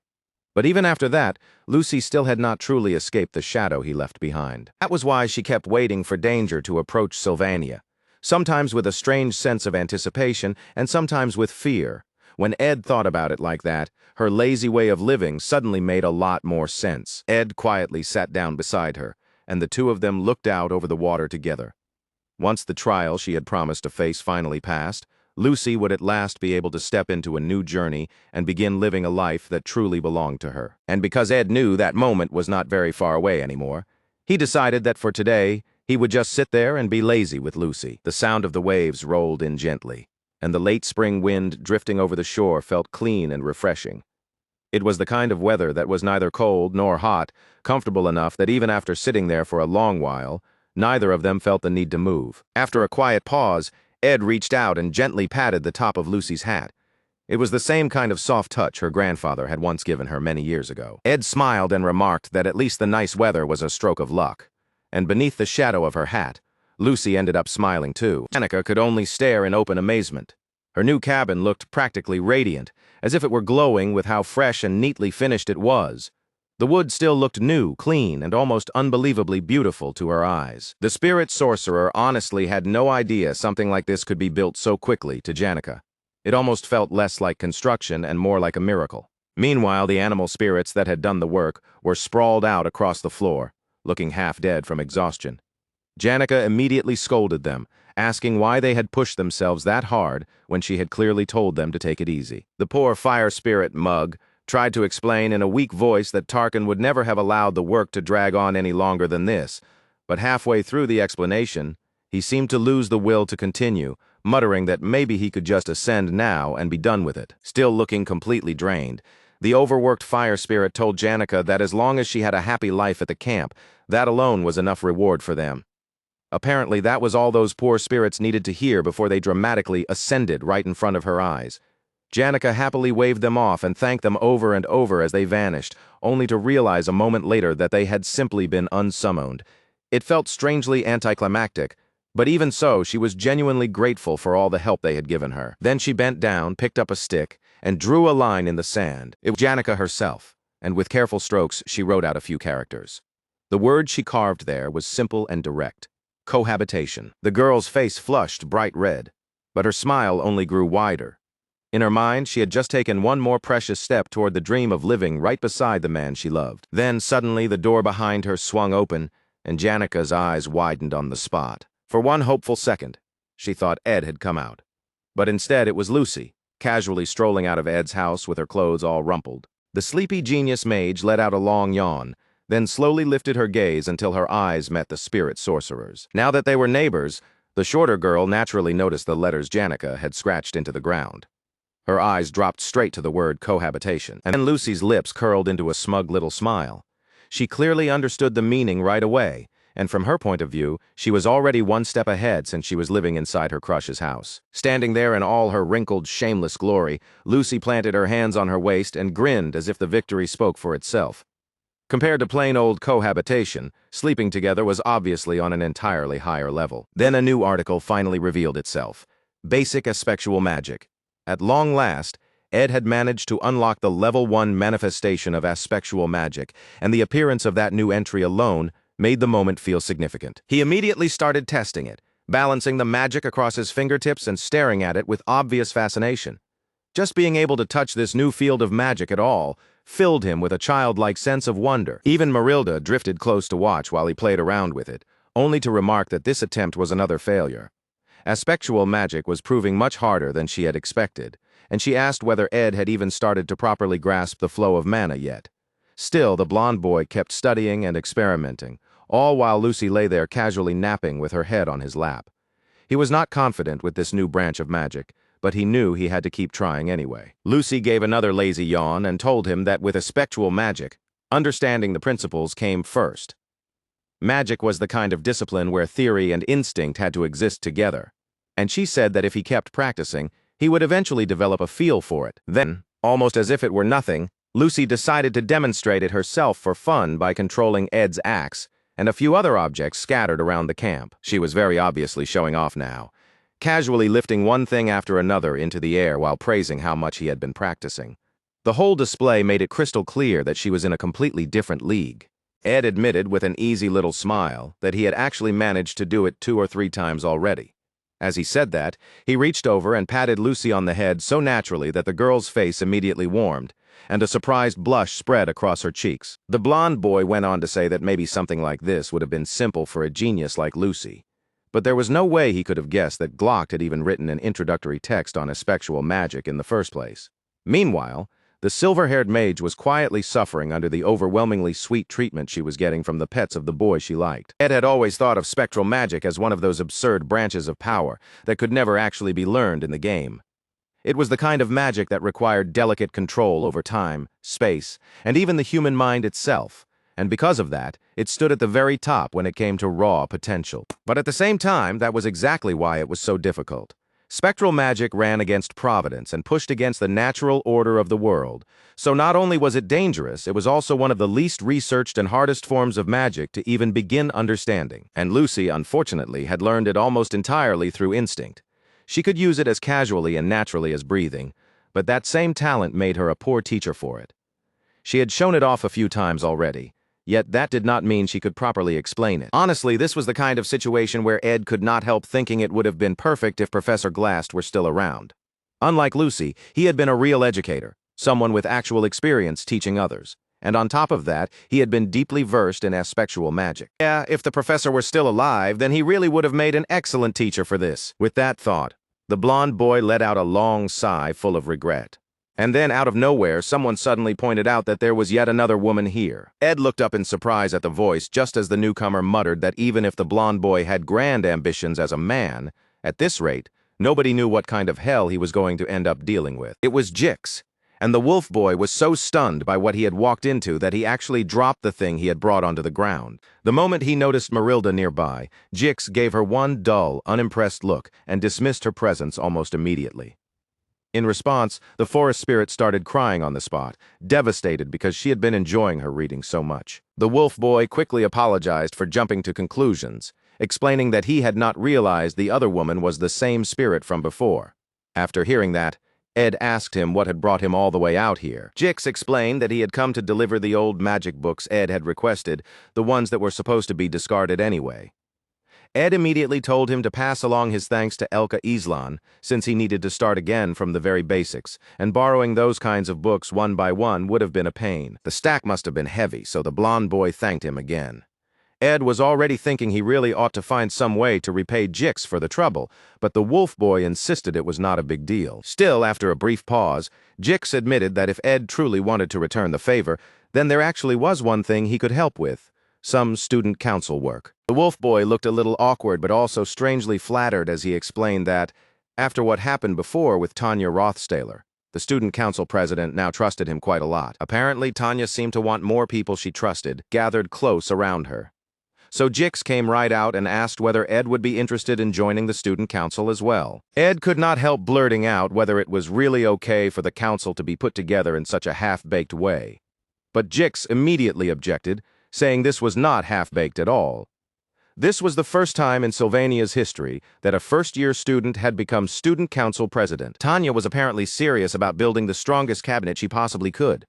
The noblewoman from Kirill County was already in, and Deke, the fourth-year top student, had joined as well. Looking ahead, Tanya also wanted first-year magic department top student Joseph, third-year top assistant Anis, fourth-year alchemy department top student Dorothy, and Ed too. In other words, Tanya was gathering people who were both capable and trustworthy.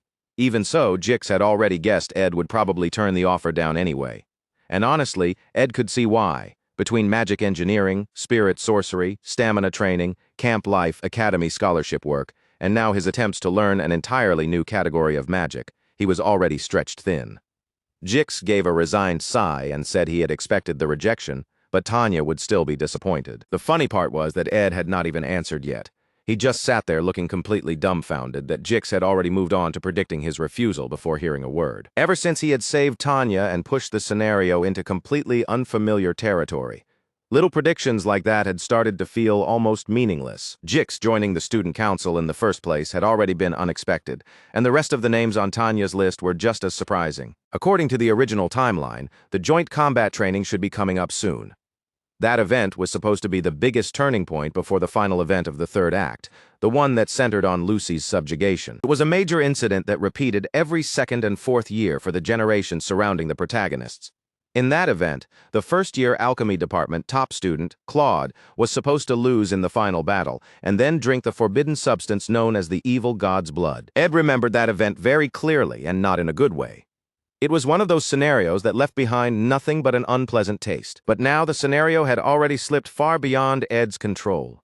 Whether things would still unfold the way he remembered or veer off into something completely new, he honestly had no way of knowing anymore. Elsewhere on the road, a carriage with lavishly decorated wheels rolled forward with heavy grandeur. Calling it a carriage almost felt wrong, though, unless mages had spent the entire night layering it with weight reduction spells.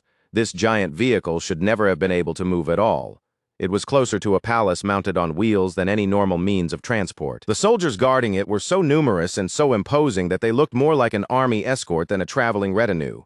Because of that, the citizens of the Holy City who saw the enormous vehicle approach had given it a name of their own, the Wheeled Palace. The sheer amount of resources needed to move something like that made the entire thing feel outrageously wasteful. Because of that, this rolling palace rarely ever traveled far from the Holy Imperial capital, and seated high within it now were only two people. One of the men remarked with a light laugh that the journey had gone farther than he expected, but it was still a relief that they would be able to personally inspect the Saintess situation after coming all this way. That man was Archbishop Verdio. Beside him, the other passenger thanked Verdio for arranging visits to the nearby noble territories as well, saying it had made the overall plan fall into place perfectly. Larger man, dressed in splendid, ornate garments that immediately set him apart, was none other than Holy Pope Eldane. The Pope wore a pleased smile on his face, clearly satisfied by the thought that they would soon arrive at Sylvania. And since the Holy Pope himself was coming, there absolutely could not be a single flaw in the preparations. There was work everywhere, and everyone involved was rushing around to make sure every last detail would be spotless. Tanya, in particular, could not hide her concern at the fact that Holy Pope Eldane, ruler of the Holy City Carpia, and Archbishop Verdio, the man who assisted him, would both be visiting together. Officially, the purpose of their visit was to spread the grace of the god Telos and conduct new baptisms, but Tanya knew that was mostly for show. The student council was in full panic mode, scrambling in every direction to prepare. The real issue, the part that truly mattered, was the request for private meetings. Everyone was especially worried about Saintess Clara, since she was practically the heart of the order itself.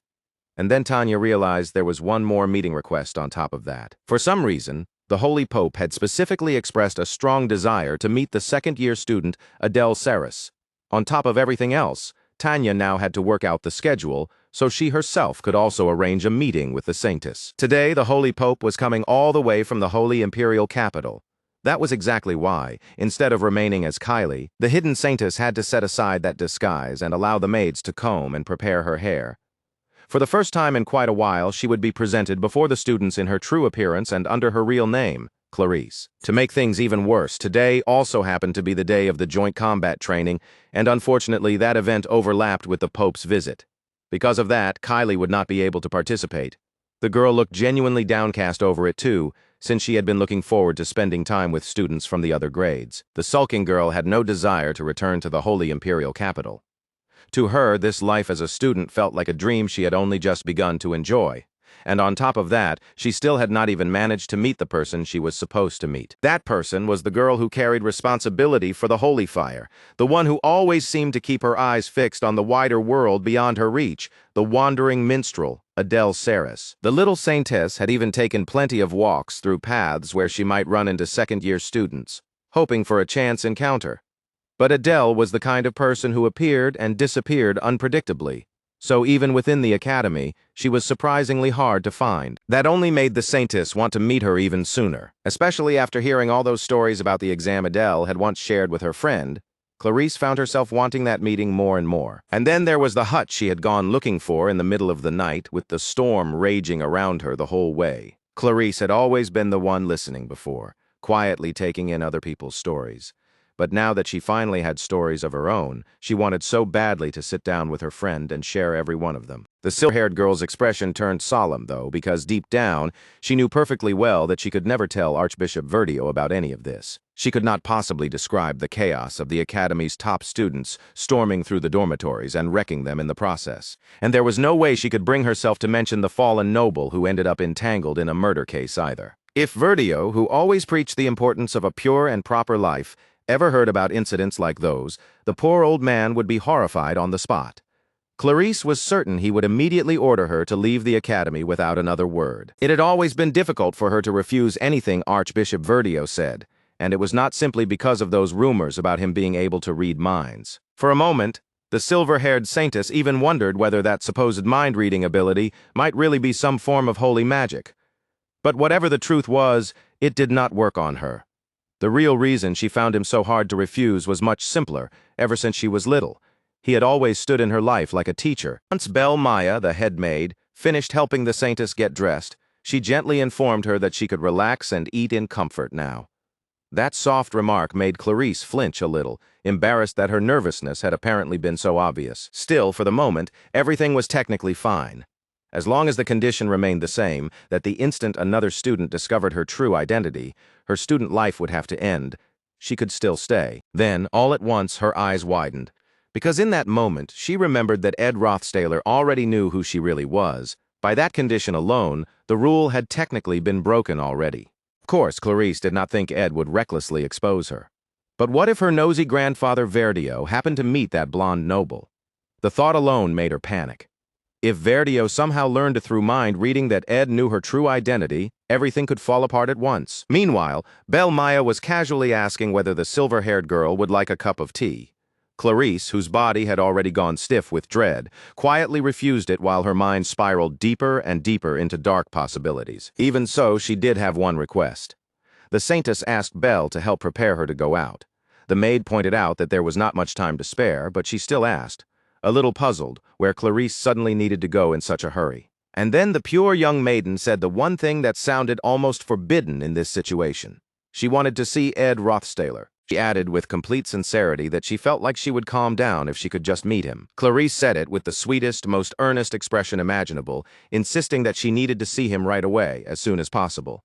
Hearing that, the maid could only stare in stunned silence. Belle Maya did not fully understand why, but when she thought about Ed's history of leaving young ladies flustered, blushing, or on the verge of tears, the last thing she wanted was for the saintess to meet him alone. Elsewhere, the matchup list for the joint combat training had finally been posted, and students immediately crowded around it in excitement, all of them trying to see who they had been paired against. Janica let out a disappointed sigh, saying that nobody had challenged her for the joint combat training.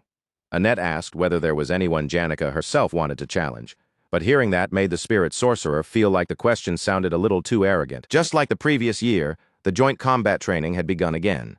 It was an exam where students fought one another directly, and those results would be reflected in their grades. The structure had not really changed either, since lower-year students still had to face upper-year opponents. The only major difference from last year was that students were no longer allowed to force a matchup by formally submitting a duel request.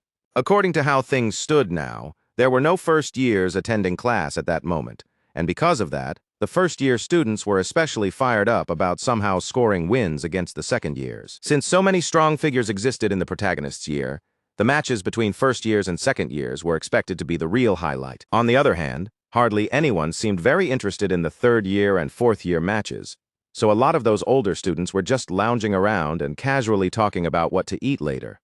Ed even found himself thinking about the leftover meat he had bought from the L'Oreal Inn restaurant, wondering whether they should just salt it and cook it simply. Among the third years, which included both Janica and Ed, there were not actually that many especially strong students to begin with. Last year, the only real upset had been Janica defeating Lortel.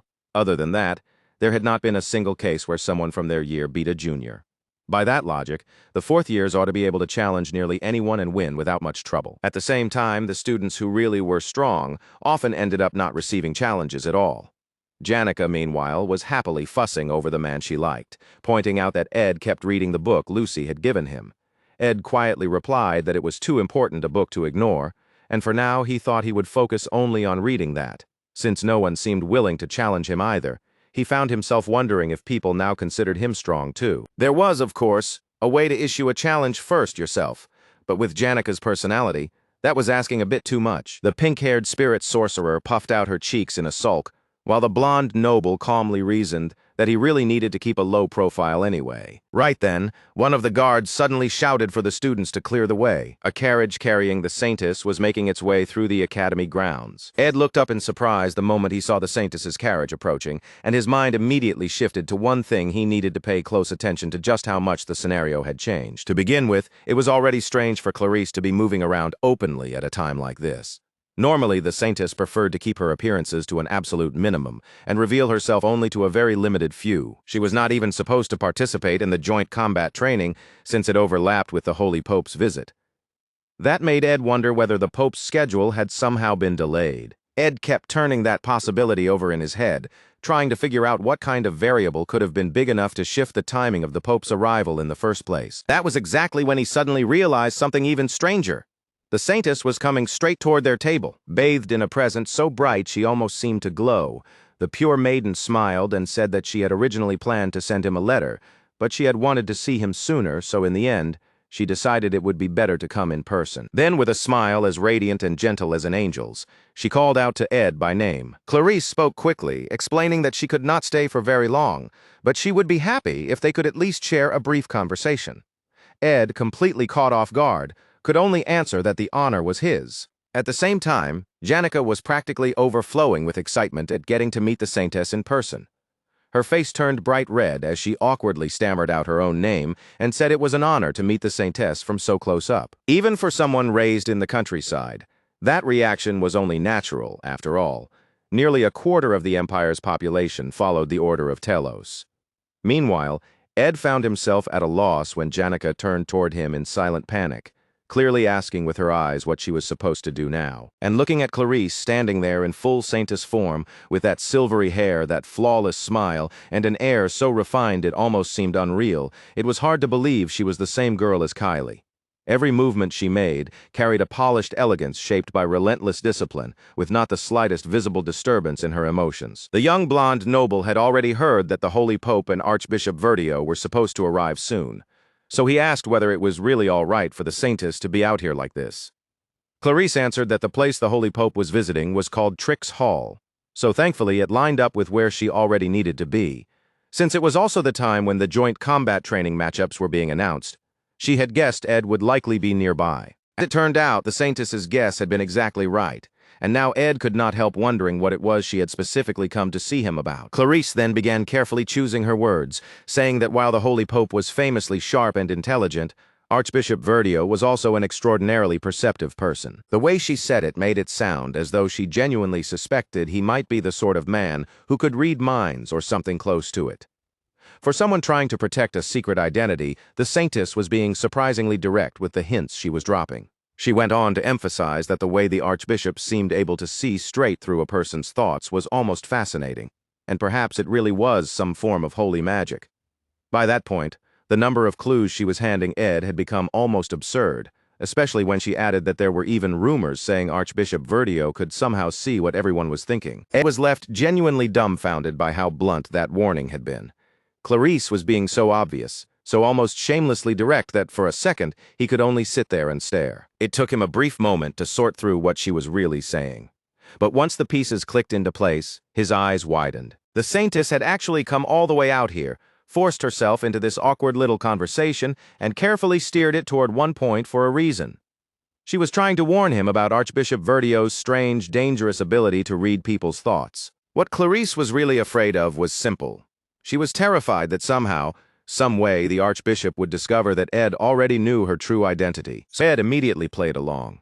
He admitted that a remarkable man like the Archbishop was far too important to ever cross paths with someone like him anyway, especially now that he was just a fallen noble with no real standing. Clarice blinked in surprise when she heard that, and Ed calmly added that he would be occupied with the joint combat training, which meant there was probably no chance at all that he would ever end up meeting such a capable, high-ranking man today. The relief that spread across Clarice's face was immediate. She visibly relaxed, delighted by the thought that the one person who knew her secret would never come face-to-face with Archbishop Verdio. Then Janica suddenly spoke up from the side, nervously twisting one of her pigtails around her finger as she asked the question that had clearly been bothering her. Had the Saintess really come all the way here just to see Ed? Clarice looked slightly taken aback by the question, but in her usual innocent, unguarded way, she simply answered yes. That was exactly why she had come. Janica could not quite handle that answer. The Saintess had supposedly been nervous about the Holy Pope's visit, and yet she had still ridden all the way here in a carriage just to meet Ed. The spirit sorcerer's expression started taking on a very dangerous edge, and Clarice, noticing it at once, hurriedly tried to explain herself. She awkwardly insisted that she was human too, so of course she got nervous sometimes as well. But the more the Saintess tried to explain why she had come to see the fallen noble, the worse it got. She stumbled over her words, stuttered, tripped over her own logic, and before long none of her sentences were making much sense anymore. At last, with her hands trembling slightly, Clarice gave up trying to sound composed. Blushing from ear to ear, she softly admitted that she had just been a little nervous and that she simply wanted to see him. Well, when she put it that way, it did sound understandable enough. And then, as if she had suddenly realized what she had just confessed, the Saintess jolted to her feet and fled. She blurted out that she could not stay any longer when the Holy Pope would be arriving soon, then hurried off at once while the guards called after her in alarm. Everyone could only watch as Clarice practically jumped back into her carriage. And just like that, the vehicle sped away at incredible speed, vanishing almost as quickly as it had appeared. The very next second, all of the questioning eyes around him turned toward Ed at once, completely destroying any remaining chance he had of not drawing attention to himself. Ed let out a pained groan as a massive headache came crashing in. Whether she approached him as Clarice or as Kylie, spending time around that girl was never simple. Before long, the joint combat training finally began, and students filled the stands with cheers as the first two fighters stepped into the ring around the arena. People were already talking about how Ed had not submitted any challenge requests either, though among the newer students, rumors were still floating around that this third year was supposedly pretty strong. Of course, some of them also sneered that he was probably only considered strong because the third years were weak to begin with. Ed, meanwhile, looked utterly miserable as he stared at his opponent's weapon, a huge, gleaming battle axe that looked every bit as dangerous as it really was. His opponent flashed a savage grin and told him to get ready. In the first year and second year matches, there were rules forbidding mid-rank magic and sharpened weapons. But for the upper grades, things were completely different. The massive student laughed with the rough energy of some pirate out of legend and declared that he wanted to make one thing clear before the duel started. He was Kordek Valadirk, a fourth-year combat student and the second-ranked student in his faculty, a man who never lowered his guard just because his opponent was younger. A number of students watching grew visibly uneasy. Everyone already knew why sharpened weapons were banned so often they could kill. But even a blunt weapon in the hands of someone like this could leave horrifying injuries. Just imagining having to face a fourth-year combat specialist was enough to make most people shrink back. Then the announcement rang out across the arena. Third year Ed Rothstaler would now face fourth-year Kordek Valadirk. The crowd erupted in excitement, and the instant the signal to begin was given, Kordek lunged forward, swinging that enormous axe with a vicious gleam in his eyes. The combat student let out a wild laugh, saying that now his blood was finally starting to warm up. He bragged that he never held back just because a duel was only for training, and with another fierce laugh, he warned Ed that if fear was already crawling through his body, then it still was not too late to back down. Ed answered that with nothing but a deeply irritated scoff. Then he raised one hand and fired off a blast of flame magic without hesitation. The burst of scorching fire slammed directly into the incoming axe strike, stopping the massive swing before the weapon could ever reach the third-year student. And before Kordek could recover, Ed followed it up with the mid-rank spell Particle Explosion, The fourth-year fighter let out a shrill, startled cry as he took the blast of fire straight to the face. Coughing inside the cloud of smoke, Kordek winced and staggered, stunned that a mage could react that quickly in close quarters. Grinding his teeth through the pain, the fourth year lifted his head and reassessed the third year standing in front of him. Until last year, Ed had been nothing worth mentioning, but now, while Kordek was still trying to recover, his opponent was already summoning both a fire spirit and a water spirit at the same time. Kordek could hardly believe what he was seeing. Where in the world had a monster like this suddenly come from? The combined detonation of fire and water was overwhelming, nearly swallowing the entire stage, as the fourth-year combat student was battered by one attack after another. All around the arena, the watching students swallowed hard, staring in a mixture of awe and intimidation. It had taken roughly 5 seconds for the fallen blonde noble to completely dismantle the laughing, swaggering fourth-year combat student. And even in that short burst, Ed had still been careful not to leave his opponent seriously injured. Somewhere in the back of his mind, he offered Kordek a quick apology in case the guy had wanted a longer fight, but Ed had no intention of dragging this out, and after finishing the duel, he quietly praised his spirits for the good work they had done. Then the entire arena suddenly exploded into cheers and shouting. Ed let out a quiet sigh to himself. He had barely been able to focus on the fight at all, because his thoughts had been tangled up in too many other things. After the Saintess's explosive little visit, Ed had first taken the hopelessly directionless Janica over to the stadium. And on the way to the other arena where he was supposed to face Kordek, he had run into someone he absolutely had not expected to see. It was Adele Saris. The wandering musician was happily plucking at her little instrument, giggling with open delight over the fact that she had run into Ed again. Ed had asked what she was doing here in Glocht Hall when all the second years were supposed to be over in Nail Hall. Adele merely smiled and called it coincidence. She said she had heard that even the way the wind happened to blow could be fate. So meeting him like this must mean they were more closely connected than most. The blonde boy honestly had no idea how he was supposed to respond to that. The truth was, he was not exactly eager to keep getting entangled with yet another strange woman. But then Ed noticed something underneath her cheerful manner. Adele was uncomfortable, and the moment he realized who she was, another fact came crashing into his mind as well. Once the joint combat training ended, Adele Saris was supposed to die. Even so, she lightly hopped down from the window ledge, bowed with a bright little farewell, and said she had to be going. Normally, Ed would have weighed the scenario carefully and let events move the way they were meant to move. But the scenario had already shifted drastically the moment Tanya became student council president. And as he thought about how arrogant it was to meddle in things beyond his power, he also remembered the people he had already been forced to let go of, people like Professor Glast. Because of that, he could not simply turn his back on Adele and pretend her death was inevitable. At this point, letting things pass by untouched had become far harder than before, and as that realization sank in, Ed felt his hands begin to tremble. Ed called out to her from behind, and Adele Saris stopped in her tracks. She turned back with a curious look, her expression light and open, as if she had no idea what he could possibly want to say next. For a moment, the words would not come out. Ed struggled, hesitated, and then finally forced himself to say the one thing that sounded impossible, no matter how he phrased it, that she was going to die soon. He knew perfectly well how absurd that had to sound. There was no way she would believe him easily, and honestly, he had no idea how he was supposed to convince her at all. But instead of recoiling or laughing it off, the wandering musician simply answered that she already knew. And with a bright, almost cheerful smile that completely caught Ed off guard, Adele calmly admitted that yes, she was aware she was going to die. That was why Ed came charging out of the combat hall after her, urgently trying to find where she had gone. As he ran, one thought kept hammering inside his head. Did Adele have a secret like his too? Was she carrying some hidden truth inside her the way he was? His mind raced as fast as his feet. First, he needed to find Taylor to figure out just how far the scenario had shifted, and after that, he had to find Adele Saris again. But Ed did not get very far before the mood around him changed in an instant. The air turned strange, and the floor beneath his feet began to tremble. An earthquake hit without warning, and panic spread through the students around him at once. Even Ed, who had already seen the scenario twist far away from what he knew, was stunned by how sudden and violent it felt. He had prepared himself for a lot of possibilities, using every prediction and every bit of imagination he had.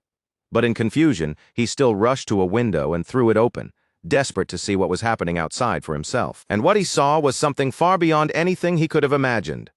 Outside the window, rising upward like a nightmare made real, was a vast wall of icy blue power. Ed froze in shock, staring at it in disbelief and asking himself why something like that was here now, of all times. This was a being that was treated as extinct even in legend. A calamity so overwhelming that ordinary human strength alone could never hope to stop it. Then that monstrous existence burst up through the earth itself, tearing through the chaos, swallowing the school. For a place that liked to call itself prestigious, Sylvania Academy was starting to look like the last school any sane parent should ever send a child to, unless they specifically wanted that child to experience real monsters and near-death terror firsthand. Because now, the final boss of the failed swordsman of Sylvania had risen from beneath the ground. The sacred lance dragon had awakened, and the thing towered over the academy, like a living mountain. The failed swordsman of Sylvania, the second joint combat training, was supposed to be the point where Taylor crushed every powerful first year standing in the way, and after that he would finally bring down Claude from the Faculty of Alchemy. Claude would drink the evil god's blood, leave the exam grounds, and only then hear the news that Adele Saris had died. Back then, the exact circumstances of Adele's death had never been clearly known. But after hearing that news, the innocent, childlike Clarice lost all trust in the Order. From that point on, she became an entirely different person. Players of the game had hated how abruptly Clarice changed, and even gave her a new name for it, the Faithless Saintess.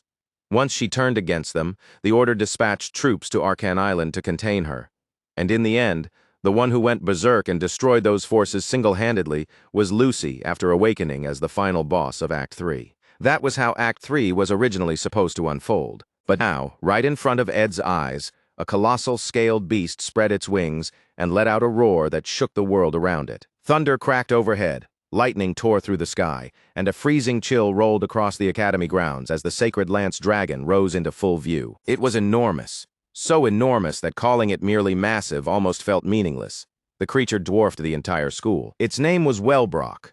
This was the boss of Act 5, a monster that was only supposed to appear near the very end of the main story in The Failed Swordsman of Sylvania. So when Ed saw it here and now, horror went straight through him.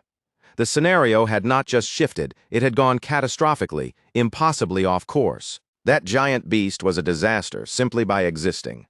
It was so huge that there was no way it could stand inside the academy grounds without causing destruction. Even the waters surrounding the island churned violently every time it lifted a foot. Students and buildings were thrown about by the sheer force of its movements, and cries of pain rose everywhere. And the most terrifying part was that it was not even using magic. These were just careless, insignificant motions from the dragon's point of view, yet the people below could barely remain standing against even that. With a single step forward, Wellbrock sent students fleeing in every direction as the world around them shattered apart. Stone cracked, structures broke, and everyone ran desperately to avoid being swallowed by the destruction left in the creature's wake. Ed groaned through gritted teeth while screams echoed all around him. The shaking threw him down to his hands and knees, and he struggled just to steady himself against the ground. Half of the dormitory had already been reduced to ruin and ash simply because the dragon lifted 1 foot from the water and planted it down on the shore. Buildings were crumbling around the students, and panic had taken over completely. Ed had only survived the first collapse because he happened to be inside a faculty building. Students were racing blindly through the academy, and Ed himself kept moving forward on little more than raw luck. Then he hurled himself straight out through an open window, throwing up his arms to shield his body as he jumped. He understood the risk. After this, he might not be able to use magic for years.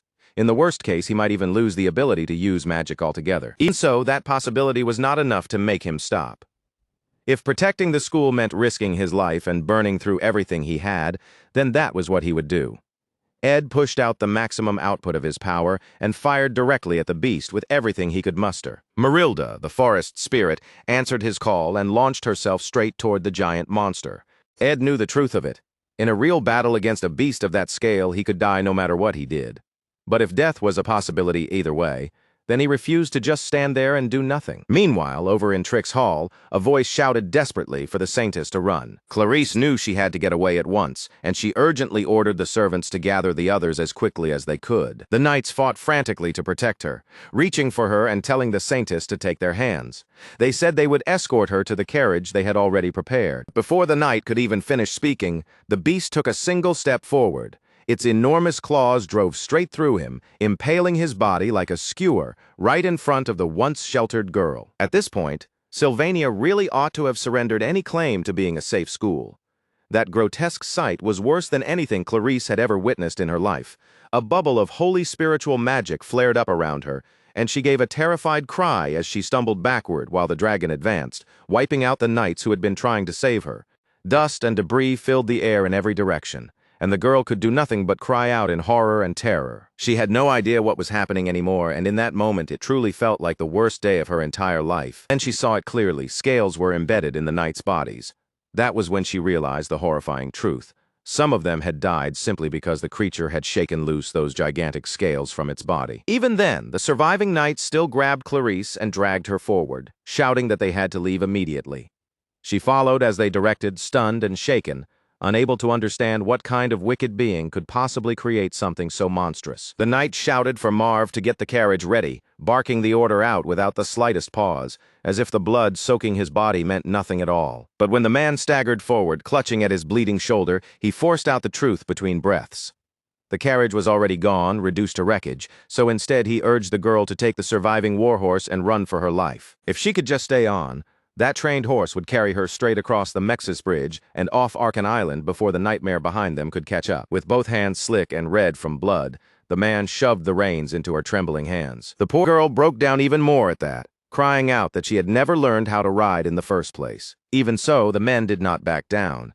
Though both of them were already badly wounded, they kept urging her on, telling her to grab the reins and cling tightly to the horse's neck, determined to get her out alive no matter what it cost them. They hurriedly lifted the girl up onto the horse's back, and with a sharp smack to send it forward, the horse burst into motion, racing off under a desperate command to carry the saintess beyond the castle walls. She let out a frightened squeal and clung to the horse with all her strength, tears spilling down her face as she looked back at the men who were throwing their lives away to save her. Clarice had always believed stories like this belonged to old legends and exaggerated myths, so even now, seeing it with her own eyes, she could barely accept that a creature this horrifying truly existed. As she rode past the bodies scattered across the ground, the sight of all those fallen corpses dragged an old memory back to her mind.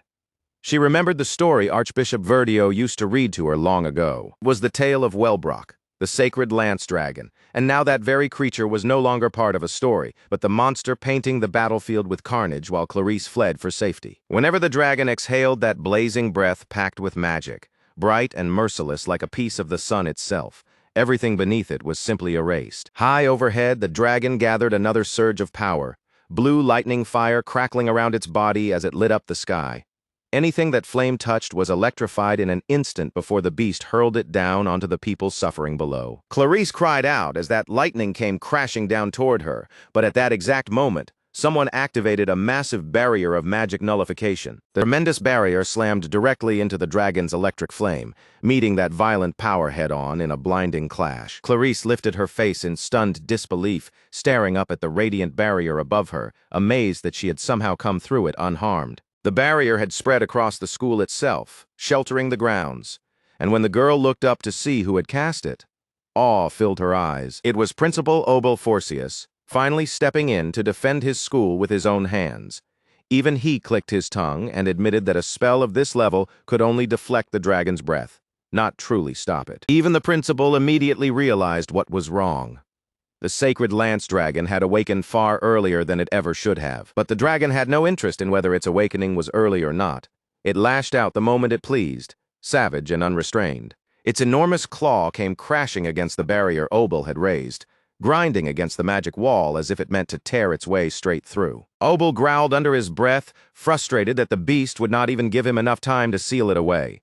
It was almost as if the dragon itself understood it was about to be imprisoned again and wanted absolutely no part of that. Then the highest-ranked telekinetic spell was unleashed, activating the chains of providence. Purple chains shot through the air and coiled themselves around the giant blue dragon, binding its massive body. Lucy had always wanted just one chance, just once, to lend her strength when the school faced a true disaster. Now that chance had finally come, and she let out a breath of relief that she had arrived in time to throw her chains into the fight, even if this was far from the kind of help she had imagined giving. The strongest mage in the school had stepped onto a battlefield worthy of her power at last, facing an enemy that could actually meet her at her level, and she was ready to use everything she had. The dragon, of course, had no intention of quietly accepting the appearance of the school's hero. It answered Lucy with a furious, thunderous roar. Then something impossible began to happen. The chains holding the beast started to crack, and the sight alone was enough to send a shock through everyone watching. For the first time in Lucy's life, Her magic had been overpowered by someone else's strength. The chains shattered apart, and the young genius could only stare up in stunned disbelief as her spell was broken. That burst of purple force was met head-on by the beast's gigantic claw, and the impact sent Lucy flying through the air. At the same time, the creature managed to tear through part of the barrier. Magic and force collided so violently that debris rained down everywhere, and even poor Clarice was knocked clean off her horse by the shock. She squealed helplessly as she was thrown through the air, her elegant dress getting even more torn and dirtied in the chaos.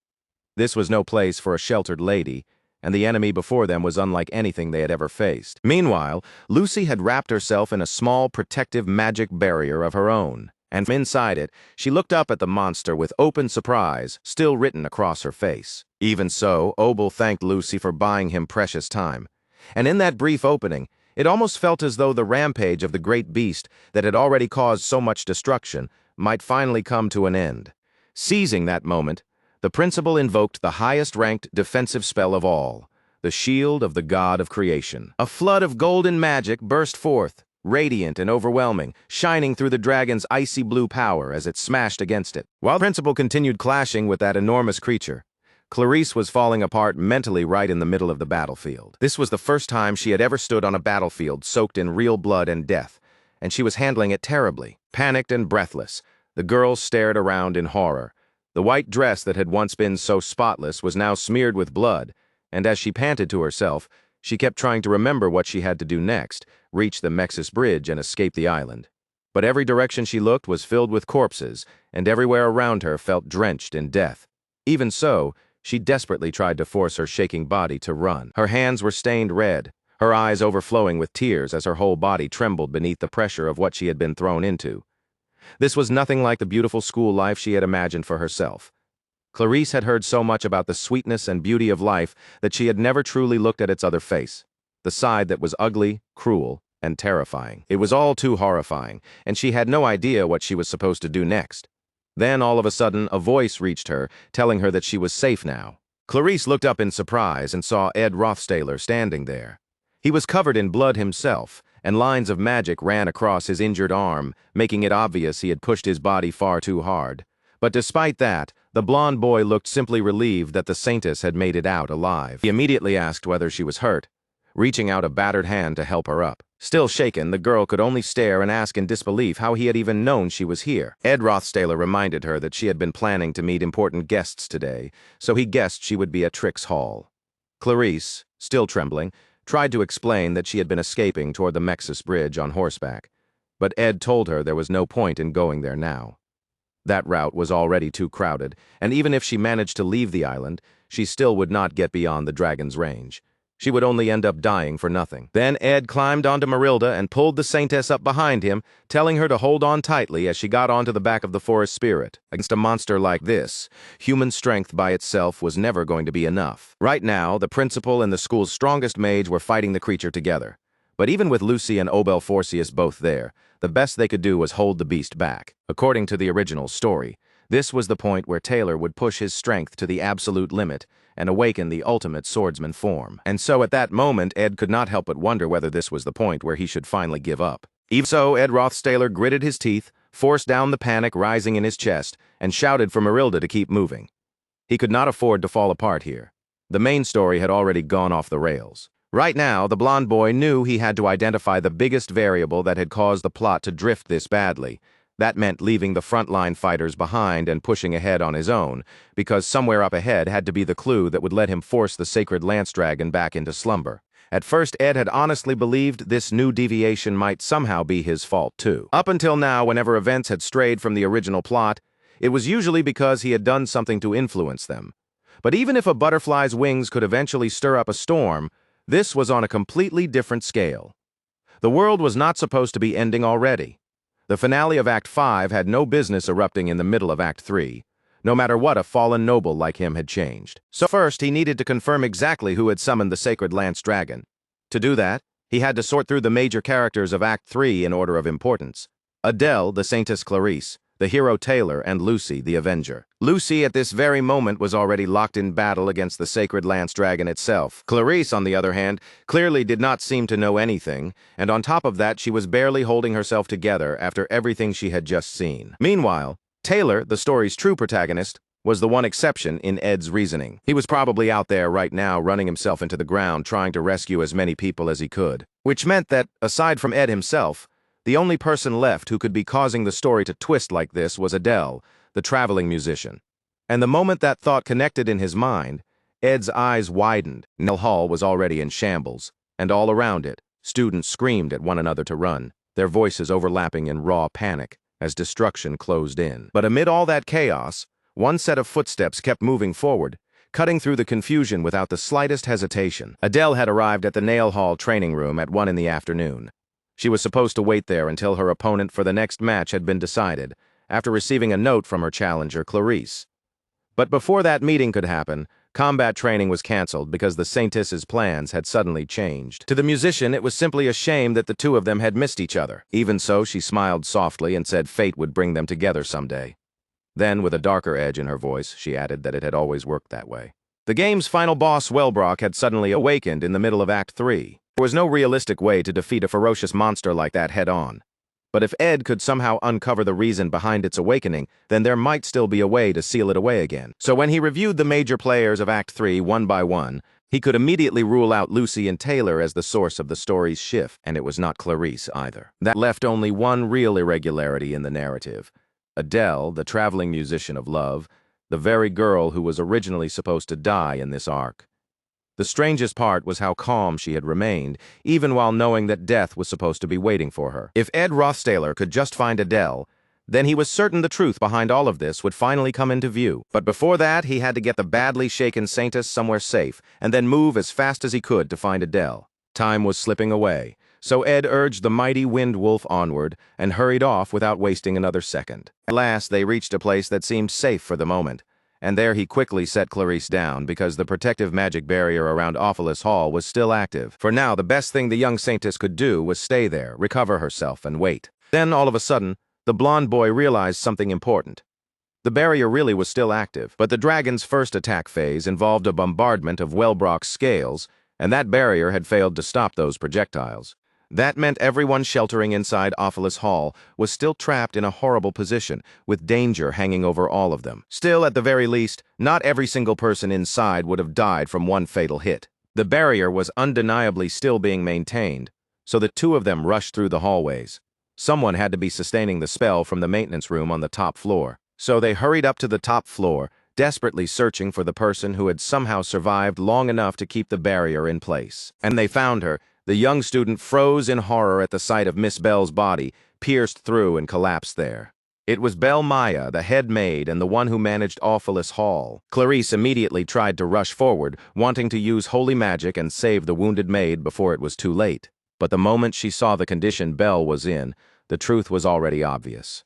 There was no hope left. Belle had already been struck down during the first wave of attacks, and even after taking that fatal wound, she had somehow dragged herself all the way to the top floor. She had done it for one reason alone.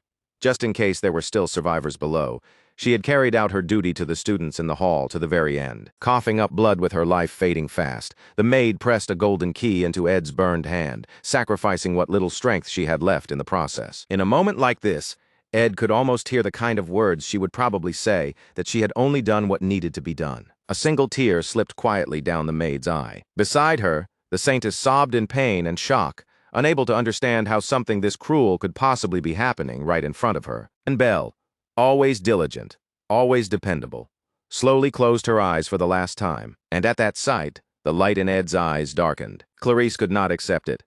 She was still in complete denial, refusing to believe that the head maid was not going to be all right. Ed gritted his teeth, grabbed the girl by the arm, and pulled her along before she could collapse completely into that grief. Belle was the first person Ed had failed to save, but there was no time to stop. No matter how bitter it felt, they still had to do what had to be done. First, he needed to leave Clarice in her room, because high-level magic was active there, and as long as the room was not directly struck, it should remain safe enough. The Saintess needed to stay strong and hold her heart together, while Ed went back out to figure out how this disaster could still be stopped. But Clarice panicked at once. her voice shaking as she told him it was far too dangerous outside. But instead of backing down, Ed Rothstaler raised his voice and told the sheltered girl to look out the window for herself. If they let things continue like this, then the situation would only spiral further out of control for everyone else still trapped outside.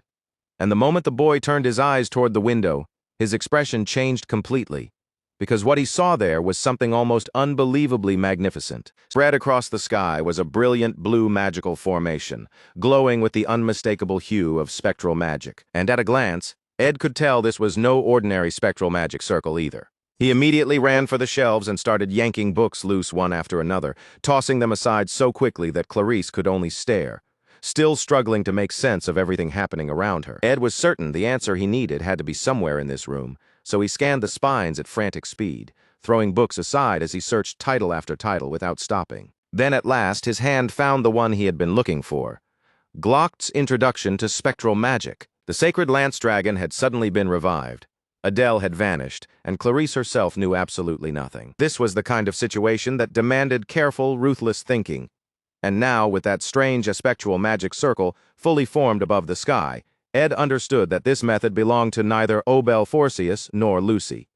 It was a style of application he had never seen before. Above them, the great dragon drew in power again, its massive throat swelling as it prepared to unleash yet another enormous fireball. The blast came crashing down, and thankfully it was intercepted by the barrier that Principal Obel Forcius and the prodigy mage were still desperately maintaining. Even so, the principal struggled under the pressure of the beast, fully aware that there was no way he could block every single attack forever. Then his face tightened in alarm when he realized that one of the fireballs had veered off and was now heading in the wrong direction. And in that instant, Ed finally understood. The entire situation had been twisted from the very beginning. This was never part of the original story. Clarice turned toward her senior and asked if he had figured something out. But before he could answer, Awfulus Hall was suddenly drowned in a brilliant blue light. Outside the window, the descending fireball blazed and shimmered like some terrible heavenly star. It was beautiful in a way that only made it more horrifying, the kind of sight one might see right before the end. Clarice cried out and threw up her hands on instinct as the light rushed toward them. The glow swallowed both students in an instant, so bright it left them frozen in shock. Waves of heat rolled over them in brutal pulses, scorching and relentless, and the destruction carried in that attack was on a level people would speak of like a legend. Awfulus Hall, which had only barely endured up to this point, was engulfed in heavy silver-blue flames, and the moment the blast struck the building, the explosion was as beautiful as it was deafening. When it was over, Awfulus Hall had been reduced to rubble and ash, and in the middle of the fallen stone and shattered debris, the Saintess Clarice slowly managed to force her eyes back open. Her eyes widened the moment warm drops of blood splashed onto her face. There was no way she should have survived something that massive, not after an explosion like that. Then she saw the answer. Ed was standing over her, shielding her with his own body, his entire frame wrecked and bruised red as blood spilled from his mouth and dripped down onto the trembling Saintess below him. Exhausted and barely holding on, the boy let out a weak breath and told her that no matter what happened, if there was ever something she could not bear alone, then she needed to ask for help right away. She did not have to carry everything by herself, and hearing that from the very person who had just taken a dragon-sized blast in her place only made the words hit harder. Clarice could only stare at her senior in horror, tears spilling helplessly down her cheeks. Her voice cracked as she begged him over and over not to give up. But all Ed managed to mumble out were the numbers 1, 6, and 0. Clarice did not care what he meant. She did not want to hear anything like that. With shaking hands, she desperately tried to heal him, pouring out her power and pleading with him to stay alive. But he had already lost far too much blood. No matter what she did, there was no way this could be fixed so easily. At last, his strength gave out, and he collapsed forward into the crying girl's arms. Clarice screamed for him, but by then the blonde boy's eyes had already gone dark. And yet overhead, the blue aspectual magic suspended at the center of the school began to stir, rippling strangely like the surface of a tide. The magical field around it spread wider and wider, rising upward with immense dynamic force as though the entire sky itself were being rewritten. All while the Saintess could only cry as she held Ed's limp body in her arms. She could not understand why so many people had ended up giving their lives just to protect someone like her. Now even the senior she treasured had sacrificed himself to keep her safe. Clutching him tightly, she begged him not to die and prayed with everything she had for him to survive. The girl broke down completely, sobbing apologies and wishing she had been more useful, wishing she had done anything important enough to help. Then came a stretch of heavy, suffocating darkness. And suddenly, Clarice's eyes snapped open. She sat there with tear-reddened eyes, staring ahead in stunned disbelief, too shocked even to breathe properly. She was back at the tea party with Ed Rothstaler once again, seated across from him while her guard stood nearby keeping other people from approaching. It was only a few minutes before disaster was supposed to strike the school around her. The students were muttering exactly as they had before, whispering in confusion about why the Saintess had come. Clarice sat speechless, unable to understand what was happening, while Janica was still blushing over the Saintess just like before. And Ed, equally unaware of what had just happened from her perspective, simply asked what the Saintess had come to talk to him about. The next second, Clarice suddenly lunged across the table in a way no Saintess ever should, grabbed Ed by the shirt with both hands, and stared right at him while fighting back fresh tears. She even yanked his shirt open without hesitation. At that moment, she was clearly not here to play around. Ed was completely horrified, of course, but Clarice kept staring at his exposed torso, checking frantically, and sure enough, there were no injuries there, none of the terrible wounds she had expected to find on his body. The students were stunned. The guards were stunned. Janica was stunned. Everyone there was frozen in shock, and Clarice, meanwhile, was shocked for a completely different reason. Janica immediately protested the Saintess handling her crush so roughly right there in broad daylight, her outrage rising on the spot at what she was seeing. Then the beautiful silver-haired girl suddenly sprang backward, her face going strangely unreadable as if her mind had been ripped somewhere far away from the scene in front of her. She drew in shaky, uneven breaths, trying desperately to calm herself, while wondering if everything she had just lived through had only been a dream, a horrible nightmare, or some kind of warning from the future. It had all felt far too real to dismiss so easily, and tears began to gather in her eyes the moment she remembered holding her senior's lifeless body. She had watched the light fade from Ed's eyes with her own two eyes. She had seen Belmaya die. She had felt that terror so vividly that there was no way it could have been brushed aside as imagination. She'd even still see the smeared marks of Ed's bloody hands left against her skin. Clarice started trembling all over, tears finally spilling free as the truth hit her. Somehow, impossibly, she had returned to the past. That morning came rushing back to her in perfect detail. She remembered briefly speaking with Senior Ed in an attempt to stop him from meeting Archbishop Verdio, the mind reader.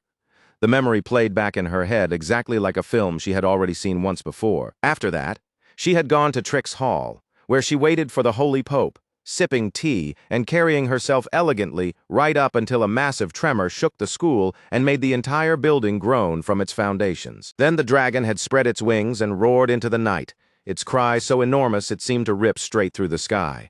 Clarice had stared at that majestic, horrifying monster in absolute terror, and in that moment, she knew with certainty that she was going to die. Spikes had rained down from above, and shattered debris from the collapsing building pierced through the guards around her, killing them where they stood and turning everything near her into a scene of death. She remembered their bodies dropping one by one, the floor beneath them being painted red as each of them gave up his life trying to protect her.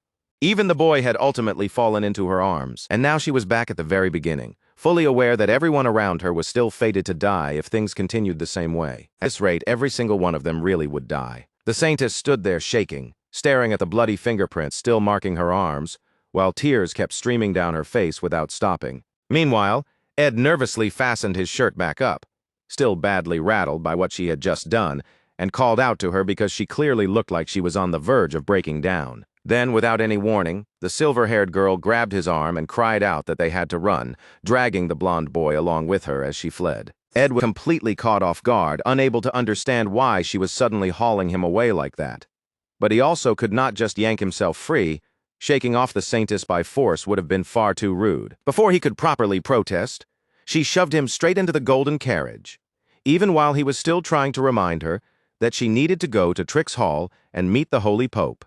Through tears, the girl insisted that she would take responsibility for everything later, but for now they had to get to the Mexis Bridge as quickly as possible. The carriage lurched into motion at once, kicking up a dramatic cloud of dust behind it, and leaving the nearby students staring in utter disbelief. The Saintess had just kidnapped the main character in broad daylight, and Janica could only stand there in horror, staring after the carriage and wondering if the two of them were somehow eloping.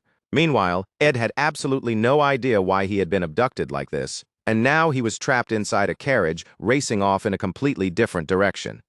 He could not understand why the usually gentle girl was crying so hard, and he tried to explain that behavior this scandalous was going to cause a mountain of trouble. But with face buried in her hands, Clarice wept and told him that a great dragon would soon descend over the skies of Arkan Island, and that most of them were going to die.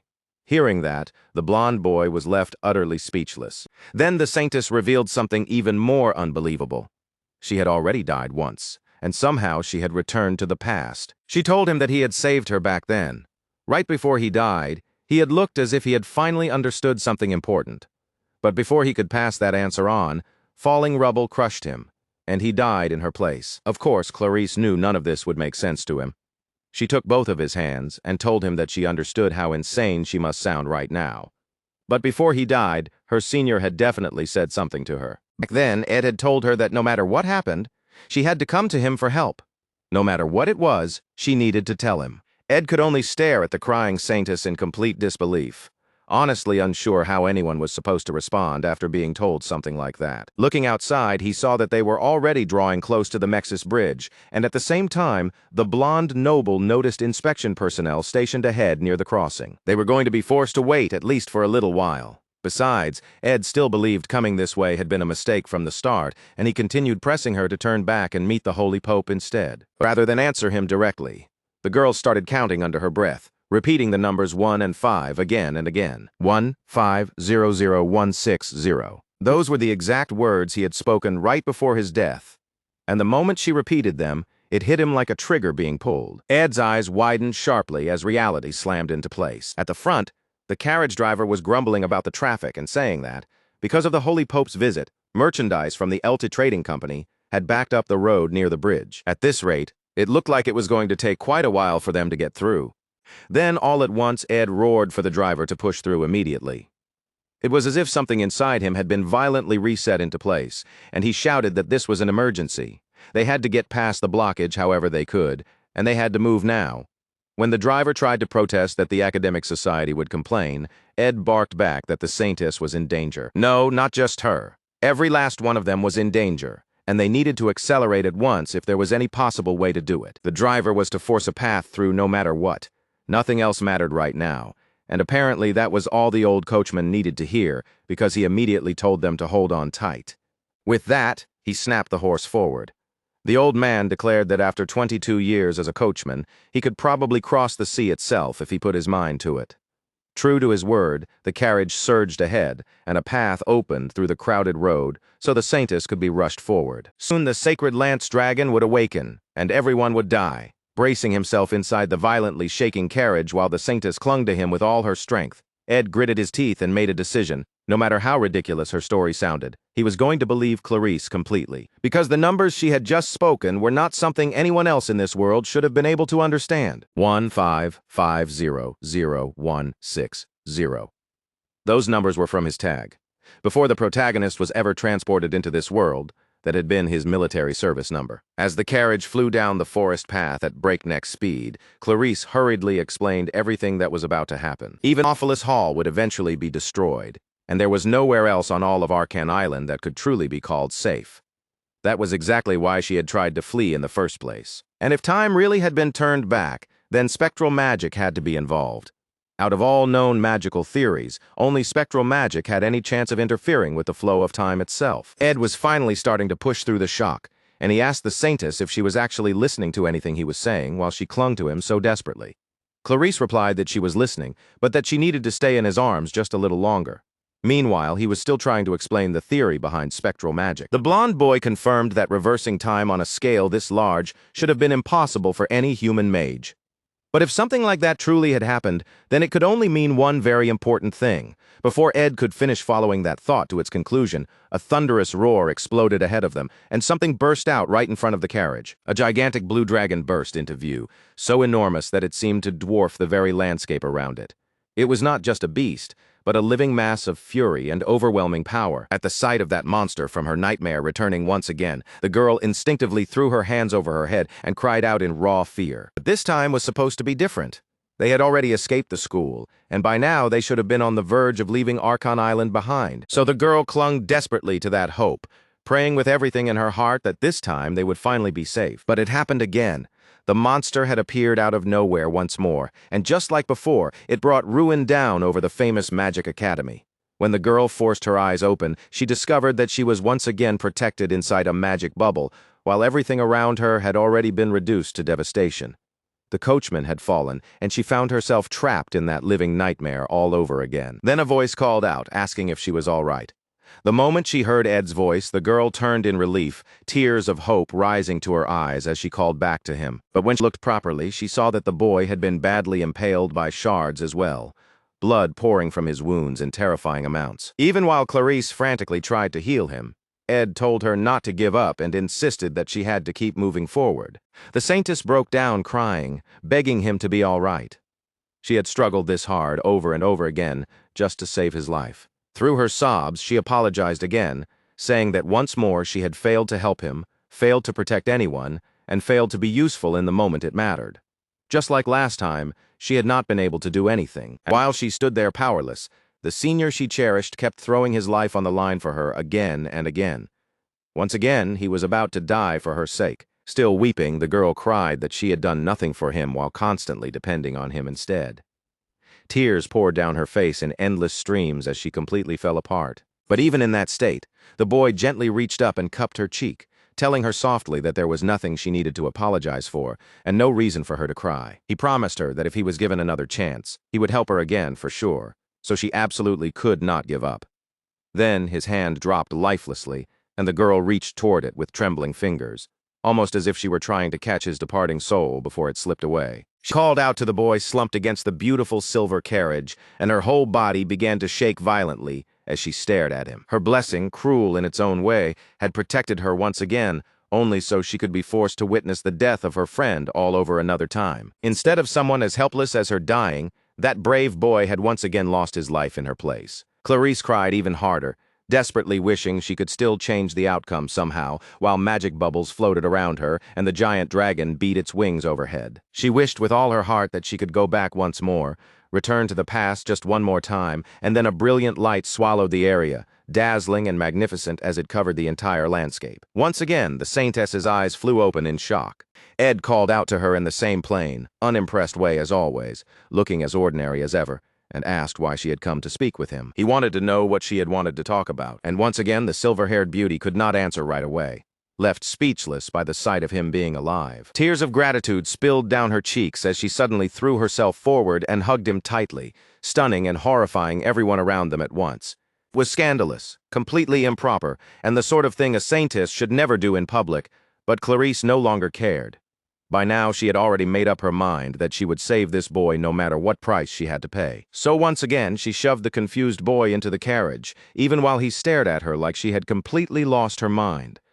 This time, she said they were going in a different direction. She urged the carriage to race east as quickly as possible, desperately hoping that changing the route this time would buy them the time they needed. As they fled inside the carriage, she explained everything to Senior Ed, and together they chose a place where they might be able to hide. But then the giant dragon rose from the earth once again, bright blue scales scattering in every direction as everything beneath it was torn apart and laid to waste. Once again the carriage was stopped. Once again the boy ended up dying in her arms, and once again the girl was left panicking as her third regression collapsed into the same nightmare. Greece had taken them all the way to the opposite side of the island that time, but even that had not been enough. They still ran out of time, and once again blue magic danced above her head, signaling the beginning of her fourth regression. Again, the saintess shoved the protesting boy into her carriage, despite his confusion and demands to know what she was doing. This time, they headed for the seaside cavern along the western shore, a route her senior himself had guided her toward. But that cavern collapsed too, and once again he had only managed to save her. By this point, the saintess was piling up trauma faster than she could even process it. Again and again, over and over, she kept dragging him from place to place, desperately searching for even one route that would not end in tragedy. By the time of her 12th regression, they had even tried hiding in Professor Glast's secret laboratory, yet not even that place escaped the Sacred Lance Dragon's magic. They were hit there directly as well. Even so, Clarice never stopped trying, and honestly, the sheer persistence she showed was remarkable. She tried a 15th time, and then a 22nd time as well. Again and again, she watched him die in front of her in different ways every single time. Crushed beneath rubble, stabbed through, burned alive, falling to his death, impaled. No matter how it happened, he always used his final moments to say something kind to her before the light left his eyes. No matter what the saintess changed or where she ran, it always ended the same way. The school reduced to ruins, and her senior drenched in blood dying at her feet. And every single time she would open her eyes once more, still carrying the soot and horror of what had happened before, yet somehow physically unharmed. Clarice had no idea why time kept rewinding like this, but no matter where they went inside the academy, neither the Holy Pope nor the Archbishop was anywhere to be found. More than anything else, there was one cruel constant. Wherever they ran, Ed Rothstaler always somehow ended up dying. The boy looked at the crying girl with concern clearly visible in his eyes. They had repeated this same day dozens of times already, but every time the result stayed the same. He would save her, and then die in her place. She had seen that ending over and over until she could not bear it anymore. As usual, she recited the numbers to him. Beyond that, she no longer knew what she was supposed to do. Once again, they found themselves near the Mexis Bridge, held up by the inspection officials, and the girl quietly resigned herself to what she thought was inevitable. She was certain that, just like before, her senior would throw open the window and shout for the carriage to speed up. But instead, the blonde boy called out for the carriage to stop. The moment the boy stepped down from the carriage, he immediately turned back and told the saintess to come down with him too. He had no way of knowing how many times she had already thrown herself against this same disaster in an effort to stop it. But there was one thing he understood with absolute certainty. She needed rest, badly. The beautiful saintess stared at him in confusion, unable to understand why he had stopped the carriage at a time this desperate, because this was the first time she had ever seen him do something like this. But the boy only gave her a small, confident smile and said he knew a few people worth asking for help. Something had changed now, and that meant it was time to stop trying to shoulder this entire nightmare by themselves. That sudden change in attitude left the beautiful saintess stunned. Even so, panic quickly overtook her, and she snapped at the blonde boy, saying they had no time for this, and that she was sick of watching him die. She urged him to run now, because the moment the incident began, the bridge would be blocked off. The poor girl had already exhausted every method she could think of. She had dragged him away by force, tried fleeing again and again, and searched for every possible way out she could imagine. And yet every single time, it ended exactly the same. No matter what she tried, no matter how small and fragile the hope behind it was, he would always tell her it was okay. But in the end, none of it had truly changed anything. It had all been for nothing, and poor Clarice had been forced to watch her senior die over and over again. She could not bear to see that happen one more time. Even then, Ed told her once again that everything was going to be okay. He told her that nothing she had done had been meaningless, then opened a small blue container that held a white substance inside. The injuries on the saintess's body that refused to heal were far too dangerous to ignore, so he carefully spread the balm over them while wondering why those wounds still remained, even though she kept turning time back. The blessing of holy magic placed upon her was supposed to react to anyone hostile toward her, or anyone carrying the intent to harm her. It was a power that should always protect her body from injury. The same special magic also granted complete resistance to holy magic itself, which was exactly why Archbishop Verdio had never been able to read her mind. And yet, every single time she regressed, her memories stayed with her, and so did her wounds. That could only mean one thing. The very act of rewinding time itself was being carried out through holy magic. Most likely, some form of spectral magic was being used as the mechanism that actually pulled time backward. At that realization, the girl's eyes suddenly widened. She had finally arrived at the same conclusion her senior had reached the very first time he died. A spell that affected such an enormous area could never be sustained by ordinary means. The only way to power something like that would be a holy magic technique built directly on the authority of a god. Then Ed looked at Clarice and quietly asked her if she could see it now, this new sliver of hope in front of them. He had just started to ask how many times she had repeated this same day when she suddenly threw herself straight into him and wrapped him in a desperate hug. Crying into him, the girl admitted that she did not even know anymore.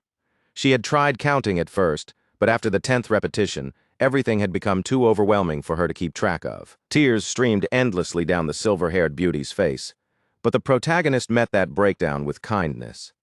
He gently rested a hand on her head and told her she had done well to endure this much, Before anything else, she needed to settle herself down and stop pushing her body and mind any closer to collapse. People slammed into a wall they simply could not overcome, again and again without end. There was always one thing they longed for most, a new hope. And right then, Clarice could finally see one standing before her in the form of Ed Rothstaler. The blonde noble told her to leave everything to him. Now that they had finally found the cause, running away was no longer the answer. From here on, they had to eliminate the source of the problem itself. Ed admitted that even back when he was playing the game, this part had always felt strange to him. Clarice had changed far too suddenly after Adele Saris died. People ended up calling her the faithless saint, and she had turned against the order so completely that it felt like her character had been torn apart and rebuilt into someone else. But now that Ed looked back on it, it seemed less like an abrupt twist and more like the result of someone who had gone through so much suffering that even her personality itself had been reshaped by it. There was no way the game alone could have revealed something like this. But if Clarice had truly been forced to endure this nameless hell an uncountable number of times before finally learning that the Order was responsible, then her transformation into the faithless saint suddenly made perfect, painful sense. If that was the truth, then Ed could draw one simple conclusion. In the end, nothing had actually changed from the original story after all. By the time they reached Nail Hall, that conclusion had already settled firmly in his mind. With everything they had learned up to this point, it was now obvious what Clarice had to do next. Even if she escaped from the Holy Lance Dragon, time would just rewind again, and there was no realistic way for them to erase the dragon itself. So the blonde boy made the silver-haired beauty listen carefully. They were going to stop the resurrection of the Holy Lance Dragon before it happened. And to do that, they first needed to find the Holy Pope and the Archbishop, because only people at that level should be capable of casting holy magic on this scale. The saintess said she had asked that question countless times throughout all those repeated days, but no one had ever seemed to know where they were. For people of such high status, that was deeply unnatural. Every move those two made should have drawn attention from countless eyes and ears, but Ed was rushing so frantically through the academy grounds that he did not even notice how scandalous it looked for the saintess to be clinging tightly to his broad chest while they ran from place to place. So when Ed Rothstaler and the saintess suddenly appeared together like that, it completely shocked both Taylor and Wade Collarmore, who had been in the middle of a sparring session. This was supposed to be the scene in Act 3, Chapter 5, where the protagonist awakened his swordsman form and cruised to an easy victory.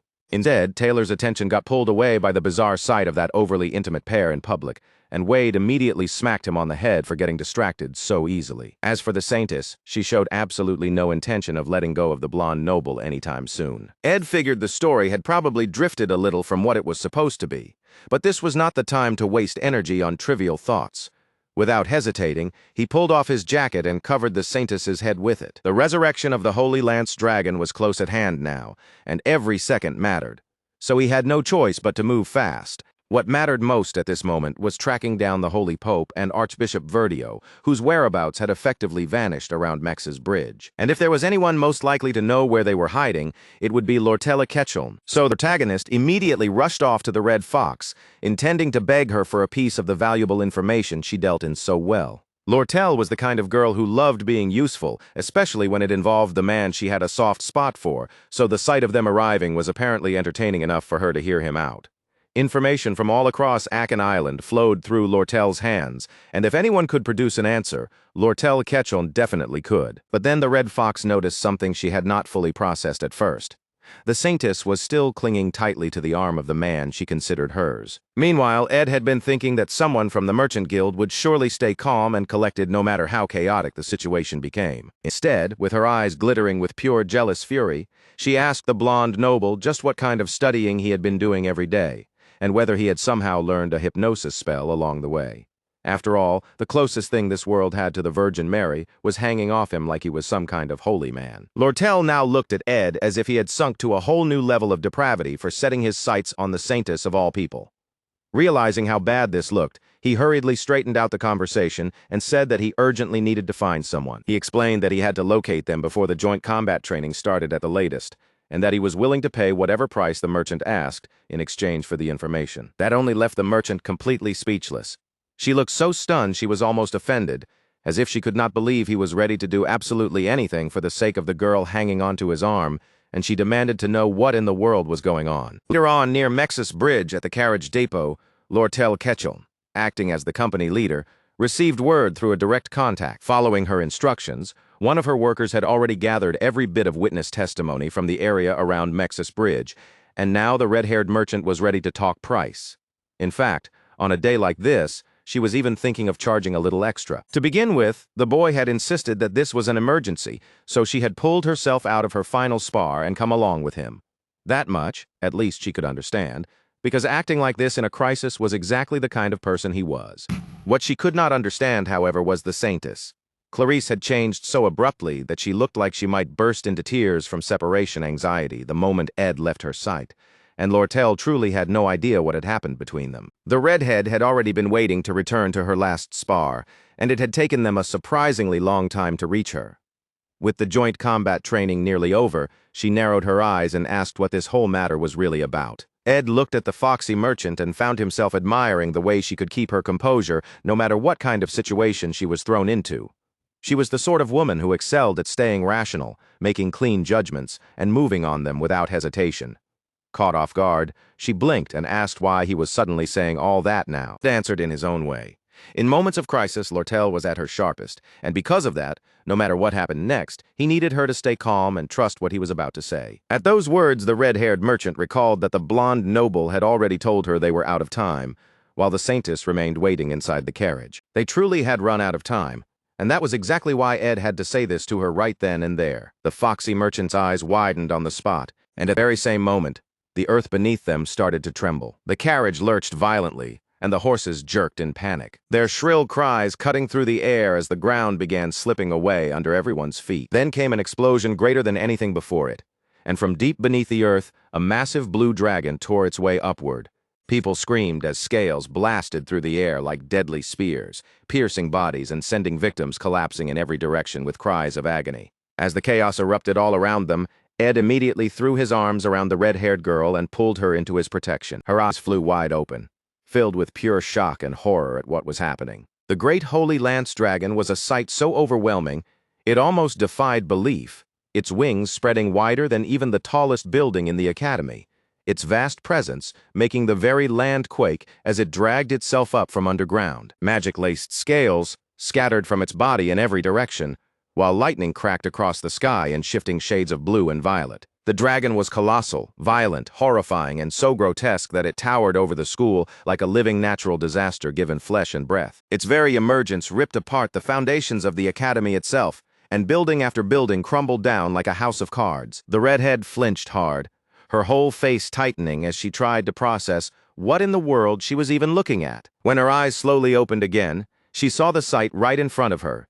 The man she cared for, stained with blood, using his own body to shield hers from the destruction. Tears rushed into her eyes at once, horrified by how badly her crush had been hurt just to keep her safe.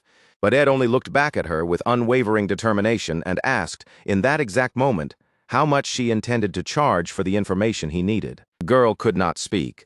A scale was lodged deep in his back, and for a brief second she struggled just to breathe while tears streamed down her cheeks. And then, despite everything, the red-haired merchant found herself smiling. Compared to the value of her own life, it looked less like he owed her anything and more like she was the one who would have to repay him, after all he had risked to keep her alive. Ed told her he did not need anything in return as he took the information from her hand. For him, this was already a profitable enough bargain. According to 13 witness statements, the Holy Pope and Archbishop Verdio had used a concealment rune and moved along isolated roads under military escort. Their destination had been the academic cathedral inside the faculty building, and Ed studied the note with a grave, focused expression on his face. He cast a glance toward the carriage, and he was not especially surprised when a hand suddenly burst straight through the metal and punched the door clean off. Clarice cried out for him, and immediately rushed over, sobbing as she begged him not to die. The moment she saw the blood, she completely panicked, clinging to him so shamelessly and desperately that even Lortel had to look away for a second. Then the red-haired merchant snapped back to her senses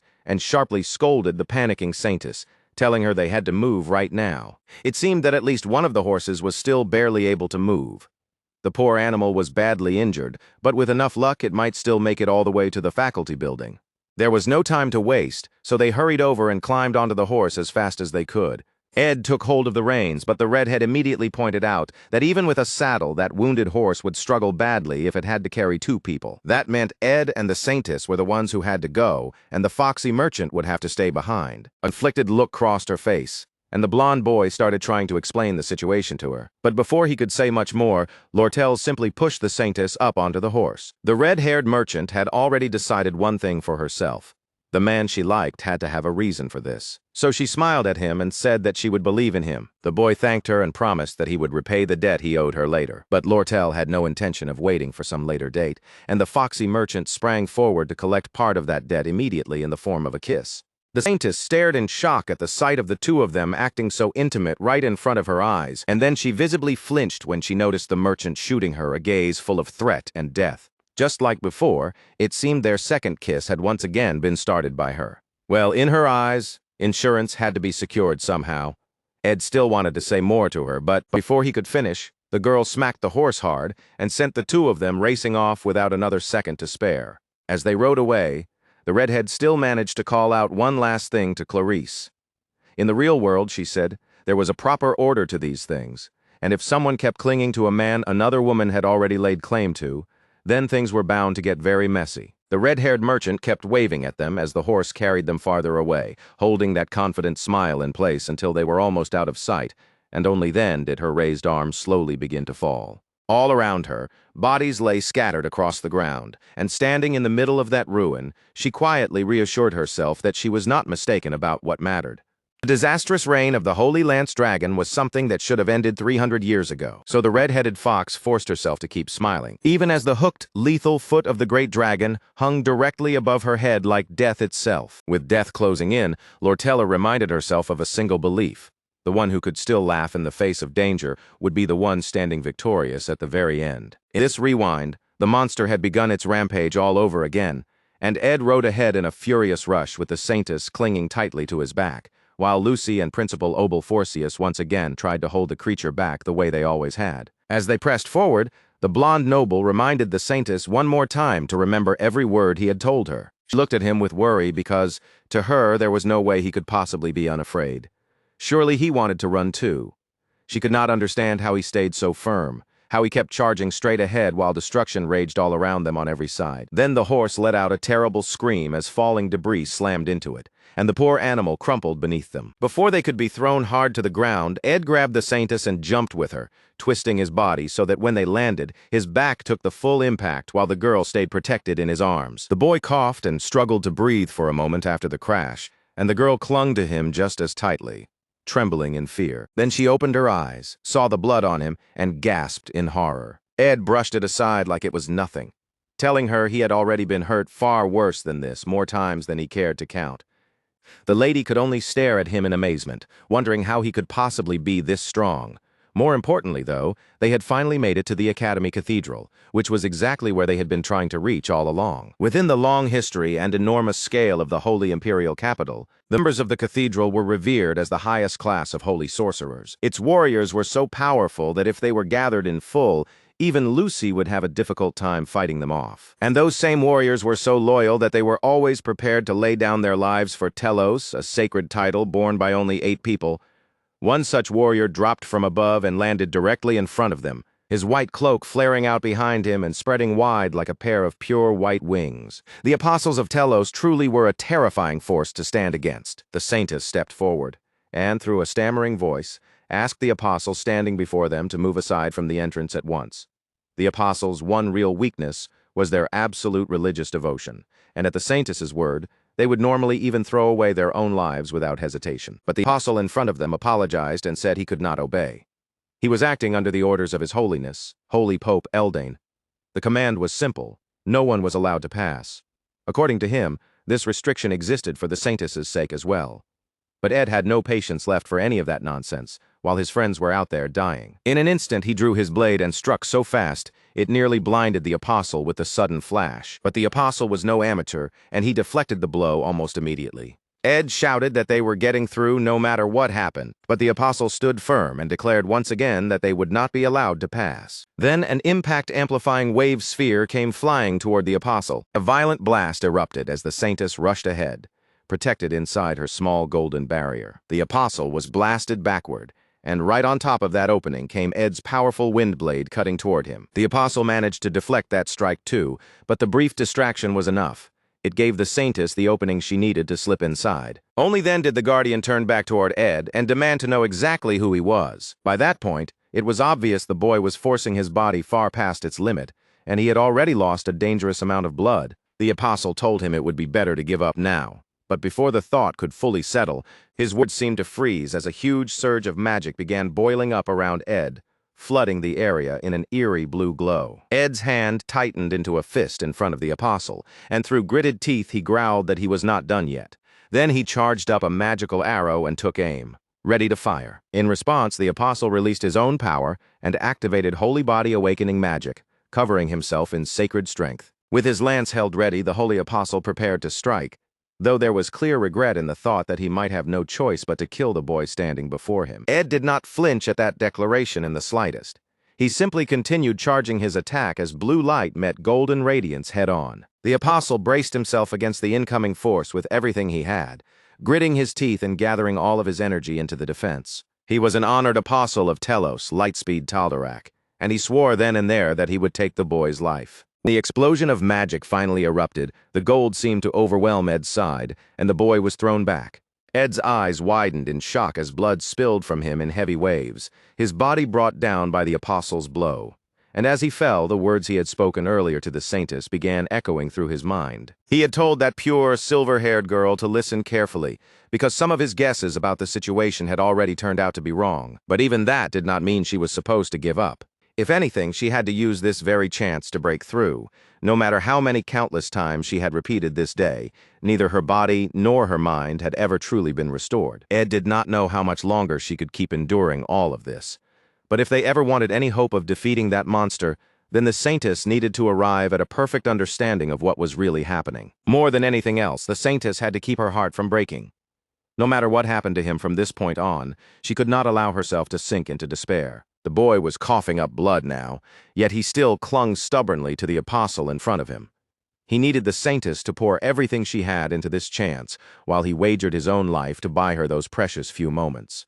No matter how much blood he lost, and no matter how many more blows the apostle rained down on him and worsened his condition, he meant to force himself back onto his feet again and again, because if time ended up rewinding one more time, then next time, they would have to bring every last piece into place and finish this perfectly. Of course, that did not mean Ed had any intention of simply collapsing without resistance. The apostle grew more and more enraged at the way the boy refused to stay down, and when he launched yet another attack, it ended up triggering one of Ed's emergency measures. Marilda was summoned, and in the same instant, the mighty jaws of the Windwolf lunged straight at the apostle Ed had been fighting. The boy was run straight through by the Guardian's sword. But at the same moment, the Guardian's eyes widened as those enormous jaws snapped, shut around him, and sprayed the surrounding area with blood. Only after that did the blonde noble finally drop to his knees, barely managing to remain alive. Forest Spirit immediately scolded him, saying he should have called for her right from the very start. But Ed knew better. If he had summoned her too early, they would have lost for sure. The apostle would have stayed guarded the entire time, and he was simply too fast and too strong for them to defeat in a fair fight. Even so, the Windwolf stayed by him, anxiously urging the boy to hold himself together. And he truly was trying. Blood was running down from his forehead and over his eyes, and every breath brought up more blood as he forced himself to keep looking forward. Ahead of him, the cathedral had begun filling with a vast golden light. It looked like the saintess had finally succeeded. That thought alone brought him an enormous sense of relief. The spirit called out his name as his consciousness began to slip away, his head lowering little by little, his whole body exhausted beyond its limit. Inside the cathedral, meanwhile, the saintess had reached a massive locked door, and she screamed for it to be opened. The door was sealed shut, but she had come this far more than once before.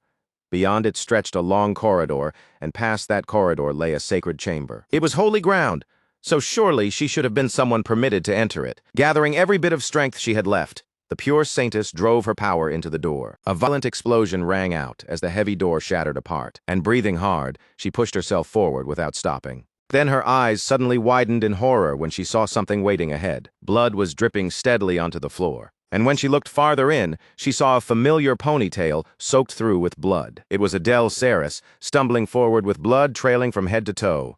The saintess rushed to catch the person dearest to her heart, calling out to the girl she admired so deeply. Her voice shook as she demanded to know what had happened. And who could have done something this horrible to the beautiful musician? The musician only smiled faintly and said that the saintess had arrived sooner than expected. Clarice froze in confusion, unable to understand what Adele Saris meant by that. Then the musician turned away from her and quietly said there was no need to come back again. That was when Clarice noticed the holy blessing. To inscribe even a single mark like that, the holy power of Archbishop Verdio, the 6 bishops, the 8 apostles, and Holy Pope Eldine all had to be gathered together in full. And there was only one person whose body could bear such a holy blessing. That person was the saintess herself. Clarice could only stare in a daze as Adele Saris was raised within the church's power, while an immense force poured into her body. Clarice had no way of understanding how any of this had happened, but the musician told her there was not much time left. With a small smile, she said it would all be over soon, so Clarice only needed to wait a little longer. Naturally, the silver-haired girl could never accept an answer like that, and she desperately demanded that the musician explain what was really going on. She cried out toward the blonde boy and stretched a hand forward, but before anything more could happen, a blinding surge of light burst out from the chamber. That light swallowed everything it touched, drowning the entire room so completely that nothing could be seen anymore. And the moment the light finally disappeared, the saintess found herself sitting back at that lunch table with Ed again, while he casually asked why she had come to speak to him. She had been thrown all the way back to the beginning, still with no real answers, and in total frustration, the saintess shoved herself up to her feet. Clenching her teeth, Clarice said that yes, she did have a question after all. Her hands tightened into fists at her sides,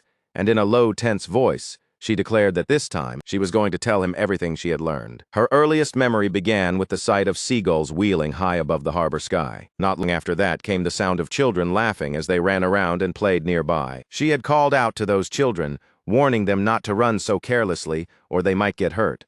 They could trip over a stone at any moment, she told them, so they needed to watch where they were going and be careful. Then she turned back toward the children with a soft smile on her face. Her parents had fled their homeland and come to the trade city of Uldek to escape the war, hoping to find refuge there. Sadly, that change in place had not truly changed their lives at all. They were still trapped in poverty and desolation, and to make matters worse, her parents were taken advantage of and swindled by others. In the end, their days were so desperate that getting even a single piece of bread to last through the day was barely manageable. Then one day, the little girl found herself sitting in front of an unusually fine meal, with sandwiches, cookies, and even milk laid out before her, when her father called out to her. Told her there was something he needed to take care of and said he would be back soon. All she had to do was stay there quietly and wait for him. The girl simply nodded and agreed, and after that, her father turned away and left her sitting alone on the bench. He looked back only once, pausing for a brief moment, as if part of him wanted to turn around and undo the choice he had just made. But with a pained groan, he forced himself onward and walked away. The girl stayed where she was and ate the kind of luxurious sandwich she would never normally have had the chance to taste. And yet, strangely, it had no flavor at all. She watched her father disappear into the distance while he tried and failed to hide the tears running down his face. After sitting by the seaside for a little while longer, the girl rose to her feet. The children nearby had ignored the warning she gave them, and just as she had said, one of them ended up falling. Even so, the bright-eyed girl kept moving forward, without becoming gloomy, withdrawn, or broken by any of it. Now an orphan, she made her way toward the Delderos orphanage. In the trade city of Uldek, the only thing that could truly be called a virtue was faith. That much was true even for children who spent their days buried in hard manual labor. The orphanage, which received support from the Order of Telos, was still considered one of the better places to end up. The reason was simple. Since the children were treated as servants of God, they were at least allowed moments of rest whenever they were brought into the chapel to pray. At some point, after picking up a loot case abandoned near the docks, the light-haired girl learned how to play hymns on it. That, in turn, gave her more reason to remain close to the church and helped her put a little distance between herself and the exhausting labor she would otherwise have had to endure. Then one day, Archbishop Verdio was being celebrated for his entry into the Holy Imperial Capital. People crowded around him, offering even twice the money they would normally hand over to merchants, all in the hope that he might allow them entry into the Holy Imperial Capital as well. The Archbishop only laughed and told them there was no need to go that far, warmly greeting the people around him even as he accepted their offerings. But then, with one accidental shift of where he was standing, a candle inside the church was knocked over, and to everyone's alarm, a fire broke out. Before panic could spread any further, someone suddenly hurled water onto the flames, soaking the archbishop from head to toe in the process. Startled, the man turned around in shock and found himself staring at a little girl who simply looked pleased that she had managed to stop the altar room from catching fire. The girl had prepared bucket after bucket of water in advance, as if she had already known exactly what was about to happen. Little Adele Saris had been born different after all. She had known her parents would abandon her. She had known she would become an orphan, and she had known that a fire would break out on that exact day. So when the archbishop questioned her, the little girl only shrugged and said she had seen it in a dream.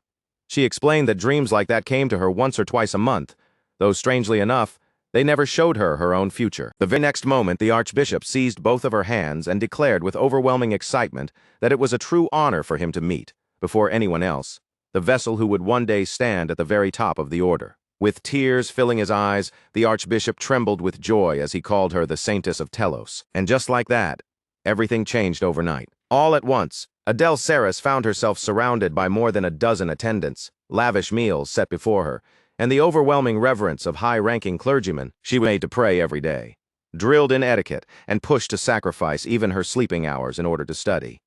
It was nothing like the poverty-stricken life she had once lived, and day after day, she was bathed in holy light. As Saintess Adele Saris, she received 3 baptisms from the Holy Pope, the Archbishop, and the greatest among the apostles. She became someone who carried the will of the Holy Imperial Capital itself and bore the blessing of holy magic within her body. With each baptism and every blessing laid upon her, her holy power only grew stronger until at last every procedure had been completed except for one final rite, the baptism of the stigmata. It was then, for the first time in her life, that the girl was finally able to see her own future. When she looked ahead and saw the summoning of a colossal, draconic beast, the vision filled her with terror. Archbishop Verdio was furious when he heard that she wanted to give up her role as saintess, and the poor girl could only kneel before him and thank him for all the care he had given her until then. She said she still wished to serve Lord Telos, just not as the saintess. She wanted to devote herself through some other path instead. That was not a development the archbishop could accept. The precognitive power Adele Saris possessed was a form of spectral magic that could twist the providence of time established by Lord Telos, and that instinctive gift was precisely why she had been chosen as saintess in the first place. Her talent was simply too extraordinary, and Archbishop Verdio had no intention of letting her go, especially now that she had begun to see even her own future. As the years passed, the young blonde completely gave up on ever escaping the role the Order of Telos had forced onto her. So she remained in the Holy Imperial Capital, living on as a caretaker of the Holy Flame. She spent her nights playing the lute, and whenever sleep finally overtook her, visions of the future came back to her once again. What she saw there was always horrifying: destruction, overwhelming force, and ruin. Within those visions, she could hear Archbishop Verdio screaming that the plan had gone wrong. Their aim had been to calm the god-eating Holy Lance Dragon of creation, and to accomplish that, they intended to offer the saintess herself as the sacrifice. While living in the Holy Imperial Capital, Adele Saris had overheard far too many horrifying truths. The world was moving toward peace, and all of that was credited to the extraordinary wisdom and rule of Holy Emperor Clowel. But in a peaceful world, people stopped seeking God, and as that happened, the influence of the Holy Pope steadily diminished. So Verdio, who was not only a clergyman but also a businessman at heart, understood exactly what the church required. If they wanted people to pray again, then the land first needed to be flooded with chaos and the fear of destruction. Only then would the people turn their eyes upward and beg for a miracle from God. Their plan was to revive the Holy Lance Dragon sealed beneath Akan Island and use that terror to carve fear into the hearts of the people. Then, after unleashing that living disaster, the order itself would strike it down and present the act as a divine miracle, proving their power by subjugating the very catastrophe they had created. It really was a foolish plan from the very start. From the beginning, Archbishop Verdio had been searching for a saintess he could use as a sacrifice, all for the sake of sealing the Holy Lance Dragon and forcing his grand design into motion. That role was originally meant for poor Adele. She had already seen that nightmare waiting for her ahead of time, her body drenched in blood, her life thrown away as fuel for the Archbishop's selfish grab for power. The girl had believed that once she ran away, that future had been erased for good, and yet, even after several years had passed, the image she saw ahead of her had not changed at all. The new girl chosen to replace her was nowhere near as gifted in spectral magic as the golden songstress had been. Even so, Clarice was still a young girl blessed with extraordinary talent when it came to holy magic. Everything about her made that obvious at a glance. Her gentle face, her natural elegance, her sharp mind, even the softness in her personality. Anyone who saw her would have thought she had been born for the role of saintess. And that same girl would come quietly to Adele's window, asking what she needed to do if she wanted to live a pure and righteous life. That single question dug deep into the blonde girl's heart and stayed there. Every time she heard it, the urge to warn the silver-haired girl only grew stronger. Adele had run away from that fate herself, and because of that, this young girl was now being lined up to take her place. In other words, Adele's desperate attempt to survive was now leading Clarice straight toward death. That was why she had once smiled bitterly and said she would rather die in the sewers than live on as some empty, spotless white canvas.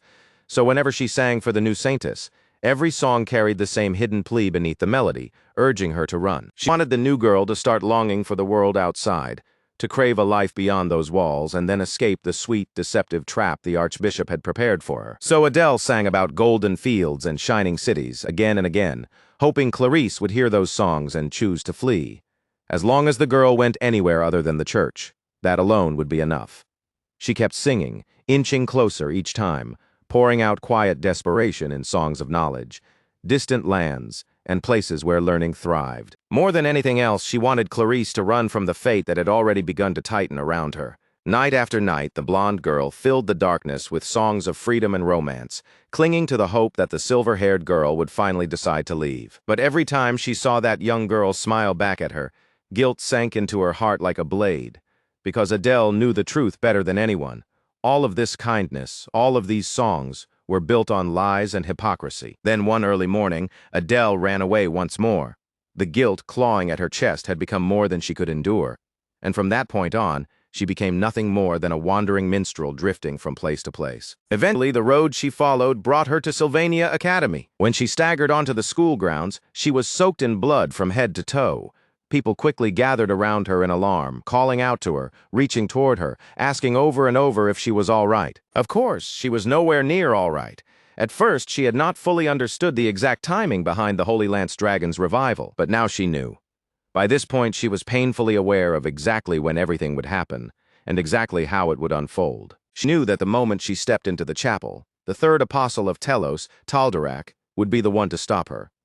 He would coldly tell her that no outsider was allowed to enter. Then she would roll up her sleeve and reveal the mark carved into her arm. In the instant that man froze in surprise, she would use that opening to force her way inside the chapel. And beyond that entrance, the apostles of Telos would already be waiting in full battle formation. Everything would already be prepared for the ritual to awaken the Holy Lance Dragon. There would even be a chest there, and inside it, a necklace bearing the name of Wellbrock. After that, she would try over and over to persuade Verdio and the apostles to stop. She would explain it countless times, but no matter what she said, none of them would listen. The fact that they had not even brought Saintess Clarice over from Trix Hall said everything.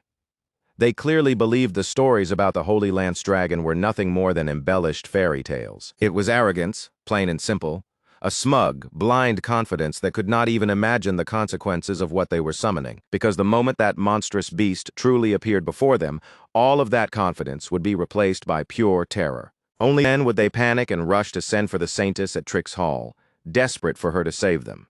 They needed a Saintess as a sacrifice, because only a massive offering of holy power could satisfy the Holy Lance Dragon's hunger. The sacrificial circle carved into the chapel floor would lull Wellbrock back to sleep by consuming the Saintess's life itself, and once that was done, everything would finally come to an end. So the blonde musician dropped to her knees in the very center of that circle, gritting through the pain. She poured her power into a glowing blue pendant, praying the whole time, even as broken sounds escaped her throat. Even then, the girl kept trying to tell herself that this was fine, that this would be enough. Her life may have been small, twisted, and full of falsehoods, but that did not mean it had amounted to nothing. Even if everything she had lived through was built on lies, she had still seen the light in Clarice's eyes with her own two eyes. But there was one thing she never could have foreseen. The blessing woven into her holy magic protected her body from the necklace, instead of allowing it to kill her. The moment she came into contact with the magic circle, the aspectual magic sleeping inside her was triggered and driven all the way to its limit. That aspectual magic used holy power as its fuel, wrapping itself around the flow of time that governs the world itself. Again and again. and again. The blonde girl had been startled the last time Clarice managed to burst in, but by then Clarice no longer had much holy power left to give. That meant Adele only had to force this process through 1 or 2 more times. Just 1 or 2 more deaths, and it would finally be over. Still, dying again and again was exhausting beyond words. Once all of her holy power had finally run dry, even these repeating loops would come to an end. So Adele kept moving, dragging herself forward toward the chapel, blood dripping down with every shaky step she forced herself to take.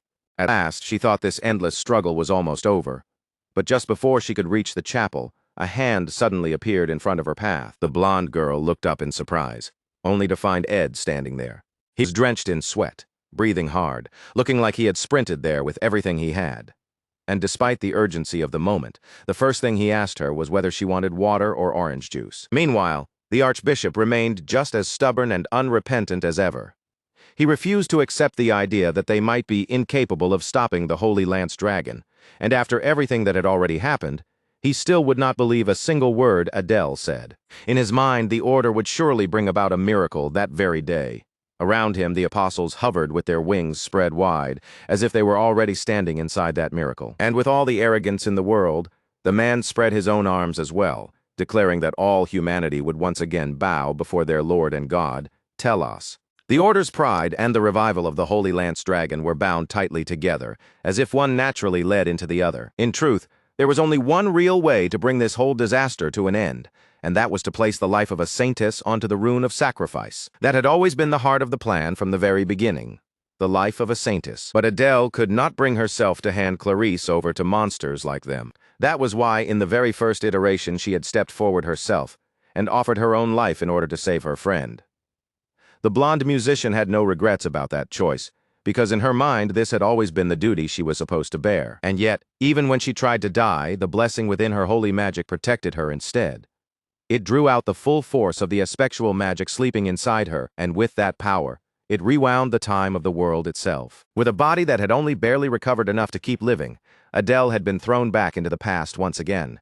Her whole body was smeared with blood as she slowly opened her eyes in the hallway outside the combat training room in Glock Hall. In the end, the blessing of holy magic would lose its strength the moment her holy power was fully exhausted anyway, and once that happened, the Holy Lance Dragon would finally be sealed. So the girl had no choice but to repeat that agonizing walk down the corridor yet again, dragging her wounded body forward through the same miserable path. And just as before, the same arrogance was waiting for her inside the chapel, repeating itself without the slightest change. The Holy Lance Dragon was revived once more. And once more the blonde girl tried to throw away her own life. Inside the worship hall, after everyone had rushed off to find Clarice, Adele stepped into the rune of sacrifice on her own. Again, Adele tried to die. And again, she was hurled right back into that same hallway. Over and over and over, like some cruel mechanism turning with perfect precision, Adele was driven by her desperate need to protect Clarice's life. Each time she returned to the rune of sacrifice and tried to save the entire world by herself. She came to believe that this was her punishment. She never should have tried to push that burden onto someone else. She should have accepted the future waiting for her, and accepted her own death with it. That was the conclusion she had reached. And by thinking of it that way, somehow it made everything just a little easier to bear. Still, even this endless cycle could not continue forever. Holy power had its limits, after all. So once again, Adele picked up her blood-stained lute and dragged herself toward the chapel. By now, she had already abandoned any hope of talking Verdio into stopping. If there was truly no way to stop him, then this time, the instant she entered the cathedral, she would throw herself into the rune of sacrifice without a second thought. She would cut off the revival of the Holy Lance Dragon before it could properly begin, and make sure none of the horrors that followed would ever happen. She was almost there when her strength finally gave out, and she collapsed straight into Ed's arms. Her eyes widened, and she could only stare at him in confusion. She did not understand why that man was standing there in front of her. The blonde noble gently supported the battered girl and helped her down into a nearby seat. Even then, Adele tried to explain herself, insisting there was something she absolutely had to do right that moment. But Ed simply held out a glass to her, and without sugarcoating it in the slightest, told her that she was about to die. The blonde girl froze in shock as she stared at the noble boy. And then her eyes widened even further when she recognized him as Ed Rothstaler. At the very beginning, before this endless cycle had ever started, two of them had met in that same hallway. He had appeared before her only once back then, and the words he gave her were the same. He told her that she was going to die. After that first time, the world had kept moving forward as normal. But from that moment on, he had never shown himself in front of her again. Back then, the blonde musician had only smiled and quietly answered that she already knew. And now, once again, she smiled the same way and gave him that exact same reply. This exchange felt like something buried in an old, distant memory. It was as though she had somehow been dragged all the way back to the very start of this nightmare of a day. Nothing had changed. That was what she told herself, and she knew she had to end this conversation quickly and head straight for the cathedral. But the boy beside her cut right through that line of thought, asking if that was really all she intended to do in the face of her coming death. He did not know every detail of what was happening, but one thing was clear to him: she was about to die. And despite that, she looked like she did not care at all. To him, that simply was not acceptable. Adele tried, a little nervously now, to explain that she had to hurry. But no matter what she said, the boy refused to accept that answer. The blonde musician was left completely dumbfounded, and the easy, carefree smile she had been wearing was already beginning to crack under the pressure of his relentless questioning. She had verified it over and over through these endless loops. She knew with absolute certainty that she was going to die. In truth, she had known that for years, ever since the days when she sang to Clarice about freedom. And even back then, there had been nothing she thought she wanted to say. But now Ed stood in the middle of her thoughts, his presence taking over everything as he pressed her again and again, asking whether she truly had nothing left to say. For the first time, Adele began to wonder if maybe there really was something buried inside her after all. But instead of speaking it, she had always chosen to sing, and Clarice had always smiled back at her. She had told herself that should have been enough, and yet Ed's question would not leave her mind, hanging there like a blade. Was that really enough for her? At last, the blonde girl cried out and told him to stop. She shouted for him to leave her alone. And Adele's cry reached all the way back to the lonely little girl she once was, the one left sitting by herself on a bench after her father walked away. That child could only stare forward at the back of the man who had abandoned her, watching him grow more distant. Back then, all she had managed to whisper was one small, quiet word of thanks. And even in that memory, it felt as though the boy had appeared there too, asking her if that was really all she wanted to say. When father had hesitated and looked back at her, her eyes had already started filling with tears, and as she watched his uncertain back, she began to wonder whether gratitude had ever truly been the thing she wanted to say at all. The truth was, she never wanted to thank him in the first place. What she had really wanted was to scream at him not to leave, and to stay there with her. At the end of all those countless lies, her blood-stained hands trembled around the cup of orange juice resting in them. Then the girl finally cried out that she was afraid, and in that instant, Adele let the tears spill freely from her eyes. The truth burst out of her all at once, like a dam collapsing under too much pressure. Deep down, she did not want to die at all, and now that buried fear came pouring out in overwhelming waves. All her life, she had been treated as nothing more than a tool for someone else's purpose. She did not want to keep living that way anymore, and she did not want her death to be used the same way either. Hearing those words finally come out of the trembling, sobbing girl, Ed let out a quiet breath of relief. He lifted the glass of water in his hand and took a long, deep swallow from it. Then he lowered the bottle, set it aside, and rose to his feet. To him, it had taken her far too long to say something so painfully obvious, and honestly, watching her dance around it had started to wear on his nerves. The blonde musician could only stare up at him in shock, her face wet with sweat and tears, completely caught off guard by the way he answered her. But Ed did not waste another moment.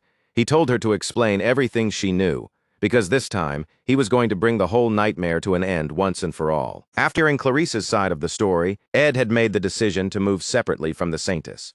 He went ahead on his own to find Adele first. Meanwhile, Clarice headed straight for the cathedral and confronted the apostle guarding the entrance. The apostle was visibly startled to see her there, because she was supposed to still be waiting back in Trick's hall. But the girl had no room to hesitate. She focused herself and pushed forward, ignoring the guard at the door as she ran past him. This time, her teeth were clenched tight, because she had finally learned the full truth behind everything. She flung the doors open with force and shouted for everyone inside to stop what they were doing immediately. Inside the Holy Cathedral, the Holy Pope Eldine, the Apostles of Telos, and Archbishop Verdio were all gathered together, and every one of them looked genuinely surprised to see the Saintess standing there before them. Clarice was bruised, battered, and burning with anger.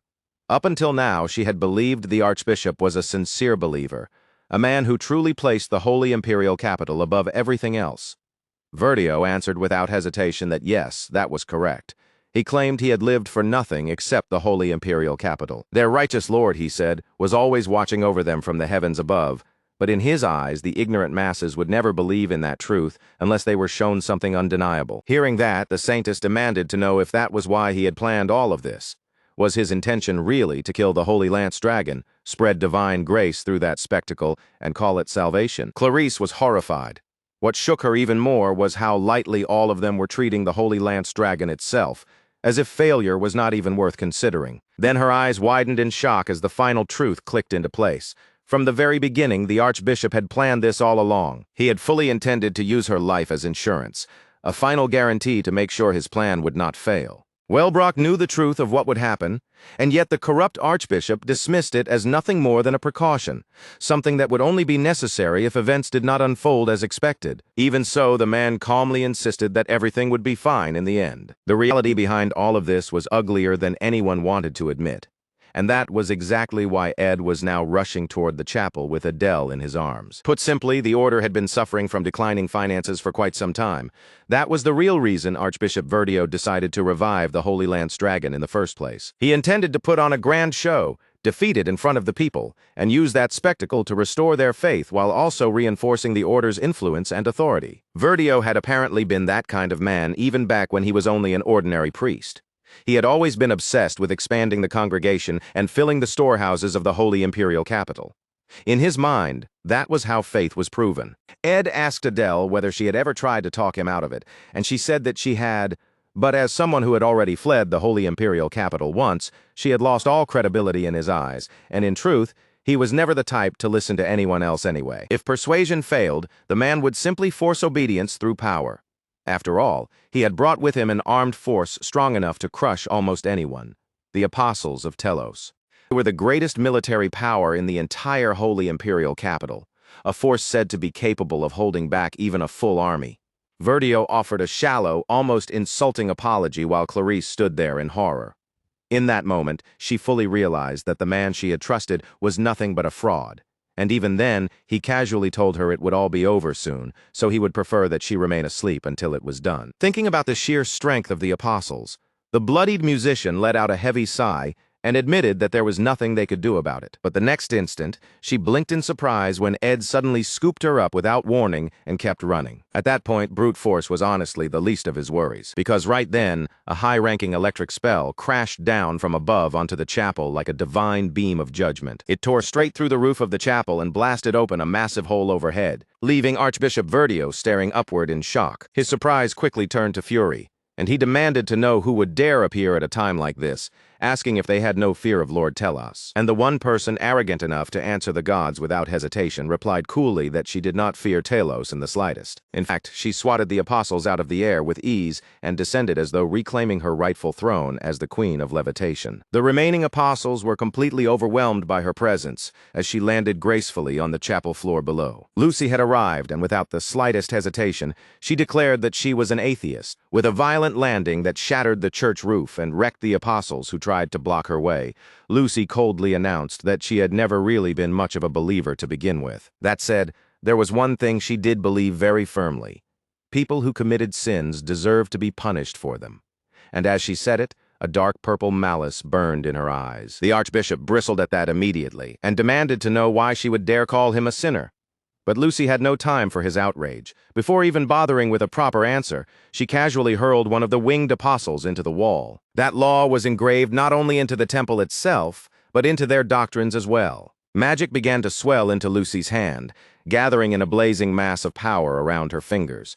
Locking eyes with the stunned and frightened Archbishop, she named his crime plainly, the sin of arrogance. Verdio shouted back in outrage, demanding to know what exactly the gifted mage thought she was doing. In his eyes, she had truly turned her back on the grace of Lord Telos, so, once again, he threw the apostles forward to fight in his place. Of course, he had no intention of defending himself with his own two hands.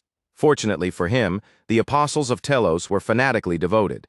Even after seeing their comrades struck down, their resolve never faltered, and they charged at Lucy with everything they had. Reuben was the first to rush in, leading the charge straight at Lucy. With both hands on his massive sword, he came at her head-on, trying to cut her down and bring her relentless assault to a halt by force. As far as he was concerned, this was the will of Telos, and he would fight until his very last breath, if that was what it demanded. Lucy, on the other hand, served no god at all. What drove her was not faith, but a will of her own, and that resolve was every bit as fierce. Nothing more than a light flick of her fingers, she sent a burst of magic rippling through the air, and the unlucky apostle was instantly engulfed by her attack. He let out a raw scream as Lucy's purple aura flooded over him and scorched through his body. Reuben somehow managed to stay on his feet, but only barely, using his sword like a crutch to keep himself upright after taking her blow. At least for a moment, he did not have to face her alone, because that was when the lightspeed apostle, Tal'Darak, chose to make his entrance. Tal'Darak was furious that Lucy had dared to step into their sacred ground and defile their holy chapel. Raising his weapon, shining with the same golden radiance as the other holy apostles, he swore right then and there that he would be the one to end her. With his lance aimed forward, the apostle shot toward her in a straight charge, but Lucy did not look the least bit shaken by his approach. In a fight like this, speed was never going to be the deciding factor. The gifted girl, feared and admired by everyone alike, activated spatial leap. In the blink of an eye, her body vanished from where she had been standing, leaving the charging apostle stunned. Lucy could manipulate space itself, and within moments, she had already reappeared behind him. Then, with another lazy flick of her fingers, she blasted Tal'Darak too, and he cried out in agony as her magic swallowed him whole. The apostle put up a desperate resistance, but the pain that hit him when he faced the full force of Lucy's magic was beyond anything words could really describe. Archbishop Verdio watched his best fighters go down in horror. Each of the apostles of Telos was praised as one of the strongest individuals in the nation, and yet here they were, being thrown around by a teenage girl who had not even finished high school yet. Not even 6 of them together could stand against her. The archbishop could barely process what he was seeing, and he could not understand how something like this was even possible. And his eyes widened even further as another question hit him, one even more important than the first. How had this girl known to attack this place at all? Their plan had been simple in the worst possible way. They intended to revive the Holy Lance Dragon, then destroy it in order to raise the authority of the Order. And the stage they chose for that absurd performance was Akan Island, a place crowded with students and innocent lives they could pretend to save. They could not afford for any part of that scheme to leak. But now the plan had collapsed, and the archbishop hurriedly grabbed his magic box and snapped it shut at once. At this point, they needed to secure a retreat route immediately, and above all else, they had to protect his holiness, Holy Pope Eldane. Lucy scowled the moment she saw the man trying to flee, because she had absolutely no intention of letting him escape. With one wave of her hand, the powerful mage activated Time Prison, the chronistic aspectual spell. The bishop let out a shrill cry of panic and called for Brother Tal'Darak to save him, sounding less like a holy figure and more like some helpless damsel in distress. Honestly, it was embarrassing to watch. Luckily for him, Apostle Tal'Darak was absurdly, almost ridiculously devoted, because the moment the bishop called out, he appeared to answer. Everything he did was for the sake of Lord Telos. Spreading his holy wings wide, the apostle endured the pounding waves of magical force and shielded the archbishop, buying that desperate coward time to run. And the coward still was not done barking orders. Even while fleeing, he shouted for Clavius Nortondale to seize the Saintess. The man obeyed at once and grabbed Clarice, hauling the struggling girl up over his shoulder. Clarice cried out for him to let go of her, but of course, the archbishop ranked above the Saintess in that twisted chain of command. They needed both the necklace, which served as physical evidence, and the witness herself, the Saintess, so that no word of their vile plan would ever reach the outside world. If they used the Holy Pope's authority to pressure the Academy, then no matter what Lucy said, there was a good chance her words would simply be dismissed. Verdio had already prepared that slimy, underhanded escape route in advance. And if Lucy had not already found him disgusting before, there was no way she would not now. In response, Lucy raised her hand and unleashed high-ranking electric magic, sending down a burst of purple divine punishment after those scrambling rats. Her magic streaked after the archbishop and the 2 apostles, escaping with him. Crackling electricity writhed through the air like it was hunting them down on its own. The apostles' golden power flared as they tried their best to resist.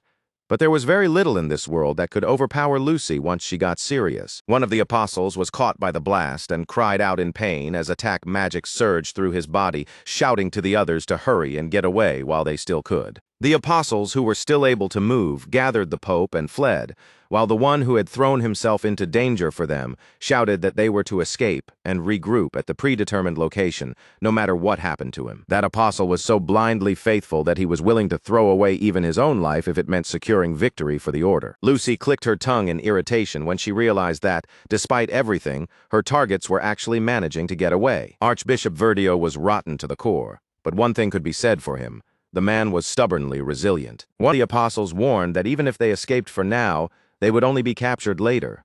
But the archbishop hardly cared. Even if only for a short while, all they needed was enough time to destroy the evidence and secure the Saintus.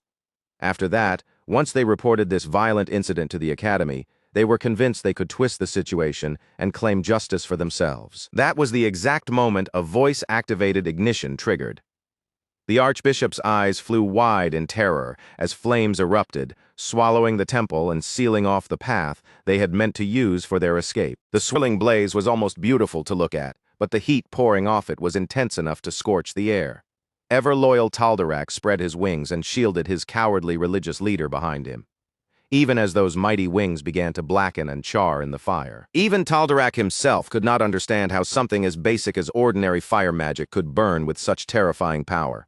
Then he froze on the spot when a blade suddenly appeared right in front of him, close enough that it could have pierced straight through his eyes. Taldarak instantly leaped backward and swung his own blade in a wide arc, trying to knock the weapon away and force some distance between them. But the blade moved like it was dancing through the air, and then its spirit formula of explosion activated. The blast was so massive that people all across the school could see it from a distance, and the students were left shocked and awestruck by the scale of the explosion. They stared toward the academy chapel in alarm, wondering what in the world was happening over there. Then, through the gray soot swirling in the air, a figure stepped forward. The cowardly archbishop reacted at once, lunging into motion and fleeing without a second thought, abandoning even the apostle who had spent his strength protecting him. But Ed was not about to let a villain like that slip away so easily.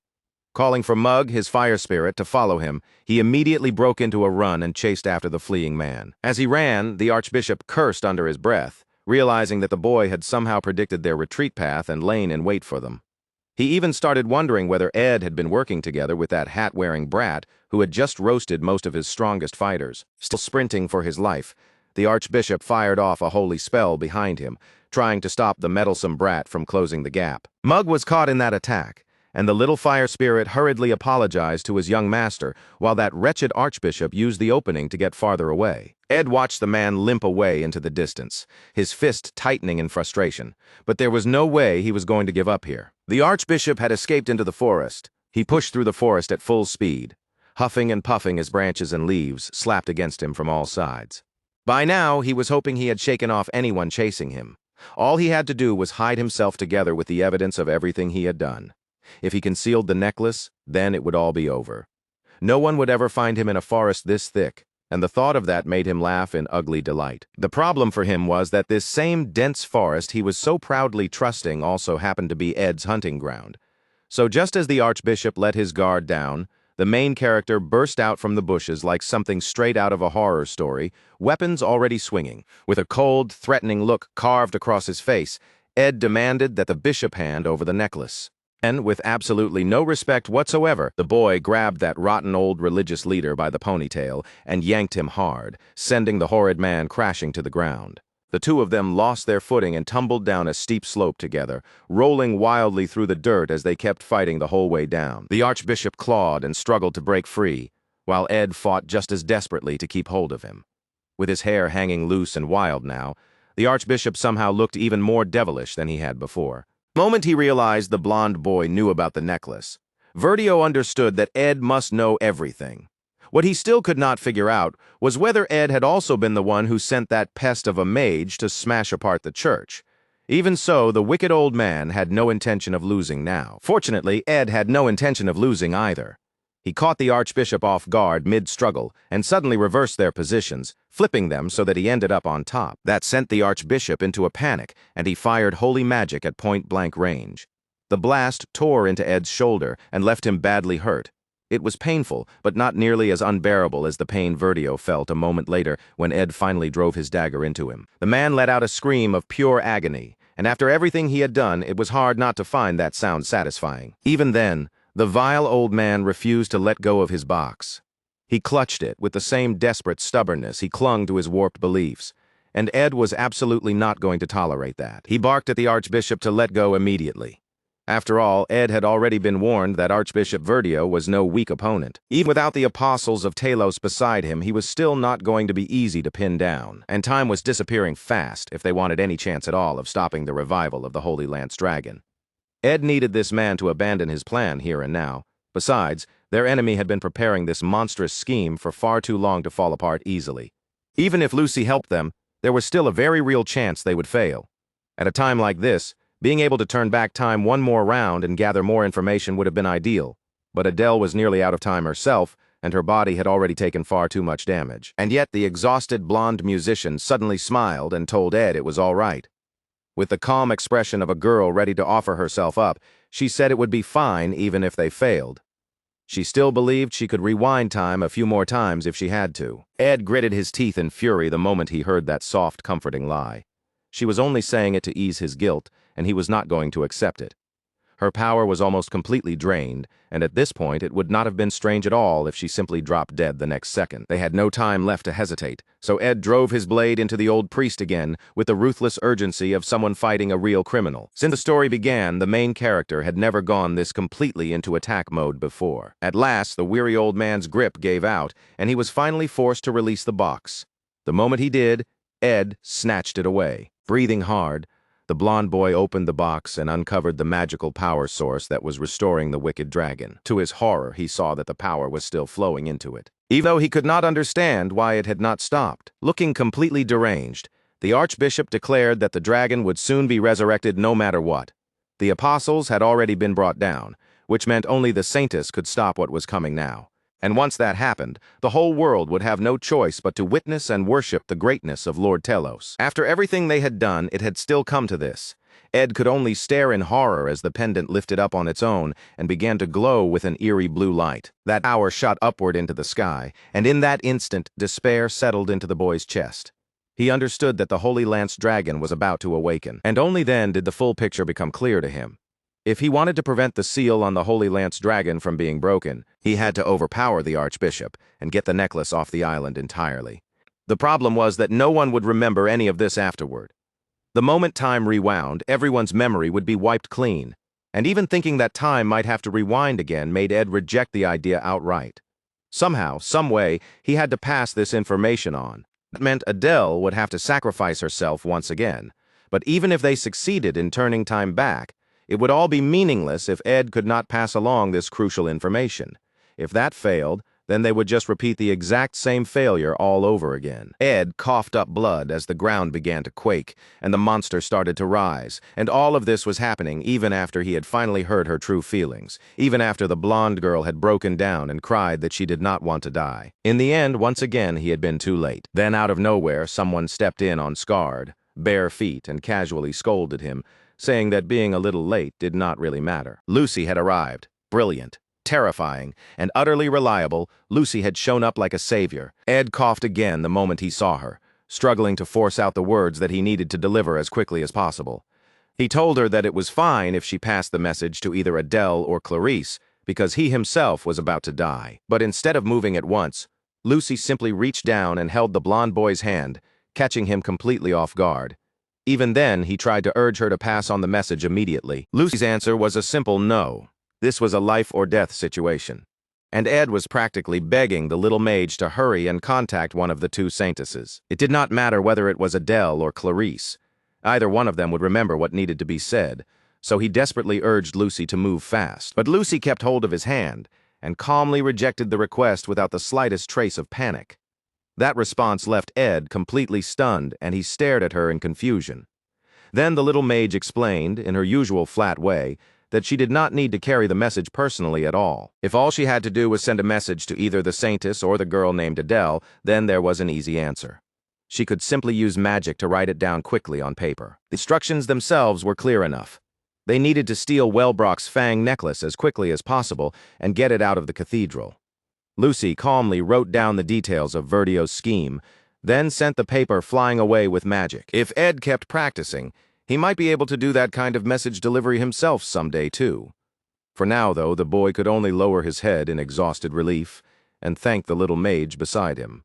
Then another tremor hit, and he groaned as the shaking started again. The Holy Lance Dragon had finally been revived. The monster rose up from the depths, and with every step it took, panic spread and lives were lost. Or rather, it was more accurate to say that the creature had revived once again, because the same nightmare had already repeated itself over and over. Everything was finally out in the open now. Archbishop Verdio had revived the Holy Lance Dragon for the sake of the order, yet the most important details were still missing. The exact place, the method he used, even the route he planned to escape through, none of it had been spelled out clearly.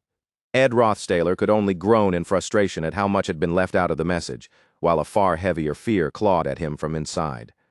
Adele was already being pushed to the brink, and he could not stop wondering whether she was standing on the edge of collapse right now, and whether she truly still had the strength to turn time back again. Inside that circle stood the same pitiful girl again, drenched in blood from head to toe, quietly waiting for death to claim her one more time. And even if she somehow succeeded again, the cruelest problem of all was still time itself. Ed Rothstaler kept asking himself whether, after losing his memories, he would even be able to put together a plan quickly enough. Could he really dodge the apostles all over again, somehow steal the necklace, and then make it off Arcan Island before everything fell apart? Just imagining it made the whole thing feel impossibly thin. His chest was packed with worry, especially with Adele's life hanging in the balance.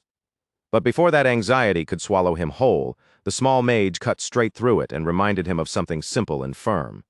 She told him she had made a promise to her old man. She had promised that if the academy were ever placed in real danger, then at least once, she would be the one to protect it.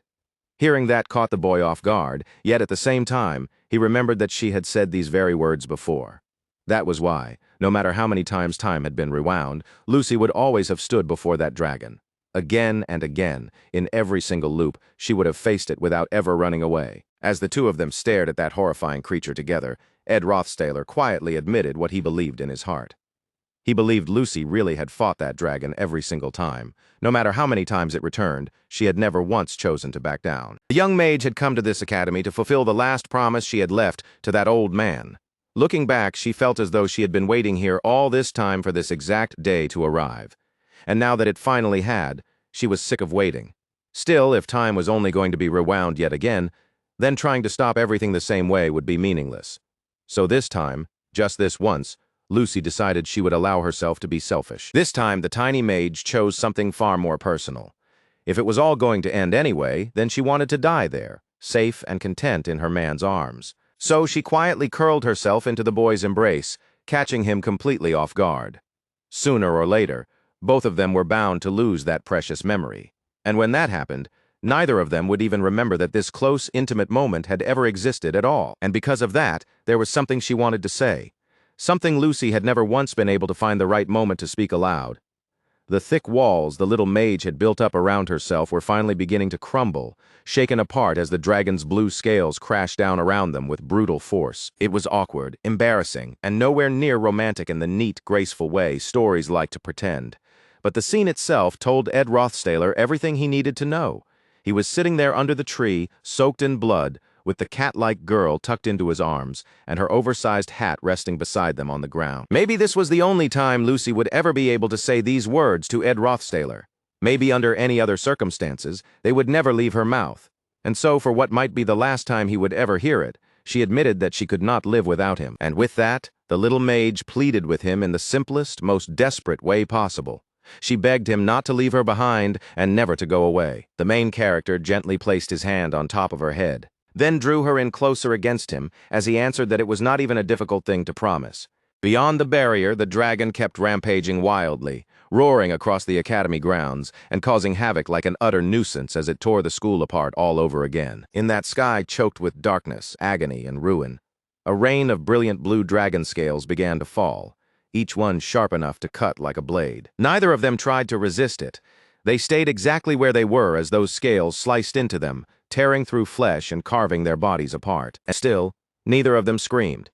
Not a cry, not even a single groan of pain escaped either of them. They only held on to each other's warmth, wrapped inside one another's arms while death slowly came for them. Yet even then, neither of them felt any fear. Much later, blood dripped down from the plants and flowers around them, and by then the rain of scales had finally stopped. Their bodies lay there in silence, bloodied and lifeless, still clinging to each other even after death had already taken them. And just as expected, the rewind magic swept over that terrible scene, washing across it until even that final image faded away. Once again, Adele opened her eyes in that same long hallway. The girl coughed violently, as if her life were already burning down to its last scraps, and the instrument slipped from her hand and clattered onto the floor. Her holy power was completely exhausted now. Blood had dried and caked across her skin and clothes, staining almost all of her body red. She could no longer interfere with the flow of time, and she had also lost the ability to look ahead into the future. At last, the exhausted girl had reached the point where she could die for real. In the end, Adele stared forward with hollow clarity, knowing there was nothing left she could do to stop the Holy Lance Dragon from being revived. Being able to meet Clarice one last time hurt more than she could explain, and yet it had also filled her with happiness. What truly stung was knowing she never got the chance to see that bright girl smile one final time. Even if it had only been a false smile, Adele still thought it would have been nice to sing for the pure saintess once more. On the other hand, her final meeting with Ed Rothstaler had been an absolute disaster from start to finish. In the end, all it took was the faintest spark of a desire to keep living, and the resolve she had built up so painfully shattered apart. But the terrible agony coursing through her now, the pain left behind from throwing herself into the flames again and again, would not leave her so easily. At this point, it felt as though death could overtake her at any second. And yet that very pain reminded her almost naturally of what she still had to do. More than anything else, Adele had to keep moving. No matter how much it hurt, she forced her ruined body onward because it was her duty to stop the Holy Lance Dragon's revival and make sure it would never happen. Dragging her blood-soaked body through the hall, the exhausted girl moved forward, knowing full well that her role was to die according to the fate that had already been laid out for her. She had now confirmed the outline of Ed Rothstaler's plan and understood how it was supposed to end. Even so, she was convinced from the bottom of her heart that the plan simply could not work. First, Clarice would need time to persuade him, especially since he had already lost his memories, and while the blonde noble was trying to piece together a strategy, the entire morning would slip away. After that, he would still need to gather the forces required to deal with the apostles of Telos, and just mobilizing those people would cost far too much more time on its own. No matter how quickly he moved, the blonde noble would probably only reach the cathedral around dusk. By that point, Archbishop Verdio's scheme would already be in motion. Magic power would have already been poured into the necklace, and from there, the Holy Lance Dragon's resurrection would become nothing more than a matter of time. The sun had already started to sink lower, and the shadows stretching through the corridor were growing long. Once the exhausted girl finally made it past this hallway, she would be able to step into the chapel. And once inside, the weary musician would have no choice but to offer up her own body to the sacrificial rune. She was still buried in those dark, suffocating thoughts when her eyes suddenly flew wide open in shock. Right there in front of Adele, she saw the image of a bird soaring high across the sky. At the very moment, someone called out to Ed Rothstaler, asking him what was wrong. He had suddenly collapsed right in front of Janica, and the spirit sorceress jolted in shock before hurriedly leaning toward him and asking in a panic if he was all right. His book on aspectual magic had slipped from his hands and hit the floor, while a brutal pain hammered inside his head. Those who had built up resistance to aspectual magic would not be completely affected by it. Adele's magic that rewound time was a fusion of aspectual magic and holy magic. The blessing carried within that holy magic granted resistance against holy magic itself, and because of that, Clarice had been able to preserve her memories even across repeated rewinds. Maybe Adele had become too weak, or maybe it was because the blonde noble had been researching aspectual magic himself. Whatever the reason, Ed Rothstaler's head now throbbed with unbearable pain. Somehow, at the very instant before the regression took hold, the aspectual magic inside his own body resisted Adele's magic, and in the next moment his eyes widened in horror, as memory after memory of countless past deaths flooded violently back into his mind. Those memories and experiences did not dissolve into time the way they were supposed to. Instead, each death he had suffered came crashing into him one after another, and the sheer force of it made the boy scream. It felt as if his mind was splitting apart. Half crazed from the pain, the boy bit down hard on his lip and endured the agony. Janica and the saintess stood over him in alarm, while Clarice poured holy healing magic into him as quickly as she could. Then all at once the boy shot out a hand and seized the saintess by the wrist, because he understood they had no time left to waste. Very soon the Holy Lance Dragon would be revived, and by the grace of Lord Telos, they would have to bring that monster down. Archbishop Verdio was at it again with the same deranged nonsense as always. That meant Ed Rothstailer's side had to move as fast as humanly possible before the order could rise once more in glory. But this time, the scene changed in an instant. A gigantic green bird suddenly burst straight into the temple, tearing into the space with overwhelming force. Lucy would have to be dealt with later, because right now, they were putting that part aside. Ed Rothstailer had already shouted for everyone to hurry and head to the cathedral, and not long after that, he came crashing down from the roof in a rough landing. The moment he hit the scene, the boy did not hesitate for even a second. He immediately reached out and snatched the glowing necklace straight out of the box. With one firm, determined grab, Ed Rothstailer seized the fang necklace in his hand, and Archbishop Verdio let out a furious growl the instant he realized what had happened. Ed Rothstailer had no time to waste dealing with that barking dog of an archbishop. Verdio was already shouting for his attack apostles to move and take down the main character at once. Golden arrows came flying toward the pained blonde noble in a deadly rush, but even in that condition he managed to dodge them. Across all those endless loops of time, the opening of everything had almost always unfolded in nearly the exact same way. St. Clarice would pull him into her carriage, and inside that moving carriage, she would explain the time loop to him and tell him about his service number. And while the carriage rolled on, he would sort through his thoughts, piece the situation together, and take a little time to fully understand what was happening around him. Archbishop Verdio had no idea who these people really were. Still, in his eyes, they were nothing but fools if they truly believed they could defeat the holy apostles of Telos. Ed Rothstailer did not care in the slightest. By now, he had realized something important. All this time, he had been wasting precious minutes when the real answer had been right beside him from the very beginning. Those golden arrows kept pouring down from above, but not a single one of them was able to touch him. A hand tightened around a beautiful, glowing green staff, and with one swing, a protective spirit bird appeared over Ed Rothstailer, spreading itself between him and danger to shield him from every attack. There had always been something much faster than a carriage right there at his side this entire time. And more than that, there had always been someone far stronger than he was. Someone who could jump into this absurd situation and help him immediately, without needing long explanations first. His true soulmate. The girl who would gladly call down 1,000 storms if that was what he asked of her. Janica had always been right there beside him, and without a trace of hesitation, she called out to her man, ready for the two of them to kick some villain butts together. A brilliant spirit bird spread its massive green wings and beat them powerfully, sending fierce winds roaring through the holy building. And there stood Janica on top of it, every bit the spirit-wielding sorceress in command of the scene. She called down to her man without missing a beat, telling him that now was the time for them to get out of there. It had become a pure race against time. Ed Rothstailer had the necklace in hand as he jumped up behind her onto that elegant, swaying spirit bird. They had managed to get there in less than an hour, but even so, the necklace's magic had already started to activate. That small charm was the very key needed to awaken the Holy Lance Dragon. The moment the necklace began resonating with the Holy Lance Dragon sealed beneath Arcan Island, its eventual awakening was only a matter of time, and once that fact was clear, only one possible solution remained. Before the Holy Lance Dragon could fully revive, they needed to take the necklace and flee far enough away that the magic would fail to activate completely. Archbishop Verdio, of course, shouted after them in fury, demanding to know what the hell they thought they were doing. Then he immediately barked orders at everyone around him, yelling for them to hurry up and stop the kids before they escaped. That was when a charged weapon suddenly dropped down right beside him, and almost at once it began to burn. Fire coiled around it in thick, violent swirls, building heavier and heavier until the whole thing finally exploded. With all of those people thrown into confusion and distraction, Janica and Ed Rothstailer were finally able to make their big escape, launching into the air in one swift motion at blinding speed. They needed to get off the island as fast as humanly possible, and the great green creature lashed upward through the air while the two students held on tightly. Going left or right was never going to be enough. Janica drove that spirit bird higher and higher and higher, pushing it upward until they were soaring above even the clouds. The bird carried the necklace in its beak, and their goal was simple: take it as far away from the school as they possibly could. Ed Rothstailer reminded her that once they landed, she had to escape on her own. He told her he would figure out his own way out after that.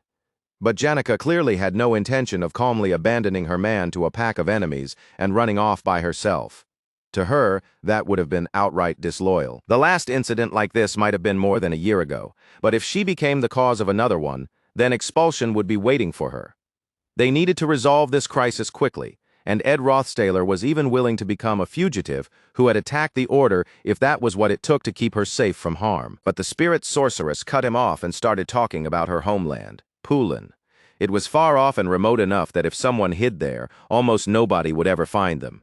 And if that still was not enough, she was perfectly willing to flee somewhere, even harsher, like an isolated desert region or a lawless zone, whichever turned out to be safer. Ed Rothstaler was taken aback that she had already thought that far ahead. But Janica only clung more tightly to the arms around her and told him plainly that it was not his place to go off and suffer through everything by himself. He'd been carrying all that pain alone this whole time, and the look on his face turned startled as he wondered how she had figured that out. For the spirit sorceress, the answer was simple. She said she could tell just by looking at his face. If the boy ended up getting expelled, then she was completely fine with being expelled right alongside him. In her eyes, the consequences might be easier to bear if the two of them had to carry them together. Even if the world branded them both as fugitives, she still wanted them to shoulder that fate side by side. Turning toward her man, that pink-haired girl, made him a promise that she would never ever let him suffer alone again. The boy could only stare at her, completely overwhelmed, caught in speechless amazement by what she had just said. Then his expression hardened. Grinding his teeth, he turned back after suddenly noticing something behind them. Of course it was the apostles of Telos. Those winged jerks could fly, and now they were chasing after them, determined to take back the relic that had been stolen. All 6 of them were on their trail. That meant they had to go even faster, as fast as they possibly could, because there was no time left anymore. Spirit Sorceress answered his call right away and pushed their speed higher. Meanwhile, back inside the burnt church, the fanatical archbishop stood there coughing harshly, choking and hacking as smoke and fog drifted all around him. Then, all of a sudden, Saintess Clarice arrived, and her appearance shocked the archbishop so badly it nearly left him speechless. The girl was panting heavily, clearly having rushed there as fast as she possibly could. Before the group had split up, Ed Rothstaler had told her there was something only she could do. She had surprised to hear that, but he reminded her that she was someone who already knew everything that had happened, along with how all of it would end. So while the main character did everything in his power to stop the Holy Lance Dragon from reviving, Clarice was supposed to do what only she could and stop Archbishop Verdio herself. And so the saintess stepped into the church while the archbishop muttered that the situation had become troublesome now, though even then, he still believed he had some hope left. But Clarice tore that hope away before it could settle. With one sharp sweep of her hand, she knocked the golden goblets right off the church table, sending them clattering away and destroying the calm he was trying to hold on to. Archbishop Verdio was the kind of man who was both cunning and fanatically devoted to his beliefs. A person like that would never hesitate. If it meant protecting his cause, he would absolutely try to use the authority of the order to bury everything that had happened here. And to stop a man like that, the saintess knew there was one crucial move she had to make first. So she raised her voice at everyone in the room and demanded to know how much longer they intended to just stand there and watch. More than anything else, what she needed now was to bring the Holy Pope over to her side. So she turned toward the Holy Pope and cried out at the top of her lungs, begging him to excommunicate Archbishop Verdio immediately, right then and there. While that desperate chase continued high above the sky, down below, Clebius and his red-haired alchemist were still walking along as if nothing had changed, casually talking about the coming fight between Taylor and Wade. At the very same time, far above them, Janica and the main character were fighting for their lives in midair. The holy apostles kept launching arrow after arrow at them, but the 2 students had no intention of slowing down or giving up their frantic escape. Just 10 minutes earlier, Janica had been sitting absent-mindedly in front of Glocked Hall. Now she was racing through the sky while Ed Rothstaler used basic wind magic, Windblade, to protect them as they flew, weaving and swaying through the air. But when Ed Rothstaler turned back, his eyes suddenly widened in alarm. What he saw rushing toward them carried far too much firepower, and he knew at once that there was no way they could dodge that attack. The impact struck them head-on with brutal force, and the spirit bird broke apart instantly. Janica let out a scream as she was thrown out of the sky, Ed Rothstaler falling right along with her, while the necklace was sent spinning loose into the open air. They had already come too far to fail now. As Janica dropped through the sky, Ed Rothstaler lunged after her, shouting out to the spirit sorceress. Girl, boy, and the ancient necklace were all falling together through the air. And if they hit the ground like this, death was certain. But Ed Rothstaler had no intention of allowing that to happen. So he forced himself forward, pushing through the air like a swimmer cutting through water, desperately trying to close the distance between them. The 2 of them vanished into the clouds as they kept falling. But even then, his outstretched hand managed to find her and seize hold of her. And with his other hand, he caught the necklace as well. The plan had not completely fallen apart yet. They were still moving toward the same goal, only now with a slight delay. As they continued dropping through the sky, the boy pulled the pink-haired girl tightly into his arms and held her there, absolutely determined not to let any more harm reach her. The holy apostles were still right behind them, shouting for them to be captured because recovering the necklace mattered more than anything else. Apparently, saving the lives of innocent students was not a priority worth caring about. Then Janica suddenly spoke, catching the boy off guard. Smiling softly even in that moment, she asked him if he could handle the rest from here. The question left him confused and more than a little scared. Before he could fully react, she pushed herself away from him and let herself fall free, dropping farther and farther away through the open sky. With bright eyes and a shining smile on her face, the girl told the main character that she truly believed in him. And because she believed that much, she said she would do what she had to do. A golden spark flickered to life in her hands. And in the very next moment, she activated a hidden power that flooded the whole surrounding sky with brilliant light. Students down below all looked up and froze in awe as that radiance spread across the sky, blazing so brightly that it looked almost like a second sun. As they stared upward, the flow of the air itself began to change. The atmosphere twisted, spun, and gathered into a familiar circular formation. Then the skies above the academy started filling with winged spirits of every kind. The apostles were visibly shaken when they saw that many apparitions appear at once. But even among that enormous crowd of spirits, there was one presence that stood apart from all the rest. Even though the day had been bright and clear just a moment ago, the people below looked up in shock and disbelief. Well, Clebius especially looked completely aghast. Still, all of them were left staring upward in disbelief as the sunlight above them was suddenly blotted out. Rising up from the waters came a massive being with a beautiful blue tail, a creature larger than anything any of them had ever seen before. Some would have called it the very first among the first of all spirits, the one that had gained life before every other water spirit. That giant being was a singular existence within nature itself, one of a kind and the strongest of all water spirits. Its name was Freed. Most of the spirits filling the air were lower-ranked ones, but there were simply too many of them. The holy apostles were already starting to struggle against the sheer numbers. It felt like they were surrounded by hundreds. And as if that overwhelming swarm were not enough already, a gigantic whale-like spirit suddenly appeared and batted away many of the apostles' attacks. Standing atop that giant spirit whale were two familiar figures. Ed Rothstaler and Janica were still together. Main character raised the necklace high into the air, and he could clearly feel the magical power inside it fading away. At this rate, they really might be able to stop the Holy Lance Dragon from reviving. But Janica was drenched in sweat now, her face flushed a deep red as she visibly struggled to hold everything together. Seeing that made Ed Rothstaler realize just how terrifying the cost must be for her to sustain a spirit manifestation on this scale. Janica herself did not sound completely certain, but she admitted she had a strong feeling she was going to end up bedridden for quite a while after this. Her body was already starting to slump, and Ed Rothstaler hurried forward to catch her before she could collapse. He quickly asked if she was all right and leaned in to check whether her fever had gotten worse.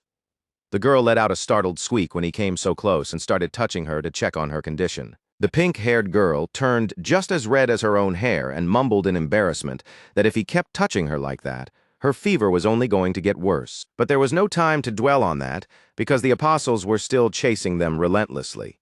Those people had no intention of letting this go. At that point, their only real option was to strike at the enemy's main body directly. One of the apostles prepared to open a path for Taldarak, so that he could rush straight through and engage the enemy head-on himself. The apostles began firing without pause, unleashing a relentless barrage meant to carve open a route for Taldarak to break through and stop the thieves. The apostles of Telos fought fiercely, and the third seat, Lightspeed Taldarak, burst forward through the path they had created for him. That Lightspeed holy apostle tore past the manifested spirits in a single rush and shot straight toward the giant spirit whale. With anger written all over his face, the apostle shouted at the students and demanded to know if they were the ones controlling all of these spirits. This was turning dangerous fast, and the holy apostle looked down at the slumped girl with a cold expression as he said he took no pleasure in killing.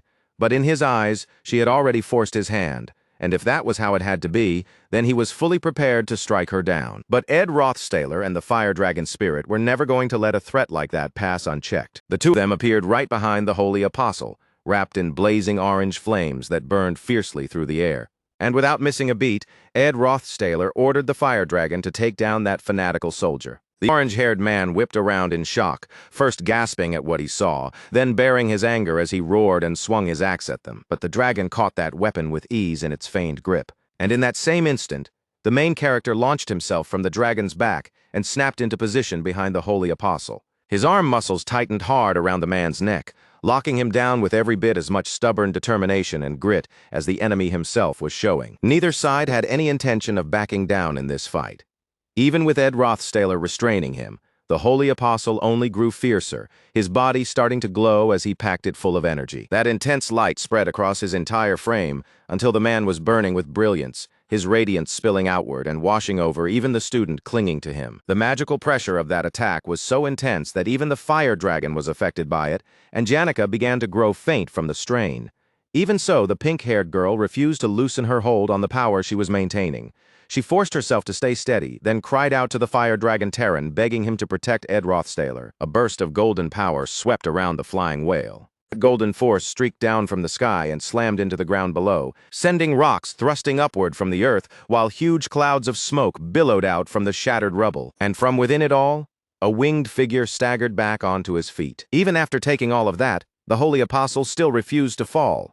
Taldarak sounded genuinely impressed that they had dared to summon a spirit of such high rank. And more than that, he was astonished that Janica could also keep control of another high-ranking spirit at the same time, just to make sure her man stayed safe. Even after falling from that tremendous height, Ed Rothstaler was still standing firm. To Taldarak, that kind of talent was downright terrifying. Even so, as one of the apostles of Talos, he had no intention of wavering. He would carry out the will of God no matter what. And the very faith driving him only made him stronger. The apostle fixed his gaze on Ed Rothstaler and demanded that he hand over the necklace immediately, warning that if they continued to resist, he would kill both the boy and Janica without hesitation. The student was never going to let go. He would never hand over that necklace, because doing so would mean throwing away the lives of the people he cared about most. They had already come far too far for that, and by now it was far too late to rely on regression anymore. Ed Rothstaler no longer had Delheim's hourglass, and even though the pain of his many deaths was still fresh in his mind, he could not gamble with the possibility of anyone else dying. That was why Ed stood his ground with the fire dragon blazing behind him. No matter what happened here and now, Ed Rothstaler was going to survive. Now that they had made it off Arkan Island, the magic readings had dropped. But unless they could put even more distance between themselves and the island, the Holy Lance Dragon would still awaken soon. Ed gritted his teeth and swore to himself that he would never let that happen. This was their last chance to win, and he knew it. What made it worse was that the final enemy standing in his way had to be that absurdly devoted maniac, Taldarak, the third seat among the Holy Apostles. He was known as Taldarak the Swift, a monster whose sacred law skill converted all magical power directly into physical energy. Ed Rothstaler remembered all of that because the memories from the previous loops were still alive inside him. Taldarak's top speed surpassed even the speed of sound, and the man moved with such explosive quickness that no ordinary student could ever hope to keep up. Trying to dodge an attack like that with nothing but the naked eye was completely impossible, and Ed Rothstaler's eyes widened in horror when the apostle suddenly appeared behind him, already swinging his holy weapon. If the main character could not properly see those attacks anyway, then he made a choice. He shut his eyes, and the moment the apostle lunged in at him, the protection of the wind activated on its own. And with that, the attack that should have cleanly taken the blonde noble's head was completely blocked. Marilda appeared at that instant, moving in together with Terran, as the two spirits joined forces against the tenacious holy apostle. The protection of the wind only triggered against unexpected attacks, and it was a countermeasure the blonde could use just once. But the force behind that single activation was tremendous, and Ed Rothstaler knew he had to seize that tiny opening immediately, because that one moment was all the chance he was going to get. He gathered power into his hand, pointed it straight at his opponent, and unleashed the intermediate spell, Focused Explosion. The sheer force of that blast sent the fighting apostle flying high through the air. It was a devastating hit that hurled that angelic figure backward. But unbelievably, that stubborn bastard still refused to go down. Golden light flashed in the apostle's eyes as he spat out a curse at the boy in language that was anything but holy. Since the boy was willing to resist this far, then he had no reason left to hold anything back.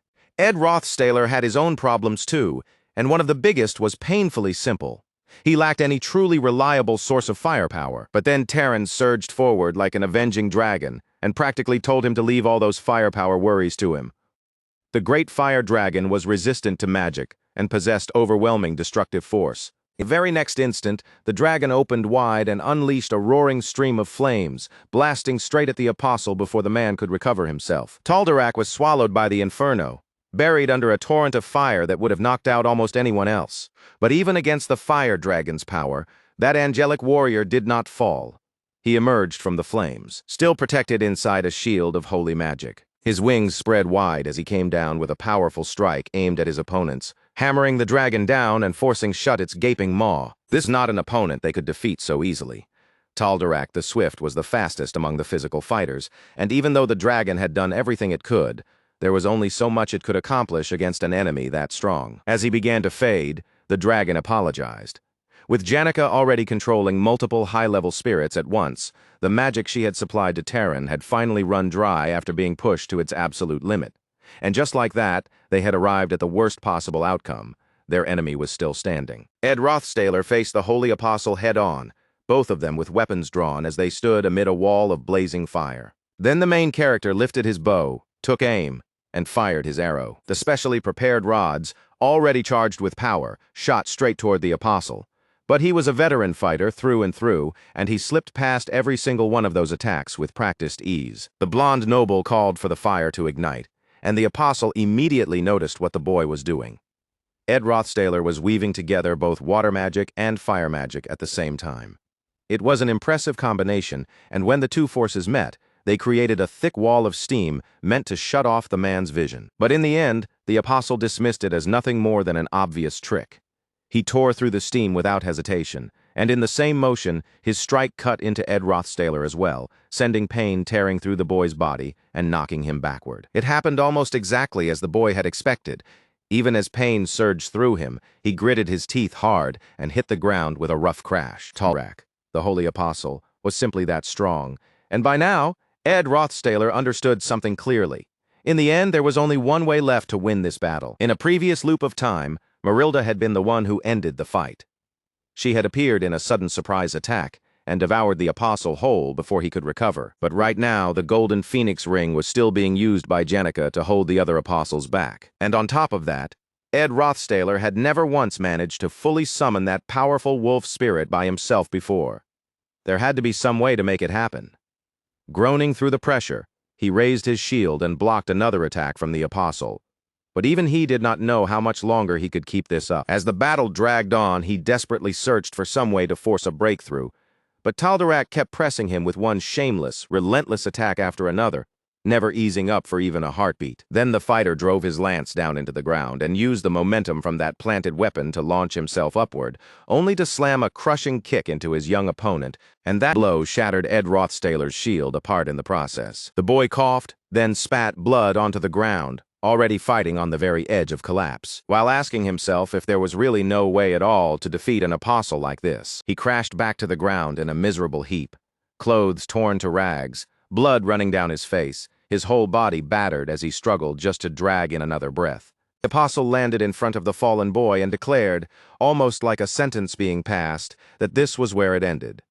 Then he swung his weapon down with the full force of holy violence. And as Ed Rothstaler stared up at the man about to kill him, that familiar sensation came creeping back again, burrowing deep into his mind. It was death. That same cold presence had come for him again, just like it had every other time this day had repeated itself. The memories of dying over and over flooded back into him in an instant, and strangely enough, those repeated deaths became something like a brutal cheat code, forcing his spiritual understanding higher. One by one, each spiritual factor began to rise. They climbed together like a great echoing chorus, until at last a realization struck Ed Rothstaler. With death bearing down on him, the boy no longer felt fear, and in that same moment, the Apostle suddenly froze, as if he had sensed something change. Whether it was divine magic or spirit resonance, the path to mastering magic was never really different. Everyone had to fail again and again before they could truly learn it. And Ed Rothstaler had piled up more failures than anyone could count. Layer upon layer of grit, stubbornness, and desperate refusal to give up had brought him here. A long history of effort that must have looked meaningless from the outside. And now, drawing on the power of every single one of those failures, Ed Rothstaler called out to the great wind spirit Marilda. And just like that, the wolf appeared. It lunged in and sank its fangs deep into the Apostle's wing. the very strike that stopped Tal'Darak cold in his tracks. This time, the wolf had manifested completely. It was proof of something simple and brutal. Repetition, when endured long enough, eventually became mastery. The instant the apostle was distracted, Ed Rothstaler sprang upward and smashed his head straight into his opponent's face. The apostle growled, coughed, and spat blood in a burst of fury. After all, no one was good at something from the very start, and nobody ever knew for sure if their effort would actually pay off. But failure itself did not matter. Ed Rothstaler understood that now more clearly than ever as this battle with the apostle kept raging on. In the end, nothing about that truth was unusual. Everyone in this world fought to survive for reasons of their own, all just to keep living one more day. Now the apostle found himself surrounded by every spirit under Ed Rothstaler's command, and the realization left him overwhelmed with rage. But now it was the blonde who had driven him into a corner, and Ed Rothstaler lifted his weapon like an executioner preparing the final blow. There were countless people in this world struggling desperately just to stay alive. And carrying all of that weight, the boy brought the glowing blue arrow down and drove it straight through the apostle's chest. The man's body trembled as the spirit arrow buried itself through him. Struggle was part of life, and Ed Rothstaler knew that truth better than most as he forced that arrow deeper into Tal'Darak's chest. He struck his opponent so violently again and again that his own fist was reduced to a bloody mess. Struggle was part of life, and so was the ugly, desperate act of twisting and wringing every last ounce of strength from one's body with clenched teeth.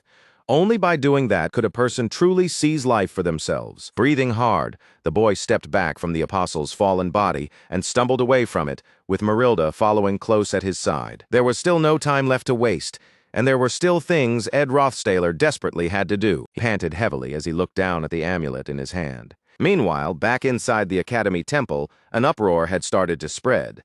Clarice stood before the Pope and demanded to know how long he planned to keep standing there and watching while the Archbishop burned their entire society down to ashes. The Pope was utterly stunned to hear the usually gentle saintess suddenly shouting at him like that, but Clarice had already reached her limit. She told him plainly that he needed to excommunicate Archbishop Verdio. The Pope was shaken by that declaration, and his face grew even more conflicted when the Archbishop immediately called out to him in response. Verdio insisted that the Pope must not listen to the saintess, claiming she knew nothing of what was really going on. After all, he said, everything they were doing was for the future of the Church. But Clarice cut him off at once by exposing the truth.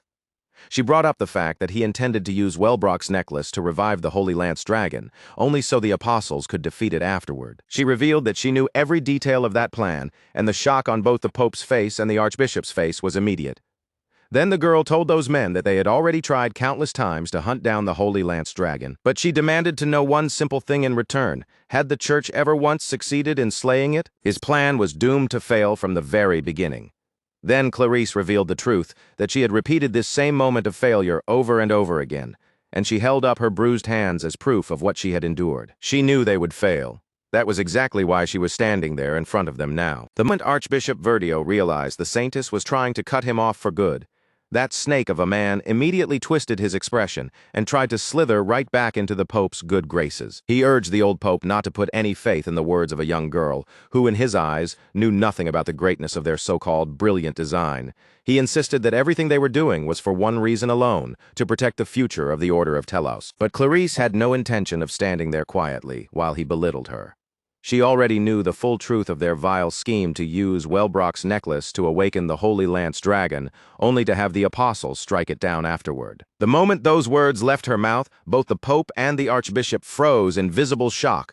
Neither of them could believe that a girl so young understood that much after all, despite all the times they had tried to subdue the Holy Lance Dragon. That foolish plan they had clung to in hopes of restoring the Order's glory had never succeeded even once. The only result it had ever promised was blood on the ground, grief in people's hearts, and piles of needless death. And of course Verdio could not bear hearing that the plan he clung to so desperately had been doomed from the beginning. Clarice understood that better than anyone, because the reason she could stand before them now was that they had already failed again and again. She had lived through the same moment countless times, and the bruises and scars left on her own hands were proof of just how many times she had been forced to endure it. In every ending, the last choice left to them was always the same: throw the saintess into the rune of sacrifice so they themselves could survive. And when the true ugliness of that plan was laid bare, both the Archbishop and the Pope stumbled over their words as they tried to defend what they had done. Clarice refused to tolerate their stammering excuses or their madness any longer. She declared that if sacrificing herself truly was the will of the god Talos, then she would offer up her life without hesitation. But she also knew something they were trying to ignore. Their monstrous plan would drag countless innocent people into death, people who had done absolutely nothing to deserve such an end. If the Order became the cause of such senseless devastation, and in an academy packed with students no less, then the faith people had in the Order would never recover. No one else might ever learn the full truth, but Clarice already knew exactly what they were planning. And if she were forced to die for the sake of that wicked scheme, then the one who had brought her here, Ed Rothstaler, and the one she had come all this way to save, the musician Saintess Adele, would make the truth known in song, spreading it across the entire continent and shattering the Temple of Telos's image beyond repair. At that point, this was no longer just about the life of one Saintess. Clarice swore that if they went through with this, the entire world would come to distrust the Order of Talos itself. Archbishop Verdio refused to hear any of it. His attention locked onto just one thing she had said. The people she mentioned were probably still somewhere on Arkan Island. Even if the Saintess no longer trusted the Order, he thought they could still use the authority of the Holy Pope to push the plan back into motion at once. But before he could go any further, the Pope stopped him cold. For decades, the old man had remained the Holy Pope while never truly choosing between doctrine and reality. He had lived like a frail coward, always hesitating, always hanging back, and whenever someone else stepped forward with conviction, he had simply followed behind, doing whatever small thing he could for the temple he loved. He had spent so many years living that way that in the end, he finally understood something. The future of the Order had to be entrusted to someone whose conviction was stronger than his own. And in his eyes, Saintess Clarice was the brightest light shining within the Order at that very moment. From then on, he declared that he would follow her will gladly. And in that instant, the Pope and the Saintess stood together in complete solidarity. Then Clarice turned her glare on Verdio and told the old monster plainly that his plan had never once succeeded, not in any of the countless miserable lives she had been forced to repeat. And this time, she said, would be no different. In the name of Holy Pope Eldane, the most devoted servant of the god Talos, and in the name of Saintess Clarice, Saintess formally excommunicated Archbishop Verdio from the Temple of Telos. But while all of this had been unfolding, Verdio's face had darkened in a way that felt deeply wrong, and then he burst into a twisted, royal-sounding laugh. It was the kind of laughter that sounded less human and more like something had possessed him. Staring at the girl, the deranged old man told her that none of her efforts would change a thing. Then, in one sudden motion, he grabbed the girl, catching her off guard, and took off running with her. As he fled, the mad archbishop declared that as long as the Saintess refused to step into the rune herself, then nothing could stop the revival of the Holy Lance Dragon. And even though that boy had escaped with the necklace, Verdio sneered that the apostles were already chasing after him. Even if Ed somehow managed to lose them, the archbishop was convinced the boy would never make it far in the wrecked state he was already in. Honestly, after everything that had happened, Ed still had not even bothered to call in help from a few more of the girls around him, which almost made it feel like he was running on pure, stubborn pride at this point. But even so, the boy had no intention of giving up now. As far as Ed was concerned, the game was not over until the Holy Lance Dragon was actually revived. And with blood running down his hands, he clutched the necklace tighter. Even then, Verdio remained certain that victory would still be his in the end. But Clarice was just as certain that things would not unfold the way he wanted. With a sharp motion, she yanked her arm back out of the evil priest's grip. Verdio stared at her in shock, seeing her still standing there with unshaken defiance, while the silver-haired girl told him firmly that the person who had once grabbed her arm and run with her was far stronger than a wretch like him could ever hope to be. A saintess as powerful as Clarice did not need anyone to save her from someone as pitiful and wicked as Verdio, and with that, she unleashed holy power straight into that rat. Brilliant yellow light swallowed the man whole as she fired off a divine power discharge, a burst that could erase most magical effects, while also slamming into the body of its target with brutal force. After releasing such an enormous blast, Clarice let her arms fall for a moment, her body trembling slightly as she struggled to catch her breath. She had been fighting for far too long already, and her exhausted body finally gave way, dropping her to her knees in front of Verdio, who had also collapsed to the floor. From where he lay, the archbishop hissed that the god Telos had said the saintess was meant to live only by following pure white light. So now, he could not understand why the girl before him had suddenly become so full of color. Breathing hard, Clarice lifted her head and answered between breaths that it was because she was the saintess. As a student, she had learned long ago that even a beam of light that looked completely pure white when you looked at it closely, was made up of many separate colors, strands of vivid red, like the red that reminded her of that sly fox-like merchant. There was gold, too, like the color of Janika's power, and turquoise as well, like the great whale he had struggled so hard to hold together. And there was blue, the same blue as the eyes of the man who had risked everything over and over just to keep saving Clarice. There was violet, too, like the light of the overwhelmingly powerful Lucy, the girl who had finally found her idiot crush, and now Lucy was here. She had arrived, and without saying a single word, the worn-out, bloodied boy simply placed the powerful necklace into her hands. The next instant, Lucy shot forward like a streak of light and flew straight away from the academy. She moved at terrifying speed, heading toward the mountain, while carrying the burden that could either save every one of them or bring everything to an end. After all, light only becomes pure white when all of those beautiful colors are gathered together into one. And the farther the necklace was taken from the academy, the more its radiance faded, along with the power sleeping inside it. This was episode 3 of The Failed Swordsman of Sylvania, the second joint combat training arc. Now that Taylor had become an upperclassman, the protagonist was about to face the first years, but their resistance was far stronger than expected. Everyone on the first-year side was desperate to bring down their seniors and secure better grades, so none of the opponents Taylor faced were easy targets by any stretch. That imbalance existed because in the earlier version of the scenario, for reasons already set in place, not a single first year had ended up joining Class A. At the same time, Ed Rothstaler tore through the streets atop Marilda's back, pushing himself to the absolute limit until his spiritual power finally gave out and his body collapsed. He was drenched in blood from head to toe, but even so, the academy had been protected, and the scenario itself was still moving along the path it was supposed to follow. Taylor brought down Claude, his final opponent, and the top student in the Faculty of Alchemy.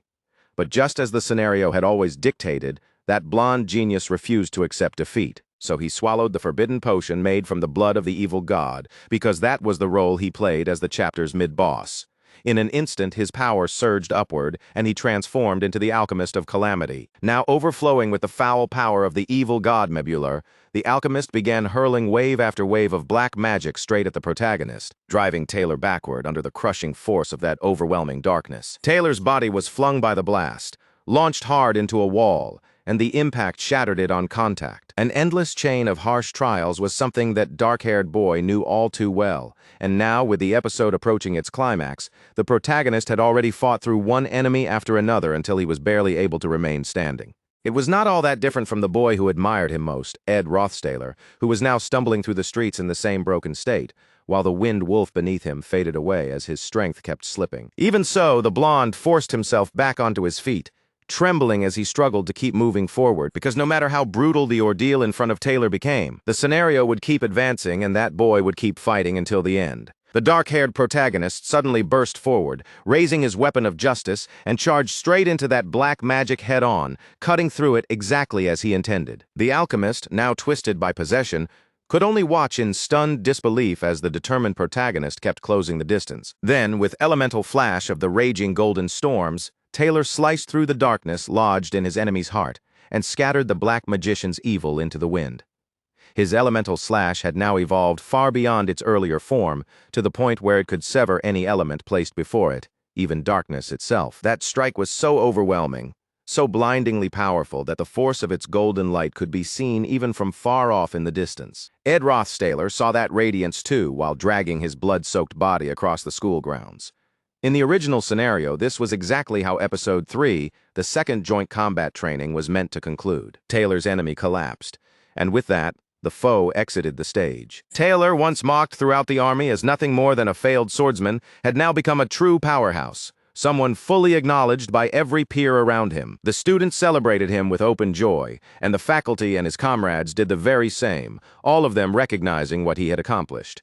He raised his shining sword high, the blade marked by the strain of battle, yet still unbroken and steadfast, just like the protagonist himself. At that moment, the boy's name was burned into everyone's eyes and carved into their memories. But that triumphant feeling was never meant to last very long, because the moment Taylor stepped out of the testing arena, his eyes were supposed to widen, and then he would be told that one of his comrades had died. That comrade was the bard and prophet Adele Saris, the girl who had gone to the temple in order to sit within the summoning circle and die one final time. Adele Saris was supposed to die there. Back then, the story had never clearly explained the exact way the bard met her end. But in the present, the girl had already given up, and as she fell toward the summoning circle, she accepted that this was how her life would end. Originally, Adele was simply a character who was meant to leave the story in exactly that way. But just before she could offer up her life for the last time, a bloodied hand suddenly shot out and caught hold of her, wrenching her back away from the dark fate she had already accepted. Adele's eyes flew open in pure shock, as a furious, exhausted Ed Rothstaler hurled her aside and sent her crashing onto the ground. The girl slowly opened tear-filled eyes, blood running down her face in streaks. There before her stood the tired blonde noble who had fought through everything just to save her life. At that instant, the original storyline had already been changed. Taylor and the others would come outside and never hear any news about a comrade's death at all. Their celebration and laughter would continue uninterrupted. While inside the temple, Verdio would scream in fury, raging at the collapse of his plan. There might still be rumors that some kind of disturbance had broken out within the order, but that uproar would be dealt with quickly as an internal matter, helped along by a well-earned punch straight to the dark archbishop's face. The blow sent the man crashing to the floor, and both the Saintess and the Pope remained safe and unharmed. Because of that, the so-called Saintess of Distrust never came into existence, and the Holy Lance Dragon did not awaken ahead of schedule. As for the summoning necklace, it sank deep into the sea, to be forgotten there until a later time. With the Saintess of Distrust erased from the course of events, the Order's army never marched down upon Arkan Island, and the rampaging Episode 3 boss, Awakened Lucy, never appeared either. It meant the gifted mage no longer had to meet such a tragic death. In fact, it was possible that even more had changed this time than the original scenario ever accounted for. Now the mage gazed ahead at the setting sun, her cheeks turning red as she remembered how in one of her past lives she had clung so tightly to the boy she liked. Little Lucy kept staring out into the orange light of the sunset and quietly mumbled that she really wanted some beef jerky. After everything that had happened, the academy would remain peaceful, and in the end, everyone would be okay. 2 days had passed since that unfortunate incident, and then a knock came at the door, followed by a familiar voice asking if Janica was feeling any better. The moment the spirit mage heard her crush outside, she panicked and hurriedly told him not to come in yet because she was still trying to wash herself up. The problem was, her eyesight still had not properly recovered. Borrowing that much power from the future had come at a brutal cost. For the time being, Janica could not use magic at all. And on top of that, her vision remained badly impaired. As for the supreme rank spirit she had unleashed to stop the 5 apostles, that overwhelming being had apparently crashed down somewhere in the forest outside Arkan Island. Janica herself had blacked out right after pulling off that impossible feat, and when she finally woke up again, she found herself lying inside a cabin without even knowing how she had gotten there. It turned out Lucy was the one who had found her and carried her all the way back with surprising care, so apparently even Lucy could be gentle when it came to another girl. And Rothstaler was relieved that, somehow, everything had ended without getting any worse. Janica, meanwhile, reminded him in a slightly sulky tone that if anything like that ever happened again, he had to come find her first. While listening to her complain, Ed glanced over his shoulder and noticed Belle Maya standing shyly behind him. He thanked her for coming, even though someone who had already become head maid normally would not be doing ordinary housework anymore. But looking at Belle's expression, it was obvious she had no intention of stepping back just because of her position. If anything, she looked like she fully intended to keep handling chores herself for a while. And now she had arrived at their little camp carrying a basket, her eyes bright with purpose. The head maid asked the blonde noble if he was doing all right too, making it clear she did not mind taking care of him as well. Ed told her he was fine and explained that his main concern was Janica, since she still could not see very well. But Belle gently pressed a little further and asked whether there was anything else weighing on his mind. Ed thought about it for a moment, then answered no. The maid seemed to understand right away that he was holding something back. Still, she agreed that for now, the most important thing was taking proper care of young Janica first. Then Belle stepped in and reminded the blonde noble that Janica would need help changing clothes and wiping away sweat as well. Ed answered like that should have been obvious, saying he had no problem helping with things like that. Then Belle added, after a brief pause, that of course it was not as if he would make any kind of mistake. With that, she quietly stepped into Janica's cabin. But then, all of a sudden, the head maid popped back out and cheerfully reminded the young man that he was a teenage boy. If not now, then when else was he ever supposed to make all kinds of questionable and perverse mistakes? She even told him that maybe, once in a while, he should listen to the voice inside his heart. Ed immediately shut the door on that ridiculous advice. He wanted absolutely none of it. Scolding her at once, he told her to stop saying weird things and just hurry up and help Janica already. From inside the cabin, Belle hummed to herself while Ed turned back in confusion. In a sing-song voice, she said it was such a shame. Then the door suddenly swung open again as Belle realized something that made her downright delighted. Ed had finally spoken to her informally. The maid looked absolutely thrilled by that discovery. For a moment, the young man could only stand there in total speechlessness, completely thrown off by how happy she looked. Then, deciding he wanted no part in that conversation anymore, he simply turned around and walked off. With Ed gone, Belle immediately turned back around and started scolding Janica instead, complaining that staying in a dusty little place with air drifting through it was no environment for a patient at all. Honestly, in her opinion, Janica would be much better off in the academy infirmary. Before long, the head maid was already fussing over everything, throwing open the windows to air out the stuffy cabin without hesitation. Listen, from outside, Ed felt a little intimidated by just how passionately she had thrown herself into helping. He could still hear Belle's voice clearly, followed by Janica suddenly freaking out, because the maid was doing all of this while she was in the middle of changing clothes. Belle Maya, quick-witted as ever, had apparently seen through almost instantly that Ed was carrying something heavy on his mind. At the same time, trying to wash Janica with both the door and the window left open was honestly absurd. The maid was going completely overboard. Still, because of all that commotion, the day flew by before Ed had any time to dwell on anything else. He had only been away from his usual camp chores for 2 days, yet it somehow felt like he had been gone for an entire month. Sitting by the warmth of the fire, he eventually noticed that his firewood supply was running low. Then, suddenly, he heard rustling nearby, and someone stepped into the camp. Ed looked up in surprise and saw Kylie, or rather the girl who had once used that identity while hiding the fact that she was the Saintess.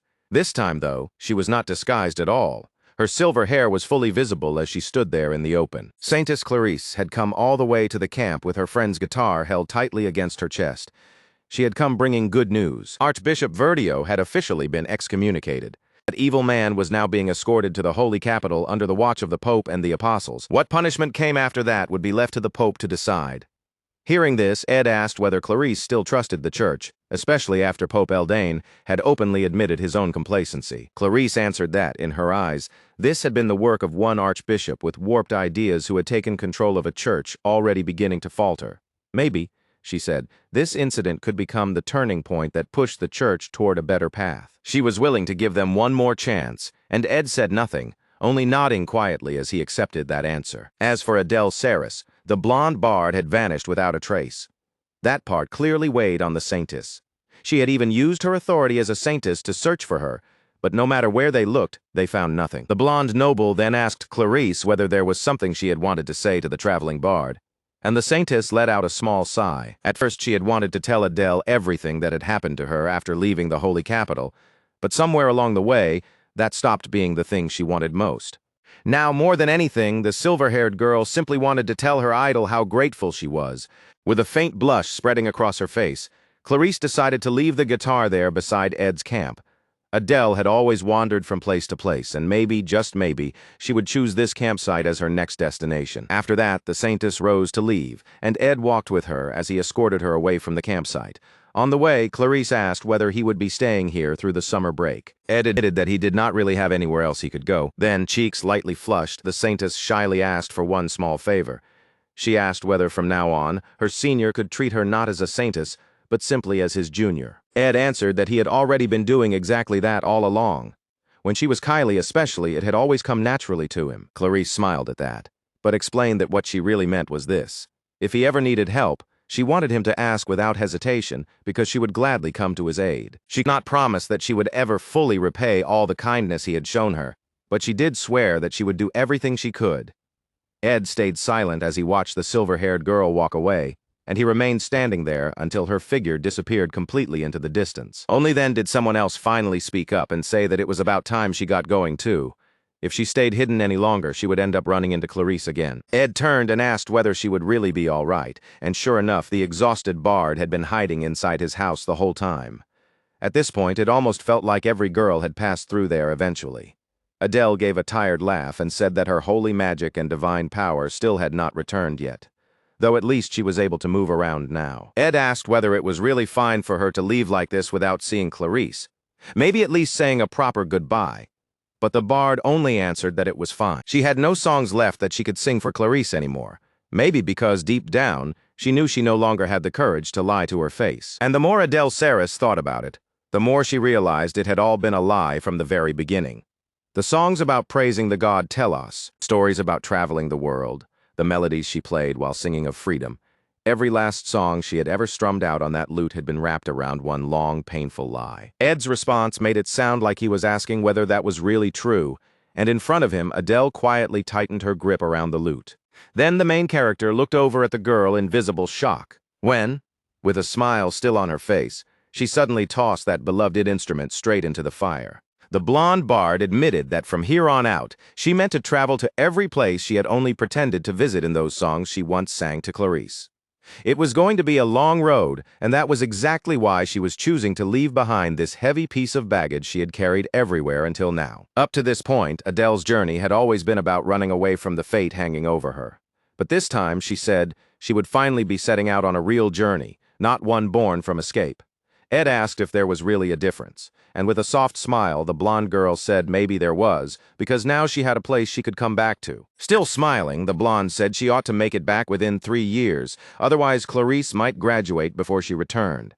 And when that journey was finally over, she wanted to come back and play a brand new song she had written herself. Ed looked a little lonely as he told her that when she returned, he would help her pick the perfect wood for a new instrument. Adele laughed and replied that then she had better make it back within 2 years instead, if she was supposed to catch him before his own graduation. Then, before she left for good, the blonde noble asked her one last thing. He wanted to know if this truly was the end, and, for just a brief moment, the smile vanished from the girl's face. She had lost both her magic and her divine power, which meant she could no longer see the future anymore. The future she had once been able to predict ended on that very day, and from now on she would have to walk toward places she had never even imagined before. She was about to begin a completely new journey, one where she knew nothing about what came next, and one where she could no longer move by following some predetermined scenario. As Ed spoke with her, his mind filled with all the dark possibilities the future might still hold, along with the terrible things that had already happened. From here on, the bard might be stepping into a future even harsher than anything she had ever imagined, and she would be doing it without knowing what waited ahead. That was why Ed wanted to ask her whether that uncertainty did not terrify her. For a while, the girl said nothing. She stood there with her arms folded, thinking over his words, while the fire crackled softly between them. At last, she admitted it honestly. Yes, she was scared. Even so, her hand tightened around the bag slung over her shoulder, and then the girl smiled as brightly as the sun itself, because despite that fear, this new life waiting in front of her felt unbelievably exciting. So much in Ed's life had already changed. Just moments ago, he had been talking to a girl who, in the original story, should have died long ago. This was not about the scenario in some abstract sense anymore. It was about a choice carved out inside a tiny, limited moment. Back then, Ed had been forced to choose between leaving Arkan Island to stop the resurrection of the Holy Lance Dragon, or risking everything in order to save Adele. And in that moment, the choice he made had been to stop the resurrection of the Holy Lance Dragon. In other words, he had chosen to sacrifice Adele. If the blonde bard's holy power had not weakened, and if Lucy had not remembered things the way he did, then Ed knew he would have abandoned Adele without hesitation if it meant protecting his own survival. It was a truth that lingered like a haunting stain, but it was still the truth of the kind of person he was. In times of war, people always found ways to hide behind the excuse of survival, and when things reached that point, values like compassion, duty, friendship, and fellowship became things he could turn his back on far too easily. A memory flashed through his mind, taking him back to a battlefield in wartime, to the image of a soldier in a gas mask crying as he cut down his enemies with gunfire. Looking back on it now, Ed was not proud of the life he had lived before, and a dark shadow settled across his eyes. Then, just as he faced the beginning of summer break, the sound of sandaled feet approached and stepped into his space. So much had already been changed. Ed Roth-Staler, a person who should never have existed at the academy in the first place, had now become an honor student, and beside him was Janica, the boss of Act 1 herself, resting her head against his shoulder. Lucy, the boss of Act 3, had vanished from the original story entirely. But even so, as Janica and Ed sat together by the fire beneath the bright night sky, there was one thing that definitely had not changed. Whether that meant twisting the course of predetermined history or looking away from someone else's sacrifice, no matter what happened, the main character was still determined to survive. Darkness settled fully over the camp. while the firelight cast its warm glow through the quiet night. By now, so much of the story had already been altered beyond recognition. El Ceres the Bard was gone, and the scenario the main character once knew had drifted completely off its original course. At that point, the nearest major event still left on Ed's mind was the battle that, in the original story, was supposed to happen against Lucy. The skill points, the experience, and all the unique skills that could be gained there would have been a huge help heading into the 4th chapter. Of course, the fact that Taylor's growth had already been stunted was a major source of anxiety for Ed. After all, they still needed the protagonist to grow strong enough to defeat the final enemy at the very end.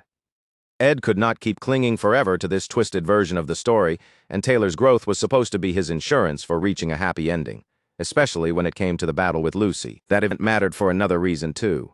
It was supposed to be the moment Lucy finally let go of Glock and the crushing burdens she had been carrying for so long. Ed also felt that if he could just talk to her, it might help him figure out exactly where things stood now. But Lucy, who was usually always around somewhere, sleeping or lingering nearby, had not come to the camp for many days, and that absence became another deeply troubling source of worry. It bothered Ed enough that he tossed and turned in his sleep, worrying over whether things were really okay like this. It was as if he was fighting demons of his own, because even while trying to sleep, sweat kept soaking his body.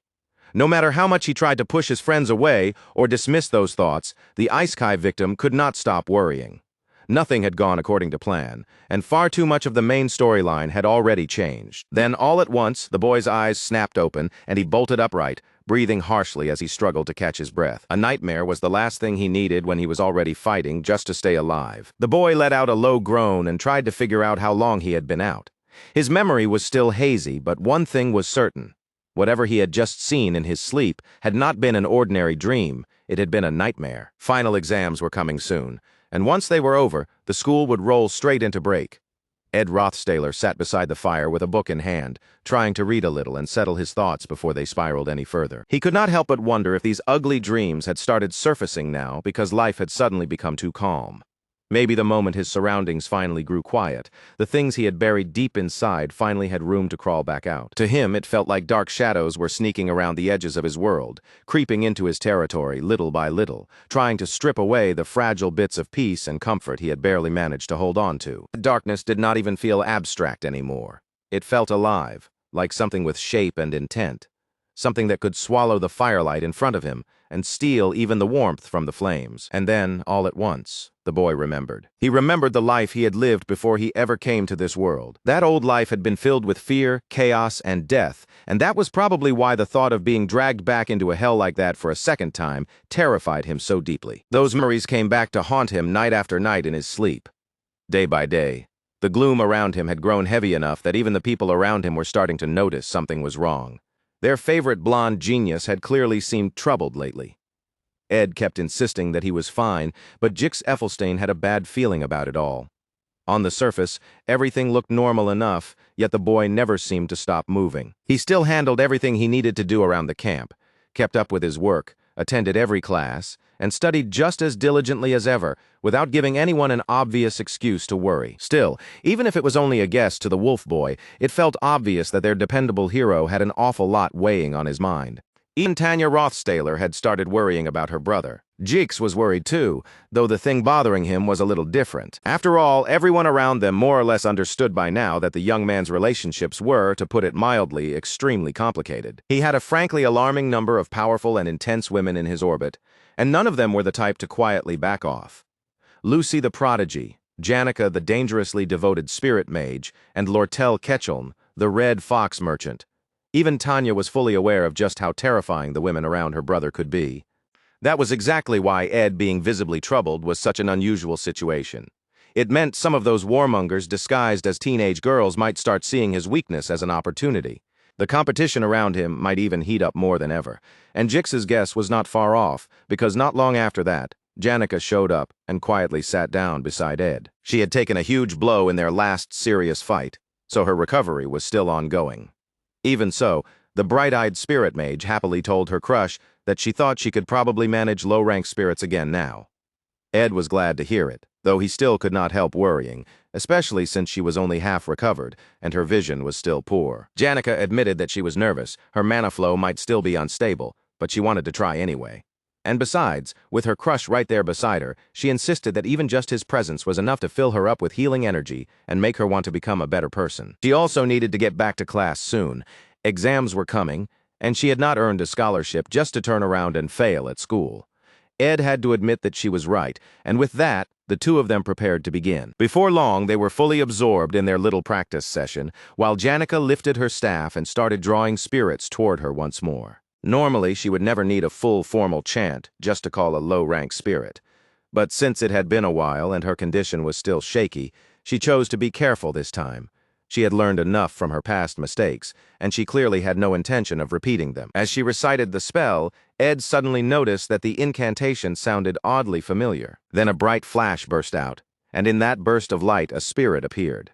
It was Mug, the boy's familiar little bat bodyguard, and the creature looked absolutely delighted to have been summoned back again. But even that small summoning left Janica unsteady and lightheaded almost immediately. If something that minor was enough to throw her balance off, then her condition was clearly still serious.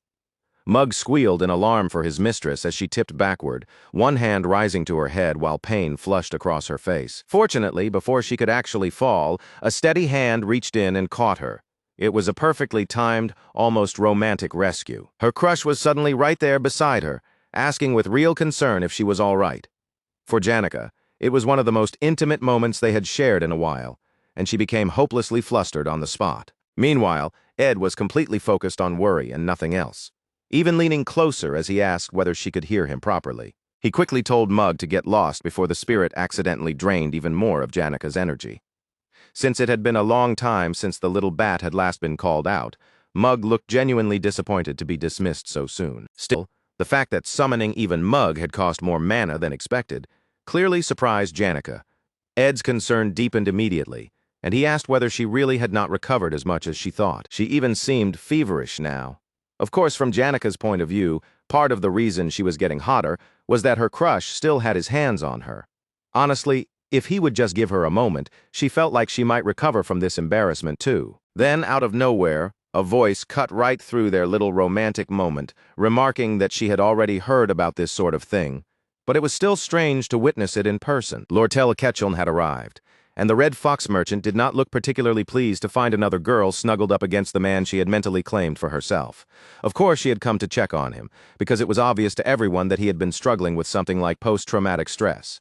She had tried to prepare herself for whatever she might see when she came here, but apparently she had not armored her heart nearly enough. After all, there was now a nice, bright, newly built house standing right beside Ed's own cabin. The rumors had been true. Janica really had moved right into the neighborhood like she was marking territory. Fox merchant could barely believe the sheer shamelessness of it. Lortelli immediately demanded an explanation for how this had happened, though judging by her face, she was not even sure she truly wanted to hear the answer. Janica recognized the fox merchant's voice right away, which was unfortunate because voice was still about all she could rely on while her eyesight remained so poor. Calling down that great whale had really wrung the life out of her. Lortel greeted the spirit mage, and Janica only smiled in return. She had absolutely no intention of looking embarrassed. Instead, she cheerfully announced that she had decided to move in with Ed. The way she said it made it sound dangerously close to a marriage announcement, and she even doubled down by adding that the two of them were living together now. Naturally, Lortel was not even a little pleased by that. As far as she was concerned, she had called dibs first. It would be much more appropriate, she insisted, for Janica to tell the truth and simply say they were neighbors now. The redhead explained that she had come to check on their shared man, but she also had important information that Ed would definitely want to hear. Ed smiled faintly and asked what that information was supposed to be. Lortel said she did not know exactly what his finances looked like at the moment, but she strongly recommended that he buy everything he would need for next semester as early as possible. That suggestion felt strangely rushed.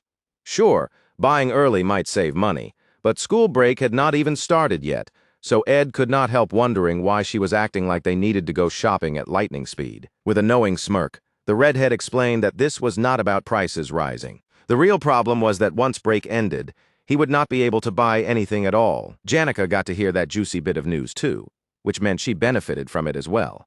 Still, useful or not, neither of them had yet heard the actual reason why supplies were suddenly going to become scarce. Janica, of course, could not resist adding that since she was now living right there beside Ed. Lortel did not need to keep addressing them separately anymore. She was really milking this high school wife routine for everything it was worth, and the worst part was that the blonde was doing absolutely nothing to shut it down. Ed could not help thinking that the spirit mage was being surprisingly assertive today. When it came to facing off with Lortel, she did not miss a beat. Just looking at it was enough to tell anyone that the redhead was absolutely seething. She looked so furious that it felt like she could boil an entire cauldron of mana with nothing but the heat of her temper alone. And somehow, in the middle of all that, Ed still seemed to genuinely believe there was a chance she would not be angry. Not even a full second later, Lortel snapped and hurled a curse at Janica for what she had just done. The redhead had clearly reached her limit, so with a sharp wave of her hand, she cut things off and declared that she was heading back for the day. Still, as annoyed as she was, even Lortel had to admit that their little hideout in the forest was surprisingly nice.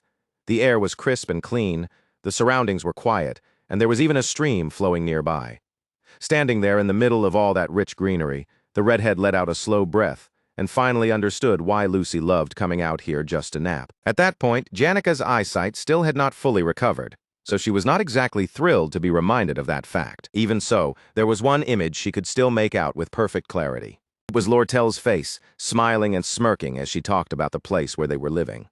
The red-haired merchant was grinning far too pleasantly, and that kind of smile from her never meant anything good. Then morning came the next day. The bells rang out, and word arrived that Lady Lortel had left behind a message. Apparently, the lady had sent Belle an outrageous proposal, offering to replace her as housemistress and asking whether she might be interested in taking a completely new job instead. And the amount of money the fox-like merchant was offering was so absurdly high that it honestly felt less like a job offer and more like she was trying to buy Belle outright. As head maid, Belle was already more than used to students around the academy doing strange and ridiculous things. But even by those standards, this sudden offer was bizarre enough to leave the red-haired woman staring at it in disbelief. She took the envelope and carefully read through the proposal. 3 Flen gold coins was already far from a small sum, but Belle had served in that hall for many years. No matter how generous the merchant was being, this was not the kind of position she could simply abandon overnight. The maid who had delivered the letter gave an awkward little laugh and said she did not mean to pry, but the moment she saw the offer inside, she genuinely could not believe what she was reading. Lortel was not offering 3 Flen gold coins a month, or even a week. She was offering to pay that amount every single day. Even Belle, for all her discipline, was having a very hard time resisting that offer. This was the kind of temptation that put her pride and loyalty to the test, because turning away that much money on a daily basis was no easy thing to do. So the maid simply stood there and waited, watching closely to see what kind of answer the chief maid would give. Belle kept staring at the proposal for so long that the other maid started to get genuinely nervous, half convinced that the chief maid might actually throw in her resignation and take the offer. Meanwhile, back at the camp, Ed was buried in his usual work and putting in effort as seriously as ever. His crafting ability had improved a lot through repeated practice, and as he continued working with steady hands, he paused only long enough to wipe the sweat from his brow. Then, out of nowhere, he received a visitor who said he had been sent there by Lady Lortel. The man introduced himself with the official title of Sales Manager Dune from the Sylvania branch of the Elk Trading Company. He had brought along his assistant, Rihanna, and the two of them had apparently come all the way out there to conduct a survey. So once again, Ed's quiet and hard-earned, peaceful life looked like it was about to be disturbed by some completely unexpected development.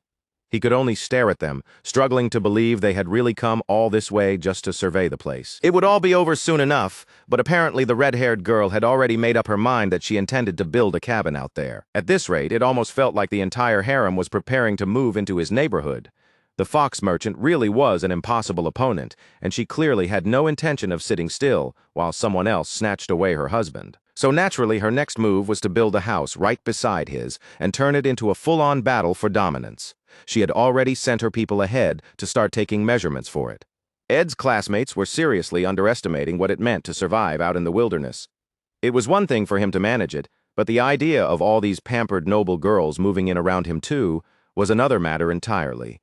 The guy was honestly concerned. The surveyors immediately got down to work, all while politely saying what an honor it was to meet him in person.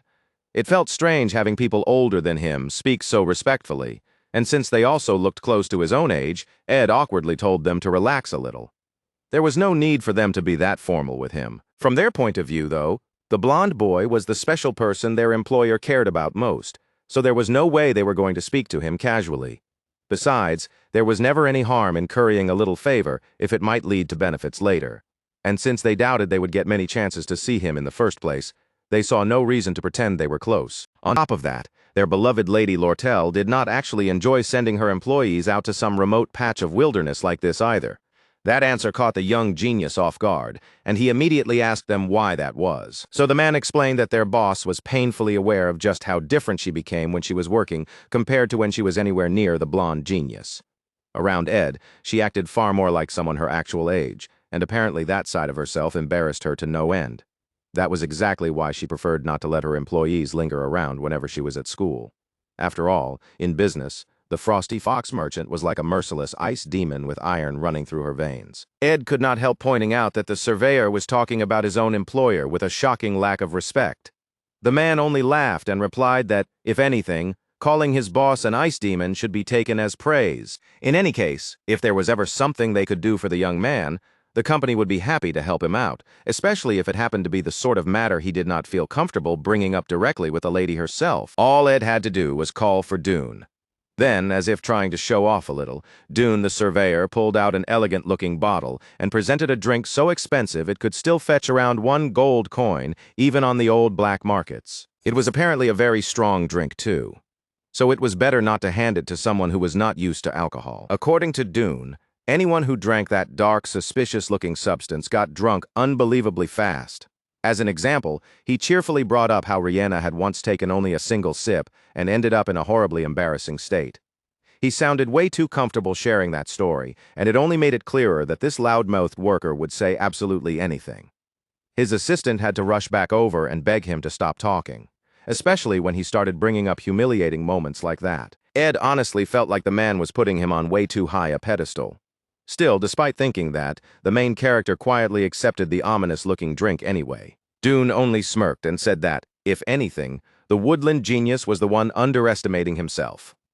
By then, they had finished all the measurements, so after leaving the suspicious bottle with Ed, the pair gave him a pleasant farewell and headed off. Once they were gone, the young man could only let out a long sigh, still wondering what in the world those two had actually been talking about. Meanwhile, over at the Klaven store, people were busily going about their normal routines, while inside the shop, someone appeared to be carefully looking over the goods. According to that crafty redhead's advice, Ed had been told to buy what he needed ahead of the semester. By this point, his growth and crafting skill had improved enough that he could make most things himself.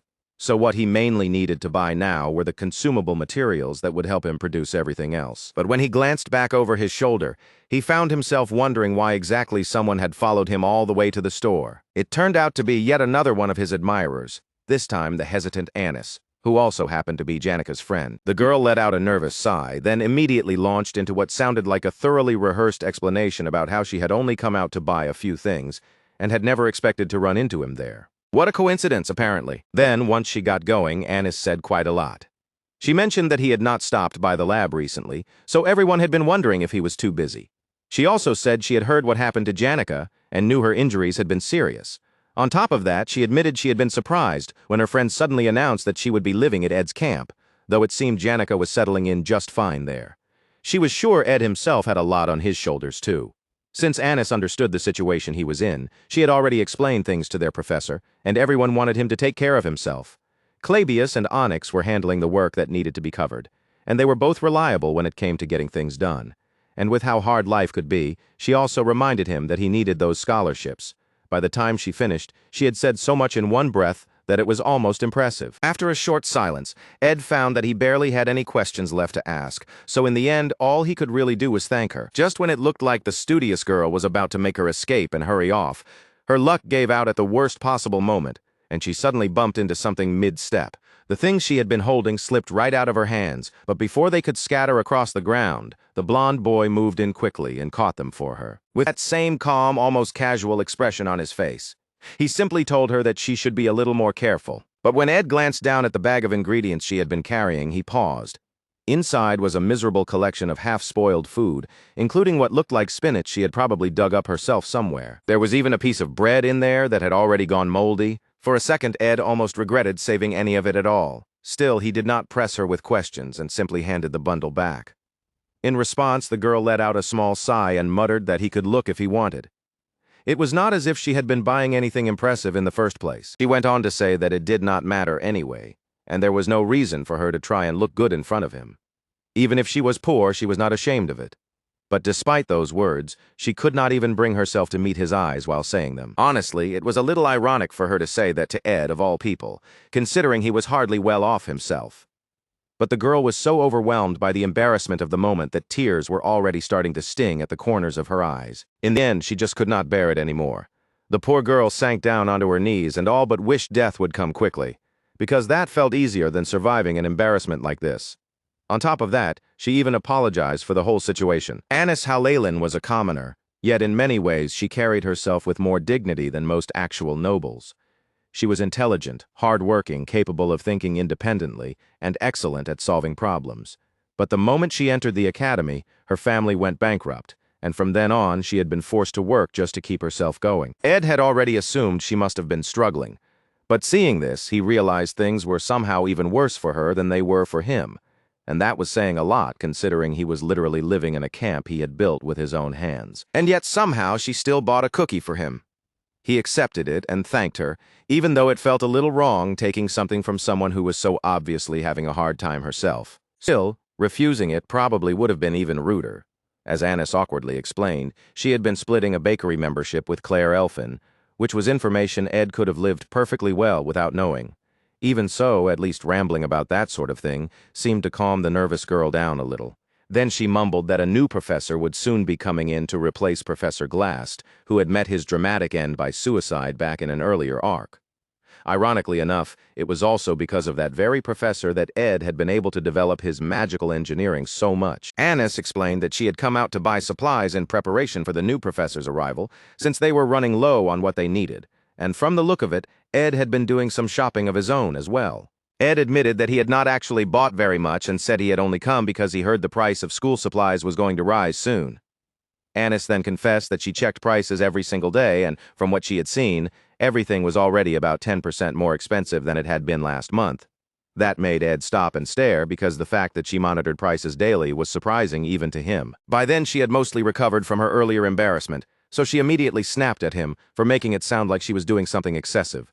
But Ed just reassured her that, weird as it might sound, he actually thought the two of them were pretty similar. After all, they were both smart, and just as importantly, they were both equally broke. If either of them got sick, they would not be able to work. And if Anis lost her dorm, then she would not even be able to keep attending the academy.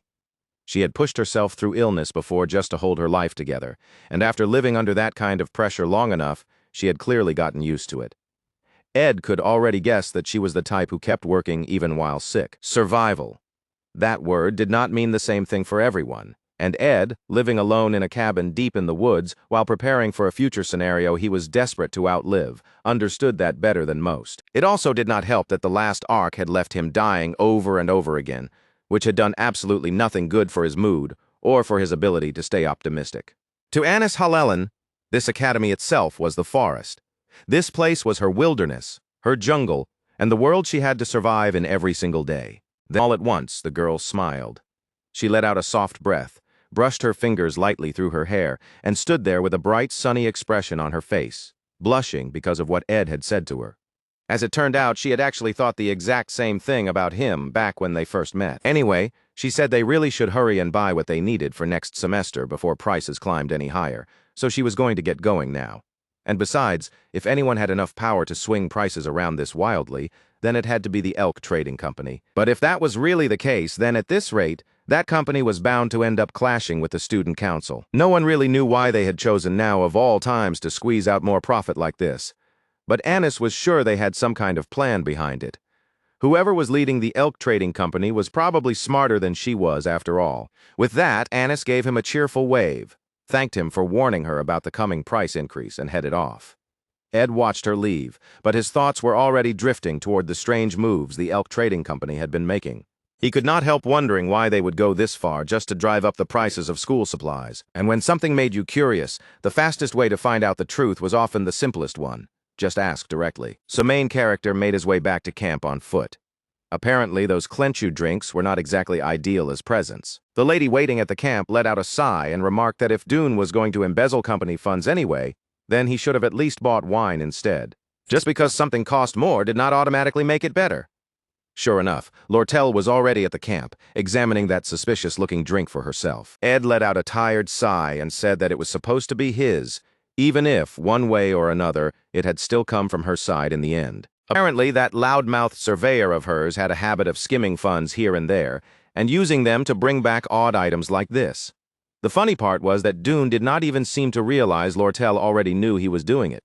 So Ed asked the sly merchant why she let that kind of theft slide, and with a light chuckle, she explained that she was simply waiting for the perfect chance to use it against him if he ever stepped out of line. She admitted that it was a bad habit of hers. No matter who the person was, she needed some kind of insurance before she could truly trust them. That was exactly why it felt so strange to her that Ed, the boy from the camp, was the first person she had ever trusted without holding any insurance over. He was special to her, and so far, she still had not found anything she could use to keep him bound in place. Even so, she said she would gladly trade weakness for weakness if it meant gaining some way to hold on to him as something that rightfully belonged to her, just the way she wanted. And judging by the look in her eyes, she was certain he had plenty he wanted to ask her anyway. Meanwhile, over by the professor dormitories, the boy and the girl had already started walking together at an easy pace. By the time he finished following her, Ed found himself standing near the professor's residences. There were not many people around there, which made it the perfect place for a private conversation. This sort of old-fashioned scheme did not feel like her style at all, and because of that, he could not help wondering why supplies would suddenly become unavailable right after the break ended. So Ed asked her directly whether she was planning to buy up and hoard all the school supplies. The answer was yes. After all, she was the only person on this island who could freely control the prices. It had honestly never occurred to her that he would take an interest in the internal workings of the Elk Trading Company. It was rare for Ed to dig that deeply into how her business actually operated. That made her wonder almost hopefully whether he might actually be worried about her. In a moment like this, she thought, he really ought to say yes, even if he did not truly mean it. But contrary to that expectation, Ed admitted it right away. He really was worried. The moment those honest words reached her, she turned toward him, and her heart gave a sudden flutter in her chest. She could not stop herself from getting at least a little flustered. Of course she was. The boy she had a crush on had just openly admitted that he was worried about her, and almost immediately after that, her opportunistic side lit up, and she happily proposed that they trade secrets. While she stood there, practically sparkling with delight, Ed took the chance to ask what exactly she was planning. But the girl refused to give it away so easily. If the hero wanted to know what was really going on, then they would have to exchange secrets properly, and he would need to offer up one of his own weaknesses in return. Ed let out a slow sigh as he weighed what kind of truth he was actually willing to hand over in exchange. She had asked him this sort of thing once before, and just thinking back on it made him give a faint, almost helpless laugh. Back then, when Lortel had been dealing with troubles of her own, she had suddenly asked him whether he had ever killed someone. At the time, Ed had told her no, that he had never done anything like that. Now he brought that old question up again. All those years of military service were about to make that answer matter in a very different way. The moment the memory resurfaced, Lortel let out a laugh of her own, because to her now that old question sounded almost absurdly naive. But then Ed admitted, without dressing it up, that he had lied to her back then. In the past, and even here in this new world, when he had stood against that one fateful apostle, Ed Rothstaler had killed before. Not just once, either. He had taken countless lives. That was the secret he chose to offer her. Whether the redhead believed him or not was up to her, but Ed knew he was speaking the truth. Once, he had stood on battlefields in some distant foreign land, and when someone gets dragged through a war zone like that, they end up watching people die around them far more often than anyone should ever have to. Among the dead, there were always some you could never stop thinking about. The ones you felt you absolutely should have saved, especially the people you had grown close to, talked with, laughed with, and spent your days beside. Ed had lived through a time like that. He had watched too many comrades disappear on the battlefield. At first, a soldier in that kind of hell grits their teeth and does everything possible to keep their friends alive. Even when their own body is on the verge of giving out, they still throw a wounded man over their back and run headfirst through the middle of chaos. And sometimes all they can do is cling to a dying comrade, crying without restraint as they watch that person take their final breath right in front of them. But eventually, a soldier stops doing even that. Some part of the mind and some part of the heart turns numb. Because survival takes everything they have. They do it so they themselves will not die, so they do not end up lost the same way the others already were. At first, that change tears a person apart from the inside. But one day, without even realizing when it happened, they notice they have gone numb. Even the deaths of the people closest to them no longer hit the same way, simply because all their strength is being spent on staying alive. When someone is trapped in pure survival instinct, sharpened to the point of exhaustion and running on nothing but reflex, then survival becomes the only thing left in their mind. But once they leave the battlefield and end up somewhere no one is actively trying to kill them, and if by some chance they even manage to save a friend for once, just like they had always wished they could, then the one question they spent so long forcing down comes rushing back all at once. It was the question that eventually haunts every soldier. What if they had not looked away from the person who needed help? What if they had reached out just one moment sooner? Maybe that person could have been saved. That was why the nightmares of war always came flooding back. That was why Ed felt more haunted with each passing day lately. He had taken so many lives that the memory of blood still clung to him like it had soaked into his skin, and even now he could almost smell the fire of war along with the sting of regret. He could not stop thinking that if things had only been different, maybe everything would have changed. That thought kept circling back again and again, because in the end he was the one who had taken all of those lives. His hands trembled as he reached the conclusion he had already come to long ago, that the people around him were key figures in the scenario, people whose paths he could influence. So every time he piled up excuses for himself, and even lied to his own heart, all so he could keep pushing them away. In the end, he had made one firm decision for himself. He would never become true comrades with anyone. And yet somewhere along the way, time had worn that resolve down. He had apparently forgotten it, which probably meant he had gotten softer, or maybe just duller, than he once was. That was his weakness. Lortella had probably been expecting something juicy, dangerous, maybe even a little thrilling, but what the blonde boy actually did was unload years of buried trauma onto her. Even so, once he finished, there was a strange sense of relief on his face, like finally saying it out loud had lightened something inside him. For a long moment, beneath the pale moonlight, a silence heavy enough to shake the ground settled between them. Then, after that long and loaded pause, the redhead straightened herself and decided it was finally her turn to uphold her side of the bargain. He had asked why she was buying up school supplies and books. Lortel answered that she had recently received a report saying a little rat had slipped into the trading company. And to her, that made things very interesting. What he was looking at now was her way of flushing that rat out into the open. For the past several days, the warehouse counts for school supplies and books had not been lining up with the inventory records. That could only mean someone greedy and ungrateful had been sneaking into her stock and siphoning off her property. To Lortel, that kind of pathetic behavior was completely intolerable. Ed immediately jumped to the most obvious suspect and assumed it had to be Dune, since the man was already known to embezzle funds. But Lortel shut that down right away.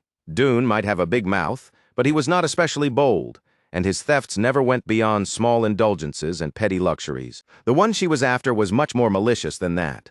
Once the prices rose, this person would most likely sell off the stolen goods before her side could and then disappear. That was the moment she intended to catch the rat who had been trying to sabotage her. And on top of that, she casually added that she would probably end up killing someone again. Ed looked genuinely horrified hearing that, which was a little rich considering the cold confession he himself had only just made moments earlier. It reminded them of something they had said before. Back when she asked whether he had ever killed someone, Lortel had admitted that she herself had never killed with her own hands. But if she were allowed to count the people she failed to save, then, just like him, she had probably killed a great many people too. What Lortel had probably hoped would turn into a more intimate, maybe even flirtatious exchange had somehow drifted into something much deeper and heavier. Still, in its own way, it mattered that the two of them finally had someone they could speak to about things like this. Most of the time, Lortella was the kind of person who looked away from people's humanity and judged them only by the numbers written in her ledger. She was the golden daughter, smiling on the outside while living with a noose pulled tight around her neck. For a long time, she had kept forcing herself forward by believing, with all her might, that everyone in the world was fundamentally the same. Merchant had seen talent in a child and bribed that girl's real parents so he could make her his adopted daughter. Those parents were poor enough to survive on whatever begging could get them through a single day, crouched in some filthy corner of the slums and eating rotten bread just to live. In the end, they never even realized they were going to be killed just to make sure no information leaked out. Those parents had been pitiful creatures even while they were selling their daughter away. To Lortel, every last one of them had to be accomplices in the end. Then the redhead looked at Ed and asked whether he knew how much money her parents had received for selling her. The answer was 3 Flen gold coins. That was the price placed on her life. Even now, it felt to her like only yesterday that she had been nothing more than a girl sold off for 3 gold coins. Now, though, she could hold those same coins in her hand with a fond smile. She had become someone who could casually name 3 gold coins as a daily wage just to scout a person she happened to like. The irony of that was so sharp that, to her, it was almost funny. Still, even for Lortel, 3 gold coins a day was an outrageous amount to offer. She was almost certain the person she wanted to recruit would turn her down. But honestly, she was fine with that outcome too, handling the rat that had crawled into her merchant network and keeping an eye on Dune while he constantly looked for chances to betray her in small ways. None of that truly bothered her. The redhead never expected much from anyone in the first place, and she never really trusted anyone either. By now, Ed already understood exactly why that was. So the boy quietly said it out loud. It was because she never wanted to be disappointed again. Lortel only smiled at that, and admitted that this was also the reason she always ended up alone. That, more than anything else, was her weakness. So from the very beginning, there had been a reason the beautiful fox had carved time out of her busy schedule and invited him out for a walk that night. After all, the pretty girl did have ears, and they were better than most. She could hear farther and catch more than ordinary people did. That was why she had picked up the rumors that Ed had been looking down lately, almost like all his energy had drained away. And now, while clinging comfortably to his broad arm, she stayed close without hesitation. In her own way, she had gotten him to open up about what he was feeling so she could help him through it. Apparently, among noble families, there was even a marriage custom where the bride and groom exchanged their weaknesses with one another. That was a curious tradition. The idea was that once both sides knew the soft spots the other carried, they would naturally grow closer. Or at least that was what people said. At night, the academy felt strangely still.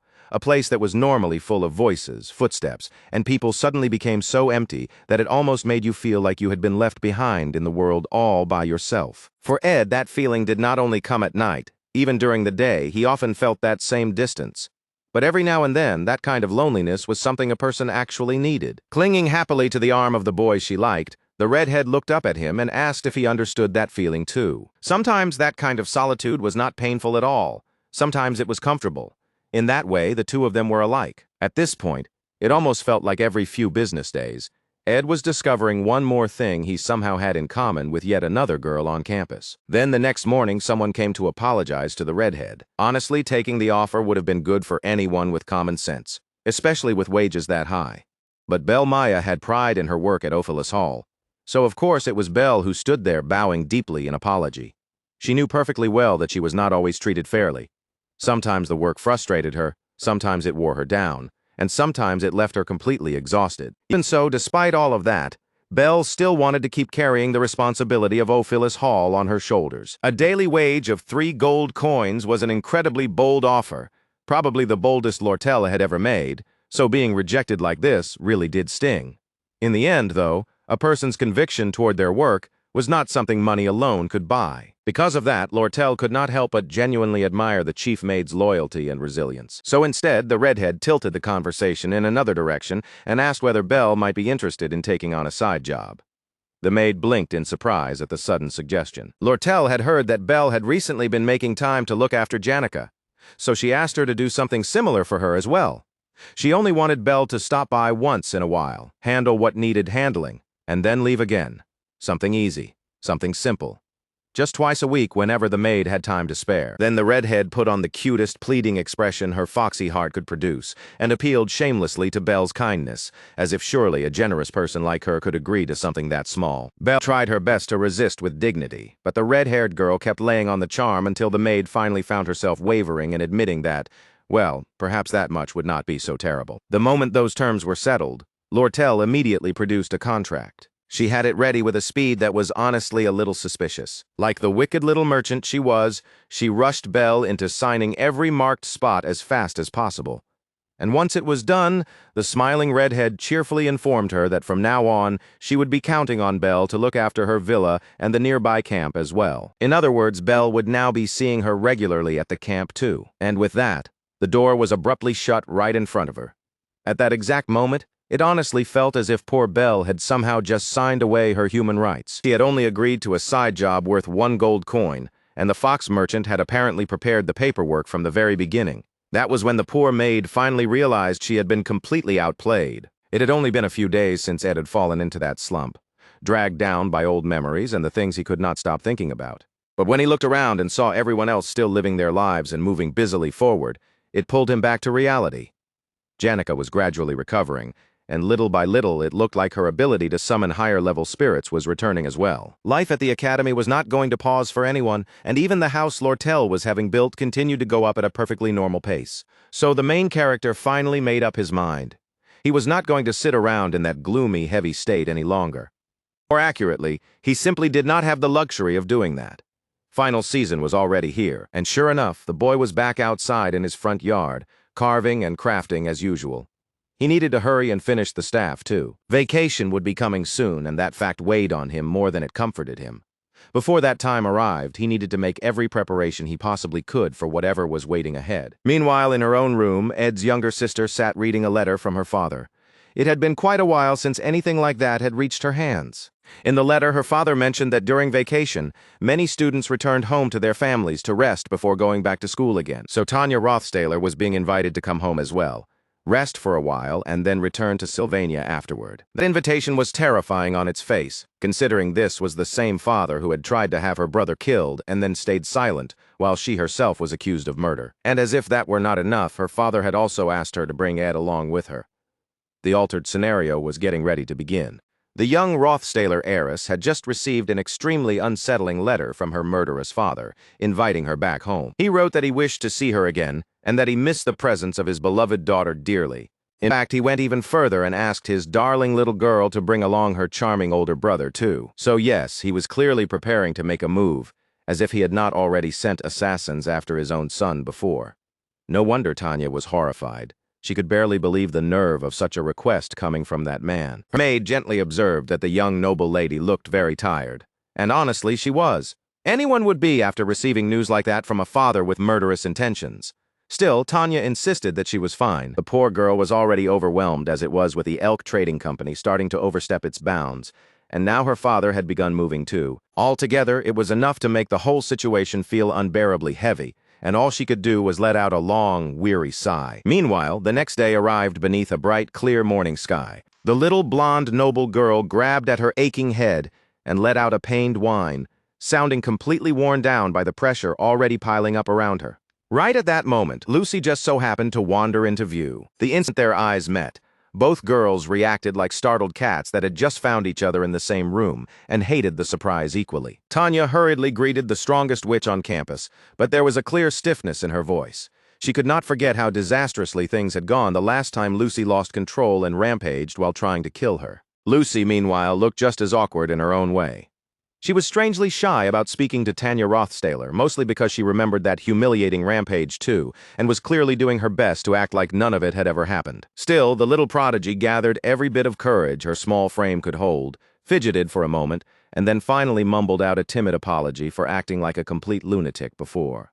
The poor girl genuinely apologized for how extreme her behavior had been. Tanya blinked and recalled that the white-haired witch had already apologized once before, so there really was no need for Lucy to keep forcing herself through that all over again. The weather was nice too, almost too nice, and Tanya was so nervous that she started steering the conversation toward harmless things like the day itself and napping.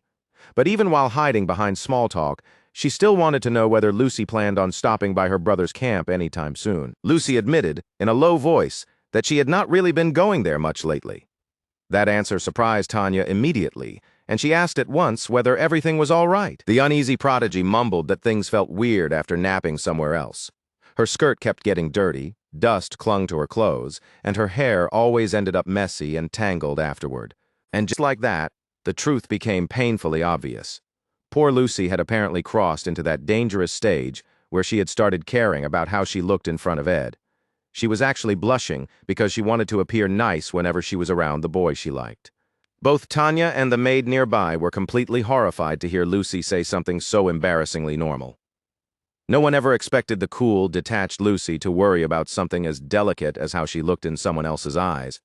All of a sudden, the great and untouchable Lucy was acting like an ordinary girl. There was really only one explanation for that kind of change.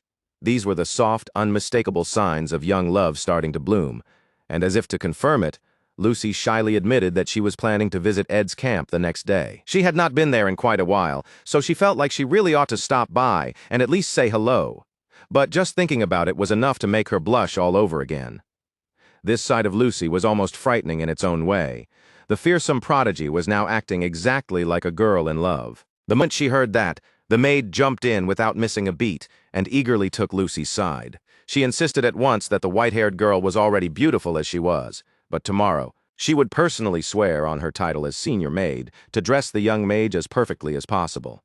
As senior maid of Awfulus Hall, her official duty was to assist the students, but unofficially, her second calling was clearly love advice. She knew exactly who liked whom, and this was now a matter of professional pride. Lucy, on the other hand, looked a little overwhelmed by how quickly the situation had escalated around her. Meanwhile, over at the camp, the day itself was calm and peaceful. Sunlight poured down through the trees. The forest smelled fresh and clean, and even the birds seemed content to perch quietly and rest. Then, without warning, a dark pressure spread through the woods, and even one of the birds seemed unsettled by it. It was almost as if the little creature itself was wondering what on earth had just gone wrong. That ominous aura seemed to be coming from Janica. Unfortunately for the bird, it had chosen to settle on a stack of lumber that Lortel was using to build her brand-new, deeply invasive cabin right there in the forest. Naturally, Janica was not pleased in the slightest. That little red-haired demon had gone and started building her own house right next to Ed's place, just when Janica herself had only recently moved into the area. The struggle between those two over the main character's heart was as endless as it was intense. And right then, the spirit mage was glaring at that pile of wood like it was a personal insult blocking her happiness. Suddenly, a bright summoning light stole her attention, and spirit energy began to stir. It swirled and danced through the clearing around the forest camp, gathering itself into shape. Then, out of that concentrated spirit energy, a familiar white-haired young woman in white clothing appeared. It was, of course, the guardian of the forest, once again taking on the form of the one human she respected. The lady cheerfully asked how her little students had been doing. Ed remembered that forcing herself into human form put a strain on a spirit, especially after that enormous battle when the spirit still had not fully recovered. Taking on a body like this was not easy right now, but Marilda had decided this was worth making an exception for. The thunderstruck thousand-year staff had been crafted from wood, taken from a thousand-year-old tree that had survived a lightning strike, then refined further through multiple spells to raise spirit sensitivity, efficiency. The finished staff could heighten a user's sensitivity to spirits, improve the mana efficiency of spirit magic, and even allow spirit formulas to be used regardless of natural spirit sensitivity as long as a contract had already been formed.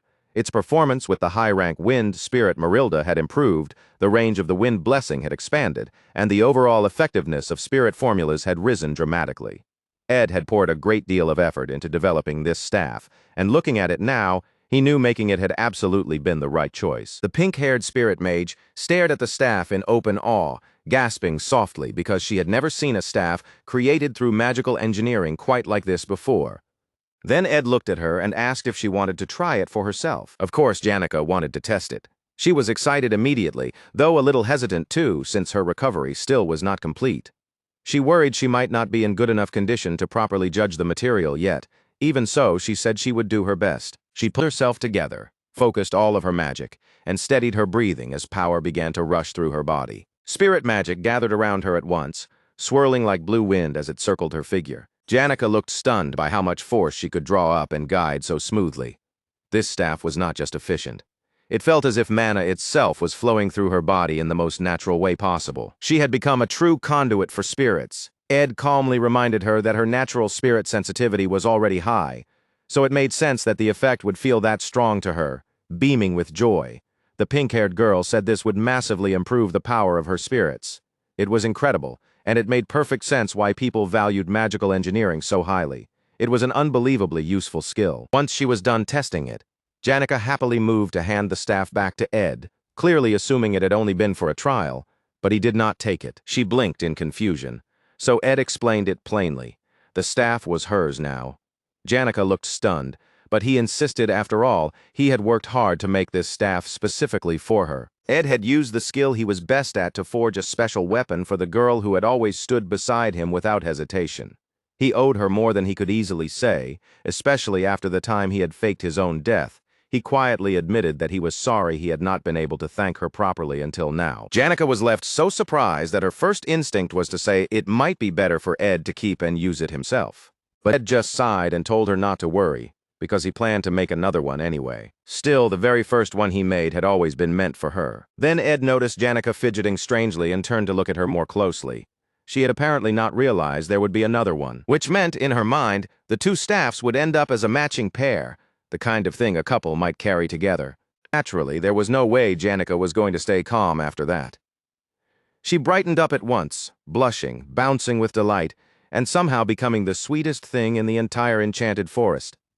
Hugging the staff close, she happily said that she would treasure it and use it well. She was practically glowing by the time she thanked her beloved crush for giving her such a beautiful gift. Ed could only stare for a second, caught off guard by how beautiful she looked right then.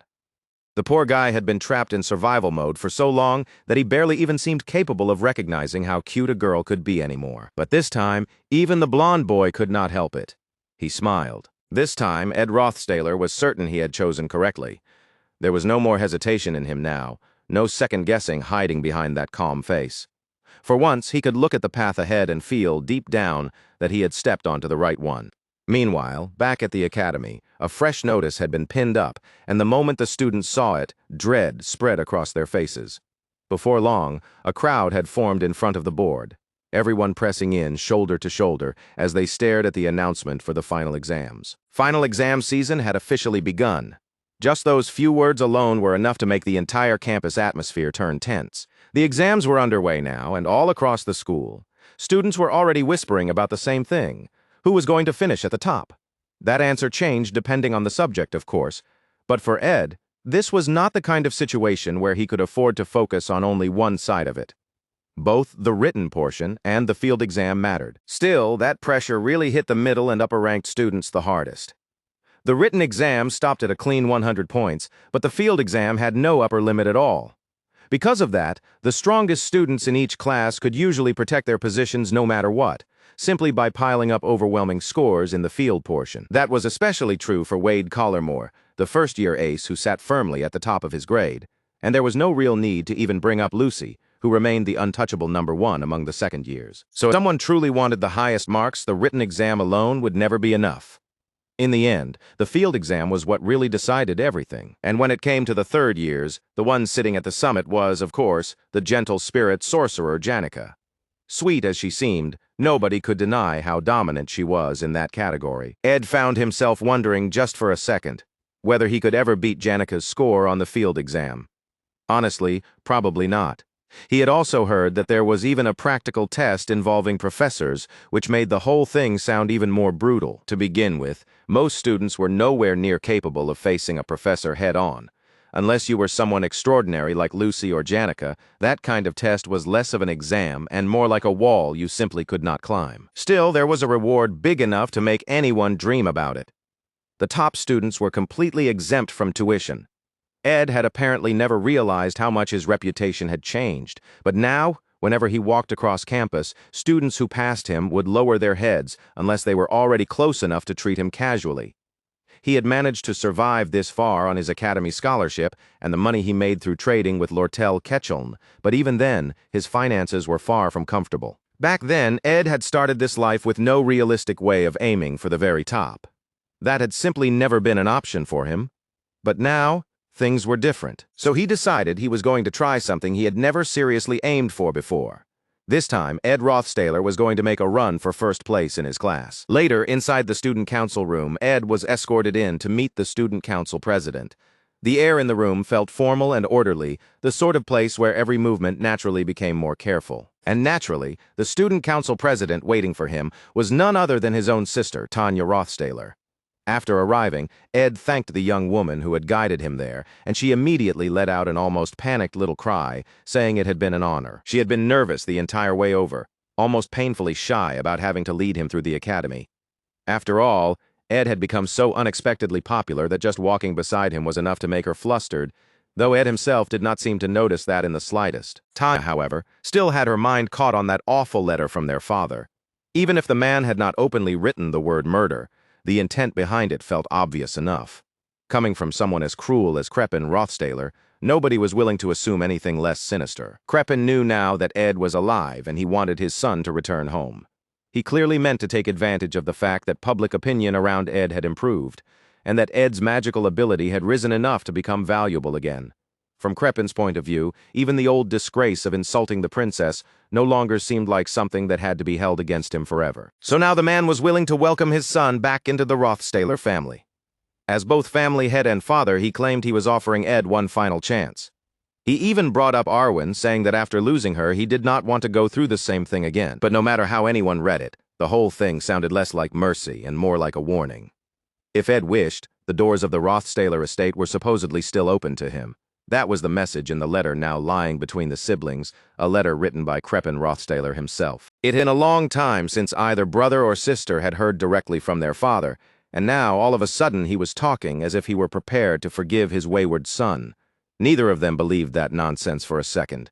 What Crepin really wanted was clearly to drag Ed back and discuss matters on his own ground. Ed lowered his eyes to the letter and said it was great news, but Tanya could tell immediately, just by looking at his face, that those words were not coming from his real feelings.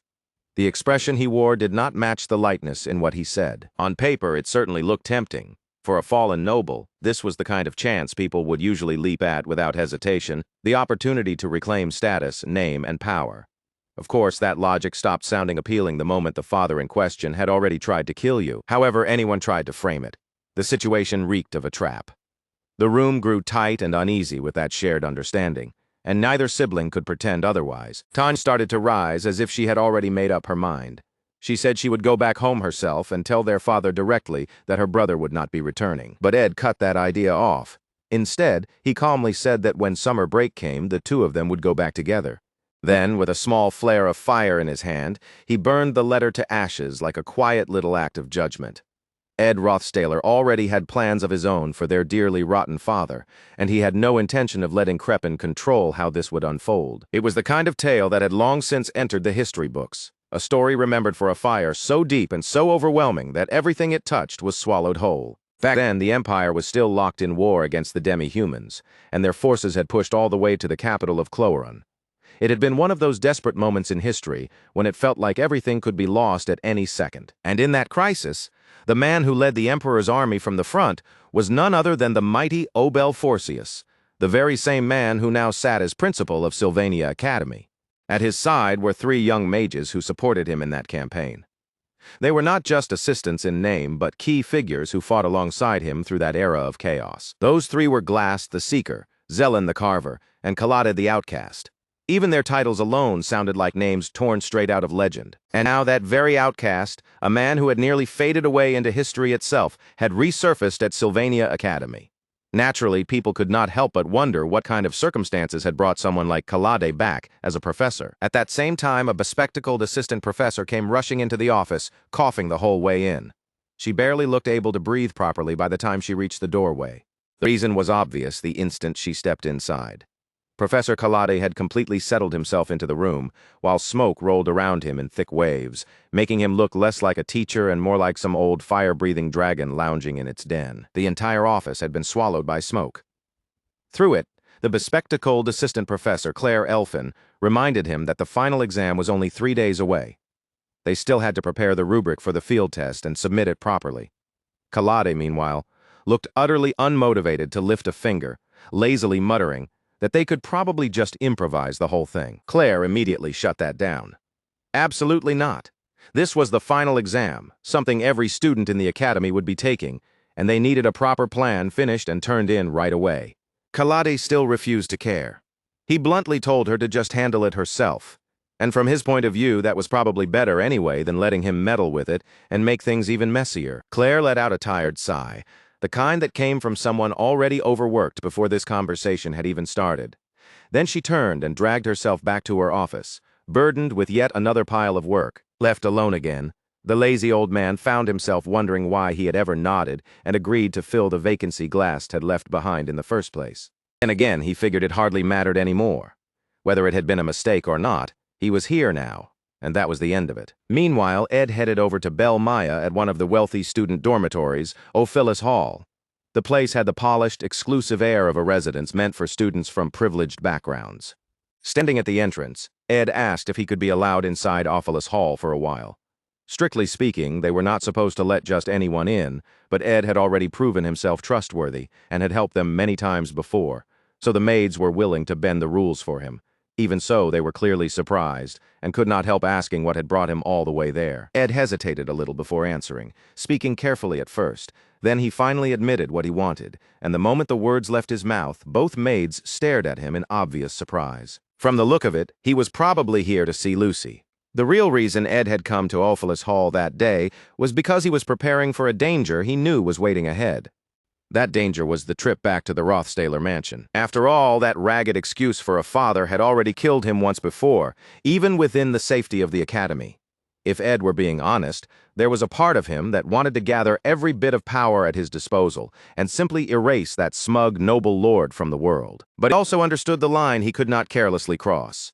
The Rothstaler family stood under royal backing, and if he openly laid hands on them, he would not be treated as a victim seeking justice. He would be branded a traitor and forced to suffer the consequences. Once the maids understood why he had come, they agreed to let him in and quickly led him inside before his presence at the entrance attracted too much attention.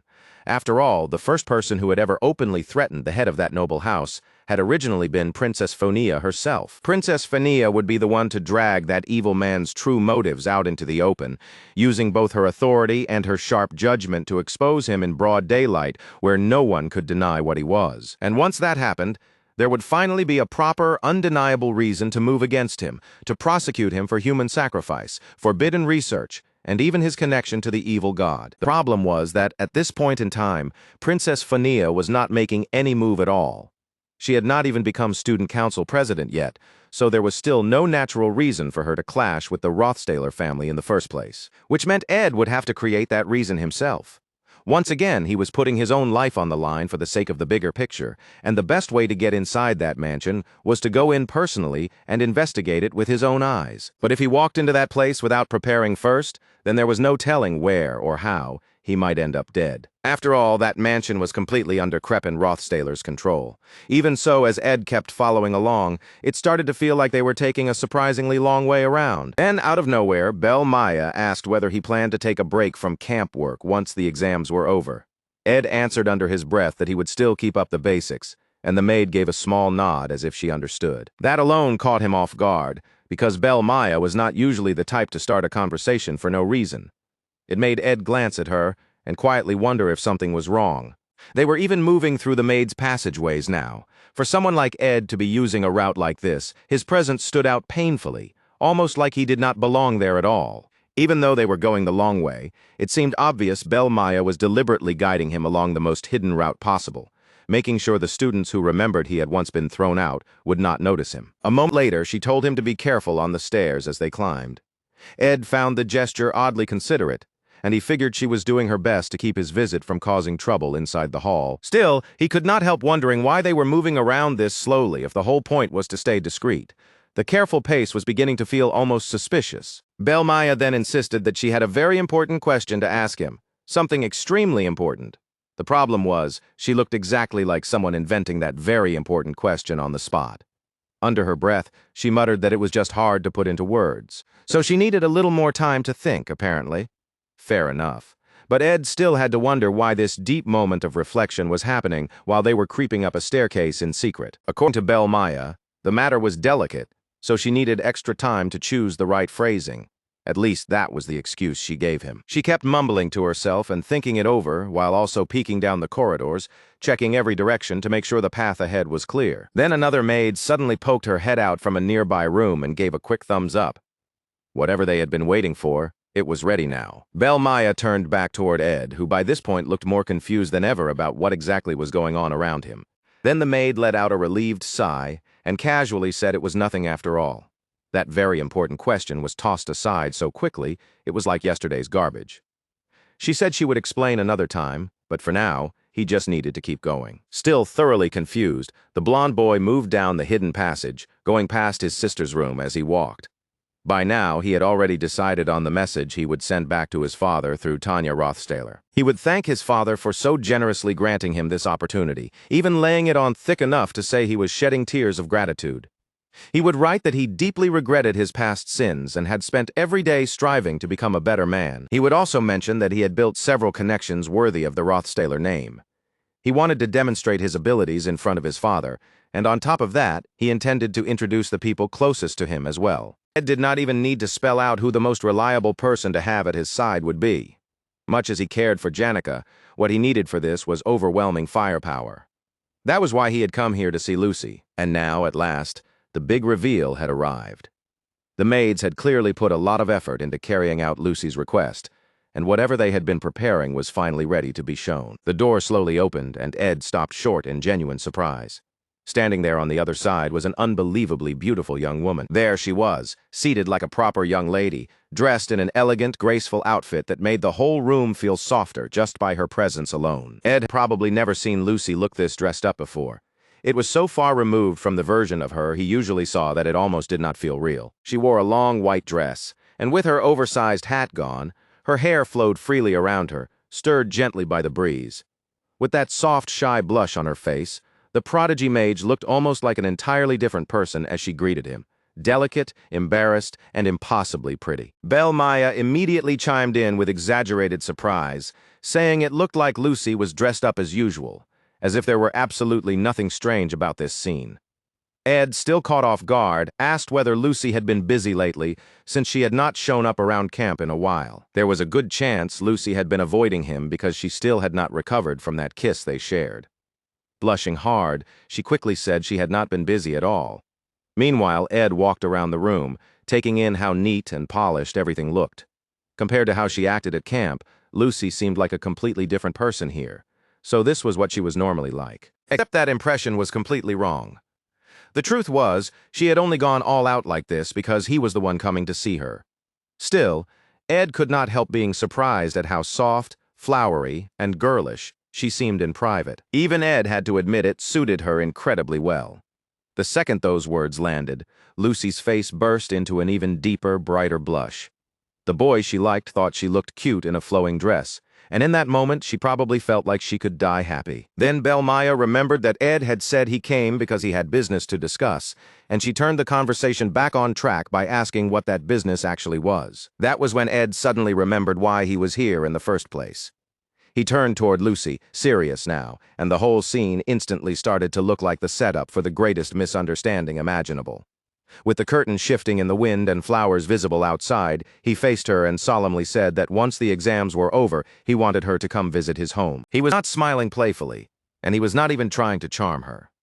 But the way those words came out was so loaded that they may as well have sounded like a marriage proposal. Poor Lucy froze under the weight of it. All she could process was that the boy she liked wanted her to come meet his father. Even Belle Maya was visibly shaken. She already knew Ed had an oddly dangerous talent for saying things that hit women right in the heart, but this felt absurdly fast. He was already inviting Lucy home to meet the same murderous parents tied to his family mess. Ed, meanwhile, looked completely lost and could not understand why everyone was reacting so dramatically. In his head, this was simple. He was about to take a huge risk and needed a bodyguard, and Lucy was terrifyingly good at crushing threats. That was exactly why he had chosen her. Then, belatedly, he seemed to realize that yes, his request had been phrased in a very strange way. So he tried to straighten things out, saying he would explain the real situation in detail. Ed was planning to risk his life by returning home. And since the trip back to the Rothstaler estate would take time and involve real danger, he had no intention of asking for that kind of help without offering something in return. He was telling Lucy all of this because he genuinely trusted her. Lucy listened now with far less dreamy enthusiasm than before, probably because she had just realized it was not a confession after all. What Ed was really laying out was a serious plan, one that might end with Kreppen Rothstaler being dragged down from power. Ed admitted he was worried, because what he was talking about was not some small act of disobedience. It was open rebellion, both against his own family and against the empire that stood behind them. But even so, he had already decided he could no longer allow his father to remain head of the Rothstaler family. Lucy, of course, had her own reason to hate Kreppen Rothstaler after what he had nearly done to Ed, so she asked him directly whether this whole plan was, in the end, an act of revenge. Ed fell silent at that question. He really had not stopped to think that deeply about it before, and for a moment, all he could do was sit there and consider the answer. Then he admitted the truth. More than anything, he just wanted to survive. He was not chasing something dramatic or complicated. He simply did not want his father sending assassins after him again, and he did not want the story around him to collapse into a bad ending. If he overthrew the father who kept trying to kill him, then the next family head might very well be Tanya Rothstaler. And even then, Ed would still remain the eldest son of one of the continent's greatest noble houses, placed in a position where it would be far harder for anyone to casually harm him. Once he reached that position, he said he would do anything for Lucy. It was an incredibly bold promise coming from someone who had no idea marriage was already part of her mental roadmap. From Ed's point of view, though, he was simply asking her to invest in him. Lucy thought it over while reclining in her chair, listening quietly now instead of reacting right away. Her expression had settled into something more thoughtful. After a moment, she let out a small sigh and said she was not really the type to invest in things. She was a mage, not some merchant or businessman. And as Ed already knew, Lucy was not the kind of person who cared about power for its own sake either. That sort of bait was never going to move her on its own. What Lucy truly cared about, though, was something else entirely.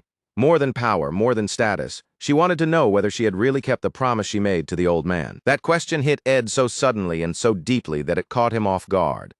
For a moment, he could only look at her, surprised that she had turned the conversation in such a serious direction. Then, once again, Lucy put on her familiar oversized hat, returning to the look Ed knew best. She pushed the window open wide and stood there looking out over the academy her grandfather had built, her gaze drifting across the school grounds she treasured so much. As she stared outside, she quietly asked whether the danger had truly passed now, and whether that meant she had finally fulfilled the promise she had made. And if that promise was really over, then what was she supposed to hold in her heart for the rest of her life? What was she supposed to live for after that? Lucy had never been someone who cared about power in the first place. So if she chose to help Ed, it would not be because of influence or gain. It would simply be because she wanted to help him, and that alone would be her reason. Even so, she said she could not do it for nothing. So Ed, still watching her carefully, asked what it was she wanted in return. Lucy hesitated before answering. What she feared most was that once she honored that promise and threw away the burden she had carried for so long, there would be nothing left inside her. So she stepped closer to Ed and asked him for help, asking him to keep her from being swallowed up by that emptiness. Ed asked how he was supposed to do that. Right then, a strong breeze swept through the room, making the curtains billow around them, and in that soft, shifting light, Lucy slowly held out her little pinky finger toward him like she was asking for a vow. She said she wanted to find a reason to keep living, and she wanted Ed to help her find it. The curtains continued to flutter in the wind as the two of them faced each other in silence. It was a little ironic, honestly, that she was asking this of Ed of all people, a boy who spent nearly every day of his life just trying to survive. But Lucy's words were steady and honest. Her face looked like it usually did, calm and direct without exaggeration or drama. She was not smiling, and she was not crying either. She only stood there quietly, and Ed found himself wondering what expression she would make if he refused to promise her anything here. At first, Ed said nothing. Then, all at once, a deep blush spread across Lucy's face, because in the very next moment he hooked his pinky around hers and accepted the promise. Ed could act carefree all he wanted, but the truth was simple. He really did need Lucy's protection. So with a serious look on his face, he gave her that pinky promise, and Lucy tried her best to hold back her feelings. She failed almost immediately. Within seconds, she threw herself straight at him and wrapped him in a full, satisfied hug. A promise had been made, and Lucy was absolutely overflowing with happiness because of it. There was no way Ed could fully understand just how much that promise meant to her in that moment. Still, he gently lifted his arms and returned the hug. And after that, Lucy did not say another word for a long while. She just stayed there in silence, holding on to that moment. Before long, it was time for the written exams to begin.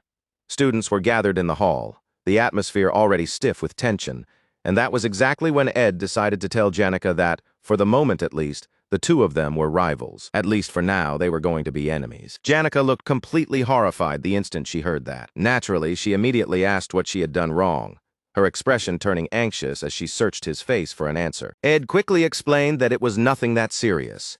They just happened to be in the same grade and were taking the same exams. That was all. This time around, he wanted to seriously aim for the #1 spot. Ever since the day he woke up in this world as the arrogant noble son of the Rothstaler family, Ed's entire goal had been painfully simple: survive, endure, and somehow make it to graduation. And to do any of that, he had needed enough money to cover the academy's brutal tuition fees. Thanks to the Glocked Foundation scholarship and the money he made through trading with Lortel Ketchum, he had barely managed to hold on this long. Even then, Ed was never fully sure he could keep that up all the way until graduation. But he became a top student, then tuition would be waived completely. It would be the perfect way to close out the year and finally take that weight off his shoulders. Before, that kind of goal had been far beyond his reach, but now that it was finally something he could actually strive for, of course, Ed wanted to take a shot at it. Once Janica understood what he meant, she laughed warmly, then smiled at him with bright encouragement and said she could not afford to lower her guard, or he really might overtake her. Most of the other third years, aside from Janica, were fairly ordinary by comparison. They sat there quietly flipping through their exam papers as the questions were passed out, nowhere near matching the spirit sorcerer's natural talent. Still, in heavy memorization subjects like history and magic engineering, Ed actually had a slight edge. The pink-haired sorcerer smiled brightly and declared that she was not going to let him steal first place that easily. Back in her hometown, people were proud of the fact that she was the top student, and she had no intention of giving that title up without a fight. Ed took that in, but there was no more time to dwell on it. It was time to focus on the finals themselves. At last, the final exams had officially begun. By the end of the first day, the written exams for elemental studies were finally over. It looked like someone had been completely chewed up by that brutal exam. Anis explained that Professor Kalade had been brought in to fill the vacancy left behind by Professor Glast, though, which meant poor Assistant Professor Claire Elfin was still the one doing basically everything. She had been forced to write the exam, prepare it, and grade it all in just 3 days by herself. Since then, she had been so exhausted that she was literally collapsed on the floor, looking half dead. Clabius Nortondale somehow looked just as miserable. The poor guy groaned that he might have messed up questions pulled from the basic swordsmanship textbook, and the thought made him feel incredibly stupid, which he absolutely hated. Ever since the written exam ended, the combat genius had been spiraling like that. Then all of a sudden someone burst in and demanded to know how long Clabius was planning to mope around like this.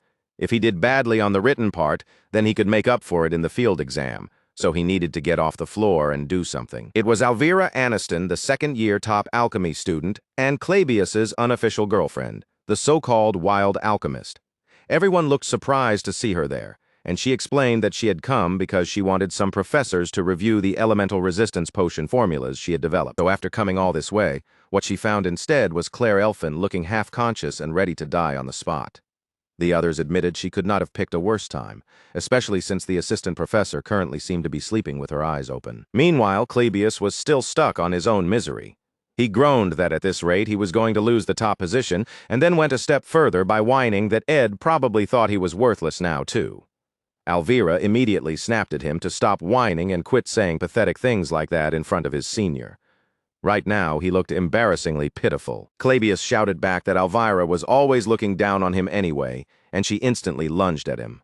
While that chaos exploded in the background, Anis turned to Ed with a shy look and asked whether he had done well on the exam, since he looked pretty pleased with himself. Ed admitted that, yes, he had done fairly well. After all, he had never really stopped studying since the day he came to this place. Based on the scores up to this point, Janica was still slightly ahead. So if Ed really wanted to overtake her in the remaining subjects, then he would have to put serious focus into the Elemental Studies field exam too. For that course, the field exam was a duel against the professor. That alone made things rough, especially since Ed did not have Janica's natural talent with spirits, and the professor they were supposed to face would be Assistant Professor Claire Elfin. The problem was whether that exam could even happen at all with Claire in her current state. She was so badly overworked and so collapsed that she looked one breath away from death, and the exam was scheduled for tomorrow. It was obviously going to be difficult, and they would probably need to ask another professor to step in. All of a sudden, a professor came staggering into the office, looking like he had barely managed to drag himself there in one piece. He let out a miserable groan, loudly complaining about just how badly hungover he was. Every step and every breath made it obvious he was suffering. Then the man called out for Assistant Professor Claire Elfin in that exhausted, dreadful voice of his, and it felt less like calling for help, and more like some living nightmare had just summoned her by name. Claire Elfin sprang to her feet the instant Professor Kalade beckoned for her. The poor woman looked genuinely terrified, like she already knew whatever he wanted was about to become her problem. Kalade groaned that Dean McDowell had just chewed him out, and the reason was absurdly simple. Somehow, every single submission had gone in under the name of the youngest professor. He had been scolded and told to actually do something for once. The lazy old man, who had never even wanted to be a professor in the first place, muttered in annoyance that the deans just said whatever they pleased because they were deans. Claire Elfin instantly began apologizing, even though none of this was really her fault. Kalade, still sounding miserable, complained that since he was getting paid, he supposed he had to handle at least some of the work. Since the field exam was tomorrow, he might as well take charge of that much. For everyone scheduled to take that exam, that was terrible news. Still rubbing at his head, the man dropped heavily into a chair, clearly still being crushed by the hangover. Then he told Claire Elfin to go get some rest. He would handle the field exam himself, because if this kept up, she looked like she was going to get beaten down by sheer overwork. As he lifted a hand away from the side of his face, a scar running down it became visible, and only then did he finally turn his attention toward the students waiting there with him. The moment his eyes landed on the group, he picked Ed Rothstaler out immediately. Then the old man smiled, and for Ed, that kind of smile was rarely ever a comforting sign. For some reason, the big man suddenly looked eager to pick a fight with a school kid, which was more than a little concerning. Even Ed himself had no clue what had just triggered that reaction. The next day, a large crowd had gathered at Obel Hall, the building that served as the heart of the combat training grounds. And that was strange, because this was not even a group training session. Of course, the reason was obvious. Plenty of students wanted to see whether anyone could actually defeat a professor. And on top of that, word had already spread that Professor Kalade was going to be facing Ed Rothstaler. Even members of the student council had shown up to watch the match for themselves. The other students were especially impressed to see that even the chief secretary, Jix Effelstein, was there in person. Tanya Rothstaler, however, was not foolish enough to overestimate her brother in a situation like this. His opponent was, by all rights, a war hero, so she did not seriously expect him to win. Outside of monsters like Lucy, there were barely any students talented enough to challenge a professor, never mind one with that kind of history. Even though Tanya had an incredibly busy schedule herself, she still had a reason she absolutely had to be here. Professor Kalade was still groaning from the fact that he had somehow chosen to go through with all of this while hungover. But Tanya's concern was somewhere else entirely.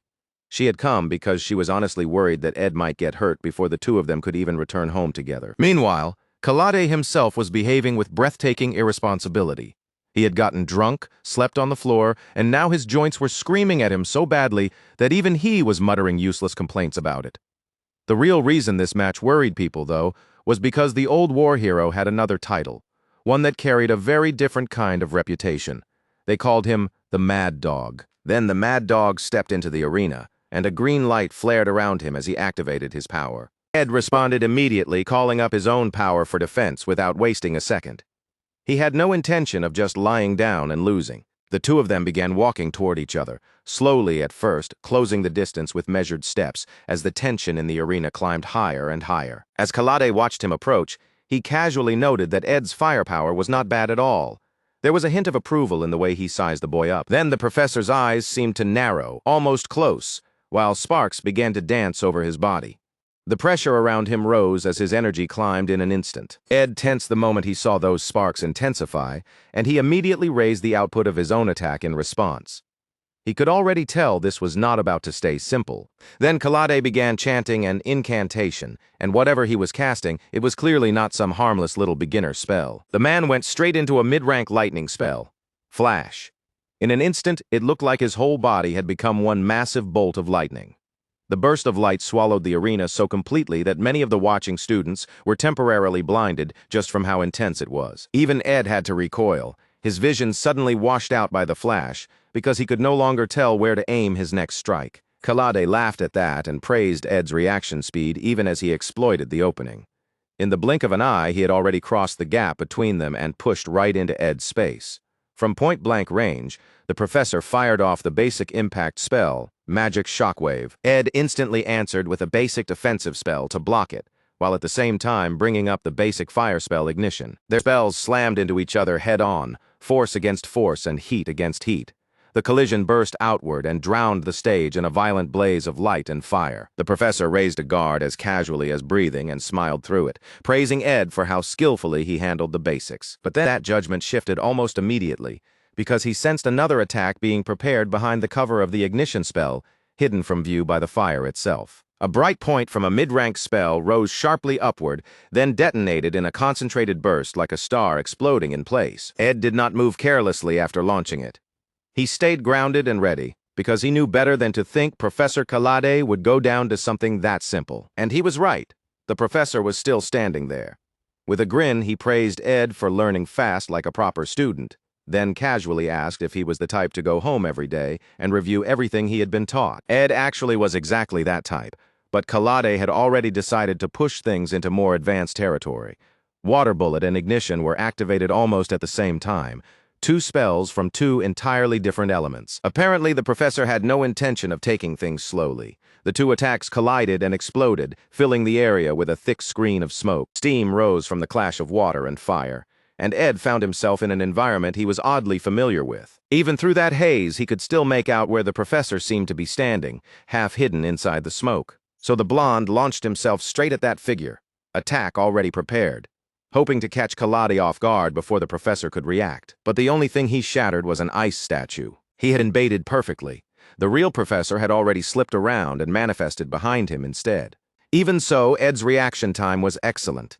He whipped around almost at once to face Kalade before the follow-up attack could take him down. Kalade praised that reaction speed again, but he also scolded Ed in the same breath, telling him he was taking too much time to think. In real combat, instinct often mattered more than careful thought. And now Ed suddenly found himself surrounded by multiple ghost-like figures, illusionary copies that all looked like Professor Kalade. If he wasted too much time striking the fakes, every second lost would give the real one another chance to hit him. Even if Ed tried to clear the steam away with wind blades, more of it would simply fill the space again. Kalade had the clear advantage in raw magical ability, and that raised the obvious question, did Ed need to find the real professor hidden among all of these? But no, that was not the right answer here. Spending precious time trying to sniff out the real one would only put him at an even worse disadvantage. Every professor-shaped figure in his direct line of sight was almost certainly just another fake, another ice-made decoy meant to waste his attention. Which meant the real Kalade was probably somewhere behind those dummies, hidden out of sight while silently lining up his next attack on Ed. If that was really the case, then Ed made his move at once, drawing up his magic power without another second of hesitation. The response was so sharp that even Professor Kalade looked impressed, because every single dummy in front of Ed was torn apart in an instant, shredded all at once before the professor's eyes. What Ed had just activated was no weak little trick either. It was a spell with enough force behind it to completely overturn the situation around him. It was the basic aspectual magic known as forced concentration. The moment the spell snapped into place, Ed broke through the trap and realized he had used Dispel to blast away both the interference and the false targets crowding his path. But before he could smoothly shift into his next tactic, Professor Kalade immediately answered with Windblade, barely. Ed avoided that vicious strike by the narrowest possible margin, but the force of it still hurled him backward, and a groan escaped him as he lost his footing. He hit the ground hard and crumpled there, pain running through him as he landed. Professor Kalade then walked toward him at an unhurried pace, studying the boy sprawled on the floor, and asked what exactly Ed thought he was doing. From the look of it, he wondered if Ed was consciously trying to limit himself to elemental magic alone. Ed peeled off his dust-stained jacket and tossed it aside, then asked if that really had been so obvious. After all, this was an elemental studies exam. Naturally, he wanted to pass it by using the kind of magic that actually belonged to the course. Tanya Rothstaler gasped in worry from the sidelines, but Jix Effelstein only smiled faintly, because this sort of stubborn, self-imposed handicap felt very much like Ed. Kalade laughed and called him a funny kid. To begin with, the professor explained that he also considered skills outside of pure elemental magic. Ed immediately asked whether that was really allowed, and Kalade shot back by asking if the boy was worried about getting hurt. Truthfully, Ed still was hung up on the fact that this was supposed to be an elemental studies exam. Kalade countered that elemental magic was the foundation of all combat magic in the first place. The point was not simply to throw elemental spells around by themselves. The real lesson was learning how to combine elemental magic with other branches of magic and make them work together as one. That, he said, was what elemental studies was truly meant to teach. Hearing that, Ed finally started to understand the broader idea behind it. But then Kalade undercut his own explanation by adding that this kind of polished educational speech was what Professor Glast would have said. He, on the other hand, was a very different kind of teacher. Professor Kalade made it simple. He wanted Ed to use absolutely anything he could if it meant stopping his attacks. If Ed was still standing after 10 minutes, he would receive a perfect score. That was the kind of grading system only a true mad dog would come up with. Flames had swallowed everything. The war had already ended, and the reign of Emperor Cloyle continued on. Then the Guardian Noble and the three war heroes all made their way to Sylvania Academy. Each of them took on the role of professor, meant to train and shape the next generation. During one self-study period, that dark new teacher sat at the front of the classroom like a bad omen, made flesh heavy and silent in a way that made the room feel colder. The man let out a dark little chuckle as he wondered what exactly he was supposed to teach these sheltered young students. To children like them, real survival training would look like outright abuse, and ever since he came to the academy, he had hardly been given a single chance to cut loose. He could not force a bunch of young brats to stay up all night sharpening their mana sensitivity, and he certainly could not teach them how to kill or even how to survive. Just sitting behind a desk was enough to drag him back to memories of those brutal wartime days, and when he snapped out of those thoughts, he would sometimes find that the desk in front of him had frozen over without him even noticing. In fact, the ice would spread across the front of the classroom, while the students sat there stunned. Children born into peace could never truly understand the pain, loss, and sacrifice that war demanded. He had clashed with the school over that attitude, and with the students too, again and again. In the end, he had left not long after. After that, the retired hero fell into a life of drinking, trying to drown his sorrow, his pain, and the nightmares that refused to leave him alone. The only place he found any real stimulation after that was the lawless Kohelton region, where he wandered as a bounty-hunting adventurer. That lasted until Sylvania reached out and asked him to return as a professor. It was only after the death of his one lifelong friend, the tormented and haunted Professor Glast, that he finally came back. And yet, when he returned, almost nothing about the school truly felt different. His old friend had died without really leaving anything behind, and now there was barely anything meaningful for Kalade to do either. Teaching had never been his strength anyway, and he certainly was not about to refuse easy money. Sitting there in the clutter of his messy office, he let out a sigh and noted that, in the end, it had been the students who stayed beside Glast in his final moments. For all the years Glast had spent giving himself to the academy and its faculty, the ones who surrounded him when he died had not been colleagues or staff, but mere children. In a strange way, that sounded exactly like his old friend. It's Claire Elfin who passed that information along. Apparently, Professor Glast had been especially fond of one of those students, and from the young assistant professor, the old war hero ended up hearing a certain name. At the time, he had asked for that name innocently enough, never suspecting it would change everything for him. And now, back in the present, he had one brutal condition for the student in front of him. Ed had to stop his attacks by any means necessary. If the boy was still on his feet after 10 full minutes, then he would earn a perfect score. Kalade was completely fired up now. Magic flared out from his palm and surged around his body as he raised that broad hand and pointed it straight at Ed Rothstaler. At that moment, Ed looked like the one person in the world Kalade wanted to crush more than anything. But just as the professor launched his next attack, a burst of ice shot out first and came straight at his eyes. It was a sharp, fast, well-timed attack, but Kalade cut it off with his own power almost instantly. The student deserved credit for trying, sure, but he was still about 100 years, too early to think he could catch his teacher off guard that easily. Even so, the old man was genuinely a little impressed. In the middle of that brutal exchange, Ed had still found the time to manifest a mana bow and send arrows of condensed magic flying at him. The boy was not giving him even a second to breathe. Honestly, that blonde noble had absolutely no respect for the elderly, because from the moment they started talking, that mana bow had already been drawn and ready. Elemental studies was not even Kalade's own specialty, and yet Ed was throwing every possible tool he had into the fight just to beat his professor. It was admirable. Then Ed activated the spirit formula waterhead, and powerful water erupted upward like a spring bursting from the earth. That was the moment Kalade started reassessing him. He narrowed his eyes and wondered whether this kid was secretly some kind of spirit sorcerer to be drawing on that much force.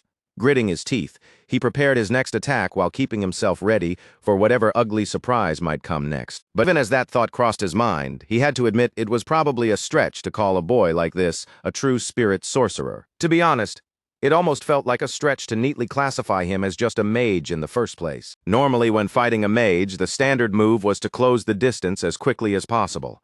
But if both sides were mages, the logic usually flipped. And yet Ed did not hesitate for even a heartbeat. The instant he realized a straight magical exchange put him at a disadvantage, he changed his entire approach and charged directly at his teacher like a man who had already made up his mind. For someone with talent like his, relying on nothing but elemental magic was practically the same as fighting with both hands tied behind his back. The moment the teacher realized that, a broad, almost delighted grin spread across his face. It had been a long time since he had crossed fists with a student bold enough to push him this hard.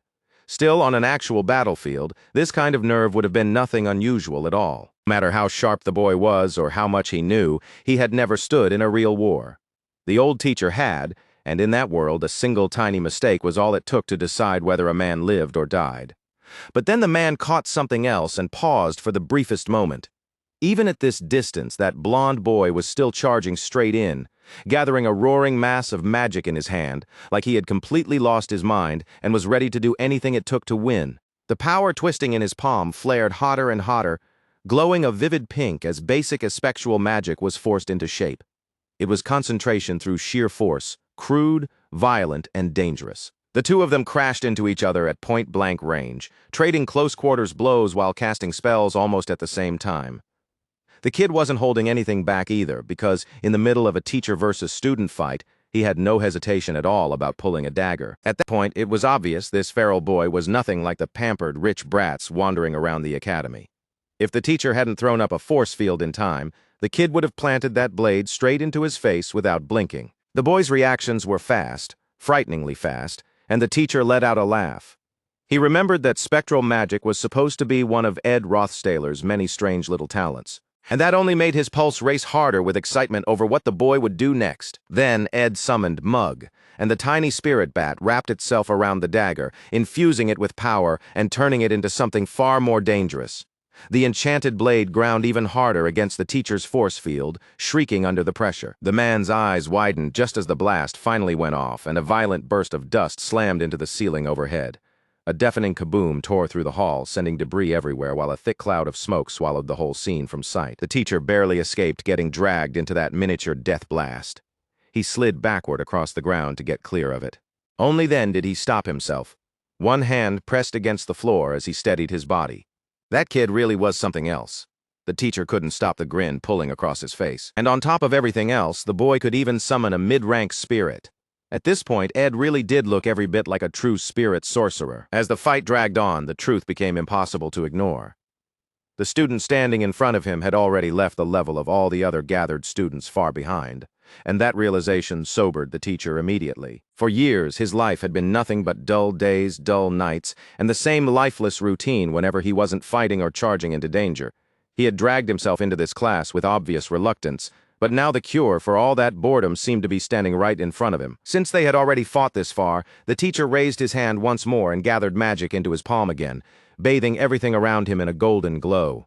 He had no intention of stopping now. He was having far too much fun to quit before the end. Meanwhile, Ed was over there fighting for his actual life.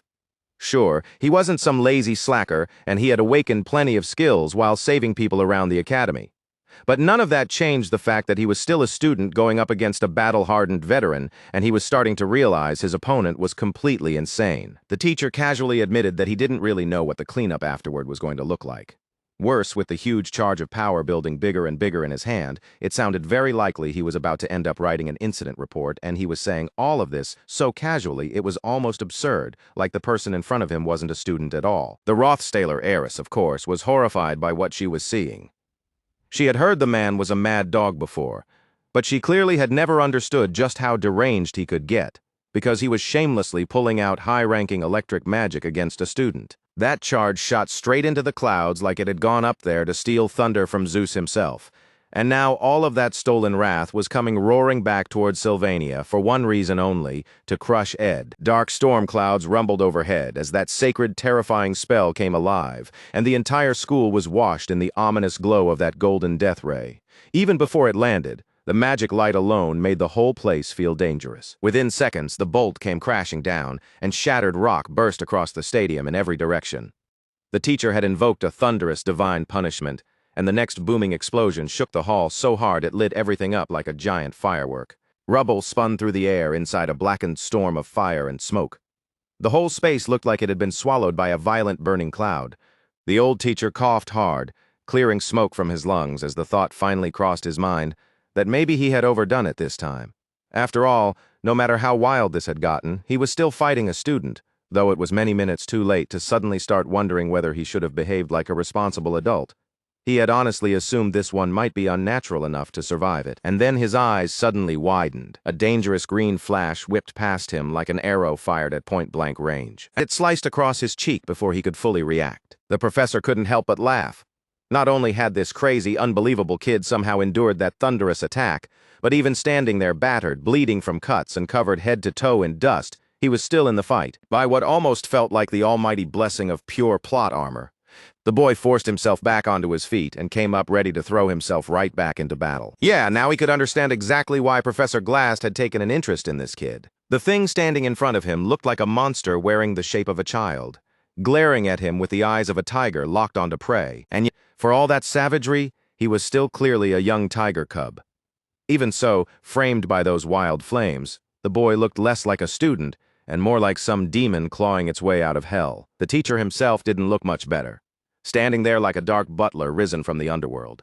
The two of them felt eerily alike, like a pair of monsters forged by war, and tempered in the bitter taste it left behind. And the man knew just from those eyes that he was staring at someone who had brushed up against death more times than anyone his age ever should have.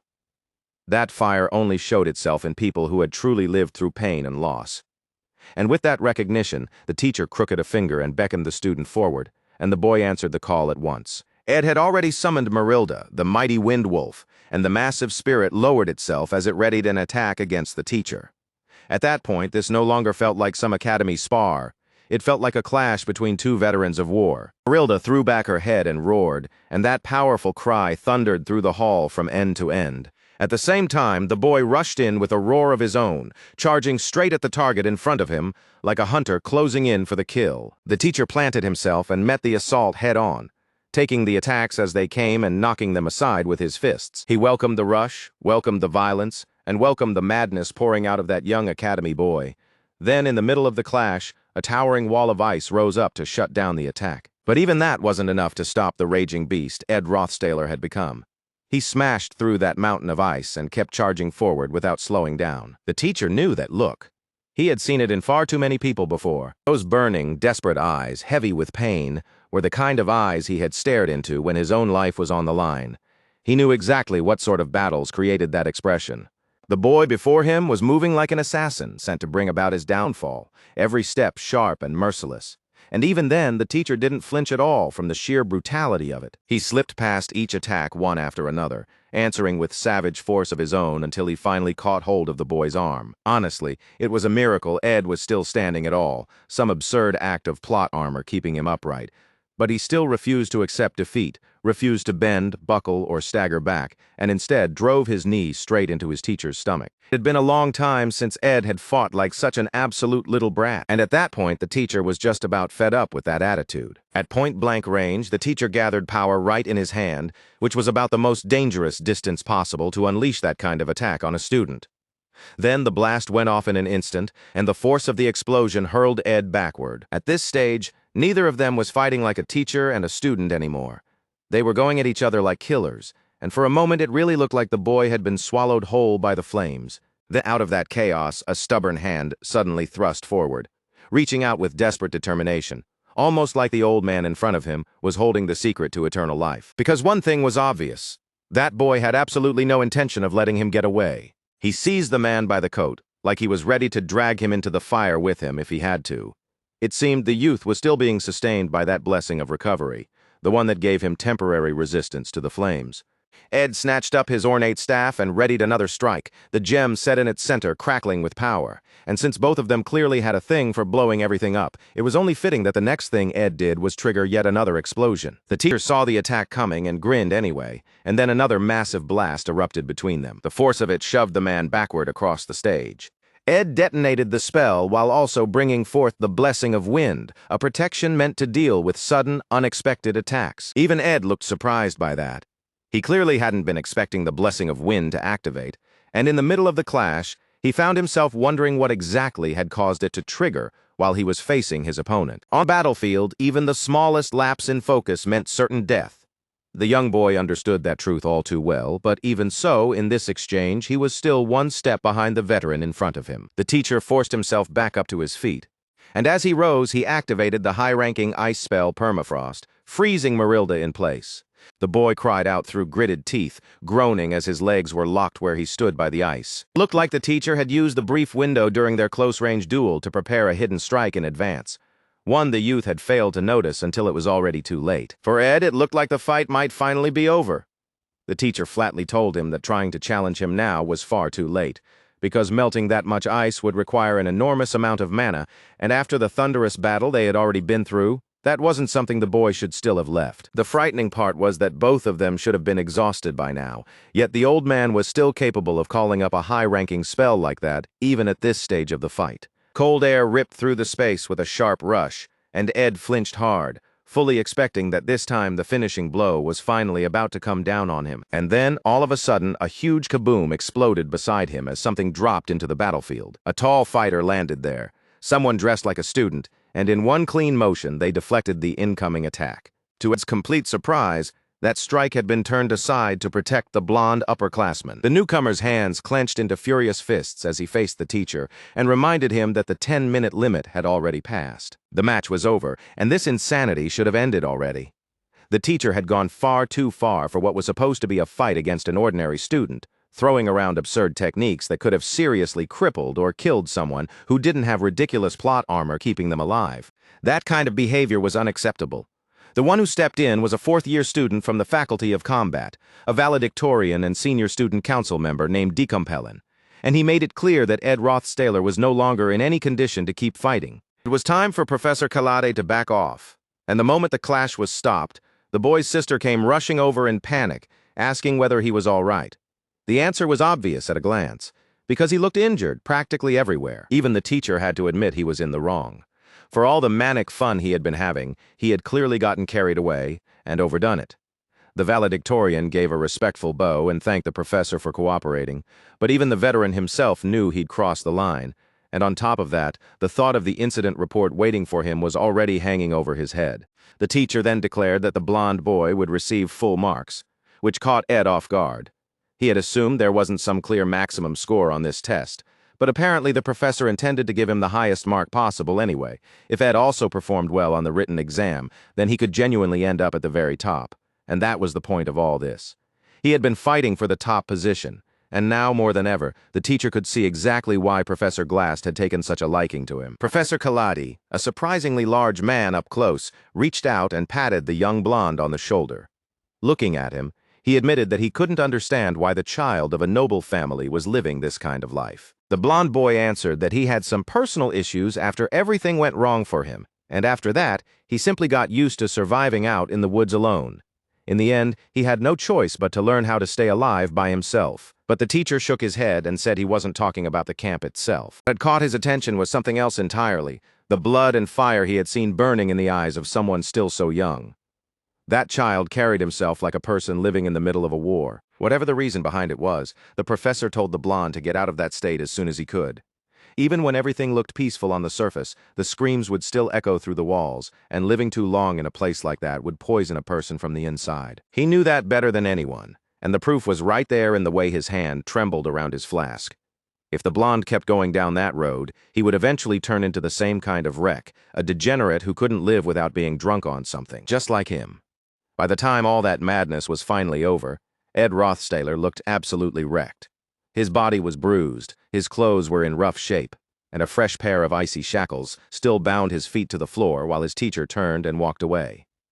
Even so, one thing was clear in Ed's mind. He really did owe that student for stepping in and saving his life. The teacher paused for a second, knowing full well he wasn't exactly in a position to judge anyone. Still, even by his standards, that kid he had just fought was one unbelievable lunatic.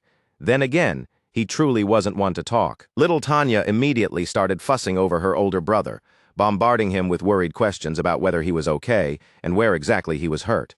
She was already talking about formally protesting to the academy for forcing him through such a brutal practical exam, because if that war veteran had gone all out against some average student, things could have ended in disaster. Meanwhile, the senior glanced down at the boy and noticed that Ed still hadn't thawed his legs. And the stranger part was, it wasn't because he lacked the ability to melt the ice. He simply wasn't even trying to do it, which made the whole thing feel odd. When he lowered his staff and gathered that red mana, it became clear that he hadn't been preparing fire magic at all.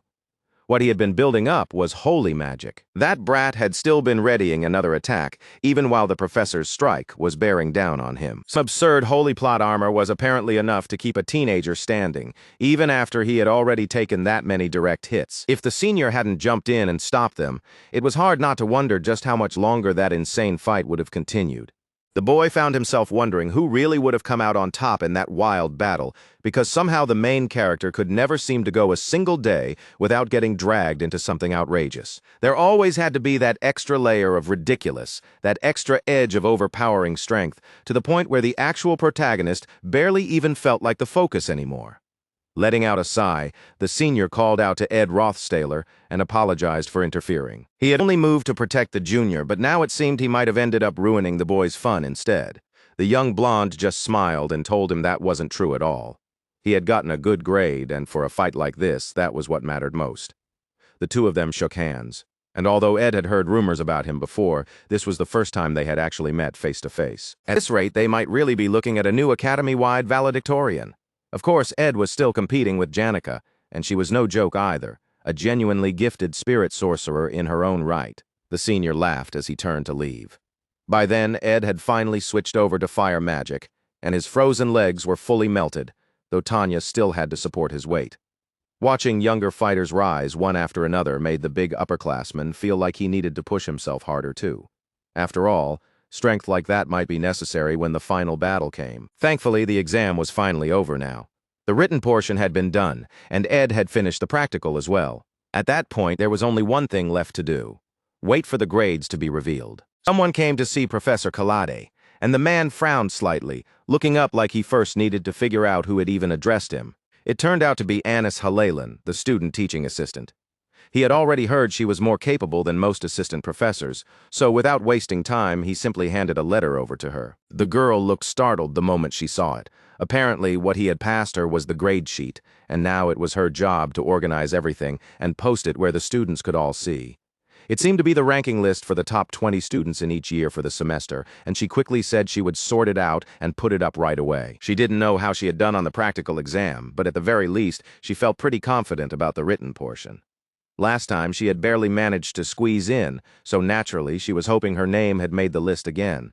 But before she could even finish building up that tiny tower of hope in her heart, the professor bluntly informed her that her name wasn't on it. That one line hit like a knife to the chest.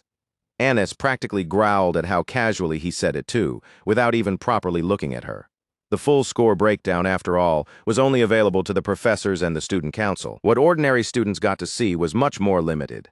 They were only told their highest grade, their lowest grade, and the rank list of the top 20 students, including the valedictorian, and in Sylvania, the valedictorian rarely changed, mostly because the system heavily favored practical exams, meaning only the truly strong could dominate rankings built around battles like those. But this year, when Anis lowered her eyes to the names in front of her, they widened in pure surprise. Soon enough, students were crowding around the course notice board, gathering shoulder to shoulder to see the newly posted exam results. Everyone had worked hard, and now they wanted something they could proudly bring home to their families before enjoying the holiday. Among the first years, Yahello had, of course, aced the exams and secured the valedictorian spot, with Joseph right behind in second place.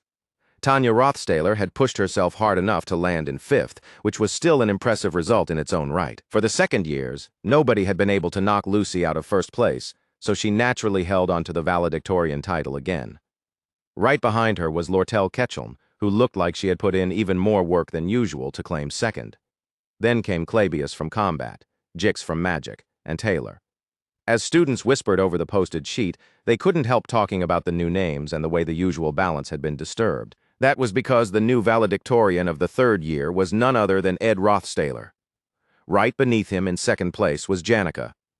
For the first time, Ed had taken the top seat away from Janica, and while Decompellin still remained the valedictorian among the fourth years, that wasn't what had people buzzing. The real shock spreading through the crowd was Ed's sudden rise, and just like that, a fresh wave of gossip rippled through the academy. People immediately started talking, saying things like how anyone should be able to become valedictorian if they just worked hard enough. But as for the blonde boy at the center of all that noise, he was simply staring at the result in quiet satisfaction. It had taken him 1 year and 7 months of relentless effort to get there. 1 year and 7 months of studying, grinding, enduring, and forcing himself forward.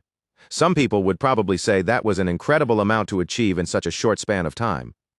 Others would say he had done well just to hold on for that long without breaking. Either way, in the end, only one thing truly mattered. He had become the valedictorian of the third year, and now, instead of breaking his back just to pay for the next semester, he could finally spend more of that time preparing for the threat still waiting ahead, especially the real one festering inside his father's house. In simple terms, his chances of survival had just risen dramatically. He told himself that what he was feeling right now was probably just relief, and yet as he stood there looking at the board, seeing all that hard work finally bearing such visible, beautiful fruit, something swelled up hard inside his chest. The emotion hit him so suddenly and so strongly that Ed's whole body trembled. Then someone called out the noble's name, and when he turned, he saw Janica smiling brightly and waving at him, already congratulating him on his victory. The pink-haired girl looked genuinely delighted. She had fallen to second place this time, but that didn't stop her from being thrilled that he had won in the end. Ed just stared at her with that heavy emotion still written all over his face, and then, before she could react, he suddenly grabbed her hand, startled. Janica barely had time to ask what was happening before the boy pulled her away from the crowd. There was something he needed to say to her, and whatever it was, he clearly didn't want other ears around to hear it. Once they were alone, the spirit sorcerer grew visibly flustered, her heart racing as she wondered what on earth the boy she liked wanted to say to her in private. When Ed checked the written exam results more closely, he had found that he scored in the high 90s, around a 95. What shocked him was Janica's score. Somehow, the spirit sorcerer, who had repeatedly held the top rank, had gotten a 30, a painfully low mark for someone of her level. It made no sense to him at all, so he asked her directly whether she had thrown the exam on purpose. In other words, had she deliberately handed him the win? Janica immediately panicked and asked if it had really been that obvious. Of course it was obvious. A score that low was impossible to overlook, so he pressed her. What had she been thinking? Janica, flustered and sincere as ever, explained that she couldn't receive the scholarship anyway because of the disciplinary action hanging over her. On top of that, she wasn't even living in the dorms anymore, so she felt like she had nothing to lose by giving up first place. More than that, she wanted to help the person she cared about most, achieve what he had worked so hard for, and if she was being honest, part of her had also grown tired of the pressure people always placed on her. After thinking it over, she decided it was fine if she wasn't at the top anymore. A small loss wouldn't hurt her, especially when she was still safely in second place. She even told him that his grades were more than good enough for someone worthy of valedictorian, so he shouldn't feel uneasy about it. To her, it simply seemed better if he was the one who won. But Ed wasn't relieved by that at all. He looked more troubled than before. Then he let out a hollow little laugh and thanked her for her effort in a voice so dry it almost hurt to hear. The truth was, it was thanks to her that he had gotten the scholarship, and he said he wouldn't forget that. But beneath those words was something much harsher. After working that hard for so long, it stung to realize his deepest wish had been handed to him instead of truly won. Janica just smiled softly and said it was nothing. In her eyes, he had tried harder than anyone, so she wanted his effort to be rewarded. Right then, Anis suddenly appeared, catching Janica off guard as she asked what she was doing there. Anis answered with a light laugh and reminded her that the three of them were supposed to go to Laplace Bakery that day. She, Janica, and Claire had planned to celebrate the end of classes together. The pink-haired girl had, apparently, completely forgotten about it. Janica looked genuinely surprised. After blurting out a rushed, awkward hello to Ed, Anis immediately grabbed her friend and practically whisked her away, dragging her out of the scene and, for the moment, away from the pain of those one-sided feelings. She announced that she would be borrowing Janica for a little while, since it clearly looked like the girl had forgotten all about their very important outing. Ed watched the two of them leave, and all that emotion in him seemed to sag at once. He let out a tired sigh, his mood noticeably dimmer than before. By the time the sun had begun sinking low across the horizon, Anis had sat Janica down for a conversation that was far more serious than the spirit sorcerer was expecting. With a pained sigh, Anis told her straight that she had made a huge mistake. Sure, Janica hadn't acted out of malice. If anything, she had probably only wanted the best for Ed, especially because she liked him that much. But Anis had seen Ed's actual scores, and based on those numbers, even if Janica had earned a perfect mark on the written exam, Ed still would have ended up on top, especially after how he performed in the practical test. Hearing that brought instant relief to the spirit sorcerer. After all, her friend had worked unbelievably hard to reach valedictorian, so knowing he could have done it on his own eased her heart. But even then, she still didn't understand what the problem was supposed to be. That was when Anis spelled it out for her. Ed didn't know that. From his point of view, what he saw was simple. He had failed to reach the top by himself, and Janica had only made it possible by intentionally throwing her score away. That meant his victory now felt hollow, like all the work he put in had ended with someone else handing him the prize. Anis was upset because Janica needed to understand that too. For someone like Ed, being strong enough wasn't the whole point. If he had truly aimed to become valedictorian, then of course he would have wanted to reach it by his own strength. Only then did the full weight of her mistake hit Janica. Her head slowly dropped and her body trembled as shame washed over her. Because if even Janica, the person he trusted most with that dream, didn't believe he could get there on his own, then what was he supposed to think about himself? Her intentions had been kind, but without meaning to, she had ruined the victory for him. Back at the camp, Ed sat quietly beside the fire, his head lowered as he stared into the dancing flames. The reason he wanted to become valedictorian had always been simple. It was for his own survival. From that perspective alone, the method shouldn't have mattered at all. And yet the heavy feeling in his chest refused to leave. He had pushed himself so hard to get there. It was never going to be easy to surpass Janica Failover, of all people. So finding out that he hadn't really beaten her after all crushed him more than he expected. Maybe deep down, this had become about more than just surviving. It was the same thing with his duel against Professor Kaladi. Technically, he only needed to remain standing until the 10-minute limit to secure perfect marks, and yet he had thrown himself into that fight with savage intensity, like he was battling for his life. He had genuinely tried to defeat the professor. He even prepared holy magic at the very end.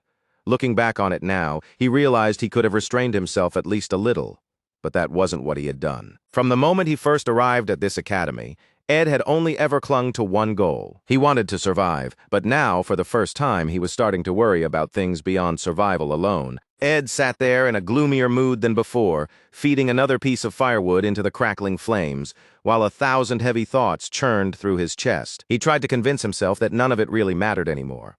The semester was over now, and there shouldn't have been any reason left to keep dwelling on it. Whether he liked it or not, there was something much more urgent waiting for him.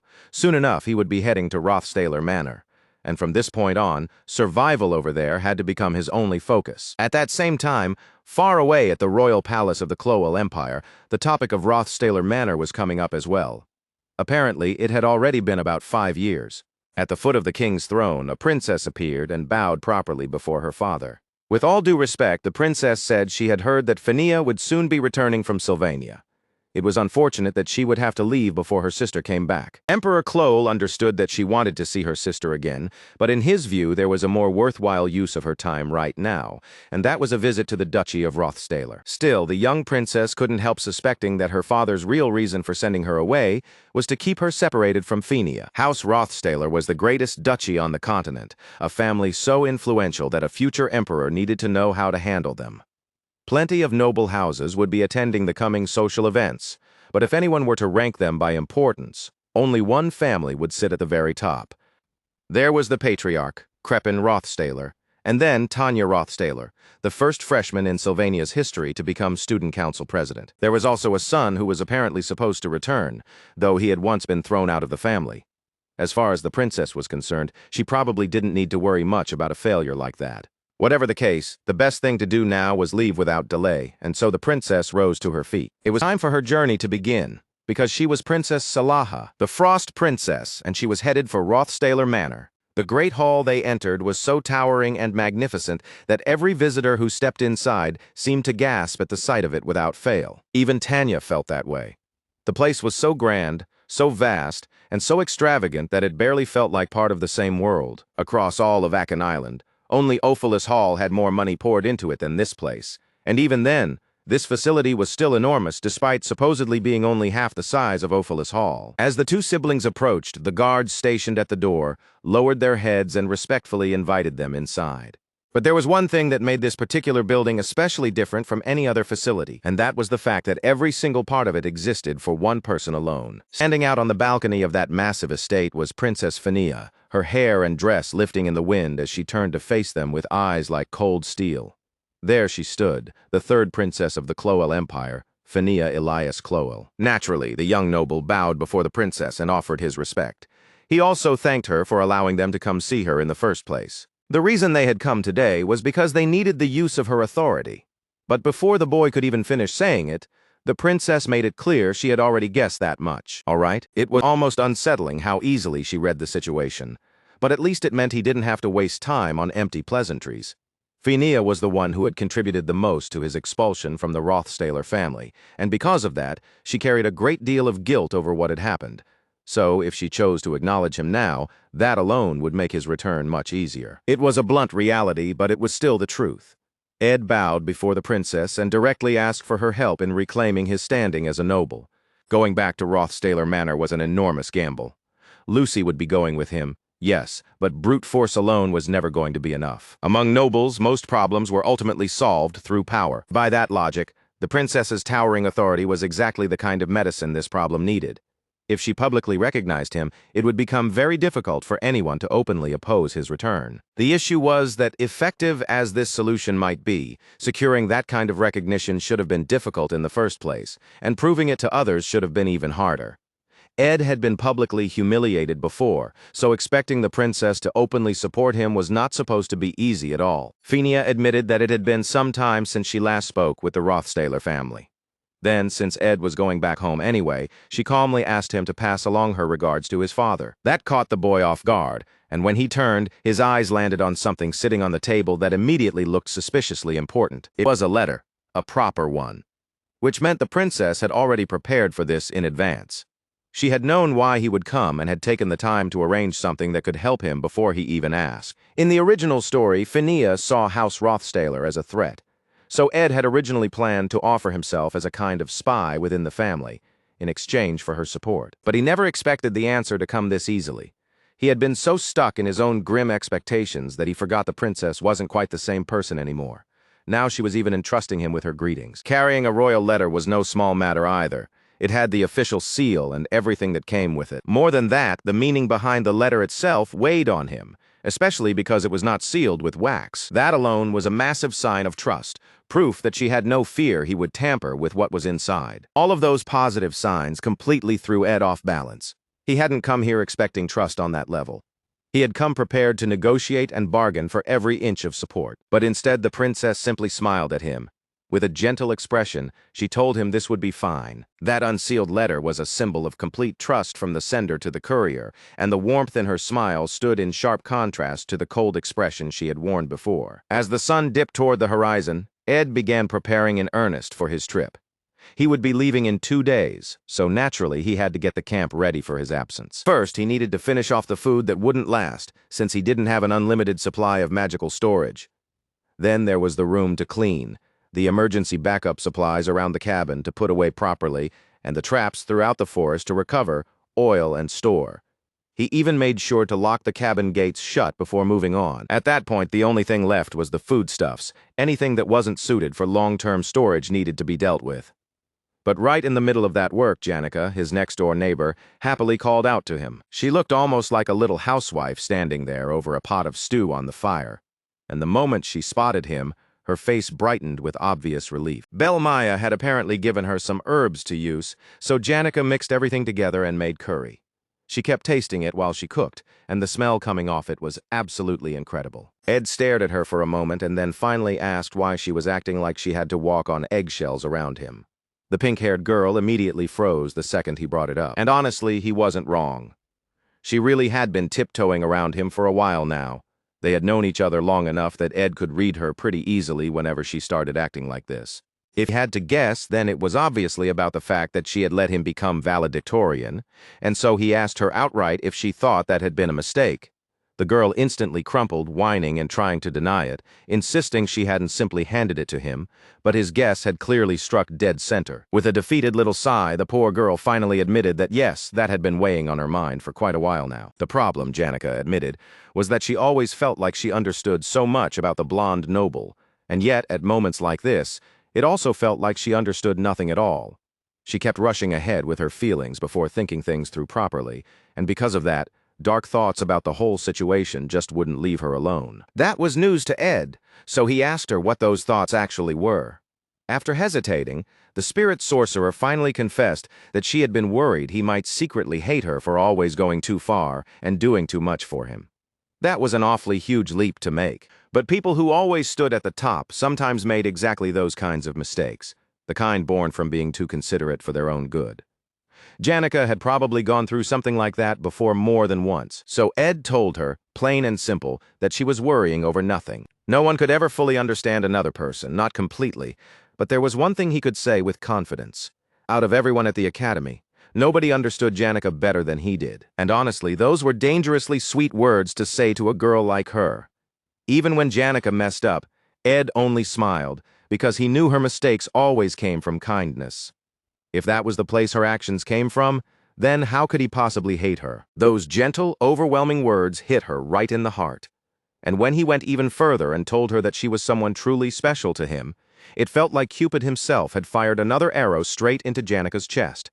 It was exactly what she wanted to hear, and then some. The poor girl nearly burst into tears on the spot.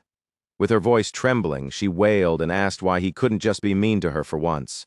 He didn't scold her, didn't say anything cruel about how badly she had messed up, and he almost never even asked her for anything. He was always so absurdly kind to her that sometimes she honestly felt like she didn't deserve it. If he ever did ask something difficult of her, she would gladly do it without a second thought. Then she admitted that she wasn't even going home during this vacation, and that caught Ed completely by surprise. But the moment he heard that, a thought clicked into place. If that was the case, then maybe he really could make use of her help. So he asked whether she could do him a favor, and the talented pink-haired girl lit up immediately at the thought that he was actually going to rely on her for something. For him, she would do absolutely anything. 2 days later, they entered the lands of House Rothstaler, territory planted right in the very heart of the empire, the kind of prime land other nobles could only dream of possessing. Anyone traveling from the rich coastal cities toward the imperial capital had to pass through Rothstaler land first. That alone showed the house's role as a protector of the crown, which was exactly why people called those lands the shield of the crown. The trip there was long and exhausting.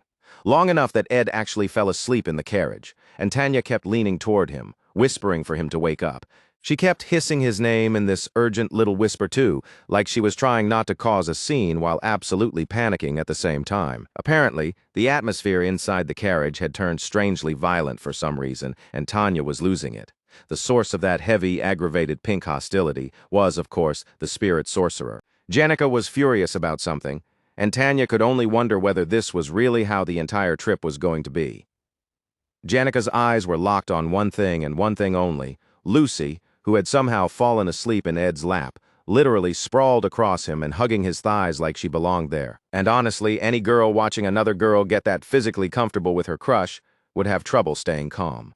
The air in that carriage was painfully tense.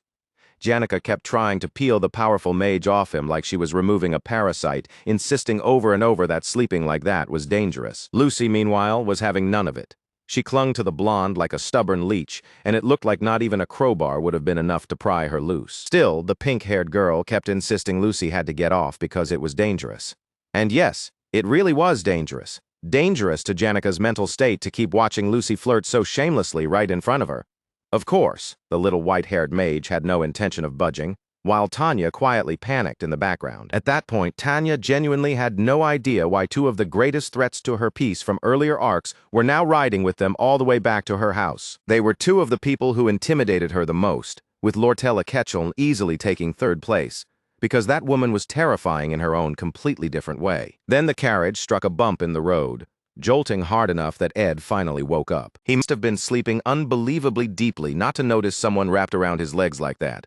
And yet somehow he hadn't noticed a thing. So when Ed opened his eyes after the jolt, the first thing he saw was complete chaos. Lucy thrown to the far side of the carriage, Tanya shrinking in fear, and Janica somehow clutching onto his legs instead.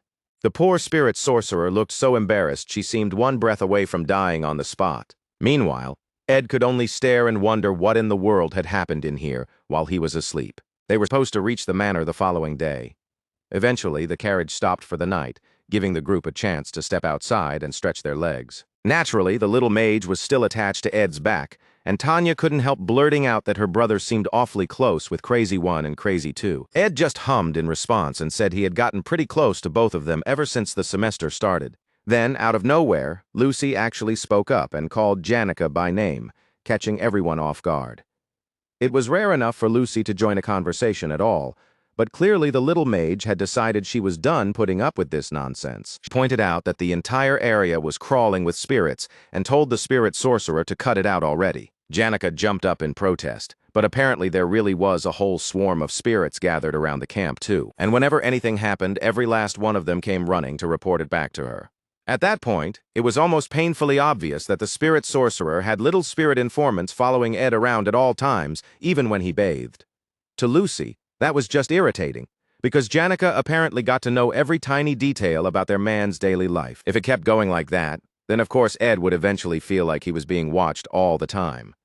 Janica looked mortified having this conversation out loud, while the blonde noble just stared at her in a mix of confusion and disappointment. His upperclassmen really were shameless. Flustered, the poor spirit sorcerer insisted the spirits were doing that on their own. Then again, she also wasn't doing much to stop them. Lucy coldly told her to stop acting innocent, and even accused her of being a sneaky little schemer. Ed let out a sigh and said that, honestly, he didn't really mind. With everything going on around him, having that extra layer of awareness was actually helpful for his safety. Janica immediately brightened and clung to that statement like a lifeline, pointing out that the blonde himself said he didn't mind. Though Ed also added that he definitely hadn't expected her to know quite that much about every detail of his life. The moment he said that, poor Janica basically turned into a statue of shame. And that wicked little gremlin didn't stop there either, because Lucy leaned in and whispered even more poison into her ear about how calculating she was. Lucy was obviously the real schemer here, taking full advantage of Janica's soft heart just to guilt-trip her. But the word scheming kept echoing in Janica's head like she was being publicly condemned for treason, and the poor spirit sorcerer visibly lost all color in her face. Then the short menace added that if she were Janica, she'd feel so ashamed she would simply disappear. That was enough. Ed reached over and tugged on Lucy's naughty little ear, making it clear that now it was Lucy's turn to knock it off. They were almost at Rothstaler Manor now, and before they arrived, they needed to get serious and discuss exactly what they were going to do once they got there. That place was enemy territory in every sense of the word, and no one understood that better than those two.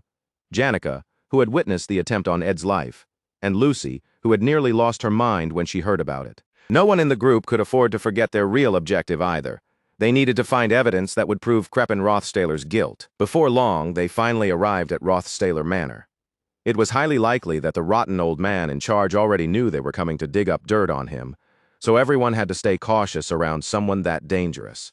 The manor itself had 6 main buildings visible at a glance, and the whole estate was even larger than Ophilus Hall. This was wealth on an absurd, almost exotic level. It didn't feel like a single mansion at all. It felt more like an entire town built under one family's name, a place where the word Rothstaler carried more weight than the authority of the crown itself. Inside those grounds, the Rothstaler name stood above even royalty. When it arrived, a butler stepped forward to take his luggage, but the old servant nearly had a heart attack when the baggage slipped from his hands and hit the ground. The poor man immediately broke into a sweat, looking absolutely convinced that his life was over right then and there. He was so frightened that he could not even bring himself to lift his head. The poor servant dropped flat to the floor and shouted out his apology at the top of his lungs, bowing again and again in front of the heirs of the Rothstaler family. This household really did feel less like a noble estate and more like a dictatorship, maybe even a twisted religion, because the servants treated the Rothstaler bloodline like something divine. In a place like that, it was no surprise at all that the children grew up spoiled rotten. The man was trembling so hard he could barely get the words out. Tears were already forming as he tried to explain that it had simply been too long since he had personally attended to Ed, and the pressure had crushed him. To a servant like him, the son of the Rothstaler family was someone impossibly high above his station, terrifying enough to make his mind go blank. In his panic, he had practically started blurting out praises about the young master's dazzling presence, only to slip up anyway, and now he looked like a man begging for his life rather than forgiveness. Ed let out a quiet sigh, and just like that, he cut the scolding off where it stood. If carrying the luggage was that hard on the servants, then he could carry it himself. A single mistake was not worth turning into a scene. The butler could only stare up at him in open disbelief, because this was supposed to be Master Ed, the same cold young noble who had once tormented servant after servant without hesitation. From that moment on, Ed knew exactly what this visit meant. If he wanted to survive, then he had no choice but to walk straight into Rothstaler Manor, the place where his monstrous father was waiting for him. There he was, sprawled across his seat like the ruler of a private hell, welcoming them into the household with the ease of a king. And of all people, he looked especially pleased to see his beloved son, wearing that fatherly expression as though nothing at all were wrong. If Ed wanted to live through this, then one day he would have to drag down the so-called god of the Rothstaler family. Rothstaler Manor truly looked every bit as grand as its name suggested, with a ceiling so high it made the hall feel almost cathedral-like. As the guests gathered inside, their eyes were naturally drawn toward a beautiful portrait hanging prominently on the wall, a painting of a stunning blonde woman that at first glance looked like it might have been their mother. But it was not their mother at all. The woman in the portrait was their elder sister, Arwen, and apparently the original Ed had hated seeing that painting in the past. Now, though, Ed found himself staring at it with completely different eyes. Arwen Rothstaler had been the eldest of the Rothstaler children, his older sister, and someone whose presence still lingered in this house even after death. She was no longer alive, and that only made the portrait more unsettling. Ed could not help wondering what mysteries still surrounded her, and why her image had been given such a place of honor on that wall. It felt strangely intimate, almost too personal, to display the portrait of a dead daughter like that. Ed found himself wondering whether his father was even capable of missing any of his children in the first place. Maybe Arwen alone held some special place in Crepin Rothstaler's heart because she had died while he was still alive. Or maybe there was nothing sentimental about it at all, and this was simply his way of honoring the daughter who had perfectly embodied the dignity of the Rothstaler house. Questions kept piling up in Ed's mind, one after another. Then, before he could sort through any of them, the sound of someone formally acknowledging their arrival rang through the hall, and he immediately knew that could not possibly mean anything good. Just as expected, all of the children turned toward the voice of the patriarch, the most disturbing person in the house, Crepin Rothstaler. With a smooth and measured tone, the old man remarked that the journey must have been long and exhausting, speaking as if he genuinely sympathized with everything they had gone through to get there. He smiled, proud and warm on the surface, and said that he had missed Ed terribly because, after all, Ed was his precious son. It was the sort of statement no one in the room could accept at face value, not when they all knew perfectly well that this same father had already tried to get that precious son killed. He went on to mention that the household was somewhat disordered at the moment, since they were preparing to host a large party starting tomorrow evening. Most of the servants were tied up with those preparations, so the children would have to excuse it if they were not attended to as perfectly as usual. Ed answered that he understood, and that arriving during such a hectic time was regrettable. But Crepin only smiled wider and said that this busy moment was exactly why he had wanted Ed here now. He wanted the world to see that his proud son, Ed Rothstaler, had finally returned home. Hearing that much fatherly affection from a man who clearly had none only made the whole thing feel even more suspicious. After that, the patriarch's gaze shifted toward the companions who had come with Ed. Janica flinched a little at the attention, while Lucy stood there looking ready to boil over. She was the kind of person who never let a grudge go, and there was no way she was going to smile politely at the man who had once tried to harm Ed. Janica introduced herself first, cheeks turning red as she gave her name as Janica Palover. Crepin clearly recognized it. He had already heard of her, the spirit sorcerer talented enough to command high-ranking spirits with ease. Then his attention moved to Lucy. With that same smooth tone, he remarked that she must be the genius mage his beloved daughter had mentioned in her letters, the remarkable young prodigy everyone had been talking about. Lucy, however, did not wait for him to finish properly. She cut in without the slightest hint of courtesy and gave her name in a flat, disrespectful manner that made it obvious she had no interest in pretending to like him. The servants around them visibly recoiled at her attitude, and honestly, they had every reason to be terrified, because Crepin suddenly rose from his seat. The atmosphere tightened in an instant, and it was easy to imagine how ugly things could have become if this insolent little mage had been the only person Ed brought into the manor with him. Still, the smile on Crepin's face never broke. It stayed there, stiff and polished, a smile so artificial that it felt less like kindness and more like a warning. He would have loved to stay and continue dining and chatting with them, even though he had barely touched the food in front of him. But the Frost Princess Selaha had just arrived, and as one of her subjects, he needed to go and properly receive her. Before leaving, Crepin turned back to Ed with another practiced smile and told him that his room had been left untouched all this time. He should go and rest. Ed tried to stop him there, saying he had something he needed to take care of before settling in. Then he slipped a hand into his coat and drew out something he had brought specifically for his dear old father. Crepin accepted the small gift from him. Later, when he sat before the princess he had gone to greet, he was still holding that item, his anger contained behind a rigid silence. The Frost Princess could tell at once that something about him was off. In front of the nobleman, her expression softened slightly with curiosity as she wondered what exactly had happened. What Crepin had received was a letter bearing Funia's sigil, and there had been no wax seal on it at all.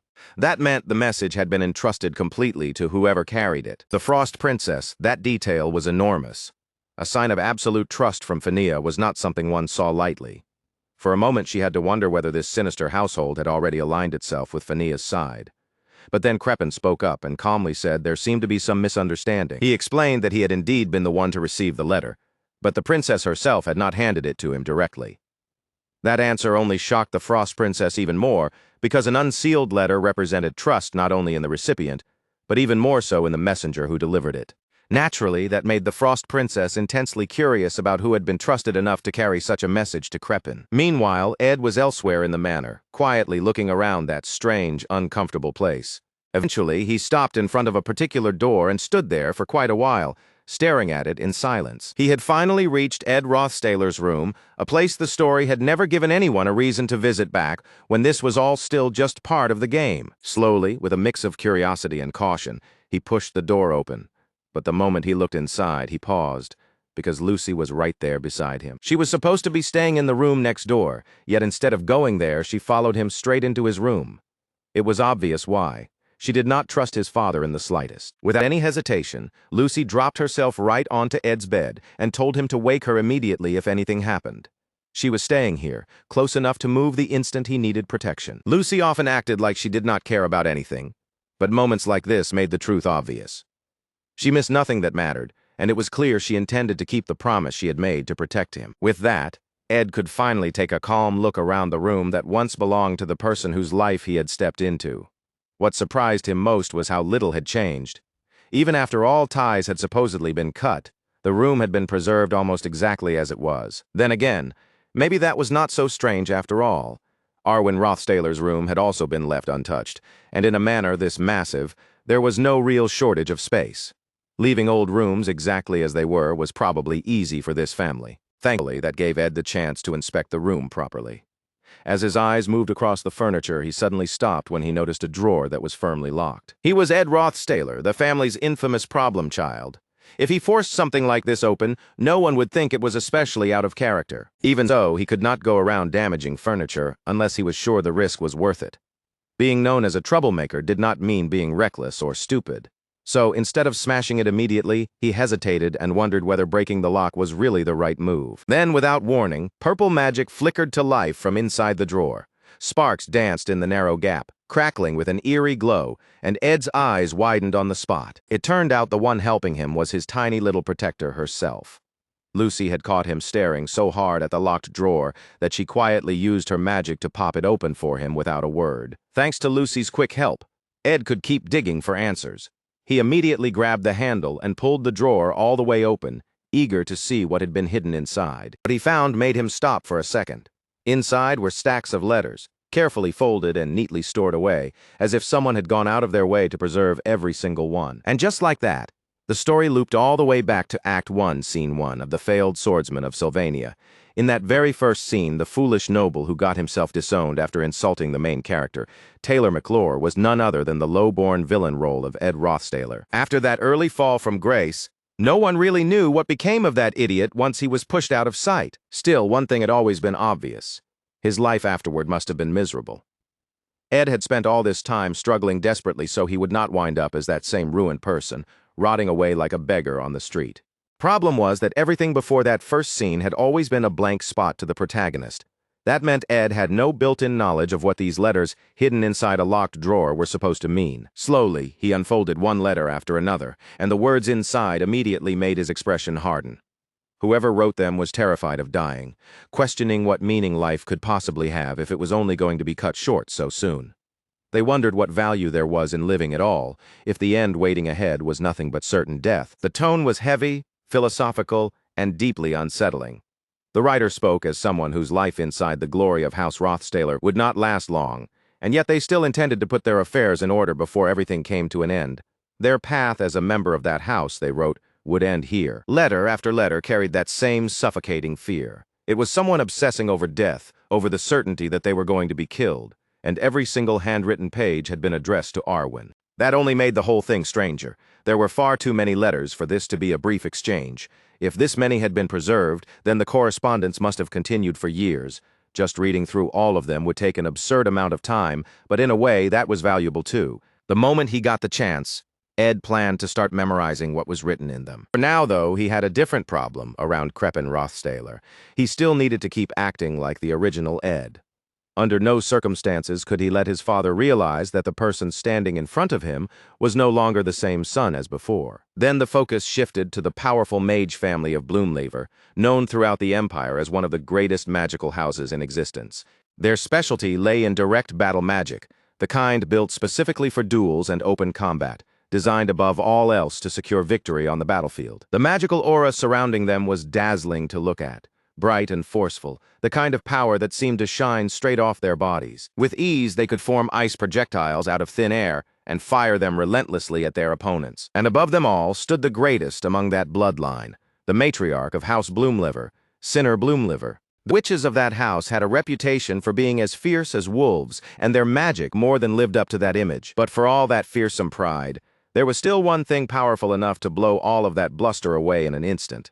Even those witches could do nothing but groan and stagger back when faced with that overwhelming presence pressing down on them. The entire area was swept over by dense, violent purple flames, spreading with such crushing force that it swallowed everything else in sight. When the difference in mana was that absurd, the witches could only flinch in disbelief, realizing their attacks had not even scratched their opponent. Against a monster on that level, the type of magic being used almost stopped mattering altogether. And that terrifying opponent was none other than Lucy. Apparently, the little mage had ended up sparring for some reason. But even while doing it, she looked half asleep, like she had barely bothered to put any real effort into the fight. Duel was taking place on the training grounds in the central gardens of Rothstaler Manor, with the two sides facing each other in full view. The Lady Witch politely bowed and thanked the young genius for accepting a duel so soon after arriving. Back in Sylvania, her children had not stopped talking about this gifted mage, so she had wanted to witness that talent with her own eyes. Nearby, Kreppen Rothstaler let out a quiet chuckle and remarked that the match had definitely been worth watching. The old creep was clearly looking at Lucy in a different light now. And that was not good at all. In fact, Kreppen seemed to be thinking that his children had surrounded themselves with some very unusual friends. The moment the duel was over, Lucy did something even more shocking. She climbed straight into Ed's lap and curled up there like it was the most natural bed in the world, shameless as a spoiled little cat, even with people watching. Looking down at her, Ed explained to his father that she slept a lot. She had not gotten proper rest the night before either, most likely because she had stayed awake the whole time guarding him. The patriarch replied that, if she was not too exhausted, he would like to speak with her properly during dinner. He called the duel a fine spectacle, something worthy of setting the tone for the feast to come. Then he excused himself, saying he would see them all again that evening. By then, the invited guests had started arriving one after another. For Ed, that was actually perfect, because the growing chaos meant his chance had come. He planned to let Lucy keep sleeping in her room for the time being and move while the manor was still in disorder. But the moment he tried to slip around unnoticed, he ended up running into Janica. Janica looked delighted with herself. Just like he had asked, she had already sent spirits wandering all through the manor, and because hardly anyone there was sensitive enough to notice them, the scouting had been absurdly easy. She kept happily muttering her findings under her breath, and the second she nearly brought up Kreppen's office out loud, Ed had to silence her on the spot. Janica always meant well, and that much was obvious. The problem was that sometimes the sweet girl simply talked far, far too much. So there they were, tucked away in a dark corner, with Ed's hand covering her mouth while they hid. Janica, of course, was stunned by how thrilling that situation felt, for entirely different reasons. Ed, meanwhile, was focused on something much more serious. He told the pink-haired girl to come into his room with him, and the second those words left his mouth, Janica's face turned bright red from ear to ear. The poor girl got so flustered that she was probably already imagining something strange and scandalous. Her embarrassment only got worse when Ed added that they could not let anyone hear them, and that no one would be coming into his room. When they stepped inside, Janica was still blushing helplessly, her cheeks glowing pink. She was alone in Ed's room, the room of the boy she liked, and that alone was enough to send her thoughts spinning. But before Ed could quietly move on with what he had planned, a voice suddenly cut through the room and stopped him cold. He turned in surprise and found himself staring at the Royal Frost Princess. With a faint smile, Salaha casually remarked that this did not exactly seem like the ideal place for a secret meeting, because as it turned out, the room was already occupied. Ed immediately bowed, and Janica hurriedly followed suit, both of them apologizing at once because they had no idea the princess would be using his room. Princess Salaha, however, had come for a very obvious reason. She raised Funia's letter right in front of his face. She clearly wanted answers, and Ed was the one person in the room she thought might actually be able to give them. What the Frost Princess really wanted to know was simple. Did this boy intend to stay aboard a sinking ship? At that, Ed and Janica dropped to their knees at once and apologized for the disturbance. They had never meant to insult the princess by barging in like this, and they certainly had not expected to find her quietly occupying the blonde boy's room. Selaha was an entirely unexpected presence here, yet she only smiled and told them they had not been disrespectful at all. In fact, she went on in that sharp, superior tone of hers, saying that noblemen entertaining commoner women was hardly unusual. According to her, having peasant girls hover around them was practically a classic pastime for men of status. She admitted it would be rude of her to assume that was what they had been doing in private, and even if it were true, she said it was not technically her place to judge what Ed chose to do in his own room, but right after claiming she had no intention of criticizing his personal life, she did exactly that. She offered unsolicited advice, warning him not to get too close to peasant women, because things would become troublesome if one of them ended up carrying his child. Janica had to fight through both humiliation and tears as the princess continued talking down to her. Selaha kept going, saying she had seen plenty of noblemen led around by common women before, and that she found the whole thing laughably pathetic. By that point, she had said more than enough. Ed had listened as long as he was willing to, and he was completely done hearing her dress up insult after insult as if it were merely her opinion. Still, it was not his place to openly offend a princess. So instead of snapping back, Ed restrained himself and simply asked why she had really come to see him. The princess let out a slow sigh as if she had decided there was no point dragging this out any longer, and moved on with what she had actually come here to do. Anyone who had seen her in person should have understood it already, but in Salaha's eyes, Fania was thinking far too naively. The blue-haired princess clearly believed that her blonde younger sister was not fit to sit on the imperial throne. There was obvious hostility between the two sisters, and Salaha made no effort to hide it. Lifting her chin with that same proud, superior look, she extended a hand toward the blonde boy and openly asked him to stand with her instead. It was an unbelievably bold move, especially when she knew full well that he had already earned Fania's trust. Honestly, the amount of audacity packed into both her gesture and her words was almost absurd, but Ed was not about to respond the way she wanted. He might have been a son of the Rothstaler family, yet he could not bring himself to casually take her hand like that.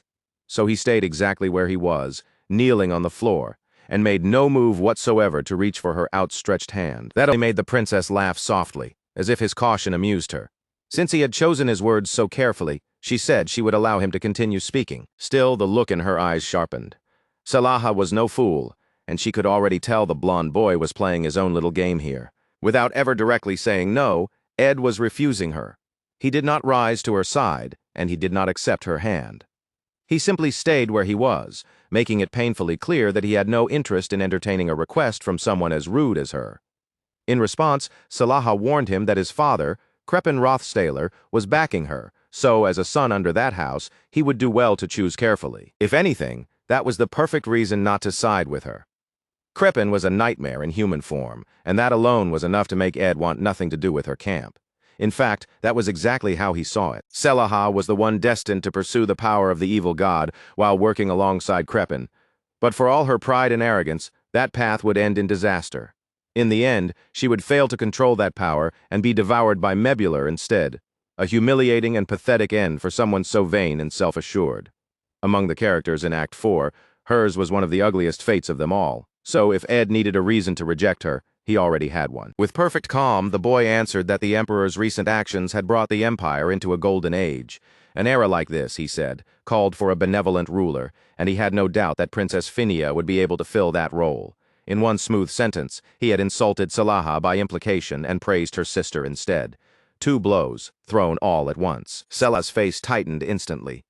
Her voice dropped into an angry growl as she snapped back that Finia had no desire for the throne, and that supporting her was foolish. Maybe the Golden Princess did not want the throne right now, but that changed nothing for Ed.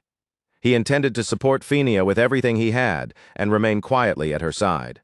And as excuses went, there was no better shield than Finia when it came to turning Salaha down. Sure, that answer would only deepen the bad blood between the two sisters. But it was not as though they had ever been close to begin with. The princess fell silent for a moment, and then, without breaking eye contact, she stepped closer. There was something burning beneath her composure, something ugly and possessive. Instead of simply accepting the rejection and moving on, she reached out and touched the chin of a boy far younger than her, murmuring that his resistance only made her want him more. At that point, someone seriously needed to call Child Protective Services. Selaha smiled like she was enjoying a private joke and admitted that she rather liked taking things away from other people. It was a good thing she was royalty, because otherwise Janica might have exploded on the spot. To Selaha, principles were at their most beautiful when they were broken. She wanted to see just how deep Ed's conviction toward Fania really ran. At that point, it was impossible to deny it anymore. She was dangerous, and Ed could only groan inwardly. The truth was, he did not even support Fania in the way Selaha assumed. But now the situation had grown far beyond his control, and the misunderstanding had taken on a life of its own. Selaha, however, only said there was still plenty of time. The party would continue for 5 full days. That meant, in her mind, he had more than enough time to realize what made her superior to her younger sister. With that, the Frost Princess turned and made her way out of the room, while Ed and Janica bowed as she left. 2 butlers appeared as if from nowhere just to open the door for her, and on her way out, she added that they were free to come speak to her if they ever changed their minds. Fortunately, it was finally good riddance. Even so, Ed simply thanked her for her advice. Selaha answered with a flirtatious little smirk and told him she was certain they would meet again. And only then was she finally out of their hair. Once the princess was gone, the tension in the room shifted, and Ed and Janica were finally able to speak honestly. Janica knew full well that people like Selaha could be difficult, but even so, being looked down on like that still hurt. She might have been a commoner, but that did not mean she deserved to be treated as lesser. At the very least, she understood that much herself. The pretty spirit sorcerer lowered her gaze and sadly played with a strand of her hair until Ed spoke and gently drew her attention back to him. Even then, Janica kept pouting. In a small, frustrated voice, she muttered that she should have said something clever, something sharp and effective, like Lortel Ketchum would have. The thought that Lortel probably would have handled that situation far better only made her more upset, and Ed could not help laughing a little at how transparent she was. He knew Janica was not someone who could instantly snap back in confrontation, and on top of that, Selaha was a princess, beautiful, powerful, and openly interested in him. Of course, Janica was jealous. Compared to an overwhelming figure like the Frost Princess, the spirit sorcerer clearly felt like she did not measure up at all. Ed, however, did not think that comparison mattered in the slightest. Instead, he turned the conversation back to something more important and asked Janica whether she had found anything useful while scanning the manor.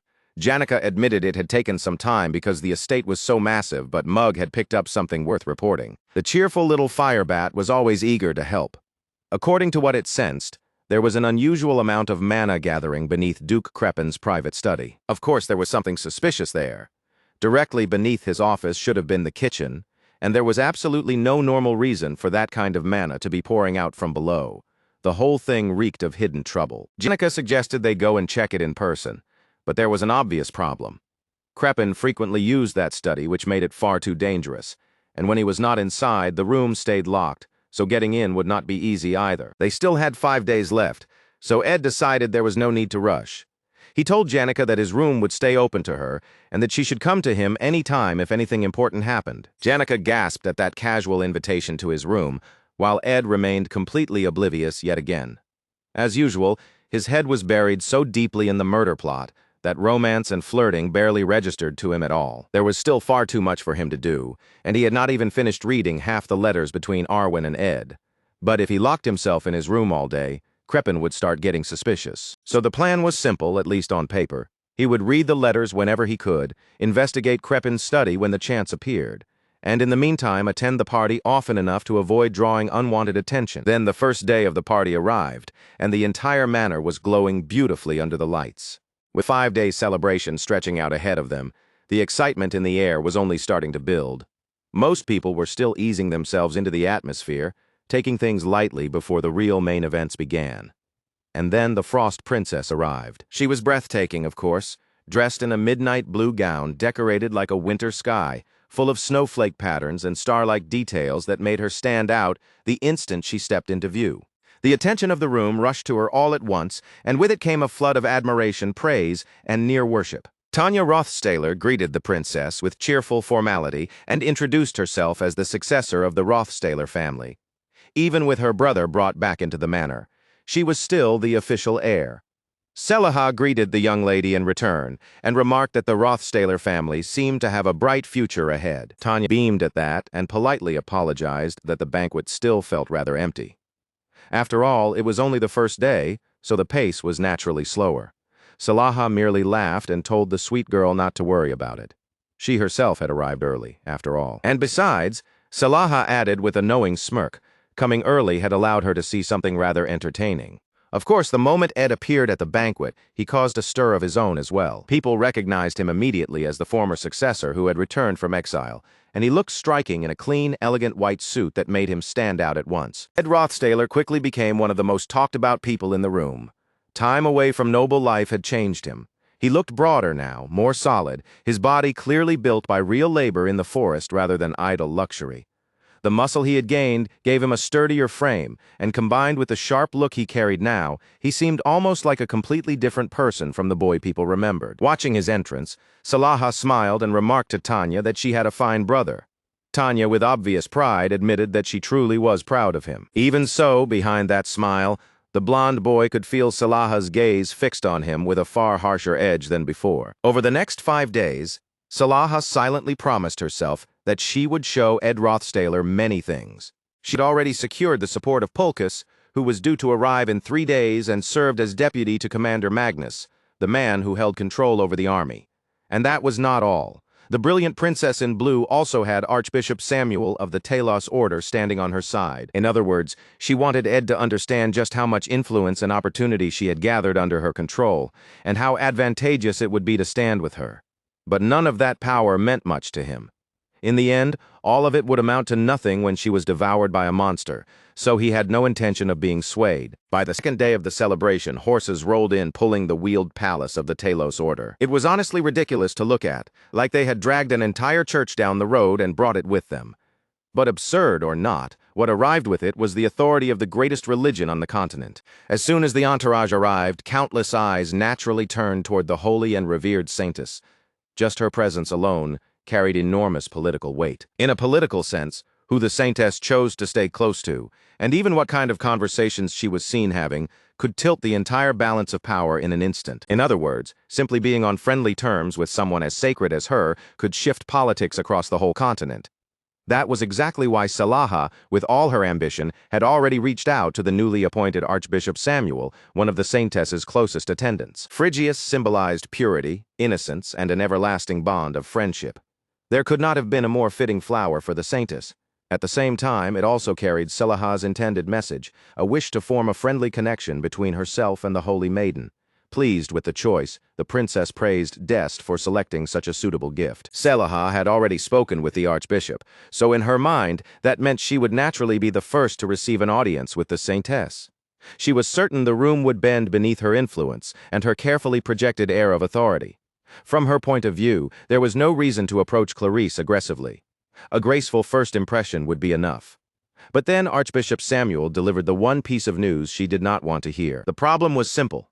The Saintess Clarice was not here. Selaha could barely believe what she was hearing.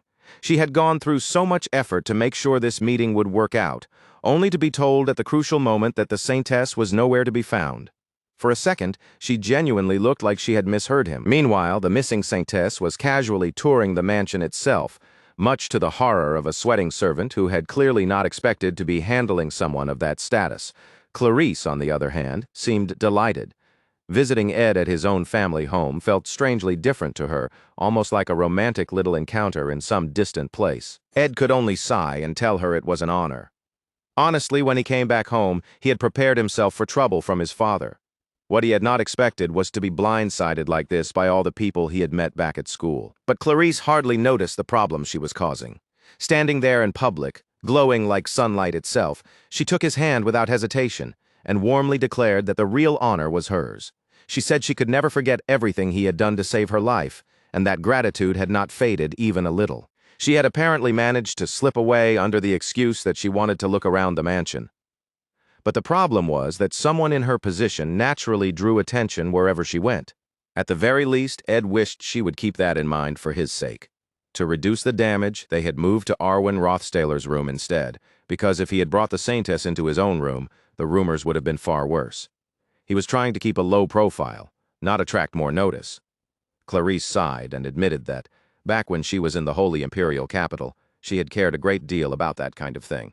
In fact, she used to worry about it constantly. She told him she had been relieved to hear that he was reinstated, but at the same time she could not believe the household would truly treat him well.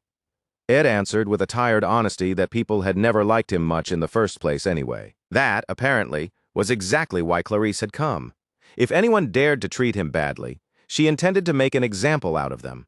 She had really shown up carrying all that political authority with the intention of crushing anyone who got in his way. Thankfully, it did not seem like that would be necessary. Ed let out another sigh and told her that even if people did mistreat him, it was still his burden to deal with. Still burning with emotion, Clarice grabbed his hand again and firmly told him to stop trying to carry everything by himself. She said it was exhausting watching him do that all the time. They could handle things together, so he needed to trust her a little more. Hearing that, Ed could only blink and ask what exactly she meant. At that, the girl immediately blushed and started mumbling that he could make use of her position if he needed to. If he stayed by her side throughout the party, then surely no one would dare treat him disrespectfully. It was a sweet offer, sure, but the way she openly phrased it as taking advantage of her made the whole thing sound far stranger than she probably intended. Clarice panicked the moment she heard herself. Flustered, she quickly corrected herself and said she only meant that she wanted to act in a way that would benefit him. After all, she owed him so much, and she truly wanted to repay that debt somehow. With the way she kept piling excuse after excuse on top of each other, it became almost impossible to argue with her at all. Finally, groaning in embarrassment, Clarice forced herself to say what she actually wanted. What she needed, apparently, was a partner for tonight. She held his hand gently against her chest and asked if he would do her the honor of dancing with her at the banquet. Then, as if she still needed to justify it, she quickly added that it would also be good for his reputation. And then she kept going, saying it would be good for her too, only to fall straight into more awkward babbling. At that point, it was obvious she simply wanted to dance with him. They had literally just agreed she should stop hiding behind excuses.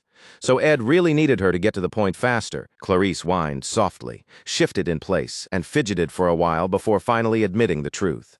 Tonight, she planned to refuse every single invitation to dance except one. The only person she wanted to dance with tonight was him, and hearing that left Ed completely stunned. The whole situation had suddenly become painfully awkward, and now even the saintess herself looked too shy to keep standing there. So she abruptly turned and said she had to go greet the other guests. Some people might not be happy that she had come to see him first, so she needed to hurry. Ed tried to ask what exactly had brought her here in the first place, but Clarice quickly brushed the question aside. Then, with a bright smile on her face, she slipped out and shut the door behind her. Ed stood there staring at the closed door in disbelief. And then, all of a sudden, the closet inside Arwen's room creaked open. That was, without question, terrifying. Slowly, Ed turned toward the sound, only to freeze when he saw that it was his little sister standing there. He immediately started asking what she was doing in there, and Tanya shot back that she had come looking for his coat. She had finally found it, only for the saintess to suddenly show up. But according to her, that was not even the important part anymore. What really mattered in Tanya's eyes was that her brother had apparently become an outrageous womanizer. First Janica, then Lucy, and now even the saintess had entered the picture, like he was somehow collecting every possible type of woman one after another. Tanya could not understand how she was supposed to act normally around any of them when it was so obvious all these women were obsessed with her brother. Ed could only groan and rub at his head, because honestly he had no idea how to answer that either. At this point, the whole situation had spiraled into a complete mess far outside his control. Later on, Clarice let out a breath of relief, almost panting, after finally managing to speak with Ed and tell him how she felt. This was not Sylvania Academy, after all. This was a social gathering full of nobles, so she had to keep herself composed here, at least for the most part. She understood that. Talent in magic, wealth, age, none of that really mattered in a place like this. More than that, she held the greatest authority in the room while she was here, which meant she had to pull herself together properly. Even so, with her cheeks still pink, Clarice was absolutely certain of one thing. At least at tonight's banquet, no one was going to stop her from getting what she wanted most, and what she wanted was a dance with the boy she liked. The Emperor Cloel had a son, but after the Crown Prince publicly declared that he would not inherit the throne, public support naturally split among the Emperor's 3 daughters instead. And the moment that happened, a struggle for power began. There was the Frost Princess Salaha, the Wisdom Princess Persica, and the youngest of them all, of course, was Phenia, the Princess of Charity. Now, after being away for such a long time, Phineia had finally returned home. She bowed before her father and gently asked whether he had been keeping well. The Emperor let out a tired groan and answered that his failing health was hardly news to anyone anymore. Even so, as he looked at his daughter, he could tell that she too did not seem especially well. The girl who once carried herself so confidently now looked burdened by something much heavier. Then Phineia lowered her head before her father and calmly confessed that she did not believe herself worthy of succeeding to the throne. With those words, it became clear that she was stepping out of the succession struggle between her siblings. Meanwhile, elsewhere in the Imperial Library, word had already spread that the youngest princess had renounced the throne almost as soon as she arrived. The youngest sister greeted the other princess and asked why she was in the library at a time like this.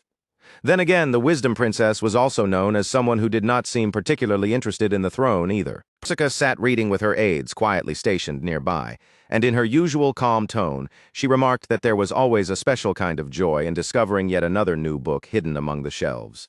That said, it had already been more than a year since their beloved younger sister chose to enroll at Sylvania.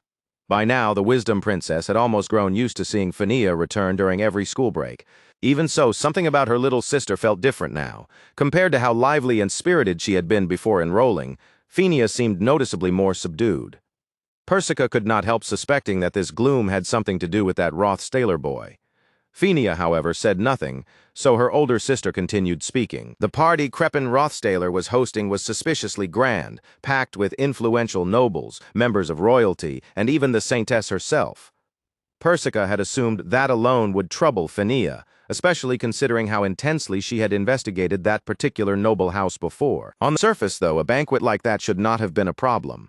Crepin was publicly known as a loyal servant of the Empire and a model nobleman. That was certainly how most people saw him.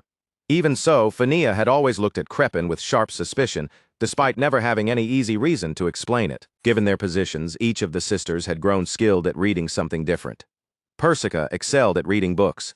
Salaha was gifted at reading power, and Phania's strength had always come from reading people. But lately, the youngest princess had started doubting even that gift, all because of that one mistake involving Ed. If her sadness had a Rothstaler at its center, that part was true enough. The problem was, however, that it had nothing to do with Crepin Rothstaler himself. When it came to Ed, poor Phineia was completely at a loss. She had once wanted to escape that invisible struggle for the throne and prove that she was worth more than the title she was born with. Yet before she realized it, a full year and 6 months had already passed since she left Akan Island for school. During that same stretch of time, the balance of political power had steadily begun to tilt in favor of the first princess, Salaha, and the throne had only drifted farther away. Even so, Phineia showed no desire to reclaim that lost ground. If anything, she had seemed increasingly drained and dispirited lately. That one man had made her feel as though her greatest secret strength, her ability to read people, had failed her completely. In truth, she was judging herself far too harshly. She had no way of knowing that the Ed from before and the one standing in front of her now were, in essence, two entirely different people. Persica admitted that she had not originally believed Phineia when she said she had no interest in the crown. But the Wisdom Princess trusted her sister's eyes, and because of that trust, she started digging into the matter herself. What he uncovered were books, several of them, and they were part of the collection Crepin had personally handled while volunteering to inspect the library. Every single volume he had touched was forbidden. They were books filled with ancient magic, forgotten myths, and records concerning long-buried evil gods. Hearing that, Phineia stared in shock. Persica then added that she had also heard how Phineia had caused Crepin's son to be disowned, and that the boy had recently been restored to the family. From the outside, the conclusion seemed obvious. Most nobles would have starved if forced into the same situation he had endured, so it was natural to assume the boy wanted his position and power back. But in truth, that was not the case at all. Even so, Persica found one part of it especially strange. Crepin might have cast out his son to satisfy Phineia at the time, but then why had that same man suddenly chosen to bring his son back now, at this exact moment? That question made Phineia freeze where she stood. For a year and 6 months, Ed had survived alone in the forest, scraping by with only himself to rely on.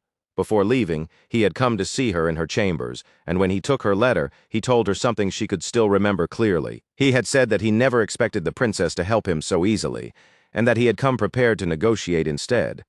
Hearing that memory again in her head, Fania began to wonder if her first suspicions had actually been right all along. What if Ed had gotten himself disowned on purpose because he knew something about his family that no one else did? At last, her thoughts were moving in the right direction. He had deliberately left Crepin behind, fully aware that the man was researching an evil god, and now his return home looked less like a reunion and more like being sent back in chains.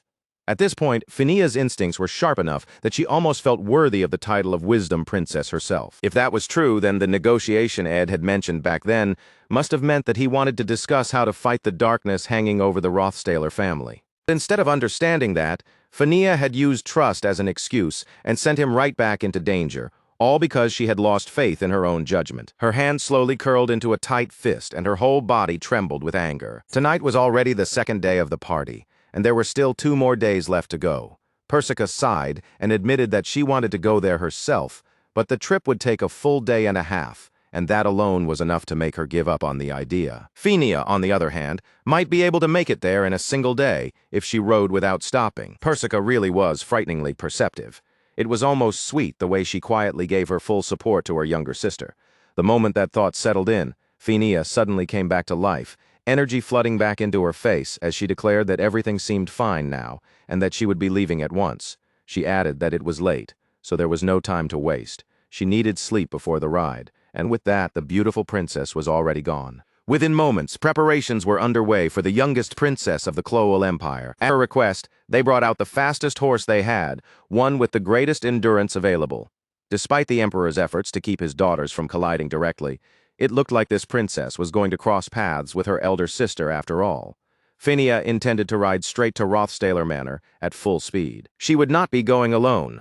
A small number of guards accompanied her as she rode out, and the fire in her eyes made her look every bit like a princess charging forward to protect someone. Their group rode hard through the roads like night couriers, pushing straight toward Rothstaler Manor without slowing down. In the dead of night, the horses burst forward at full speed, their hooves pounding through the darkness. A man capable of making even the third princess race out into the night like this was bound to leave Rothstaler Manor in utter shock once she arrived. Back at the palace, Persica could not help wondering what kind of boy this Ed really was. Still, now was hardly the time to dwell on that curiosity. With that, Persica was left behind as the only princess still in the castle, and a faint, knowing smirk touched her lips. It seemed every princess carried a slightly wicked side of her own. Well, every princess except Fania, of course. She was genuinely just a good person. Later, on the second day of the party, a hand was extended in invitation for a dance. It was Ed. There was only so long he could keep putting it off, so in the end he asked the Saintess to dance with him. Clarice lit up at once and happily told him that the honor was entirely hers. As music began to flow, Ed's arms settled around her, holding her close, and little by little the dance started. The two of them turned together across the floor, their eyes meeting again and again as they moved in rhythm. All around them, the ball carried on, the music continuing while countless other couples also danced beneath the lights. And among all of them, those two stood out, moving gracefully through the glow of the grand hall and looking almost dazzling beneath the ballroom light. Naturally, there were whispers. As they danced, people murmured about the failure who had only just been reinstated as a noble. Some said they had seen the boy the day before and that he looked like an entirely different person now. Even so, not a single one of them truly believed a lunatic could change that much. Hearing nobles badmouth her partner while she was dancing with him was deeply irritating to Clarice. Still, Ed quietly told her there was no reason to let it upset her. Clarice let out a disappointed sigh and said that all of this had apparently been for nothing. She had gone to all this trouble hoping to improve his standing, only for people to stand there and talk badly about him anyway. But Ed gently reassured her that it was all right, and that she had helped him more than enough regardless. After all, the two of them had still been able to share a dance at this grand banquet. Hearing that, Clarice sighed again, this time realizing she had wasted far too much time worrying. Even then, the celebration was nowhere near finished, and Clarice only smiled more brightly as she asked him for another dance. At that point, she clearly had no intention of sharing him with anyone else and looked fully prepared to steal every remaining turn for herself. The boy answered with a polite smile and told her it would be an honor to dance with her again, and while the second day of the party carried on in glittering fashion, a far more serious and much deeper search was already beginning behind the scenes. Lucy had taken up position on the roof as a precaution in case anything went wrong. Even so, she looked like she might doze off at any second, just lazing around in that oversized hat she loved so much, while keeping quiet watch from above. At the same time, Janica was busy slipping into Kreppen Rothstahler's study. It was an incredibly dangerous thing to attempt, but if they were going to drag him down, then they needed real proof, and that evidence had to be found somehow. Dancing with Clarice had definitely drawn some attention his way, and not the kind he particularly wanted. Still, in the long run, that unwanted spotlight would almost certainly work in his favor. At the very least, most of the nobles present would remember that he had been right there in the ballroom, dancing in plain sight, instead of sneaking off somewhere to stir up trouble. And after watching him move so casually with the Saintess, very few of them would be eager to pick a fight with him or recklessly interfere with his plans. Then, out of nowhere, someone approached Ed Rothstahler and remarked that he looked awfully busy. Of course, it was Princess Salaha, and for once, the expression on her face was not composed at all.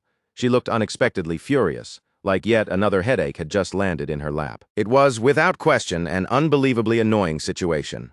Princess gave a cold little scoff and called him out for trying to leave this grand party behind, saying it was obvious what he was after. In her eyes, he was running off to fool around with that commoner girl. The only reason he held his tongue instead of putting that arrogant ice princess in her place was because she was royalty, even though she was talking far too boldly about one of his closest friends. She was right that he intended to find Janica, but not for anything close to the reason she imagined. So the boy simply lowered his head and thanked her for sharing her opinion. He said he would be more careful with his actions from now on, all while making it painfully clear that he had no interest in wasting precious time, arguing with her when he had far more urgent matters waiting. The Frost Princess then said she wanted to see whether those words of his were sincere or just empty politeness. And without warning, she suddenly let her wine glass slip from her hand and threw it to the floor. The moment it hit, the glass burst apart into countless glittering shards. The sharp crash snapped the attention of everyone in the hall at once. In an instant, every gaze turned toward the princess standing in the middle of the ballroom, with broken glass scattered around her feet. Then, with those shattered fragments still spread across the floor, she calmly stretched out her hand toward Ed and asked him to dance with her. The invitation was public, deliberate, and impossible to miss. For the way she said it, she made it sound as though he must be quite the dancer after all. But the way this woman was acting was completely wild, almost like she had been taken over by something. Normally, it was the man who asked for a dance, especially when he came from a lower position. That was why Ed had been the one to ask Clarice earlier. But Princess Salaha was not following that custom in the slightest. She was practically forcing the situation onto him with overwhelming pressure, as if she intended to drag him into it by sheer force. And now that the princess had made the request first, rejecting her in front of all those watching eyes would be taken as a tremendous insult. The ballroom itself seemed to hold its breath around him. Just like that, the poor boy found himself trapped in a deeply troublesome position. And yet, in front of every single guest there, he really did refuse her. Even the maid kneeling down to gather the broken glass looked horrified by what she had just heard, though as it turned out, she had no reason to panic on his behalf. Ed immediately bowed in apology and answered with careful respect, saying that he would never dare presume to lead a dance with the princess. He explained that he was unwell, and if he embarrassed himself in that state, it would only stain the Frost Princess's honored name before she even had the chance to recover the situation. Then, without lingering there for even a moment longer, the mad lad turned and walked straight out of the hall. Ed wanted absolutely no part of that smoke, that pressure, or that madness coming anywhere near him. The Frost Princess could hardly believe the insolence of that child. Her anger rose at a frightening speed, heating up so fast that it was almost enough to make the whole room tense with her. And honestly, considering what had just happened, it was not hard to see why she was so enraged. Princess Salaha had come to this gathering with a clear goal in mind, to strengthen her image as the next sovereign. On the first day, she had already met with the patriarch to solidify her standing, and on the second, she had planned to secure the Saintess as well. But instead of a smooth climb upward, that insignificant outcast kept stepping all over her path. That boy had interfered with everything. He had not only stolen the distinction of being the first one to approach the Saintess, but after that, he had the audacity to refuse her invitation to dance and simply walk away. Princess Salaha ground her teeth and wondered if that lowly little flea had truly thrown away his pride just to become her sister's dog. She had no intention of letting that insult slide. In her mind, his insolent life needed to be shortened immediately, and no matter what it took, she would strip that young noble of every source of power around him. The way she was moving now, she looked every bit like a full-blown villainess out of some cheap romance drama. On the third day, an investor named Roland was supposed to arrive. He was tied to a trading company that handled the flow of goods entering the capital, which made him exactly the kind of person a princess would want on her side. Because of that, the princess was utterly convinced that the young noble would regret everything the moment he realized Roland supported her. Poor woman, though, because she was playing a losing game from both ends without even knowing it. She believed Roland was a close aide to the new leader who had recently taken control of the company, and yes, that meant she was walking straight into Lortella Ketchum's sphere of influence. Unfortunately for the Frost Princess, Ed had already managed to worm his way right into that center of power, too. As it turned out, Roland Bellatrix's business trip had already been called off by his superior. He had been ordered back to headquarters instead, where he was to continue his work without delay. The man could hardly believe what he was hearing, and immediately demanded to know why such an absurd decision had been made. To him, it sounded like complete nonsense.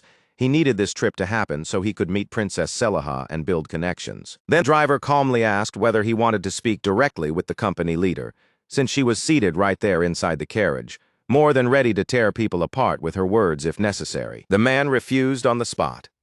One humiliating experience in a single evening was already more than enough for him. After all, the eye of the storm was not somewhere removed from the chaos. It was the very center of it. Inside, Lortelle merely smirked as she looked down on him. The leader of the trading company clearly seemed to have plans of attending the party in person after all. That meant the Saintess of Tello's order, the princess on horseback, the genius spirit sorcerer, and the legendary mage prodigy were all about to gather under the same roof, at the same estate, and all of it was converging for the sake of one man. The Rothstaler Manor rose to a total of 6 floors.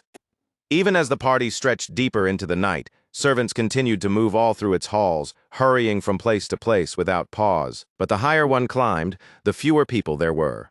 That was only natural, since the lower levels held most of the main facilities, while the upper floors were generally set aside for members of the family themselves. Because of that, the staff refused all outsiders entry past the 3rd floor. Ed, however, could not be kept out so easily, because whether people liked it or not, he still counted as family.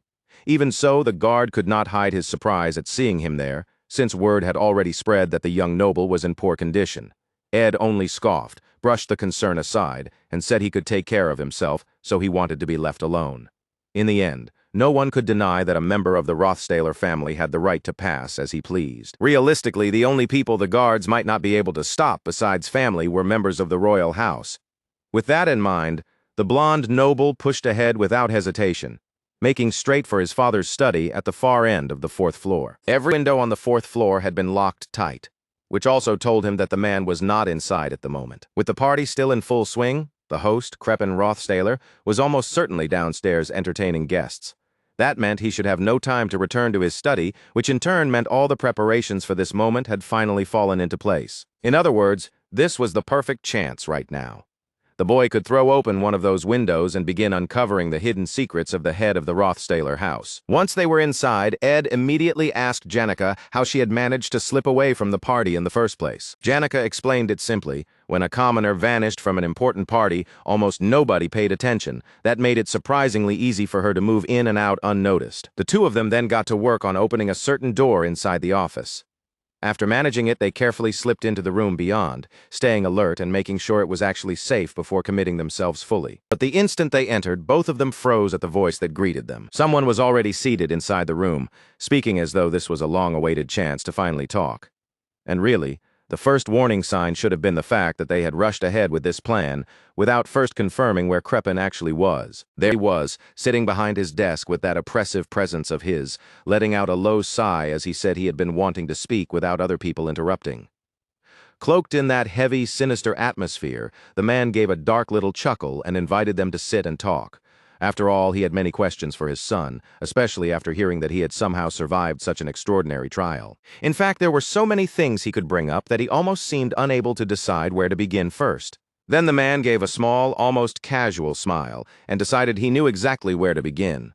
Of all the things he could ask, the first thing out of his mouth was who, exactly, was inhabiting his son's body. And just like that, the air in the room turned terrifying. Sometimes no one understood a child better than their own parent. In some families, that could be comforting. In this case, though, it was the worst possible thing. The boy was suddenly dragged back to that earlier moment when he had handed over the princess's letter, and Kreppen Rothstaler had pointed out something small but fatal. His son never called him father. In fact, his real son hated him far too deeply for that. That was the danger of ending up inside a story that never fully explored the background of a side character. No matter what this boy had gone through after arriving here, Kreppen could never believe his son had changed that completely. More than anything, he could not sense even the slightest trace of that old buried resentment. To Kreppen Rothstaler, speaking to the current Ed felt less like talking to his son and more like facing a complete stranger wearing his son's face. It was the kind of brutal twist that always hit hardest when the person closest to the one who had been replaced was the first to notice something was wrong. And it was even worse here because the one noticing it was a major monster in the story. The boy standing before him looked calm and indifferent, and that only made the difference more obvious. Kreppen could tell without a doubt that this was not the Ed Rothstaler he knew. The sheer fury behind the man's expression made the blood run cold in both children. Then the head of the noble house crushed something in his hand with terrifying force, and in the next instant, dark green magic spread through the room and flooded the space around them. Jekka reacted immediately, snapping out her spirit sorcerer's staff at once. There was no room for hesitation now. They had to stay on full alert. As that sinister magic circled through the study, the man paused for a moment, as if he had just noticed one more interesting detail. Jekka stood her ground without retreating and called forth her spirits, preparing to fight this dark man head-on. The whole scene was starting to feel like a final battle arriving ahead of schedule, because they were now facing a truly dangerous opponent directly. Even Kreppen looked impressed that the pink-haired girl could summon 3 intermediate spirits almost instantly. To his eyes, she was clearly someone who could handle even higher-level spirits if she wanted, but he quickly guessed why she was holding back. Janica was not trying to collapse the entire building around them. More than anything, she was worried about all the people gathered below. To a man like him, that kind of consideration was almost amusingly cute, because he himself had no such worries, no such restraint, and certainly no conscience. Kreppen was the kind of calculating man who would do absolutely anything to secure victory. Janica Failover was strong, but in his eyes, she was still far too soft-hearted to overcome someone like him. And sure enough, those intermediate spirits were not nearly enough. The moment he said so, he unleashed a flood of attacks at the 2 children. Thick green chains shot outward, wrapping around the summoned spirits, constricting them and crushing them out of the fight. The spirits cried out in pain. Yet even while suffering, they still found time to apologize for failing her. They really were painfully sweet little things. Janica gasped as those same wicked green chains whipped around her body too, binding her before she could fully recover her footing. And then she let out a scream as the chains suddenly yanked her forward. Just like that, both the spirit sorcerer and the spirits she had summoned were captured by Kreppen, who clearly had no intention of letting any of them escape. The man was evil to the core, and he carried that cruelty like second nature. But this was the moment Ed had been waiting for. He made his move at once and struck with basic wind magic, unleashing Wind Blade. In seconds, he sliced through the chain binding Janica and freed her from its grip.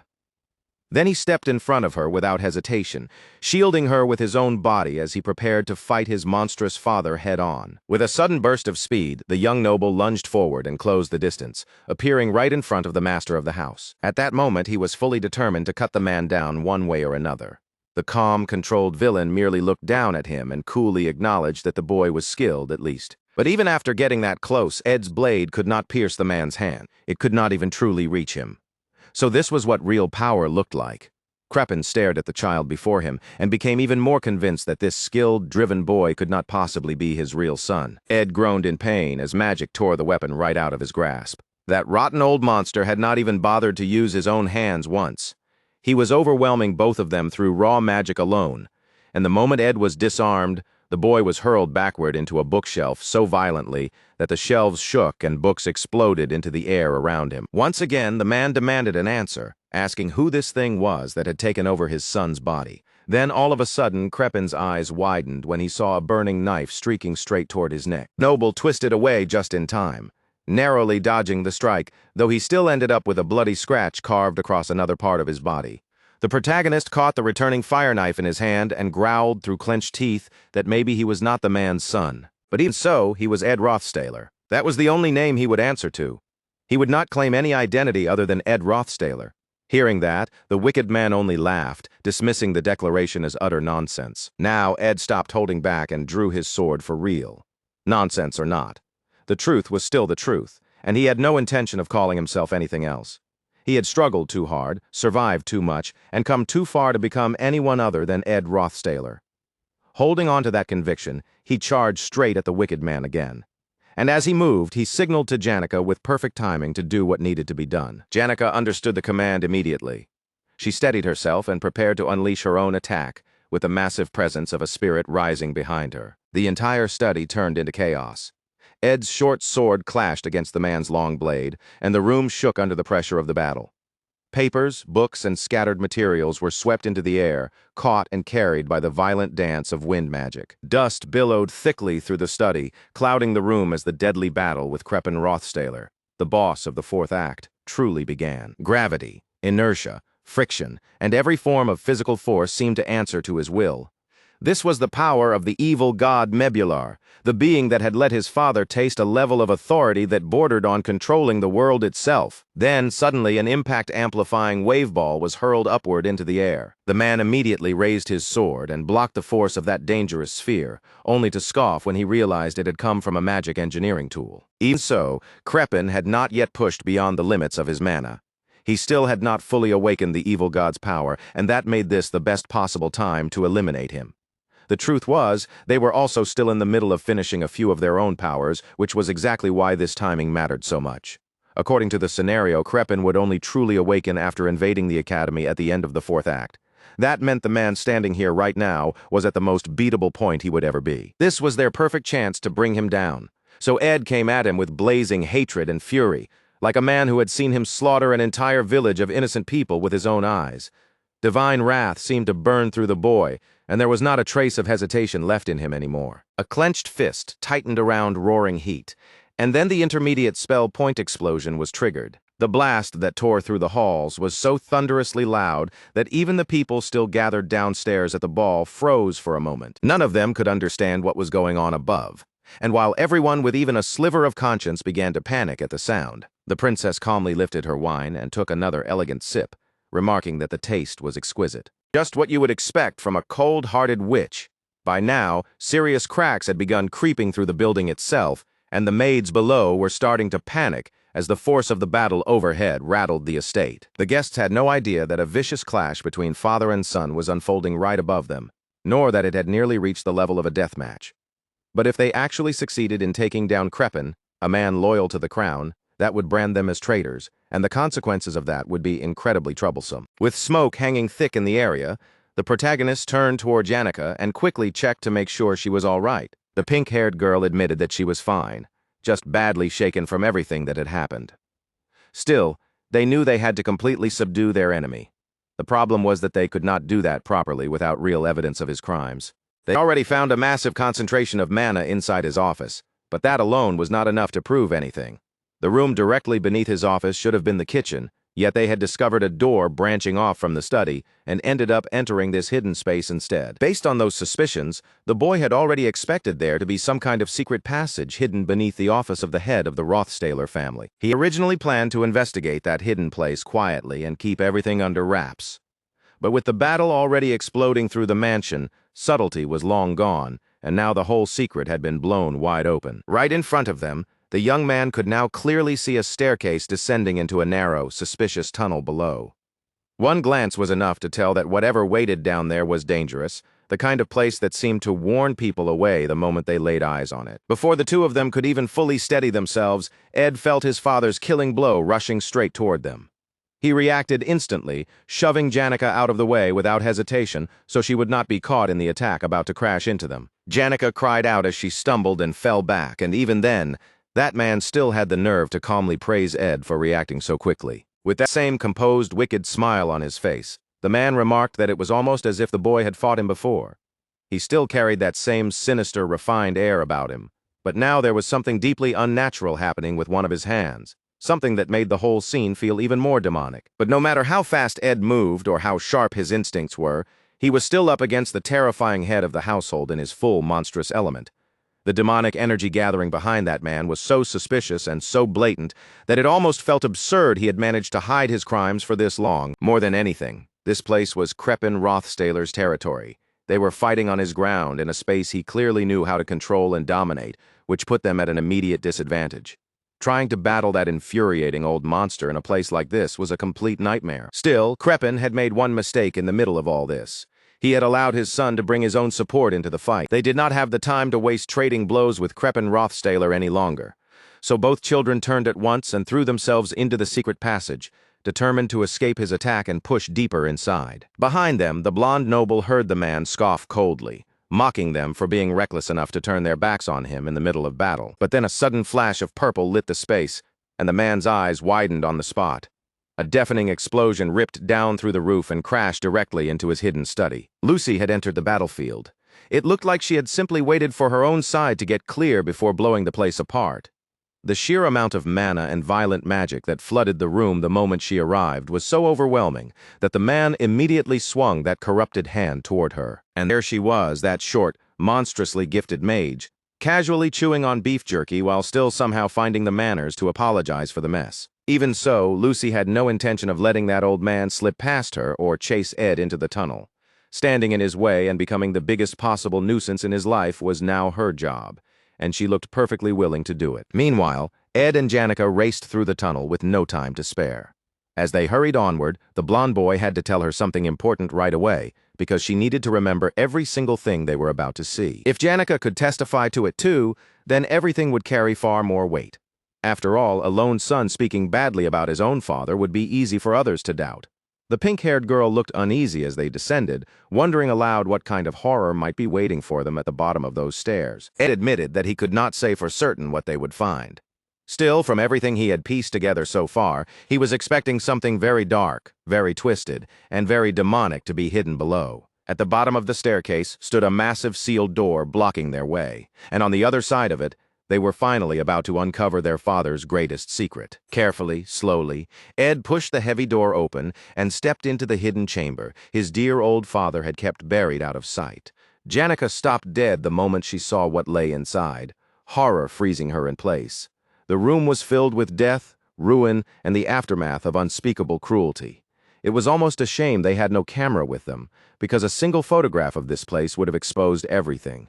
Scattered all around were traces of experiments tied to eternal life, experiments that had consumed countless human sacrifices. More than enough evidence was right there to prove his guilt. As they moved deeper into that underground hell, Ed checked on the spirit sorcerer to make sure she was holding up. Janica was far too kind and gentle to be used to sights like this, so seeing that much blood and violence could not have been easy on her.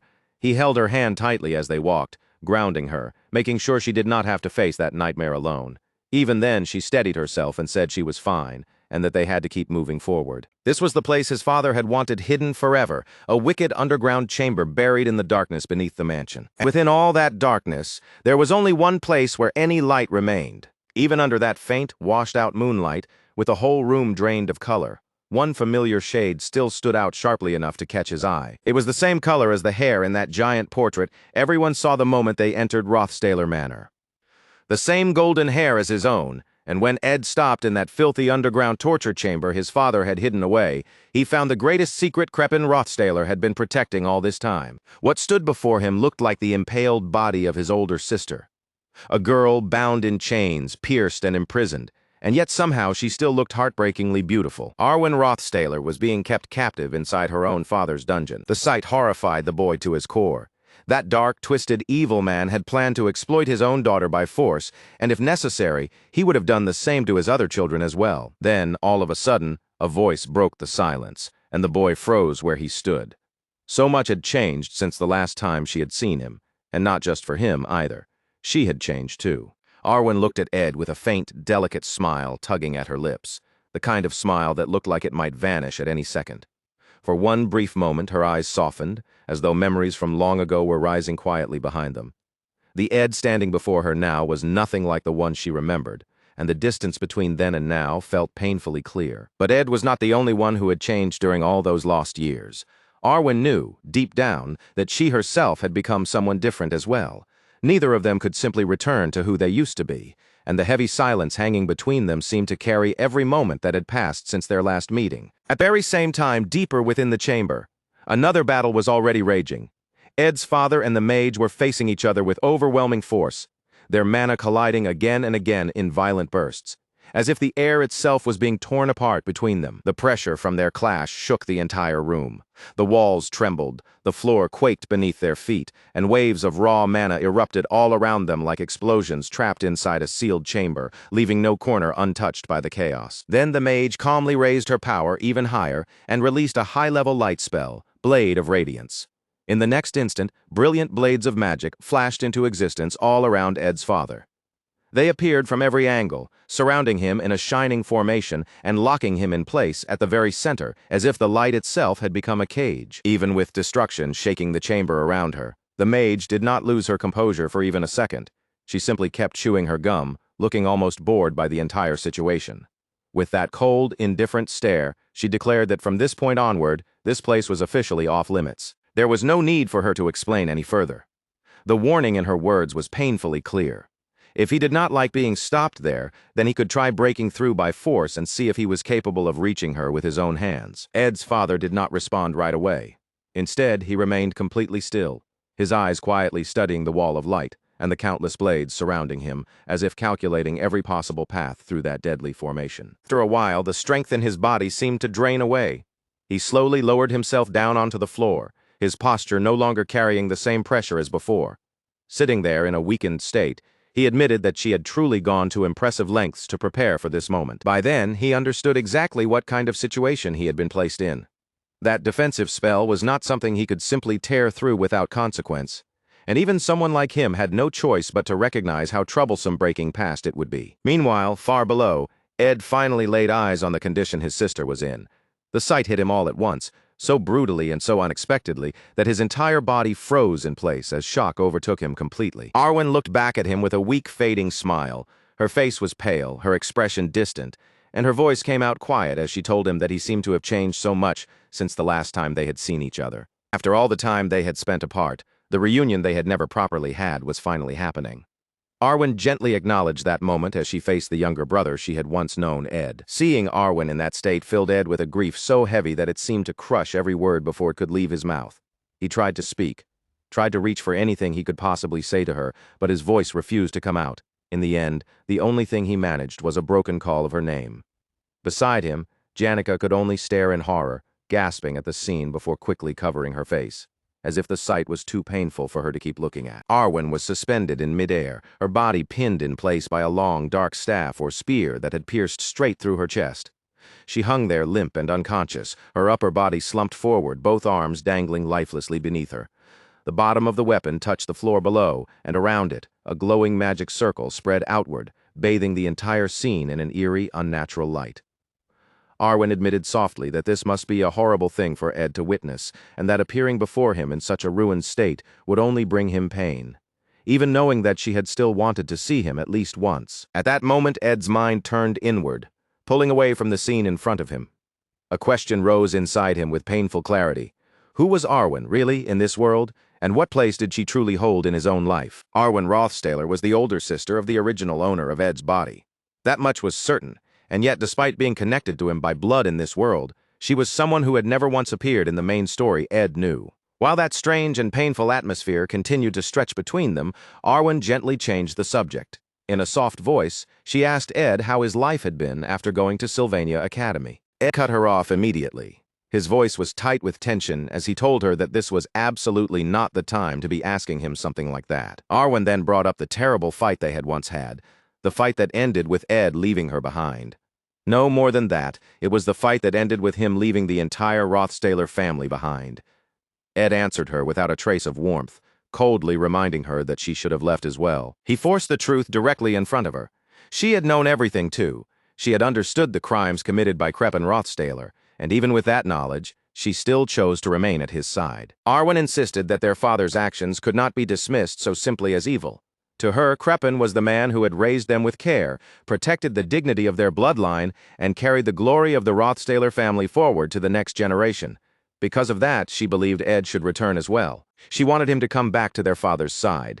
In her eyes, Ed belonged there, standing with Kreppen once again, just as he had in the past. After all, they were family. To Arwen, that single bond was meant to tie them together no matter how much pain, anger, or distance had grown between them. As she said those words, Arwen slowly reached out to him. Her hand moved gently through the space between them before resting against Ed's cheek, and she smiled at him with a soft tenderness that almost felt like something familiar from long ago. But Ed's expression darkened at once. Whatever warmth her touch was meant to carry never reached his eyes. With a cold and steady gaze, he took her hand away from his cheek and firmly brought that act to an end. In that single moment, Ed made the truth impossible to ignore. The person standing before him was not Arwen Rothstaler. The fake Arwen's body stiffened as her expression froze in shock. Almost immediately after that, the illusion wrapped around her began to fracture, splitting and cracking apart right before Ed's eyes. A thick, unnatural shadow spread across the left side of her face, swallowing her features and twisting them into something warped beyond human. From within that darkness, one crimson eye opened, sharp, reptilian, and demonic, burning as it glared out with a presence that made the air itself feel colder. The fake Arwen reacted with obvious suspicion, demanding to know how Ed had managed to see through the deception. But that question only made the truth stand out even more clearly. The person in front of him had been acting from the very beginning. Before long, the disguise collapsed completely. The one standing there was not Arwen at all, but their father, Creppen Rothstaler, who had been wearing her appearance like a mask. Creppen then began speaking of Arwen's past, revealing that she had willingly taken part in dangerous experiments connected to dealing with the evil god. She had followed him, supported the path he chose, and stayed beside him until the very moment she finally lost herself. Creppen went on to reveal another secret buried deep within the Rothstaler family. His son, Ed, had once left for Sylvania after a bitter and devastating argument with Arwen. Even inside the Rothstaler estate, only a very small number of people knew that incident had ever taken place. That was exactly why Creppen could not hide his suspicion. He could not understand how someone he believed to be nothing more than a fake pretending to be Ed could possibly know about such a hidden family matter. Ed gave him no answer. He simply remained silent, allowing Creppen's words to hang heavily in the air, while his own thoughts sank deeper into everything he had learned up to this point. Just as Creppen had said, Ed really had clashed with Arwen in the past, but the details of that fight had not come to him through memory. They came from the massive pile of letters Ed had discovered inside his room. By reading through those letters one by one, Ed had slowly managed to piece together what had happened between them. All of the letters had been written during a very narrow period of time after his argument with Arwen. But before he entered Sylvania Academy, because they were written so close together, the same pain, the same thoughts, and the same fragments of that incident appeared again and again, repeating like an old wound that refused to close. As those scattered pieces connected inside Ed's mind, the memory began to pull backward. It carried him away from the present and back to the day when that enormous argument between Arwen and Ed had taken place. Back then, in the middle of their heated confrontation, Ed had grabbed hold of a table and hurled it aside with violent force. The table crashed hard against the floor, breaking apart as the books and documents that had once been neatly arranged on top of it scattered everywhere. Consumed by anger, Ed shouted at Arwen with a voice roughened by desperation. He demanded to know why she would not stop their father, why she continued standing by while things had already gone this far. Arwen, however, only looked at him with a gentle smile.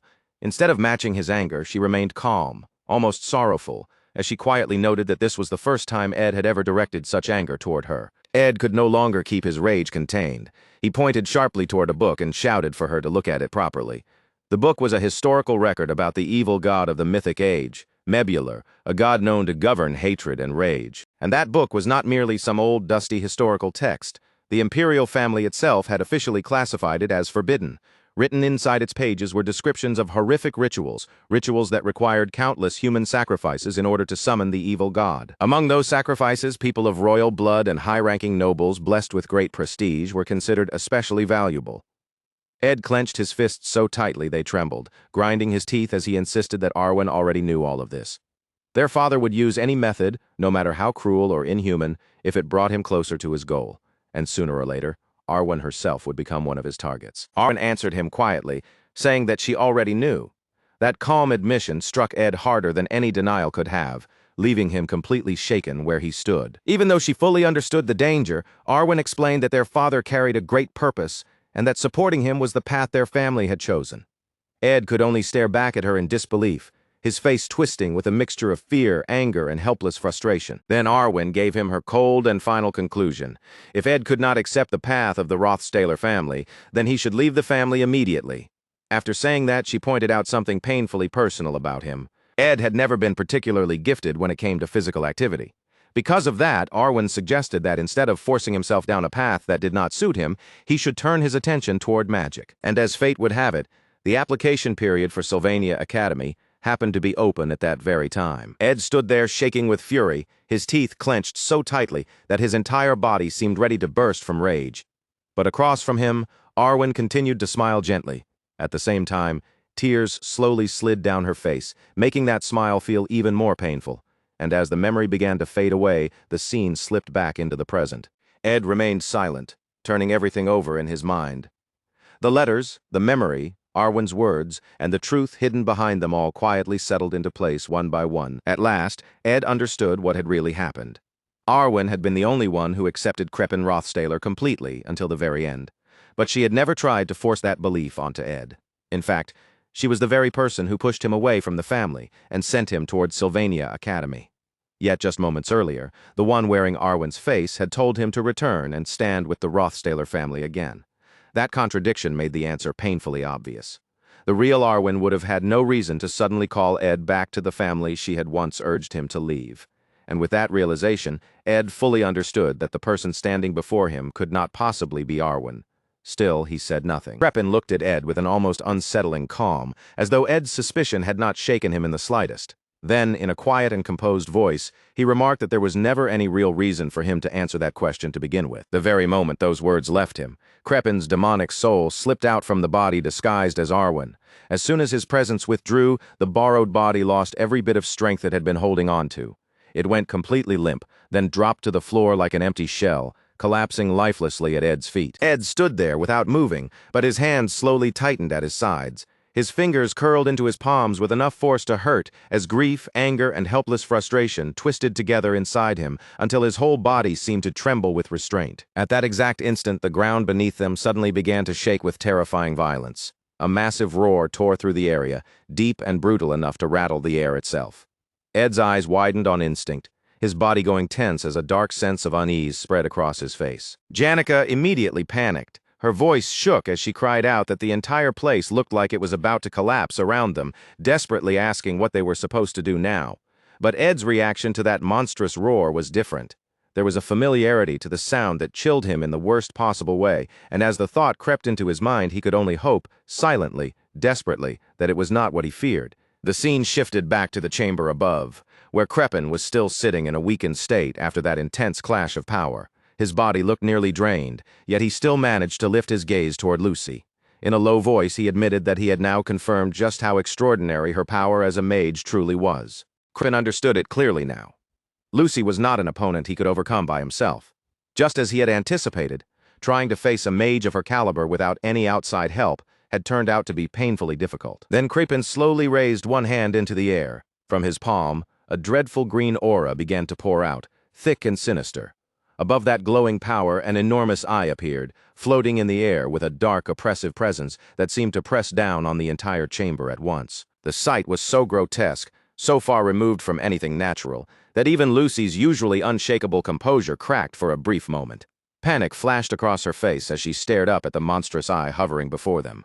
Then, in one sudden motion, Kreppen released a violent surge of power. The force blasted outward from him and tore straight through every floating blade of light that had been holding him in place.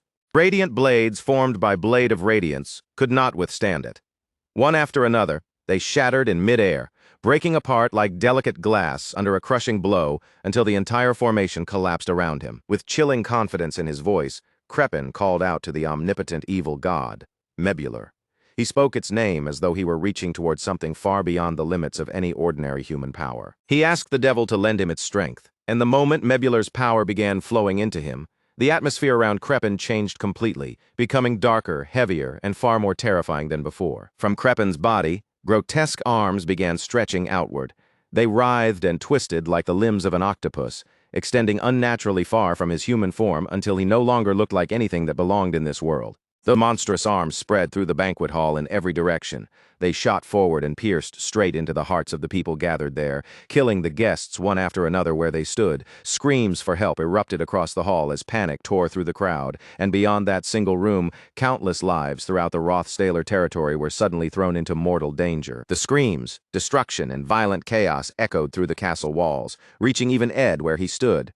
And when his gaze fell back onto Arwen's lifeless body lying on the ground, the grief and rage he had been trying to hold down surged through him all over again. Ed clenched his fists even tighter. His jaw locked, his teeth grinding together as helpless fury burned across his face, the kind of anger that had nowhere to go and no easy way to be released. Then Ed moved without wasting another second. He swept Janica up into his arms in one swift motion, startling her so badly that her eyes widened in complete shock.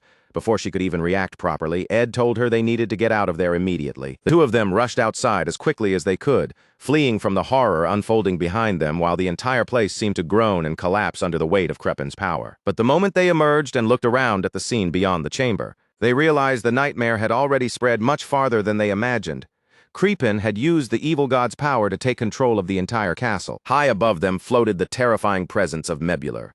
A gigantic crimson eye burned in the sky, staring down at everything below with an overwhelming, inhuman gaze.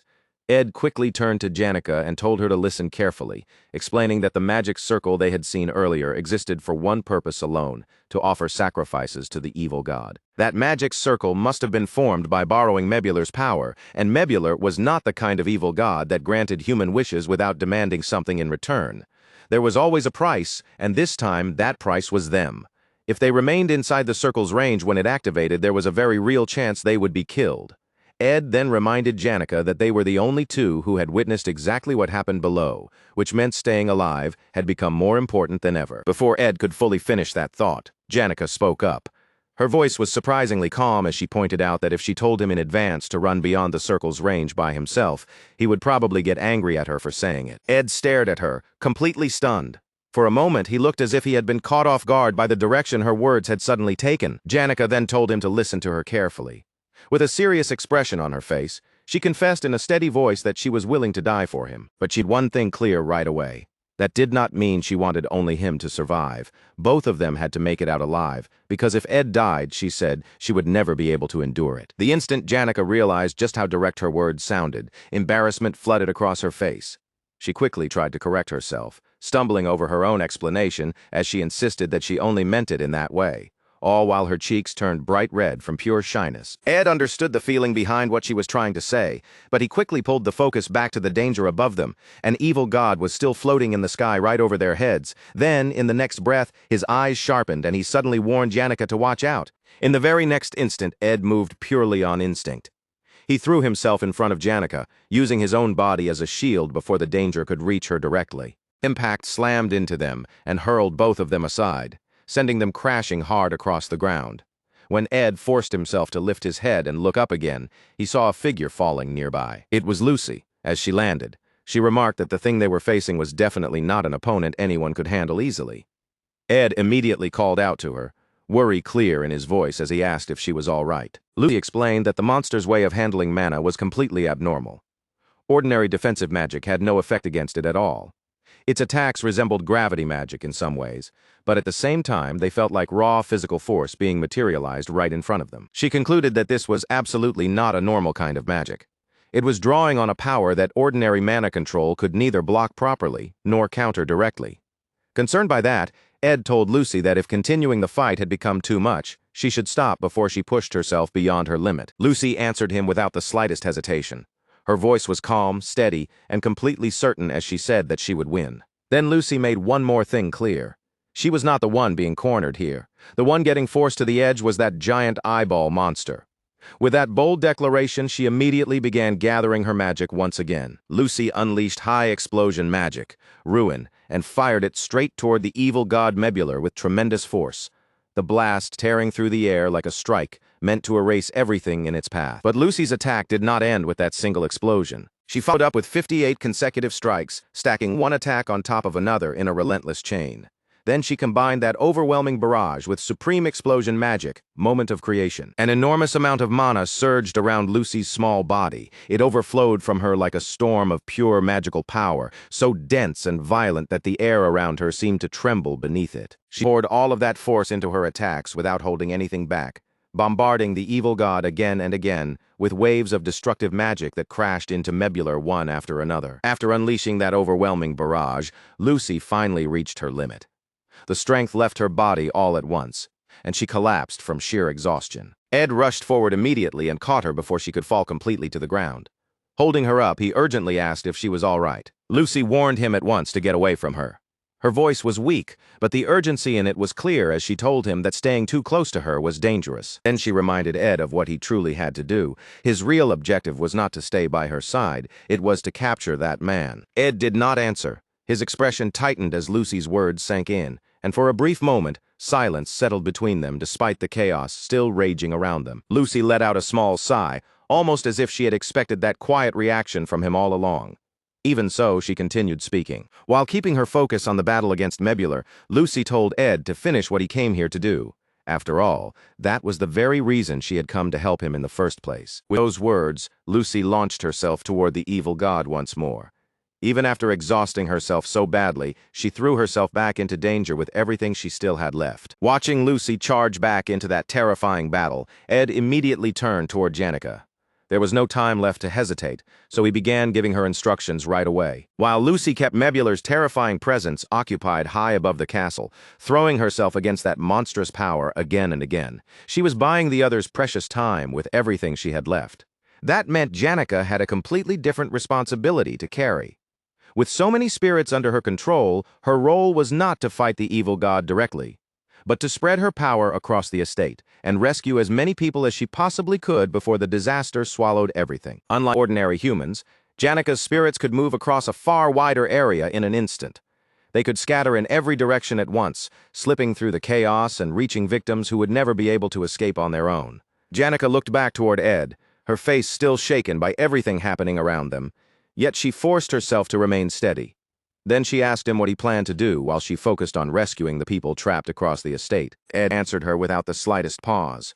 His voice was firm, and his gaze stayed fixed straight ahead as he declared that he was going after Kreppen Rothstaler and capturing him himself. With that decision already settled in his heart, Ed stepped forward and did not look back. He pushed toward the place where Kreppen waited, determined to seize him and bring an end to the chaos tearing through the castle. Elsewhere in the Rothstaler territory, before anyone could fully grasp just how terrible the disaster had become, Princess Phinia and the knights escorting her raised their eyes toward the royal castle. The instant they saw the sky above the fortress, they all froze in horror. Looming over the castle was Mebular's terrifying form, a monstrous entity whose power had already wrapped itself around the entire structure. Princess Phinia stood rooted to the spot, her eyes wide as she stared at the catastrophe unfolding before her. The sight was far beyond anything she could have imagined. Beside her, Claire quickly sensed that something about the situation was deeply unnatural, while one of the escort knights realized that he could not simply remain there watching while the princess stood exposed to danger. As a knight sworn to protect her, he understood that hesitation was no longer an option. He had to move immediately instead of standing frozen in shock. Around them, someone urgently shouted that there was no time left to keep talking things over, because the situation had already gone completely out of control. Cries calling for Princess Phinia rang out through the surrounding chaos. Meanwhile, Mebular's enormous demonic red eye began drifting across the castle. It swept slowly over the fortress, scanning every corner with dreadful precision, as though nothing hiding beneath it could ever escape that inhuman gaze. Then from its massive body, countless octopus-like arms unfurled. They stretched outward over the castle grounds, spreading like a nightmare through the air before forcing their way deep into the banquet hall. Those grotesque tentacle-like arms drove straight into the chests of the guests inside. One after another, nobles and attendees were impaled where they stood, their bodies collapsing as their life force and power were drained away without mercy. In an instant, the banquet hall fell into complete madness. Terrified screams tore through the air.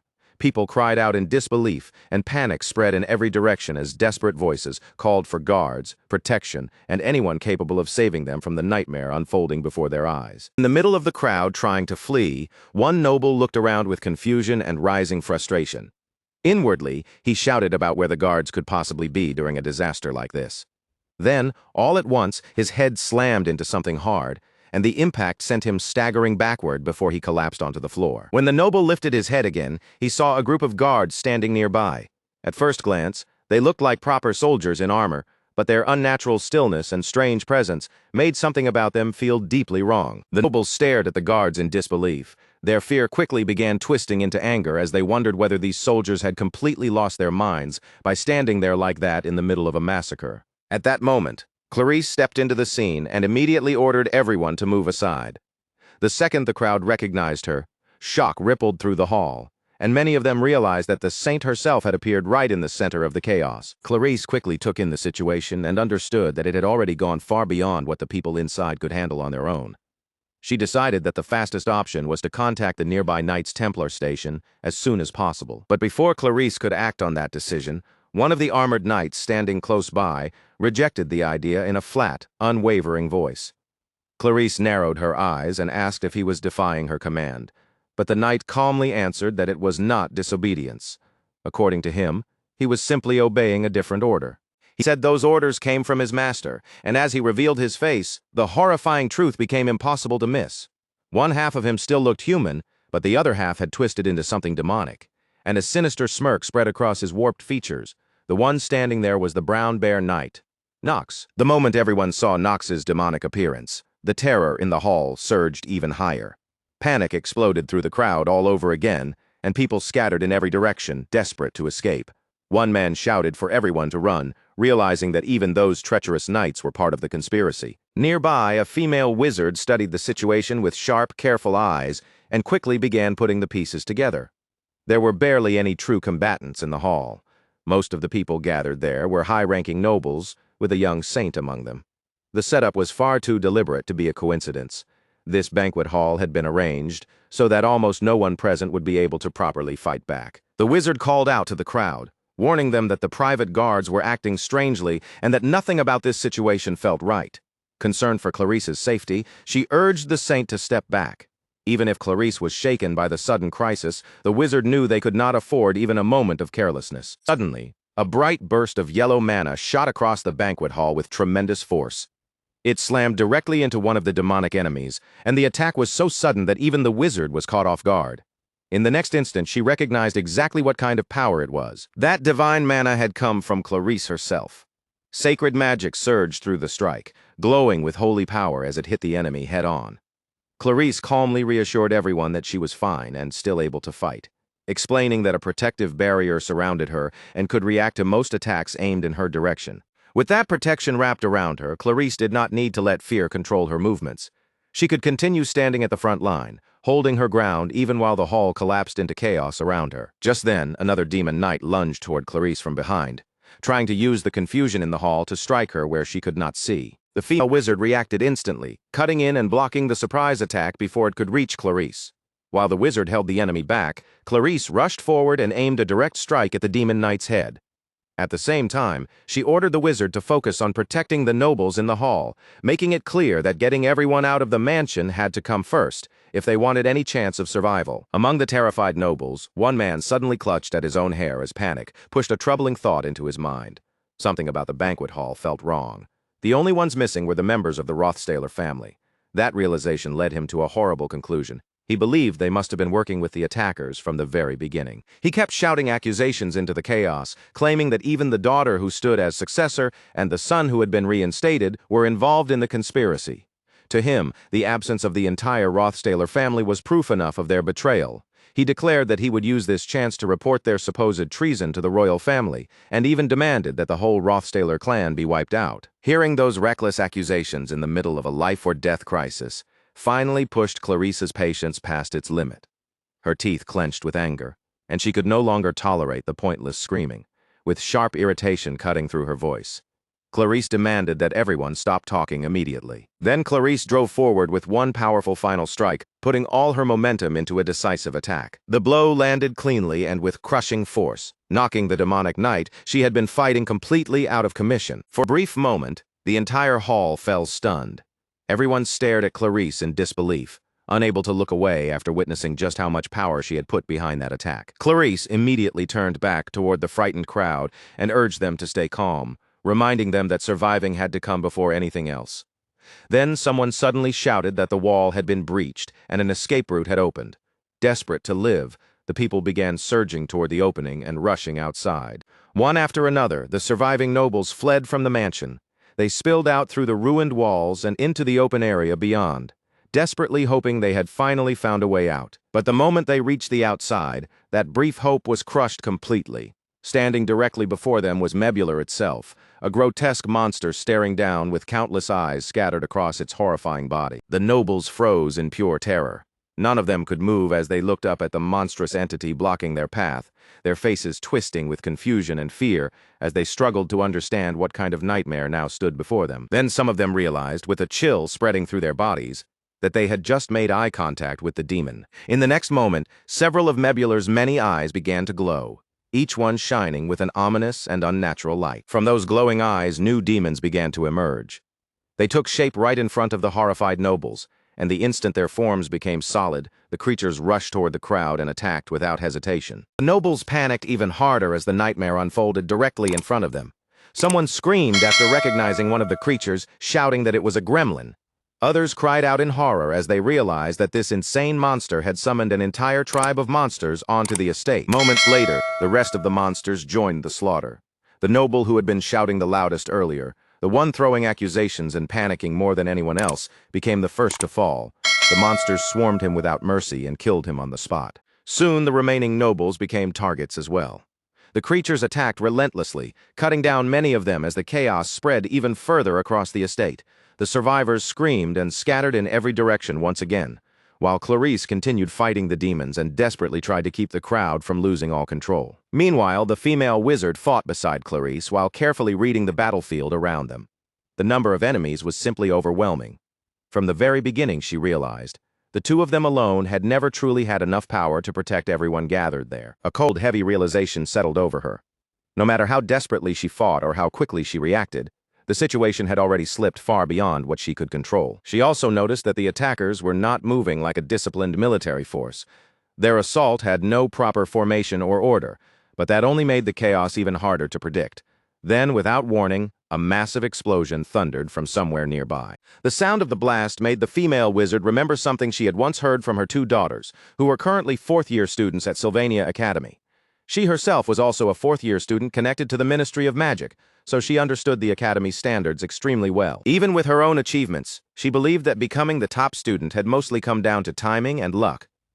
In truth, people said there was a legendary genius wizard in the second year, and another extraordinary talent rumored to exist among the third years. And beyond even those rumors, there was that unbelievable presence, a person who could walk onto a battlefield alone and still feel like an entire legion all by herself. As the devastation continued spreading across the estate, another figure finally arrived on the battlefield. Janica appeared with her spirits gathering around her, and the glowing spirit legion surged forward all at once. They swept across the chaos with incredible speed, clashing against the attacking demons and striking down monster after monster as they defended the nobles still trying to flee. Jekka raised her voice over the panic, urgently calling to everyone nearby and telling them to follow the spirits before it was too late. All around her, the survivors staggered through the wreckage in terror, but Janica forced herself to stay focused, taking command of the evacuation and pushing them toward the exit while making sure the guiding spirits remained close enough to lead them safely through the danger. Meanwhile, Princess Selaha was being escorted through the estate by Dest, the noble servant who remained faithfully at her side. Together, they moved through the mansion's central corridor with careful, measured steps, keeping their pace steady, even as the entire building seemed to shake with panic, destruction, and the sounds of disaster closing in around them. At the same time, Senior Bloomriver, the head of the witch family, stepped forward to shield the guests who mattered most. While the Spirit Legion continued holding back the monsters and guiding frightened people toward the exits, Bloomriver kept her attention fixed on the VIPs, making sure they had a path out of the collapsing nightmare before it swallowed them too. Not far away, Clarice finally managed to find Janica again in the middle of the chaos. With noise, fear, and confusion pressing in from every direction, Clarice quickly asked where they were supposed to head next. Janica answered immediately, without even taking time to breathe, saying she had to stop by Ed Rothstaler's room and retrieve something as fast as possible, and with no time left to discuss anything further, the two of them turned at once and ran straight toward Ed's room. That night, the Rothstaler estate had become a place of pure horror. Every hallway, every corner, and every elegant section of the mansion that had once displayed wealth and beauty was now scarred by the disaster tearing through it. The luxurious corridors had been wrecked by the brutal clash between humans and demons, with blood from both sides smeared across the floors and bodies left scattered wherever they had fallen. And yet, even in the heart of that destruction, while screams echoed through the mansion and chaos kept spreading from room to room, there was still one person moving through it all with an almost frightening calm. That person was Ed Rothstaler, and the descent of the evil god was the moment that marked the final turning point of Act 4. In the original course of events, This nightmare was never supposed to arrive so soon. It should have taken place much later, around winter break during Taylor's second year. But the situation unfolding now had already broken away from the original scenario completely, drifting further and further from the path it was once supposed to follow. Even though the sage's sealed book had been kept away from Crepin and never fell into his hands, Crepin was still trying to summon the evil god half a year earlier than the original timeline had ever intended. To borrow strength from that evil god, he needed an overwhelming number of human sacrifices. And among all possible sacrifices, the ones with the greatest value were those who carried noble blood, high social position, and powerful prestige. The higher a noble's rank, and the greater their reputation, the more power could be drawn from the evil god when they were offered up. In the original path, however, Princess Phenia eventually rose to the chairperson's position and moved aggressively to suppress Crepin's influence. Because of that pressure, both Crepin's research into the evil god and his ability to collect sacrifices were forced under severe restrictions. That was exactly why, in the original scenario, Crepin ultimately had no choice but to attack Sylvania Academy in search of sacrifices. The academy was filled with children from prestigious noble houses, which made it the perfect target for gathering the offerings he needed all at once. This time, however, the circumstances had changed completely. Princess Phenia had lost the will to compete for the throne, and along with that, she had also lost the imperial authority that once helped keep Crepin under control. The very forces that should have restrained him had disappeared. Because of that, Crepin no longer had any reason to launch a direct raid on the academy. Instead, all he needed to do was make use of noble gatherings that were already taking place at exactly the right moment. By organizing those gatherings under the excuse of supporting Princess Selaha, he could gather large numbers of nobles in a single location without making anyone suspicious of his true intentions. If he filled those gatherings with ambitious, impatient people who were desperate to gain favor and rise higher in society, then the number of useful sacrifices would naturally increase until it overflowed. That also made Ed Rothstaler's early reinstatement easier to understand. Ed realized that he must have become an obstacle in Crepin's plan, especially after managing to survive the spell Crepin had placed on him. So instead of leaving him outside the family, they had likely chosen to restore his noble status and pull him back into the Rothstaler name. Once Ed regained recognition, fame, and standing as a noble, his value as a sacrifice would rise dramatically.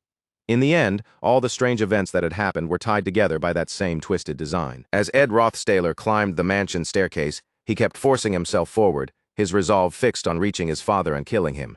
But before he could get to Crepin, monsters appeared along the path ahead, slipping out from the shadows and lunging toward him without warning. Before those creatures could surround and crush him, Janika's spirits came rushing in at fierce speed, tearing into several of the monsters and ripping them apart before they could overwhelm Ed. At that same instant, Ed drew his blade and moved without losing momentum, driving it into the remaining creatures as he pushed forward, cutting them down one after another without the slightest hesitation in his movements. At last, Ed reached the third floor of the annex and arrived at Rothstaler Hall.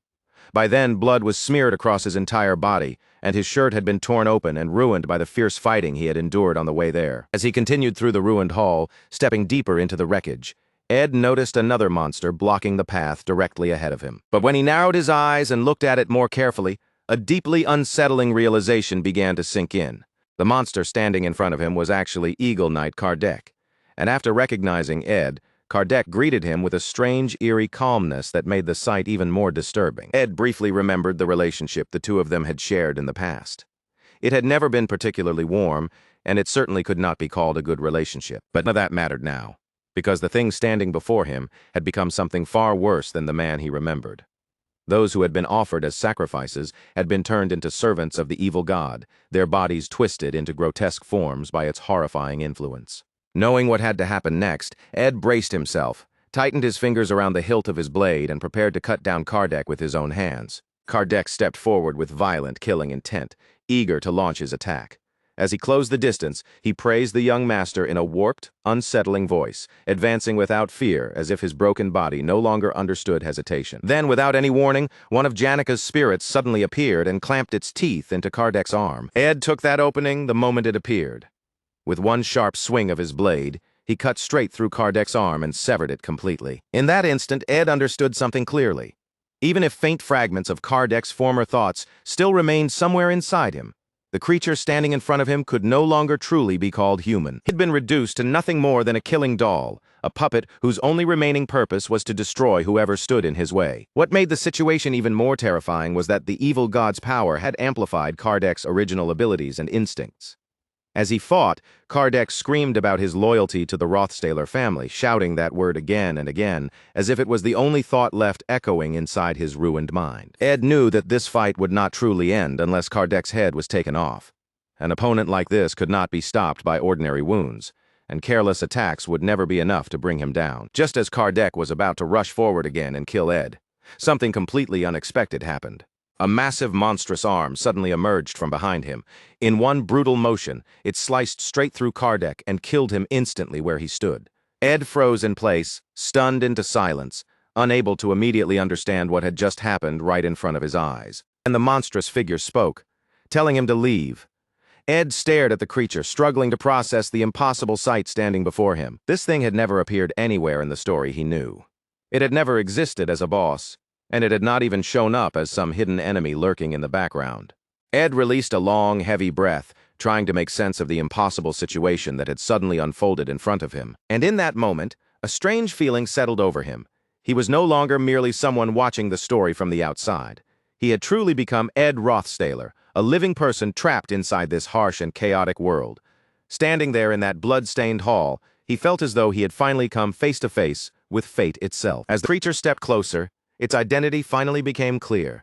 The half-monster standing before him was none other than Ed Rothstaler's own sister. It was Arwen. She looked directly at Ed, determination firm in her eyes, and declared that she could not allow him to continue moving forward like this. Outside the mansion and across the entire estate, monsters had surrounded Rothstaler Mansion completely, trapping everyone inside with no clear way out. The guests were swallowed by fear, and their screams echoed through the halls as panic spread faster and faster. Some of the guests fled toward the fourth-floor food storage area on the Rothstaler Mansion grounds, desperately hoping they might find somewhere to hide. Terrified and running out of options, they tried to escape both the chaos raging inside the estate and the monsters waiting beyond it. With trembling hands, they slammed the door shut and locked it as tightly as they could, clinging to the desperate belief that a single barrier might be enough to keep them alive. But that desperate attempt to survive did nothing to save them. Before long, the monsters smashed through the door, flooded into the room, and slaughtered everyone inside without the slightest mercy. At that very same moment, Ed Rothstaler's younger sister, Tanya Rothstaler, was curled up beneath a table, hiding with both hands clamped tightly over her mouth. She didn't dare move a muscle, forcing herself to stay silent and still, praying with everything she had that the monsters rampaging through the mansion would pass her by without noticing the small figure trembling in the shadows. Tears continued to roll down Tanya's cheeks, one after another, but even then she refused to let a single sound escape. Fear had wrapped around her so completely that all she could do was shake quietly beneath the table, trapped in the darkness and trying desperately not to be found. In that horrifying moment, Tanya felt as though the nightmare around her would never come to an end. The destruction kept spreading as if there was no limit to it, and somewhere in her panic, she even began to believe that the tower itself might eventually give way and collapse beneath the weight of all this chaos. Then, while crouched in her hiding place, Tanya slowly looked ahead and noticed something below her, not very far from where she was. Down the third-floor annex of Rothstaler Hall, Ed Rothstaler and Arwen Rothstaler stood directly across from each other, locked in a confrontation so tense it felt as if the air between them had gone completely still. As Ed faced Arwen, his gaze fixed on her figure, his thoughts began drifting toward her and toward the complicated Rothstaler bloodline that connected them both, whether they wanted it or not. He thought of his youngest sister, Tanya Rothstaler, the girl who had been born 5 years after him, and who still carried the same heavy Rothstaler name on her shoulders. He also remembered his younger brother, Ed Rothstaler, who had been born 3 years after him, and remained another part of that same tangled family line. All of them belonged to the Rothstaler family, tied together by the same name and the same unavoidable burden. With that resolve settling heavily inside his chest, Ed raised his defensive magic. And the moment Arwen revealed herself as the true successor, she wasted no time at all, launching straight toward him with a fierce and decisive attack. Ed responded instantly. He twisted his body aside at the last possible second, narrowly slipping away as Arwen's strike missed him and smashed into the ground where he had been standing just moments before. From that single exchange alone, Ed immediately understood just how terrifying Arwen's speed really was. Her attack had come in so quickly that one wrong movement would have been enough to end him. He also realized that different kinds of elemental magic could be embedded into her movements and weapon, allowing each strike to shift in nature depending on what power she chose to imprint into it. At the same time, the presence of the legendary sword in her hands was impossible to overlook. It was an absurdly heavy weapon, the kind that only a tiny number of people could ever dream of wielding properly, and even now it still retained 90% of its power. That sword was known as the Day of Dawn. For someone who had only just been baptized, receiving such a weapon was almost ridiculously extravagant, a gift so grand it felt hard to believe. Arwen took hold of the sword once again and steadied her stance, her determination sharpening as she prepared herself for the next clash. At that exact moment, Ed clenched his fist with force and activated his middle-level magic. One-point explosion. A concentrated surge of power gathered inside him, compressing into a single point, and for an instant, Ed's thoughts returned to Arwen's reputation. No one had ever truly denied that she had become the master of the Day of Dawn. Ever since childhood, she had been trained in sociology, imperial studies, and business administration, but her education had not ended there. She had also been shaped through combat training, discipline, and every lesson needed to turn her into a terrifyingly capable warrior. The pressure between them burst apart all at once. Ed drove his fist forward, and at the exact point of contact, a violent explosion erupted, sending a brutal shockwave ripping through the area around them. Arwen reacted just as quickly. She raised her defensive magic and braced her body against the force of the blast, holding her ground before the explosion could swallow her completely. The battle only grew fiercer from there as they closed the distance again. Their blades collided with sharp metallic cracks, steel crashing against steel as every exchange dragged the fight deeper into chaos. Even while fighting, Ed's thoughts remained steady and focused. Magic and alchemy could certainly turn the tide of a battle. But the thing that defined Arwen more than anything else was still her mastery of the sword. The influential nobles of the Duke's circle, the very people who had watched Arwen Rothstaler grow since childhood, had always judged her in the same way. To them, Arwen was like a flower blooming inside the Rothstaler family, someone graceful enough to admire from afar, yet strong enough to stand above those around her. Arwen came at him again with crushing force, swinging her sword down in a heavy attack, but Ed slipped away at the final instant. Her blade missed his body and struck the ground with a thunderous impact instead. Ed didn't let that opening pass. In one swift motion, he stepped directly onto the blade and pinned it beneath his foot. The sudden reversal broke Arwen's balance, and she was thrown backward in shock, unable to recover herself for that brief moment. Ed stood firm above her, his expression hard and completely unmoving as he looked down. A powerful blue aura surged around his body, spilling outward like raw energy, and in that instant he realized more time had already passed than he had expected. With that awareness in mind, Ed activated the Blessing of Peace, temporarily raising his resistance against fire so he could keep enduring the fight ahead. For one brief moment, an old memory surfaced in his mind, a story from the past about a younger brother who had once looked up to his older sister, and about a man who looked exactly like him. Then Ed's focus snapped back into place, and he began analyzing Arwen's weaknesses with cold precision. He saw through the trick behind her lightweight technique, realizing that the flame imprint she used was only a cover meant to conceal how the sword's weight had been reduced. Her attacks relied heavily on centrifugal force, but they lacked a certain piercing impact. No matter how fast her sword moved, the path of each swing could still be read and avoided if he watched carefully enough. The great sword depended on inertia, especially when the lightning spell faded and the weapon returned to its original weight. While the sword remained in that lighter state, it became much more vulnerable to force from the outside, which meant Ed could redirect it, control its movement, or create a counterattack more easily than before. Arwen forced herself back onto her feet, stubbornly lifting her sword once more, and the battle resumed with even greater heat and intensity than before. Ed continued watching her every movement closely, and his thoughts shifted toward the purpose of the secondary weapon she carried with her. He could infer its role clearly enough. That weapon was there as a backup for the moment her greatsword was neutralized. Whenever the distance between them widened, Arwen would try to regain control of her weapons, making sure she could keep attacking without losing the flow of battle. As long as Ed stayed alert, dealing with that strategy would not be impossible. Arwen charged in again, bringing her sword down with tremendous force, and Ed raised his dagger to meet it. The instant their weapons collided, a sharp metallic impact rang through the hall. But the longer the fight dragged on, the more irritation began building inside Ed. Arwen Rothstaler no longer felt like someone who fit cleanly into the path he thought he knew. She was unpredictable, unsettling, and difficult to place. No matter how carefully Ed watched her movements, he couldn't shake the feeling that there was still something important he had failed to understand. Because of that, Ed decided he could not afford to take his eyes off her. He had to keep observing her movements, her timing, and the hidden patterns buried inside every attack she made. His thoughts then shifted toward the unnatural abilities granted by Mebular's power. The arms and legs created through that evil influence were capable of regenerating, and that made them especially dangerous and troublesome in a close-range fight. But even a power like that was not flawless. Those regenerated parts could still be blown away, and that single weakness created an opening that Ed could take advantage of. According to what was known, humans who fell under the dominion of the evil god Mebular did not simply die.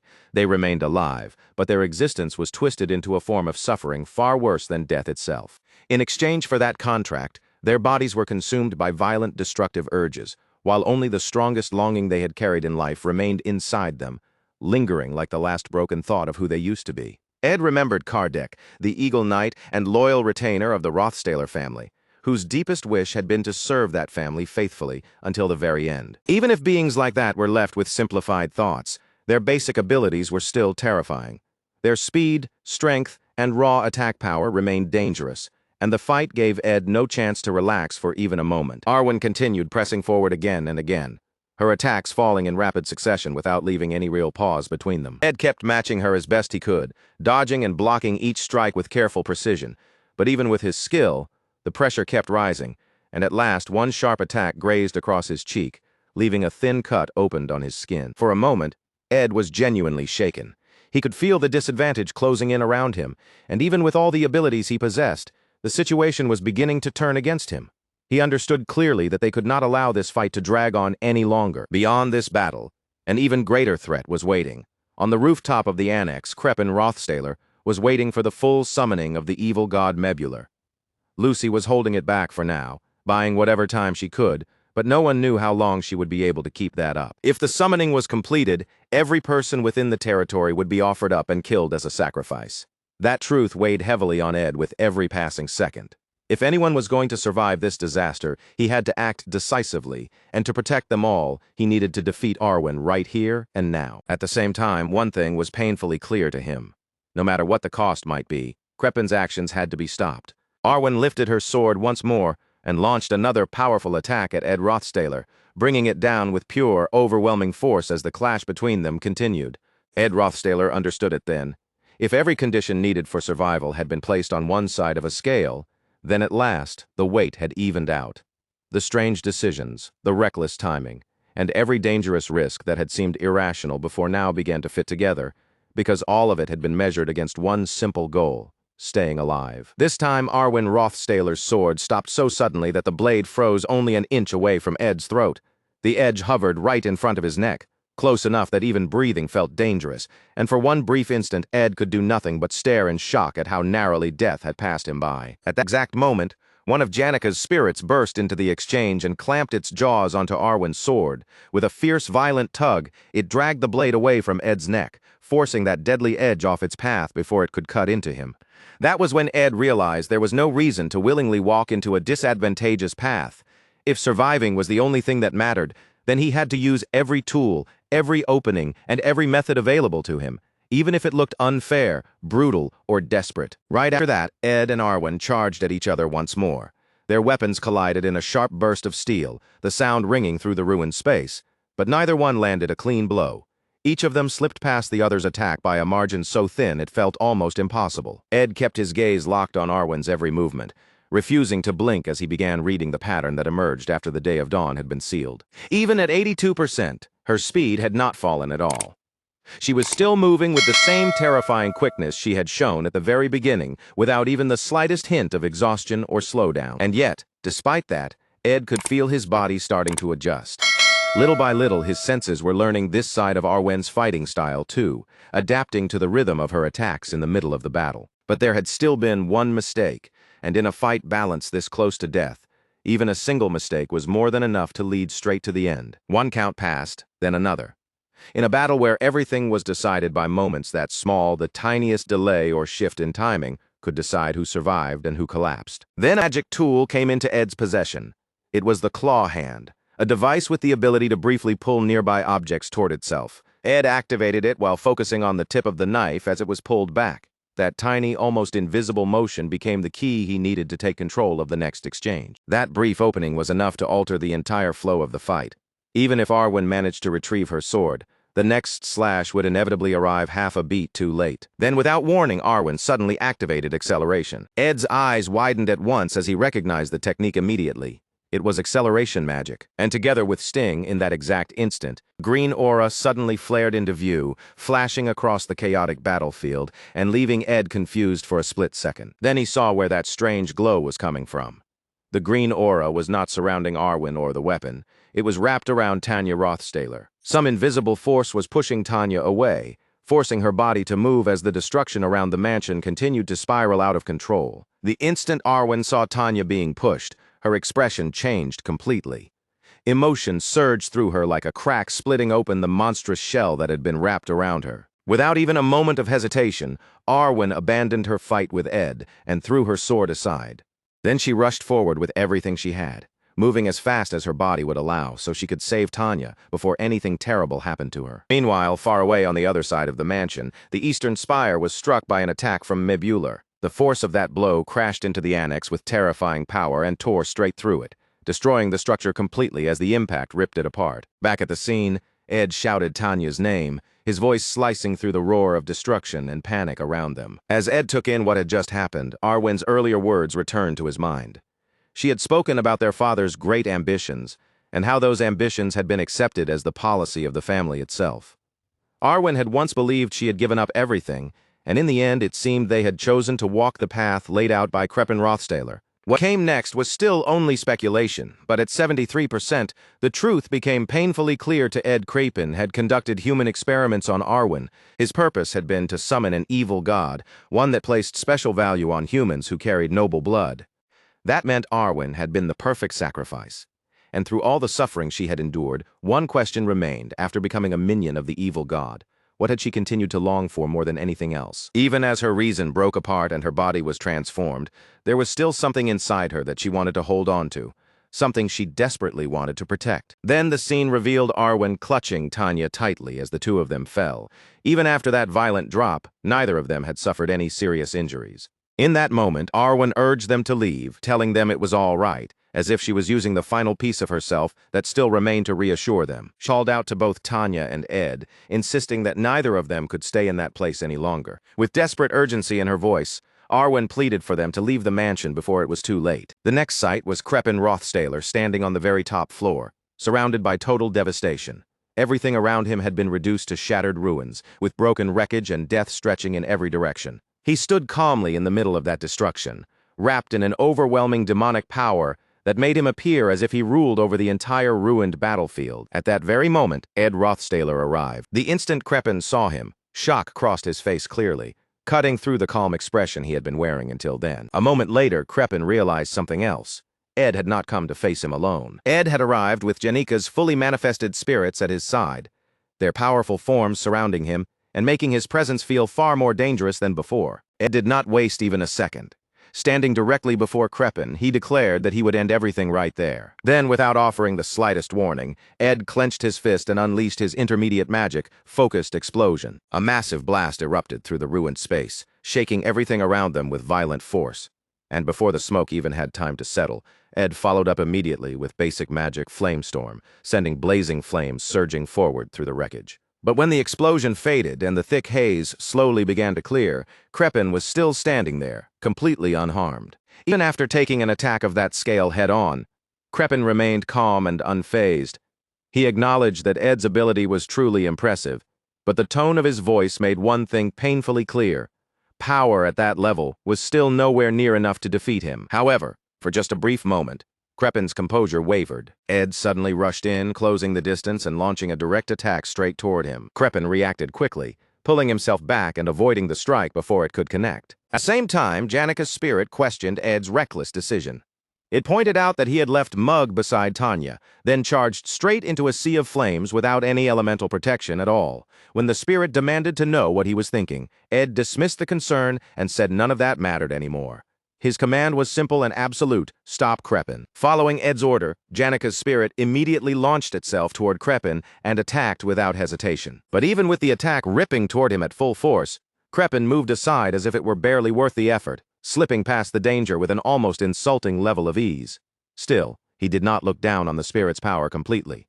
With that same calm, unreadable expression, he seemed to admit that its ability was impressive enough to deserve at least a little recognition. From that moment on, the battle only became more savage.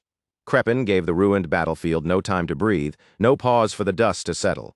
He simply shifted his posture, focused his strength, and launched himself straight toward Ed in a direct, aggressive attack. Ed did not retreat even a single step. He faced Kreppen head-on, raising his blade to meet the blow, and the instant their weapons collided, a sharp metallic crash rang through the air. Sparks scattered between them as their opposing strengths smashed together in a violent burst. As their weapons stayed locked in that brutal struggle, grinding against each other, while neither side gave ground, Kreppen spoke with eerie composure. He noted that Ed had finally stopped acting like his son. But even then, something about Ed's reaction still seemed strange enough to catch his attention. Keeping his gaze fixed directly on Ed's face, Kreppen pressed him for an answer. In that cold, measured voice, he asked what had pushed him so far and what exactly had driven him into such an uncontrollable fury. At that exact moment, Ed's teeth clenched so tightly that the muscles in his jaw stood out, while his thoughts churned violently beneath the surface. No matter how many times he turned it over in his mind, the same truth kept pounding inside him. She had done absolutely nothing wrong. Ed understood the truth better than anyone else there. He was not truly the original Ed Rothstaler. He was an outsider, a foreign soul who had suddenly opened his eyes inside that body one day and been forced to continue living in someone else's place. If he forced himself to think about it with cold logic, then the tragedy that had consumed the Rothstaler family was never supposed to be his to carry. That bloody conflict, soaked in resentment, hatred, and the weight of old sins, should have had nothing to do with him. At least that was what reason kept telling him. If he stood far enough away from it emotionally and looked only at the facts, then that should have been the simple, clean, and supposedly correct answer. And yet, no matter how desperately he tried to draw a line between himself and that pain, Ed could not erase what his own eyes had witnessed. He could still see the way she had struggled so desperately, clinging to life with every last bit of strength she had left. She had forced through one cruel experiment after another, each one tearing at her mind, breaking down her body, and grinding away her dignity, as though it had no value at all. For far too long, she had been treated with a brutality that left no room for mercy. All that woman had ever wanted, at the very core of everything she did, was to protect her sibling. And even that, if Ed viewed it through pure logic, should have been a matter completely separate from him and his own life. But somewhere deep inside, Ed also knew another truth. This was not the first time he had witnessed someone like her, someone willing to go that far for another person. Old memories began rising from the depths of his mind, vivid and painful. He remembered a superior who had thrown themselves in front of a bullet meant for him without even a moment of hesitation. He remembered someone who had knowingly placed their own life on the line, just so he could continue breathing, even though there had been no promise at all that they themselves would make it out alive. And he remembered a girl who had refused to run, choosing instead to sacrifice her own life in order to turn back time. People like that were beyond Ed's understanding. No matter how hard he tried to grasp their hearts, he knew he could never fully understand them. They were people who could look at their own lives, accept the cost, and still willingly throw everything away if it meant saving someone else. For Ed, life had always been something completely different.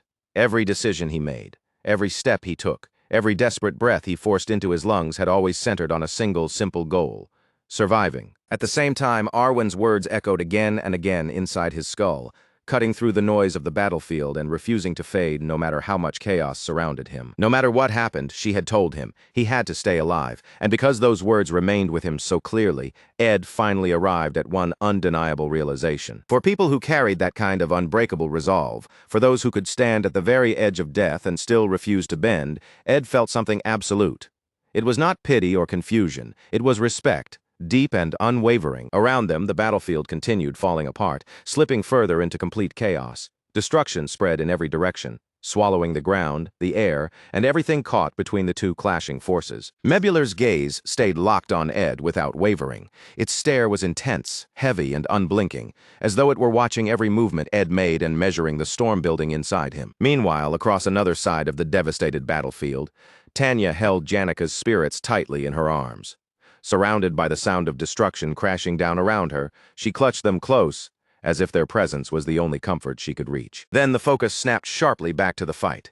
Ed lowered his body, braced himself, and rushed toward Kreppen once again, refusing to leave any distance between them for even a moment longer. Kreppen reacted smoothly to the incoming attack.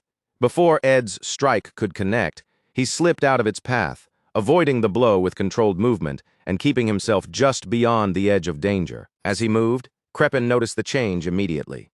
The aura now pouring out from Ed was completely different from the presence he had shown when they first crossed paths. This was nothing like the Ed Kreppen had seen back at the library.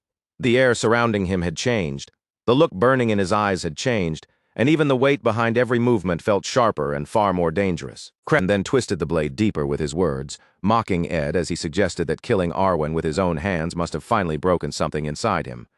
He spoke as if Ed's guilt was absurd, as if that kind of pain was too small and meaningless to even matter. That was the moment Ed's anger finally surged beyond control. In one swift and brutal movement, he closed the remaining distance between them and drove his dagger straight into Kreppen's chest, tearing into him with raw, unforgiving force. Ed's eyes went cold as he stared at Kreppen from point-blank range.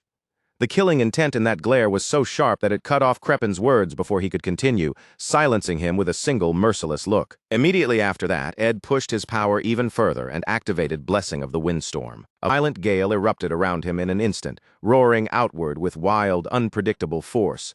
The wind twisted across the battlefield like a living storm, tearing through the air with savage momentum. The blast of wind caught Kreppen and hurled him backward through the air. His body was sent flying across the ruined ground before crashing down hard at a distance, the impact adding to the destruction around them. Jenica's spirit could sense the power gathered in Ed's grip, and it understood the strength he was forcing out of himself with every movement. But at the same time, the spirit could also see the danger clearly. It warned him that his mind was no longer steady, and that the state he was in was far from normal. Ed did not listen to the warning at all. Without slowing his assault or giving himself a moment to recover, he forced his magic forward again and cast intermediate magic, compressing that power into another explosive strike. The explosion detonated across the battlefield with a thunderous burst, shaking the area violently as another wave of destructive force tore through the space between them. Even after that, the spirit warned him again in a sharper tone, reminding Ed that his mana was dropping to a dangerously low level, and Ed's physical condition made that warning impossible to dismiss. His breathing had turned rough and uneven. His shoulders rose and fell heavily, and the exhaustion crushing down on his body became more obvious with every passing second. From farther away, Kreppen raised his voice through the aftermath and called out to Ed once again. He admitted that Ed's strength was impressive, even remarkable, but at the same time, he urged him to regain his senses before his rage swallowed him completely and left nothing else behind. Kreppen told him that anger only narrows a person's field of vision. The moment those words reached Ed, something in his expression shifted, and for a brief instant, he looked visibly shaken. Then, without any warning, the ground beneath them began to split apart. Cracks raced through the surface, and the earth started breaking under their feet. Ed reacted almost immediately. He raised basic defensive magic around himself, forming a protective barrier to withstand the sudden collapse beneath him. But even as that protection came together, the toll on his body was plain to see. Ed was wearing down fast, and the exhaustion dragging at him only grew heavier with every passing moment. Kreppen, breathing hard and coughing through the lingering aftermath of the clash, finally revealed what was truly approaching. The evil god Mebular, he said, would soon complete its manifestation. He explained that once the magic circle finished activating, every living thing on that land would be erased. The process had already advanced to 70%, and when it reached completion, Kreppen declared that he would cross the boundary into immortality. Kreppen continued, telling Ed that no matter how fiercely he fought back, and no matter how deeply he let his anger consume him, the outcome would remain exactly the same. He claimed that he himself would live forever, while Ed would die just like his son, the boy who had once carried that same face. Ed answered by revealing that Ed Rothstaler had only managed to enter the academy because Arwen had helped him. Then, without backing down, he questioned what made Kreppen so certain that she was dead. Kreppen remained calm as he replied, suggesting that Ed still did not understand the full truth. Kreppen began to speak of something buried in the past, dragging the story back to a year and a half ago, to the time when his son had first received the official notice that he was being expelled. Before he was driven out of Awfulus Hall completely, Kreppen's son had apparently sent back a reply. The instant those words reached Ed, his face tightened in stunned disbelief, because until that very moment, he had never even known that such a letter had existed. Ed's thoughts seemed to stop cold around that one revelation. The original Ed had actually written back. As he struggled to absorb what that meant, Kreppen looked at him with unnerving calm and asked whether he wanted to hear what had been written inside. Kreppen explained that the boy had poured everything he could no longer keep buried into that letter before sending it away. Every bitter emotion, every resentment, and every hidden corner of his wounded heart had been pressed into those final written words. And after sending that letter, the boy had taken his own life. Kreppen described it not as an ordinary message, but as a suicide note, one soaked from the first line to the last in despair. Then Kreppen made the truth impossible to misunderstand. Just before he was expelled from Ophelis Hall, his son, Ed Rothstaler, had already died. As that revelation settled over the shattered battlefield, Kreppen remained standing there with a faint, unsettling smirk curling at the edge of his mouth. He did not rush to continue. Instead, he allowed the silence after his words to stretch out, letting their weight sink into the broken ground, the ruined air, and everyone still standing there. The memory then drifted backward into the past, returning to the moment when the real Ed sat alone and began writing his final letter to his father. In that letter, he started by saying that he had received the expulsion notice sent to him. He wrote that people everywhere had pointed at him and called him the shame of the family, and yet, even being treated that way was still far better, he admitted, than lying helpless on an experiment table while feeling his very soul slowly being eaten away. That was why he had chosen to behave as though he had lost his mind. He had deliberately caused trouble inside the academy, insulted the princess, and dragged the Rothstaler name through the mud with his own hands. Even so, he declared that from that day forward he would finally break free from his father's control and fulfill the one wish he had carried for so long, and he knew with painful clarity that none of it would ever have been possible without his sister, Arwen. He also mentioned the favor of being sent to the academy, but to him that was not the greatest issue. What mattered more was the reason he had been allowed to keep living at all. He wondered whether the rumor spreading through the outside world was true, whether his father had really died. By that point, roughly a year had passed since he entered the academy, and was eventually expelled from it. Looking back on that time, he began to suspect something horrifying, that the only reason he was still alive was because his father was still alive as well. If Kreppen had not given up on the research into the evil god, then there had to be a reason Ed had never been called back. Being left untouched at the academy could only mean one thing.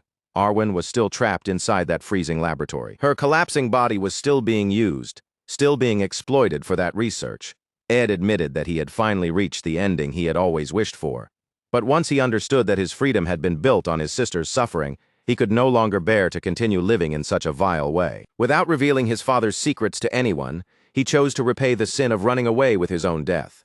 And even though he knew his father would never truly listen to him, he still begged for one final thing, that Tanya, at least, not be dragged into that same hell. At the very end of the letter, he signed his name with bitter self-condemnation, calling himself the unworthy son, Ed Rothstaler. And after leaving those final words behind, the real Ed quietly chose to end his own life. Then the world returned to the present.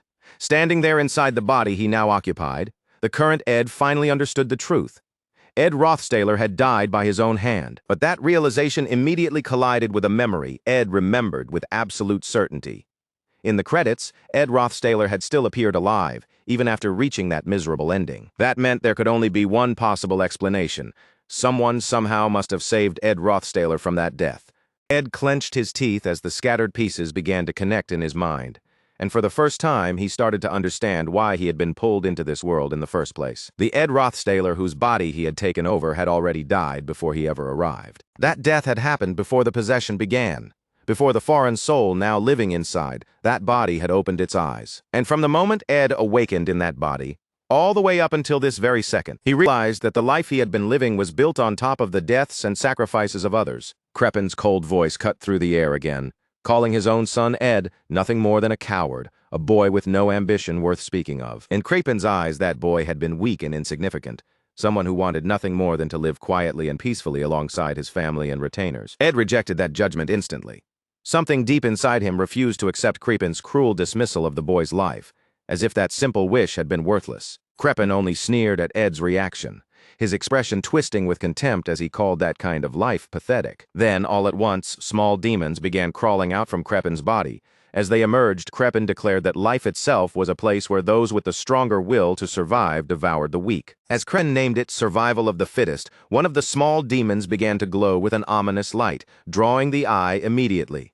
A heavy and violent aura started pouring from it, spreading through the battlefield like a dark pressure that seemed to press down on the air itself. Ed's eyes widened the moment he saw it. For an instant, shock cut through his anger, and he could only wonder what that thing was supposed to be. The entity unleashed a dark magic known as Eye of Malice. In the very next moment, deadly rays shot out in every direction, impossible to dodge, each one carrying enough power to kill any living being the instant it made contact. Ed survived by the thinnest margin, forcing his remaining mana into defense and blocking the attack just before those lethal rays could tear straight through him. Kreppen watched that narrow escape with clear interest in his eyes. visibly impressed that Ed had managed to endure the attack at all. Ed gritted his teeth as his mind raced desperately. He needed a method, some kind of opening, some way to break through this technique before the next wave came crashing down on him. He understood that Crepin's instant kill technique, Eye of Malice, drew its overwhelming power from the evil god Mebular, and because that power was borrowed, it could only remain active for a limited window of time. Once the technique was triggered, all 5 eyes would close at first. Then, at fixed intervals, each eye would begin opening one after another. And the moment all 5 eyes opened again, those unavoidable rays of death would fire across the battlefield once more. Ed quickly forced himself to narrow down the situation, and in his mind there were only 2 possible ways to stop the Eye of Malice. Either he had to strike Mebular, the source feeding power into the magic, or he had to cut down Crepin himself, the caster controlling it. Ed immediately began hacking through the hands of Mebular as they rose from the ground, slicing them apart each time they reached toward him. But even while he kept moving, the terrible truth became obvious. There simply was not enough time left to handle them this way. He considered calling Marilda again through the Phoenix Ring, but the space around him was far too narrow for her to fight properly, and in a place like this, her magic would burn out far too quickly to be reliable. Crepin stood his ground with absolute confidence, declaring that he could not be defeated because he would do whatever it took to keep himself alive. He spoke of killing his own blood, sacrificing his retainers, and crawling forward through every miserable struggle without stopping.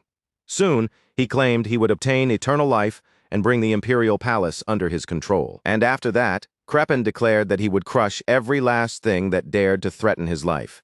He would become an immortal existence, a being that would continue surviving forever.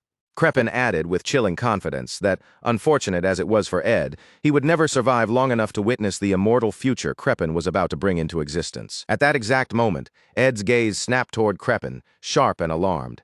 His chest tightened the instant he realized that Clarice had been caught in Crepin's grasp. Clarice let out a terrified scream as her body dropped through the air, panic spreading across her face, while the ground below seemed to rush up toward her at frightening speed. But before she could fall any farther, Crepin reached out and caught her, stopping her descent only to keep her trapped exactly where he wanted her. Ed immediately swept his eyes over Clarice, his stare turning sharper as he tried to judge whether she had been injured, and just how completely Crepin had managed to corner her. Crepin looked at Clarice and sneered, treating the very idea of a saintess like something ridiculous, as though her sacred title held no meaning in front of him. He told them coldly that if they had been waiting for some miracle to appear and save them, then they had already missed their chance. Meanwhile, every one of Mebular's eyes opened wide at once, and a terrifying surge of magical power came pouring out like a crushing wave over the battlefield. Just then, Clarice suddenly released her holy magic, pushing that sacred power forward with everything she had in a desperate attempt to hold back Mebular's force. Ed stared at her in confusion, clearly caught off guard by the sudden move. For a moment he could not understand why Clarice had chosen to act right then. Clarice answered him not with panic, but with a small, steady smile. It was the kind of expression that showed she had already placed her trust in Ed, believing he would somehow find a path through this. She told him lightly that they could argue later about how reckless and dangerous her decision had been, as if pushing herself this far was something they could scold each other about after surviving. Ed, still breathing hard from the exhaustion weighing down his body, acknowledged her presence and answered that this would not take long. But before Ed could move away and throw himself back into the fight, Clarice reached out and caught his hand, stopping him for just a brief moment. Ed protested immediately, insisting that this was not the time to hold him back. Even the smallest opening was enough for him to act, and he could not afford to waste it. Clarice admitted that she did not fully understand everything happening inside the Rothstaler mansion, or all the truth behind the chaos unfolding there, but she was certain that Ed understood it. Then she looked at him with gentle eyes and pointed out something he had been too overwhelmed to notice himself. Right now, Ed was not acting like the person he usually was. With a soft smile still on her face, Clarice asked him to rest for just a little while. She promised that she would keep holding the blessing of holy magic in place for him. Across the battlefield, Crepin quickly grasped what was happening. Clarice was using her holy power as a shield, forcing it against his magic to block its advance. In response, Crepin called forth the Blade of Death, and an ominous, suffocating force began gathering around him. He challenged them with a cold edge in his voice, daring them to try blocking this attack as well. Yet the very moment Ed stopped the strike, Crepin's expression shifted. Disbelief flashed across his face, as though he could not accept that even this attack had failed to break through. Ed stayed exactly where he was, refusing to give up even a single step. His stance hardened, and so did the resolve burning inside him. At first, Ed knew everything he had done might have begun from something simple and desperate.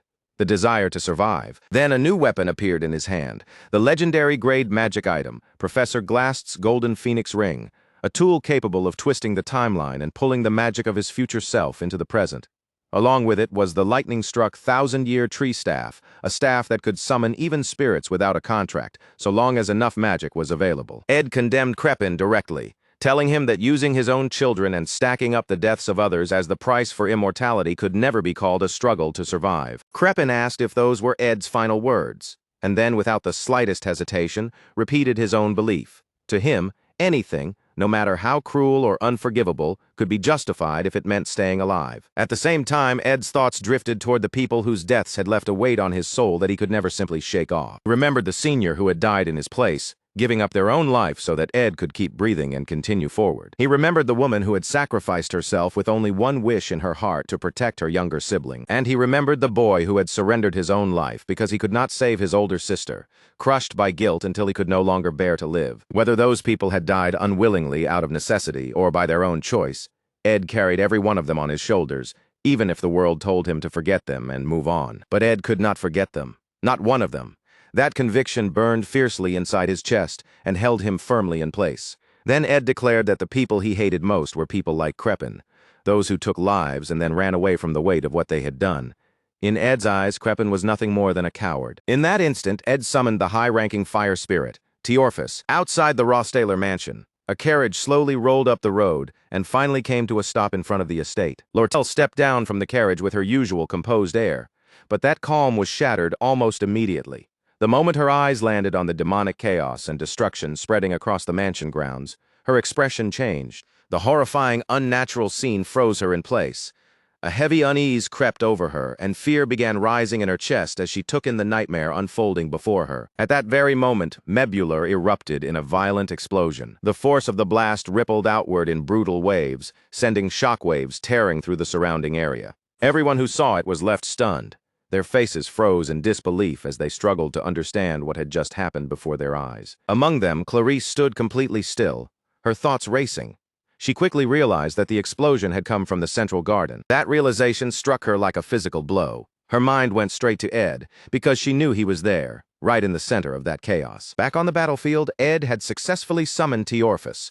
Even as the sheer scale of that summoning unfolded before him, Crepin remained outwardly calm and unfazed. Crepin answered with cold defiance, convinced that whatever Ed was attempting would end up being meaningless.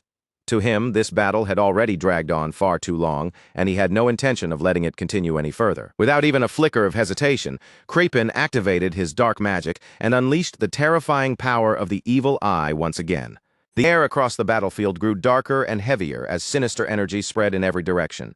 Ed understood exactly how dangerous the situation had become, but even so, he resolved to move forward if he only had one brief moment to act. He prepared to force his magic staff past its limits, knowing full well that the weapon was still incomplete and dangerously unstable. Teorphus responded to Ed's will, opening its enormous mouth and unleashing a devastating torrent of flame. Ed focused every last ounce of strength he had left, determined to manifest even a fragment of that legendary being into reality. The being spoken of in ancient legends, the one said to have burned entire mountain ranges during the Age of Myth, began to take shape before them. Clarice could do nothing but stand there and stare, her body locked in place as the crushing presence of Teorphus descended over the battlefield. This was no illusion, no misunderstanding, and no force she could explain away. The being in front of them truly existed, and the pressure rolling off it was so terrifying that even the air around her felt as if it had begun to burn. Ed Rothstaler knew better than anyone what kind of existence he had just dragged into the world. Teorphus was not merely a spirit of flame, it was connected to every element, a being whose nature reached far beyond ordinary fire, and yet when it came to heat, fire, and pure destruction, this spirit stood at the very summit, reigning above all flames like an absolute ruler. Right there, in front of everyone watching, the supreme fire spirit Teorphus finally completed its manifestation. Its blazing form radiated such an overwhelming presence that the entire battlefield seemed to warp around it, as though reality itself was struggling to withstand its arrival. Even if this form could only remain for a brief moment, and even if its appearance was nothing more than a temporary miracle forced into existence, Teorphus had still crossed the boundary into reality. For that short span of time, the legend was truly standing before them. It was Ed's resolve that pulled that impossible myth out of the past and into the present. Even as the strain tore through his body, even if the price demanded from him was unbearable, he still forced that legendary being to appear before Kreppen Rothstaler. Then Teorphus moved once more. A fresh wave of fire surged forward with a deafening roar, rushing straight toward Kreppen and devouring the distance between them almost instantly. Those flames did not merely spread across the ground. They advanced like a living catastrophe, rolling forward in a furious tide and swallowing everything in their path as if the battlefield itself had become fuel. The smaller demonic creatures caught inside that blaze never stood a chance. One after another, their bodies twisted, broke apart and crumbled away, erased by the unbearable heat before they could even let out a proper scream. In that moment, the true might of the Supreme Spirit formula was laid bare. With the blessing of the fire dragon layered on top of it, the power erupted on a scale so far beyond ordinary magic that no common spell could ever hope to imitate it. The fire released by the Supreme Fire Spirit was not something that stopped at burning flesh, bone, or scorched earth. Even beings formed entirely from mana were reduced to nothing, their very foundations eaten away and consumed by that divine flame. As the inferno continued to rage, it scorched away every current of mana flowing through the surrounding space. The energy that had once filled the area was burned out completely, vanishing until not even the faintest trace remained behind. Before long, the entire battlefield was buried beneath that sea of fire. There was no safe path left, no place to retreat, no room to recover, and no opening for anything trapped within the flames to escape. Only after some time had passed did the roaring flames finally begin to lose their strength. As the terrible heat slowly receded, the thick fog that had covered the battlefield started to thin, peeling away in layers and revealing what remained beyond it. Through that fading haze, Kreppen's figure finally came back into view. His body was clearly battered and badly wounded, his posture unstable, and yet somehow he still forced himself to stay standing on his feet. A strained groan slipped from Kreppen's mouth as his trembling body fought against collapse. His teeth were clenched tightly, not because he was afraid, but because he refused to yield. Confusion and fury twisted inside him the moment he realized his mana was not returning. Even so, he would not accept that this was the end. In his eyes, the battle had not been decided yet. His thoughts grew cold and merciless, and the rule he had lived by for so long rose to the surface again. Survival was everything. Nothing mattered more than continuing to live. For that belief, he had already crossed every boundary, even spilling the blood of his own family when he deemed it necessary. As someone born into one of the continent's most prestigious ducal families, Kreppen had long since become familiar with that kind of brutality.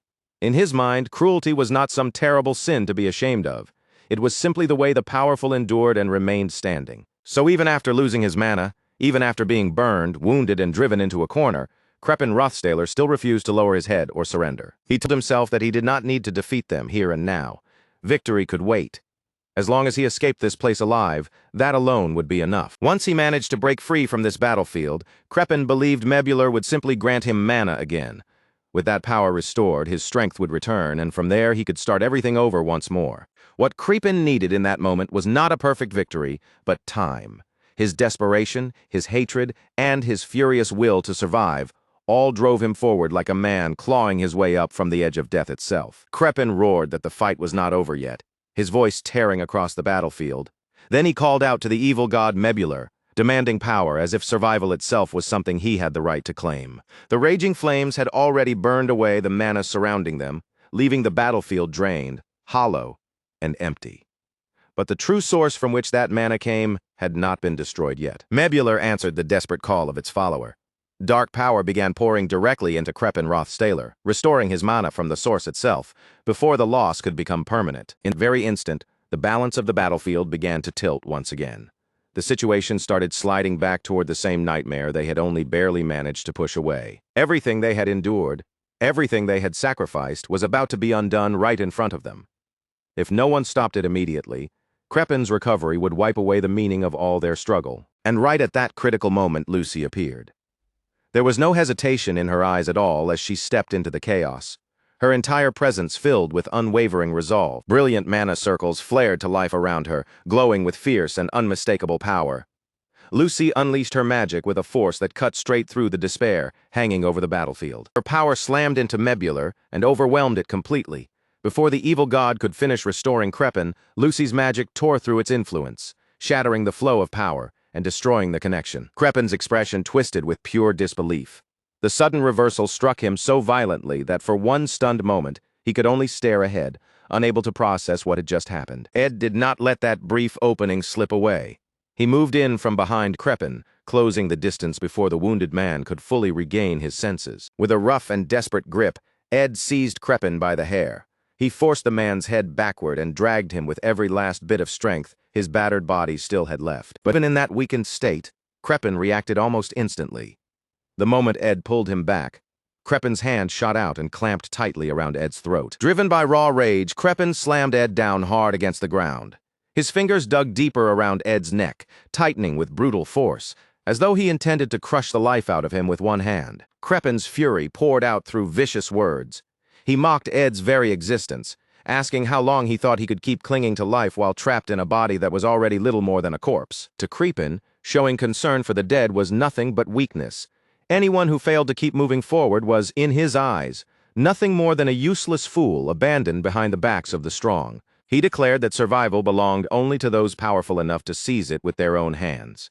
And in Crepin's twisted belief, he was the one destined to live. His grip tightened even further as he tried to end Ed's life right there. Ed struggled beneath him, but the strength was draining from his body far too quickly. The side effects of the ring had left his left arm completely numb, and no matter how desperately he tried, it refused to move the way he needed it to. There was no mana left inside Ed anymore. Not even the smallest trace remained. He could not summon a blessing, could not rely on help from outside, and could no longer force his body beyond its limit the way he had done before. Death pressed in close, heavy and inescapable. His vision began to darken, the edges of the world fading away bit by bit as his eyes slowly started to close. Then inside that fading world, a figure appeared before him. It was the real Ed Rothstaler standing there in the dim space before his eyes. That presence carried a strange and gentle calm, as though it understood that Ed had already pushed himself as far as he possibly could. There was no accusation in it, only quiet acceptance. A silent invitation seemed to linger in the air around him, telling him that it was all right to let go now. After struggling for so long, he could finally stop fighting and rest. But the Ed who existed in this world now refused to accept that peace.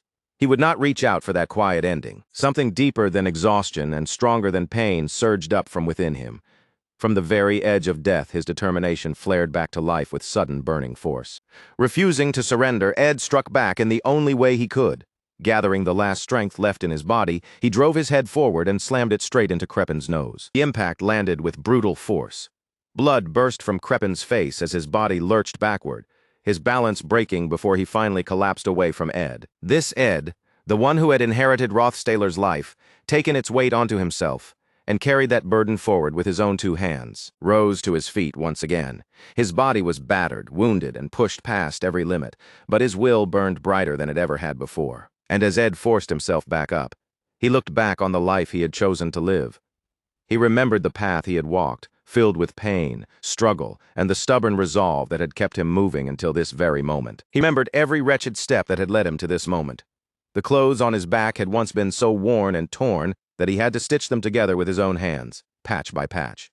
He remembered the biting cold of lonely nights, the hunger that gnawed at him, and the stubborn, desperate fight to keep living on whatever scraps he could scrape together. He remembered the days when even something that could barely be called food had been enough to keep him going. He had boiled tree bark just to put something in his stomach, forcing his weakened body to endure one more day, then another simply because giving up had never been an option. And magic had never once been kind to him.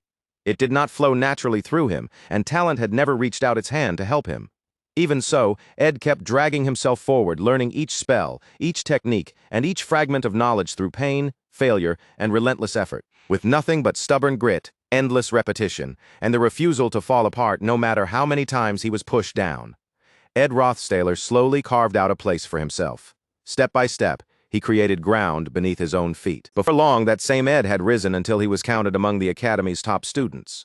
Others began to look at him as someone worth following, someone worth admiring, even though every inch of that climb had been bought with hardship no one else could see. Then his thoughts drifted to the people he had learned to trust. He remembered the faces that had gathered around him, the bonds he had built along the way, and the camp he had created with his own hands from nothing. That life was not some cheap thing he could simply toss aside. It was a home he had fought tooth and nail to protect, a place he had earned through suffering, and a life he refused to abandon after coming this far. Those memories became strength, flowing back into his failing body even as he stood on the edge of collapse, and beside that strength, the lingering presence of the real Ed seemed to question him, as if asking how he could still possibly remain on his feet. Ed already knew the answer. What he had inherited was never just a borrowed life or an empty name. Along with Rothsayler's identity came its pain, its regret, its guilt, and the stubborn resilience that refused to disappear. Then the memory of Arwen Rothsayler rose from deep within him. She had suffered a fate crueler than death itself, and even then, she had never truly surrendered. That image became one final source of strength inside him. Along with her memory came the guilt of having left her behind.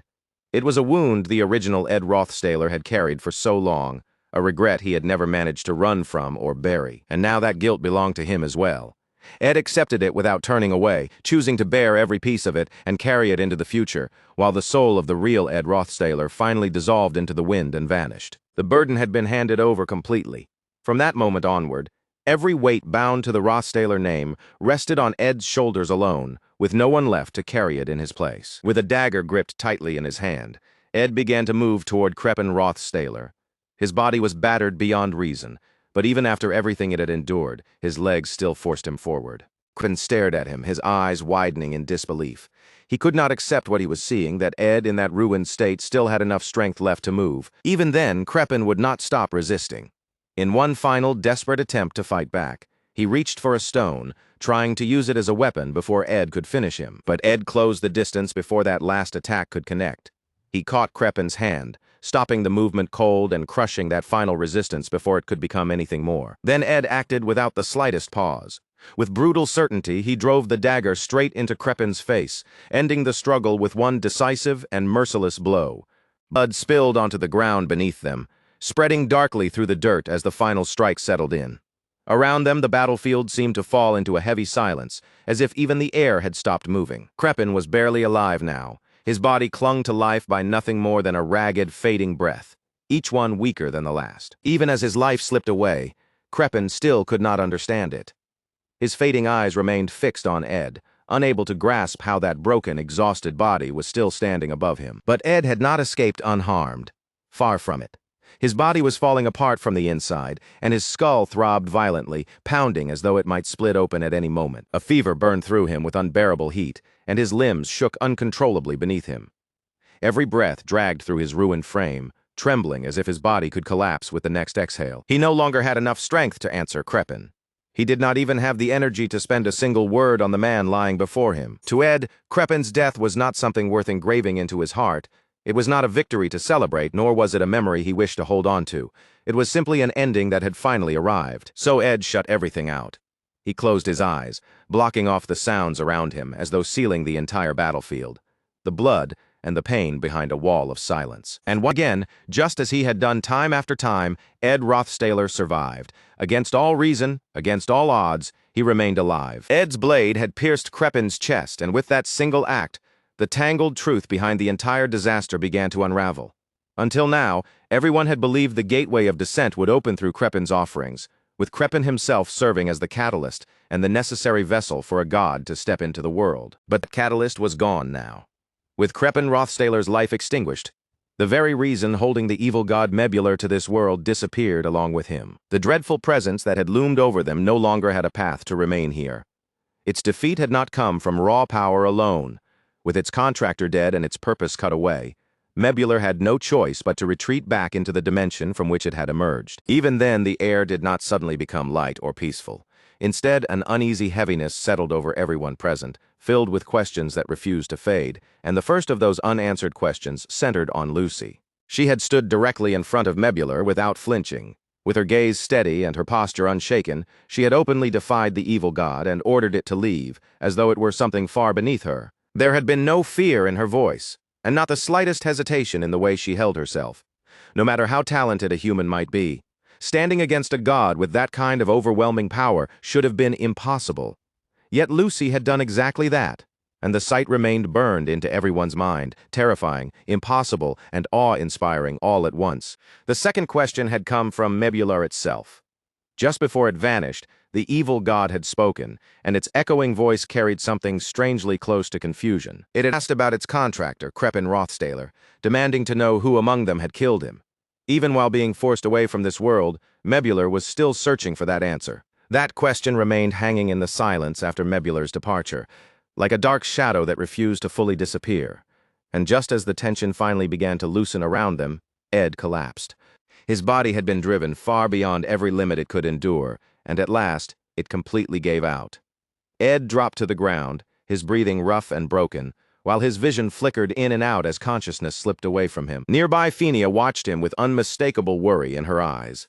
Her usual calm expression had cracked, replaced by a quiet uneasiness that matched the heavy silence settling across the ruined grounds. Strangely, even after everything Kreppen had done, his death still left behind a certain weight.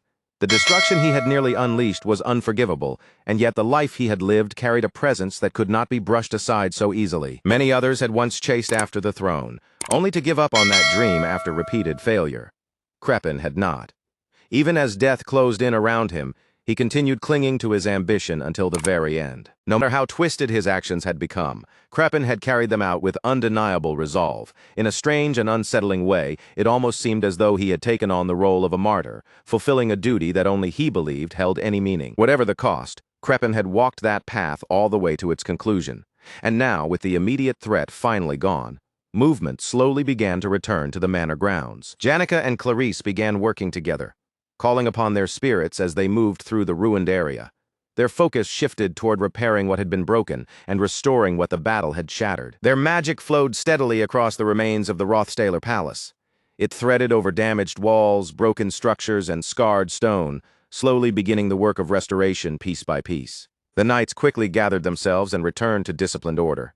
They reorganized into defensive formations, set up a temporary camp, and completely sealed off the entrance to the mansion. From that point on, no one would be allowed to enter or leave without strict permission. At the same time, the news spread rapidly through the ranks. Kreppen Rothstaler was dead. Those words carried a heavy finality, marking not only the death of one man, but the closing of an entire era. Selaha stood apart from the commotion, silently watching everything unfold with a calm and detached gaze. To her, the meaning of it all was obvious. This was the downfall of the Rothstaler family. Beside her, her butler quietly admitted that he had never imagined the gathering would end in such a way. Then a voice came from behind them. Lortel Ketcheln approached with her usual composed air, her tone carrying the faintest hint of amusement, as she remarked that the night was still far from over, and that everything they had witnessed might only be the beginning. Selaha turned her head toward Lortel, a thin smirk forming on her lips. She agreed without hesitation, already understanding that whatever came next would demand their full attention. Meanwhile, far away from the smoke, blood, and chaos surrounding the manor, Persica sat across from her father in a quiet room and calmly moved a chess piece across the board. The contrast felt almost unsettling. Outside those walls, the world was being torn apart by bloodshed, political schemes, and disasters no one could fully control, yet Persica sat there with perfect composure, as if none of that chaos could ever reach her. In a quiet, almost casual voice, she mentioned how lonely the palace had become lately, one brother confined to his sickbed, her sisters nowhere to be seen in the halls, and even an ordinary conversation becoming something rare enough to miss. Her father replied with the same blunt honesty he always carried. He pointed out that Persica had never been someone who actively sought out company in the first place.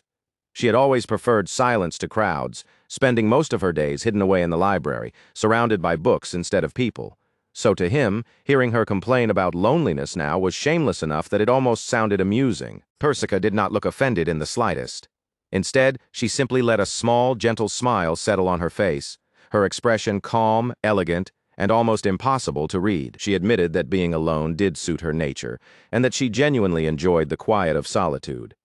Even so, she confessed that there were still moments when she wanted to see her family's faces, sit across from them, and exchange a few simple words like any ordinary family might. But behind that soft smile, Persica's thoughts had already shifted somewhere far more calculating. The balance of power within the palace had begun to change. Phinia had once held a clear advantage in the succession struggle, but her decision to leave for Sylvania Academy had weakened her presence and influence in the capital. At the same time, Salaha's position had only grown stronger. With fewer rivals standing close by, her presence inside the palace had expanded, and her influence had begun to take root more firmly than before. After all, the battle for the throne had always revolved around the capital. This was the place where rumors spread fastest. Alliances were made in quiet rooms, and the support of a single noble household could shift the entire balance. Whoever held control over the capital controlled resources, connections, and the political momentum needed to move the nobles. And now, with both of her sisters away from the palace, Persica found herself standing in a position that almost no one had expected her to reach. The princess, once dismissed as someone with no interest in power, was beginning to move in silence. Without drawing attention, she started placing the first pieces of her own path toward the throne. Then Persica mentioned the legendary treasure of the great sage Sylvania. With that single topic, spoken so calmly across the chessboard, she immediately captured her father's attention. But before their conversation could move any deeper, a knight suddenly burst into the room. His entrance shattered the quiet atmosphere as he delivered urgent news from Rothstaler Manor. A wave of shock passed through both father and daughter at once. In that instant, it became clear that the center of the conflict was no longer confined to the capital's political games alone. Back at the manor, the air still felt heavy and scorched, weighed down by the aftermath of the battle that had just ended. Salaha turned her gaze toward Fania, her expression composed but her voice carrying a sharp edge beneath its calm surface. She remarked that their father would surely be troubled if he discovered that his beloved daughter had rushed into such danger without giving any notice at all. Fania stood frozen for a moment, clearly stunned by the remark, but Salaha did not give her any room to recover and simply continued speaking. She acknowledged what Fania had done, admitting that a crisis of this scale could only be handled by those who truly carried the right to inherit the throne. In that sense, Fania's involvement could not simply be dismissed. Salaha also spoke of the ones who had fought at the very center of the disaster, the small mage and the spirit sorcerer. She said their actions deserved proper reward, not merely with empty praise, but with honor, recognition, and gold. Fania agreed with that point at least. But then Salaha's tone shifted, the polished softness in her voice turning colder and more dangerous beneath the surface. She posed that the remaining members of the Rothstaler bloodline involved in the incident should all be executed. Fania reacted immediately. Her calm shattered as anger flashed across her face, and she demanded to know whether Salaha was including Ed in that judgment. After all, Ed was the very person who had stopped Crepin Rothstaler. Salaha dismissed Fania's protest without the slightest hesitation, as though she had already expected that objection from the beginning. She argued that Fania had only witnessed the final moments of the incident, and because of that, Fania had no right to speak with complete certainty about everything that had taken place before she arrived. In Salaha's version of events, Ed had stood beside Crepin until the very end. Only when betrayal became the most convenient path, she claimed, did he turn his blade against him. Fania's anger rose even higher at those words. She defended Ed with fierce conviction, pointing to Lucy's alliance with him as proof that he could not possibly be the traitor Salaha was trying to paint him as. Salaha answered in a calm that felt almost more disturbing than open hostility. She suggested that Lucy might have been manipulated, and then went even further, implying that Fania herself may have been deceived as well. The slap came without warning. Its sharp crack cut through the tense air, leaving the entire scene frozen for a breath. Salaha's butler immediately stepped forward in shock, ready to intervene. But Salaha stopped him at once. Her expression barely changed, as if the blow had not shaken her in the slightest. She merely remarked that Fania was still a child. To Salaha, that sudden outburst seemed to confirm exactly what she already believed. Then Salaha laid out her reasoning with chilling precision. The people needed someone to blame. Order could only be restored if one person carried the full weight of the disaster, and Ed Rothstaler, with his bloodline and his connection to the incident, was perfectly suited to become that scapegoat. Fania refused to accept that logic. She accused Salaha of acting not out of justice or concern for the kingdom, but out of fear, the fear that rival factions might rise from the chaos and threaten her hold on power. Before the argument could spiral any further and turn into something even harder to control, Lortella Ketchum calmly stepped between them, placing herself right in the middle of the growing conflict. Fania made her position completely clear. In her eyes, Ed was not a criminal to be sacrificed. He was a hero, and a hero deserved recognition and honor, not execution. Lortel, however, did not share that view. With Crepin gone, the balance of power would inevitably begin to shift, and everyone with influence would start moving at once. The nobles would not sit quietly. They would rush to seize whatever remained of the Rothstaler name, its fortune, and the influence attached to it, each one trying to claim a piece before anyone else could. In that kind of political storm, Ed's very existence became dangerous. Lortel suggested that removing him would solve the problem cleanly, and by standing on Salaha's side, she revealed the cold, practical logic behind her decision. To Lortel, truth itself had no value if it could not be turned into profit or advantage. After Fania left in anger, Salaha appeared satisfied with the alliance that had taken shape between them. For the moment, at least, their interests seemed to align. Lortel, however, did not remain pleased for long. Her expression shifted, and instead of celebrating, She offered Selaha a warning. Persica was already making her move. The failed gathering had not weakened her position at all. If anything, the chaos had given her a stronger place to stand. If Persica and Phania joined hands, Ed could become an extremely troublesome piece on the board. His existence might complicate the entire political game in ways neither Selaha nor Lortel could ignore. Selaha's expression tightened at that possibility.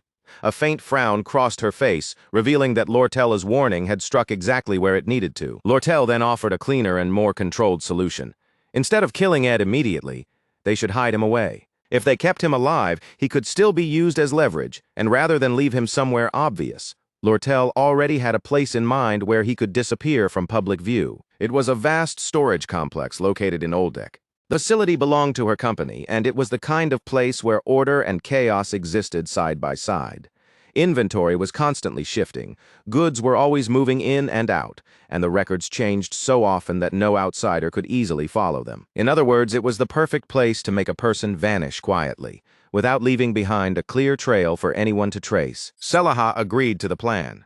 The decision was made, quiet orders were passed along, and the hidden machinery of the Elte Trading Company began to move beneath the surface, somewhere beyond the palace walls, away from the eyes of those still reeling from the disaster. Preparations to transfer Ed in secret had already begun. Later on, when Lortella Ketchum came to see how Ed Rothstaler was holding up, she was already expecting complications, but even she had not expected the kind of trouble waiting right in front of her. What greeted her was yet another disaster beginning to unfold. It was as if the battle had only just ended, and before anyone could even breathe, a completely new storm had already started gathering. Clarice and Janica stood facing each other. The air between them stretched tight with dangerous tension. Their mana rose sharply around them, fierce enough that it felt like either one could make a move at any moment. A short distance away, under the shade of a nearby tree, Ed and Lucy sat side by side in exhausted silence. Both of them looked utterly drained, worn down so completely that even opening their mouths to speak seemed like too much effort. Lortel pressed a hand to her forehead, and for once a trace of real fatigue showed through her usually composed expression. Even her calm smile could not fully hide how tiring this situation had become. She understood immediately that dealing with Ed's condition would not be a simple matter of moving him somewhere safe. The problem was already far more tangled and troublesome than she had first assumed. Inside Ed's mind, the present began to blur, slipping into memories from another life. He remembered the battlefield and the voice of his commander telling the soldiers that once the fighting ended, every one of them would be able to return home. That simple belief had kept them alive. The idea that somewhere beyond the mud, blood, fear, and endless cruelty of war, there was still a place waiting for them. It gave the soldiers something to hold on to when reality became too merciless to face directly. Those memories had become faint with time, hazy and distant like scenes seen through fog, and yet they had never disappeared completely, remaining tucked away in some quiet corner of Ed's mind. When Ed returned to the present, he found himself sitting with his eyes closed, lost in thought. A hollow feeling spread through his chest as he realized that in this unfortunate world, there was still nowhere he could truly call home. He leaned his back against the rough bark of the tree, letting it support him because his exhausted body could barely stay upright on its own. Right in front of him, Janica and Clarice continued to argue. Their voices rose higher and higher, neither of them willing to step back or give even an inch. Janica insisted that Ed had already done far more than anyone could ask of him, and that his wounds were much too serious to ignore.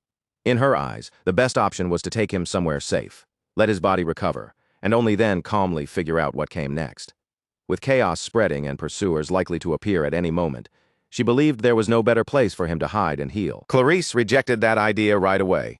Fresh air and clean water might be enough for an ordinary injured person, but Ed's condition was far beyond anything so simple. For wounds this severe, she argued, they needed high priests, skilled healers, and proper medical treatment in the holy imperial capital. Lortel stepped into their argument, her voice steady and controlled as she reminded them that making arrangements was not the true problem. The real danger would come after those arrangements were made. She explained that the Rothstaler family had, for all practical purposes, collapsed, and because of that collapse, Ed was now standing in one of the most politically dangerous positions imaginable. If Ed was publicly honored as a hero, then every noble hoping to seize what remained of the Rothstaler family's power would inevitably turn their attention toward him. But if he was branded as a traitor instead, then the imperial family would never allow him to remain alive.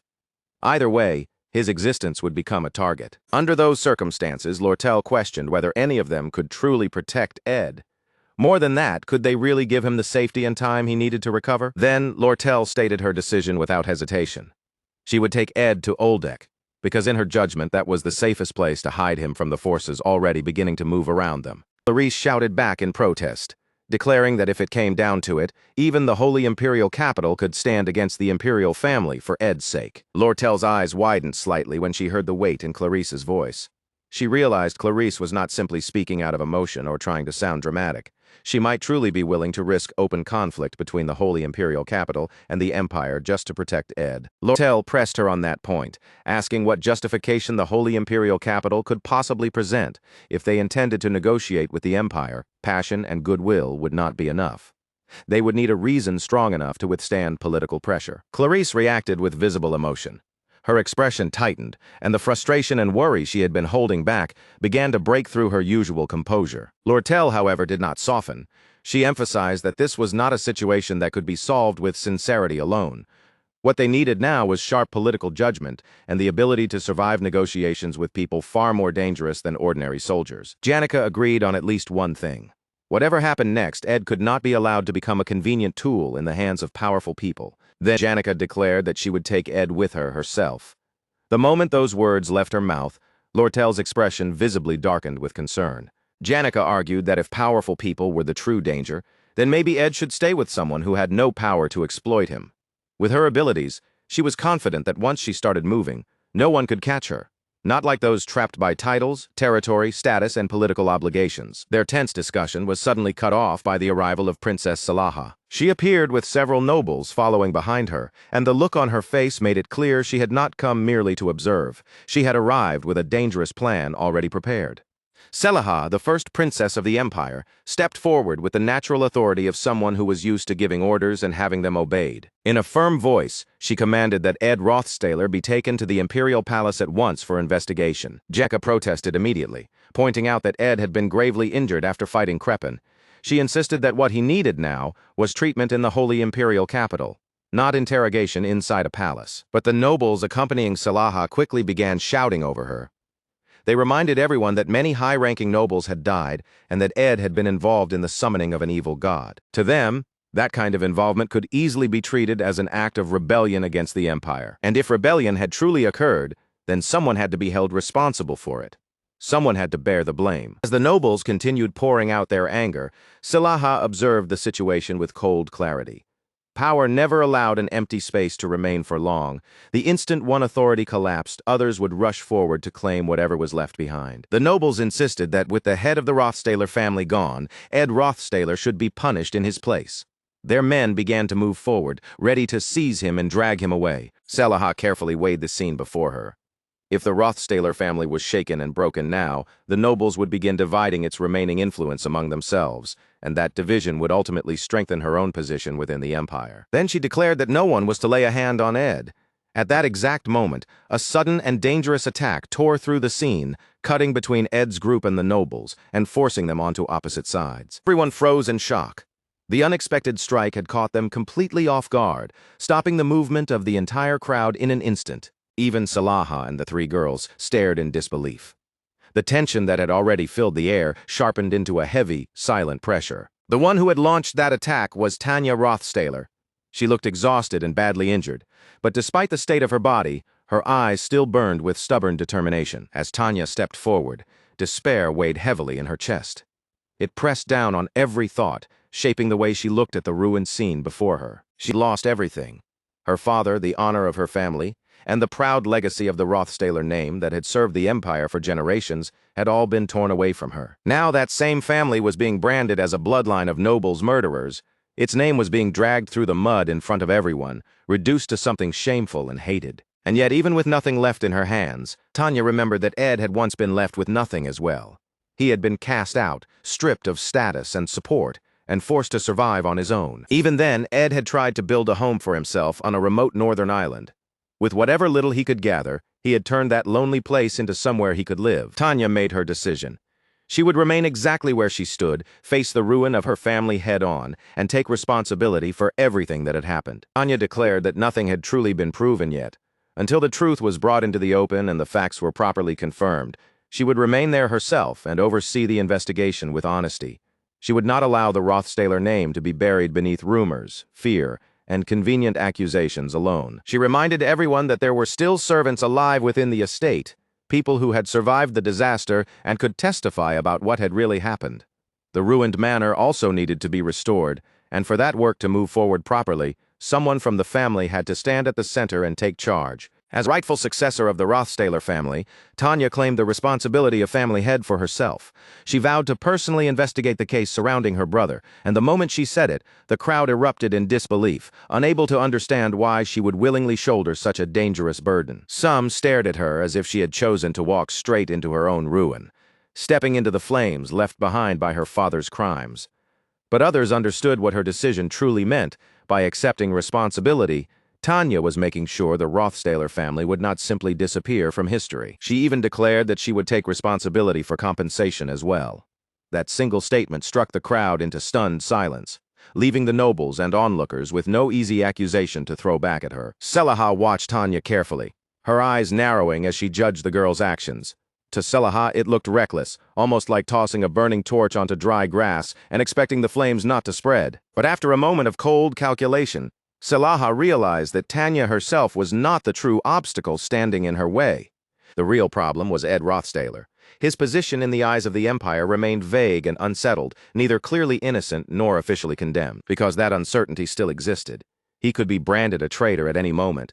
All it would take was for the right person to control the story before anyone else could. Selaha also noticed that powerful and influential people had already begun gathering around Ed. That made any careless move against him far more dangerous than it might appear at first glance. It was Clarice, whose status and influence could not be dismissed. And beside her stood a powerful spirit mage who had clearly placed herself on Ed's side. And then there was the girl who had stood against an evil god itself. Her presence was so extraordinary that even nobles, with all their pride and authority, would hesitate before provoking her. Selaha understood that if she moved against Ed too openly or too carelessly, the consequences could spiral out of her control before she had time to contain them. But leaving him untouched was just as dangerous. If Ed was allowed to grow freely, he might one day become a threat too large and too rooted to remove. So Selaha changed her approach. She softened the atmosphere around her, smoothing the edge from her voice as she calmly stated that everyone there was making a mistake. She declared that Ed's efforts should be acknowledged, not condemned. According to her, he should be escorted to the palace for proper treatment and receive the rewards and recognition he deserved. But beneath those polished words, Selaha had already chosen a different path entirely.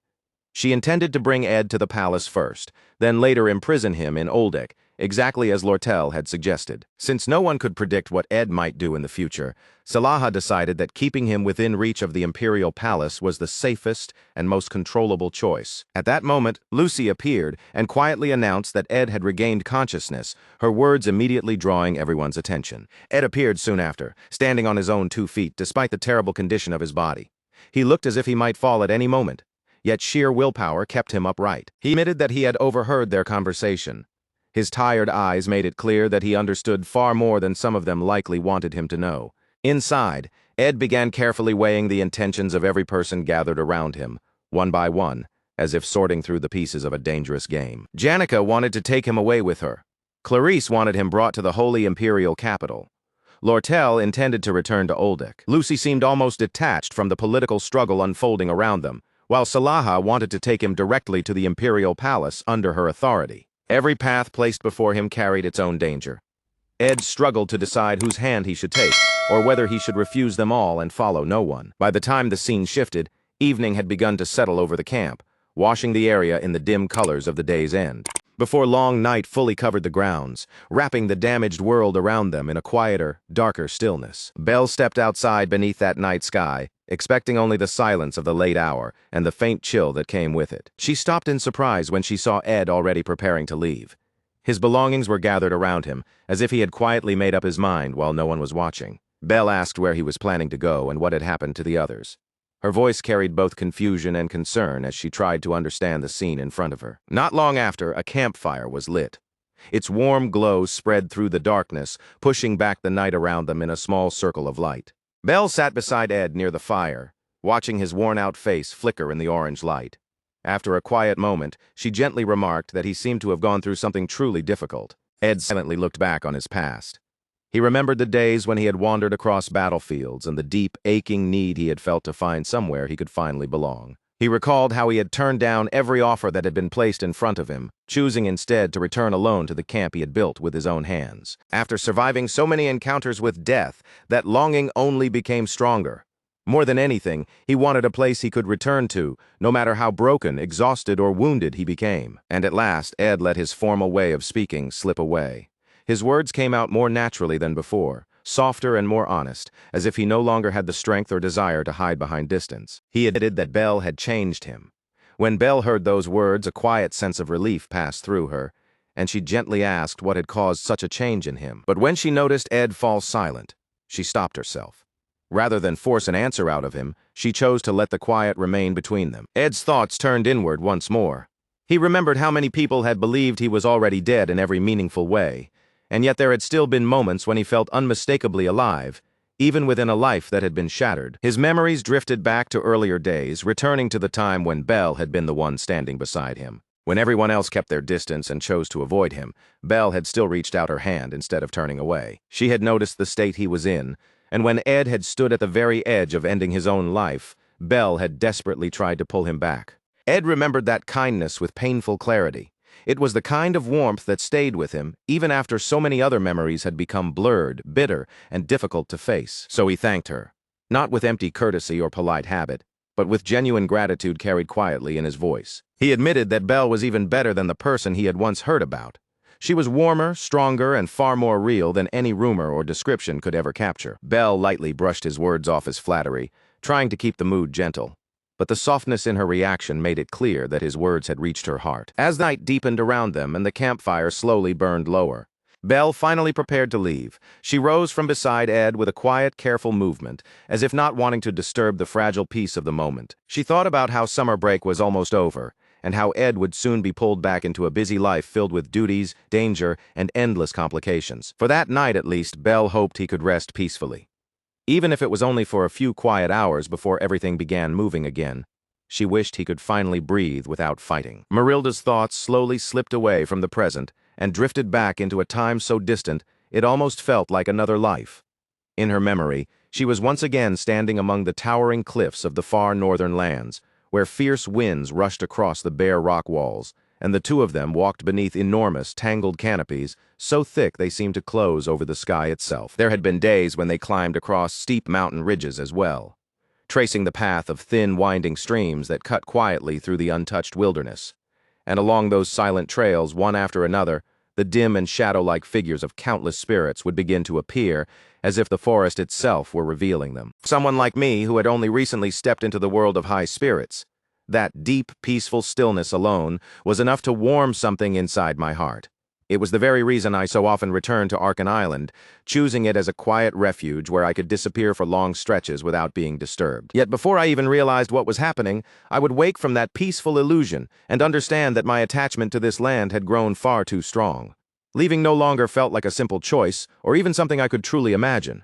And because I had placed so much of my affection into that northern forest, humans with their tangled emotions, restless desires, and decisions that never seemed to follow any clear pattern, gradually became beings far too complicated for me to face in any ordinary way. Perhaps it was because, since ancient times, I had already watched humanity pass through every kind of rise and collapse. I had seen them sink into bitter conflict, reach fragile moments of peace, and then stumble back into chaos once again. There were even moments when I chose to stand beside them, offering my own strength to push back the disasters that had fallen upon this island. And still, even after witnessing all of that so closely, the human heart remained something I could never fully understand or unravel. So in that sense, it was not strange at all that most spirits instinctively became cautious whenever they had to stand before humans and deal with them directly. Compared to the long lives of spirits, a human life is painfully brief. From our point of view, they always seem to be hurrying forward, rushing from one moment to the next, as though time itself were constantly slipping out of their hands. You speak as if you are not human yourself, I found myself thinking. But from where I stand, you look no different from all the others. And among every person gathered here, if I had to name the most peculiar human of them all, there was no question. It would be this girl. A well-known sage who had traveled all the way from the far northern lands stood there with that same strange, hard-to-read atmosphere around her. Watching her, I could not help but wonder what in the world she was trying so urgently to accomplish. Sylvania gave a bright smile as though the answer should have been obvious from the very beginning, and said, "I'm thinking of building a school right here." She was a truly eccentric woman, the kind who had once been driven out for reaching her hands toward forbidden magic. "It will begin as something small," Sylvania continued, speaking lightly, yet with a firmness that made it clear she had already made up her mind. "But I want to teach magic there, as well as the basic methods of protecting oneself. Oh, and I'm also thinking of adding impersonation techniques to the curriculum." Faced with such an absurdly ambitious plan, Marilda could do nothing but release a weary sigh. This woman was plainly trying to stretch her reach far beyond common sense. "Not at all," Sylvania replied, showing no sign of being shaken by Marilda's reaction. "Those are exactly the things I came here wanting to confess to you. Unlike spirits, humans are not given endless ages to spend as they please, so we have no choice but to move quickly through life. Besides," she added, turning her gaze toward the wide-open land before them, "if I had quietly laid the school's foundation on the eastern plains without saying anything, you would have been furious. That is why I came to you first, Marilda, to ask for your permission." Marilda's eyes narrowed at once. "What did you just say?" "I swear I will not set foot where I should not in the northern forest," Sylvania assured her, her voice calm and earnest. "I will leave it exactly as it is, untouched and unchanged. So please, just this once, be broad-minded enough to overlook what I am trying to build here." From that moment onward, something small began to shift inside me. It was faint, but unmistakable, and for the first time I started to feel that perhaps getting involved with humans was not quite as dreadful as I had always believed. In those days, Arkan Island had not yet become the kind of place where young people crossed the sea in order to study and train. Back then, the island still held the rough, untouched beauty of the wild. From one end to the other, it was wrapped in pure nature, with nothing about it shaped yet into the form of an academy. But time does not flow the same way for spirits as it does for humans. What feels to us like only a brief passage can drift far, far away from the rhythm of the human world before we even notice. And after that long current of time carried everything onward, Arkan Island changed so drastically that it was nearly impossible to recognize.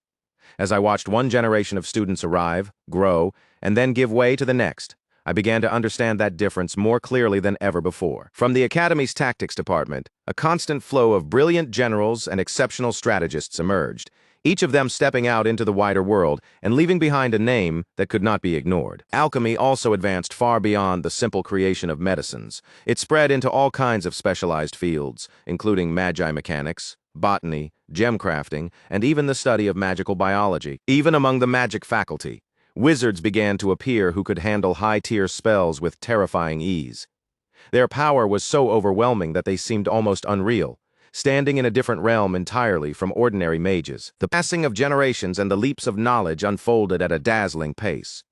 Everything moved forward with a force that felt grand and breathtaking, yet at the same time strangely merciless. Year after year slipped by, and little by little I found myself falling behind that rushing current, left alone as I had always been, until eventually the scene shifted back to Ed's wooden house. After the recent gale had finally passed, sharp, biting winds began to slip through the gaps in the walls, making the small home feel even colder and more exposed than before.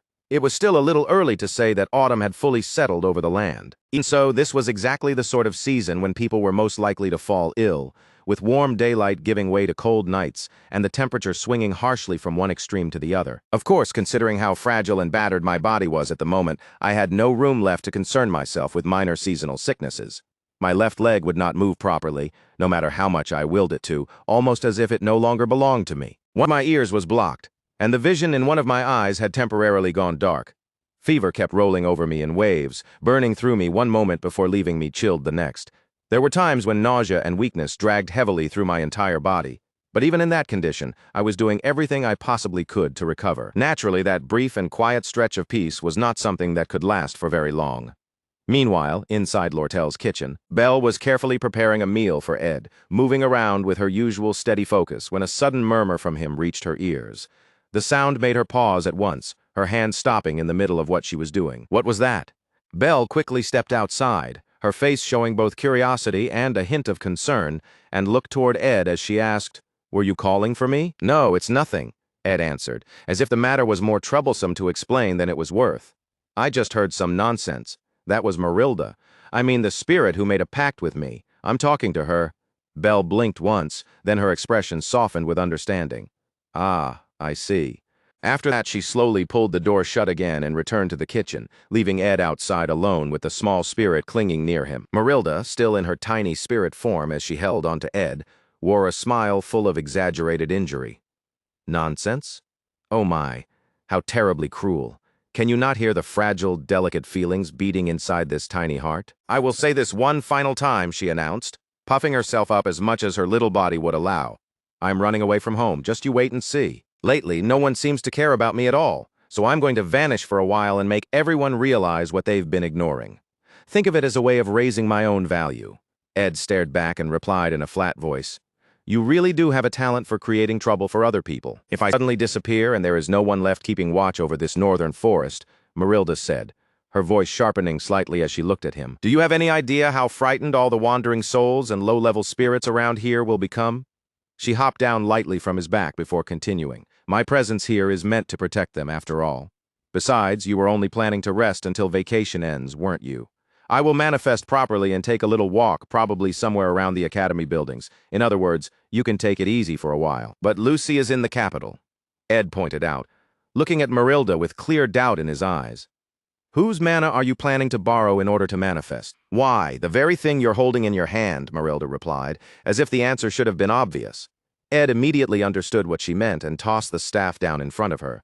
Oh, so that's what you were after. Sure enough, with the mana stored inside that staff, Marilda would be able to take on a full form. Something as demanding as forming an entirely new spirit pact was obviously out of the question, but a simple manifestation should be more than possible. I can be away for a little while, right? Your maid is already taking care of things perfectly well. Whatever shady thoughts or schemes you might be hiding, she will stay right by your side and keep an eye on you. So do not imagine for a second that you will get a chance to do anything suspicious. In the very next moment, Marilda's small spirit body shifted swiftly, her tiny form transforming into the appearance of a human. Ah, I really do love this feeling, being able to touch the ground whenever I manifest like this. With an easy, casual motion, she tossed the staff back toward Ed. I'm going to wander around for a bit, so stop sighing already. Ed, go inside and rest properly so your body can recover faster. No matter how many times you sigh, news from your family will not arrive any sooner. At those words, Ed lowered his head slightly, quietly admitting to himself that he truly did want to follow Marilda's advice and focus on nothing but healing for the time being. But after fleeing the Roth-Taylor mansion like some kind of deserter, his conscience simply would not let him rest. He had heard that, while he was still unconscious, a fierce argument had broken out over who should take custody of him and where he ought to be brought next. By that point, Janica had already returned to her home in Pulan, stepping away from the academy for now and leaving behind the storm of trouble that had swallowed the place. Clarice had gone back to the Holy Imperial capital as well, and Lortel, with business matters piling up that simply could not wait, had already departed for Oldek. Then, after everyone had scattered off toward their own destinations, the one person who still refused to let me stay put was Salaha, stubbornly trying to pull me away no matter what it took. Her intentions were painfully easy to read. Since I was directly connected to the incident, Salaha clearly wanted to treat me like a valuable political card, using my presence as leverage to strengthen her own faction. She approached me with every attractive offer she could possibly come up with, dressing up her real motives behind soft promises, persuasive words, and carefully polished temptation. But turning down those offers one by one, no matter how politely or firmly I did it, ended up exhausting me far more than I had expected. Luckily, that awkward pressure did not last too long. Before Salaha could keep pressing me any further, sudden news reached us. Phinia had returned to the royal court. Phinia had announced that she would make her way back to court as quickly as possible, and as soon as the fight over the throne began heating up all over again, Salaha no longer had the time, strength, or spare attention to keep lingering around me and wasting her energy on persuasion. Of course, Salaha was not the kind of person who could simply return empty-handed after putting in that much effort. So in the end, I had no choice but to send someone along as my representative. And the one selected for that role was, of all people, the very person who had single-handedly brought the dark god Mebula to a stop. That person was Lucy, completely drunk, utterly unconscious, and sleeping like the world had nothing to do with her. Even so, Lucy's mere presence was enough to make Salaha visibly break out in a cold, nervous sweat. As for how Salaha planned to deal with that situation from there, I honestly had no idea. Still, one thing was clear. Whatever road waited in front of Salaha would not be an easy one, but a path lined with thorns. What troubled me even more, however, was Tanya Roth-Taylor, who had lost both her father and her sister, yet now had to stand alone at the center of a house already collapsing around her. Inside the tent, where the air felt thick and heavy, a man's voice suddenly cut through the silence. "I imagine the noble world must be in absolute chaos right now. Then, what exactly is going on here?" The man who asked that question was none other than the commander of the Northern Legion himself, Magnus Collarmore. Seated across from him, Tanya Rothtailor kept her posture composed and answered in a slow, controlled voice. "Commander Magnus, I apologize that we were unable to receive you with the proper formalities. As you can see with your own eyes, this is the pitiful condition the Rothtailor family manor has been reduced to." Magnus kept his piercing gaze locked on Tanya, quietly studying her from across the tent. Tanya Rothtailor, the acting head of the Rothtailor family. Since his son Wade was a student at Sylvania, Magnus had already heard a few things about her through him. Wade had once said that a mere first-year student had climbed all the way up to become Sylvania's student council president, so naturally, Magnus had been curious to see what kind of person she was. But now that she was sitting right in front of him, all he could think was how young she looked. Was this little, inexperienced girl truly the one leading the family now? If that was the case, then the Rothtailor family really had reached the end of its line. As you already know, I have been backed into a corner. Because of that, I no longer have the luxury of feeling things out carefully or wasting time on polite, roundabout conversation. So I will say it directly. I intend to bring Salaha down. The instant those words left Magnus's mouth, the atmosphere inside the tent turned ice cold, and both household heads were visibly shaken by the declaration. Tanya immediately rose from her seat, her eyes burning with unwavering determination as she faced the two men head-on. "Will you join me in this effort?" The following morning, the scene had moved on, and Belle returned carrying a letter in her hand. "I apologize for disturbing your rest, but a letter has arrived here addressed to you." "A letter for me?" "Yes."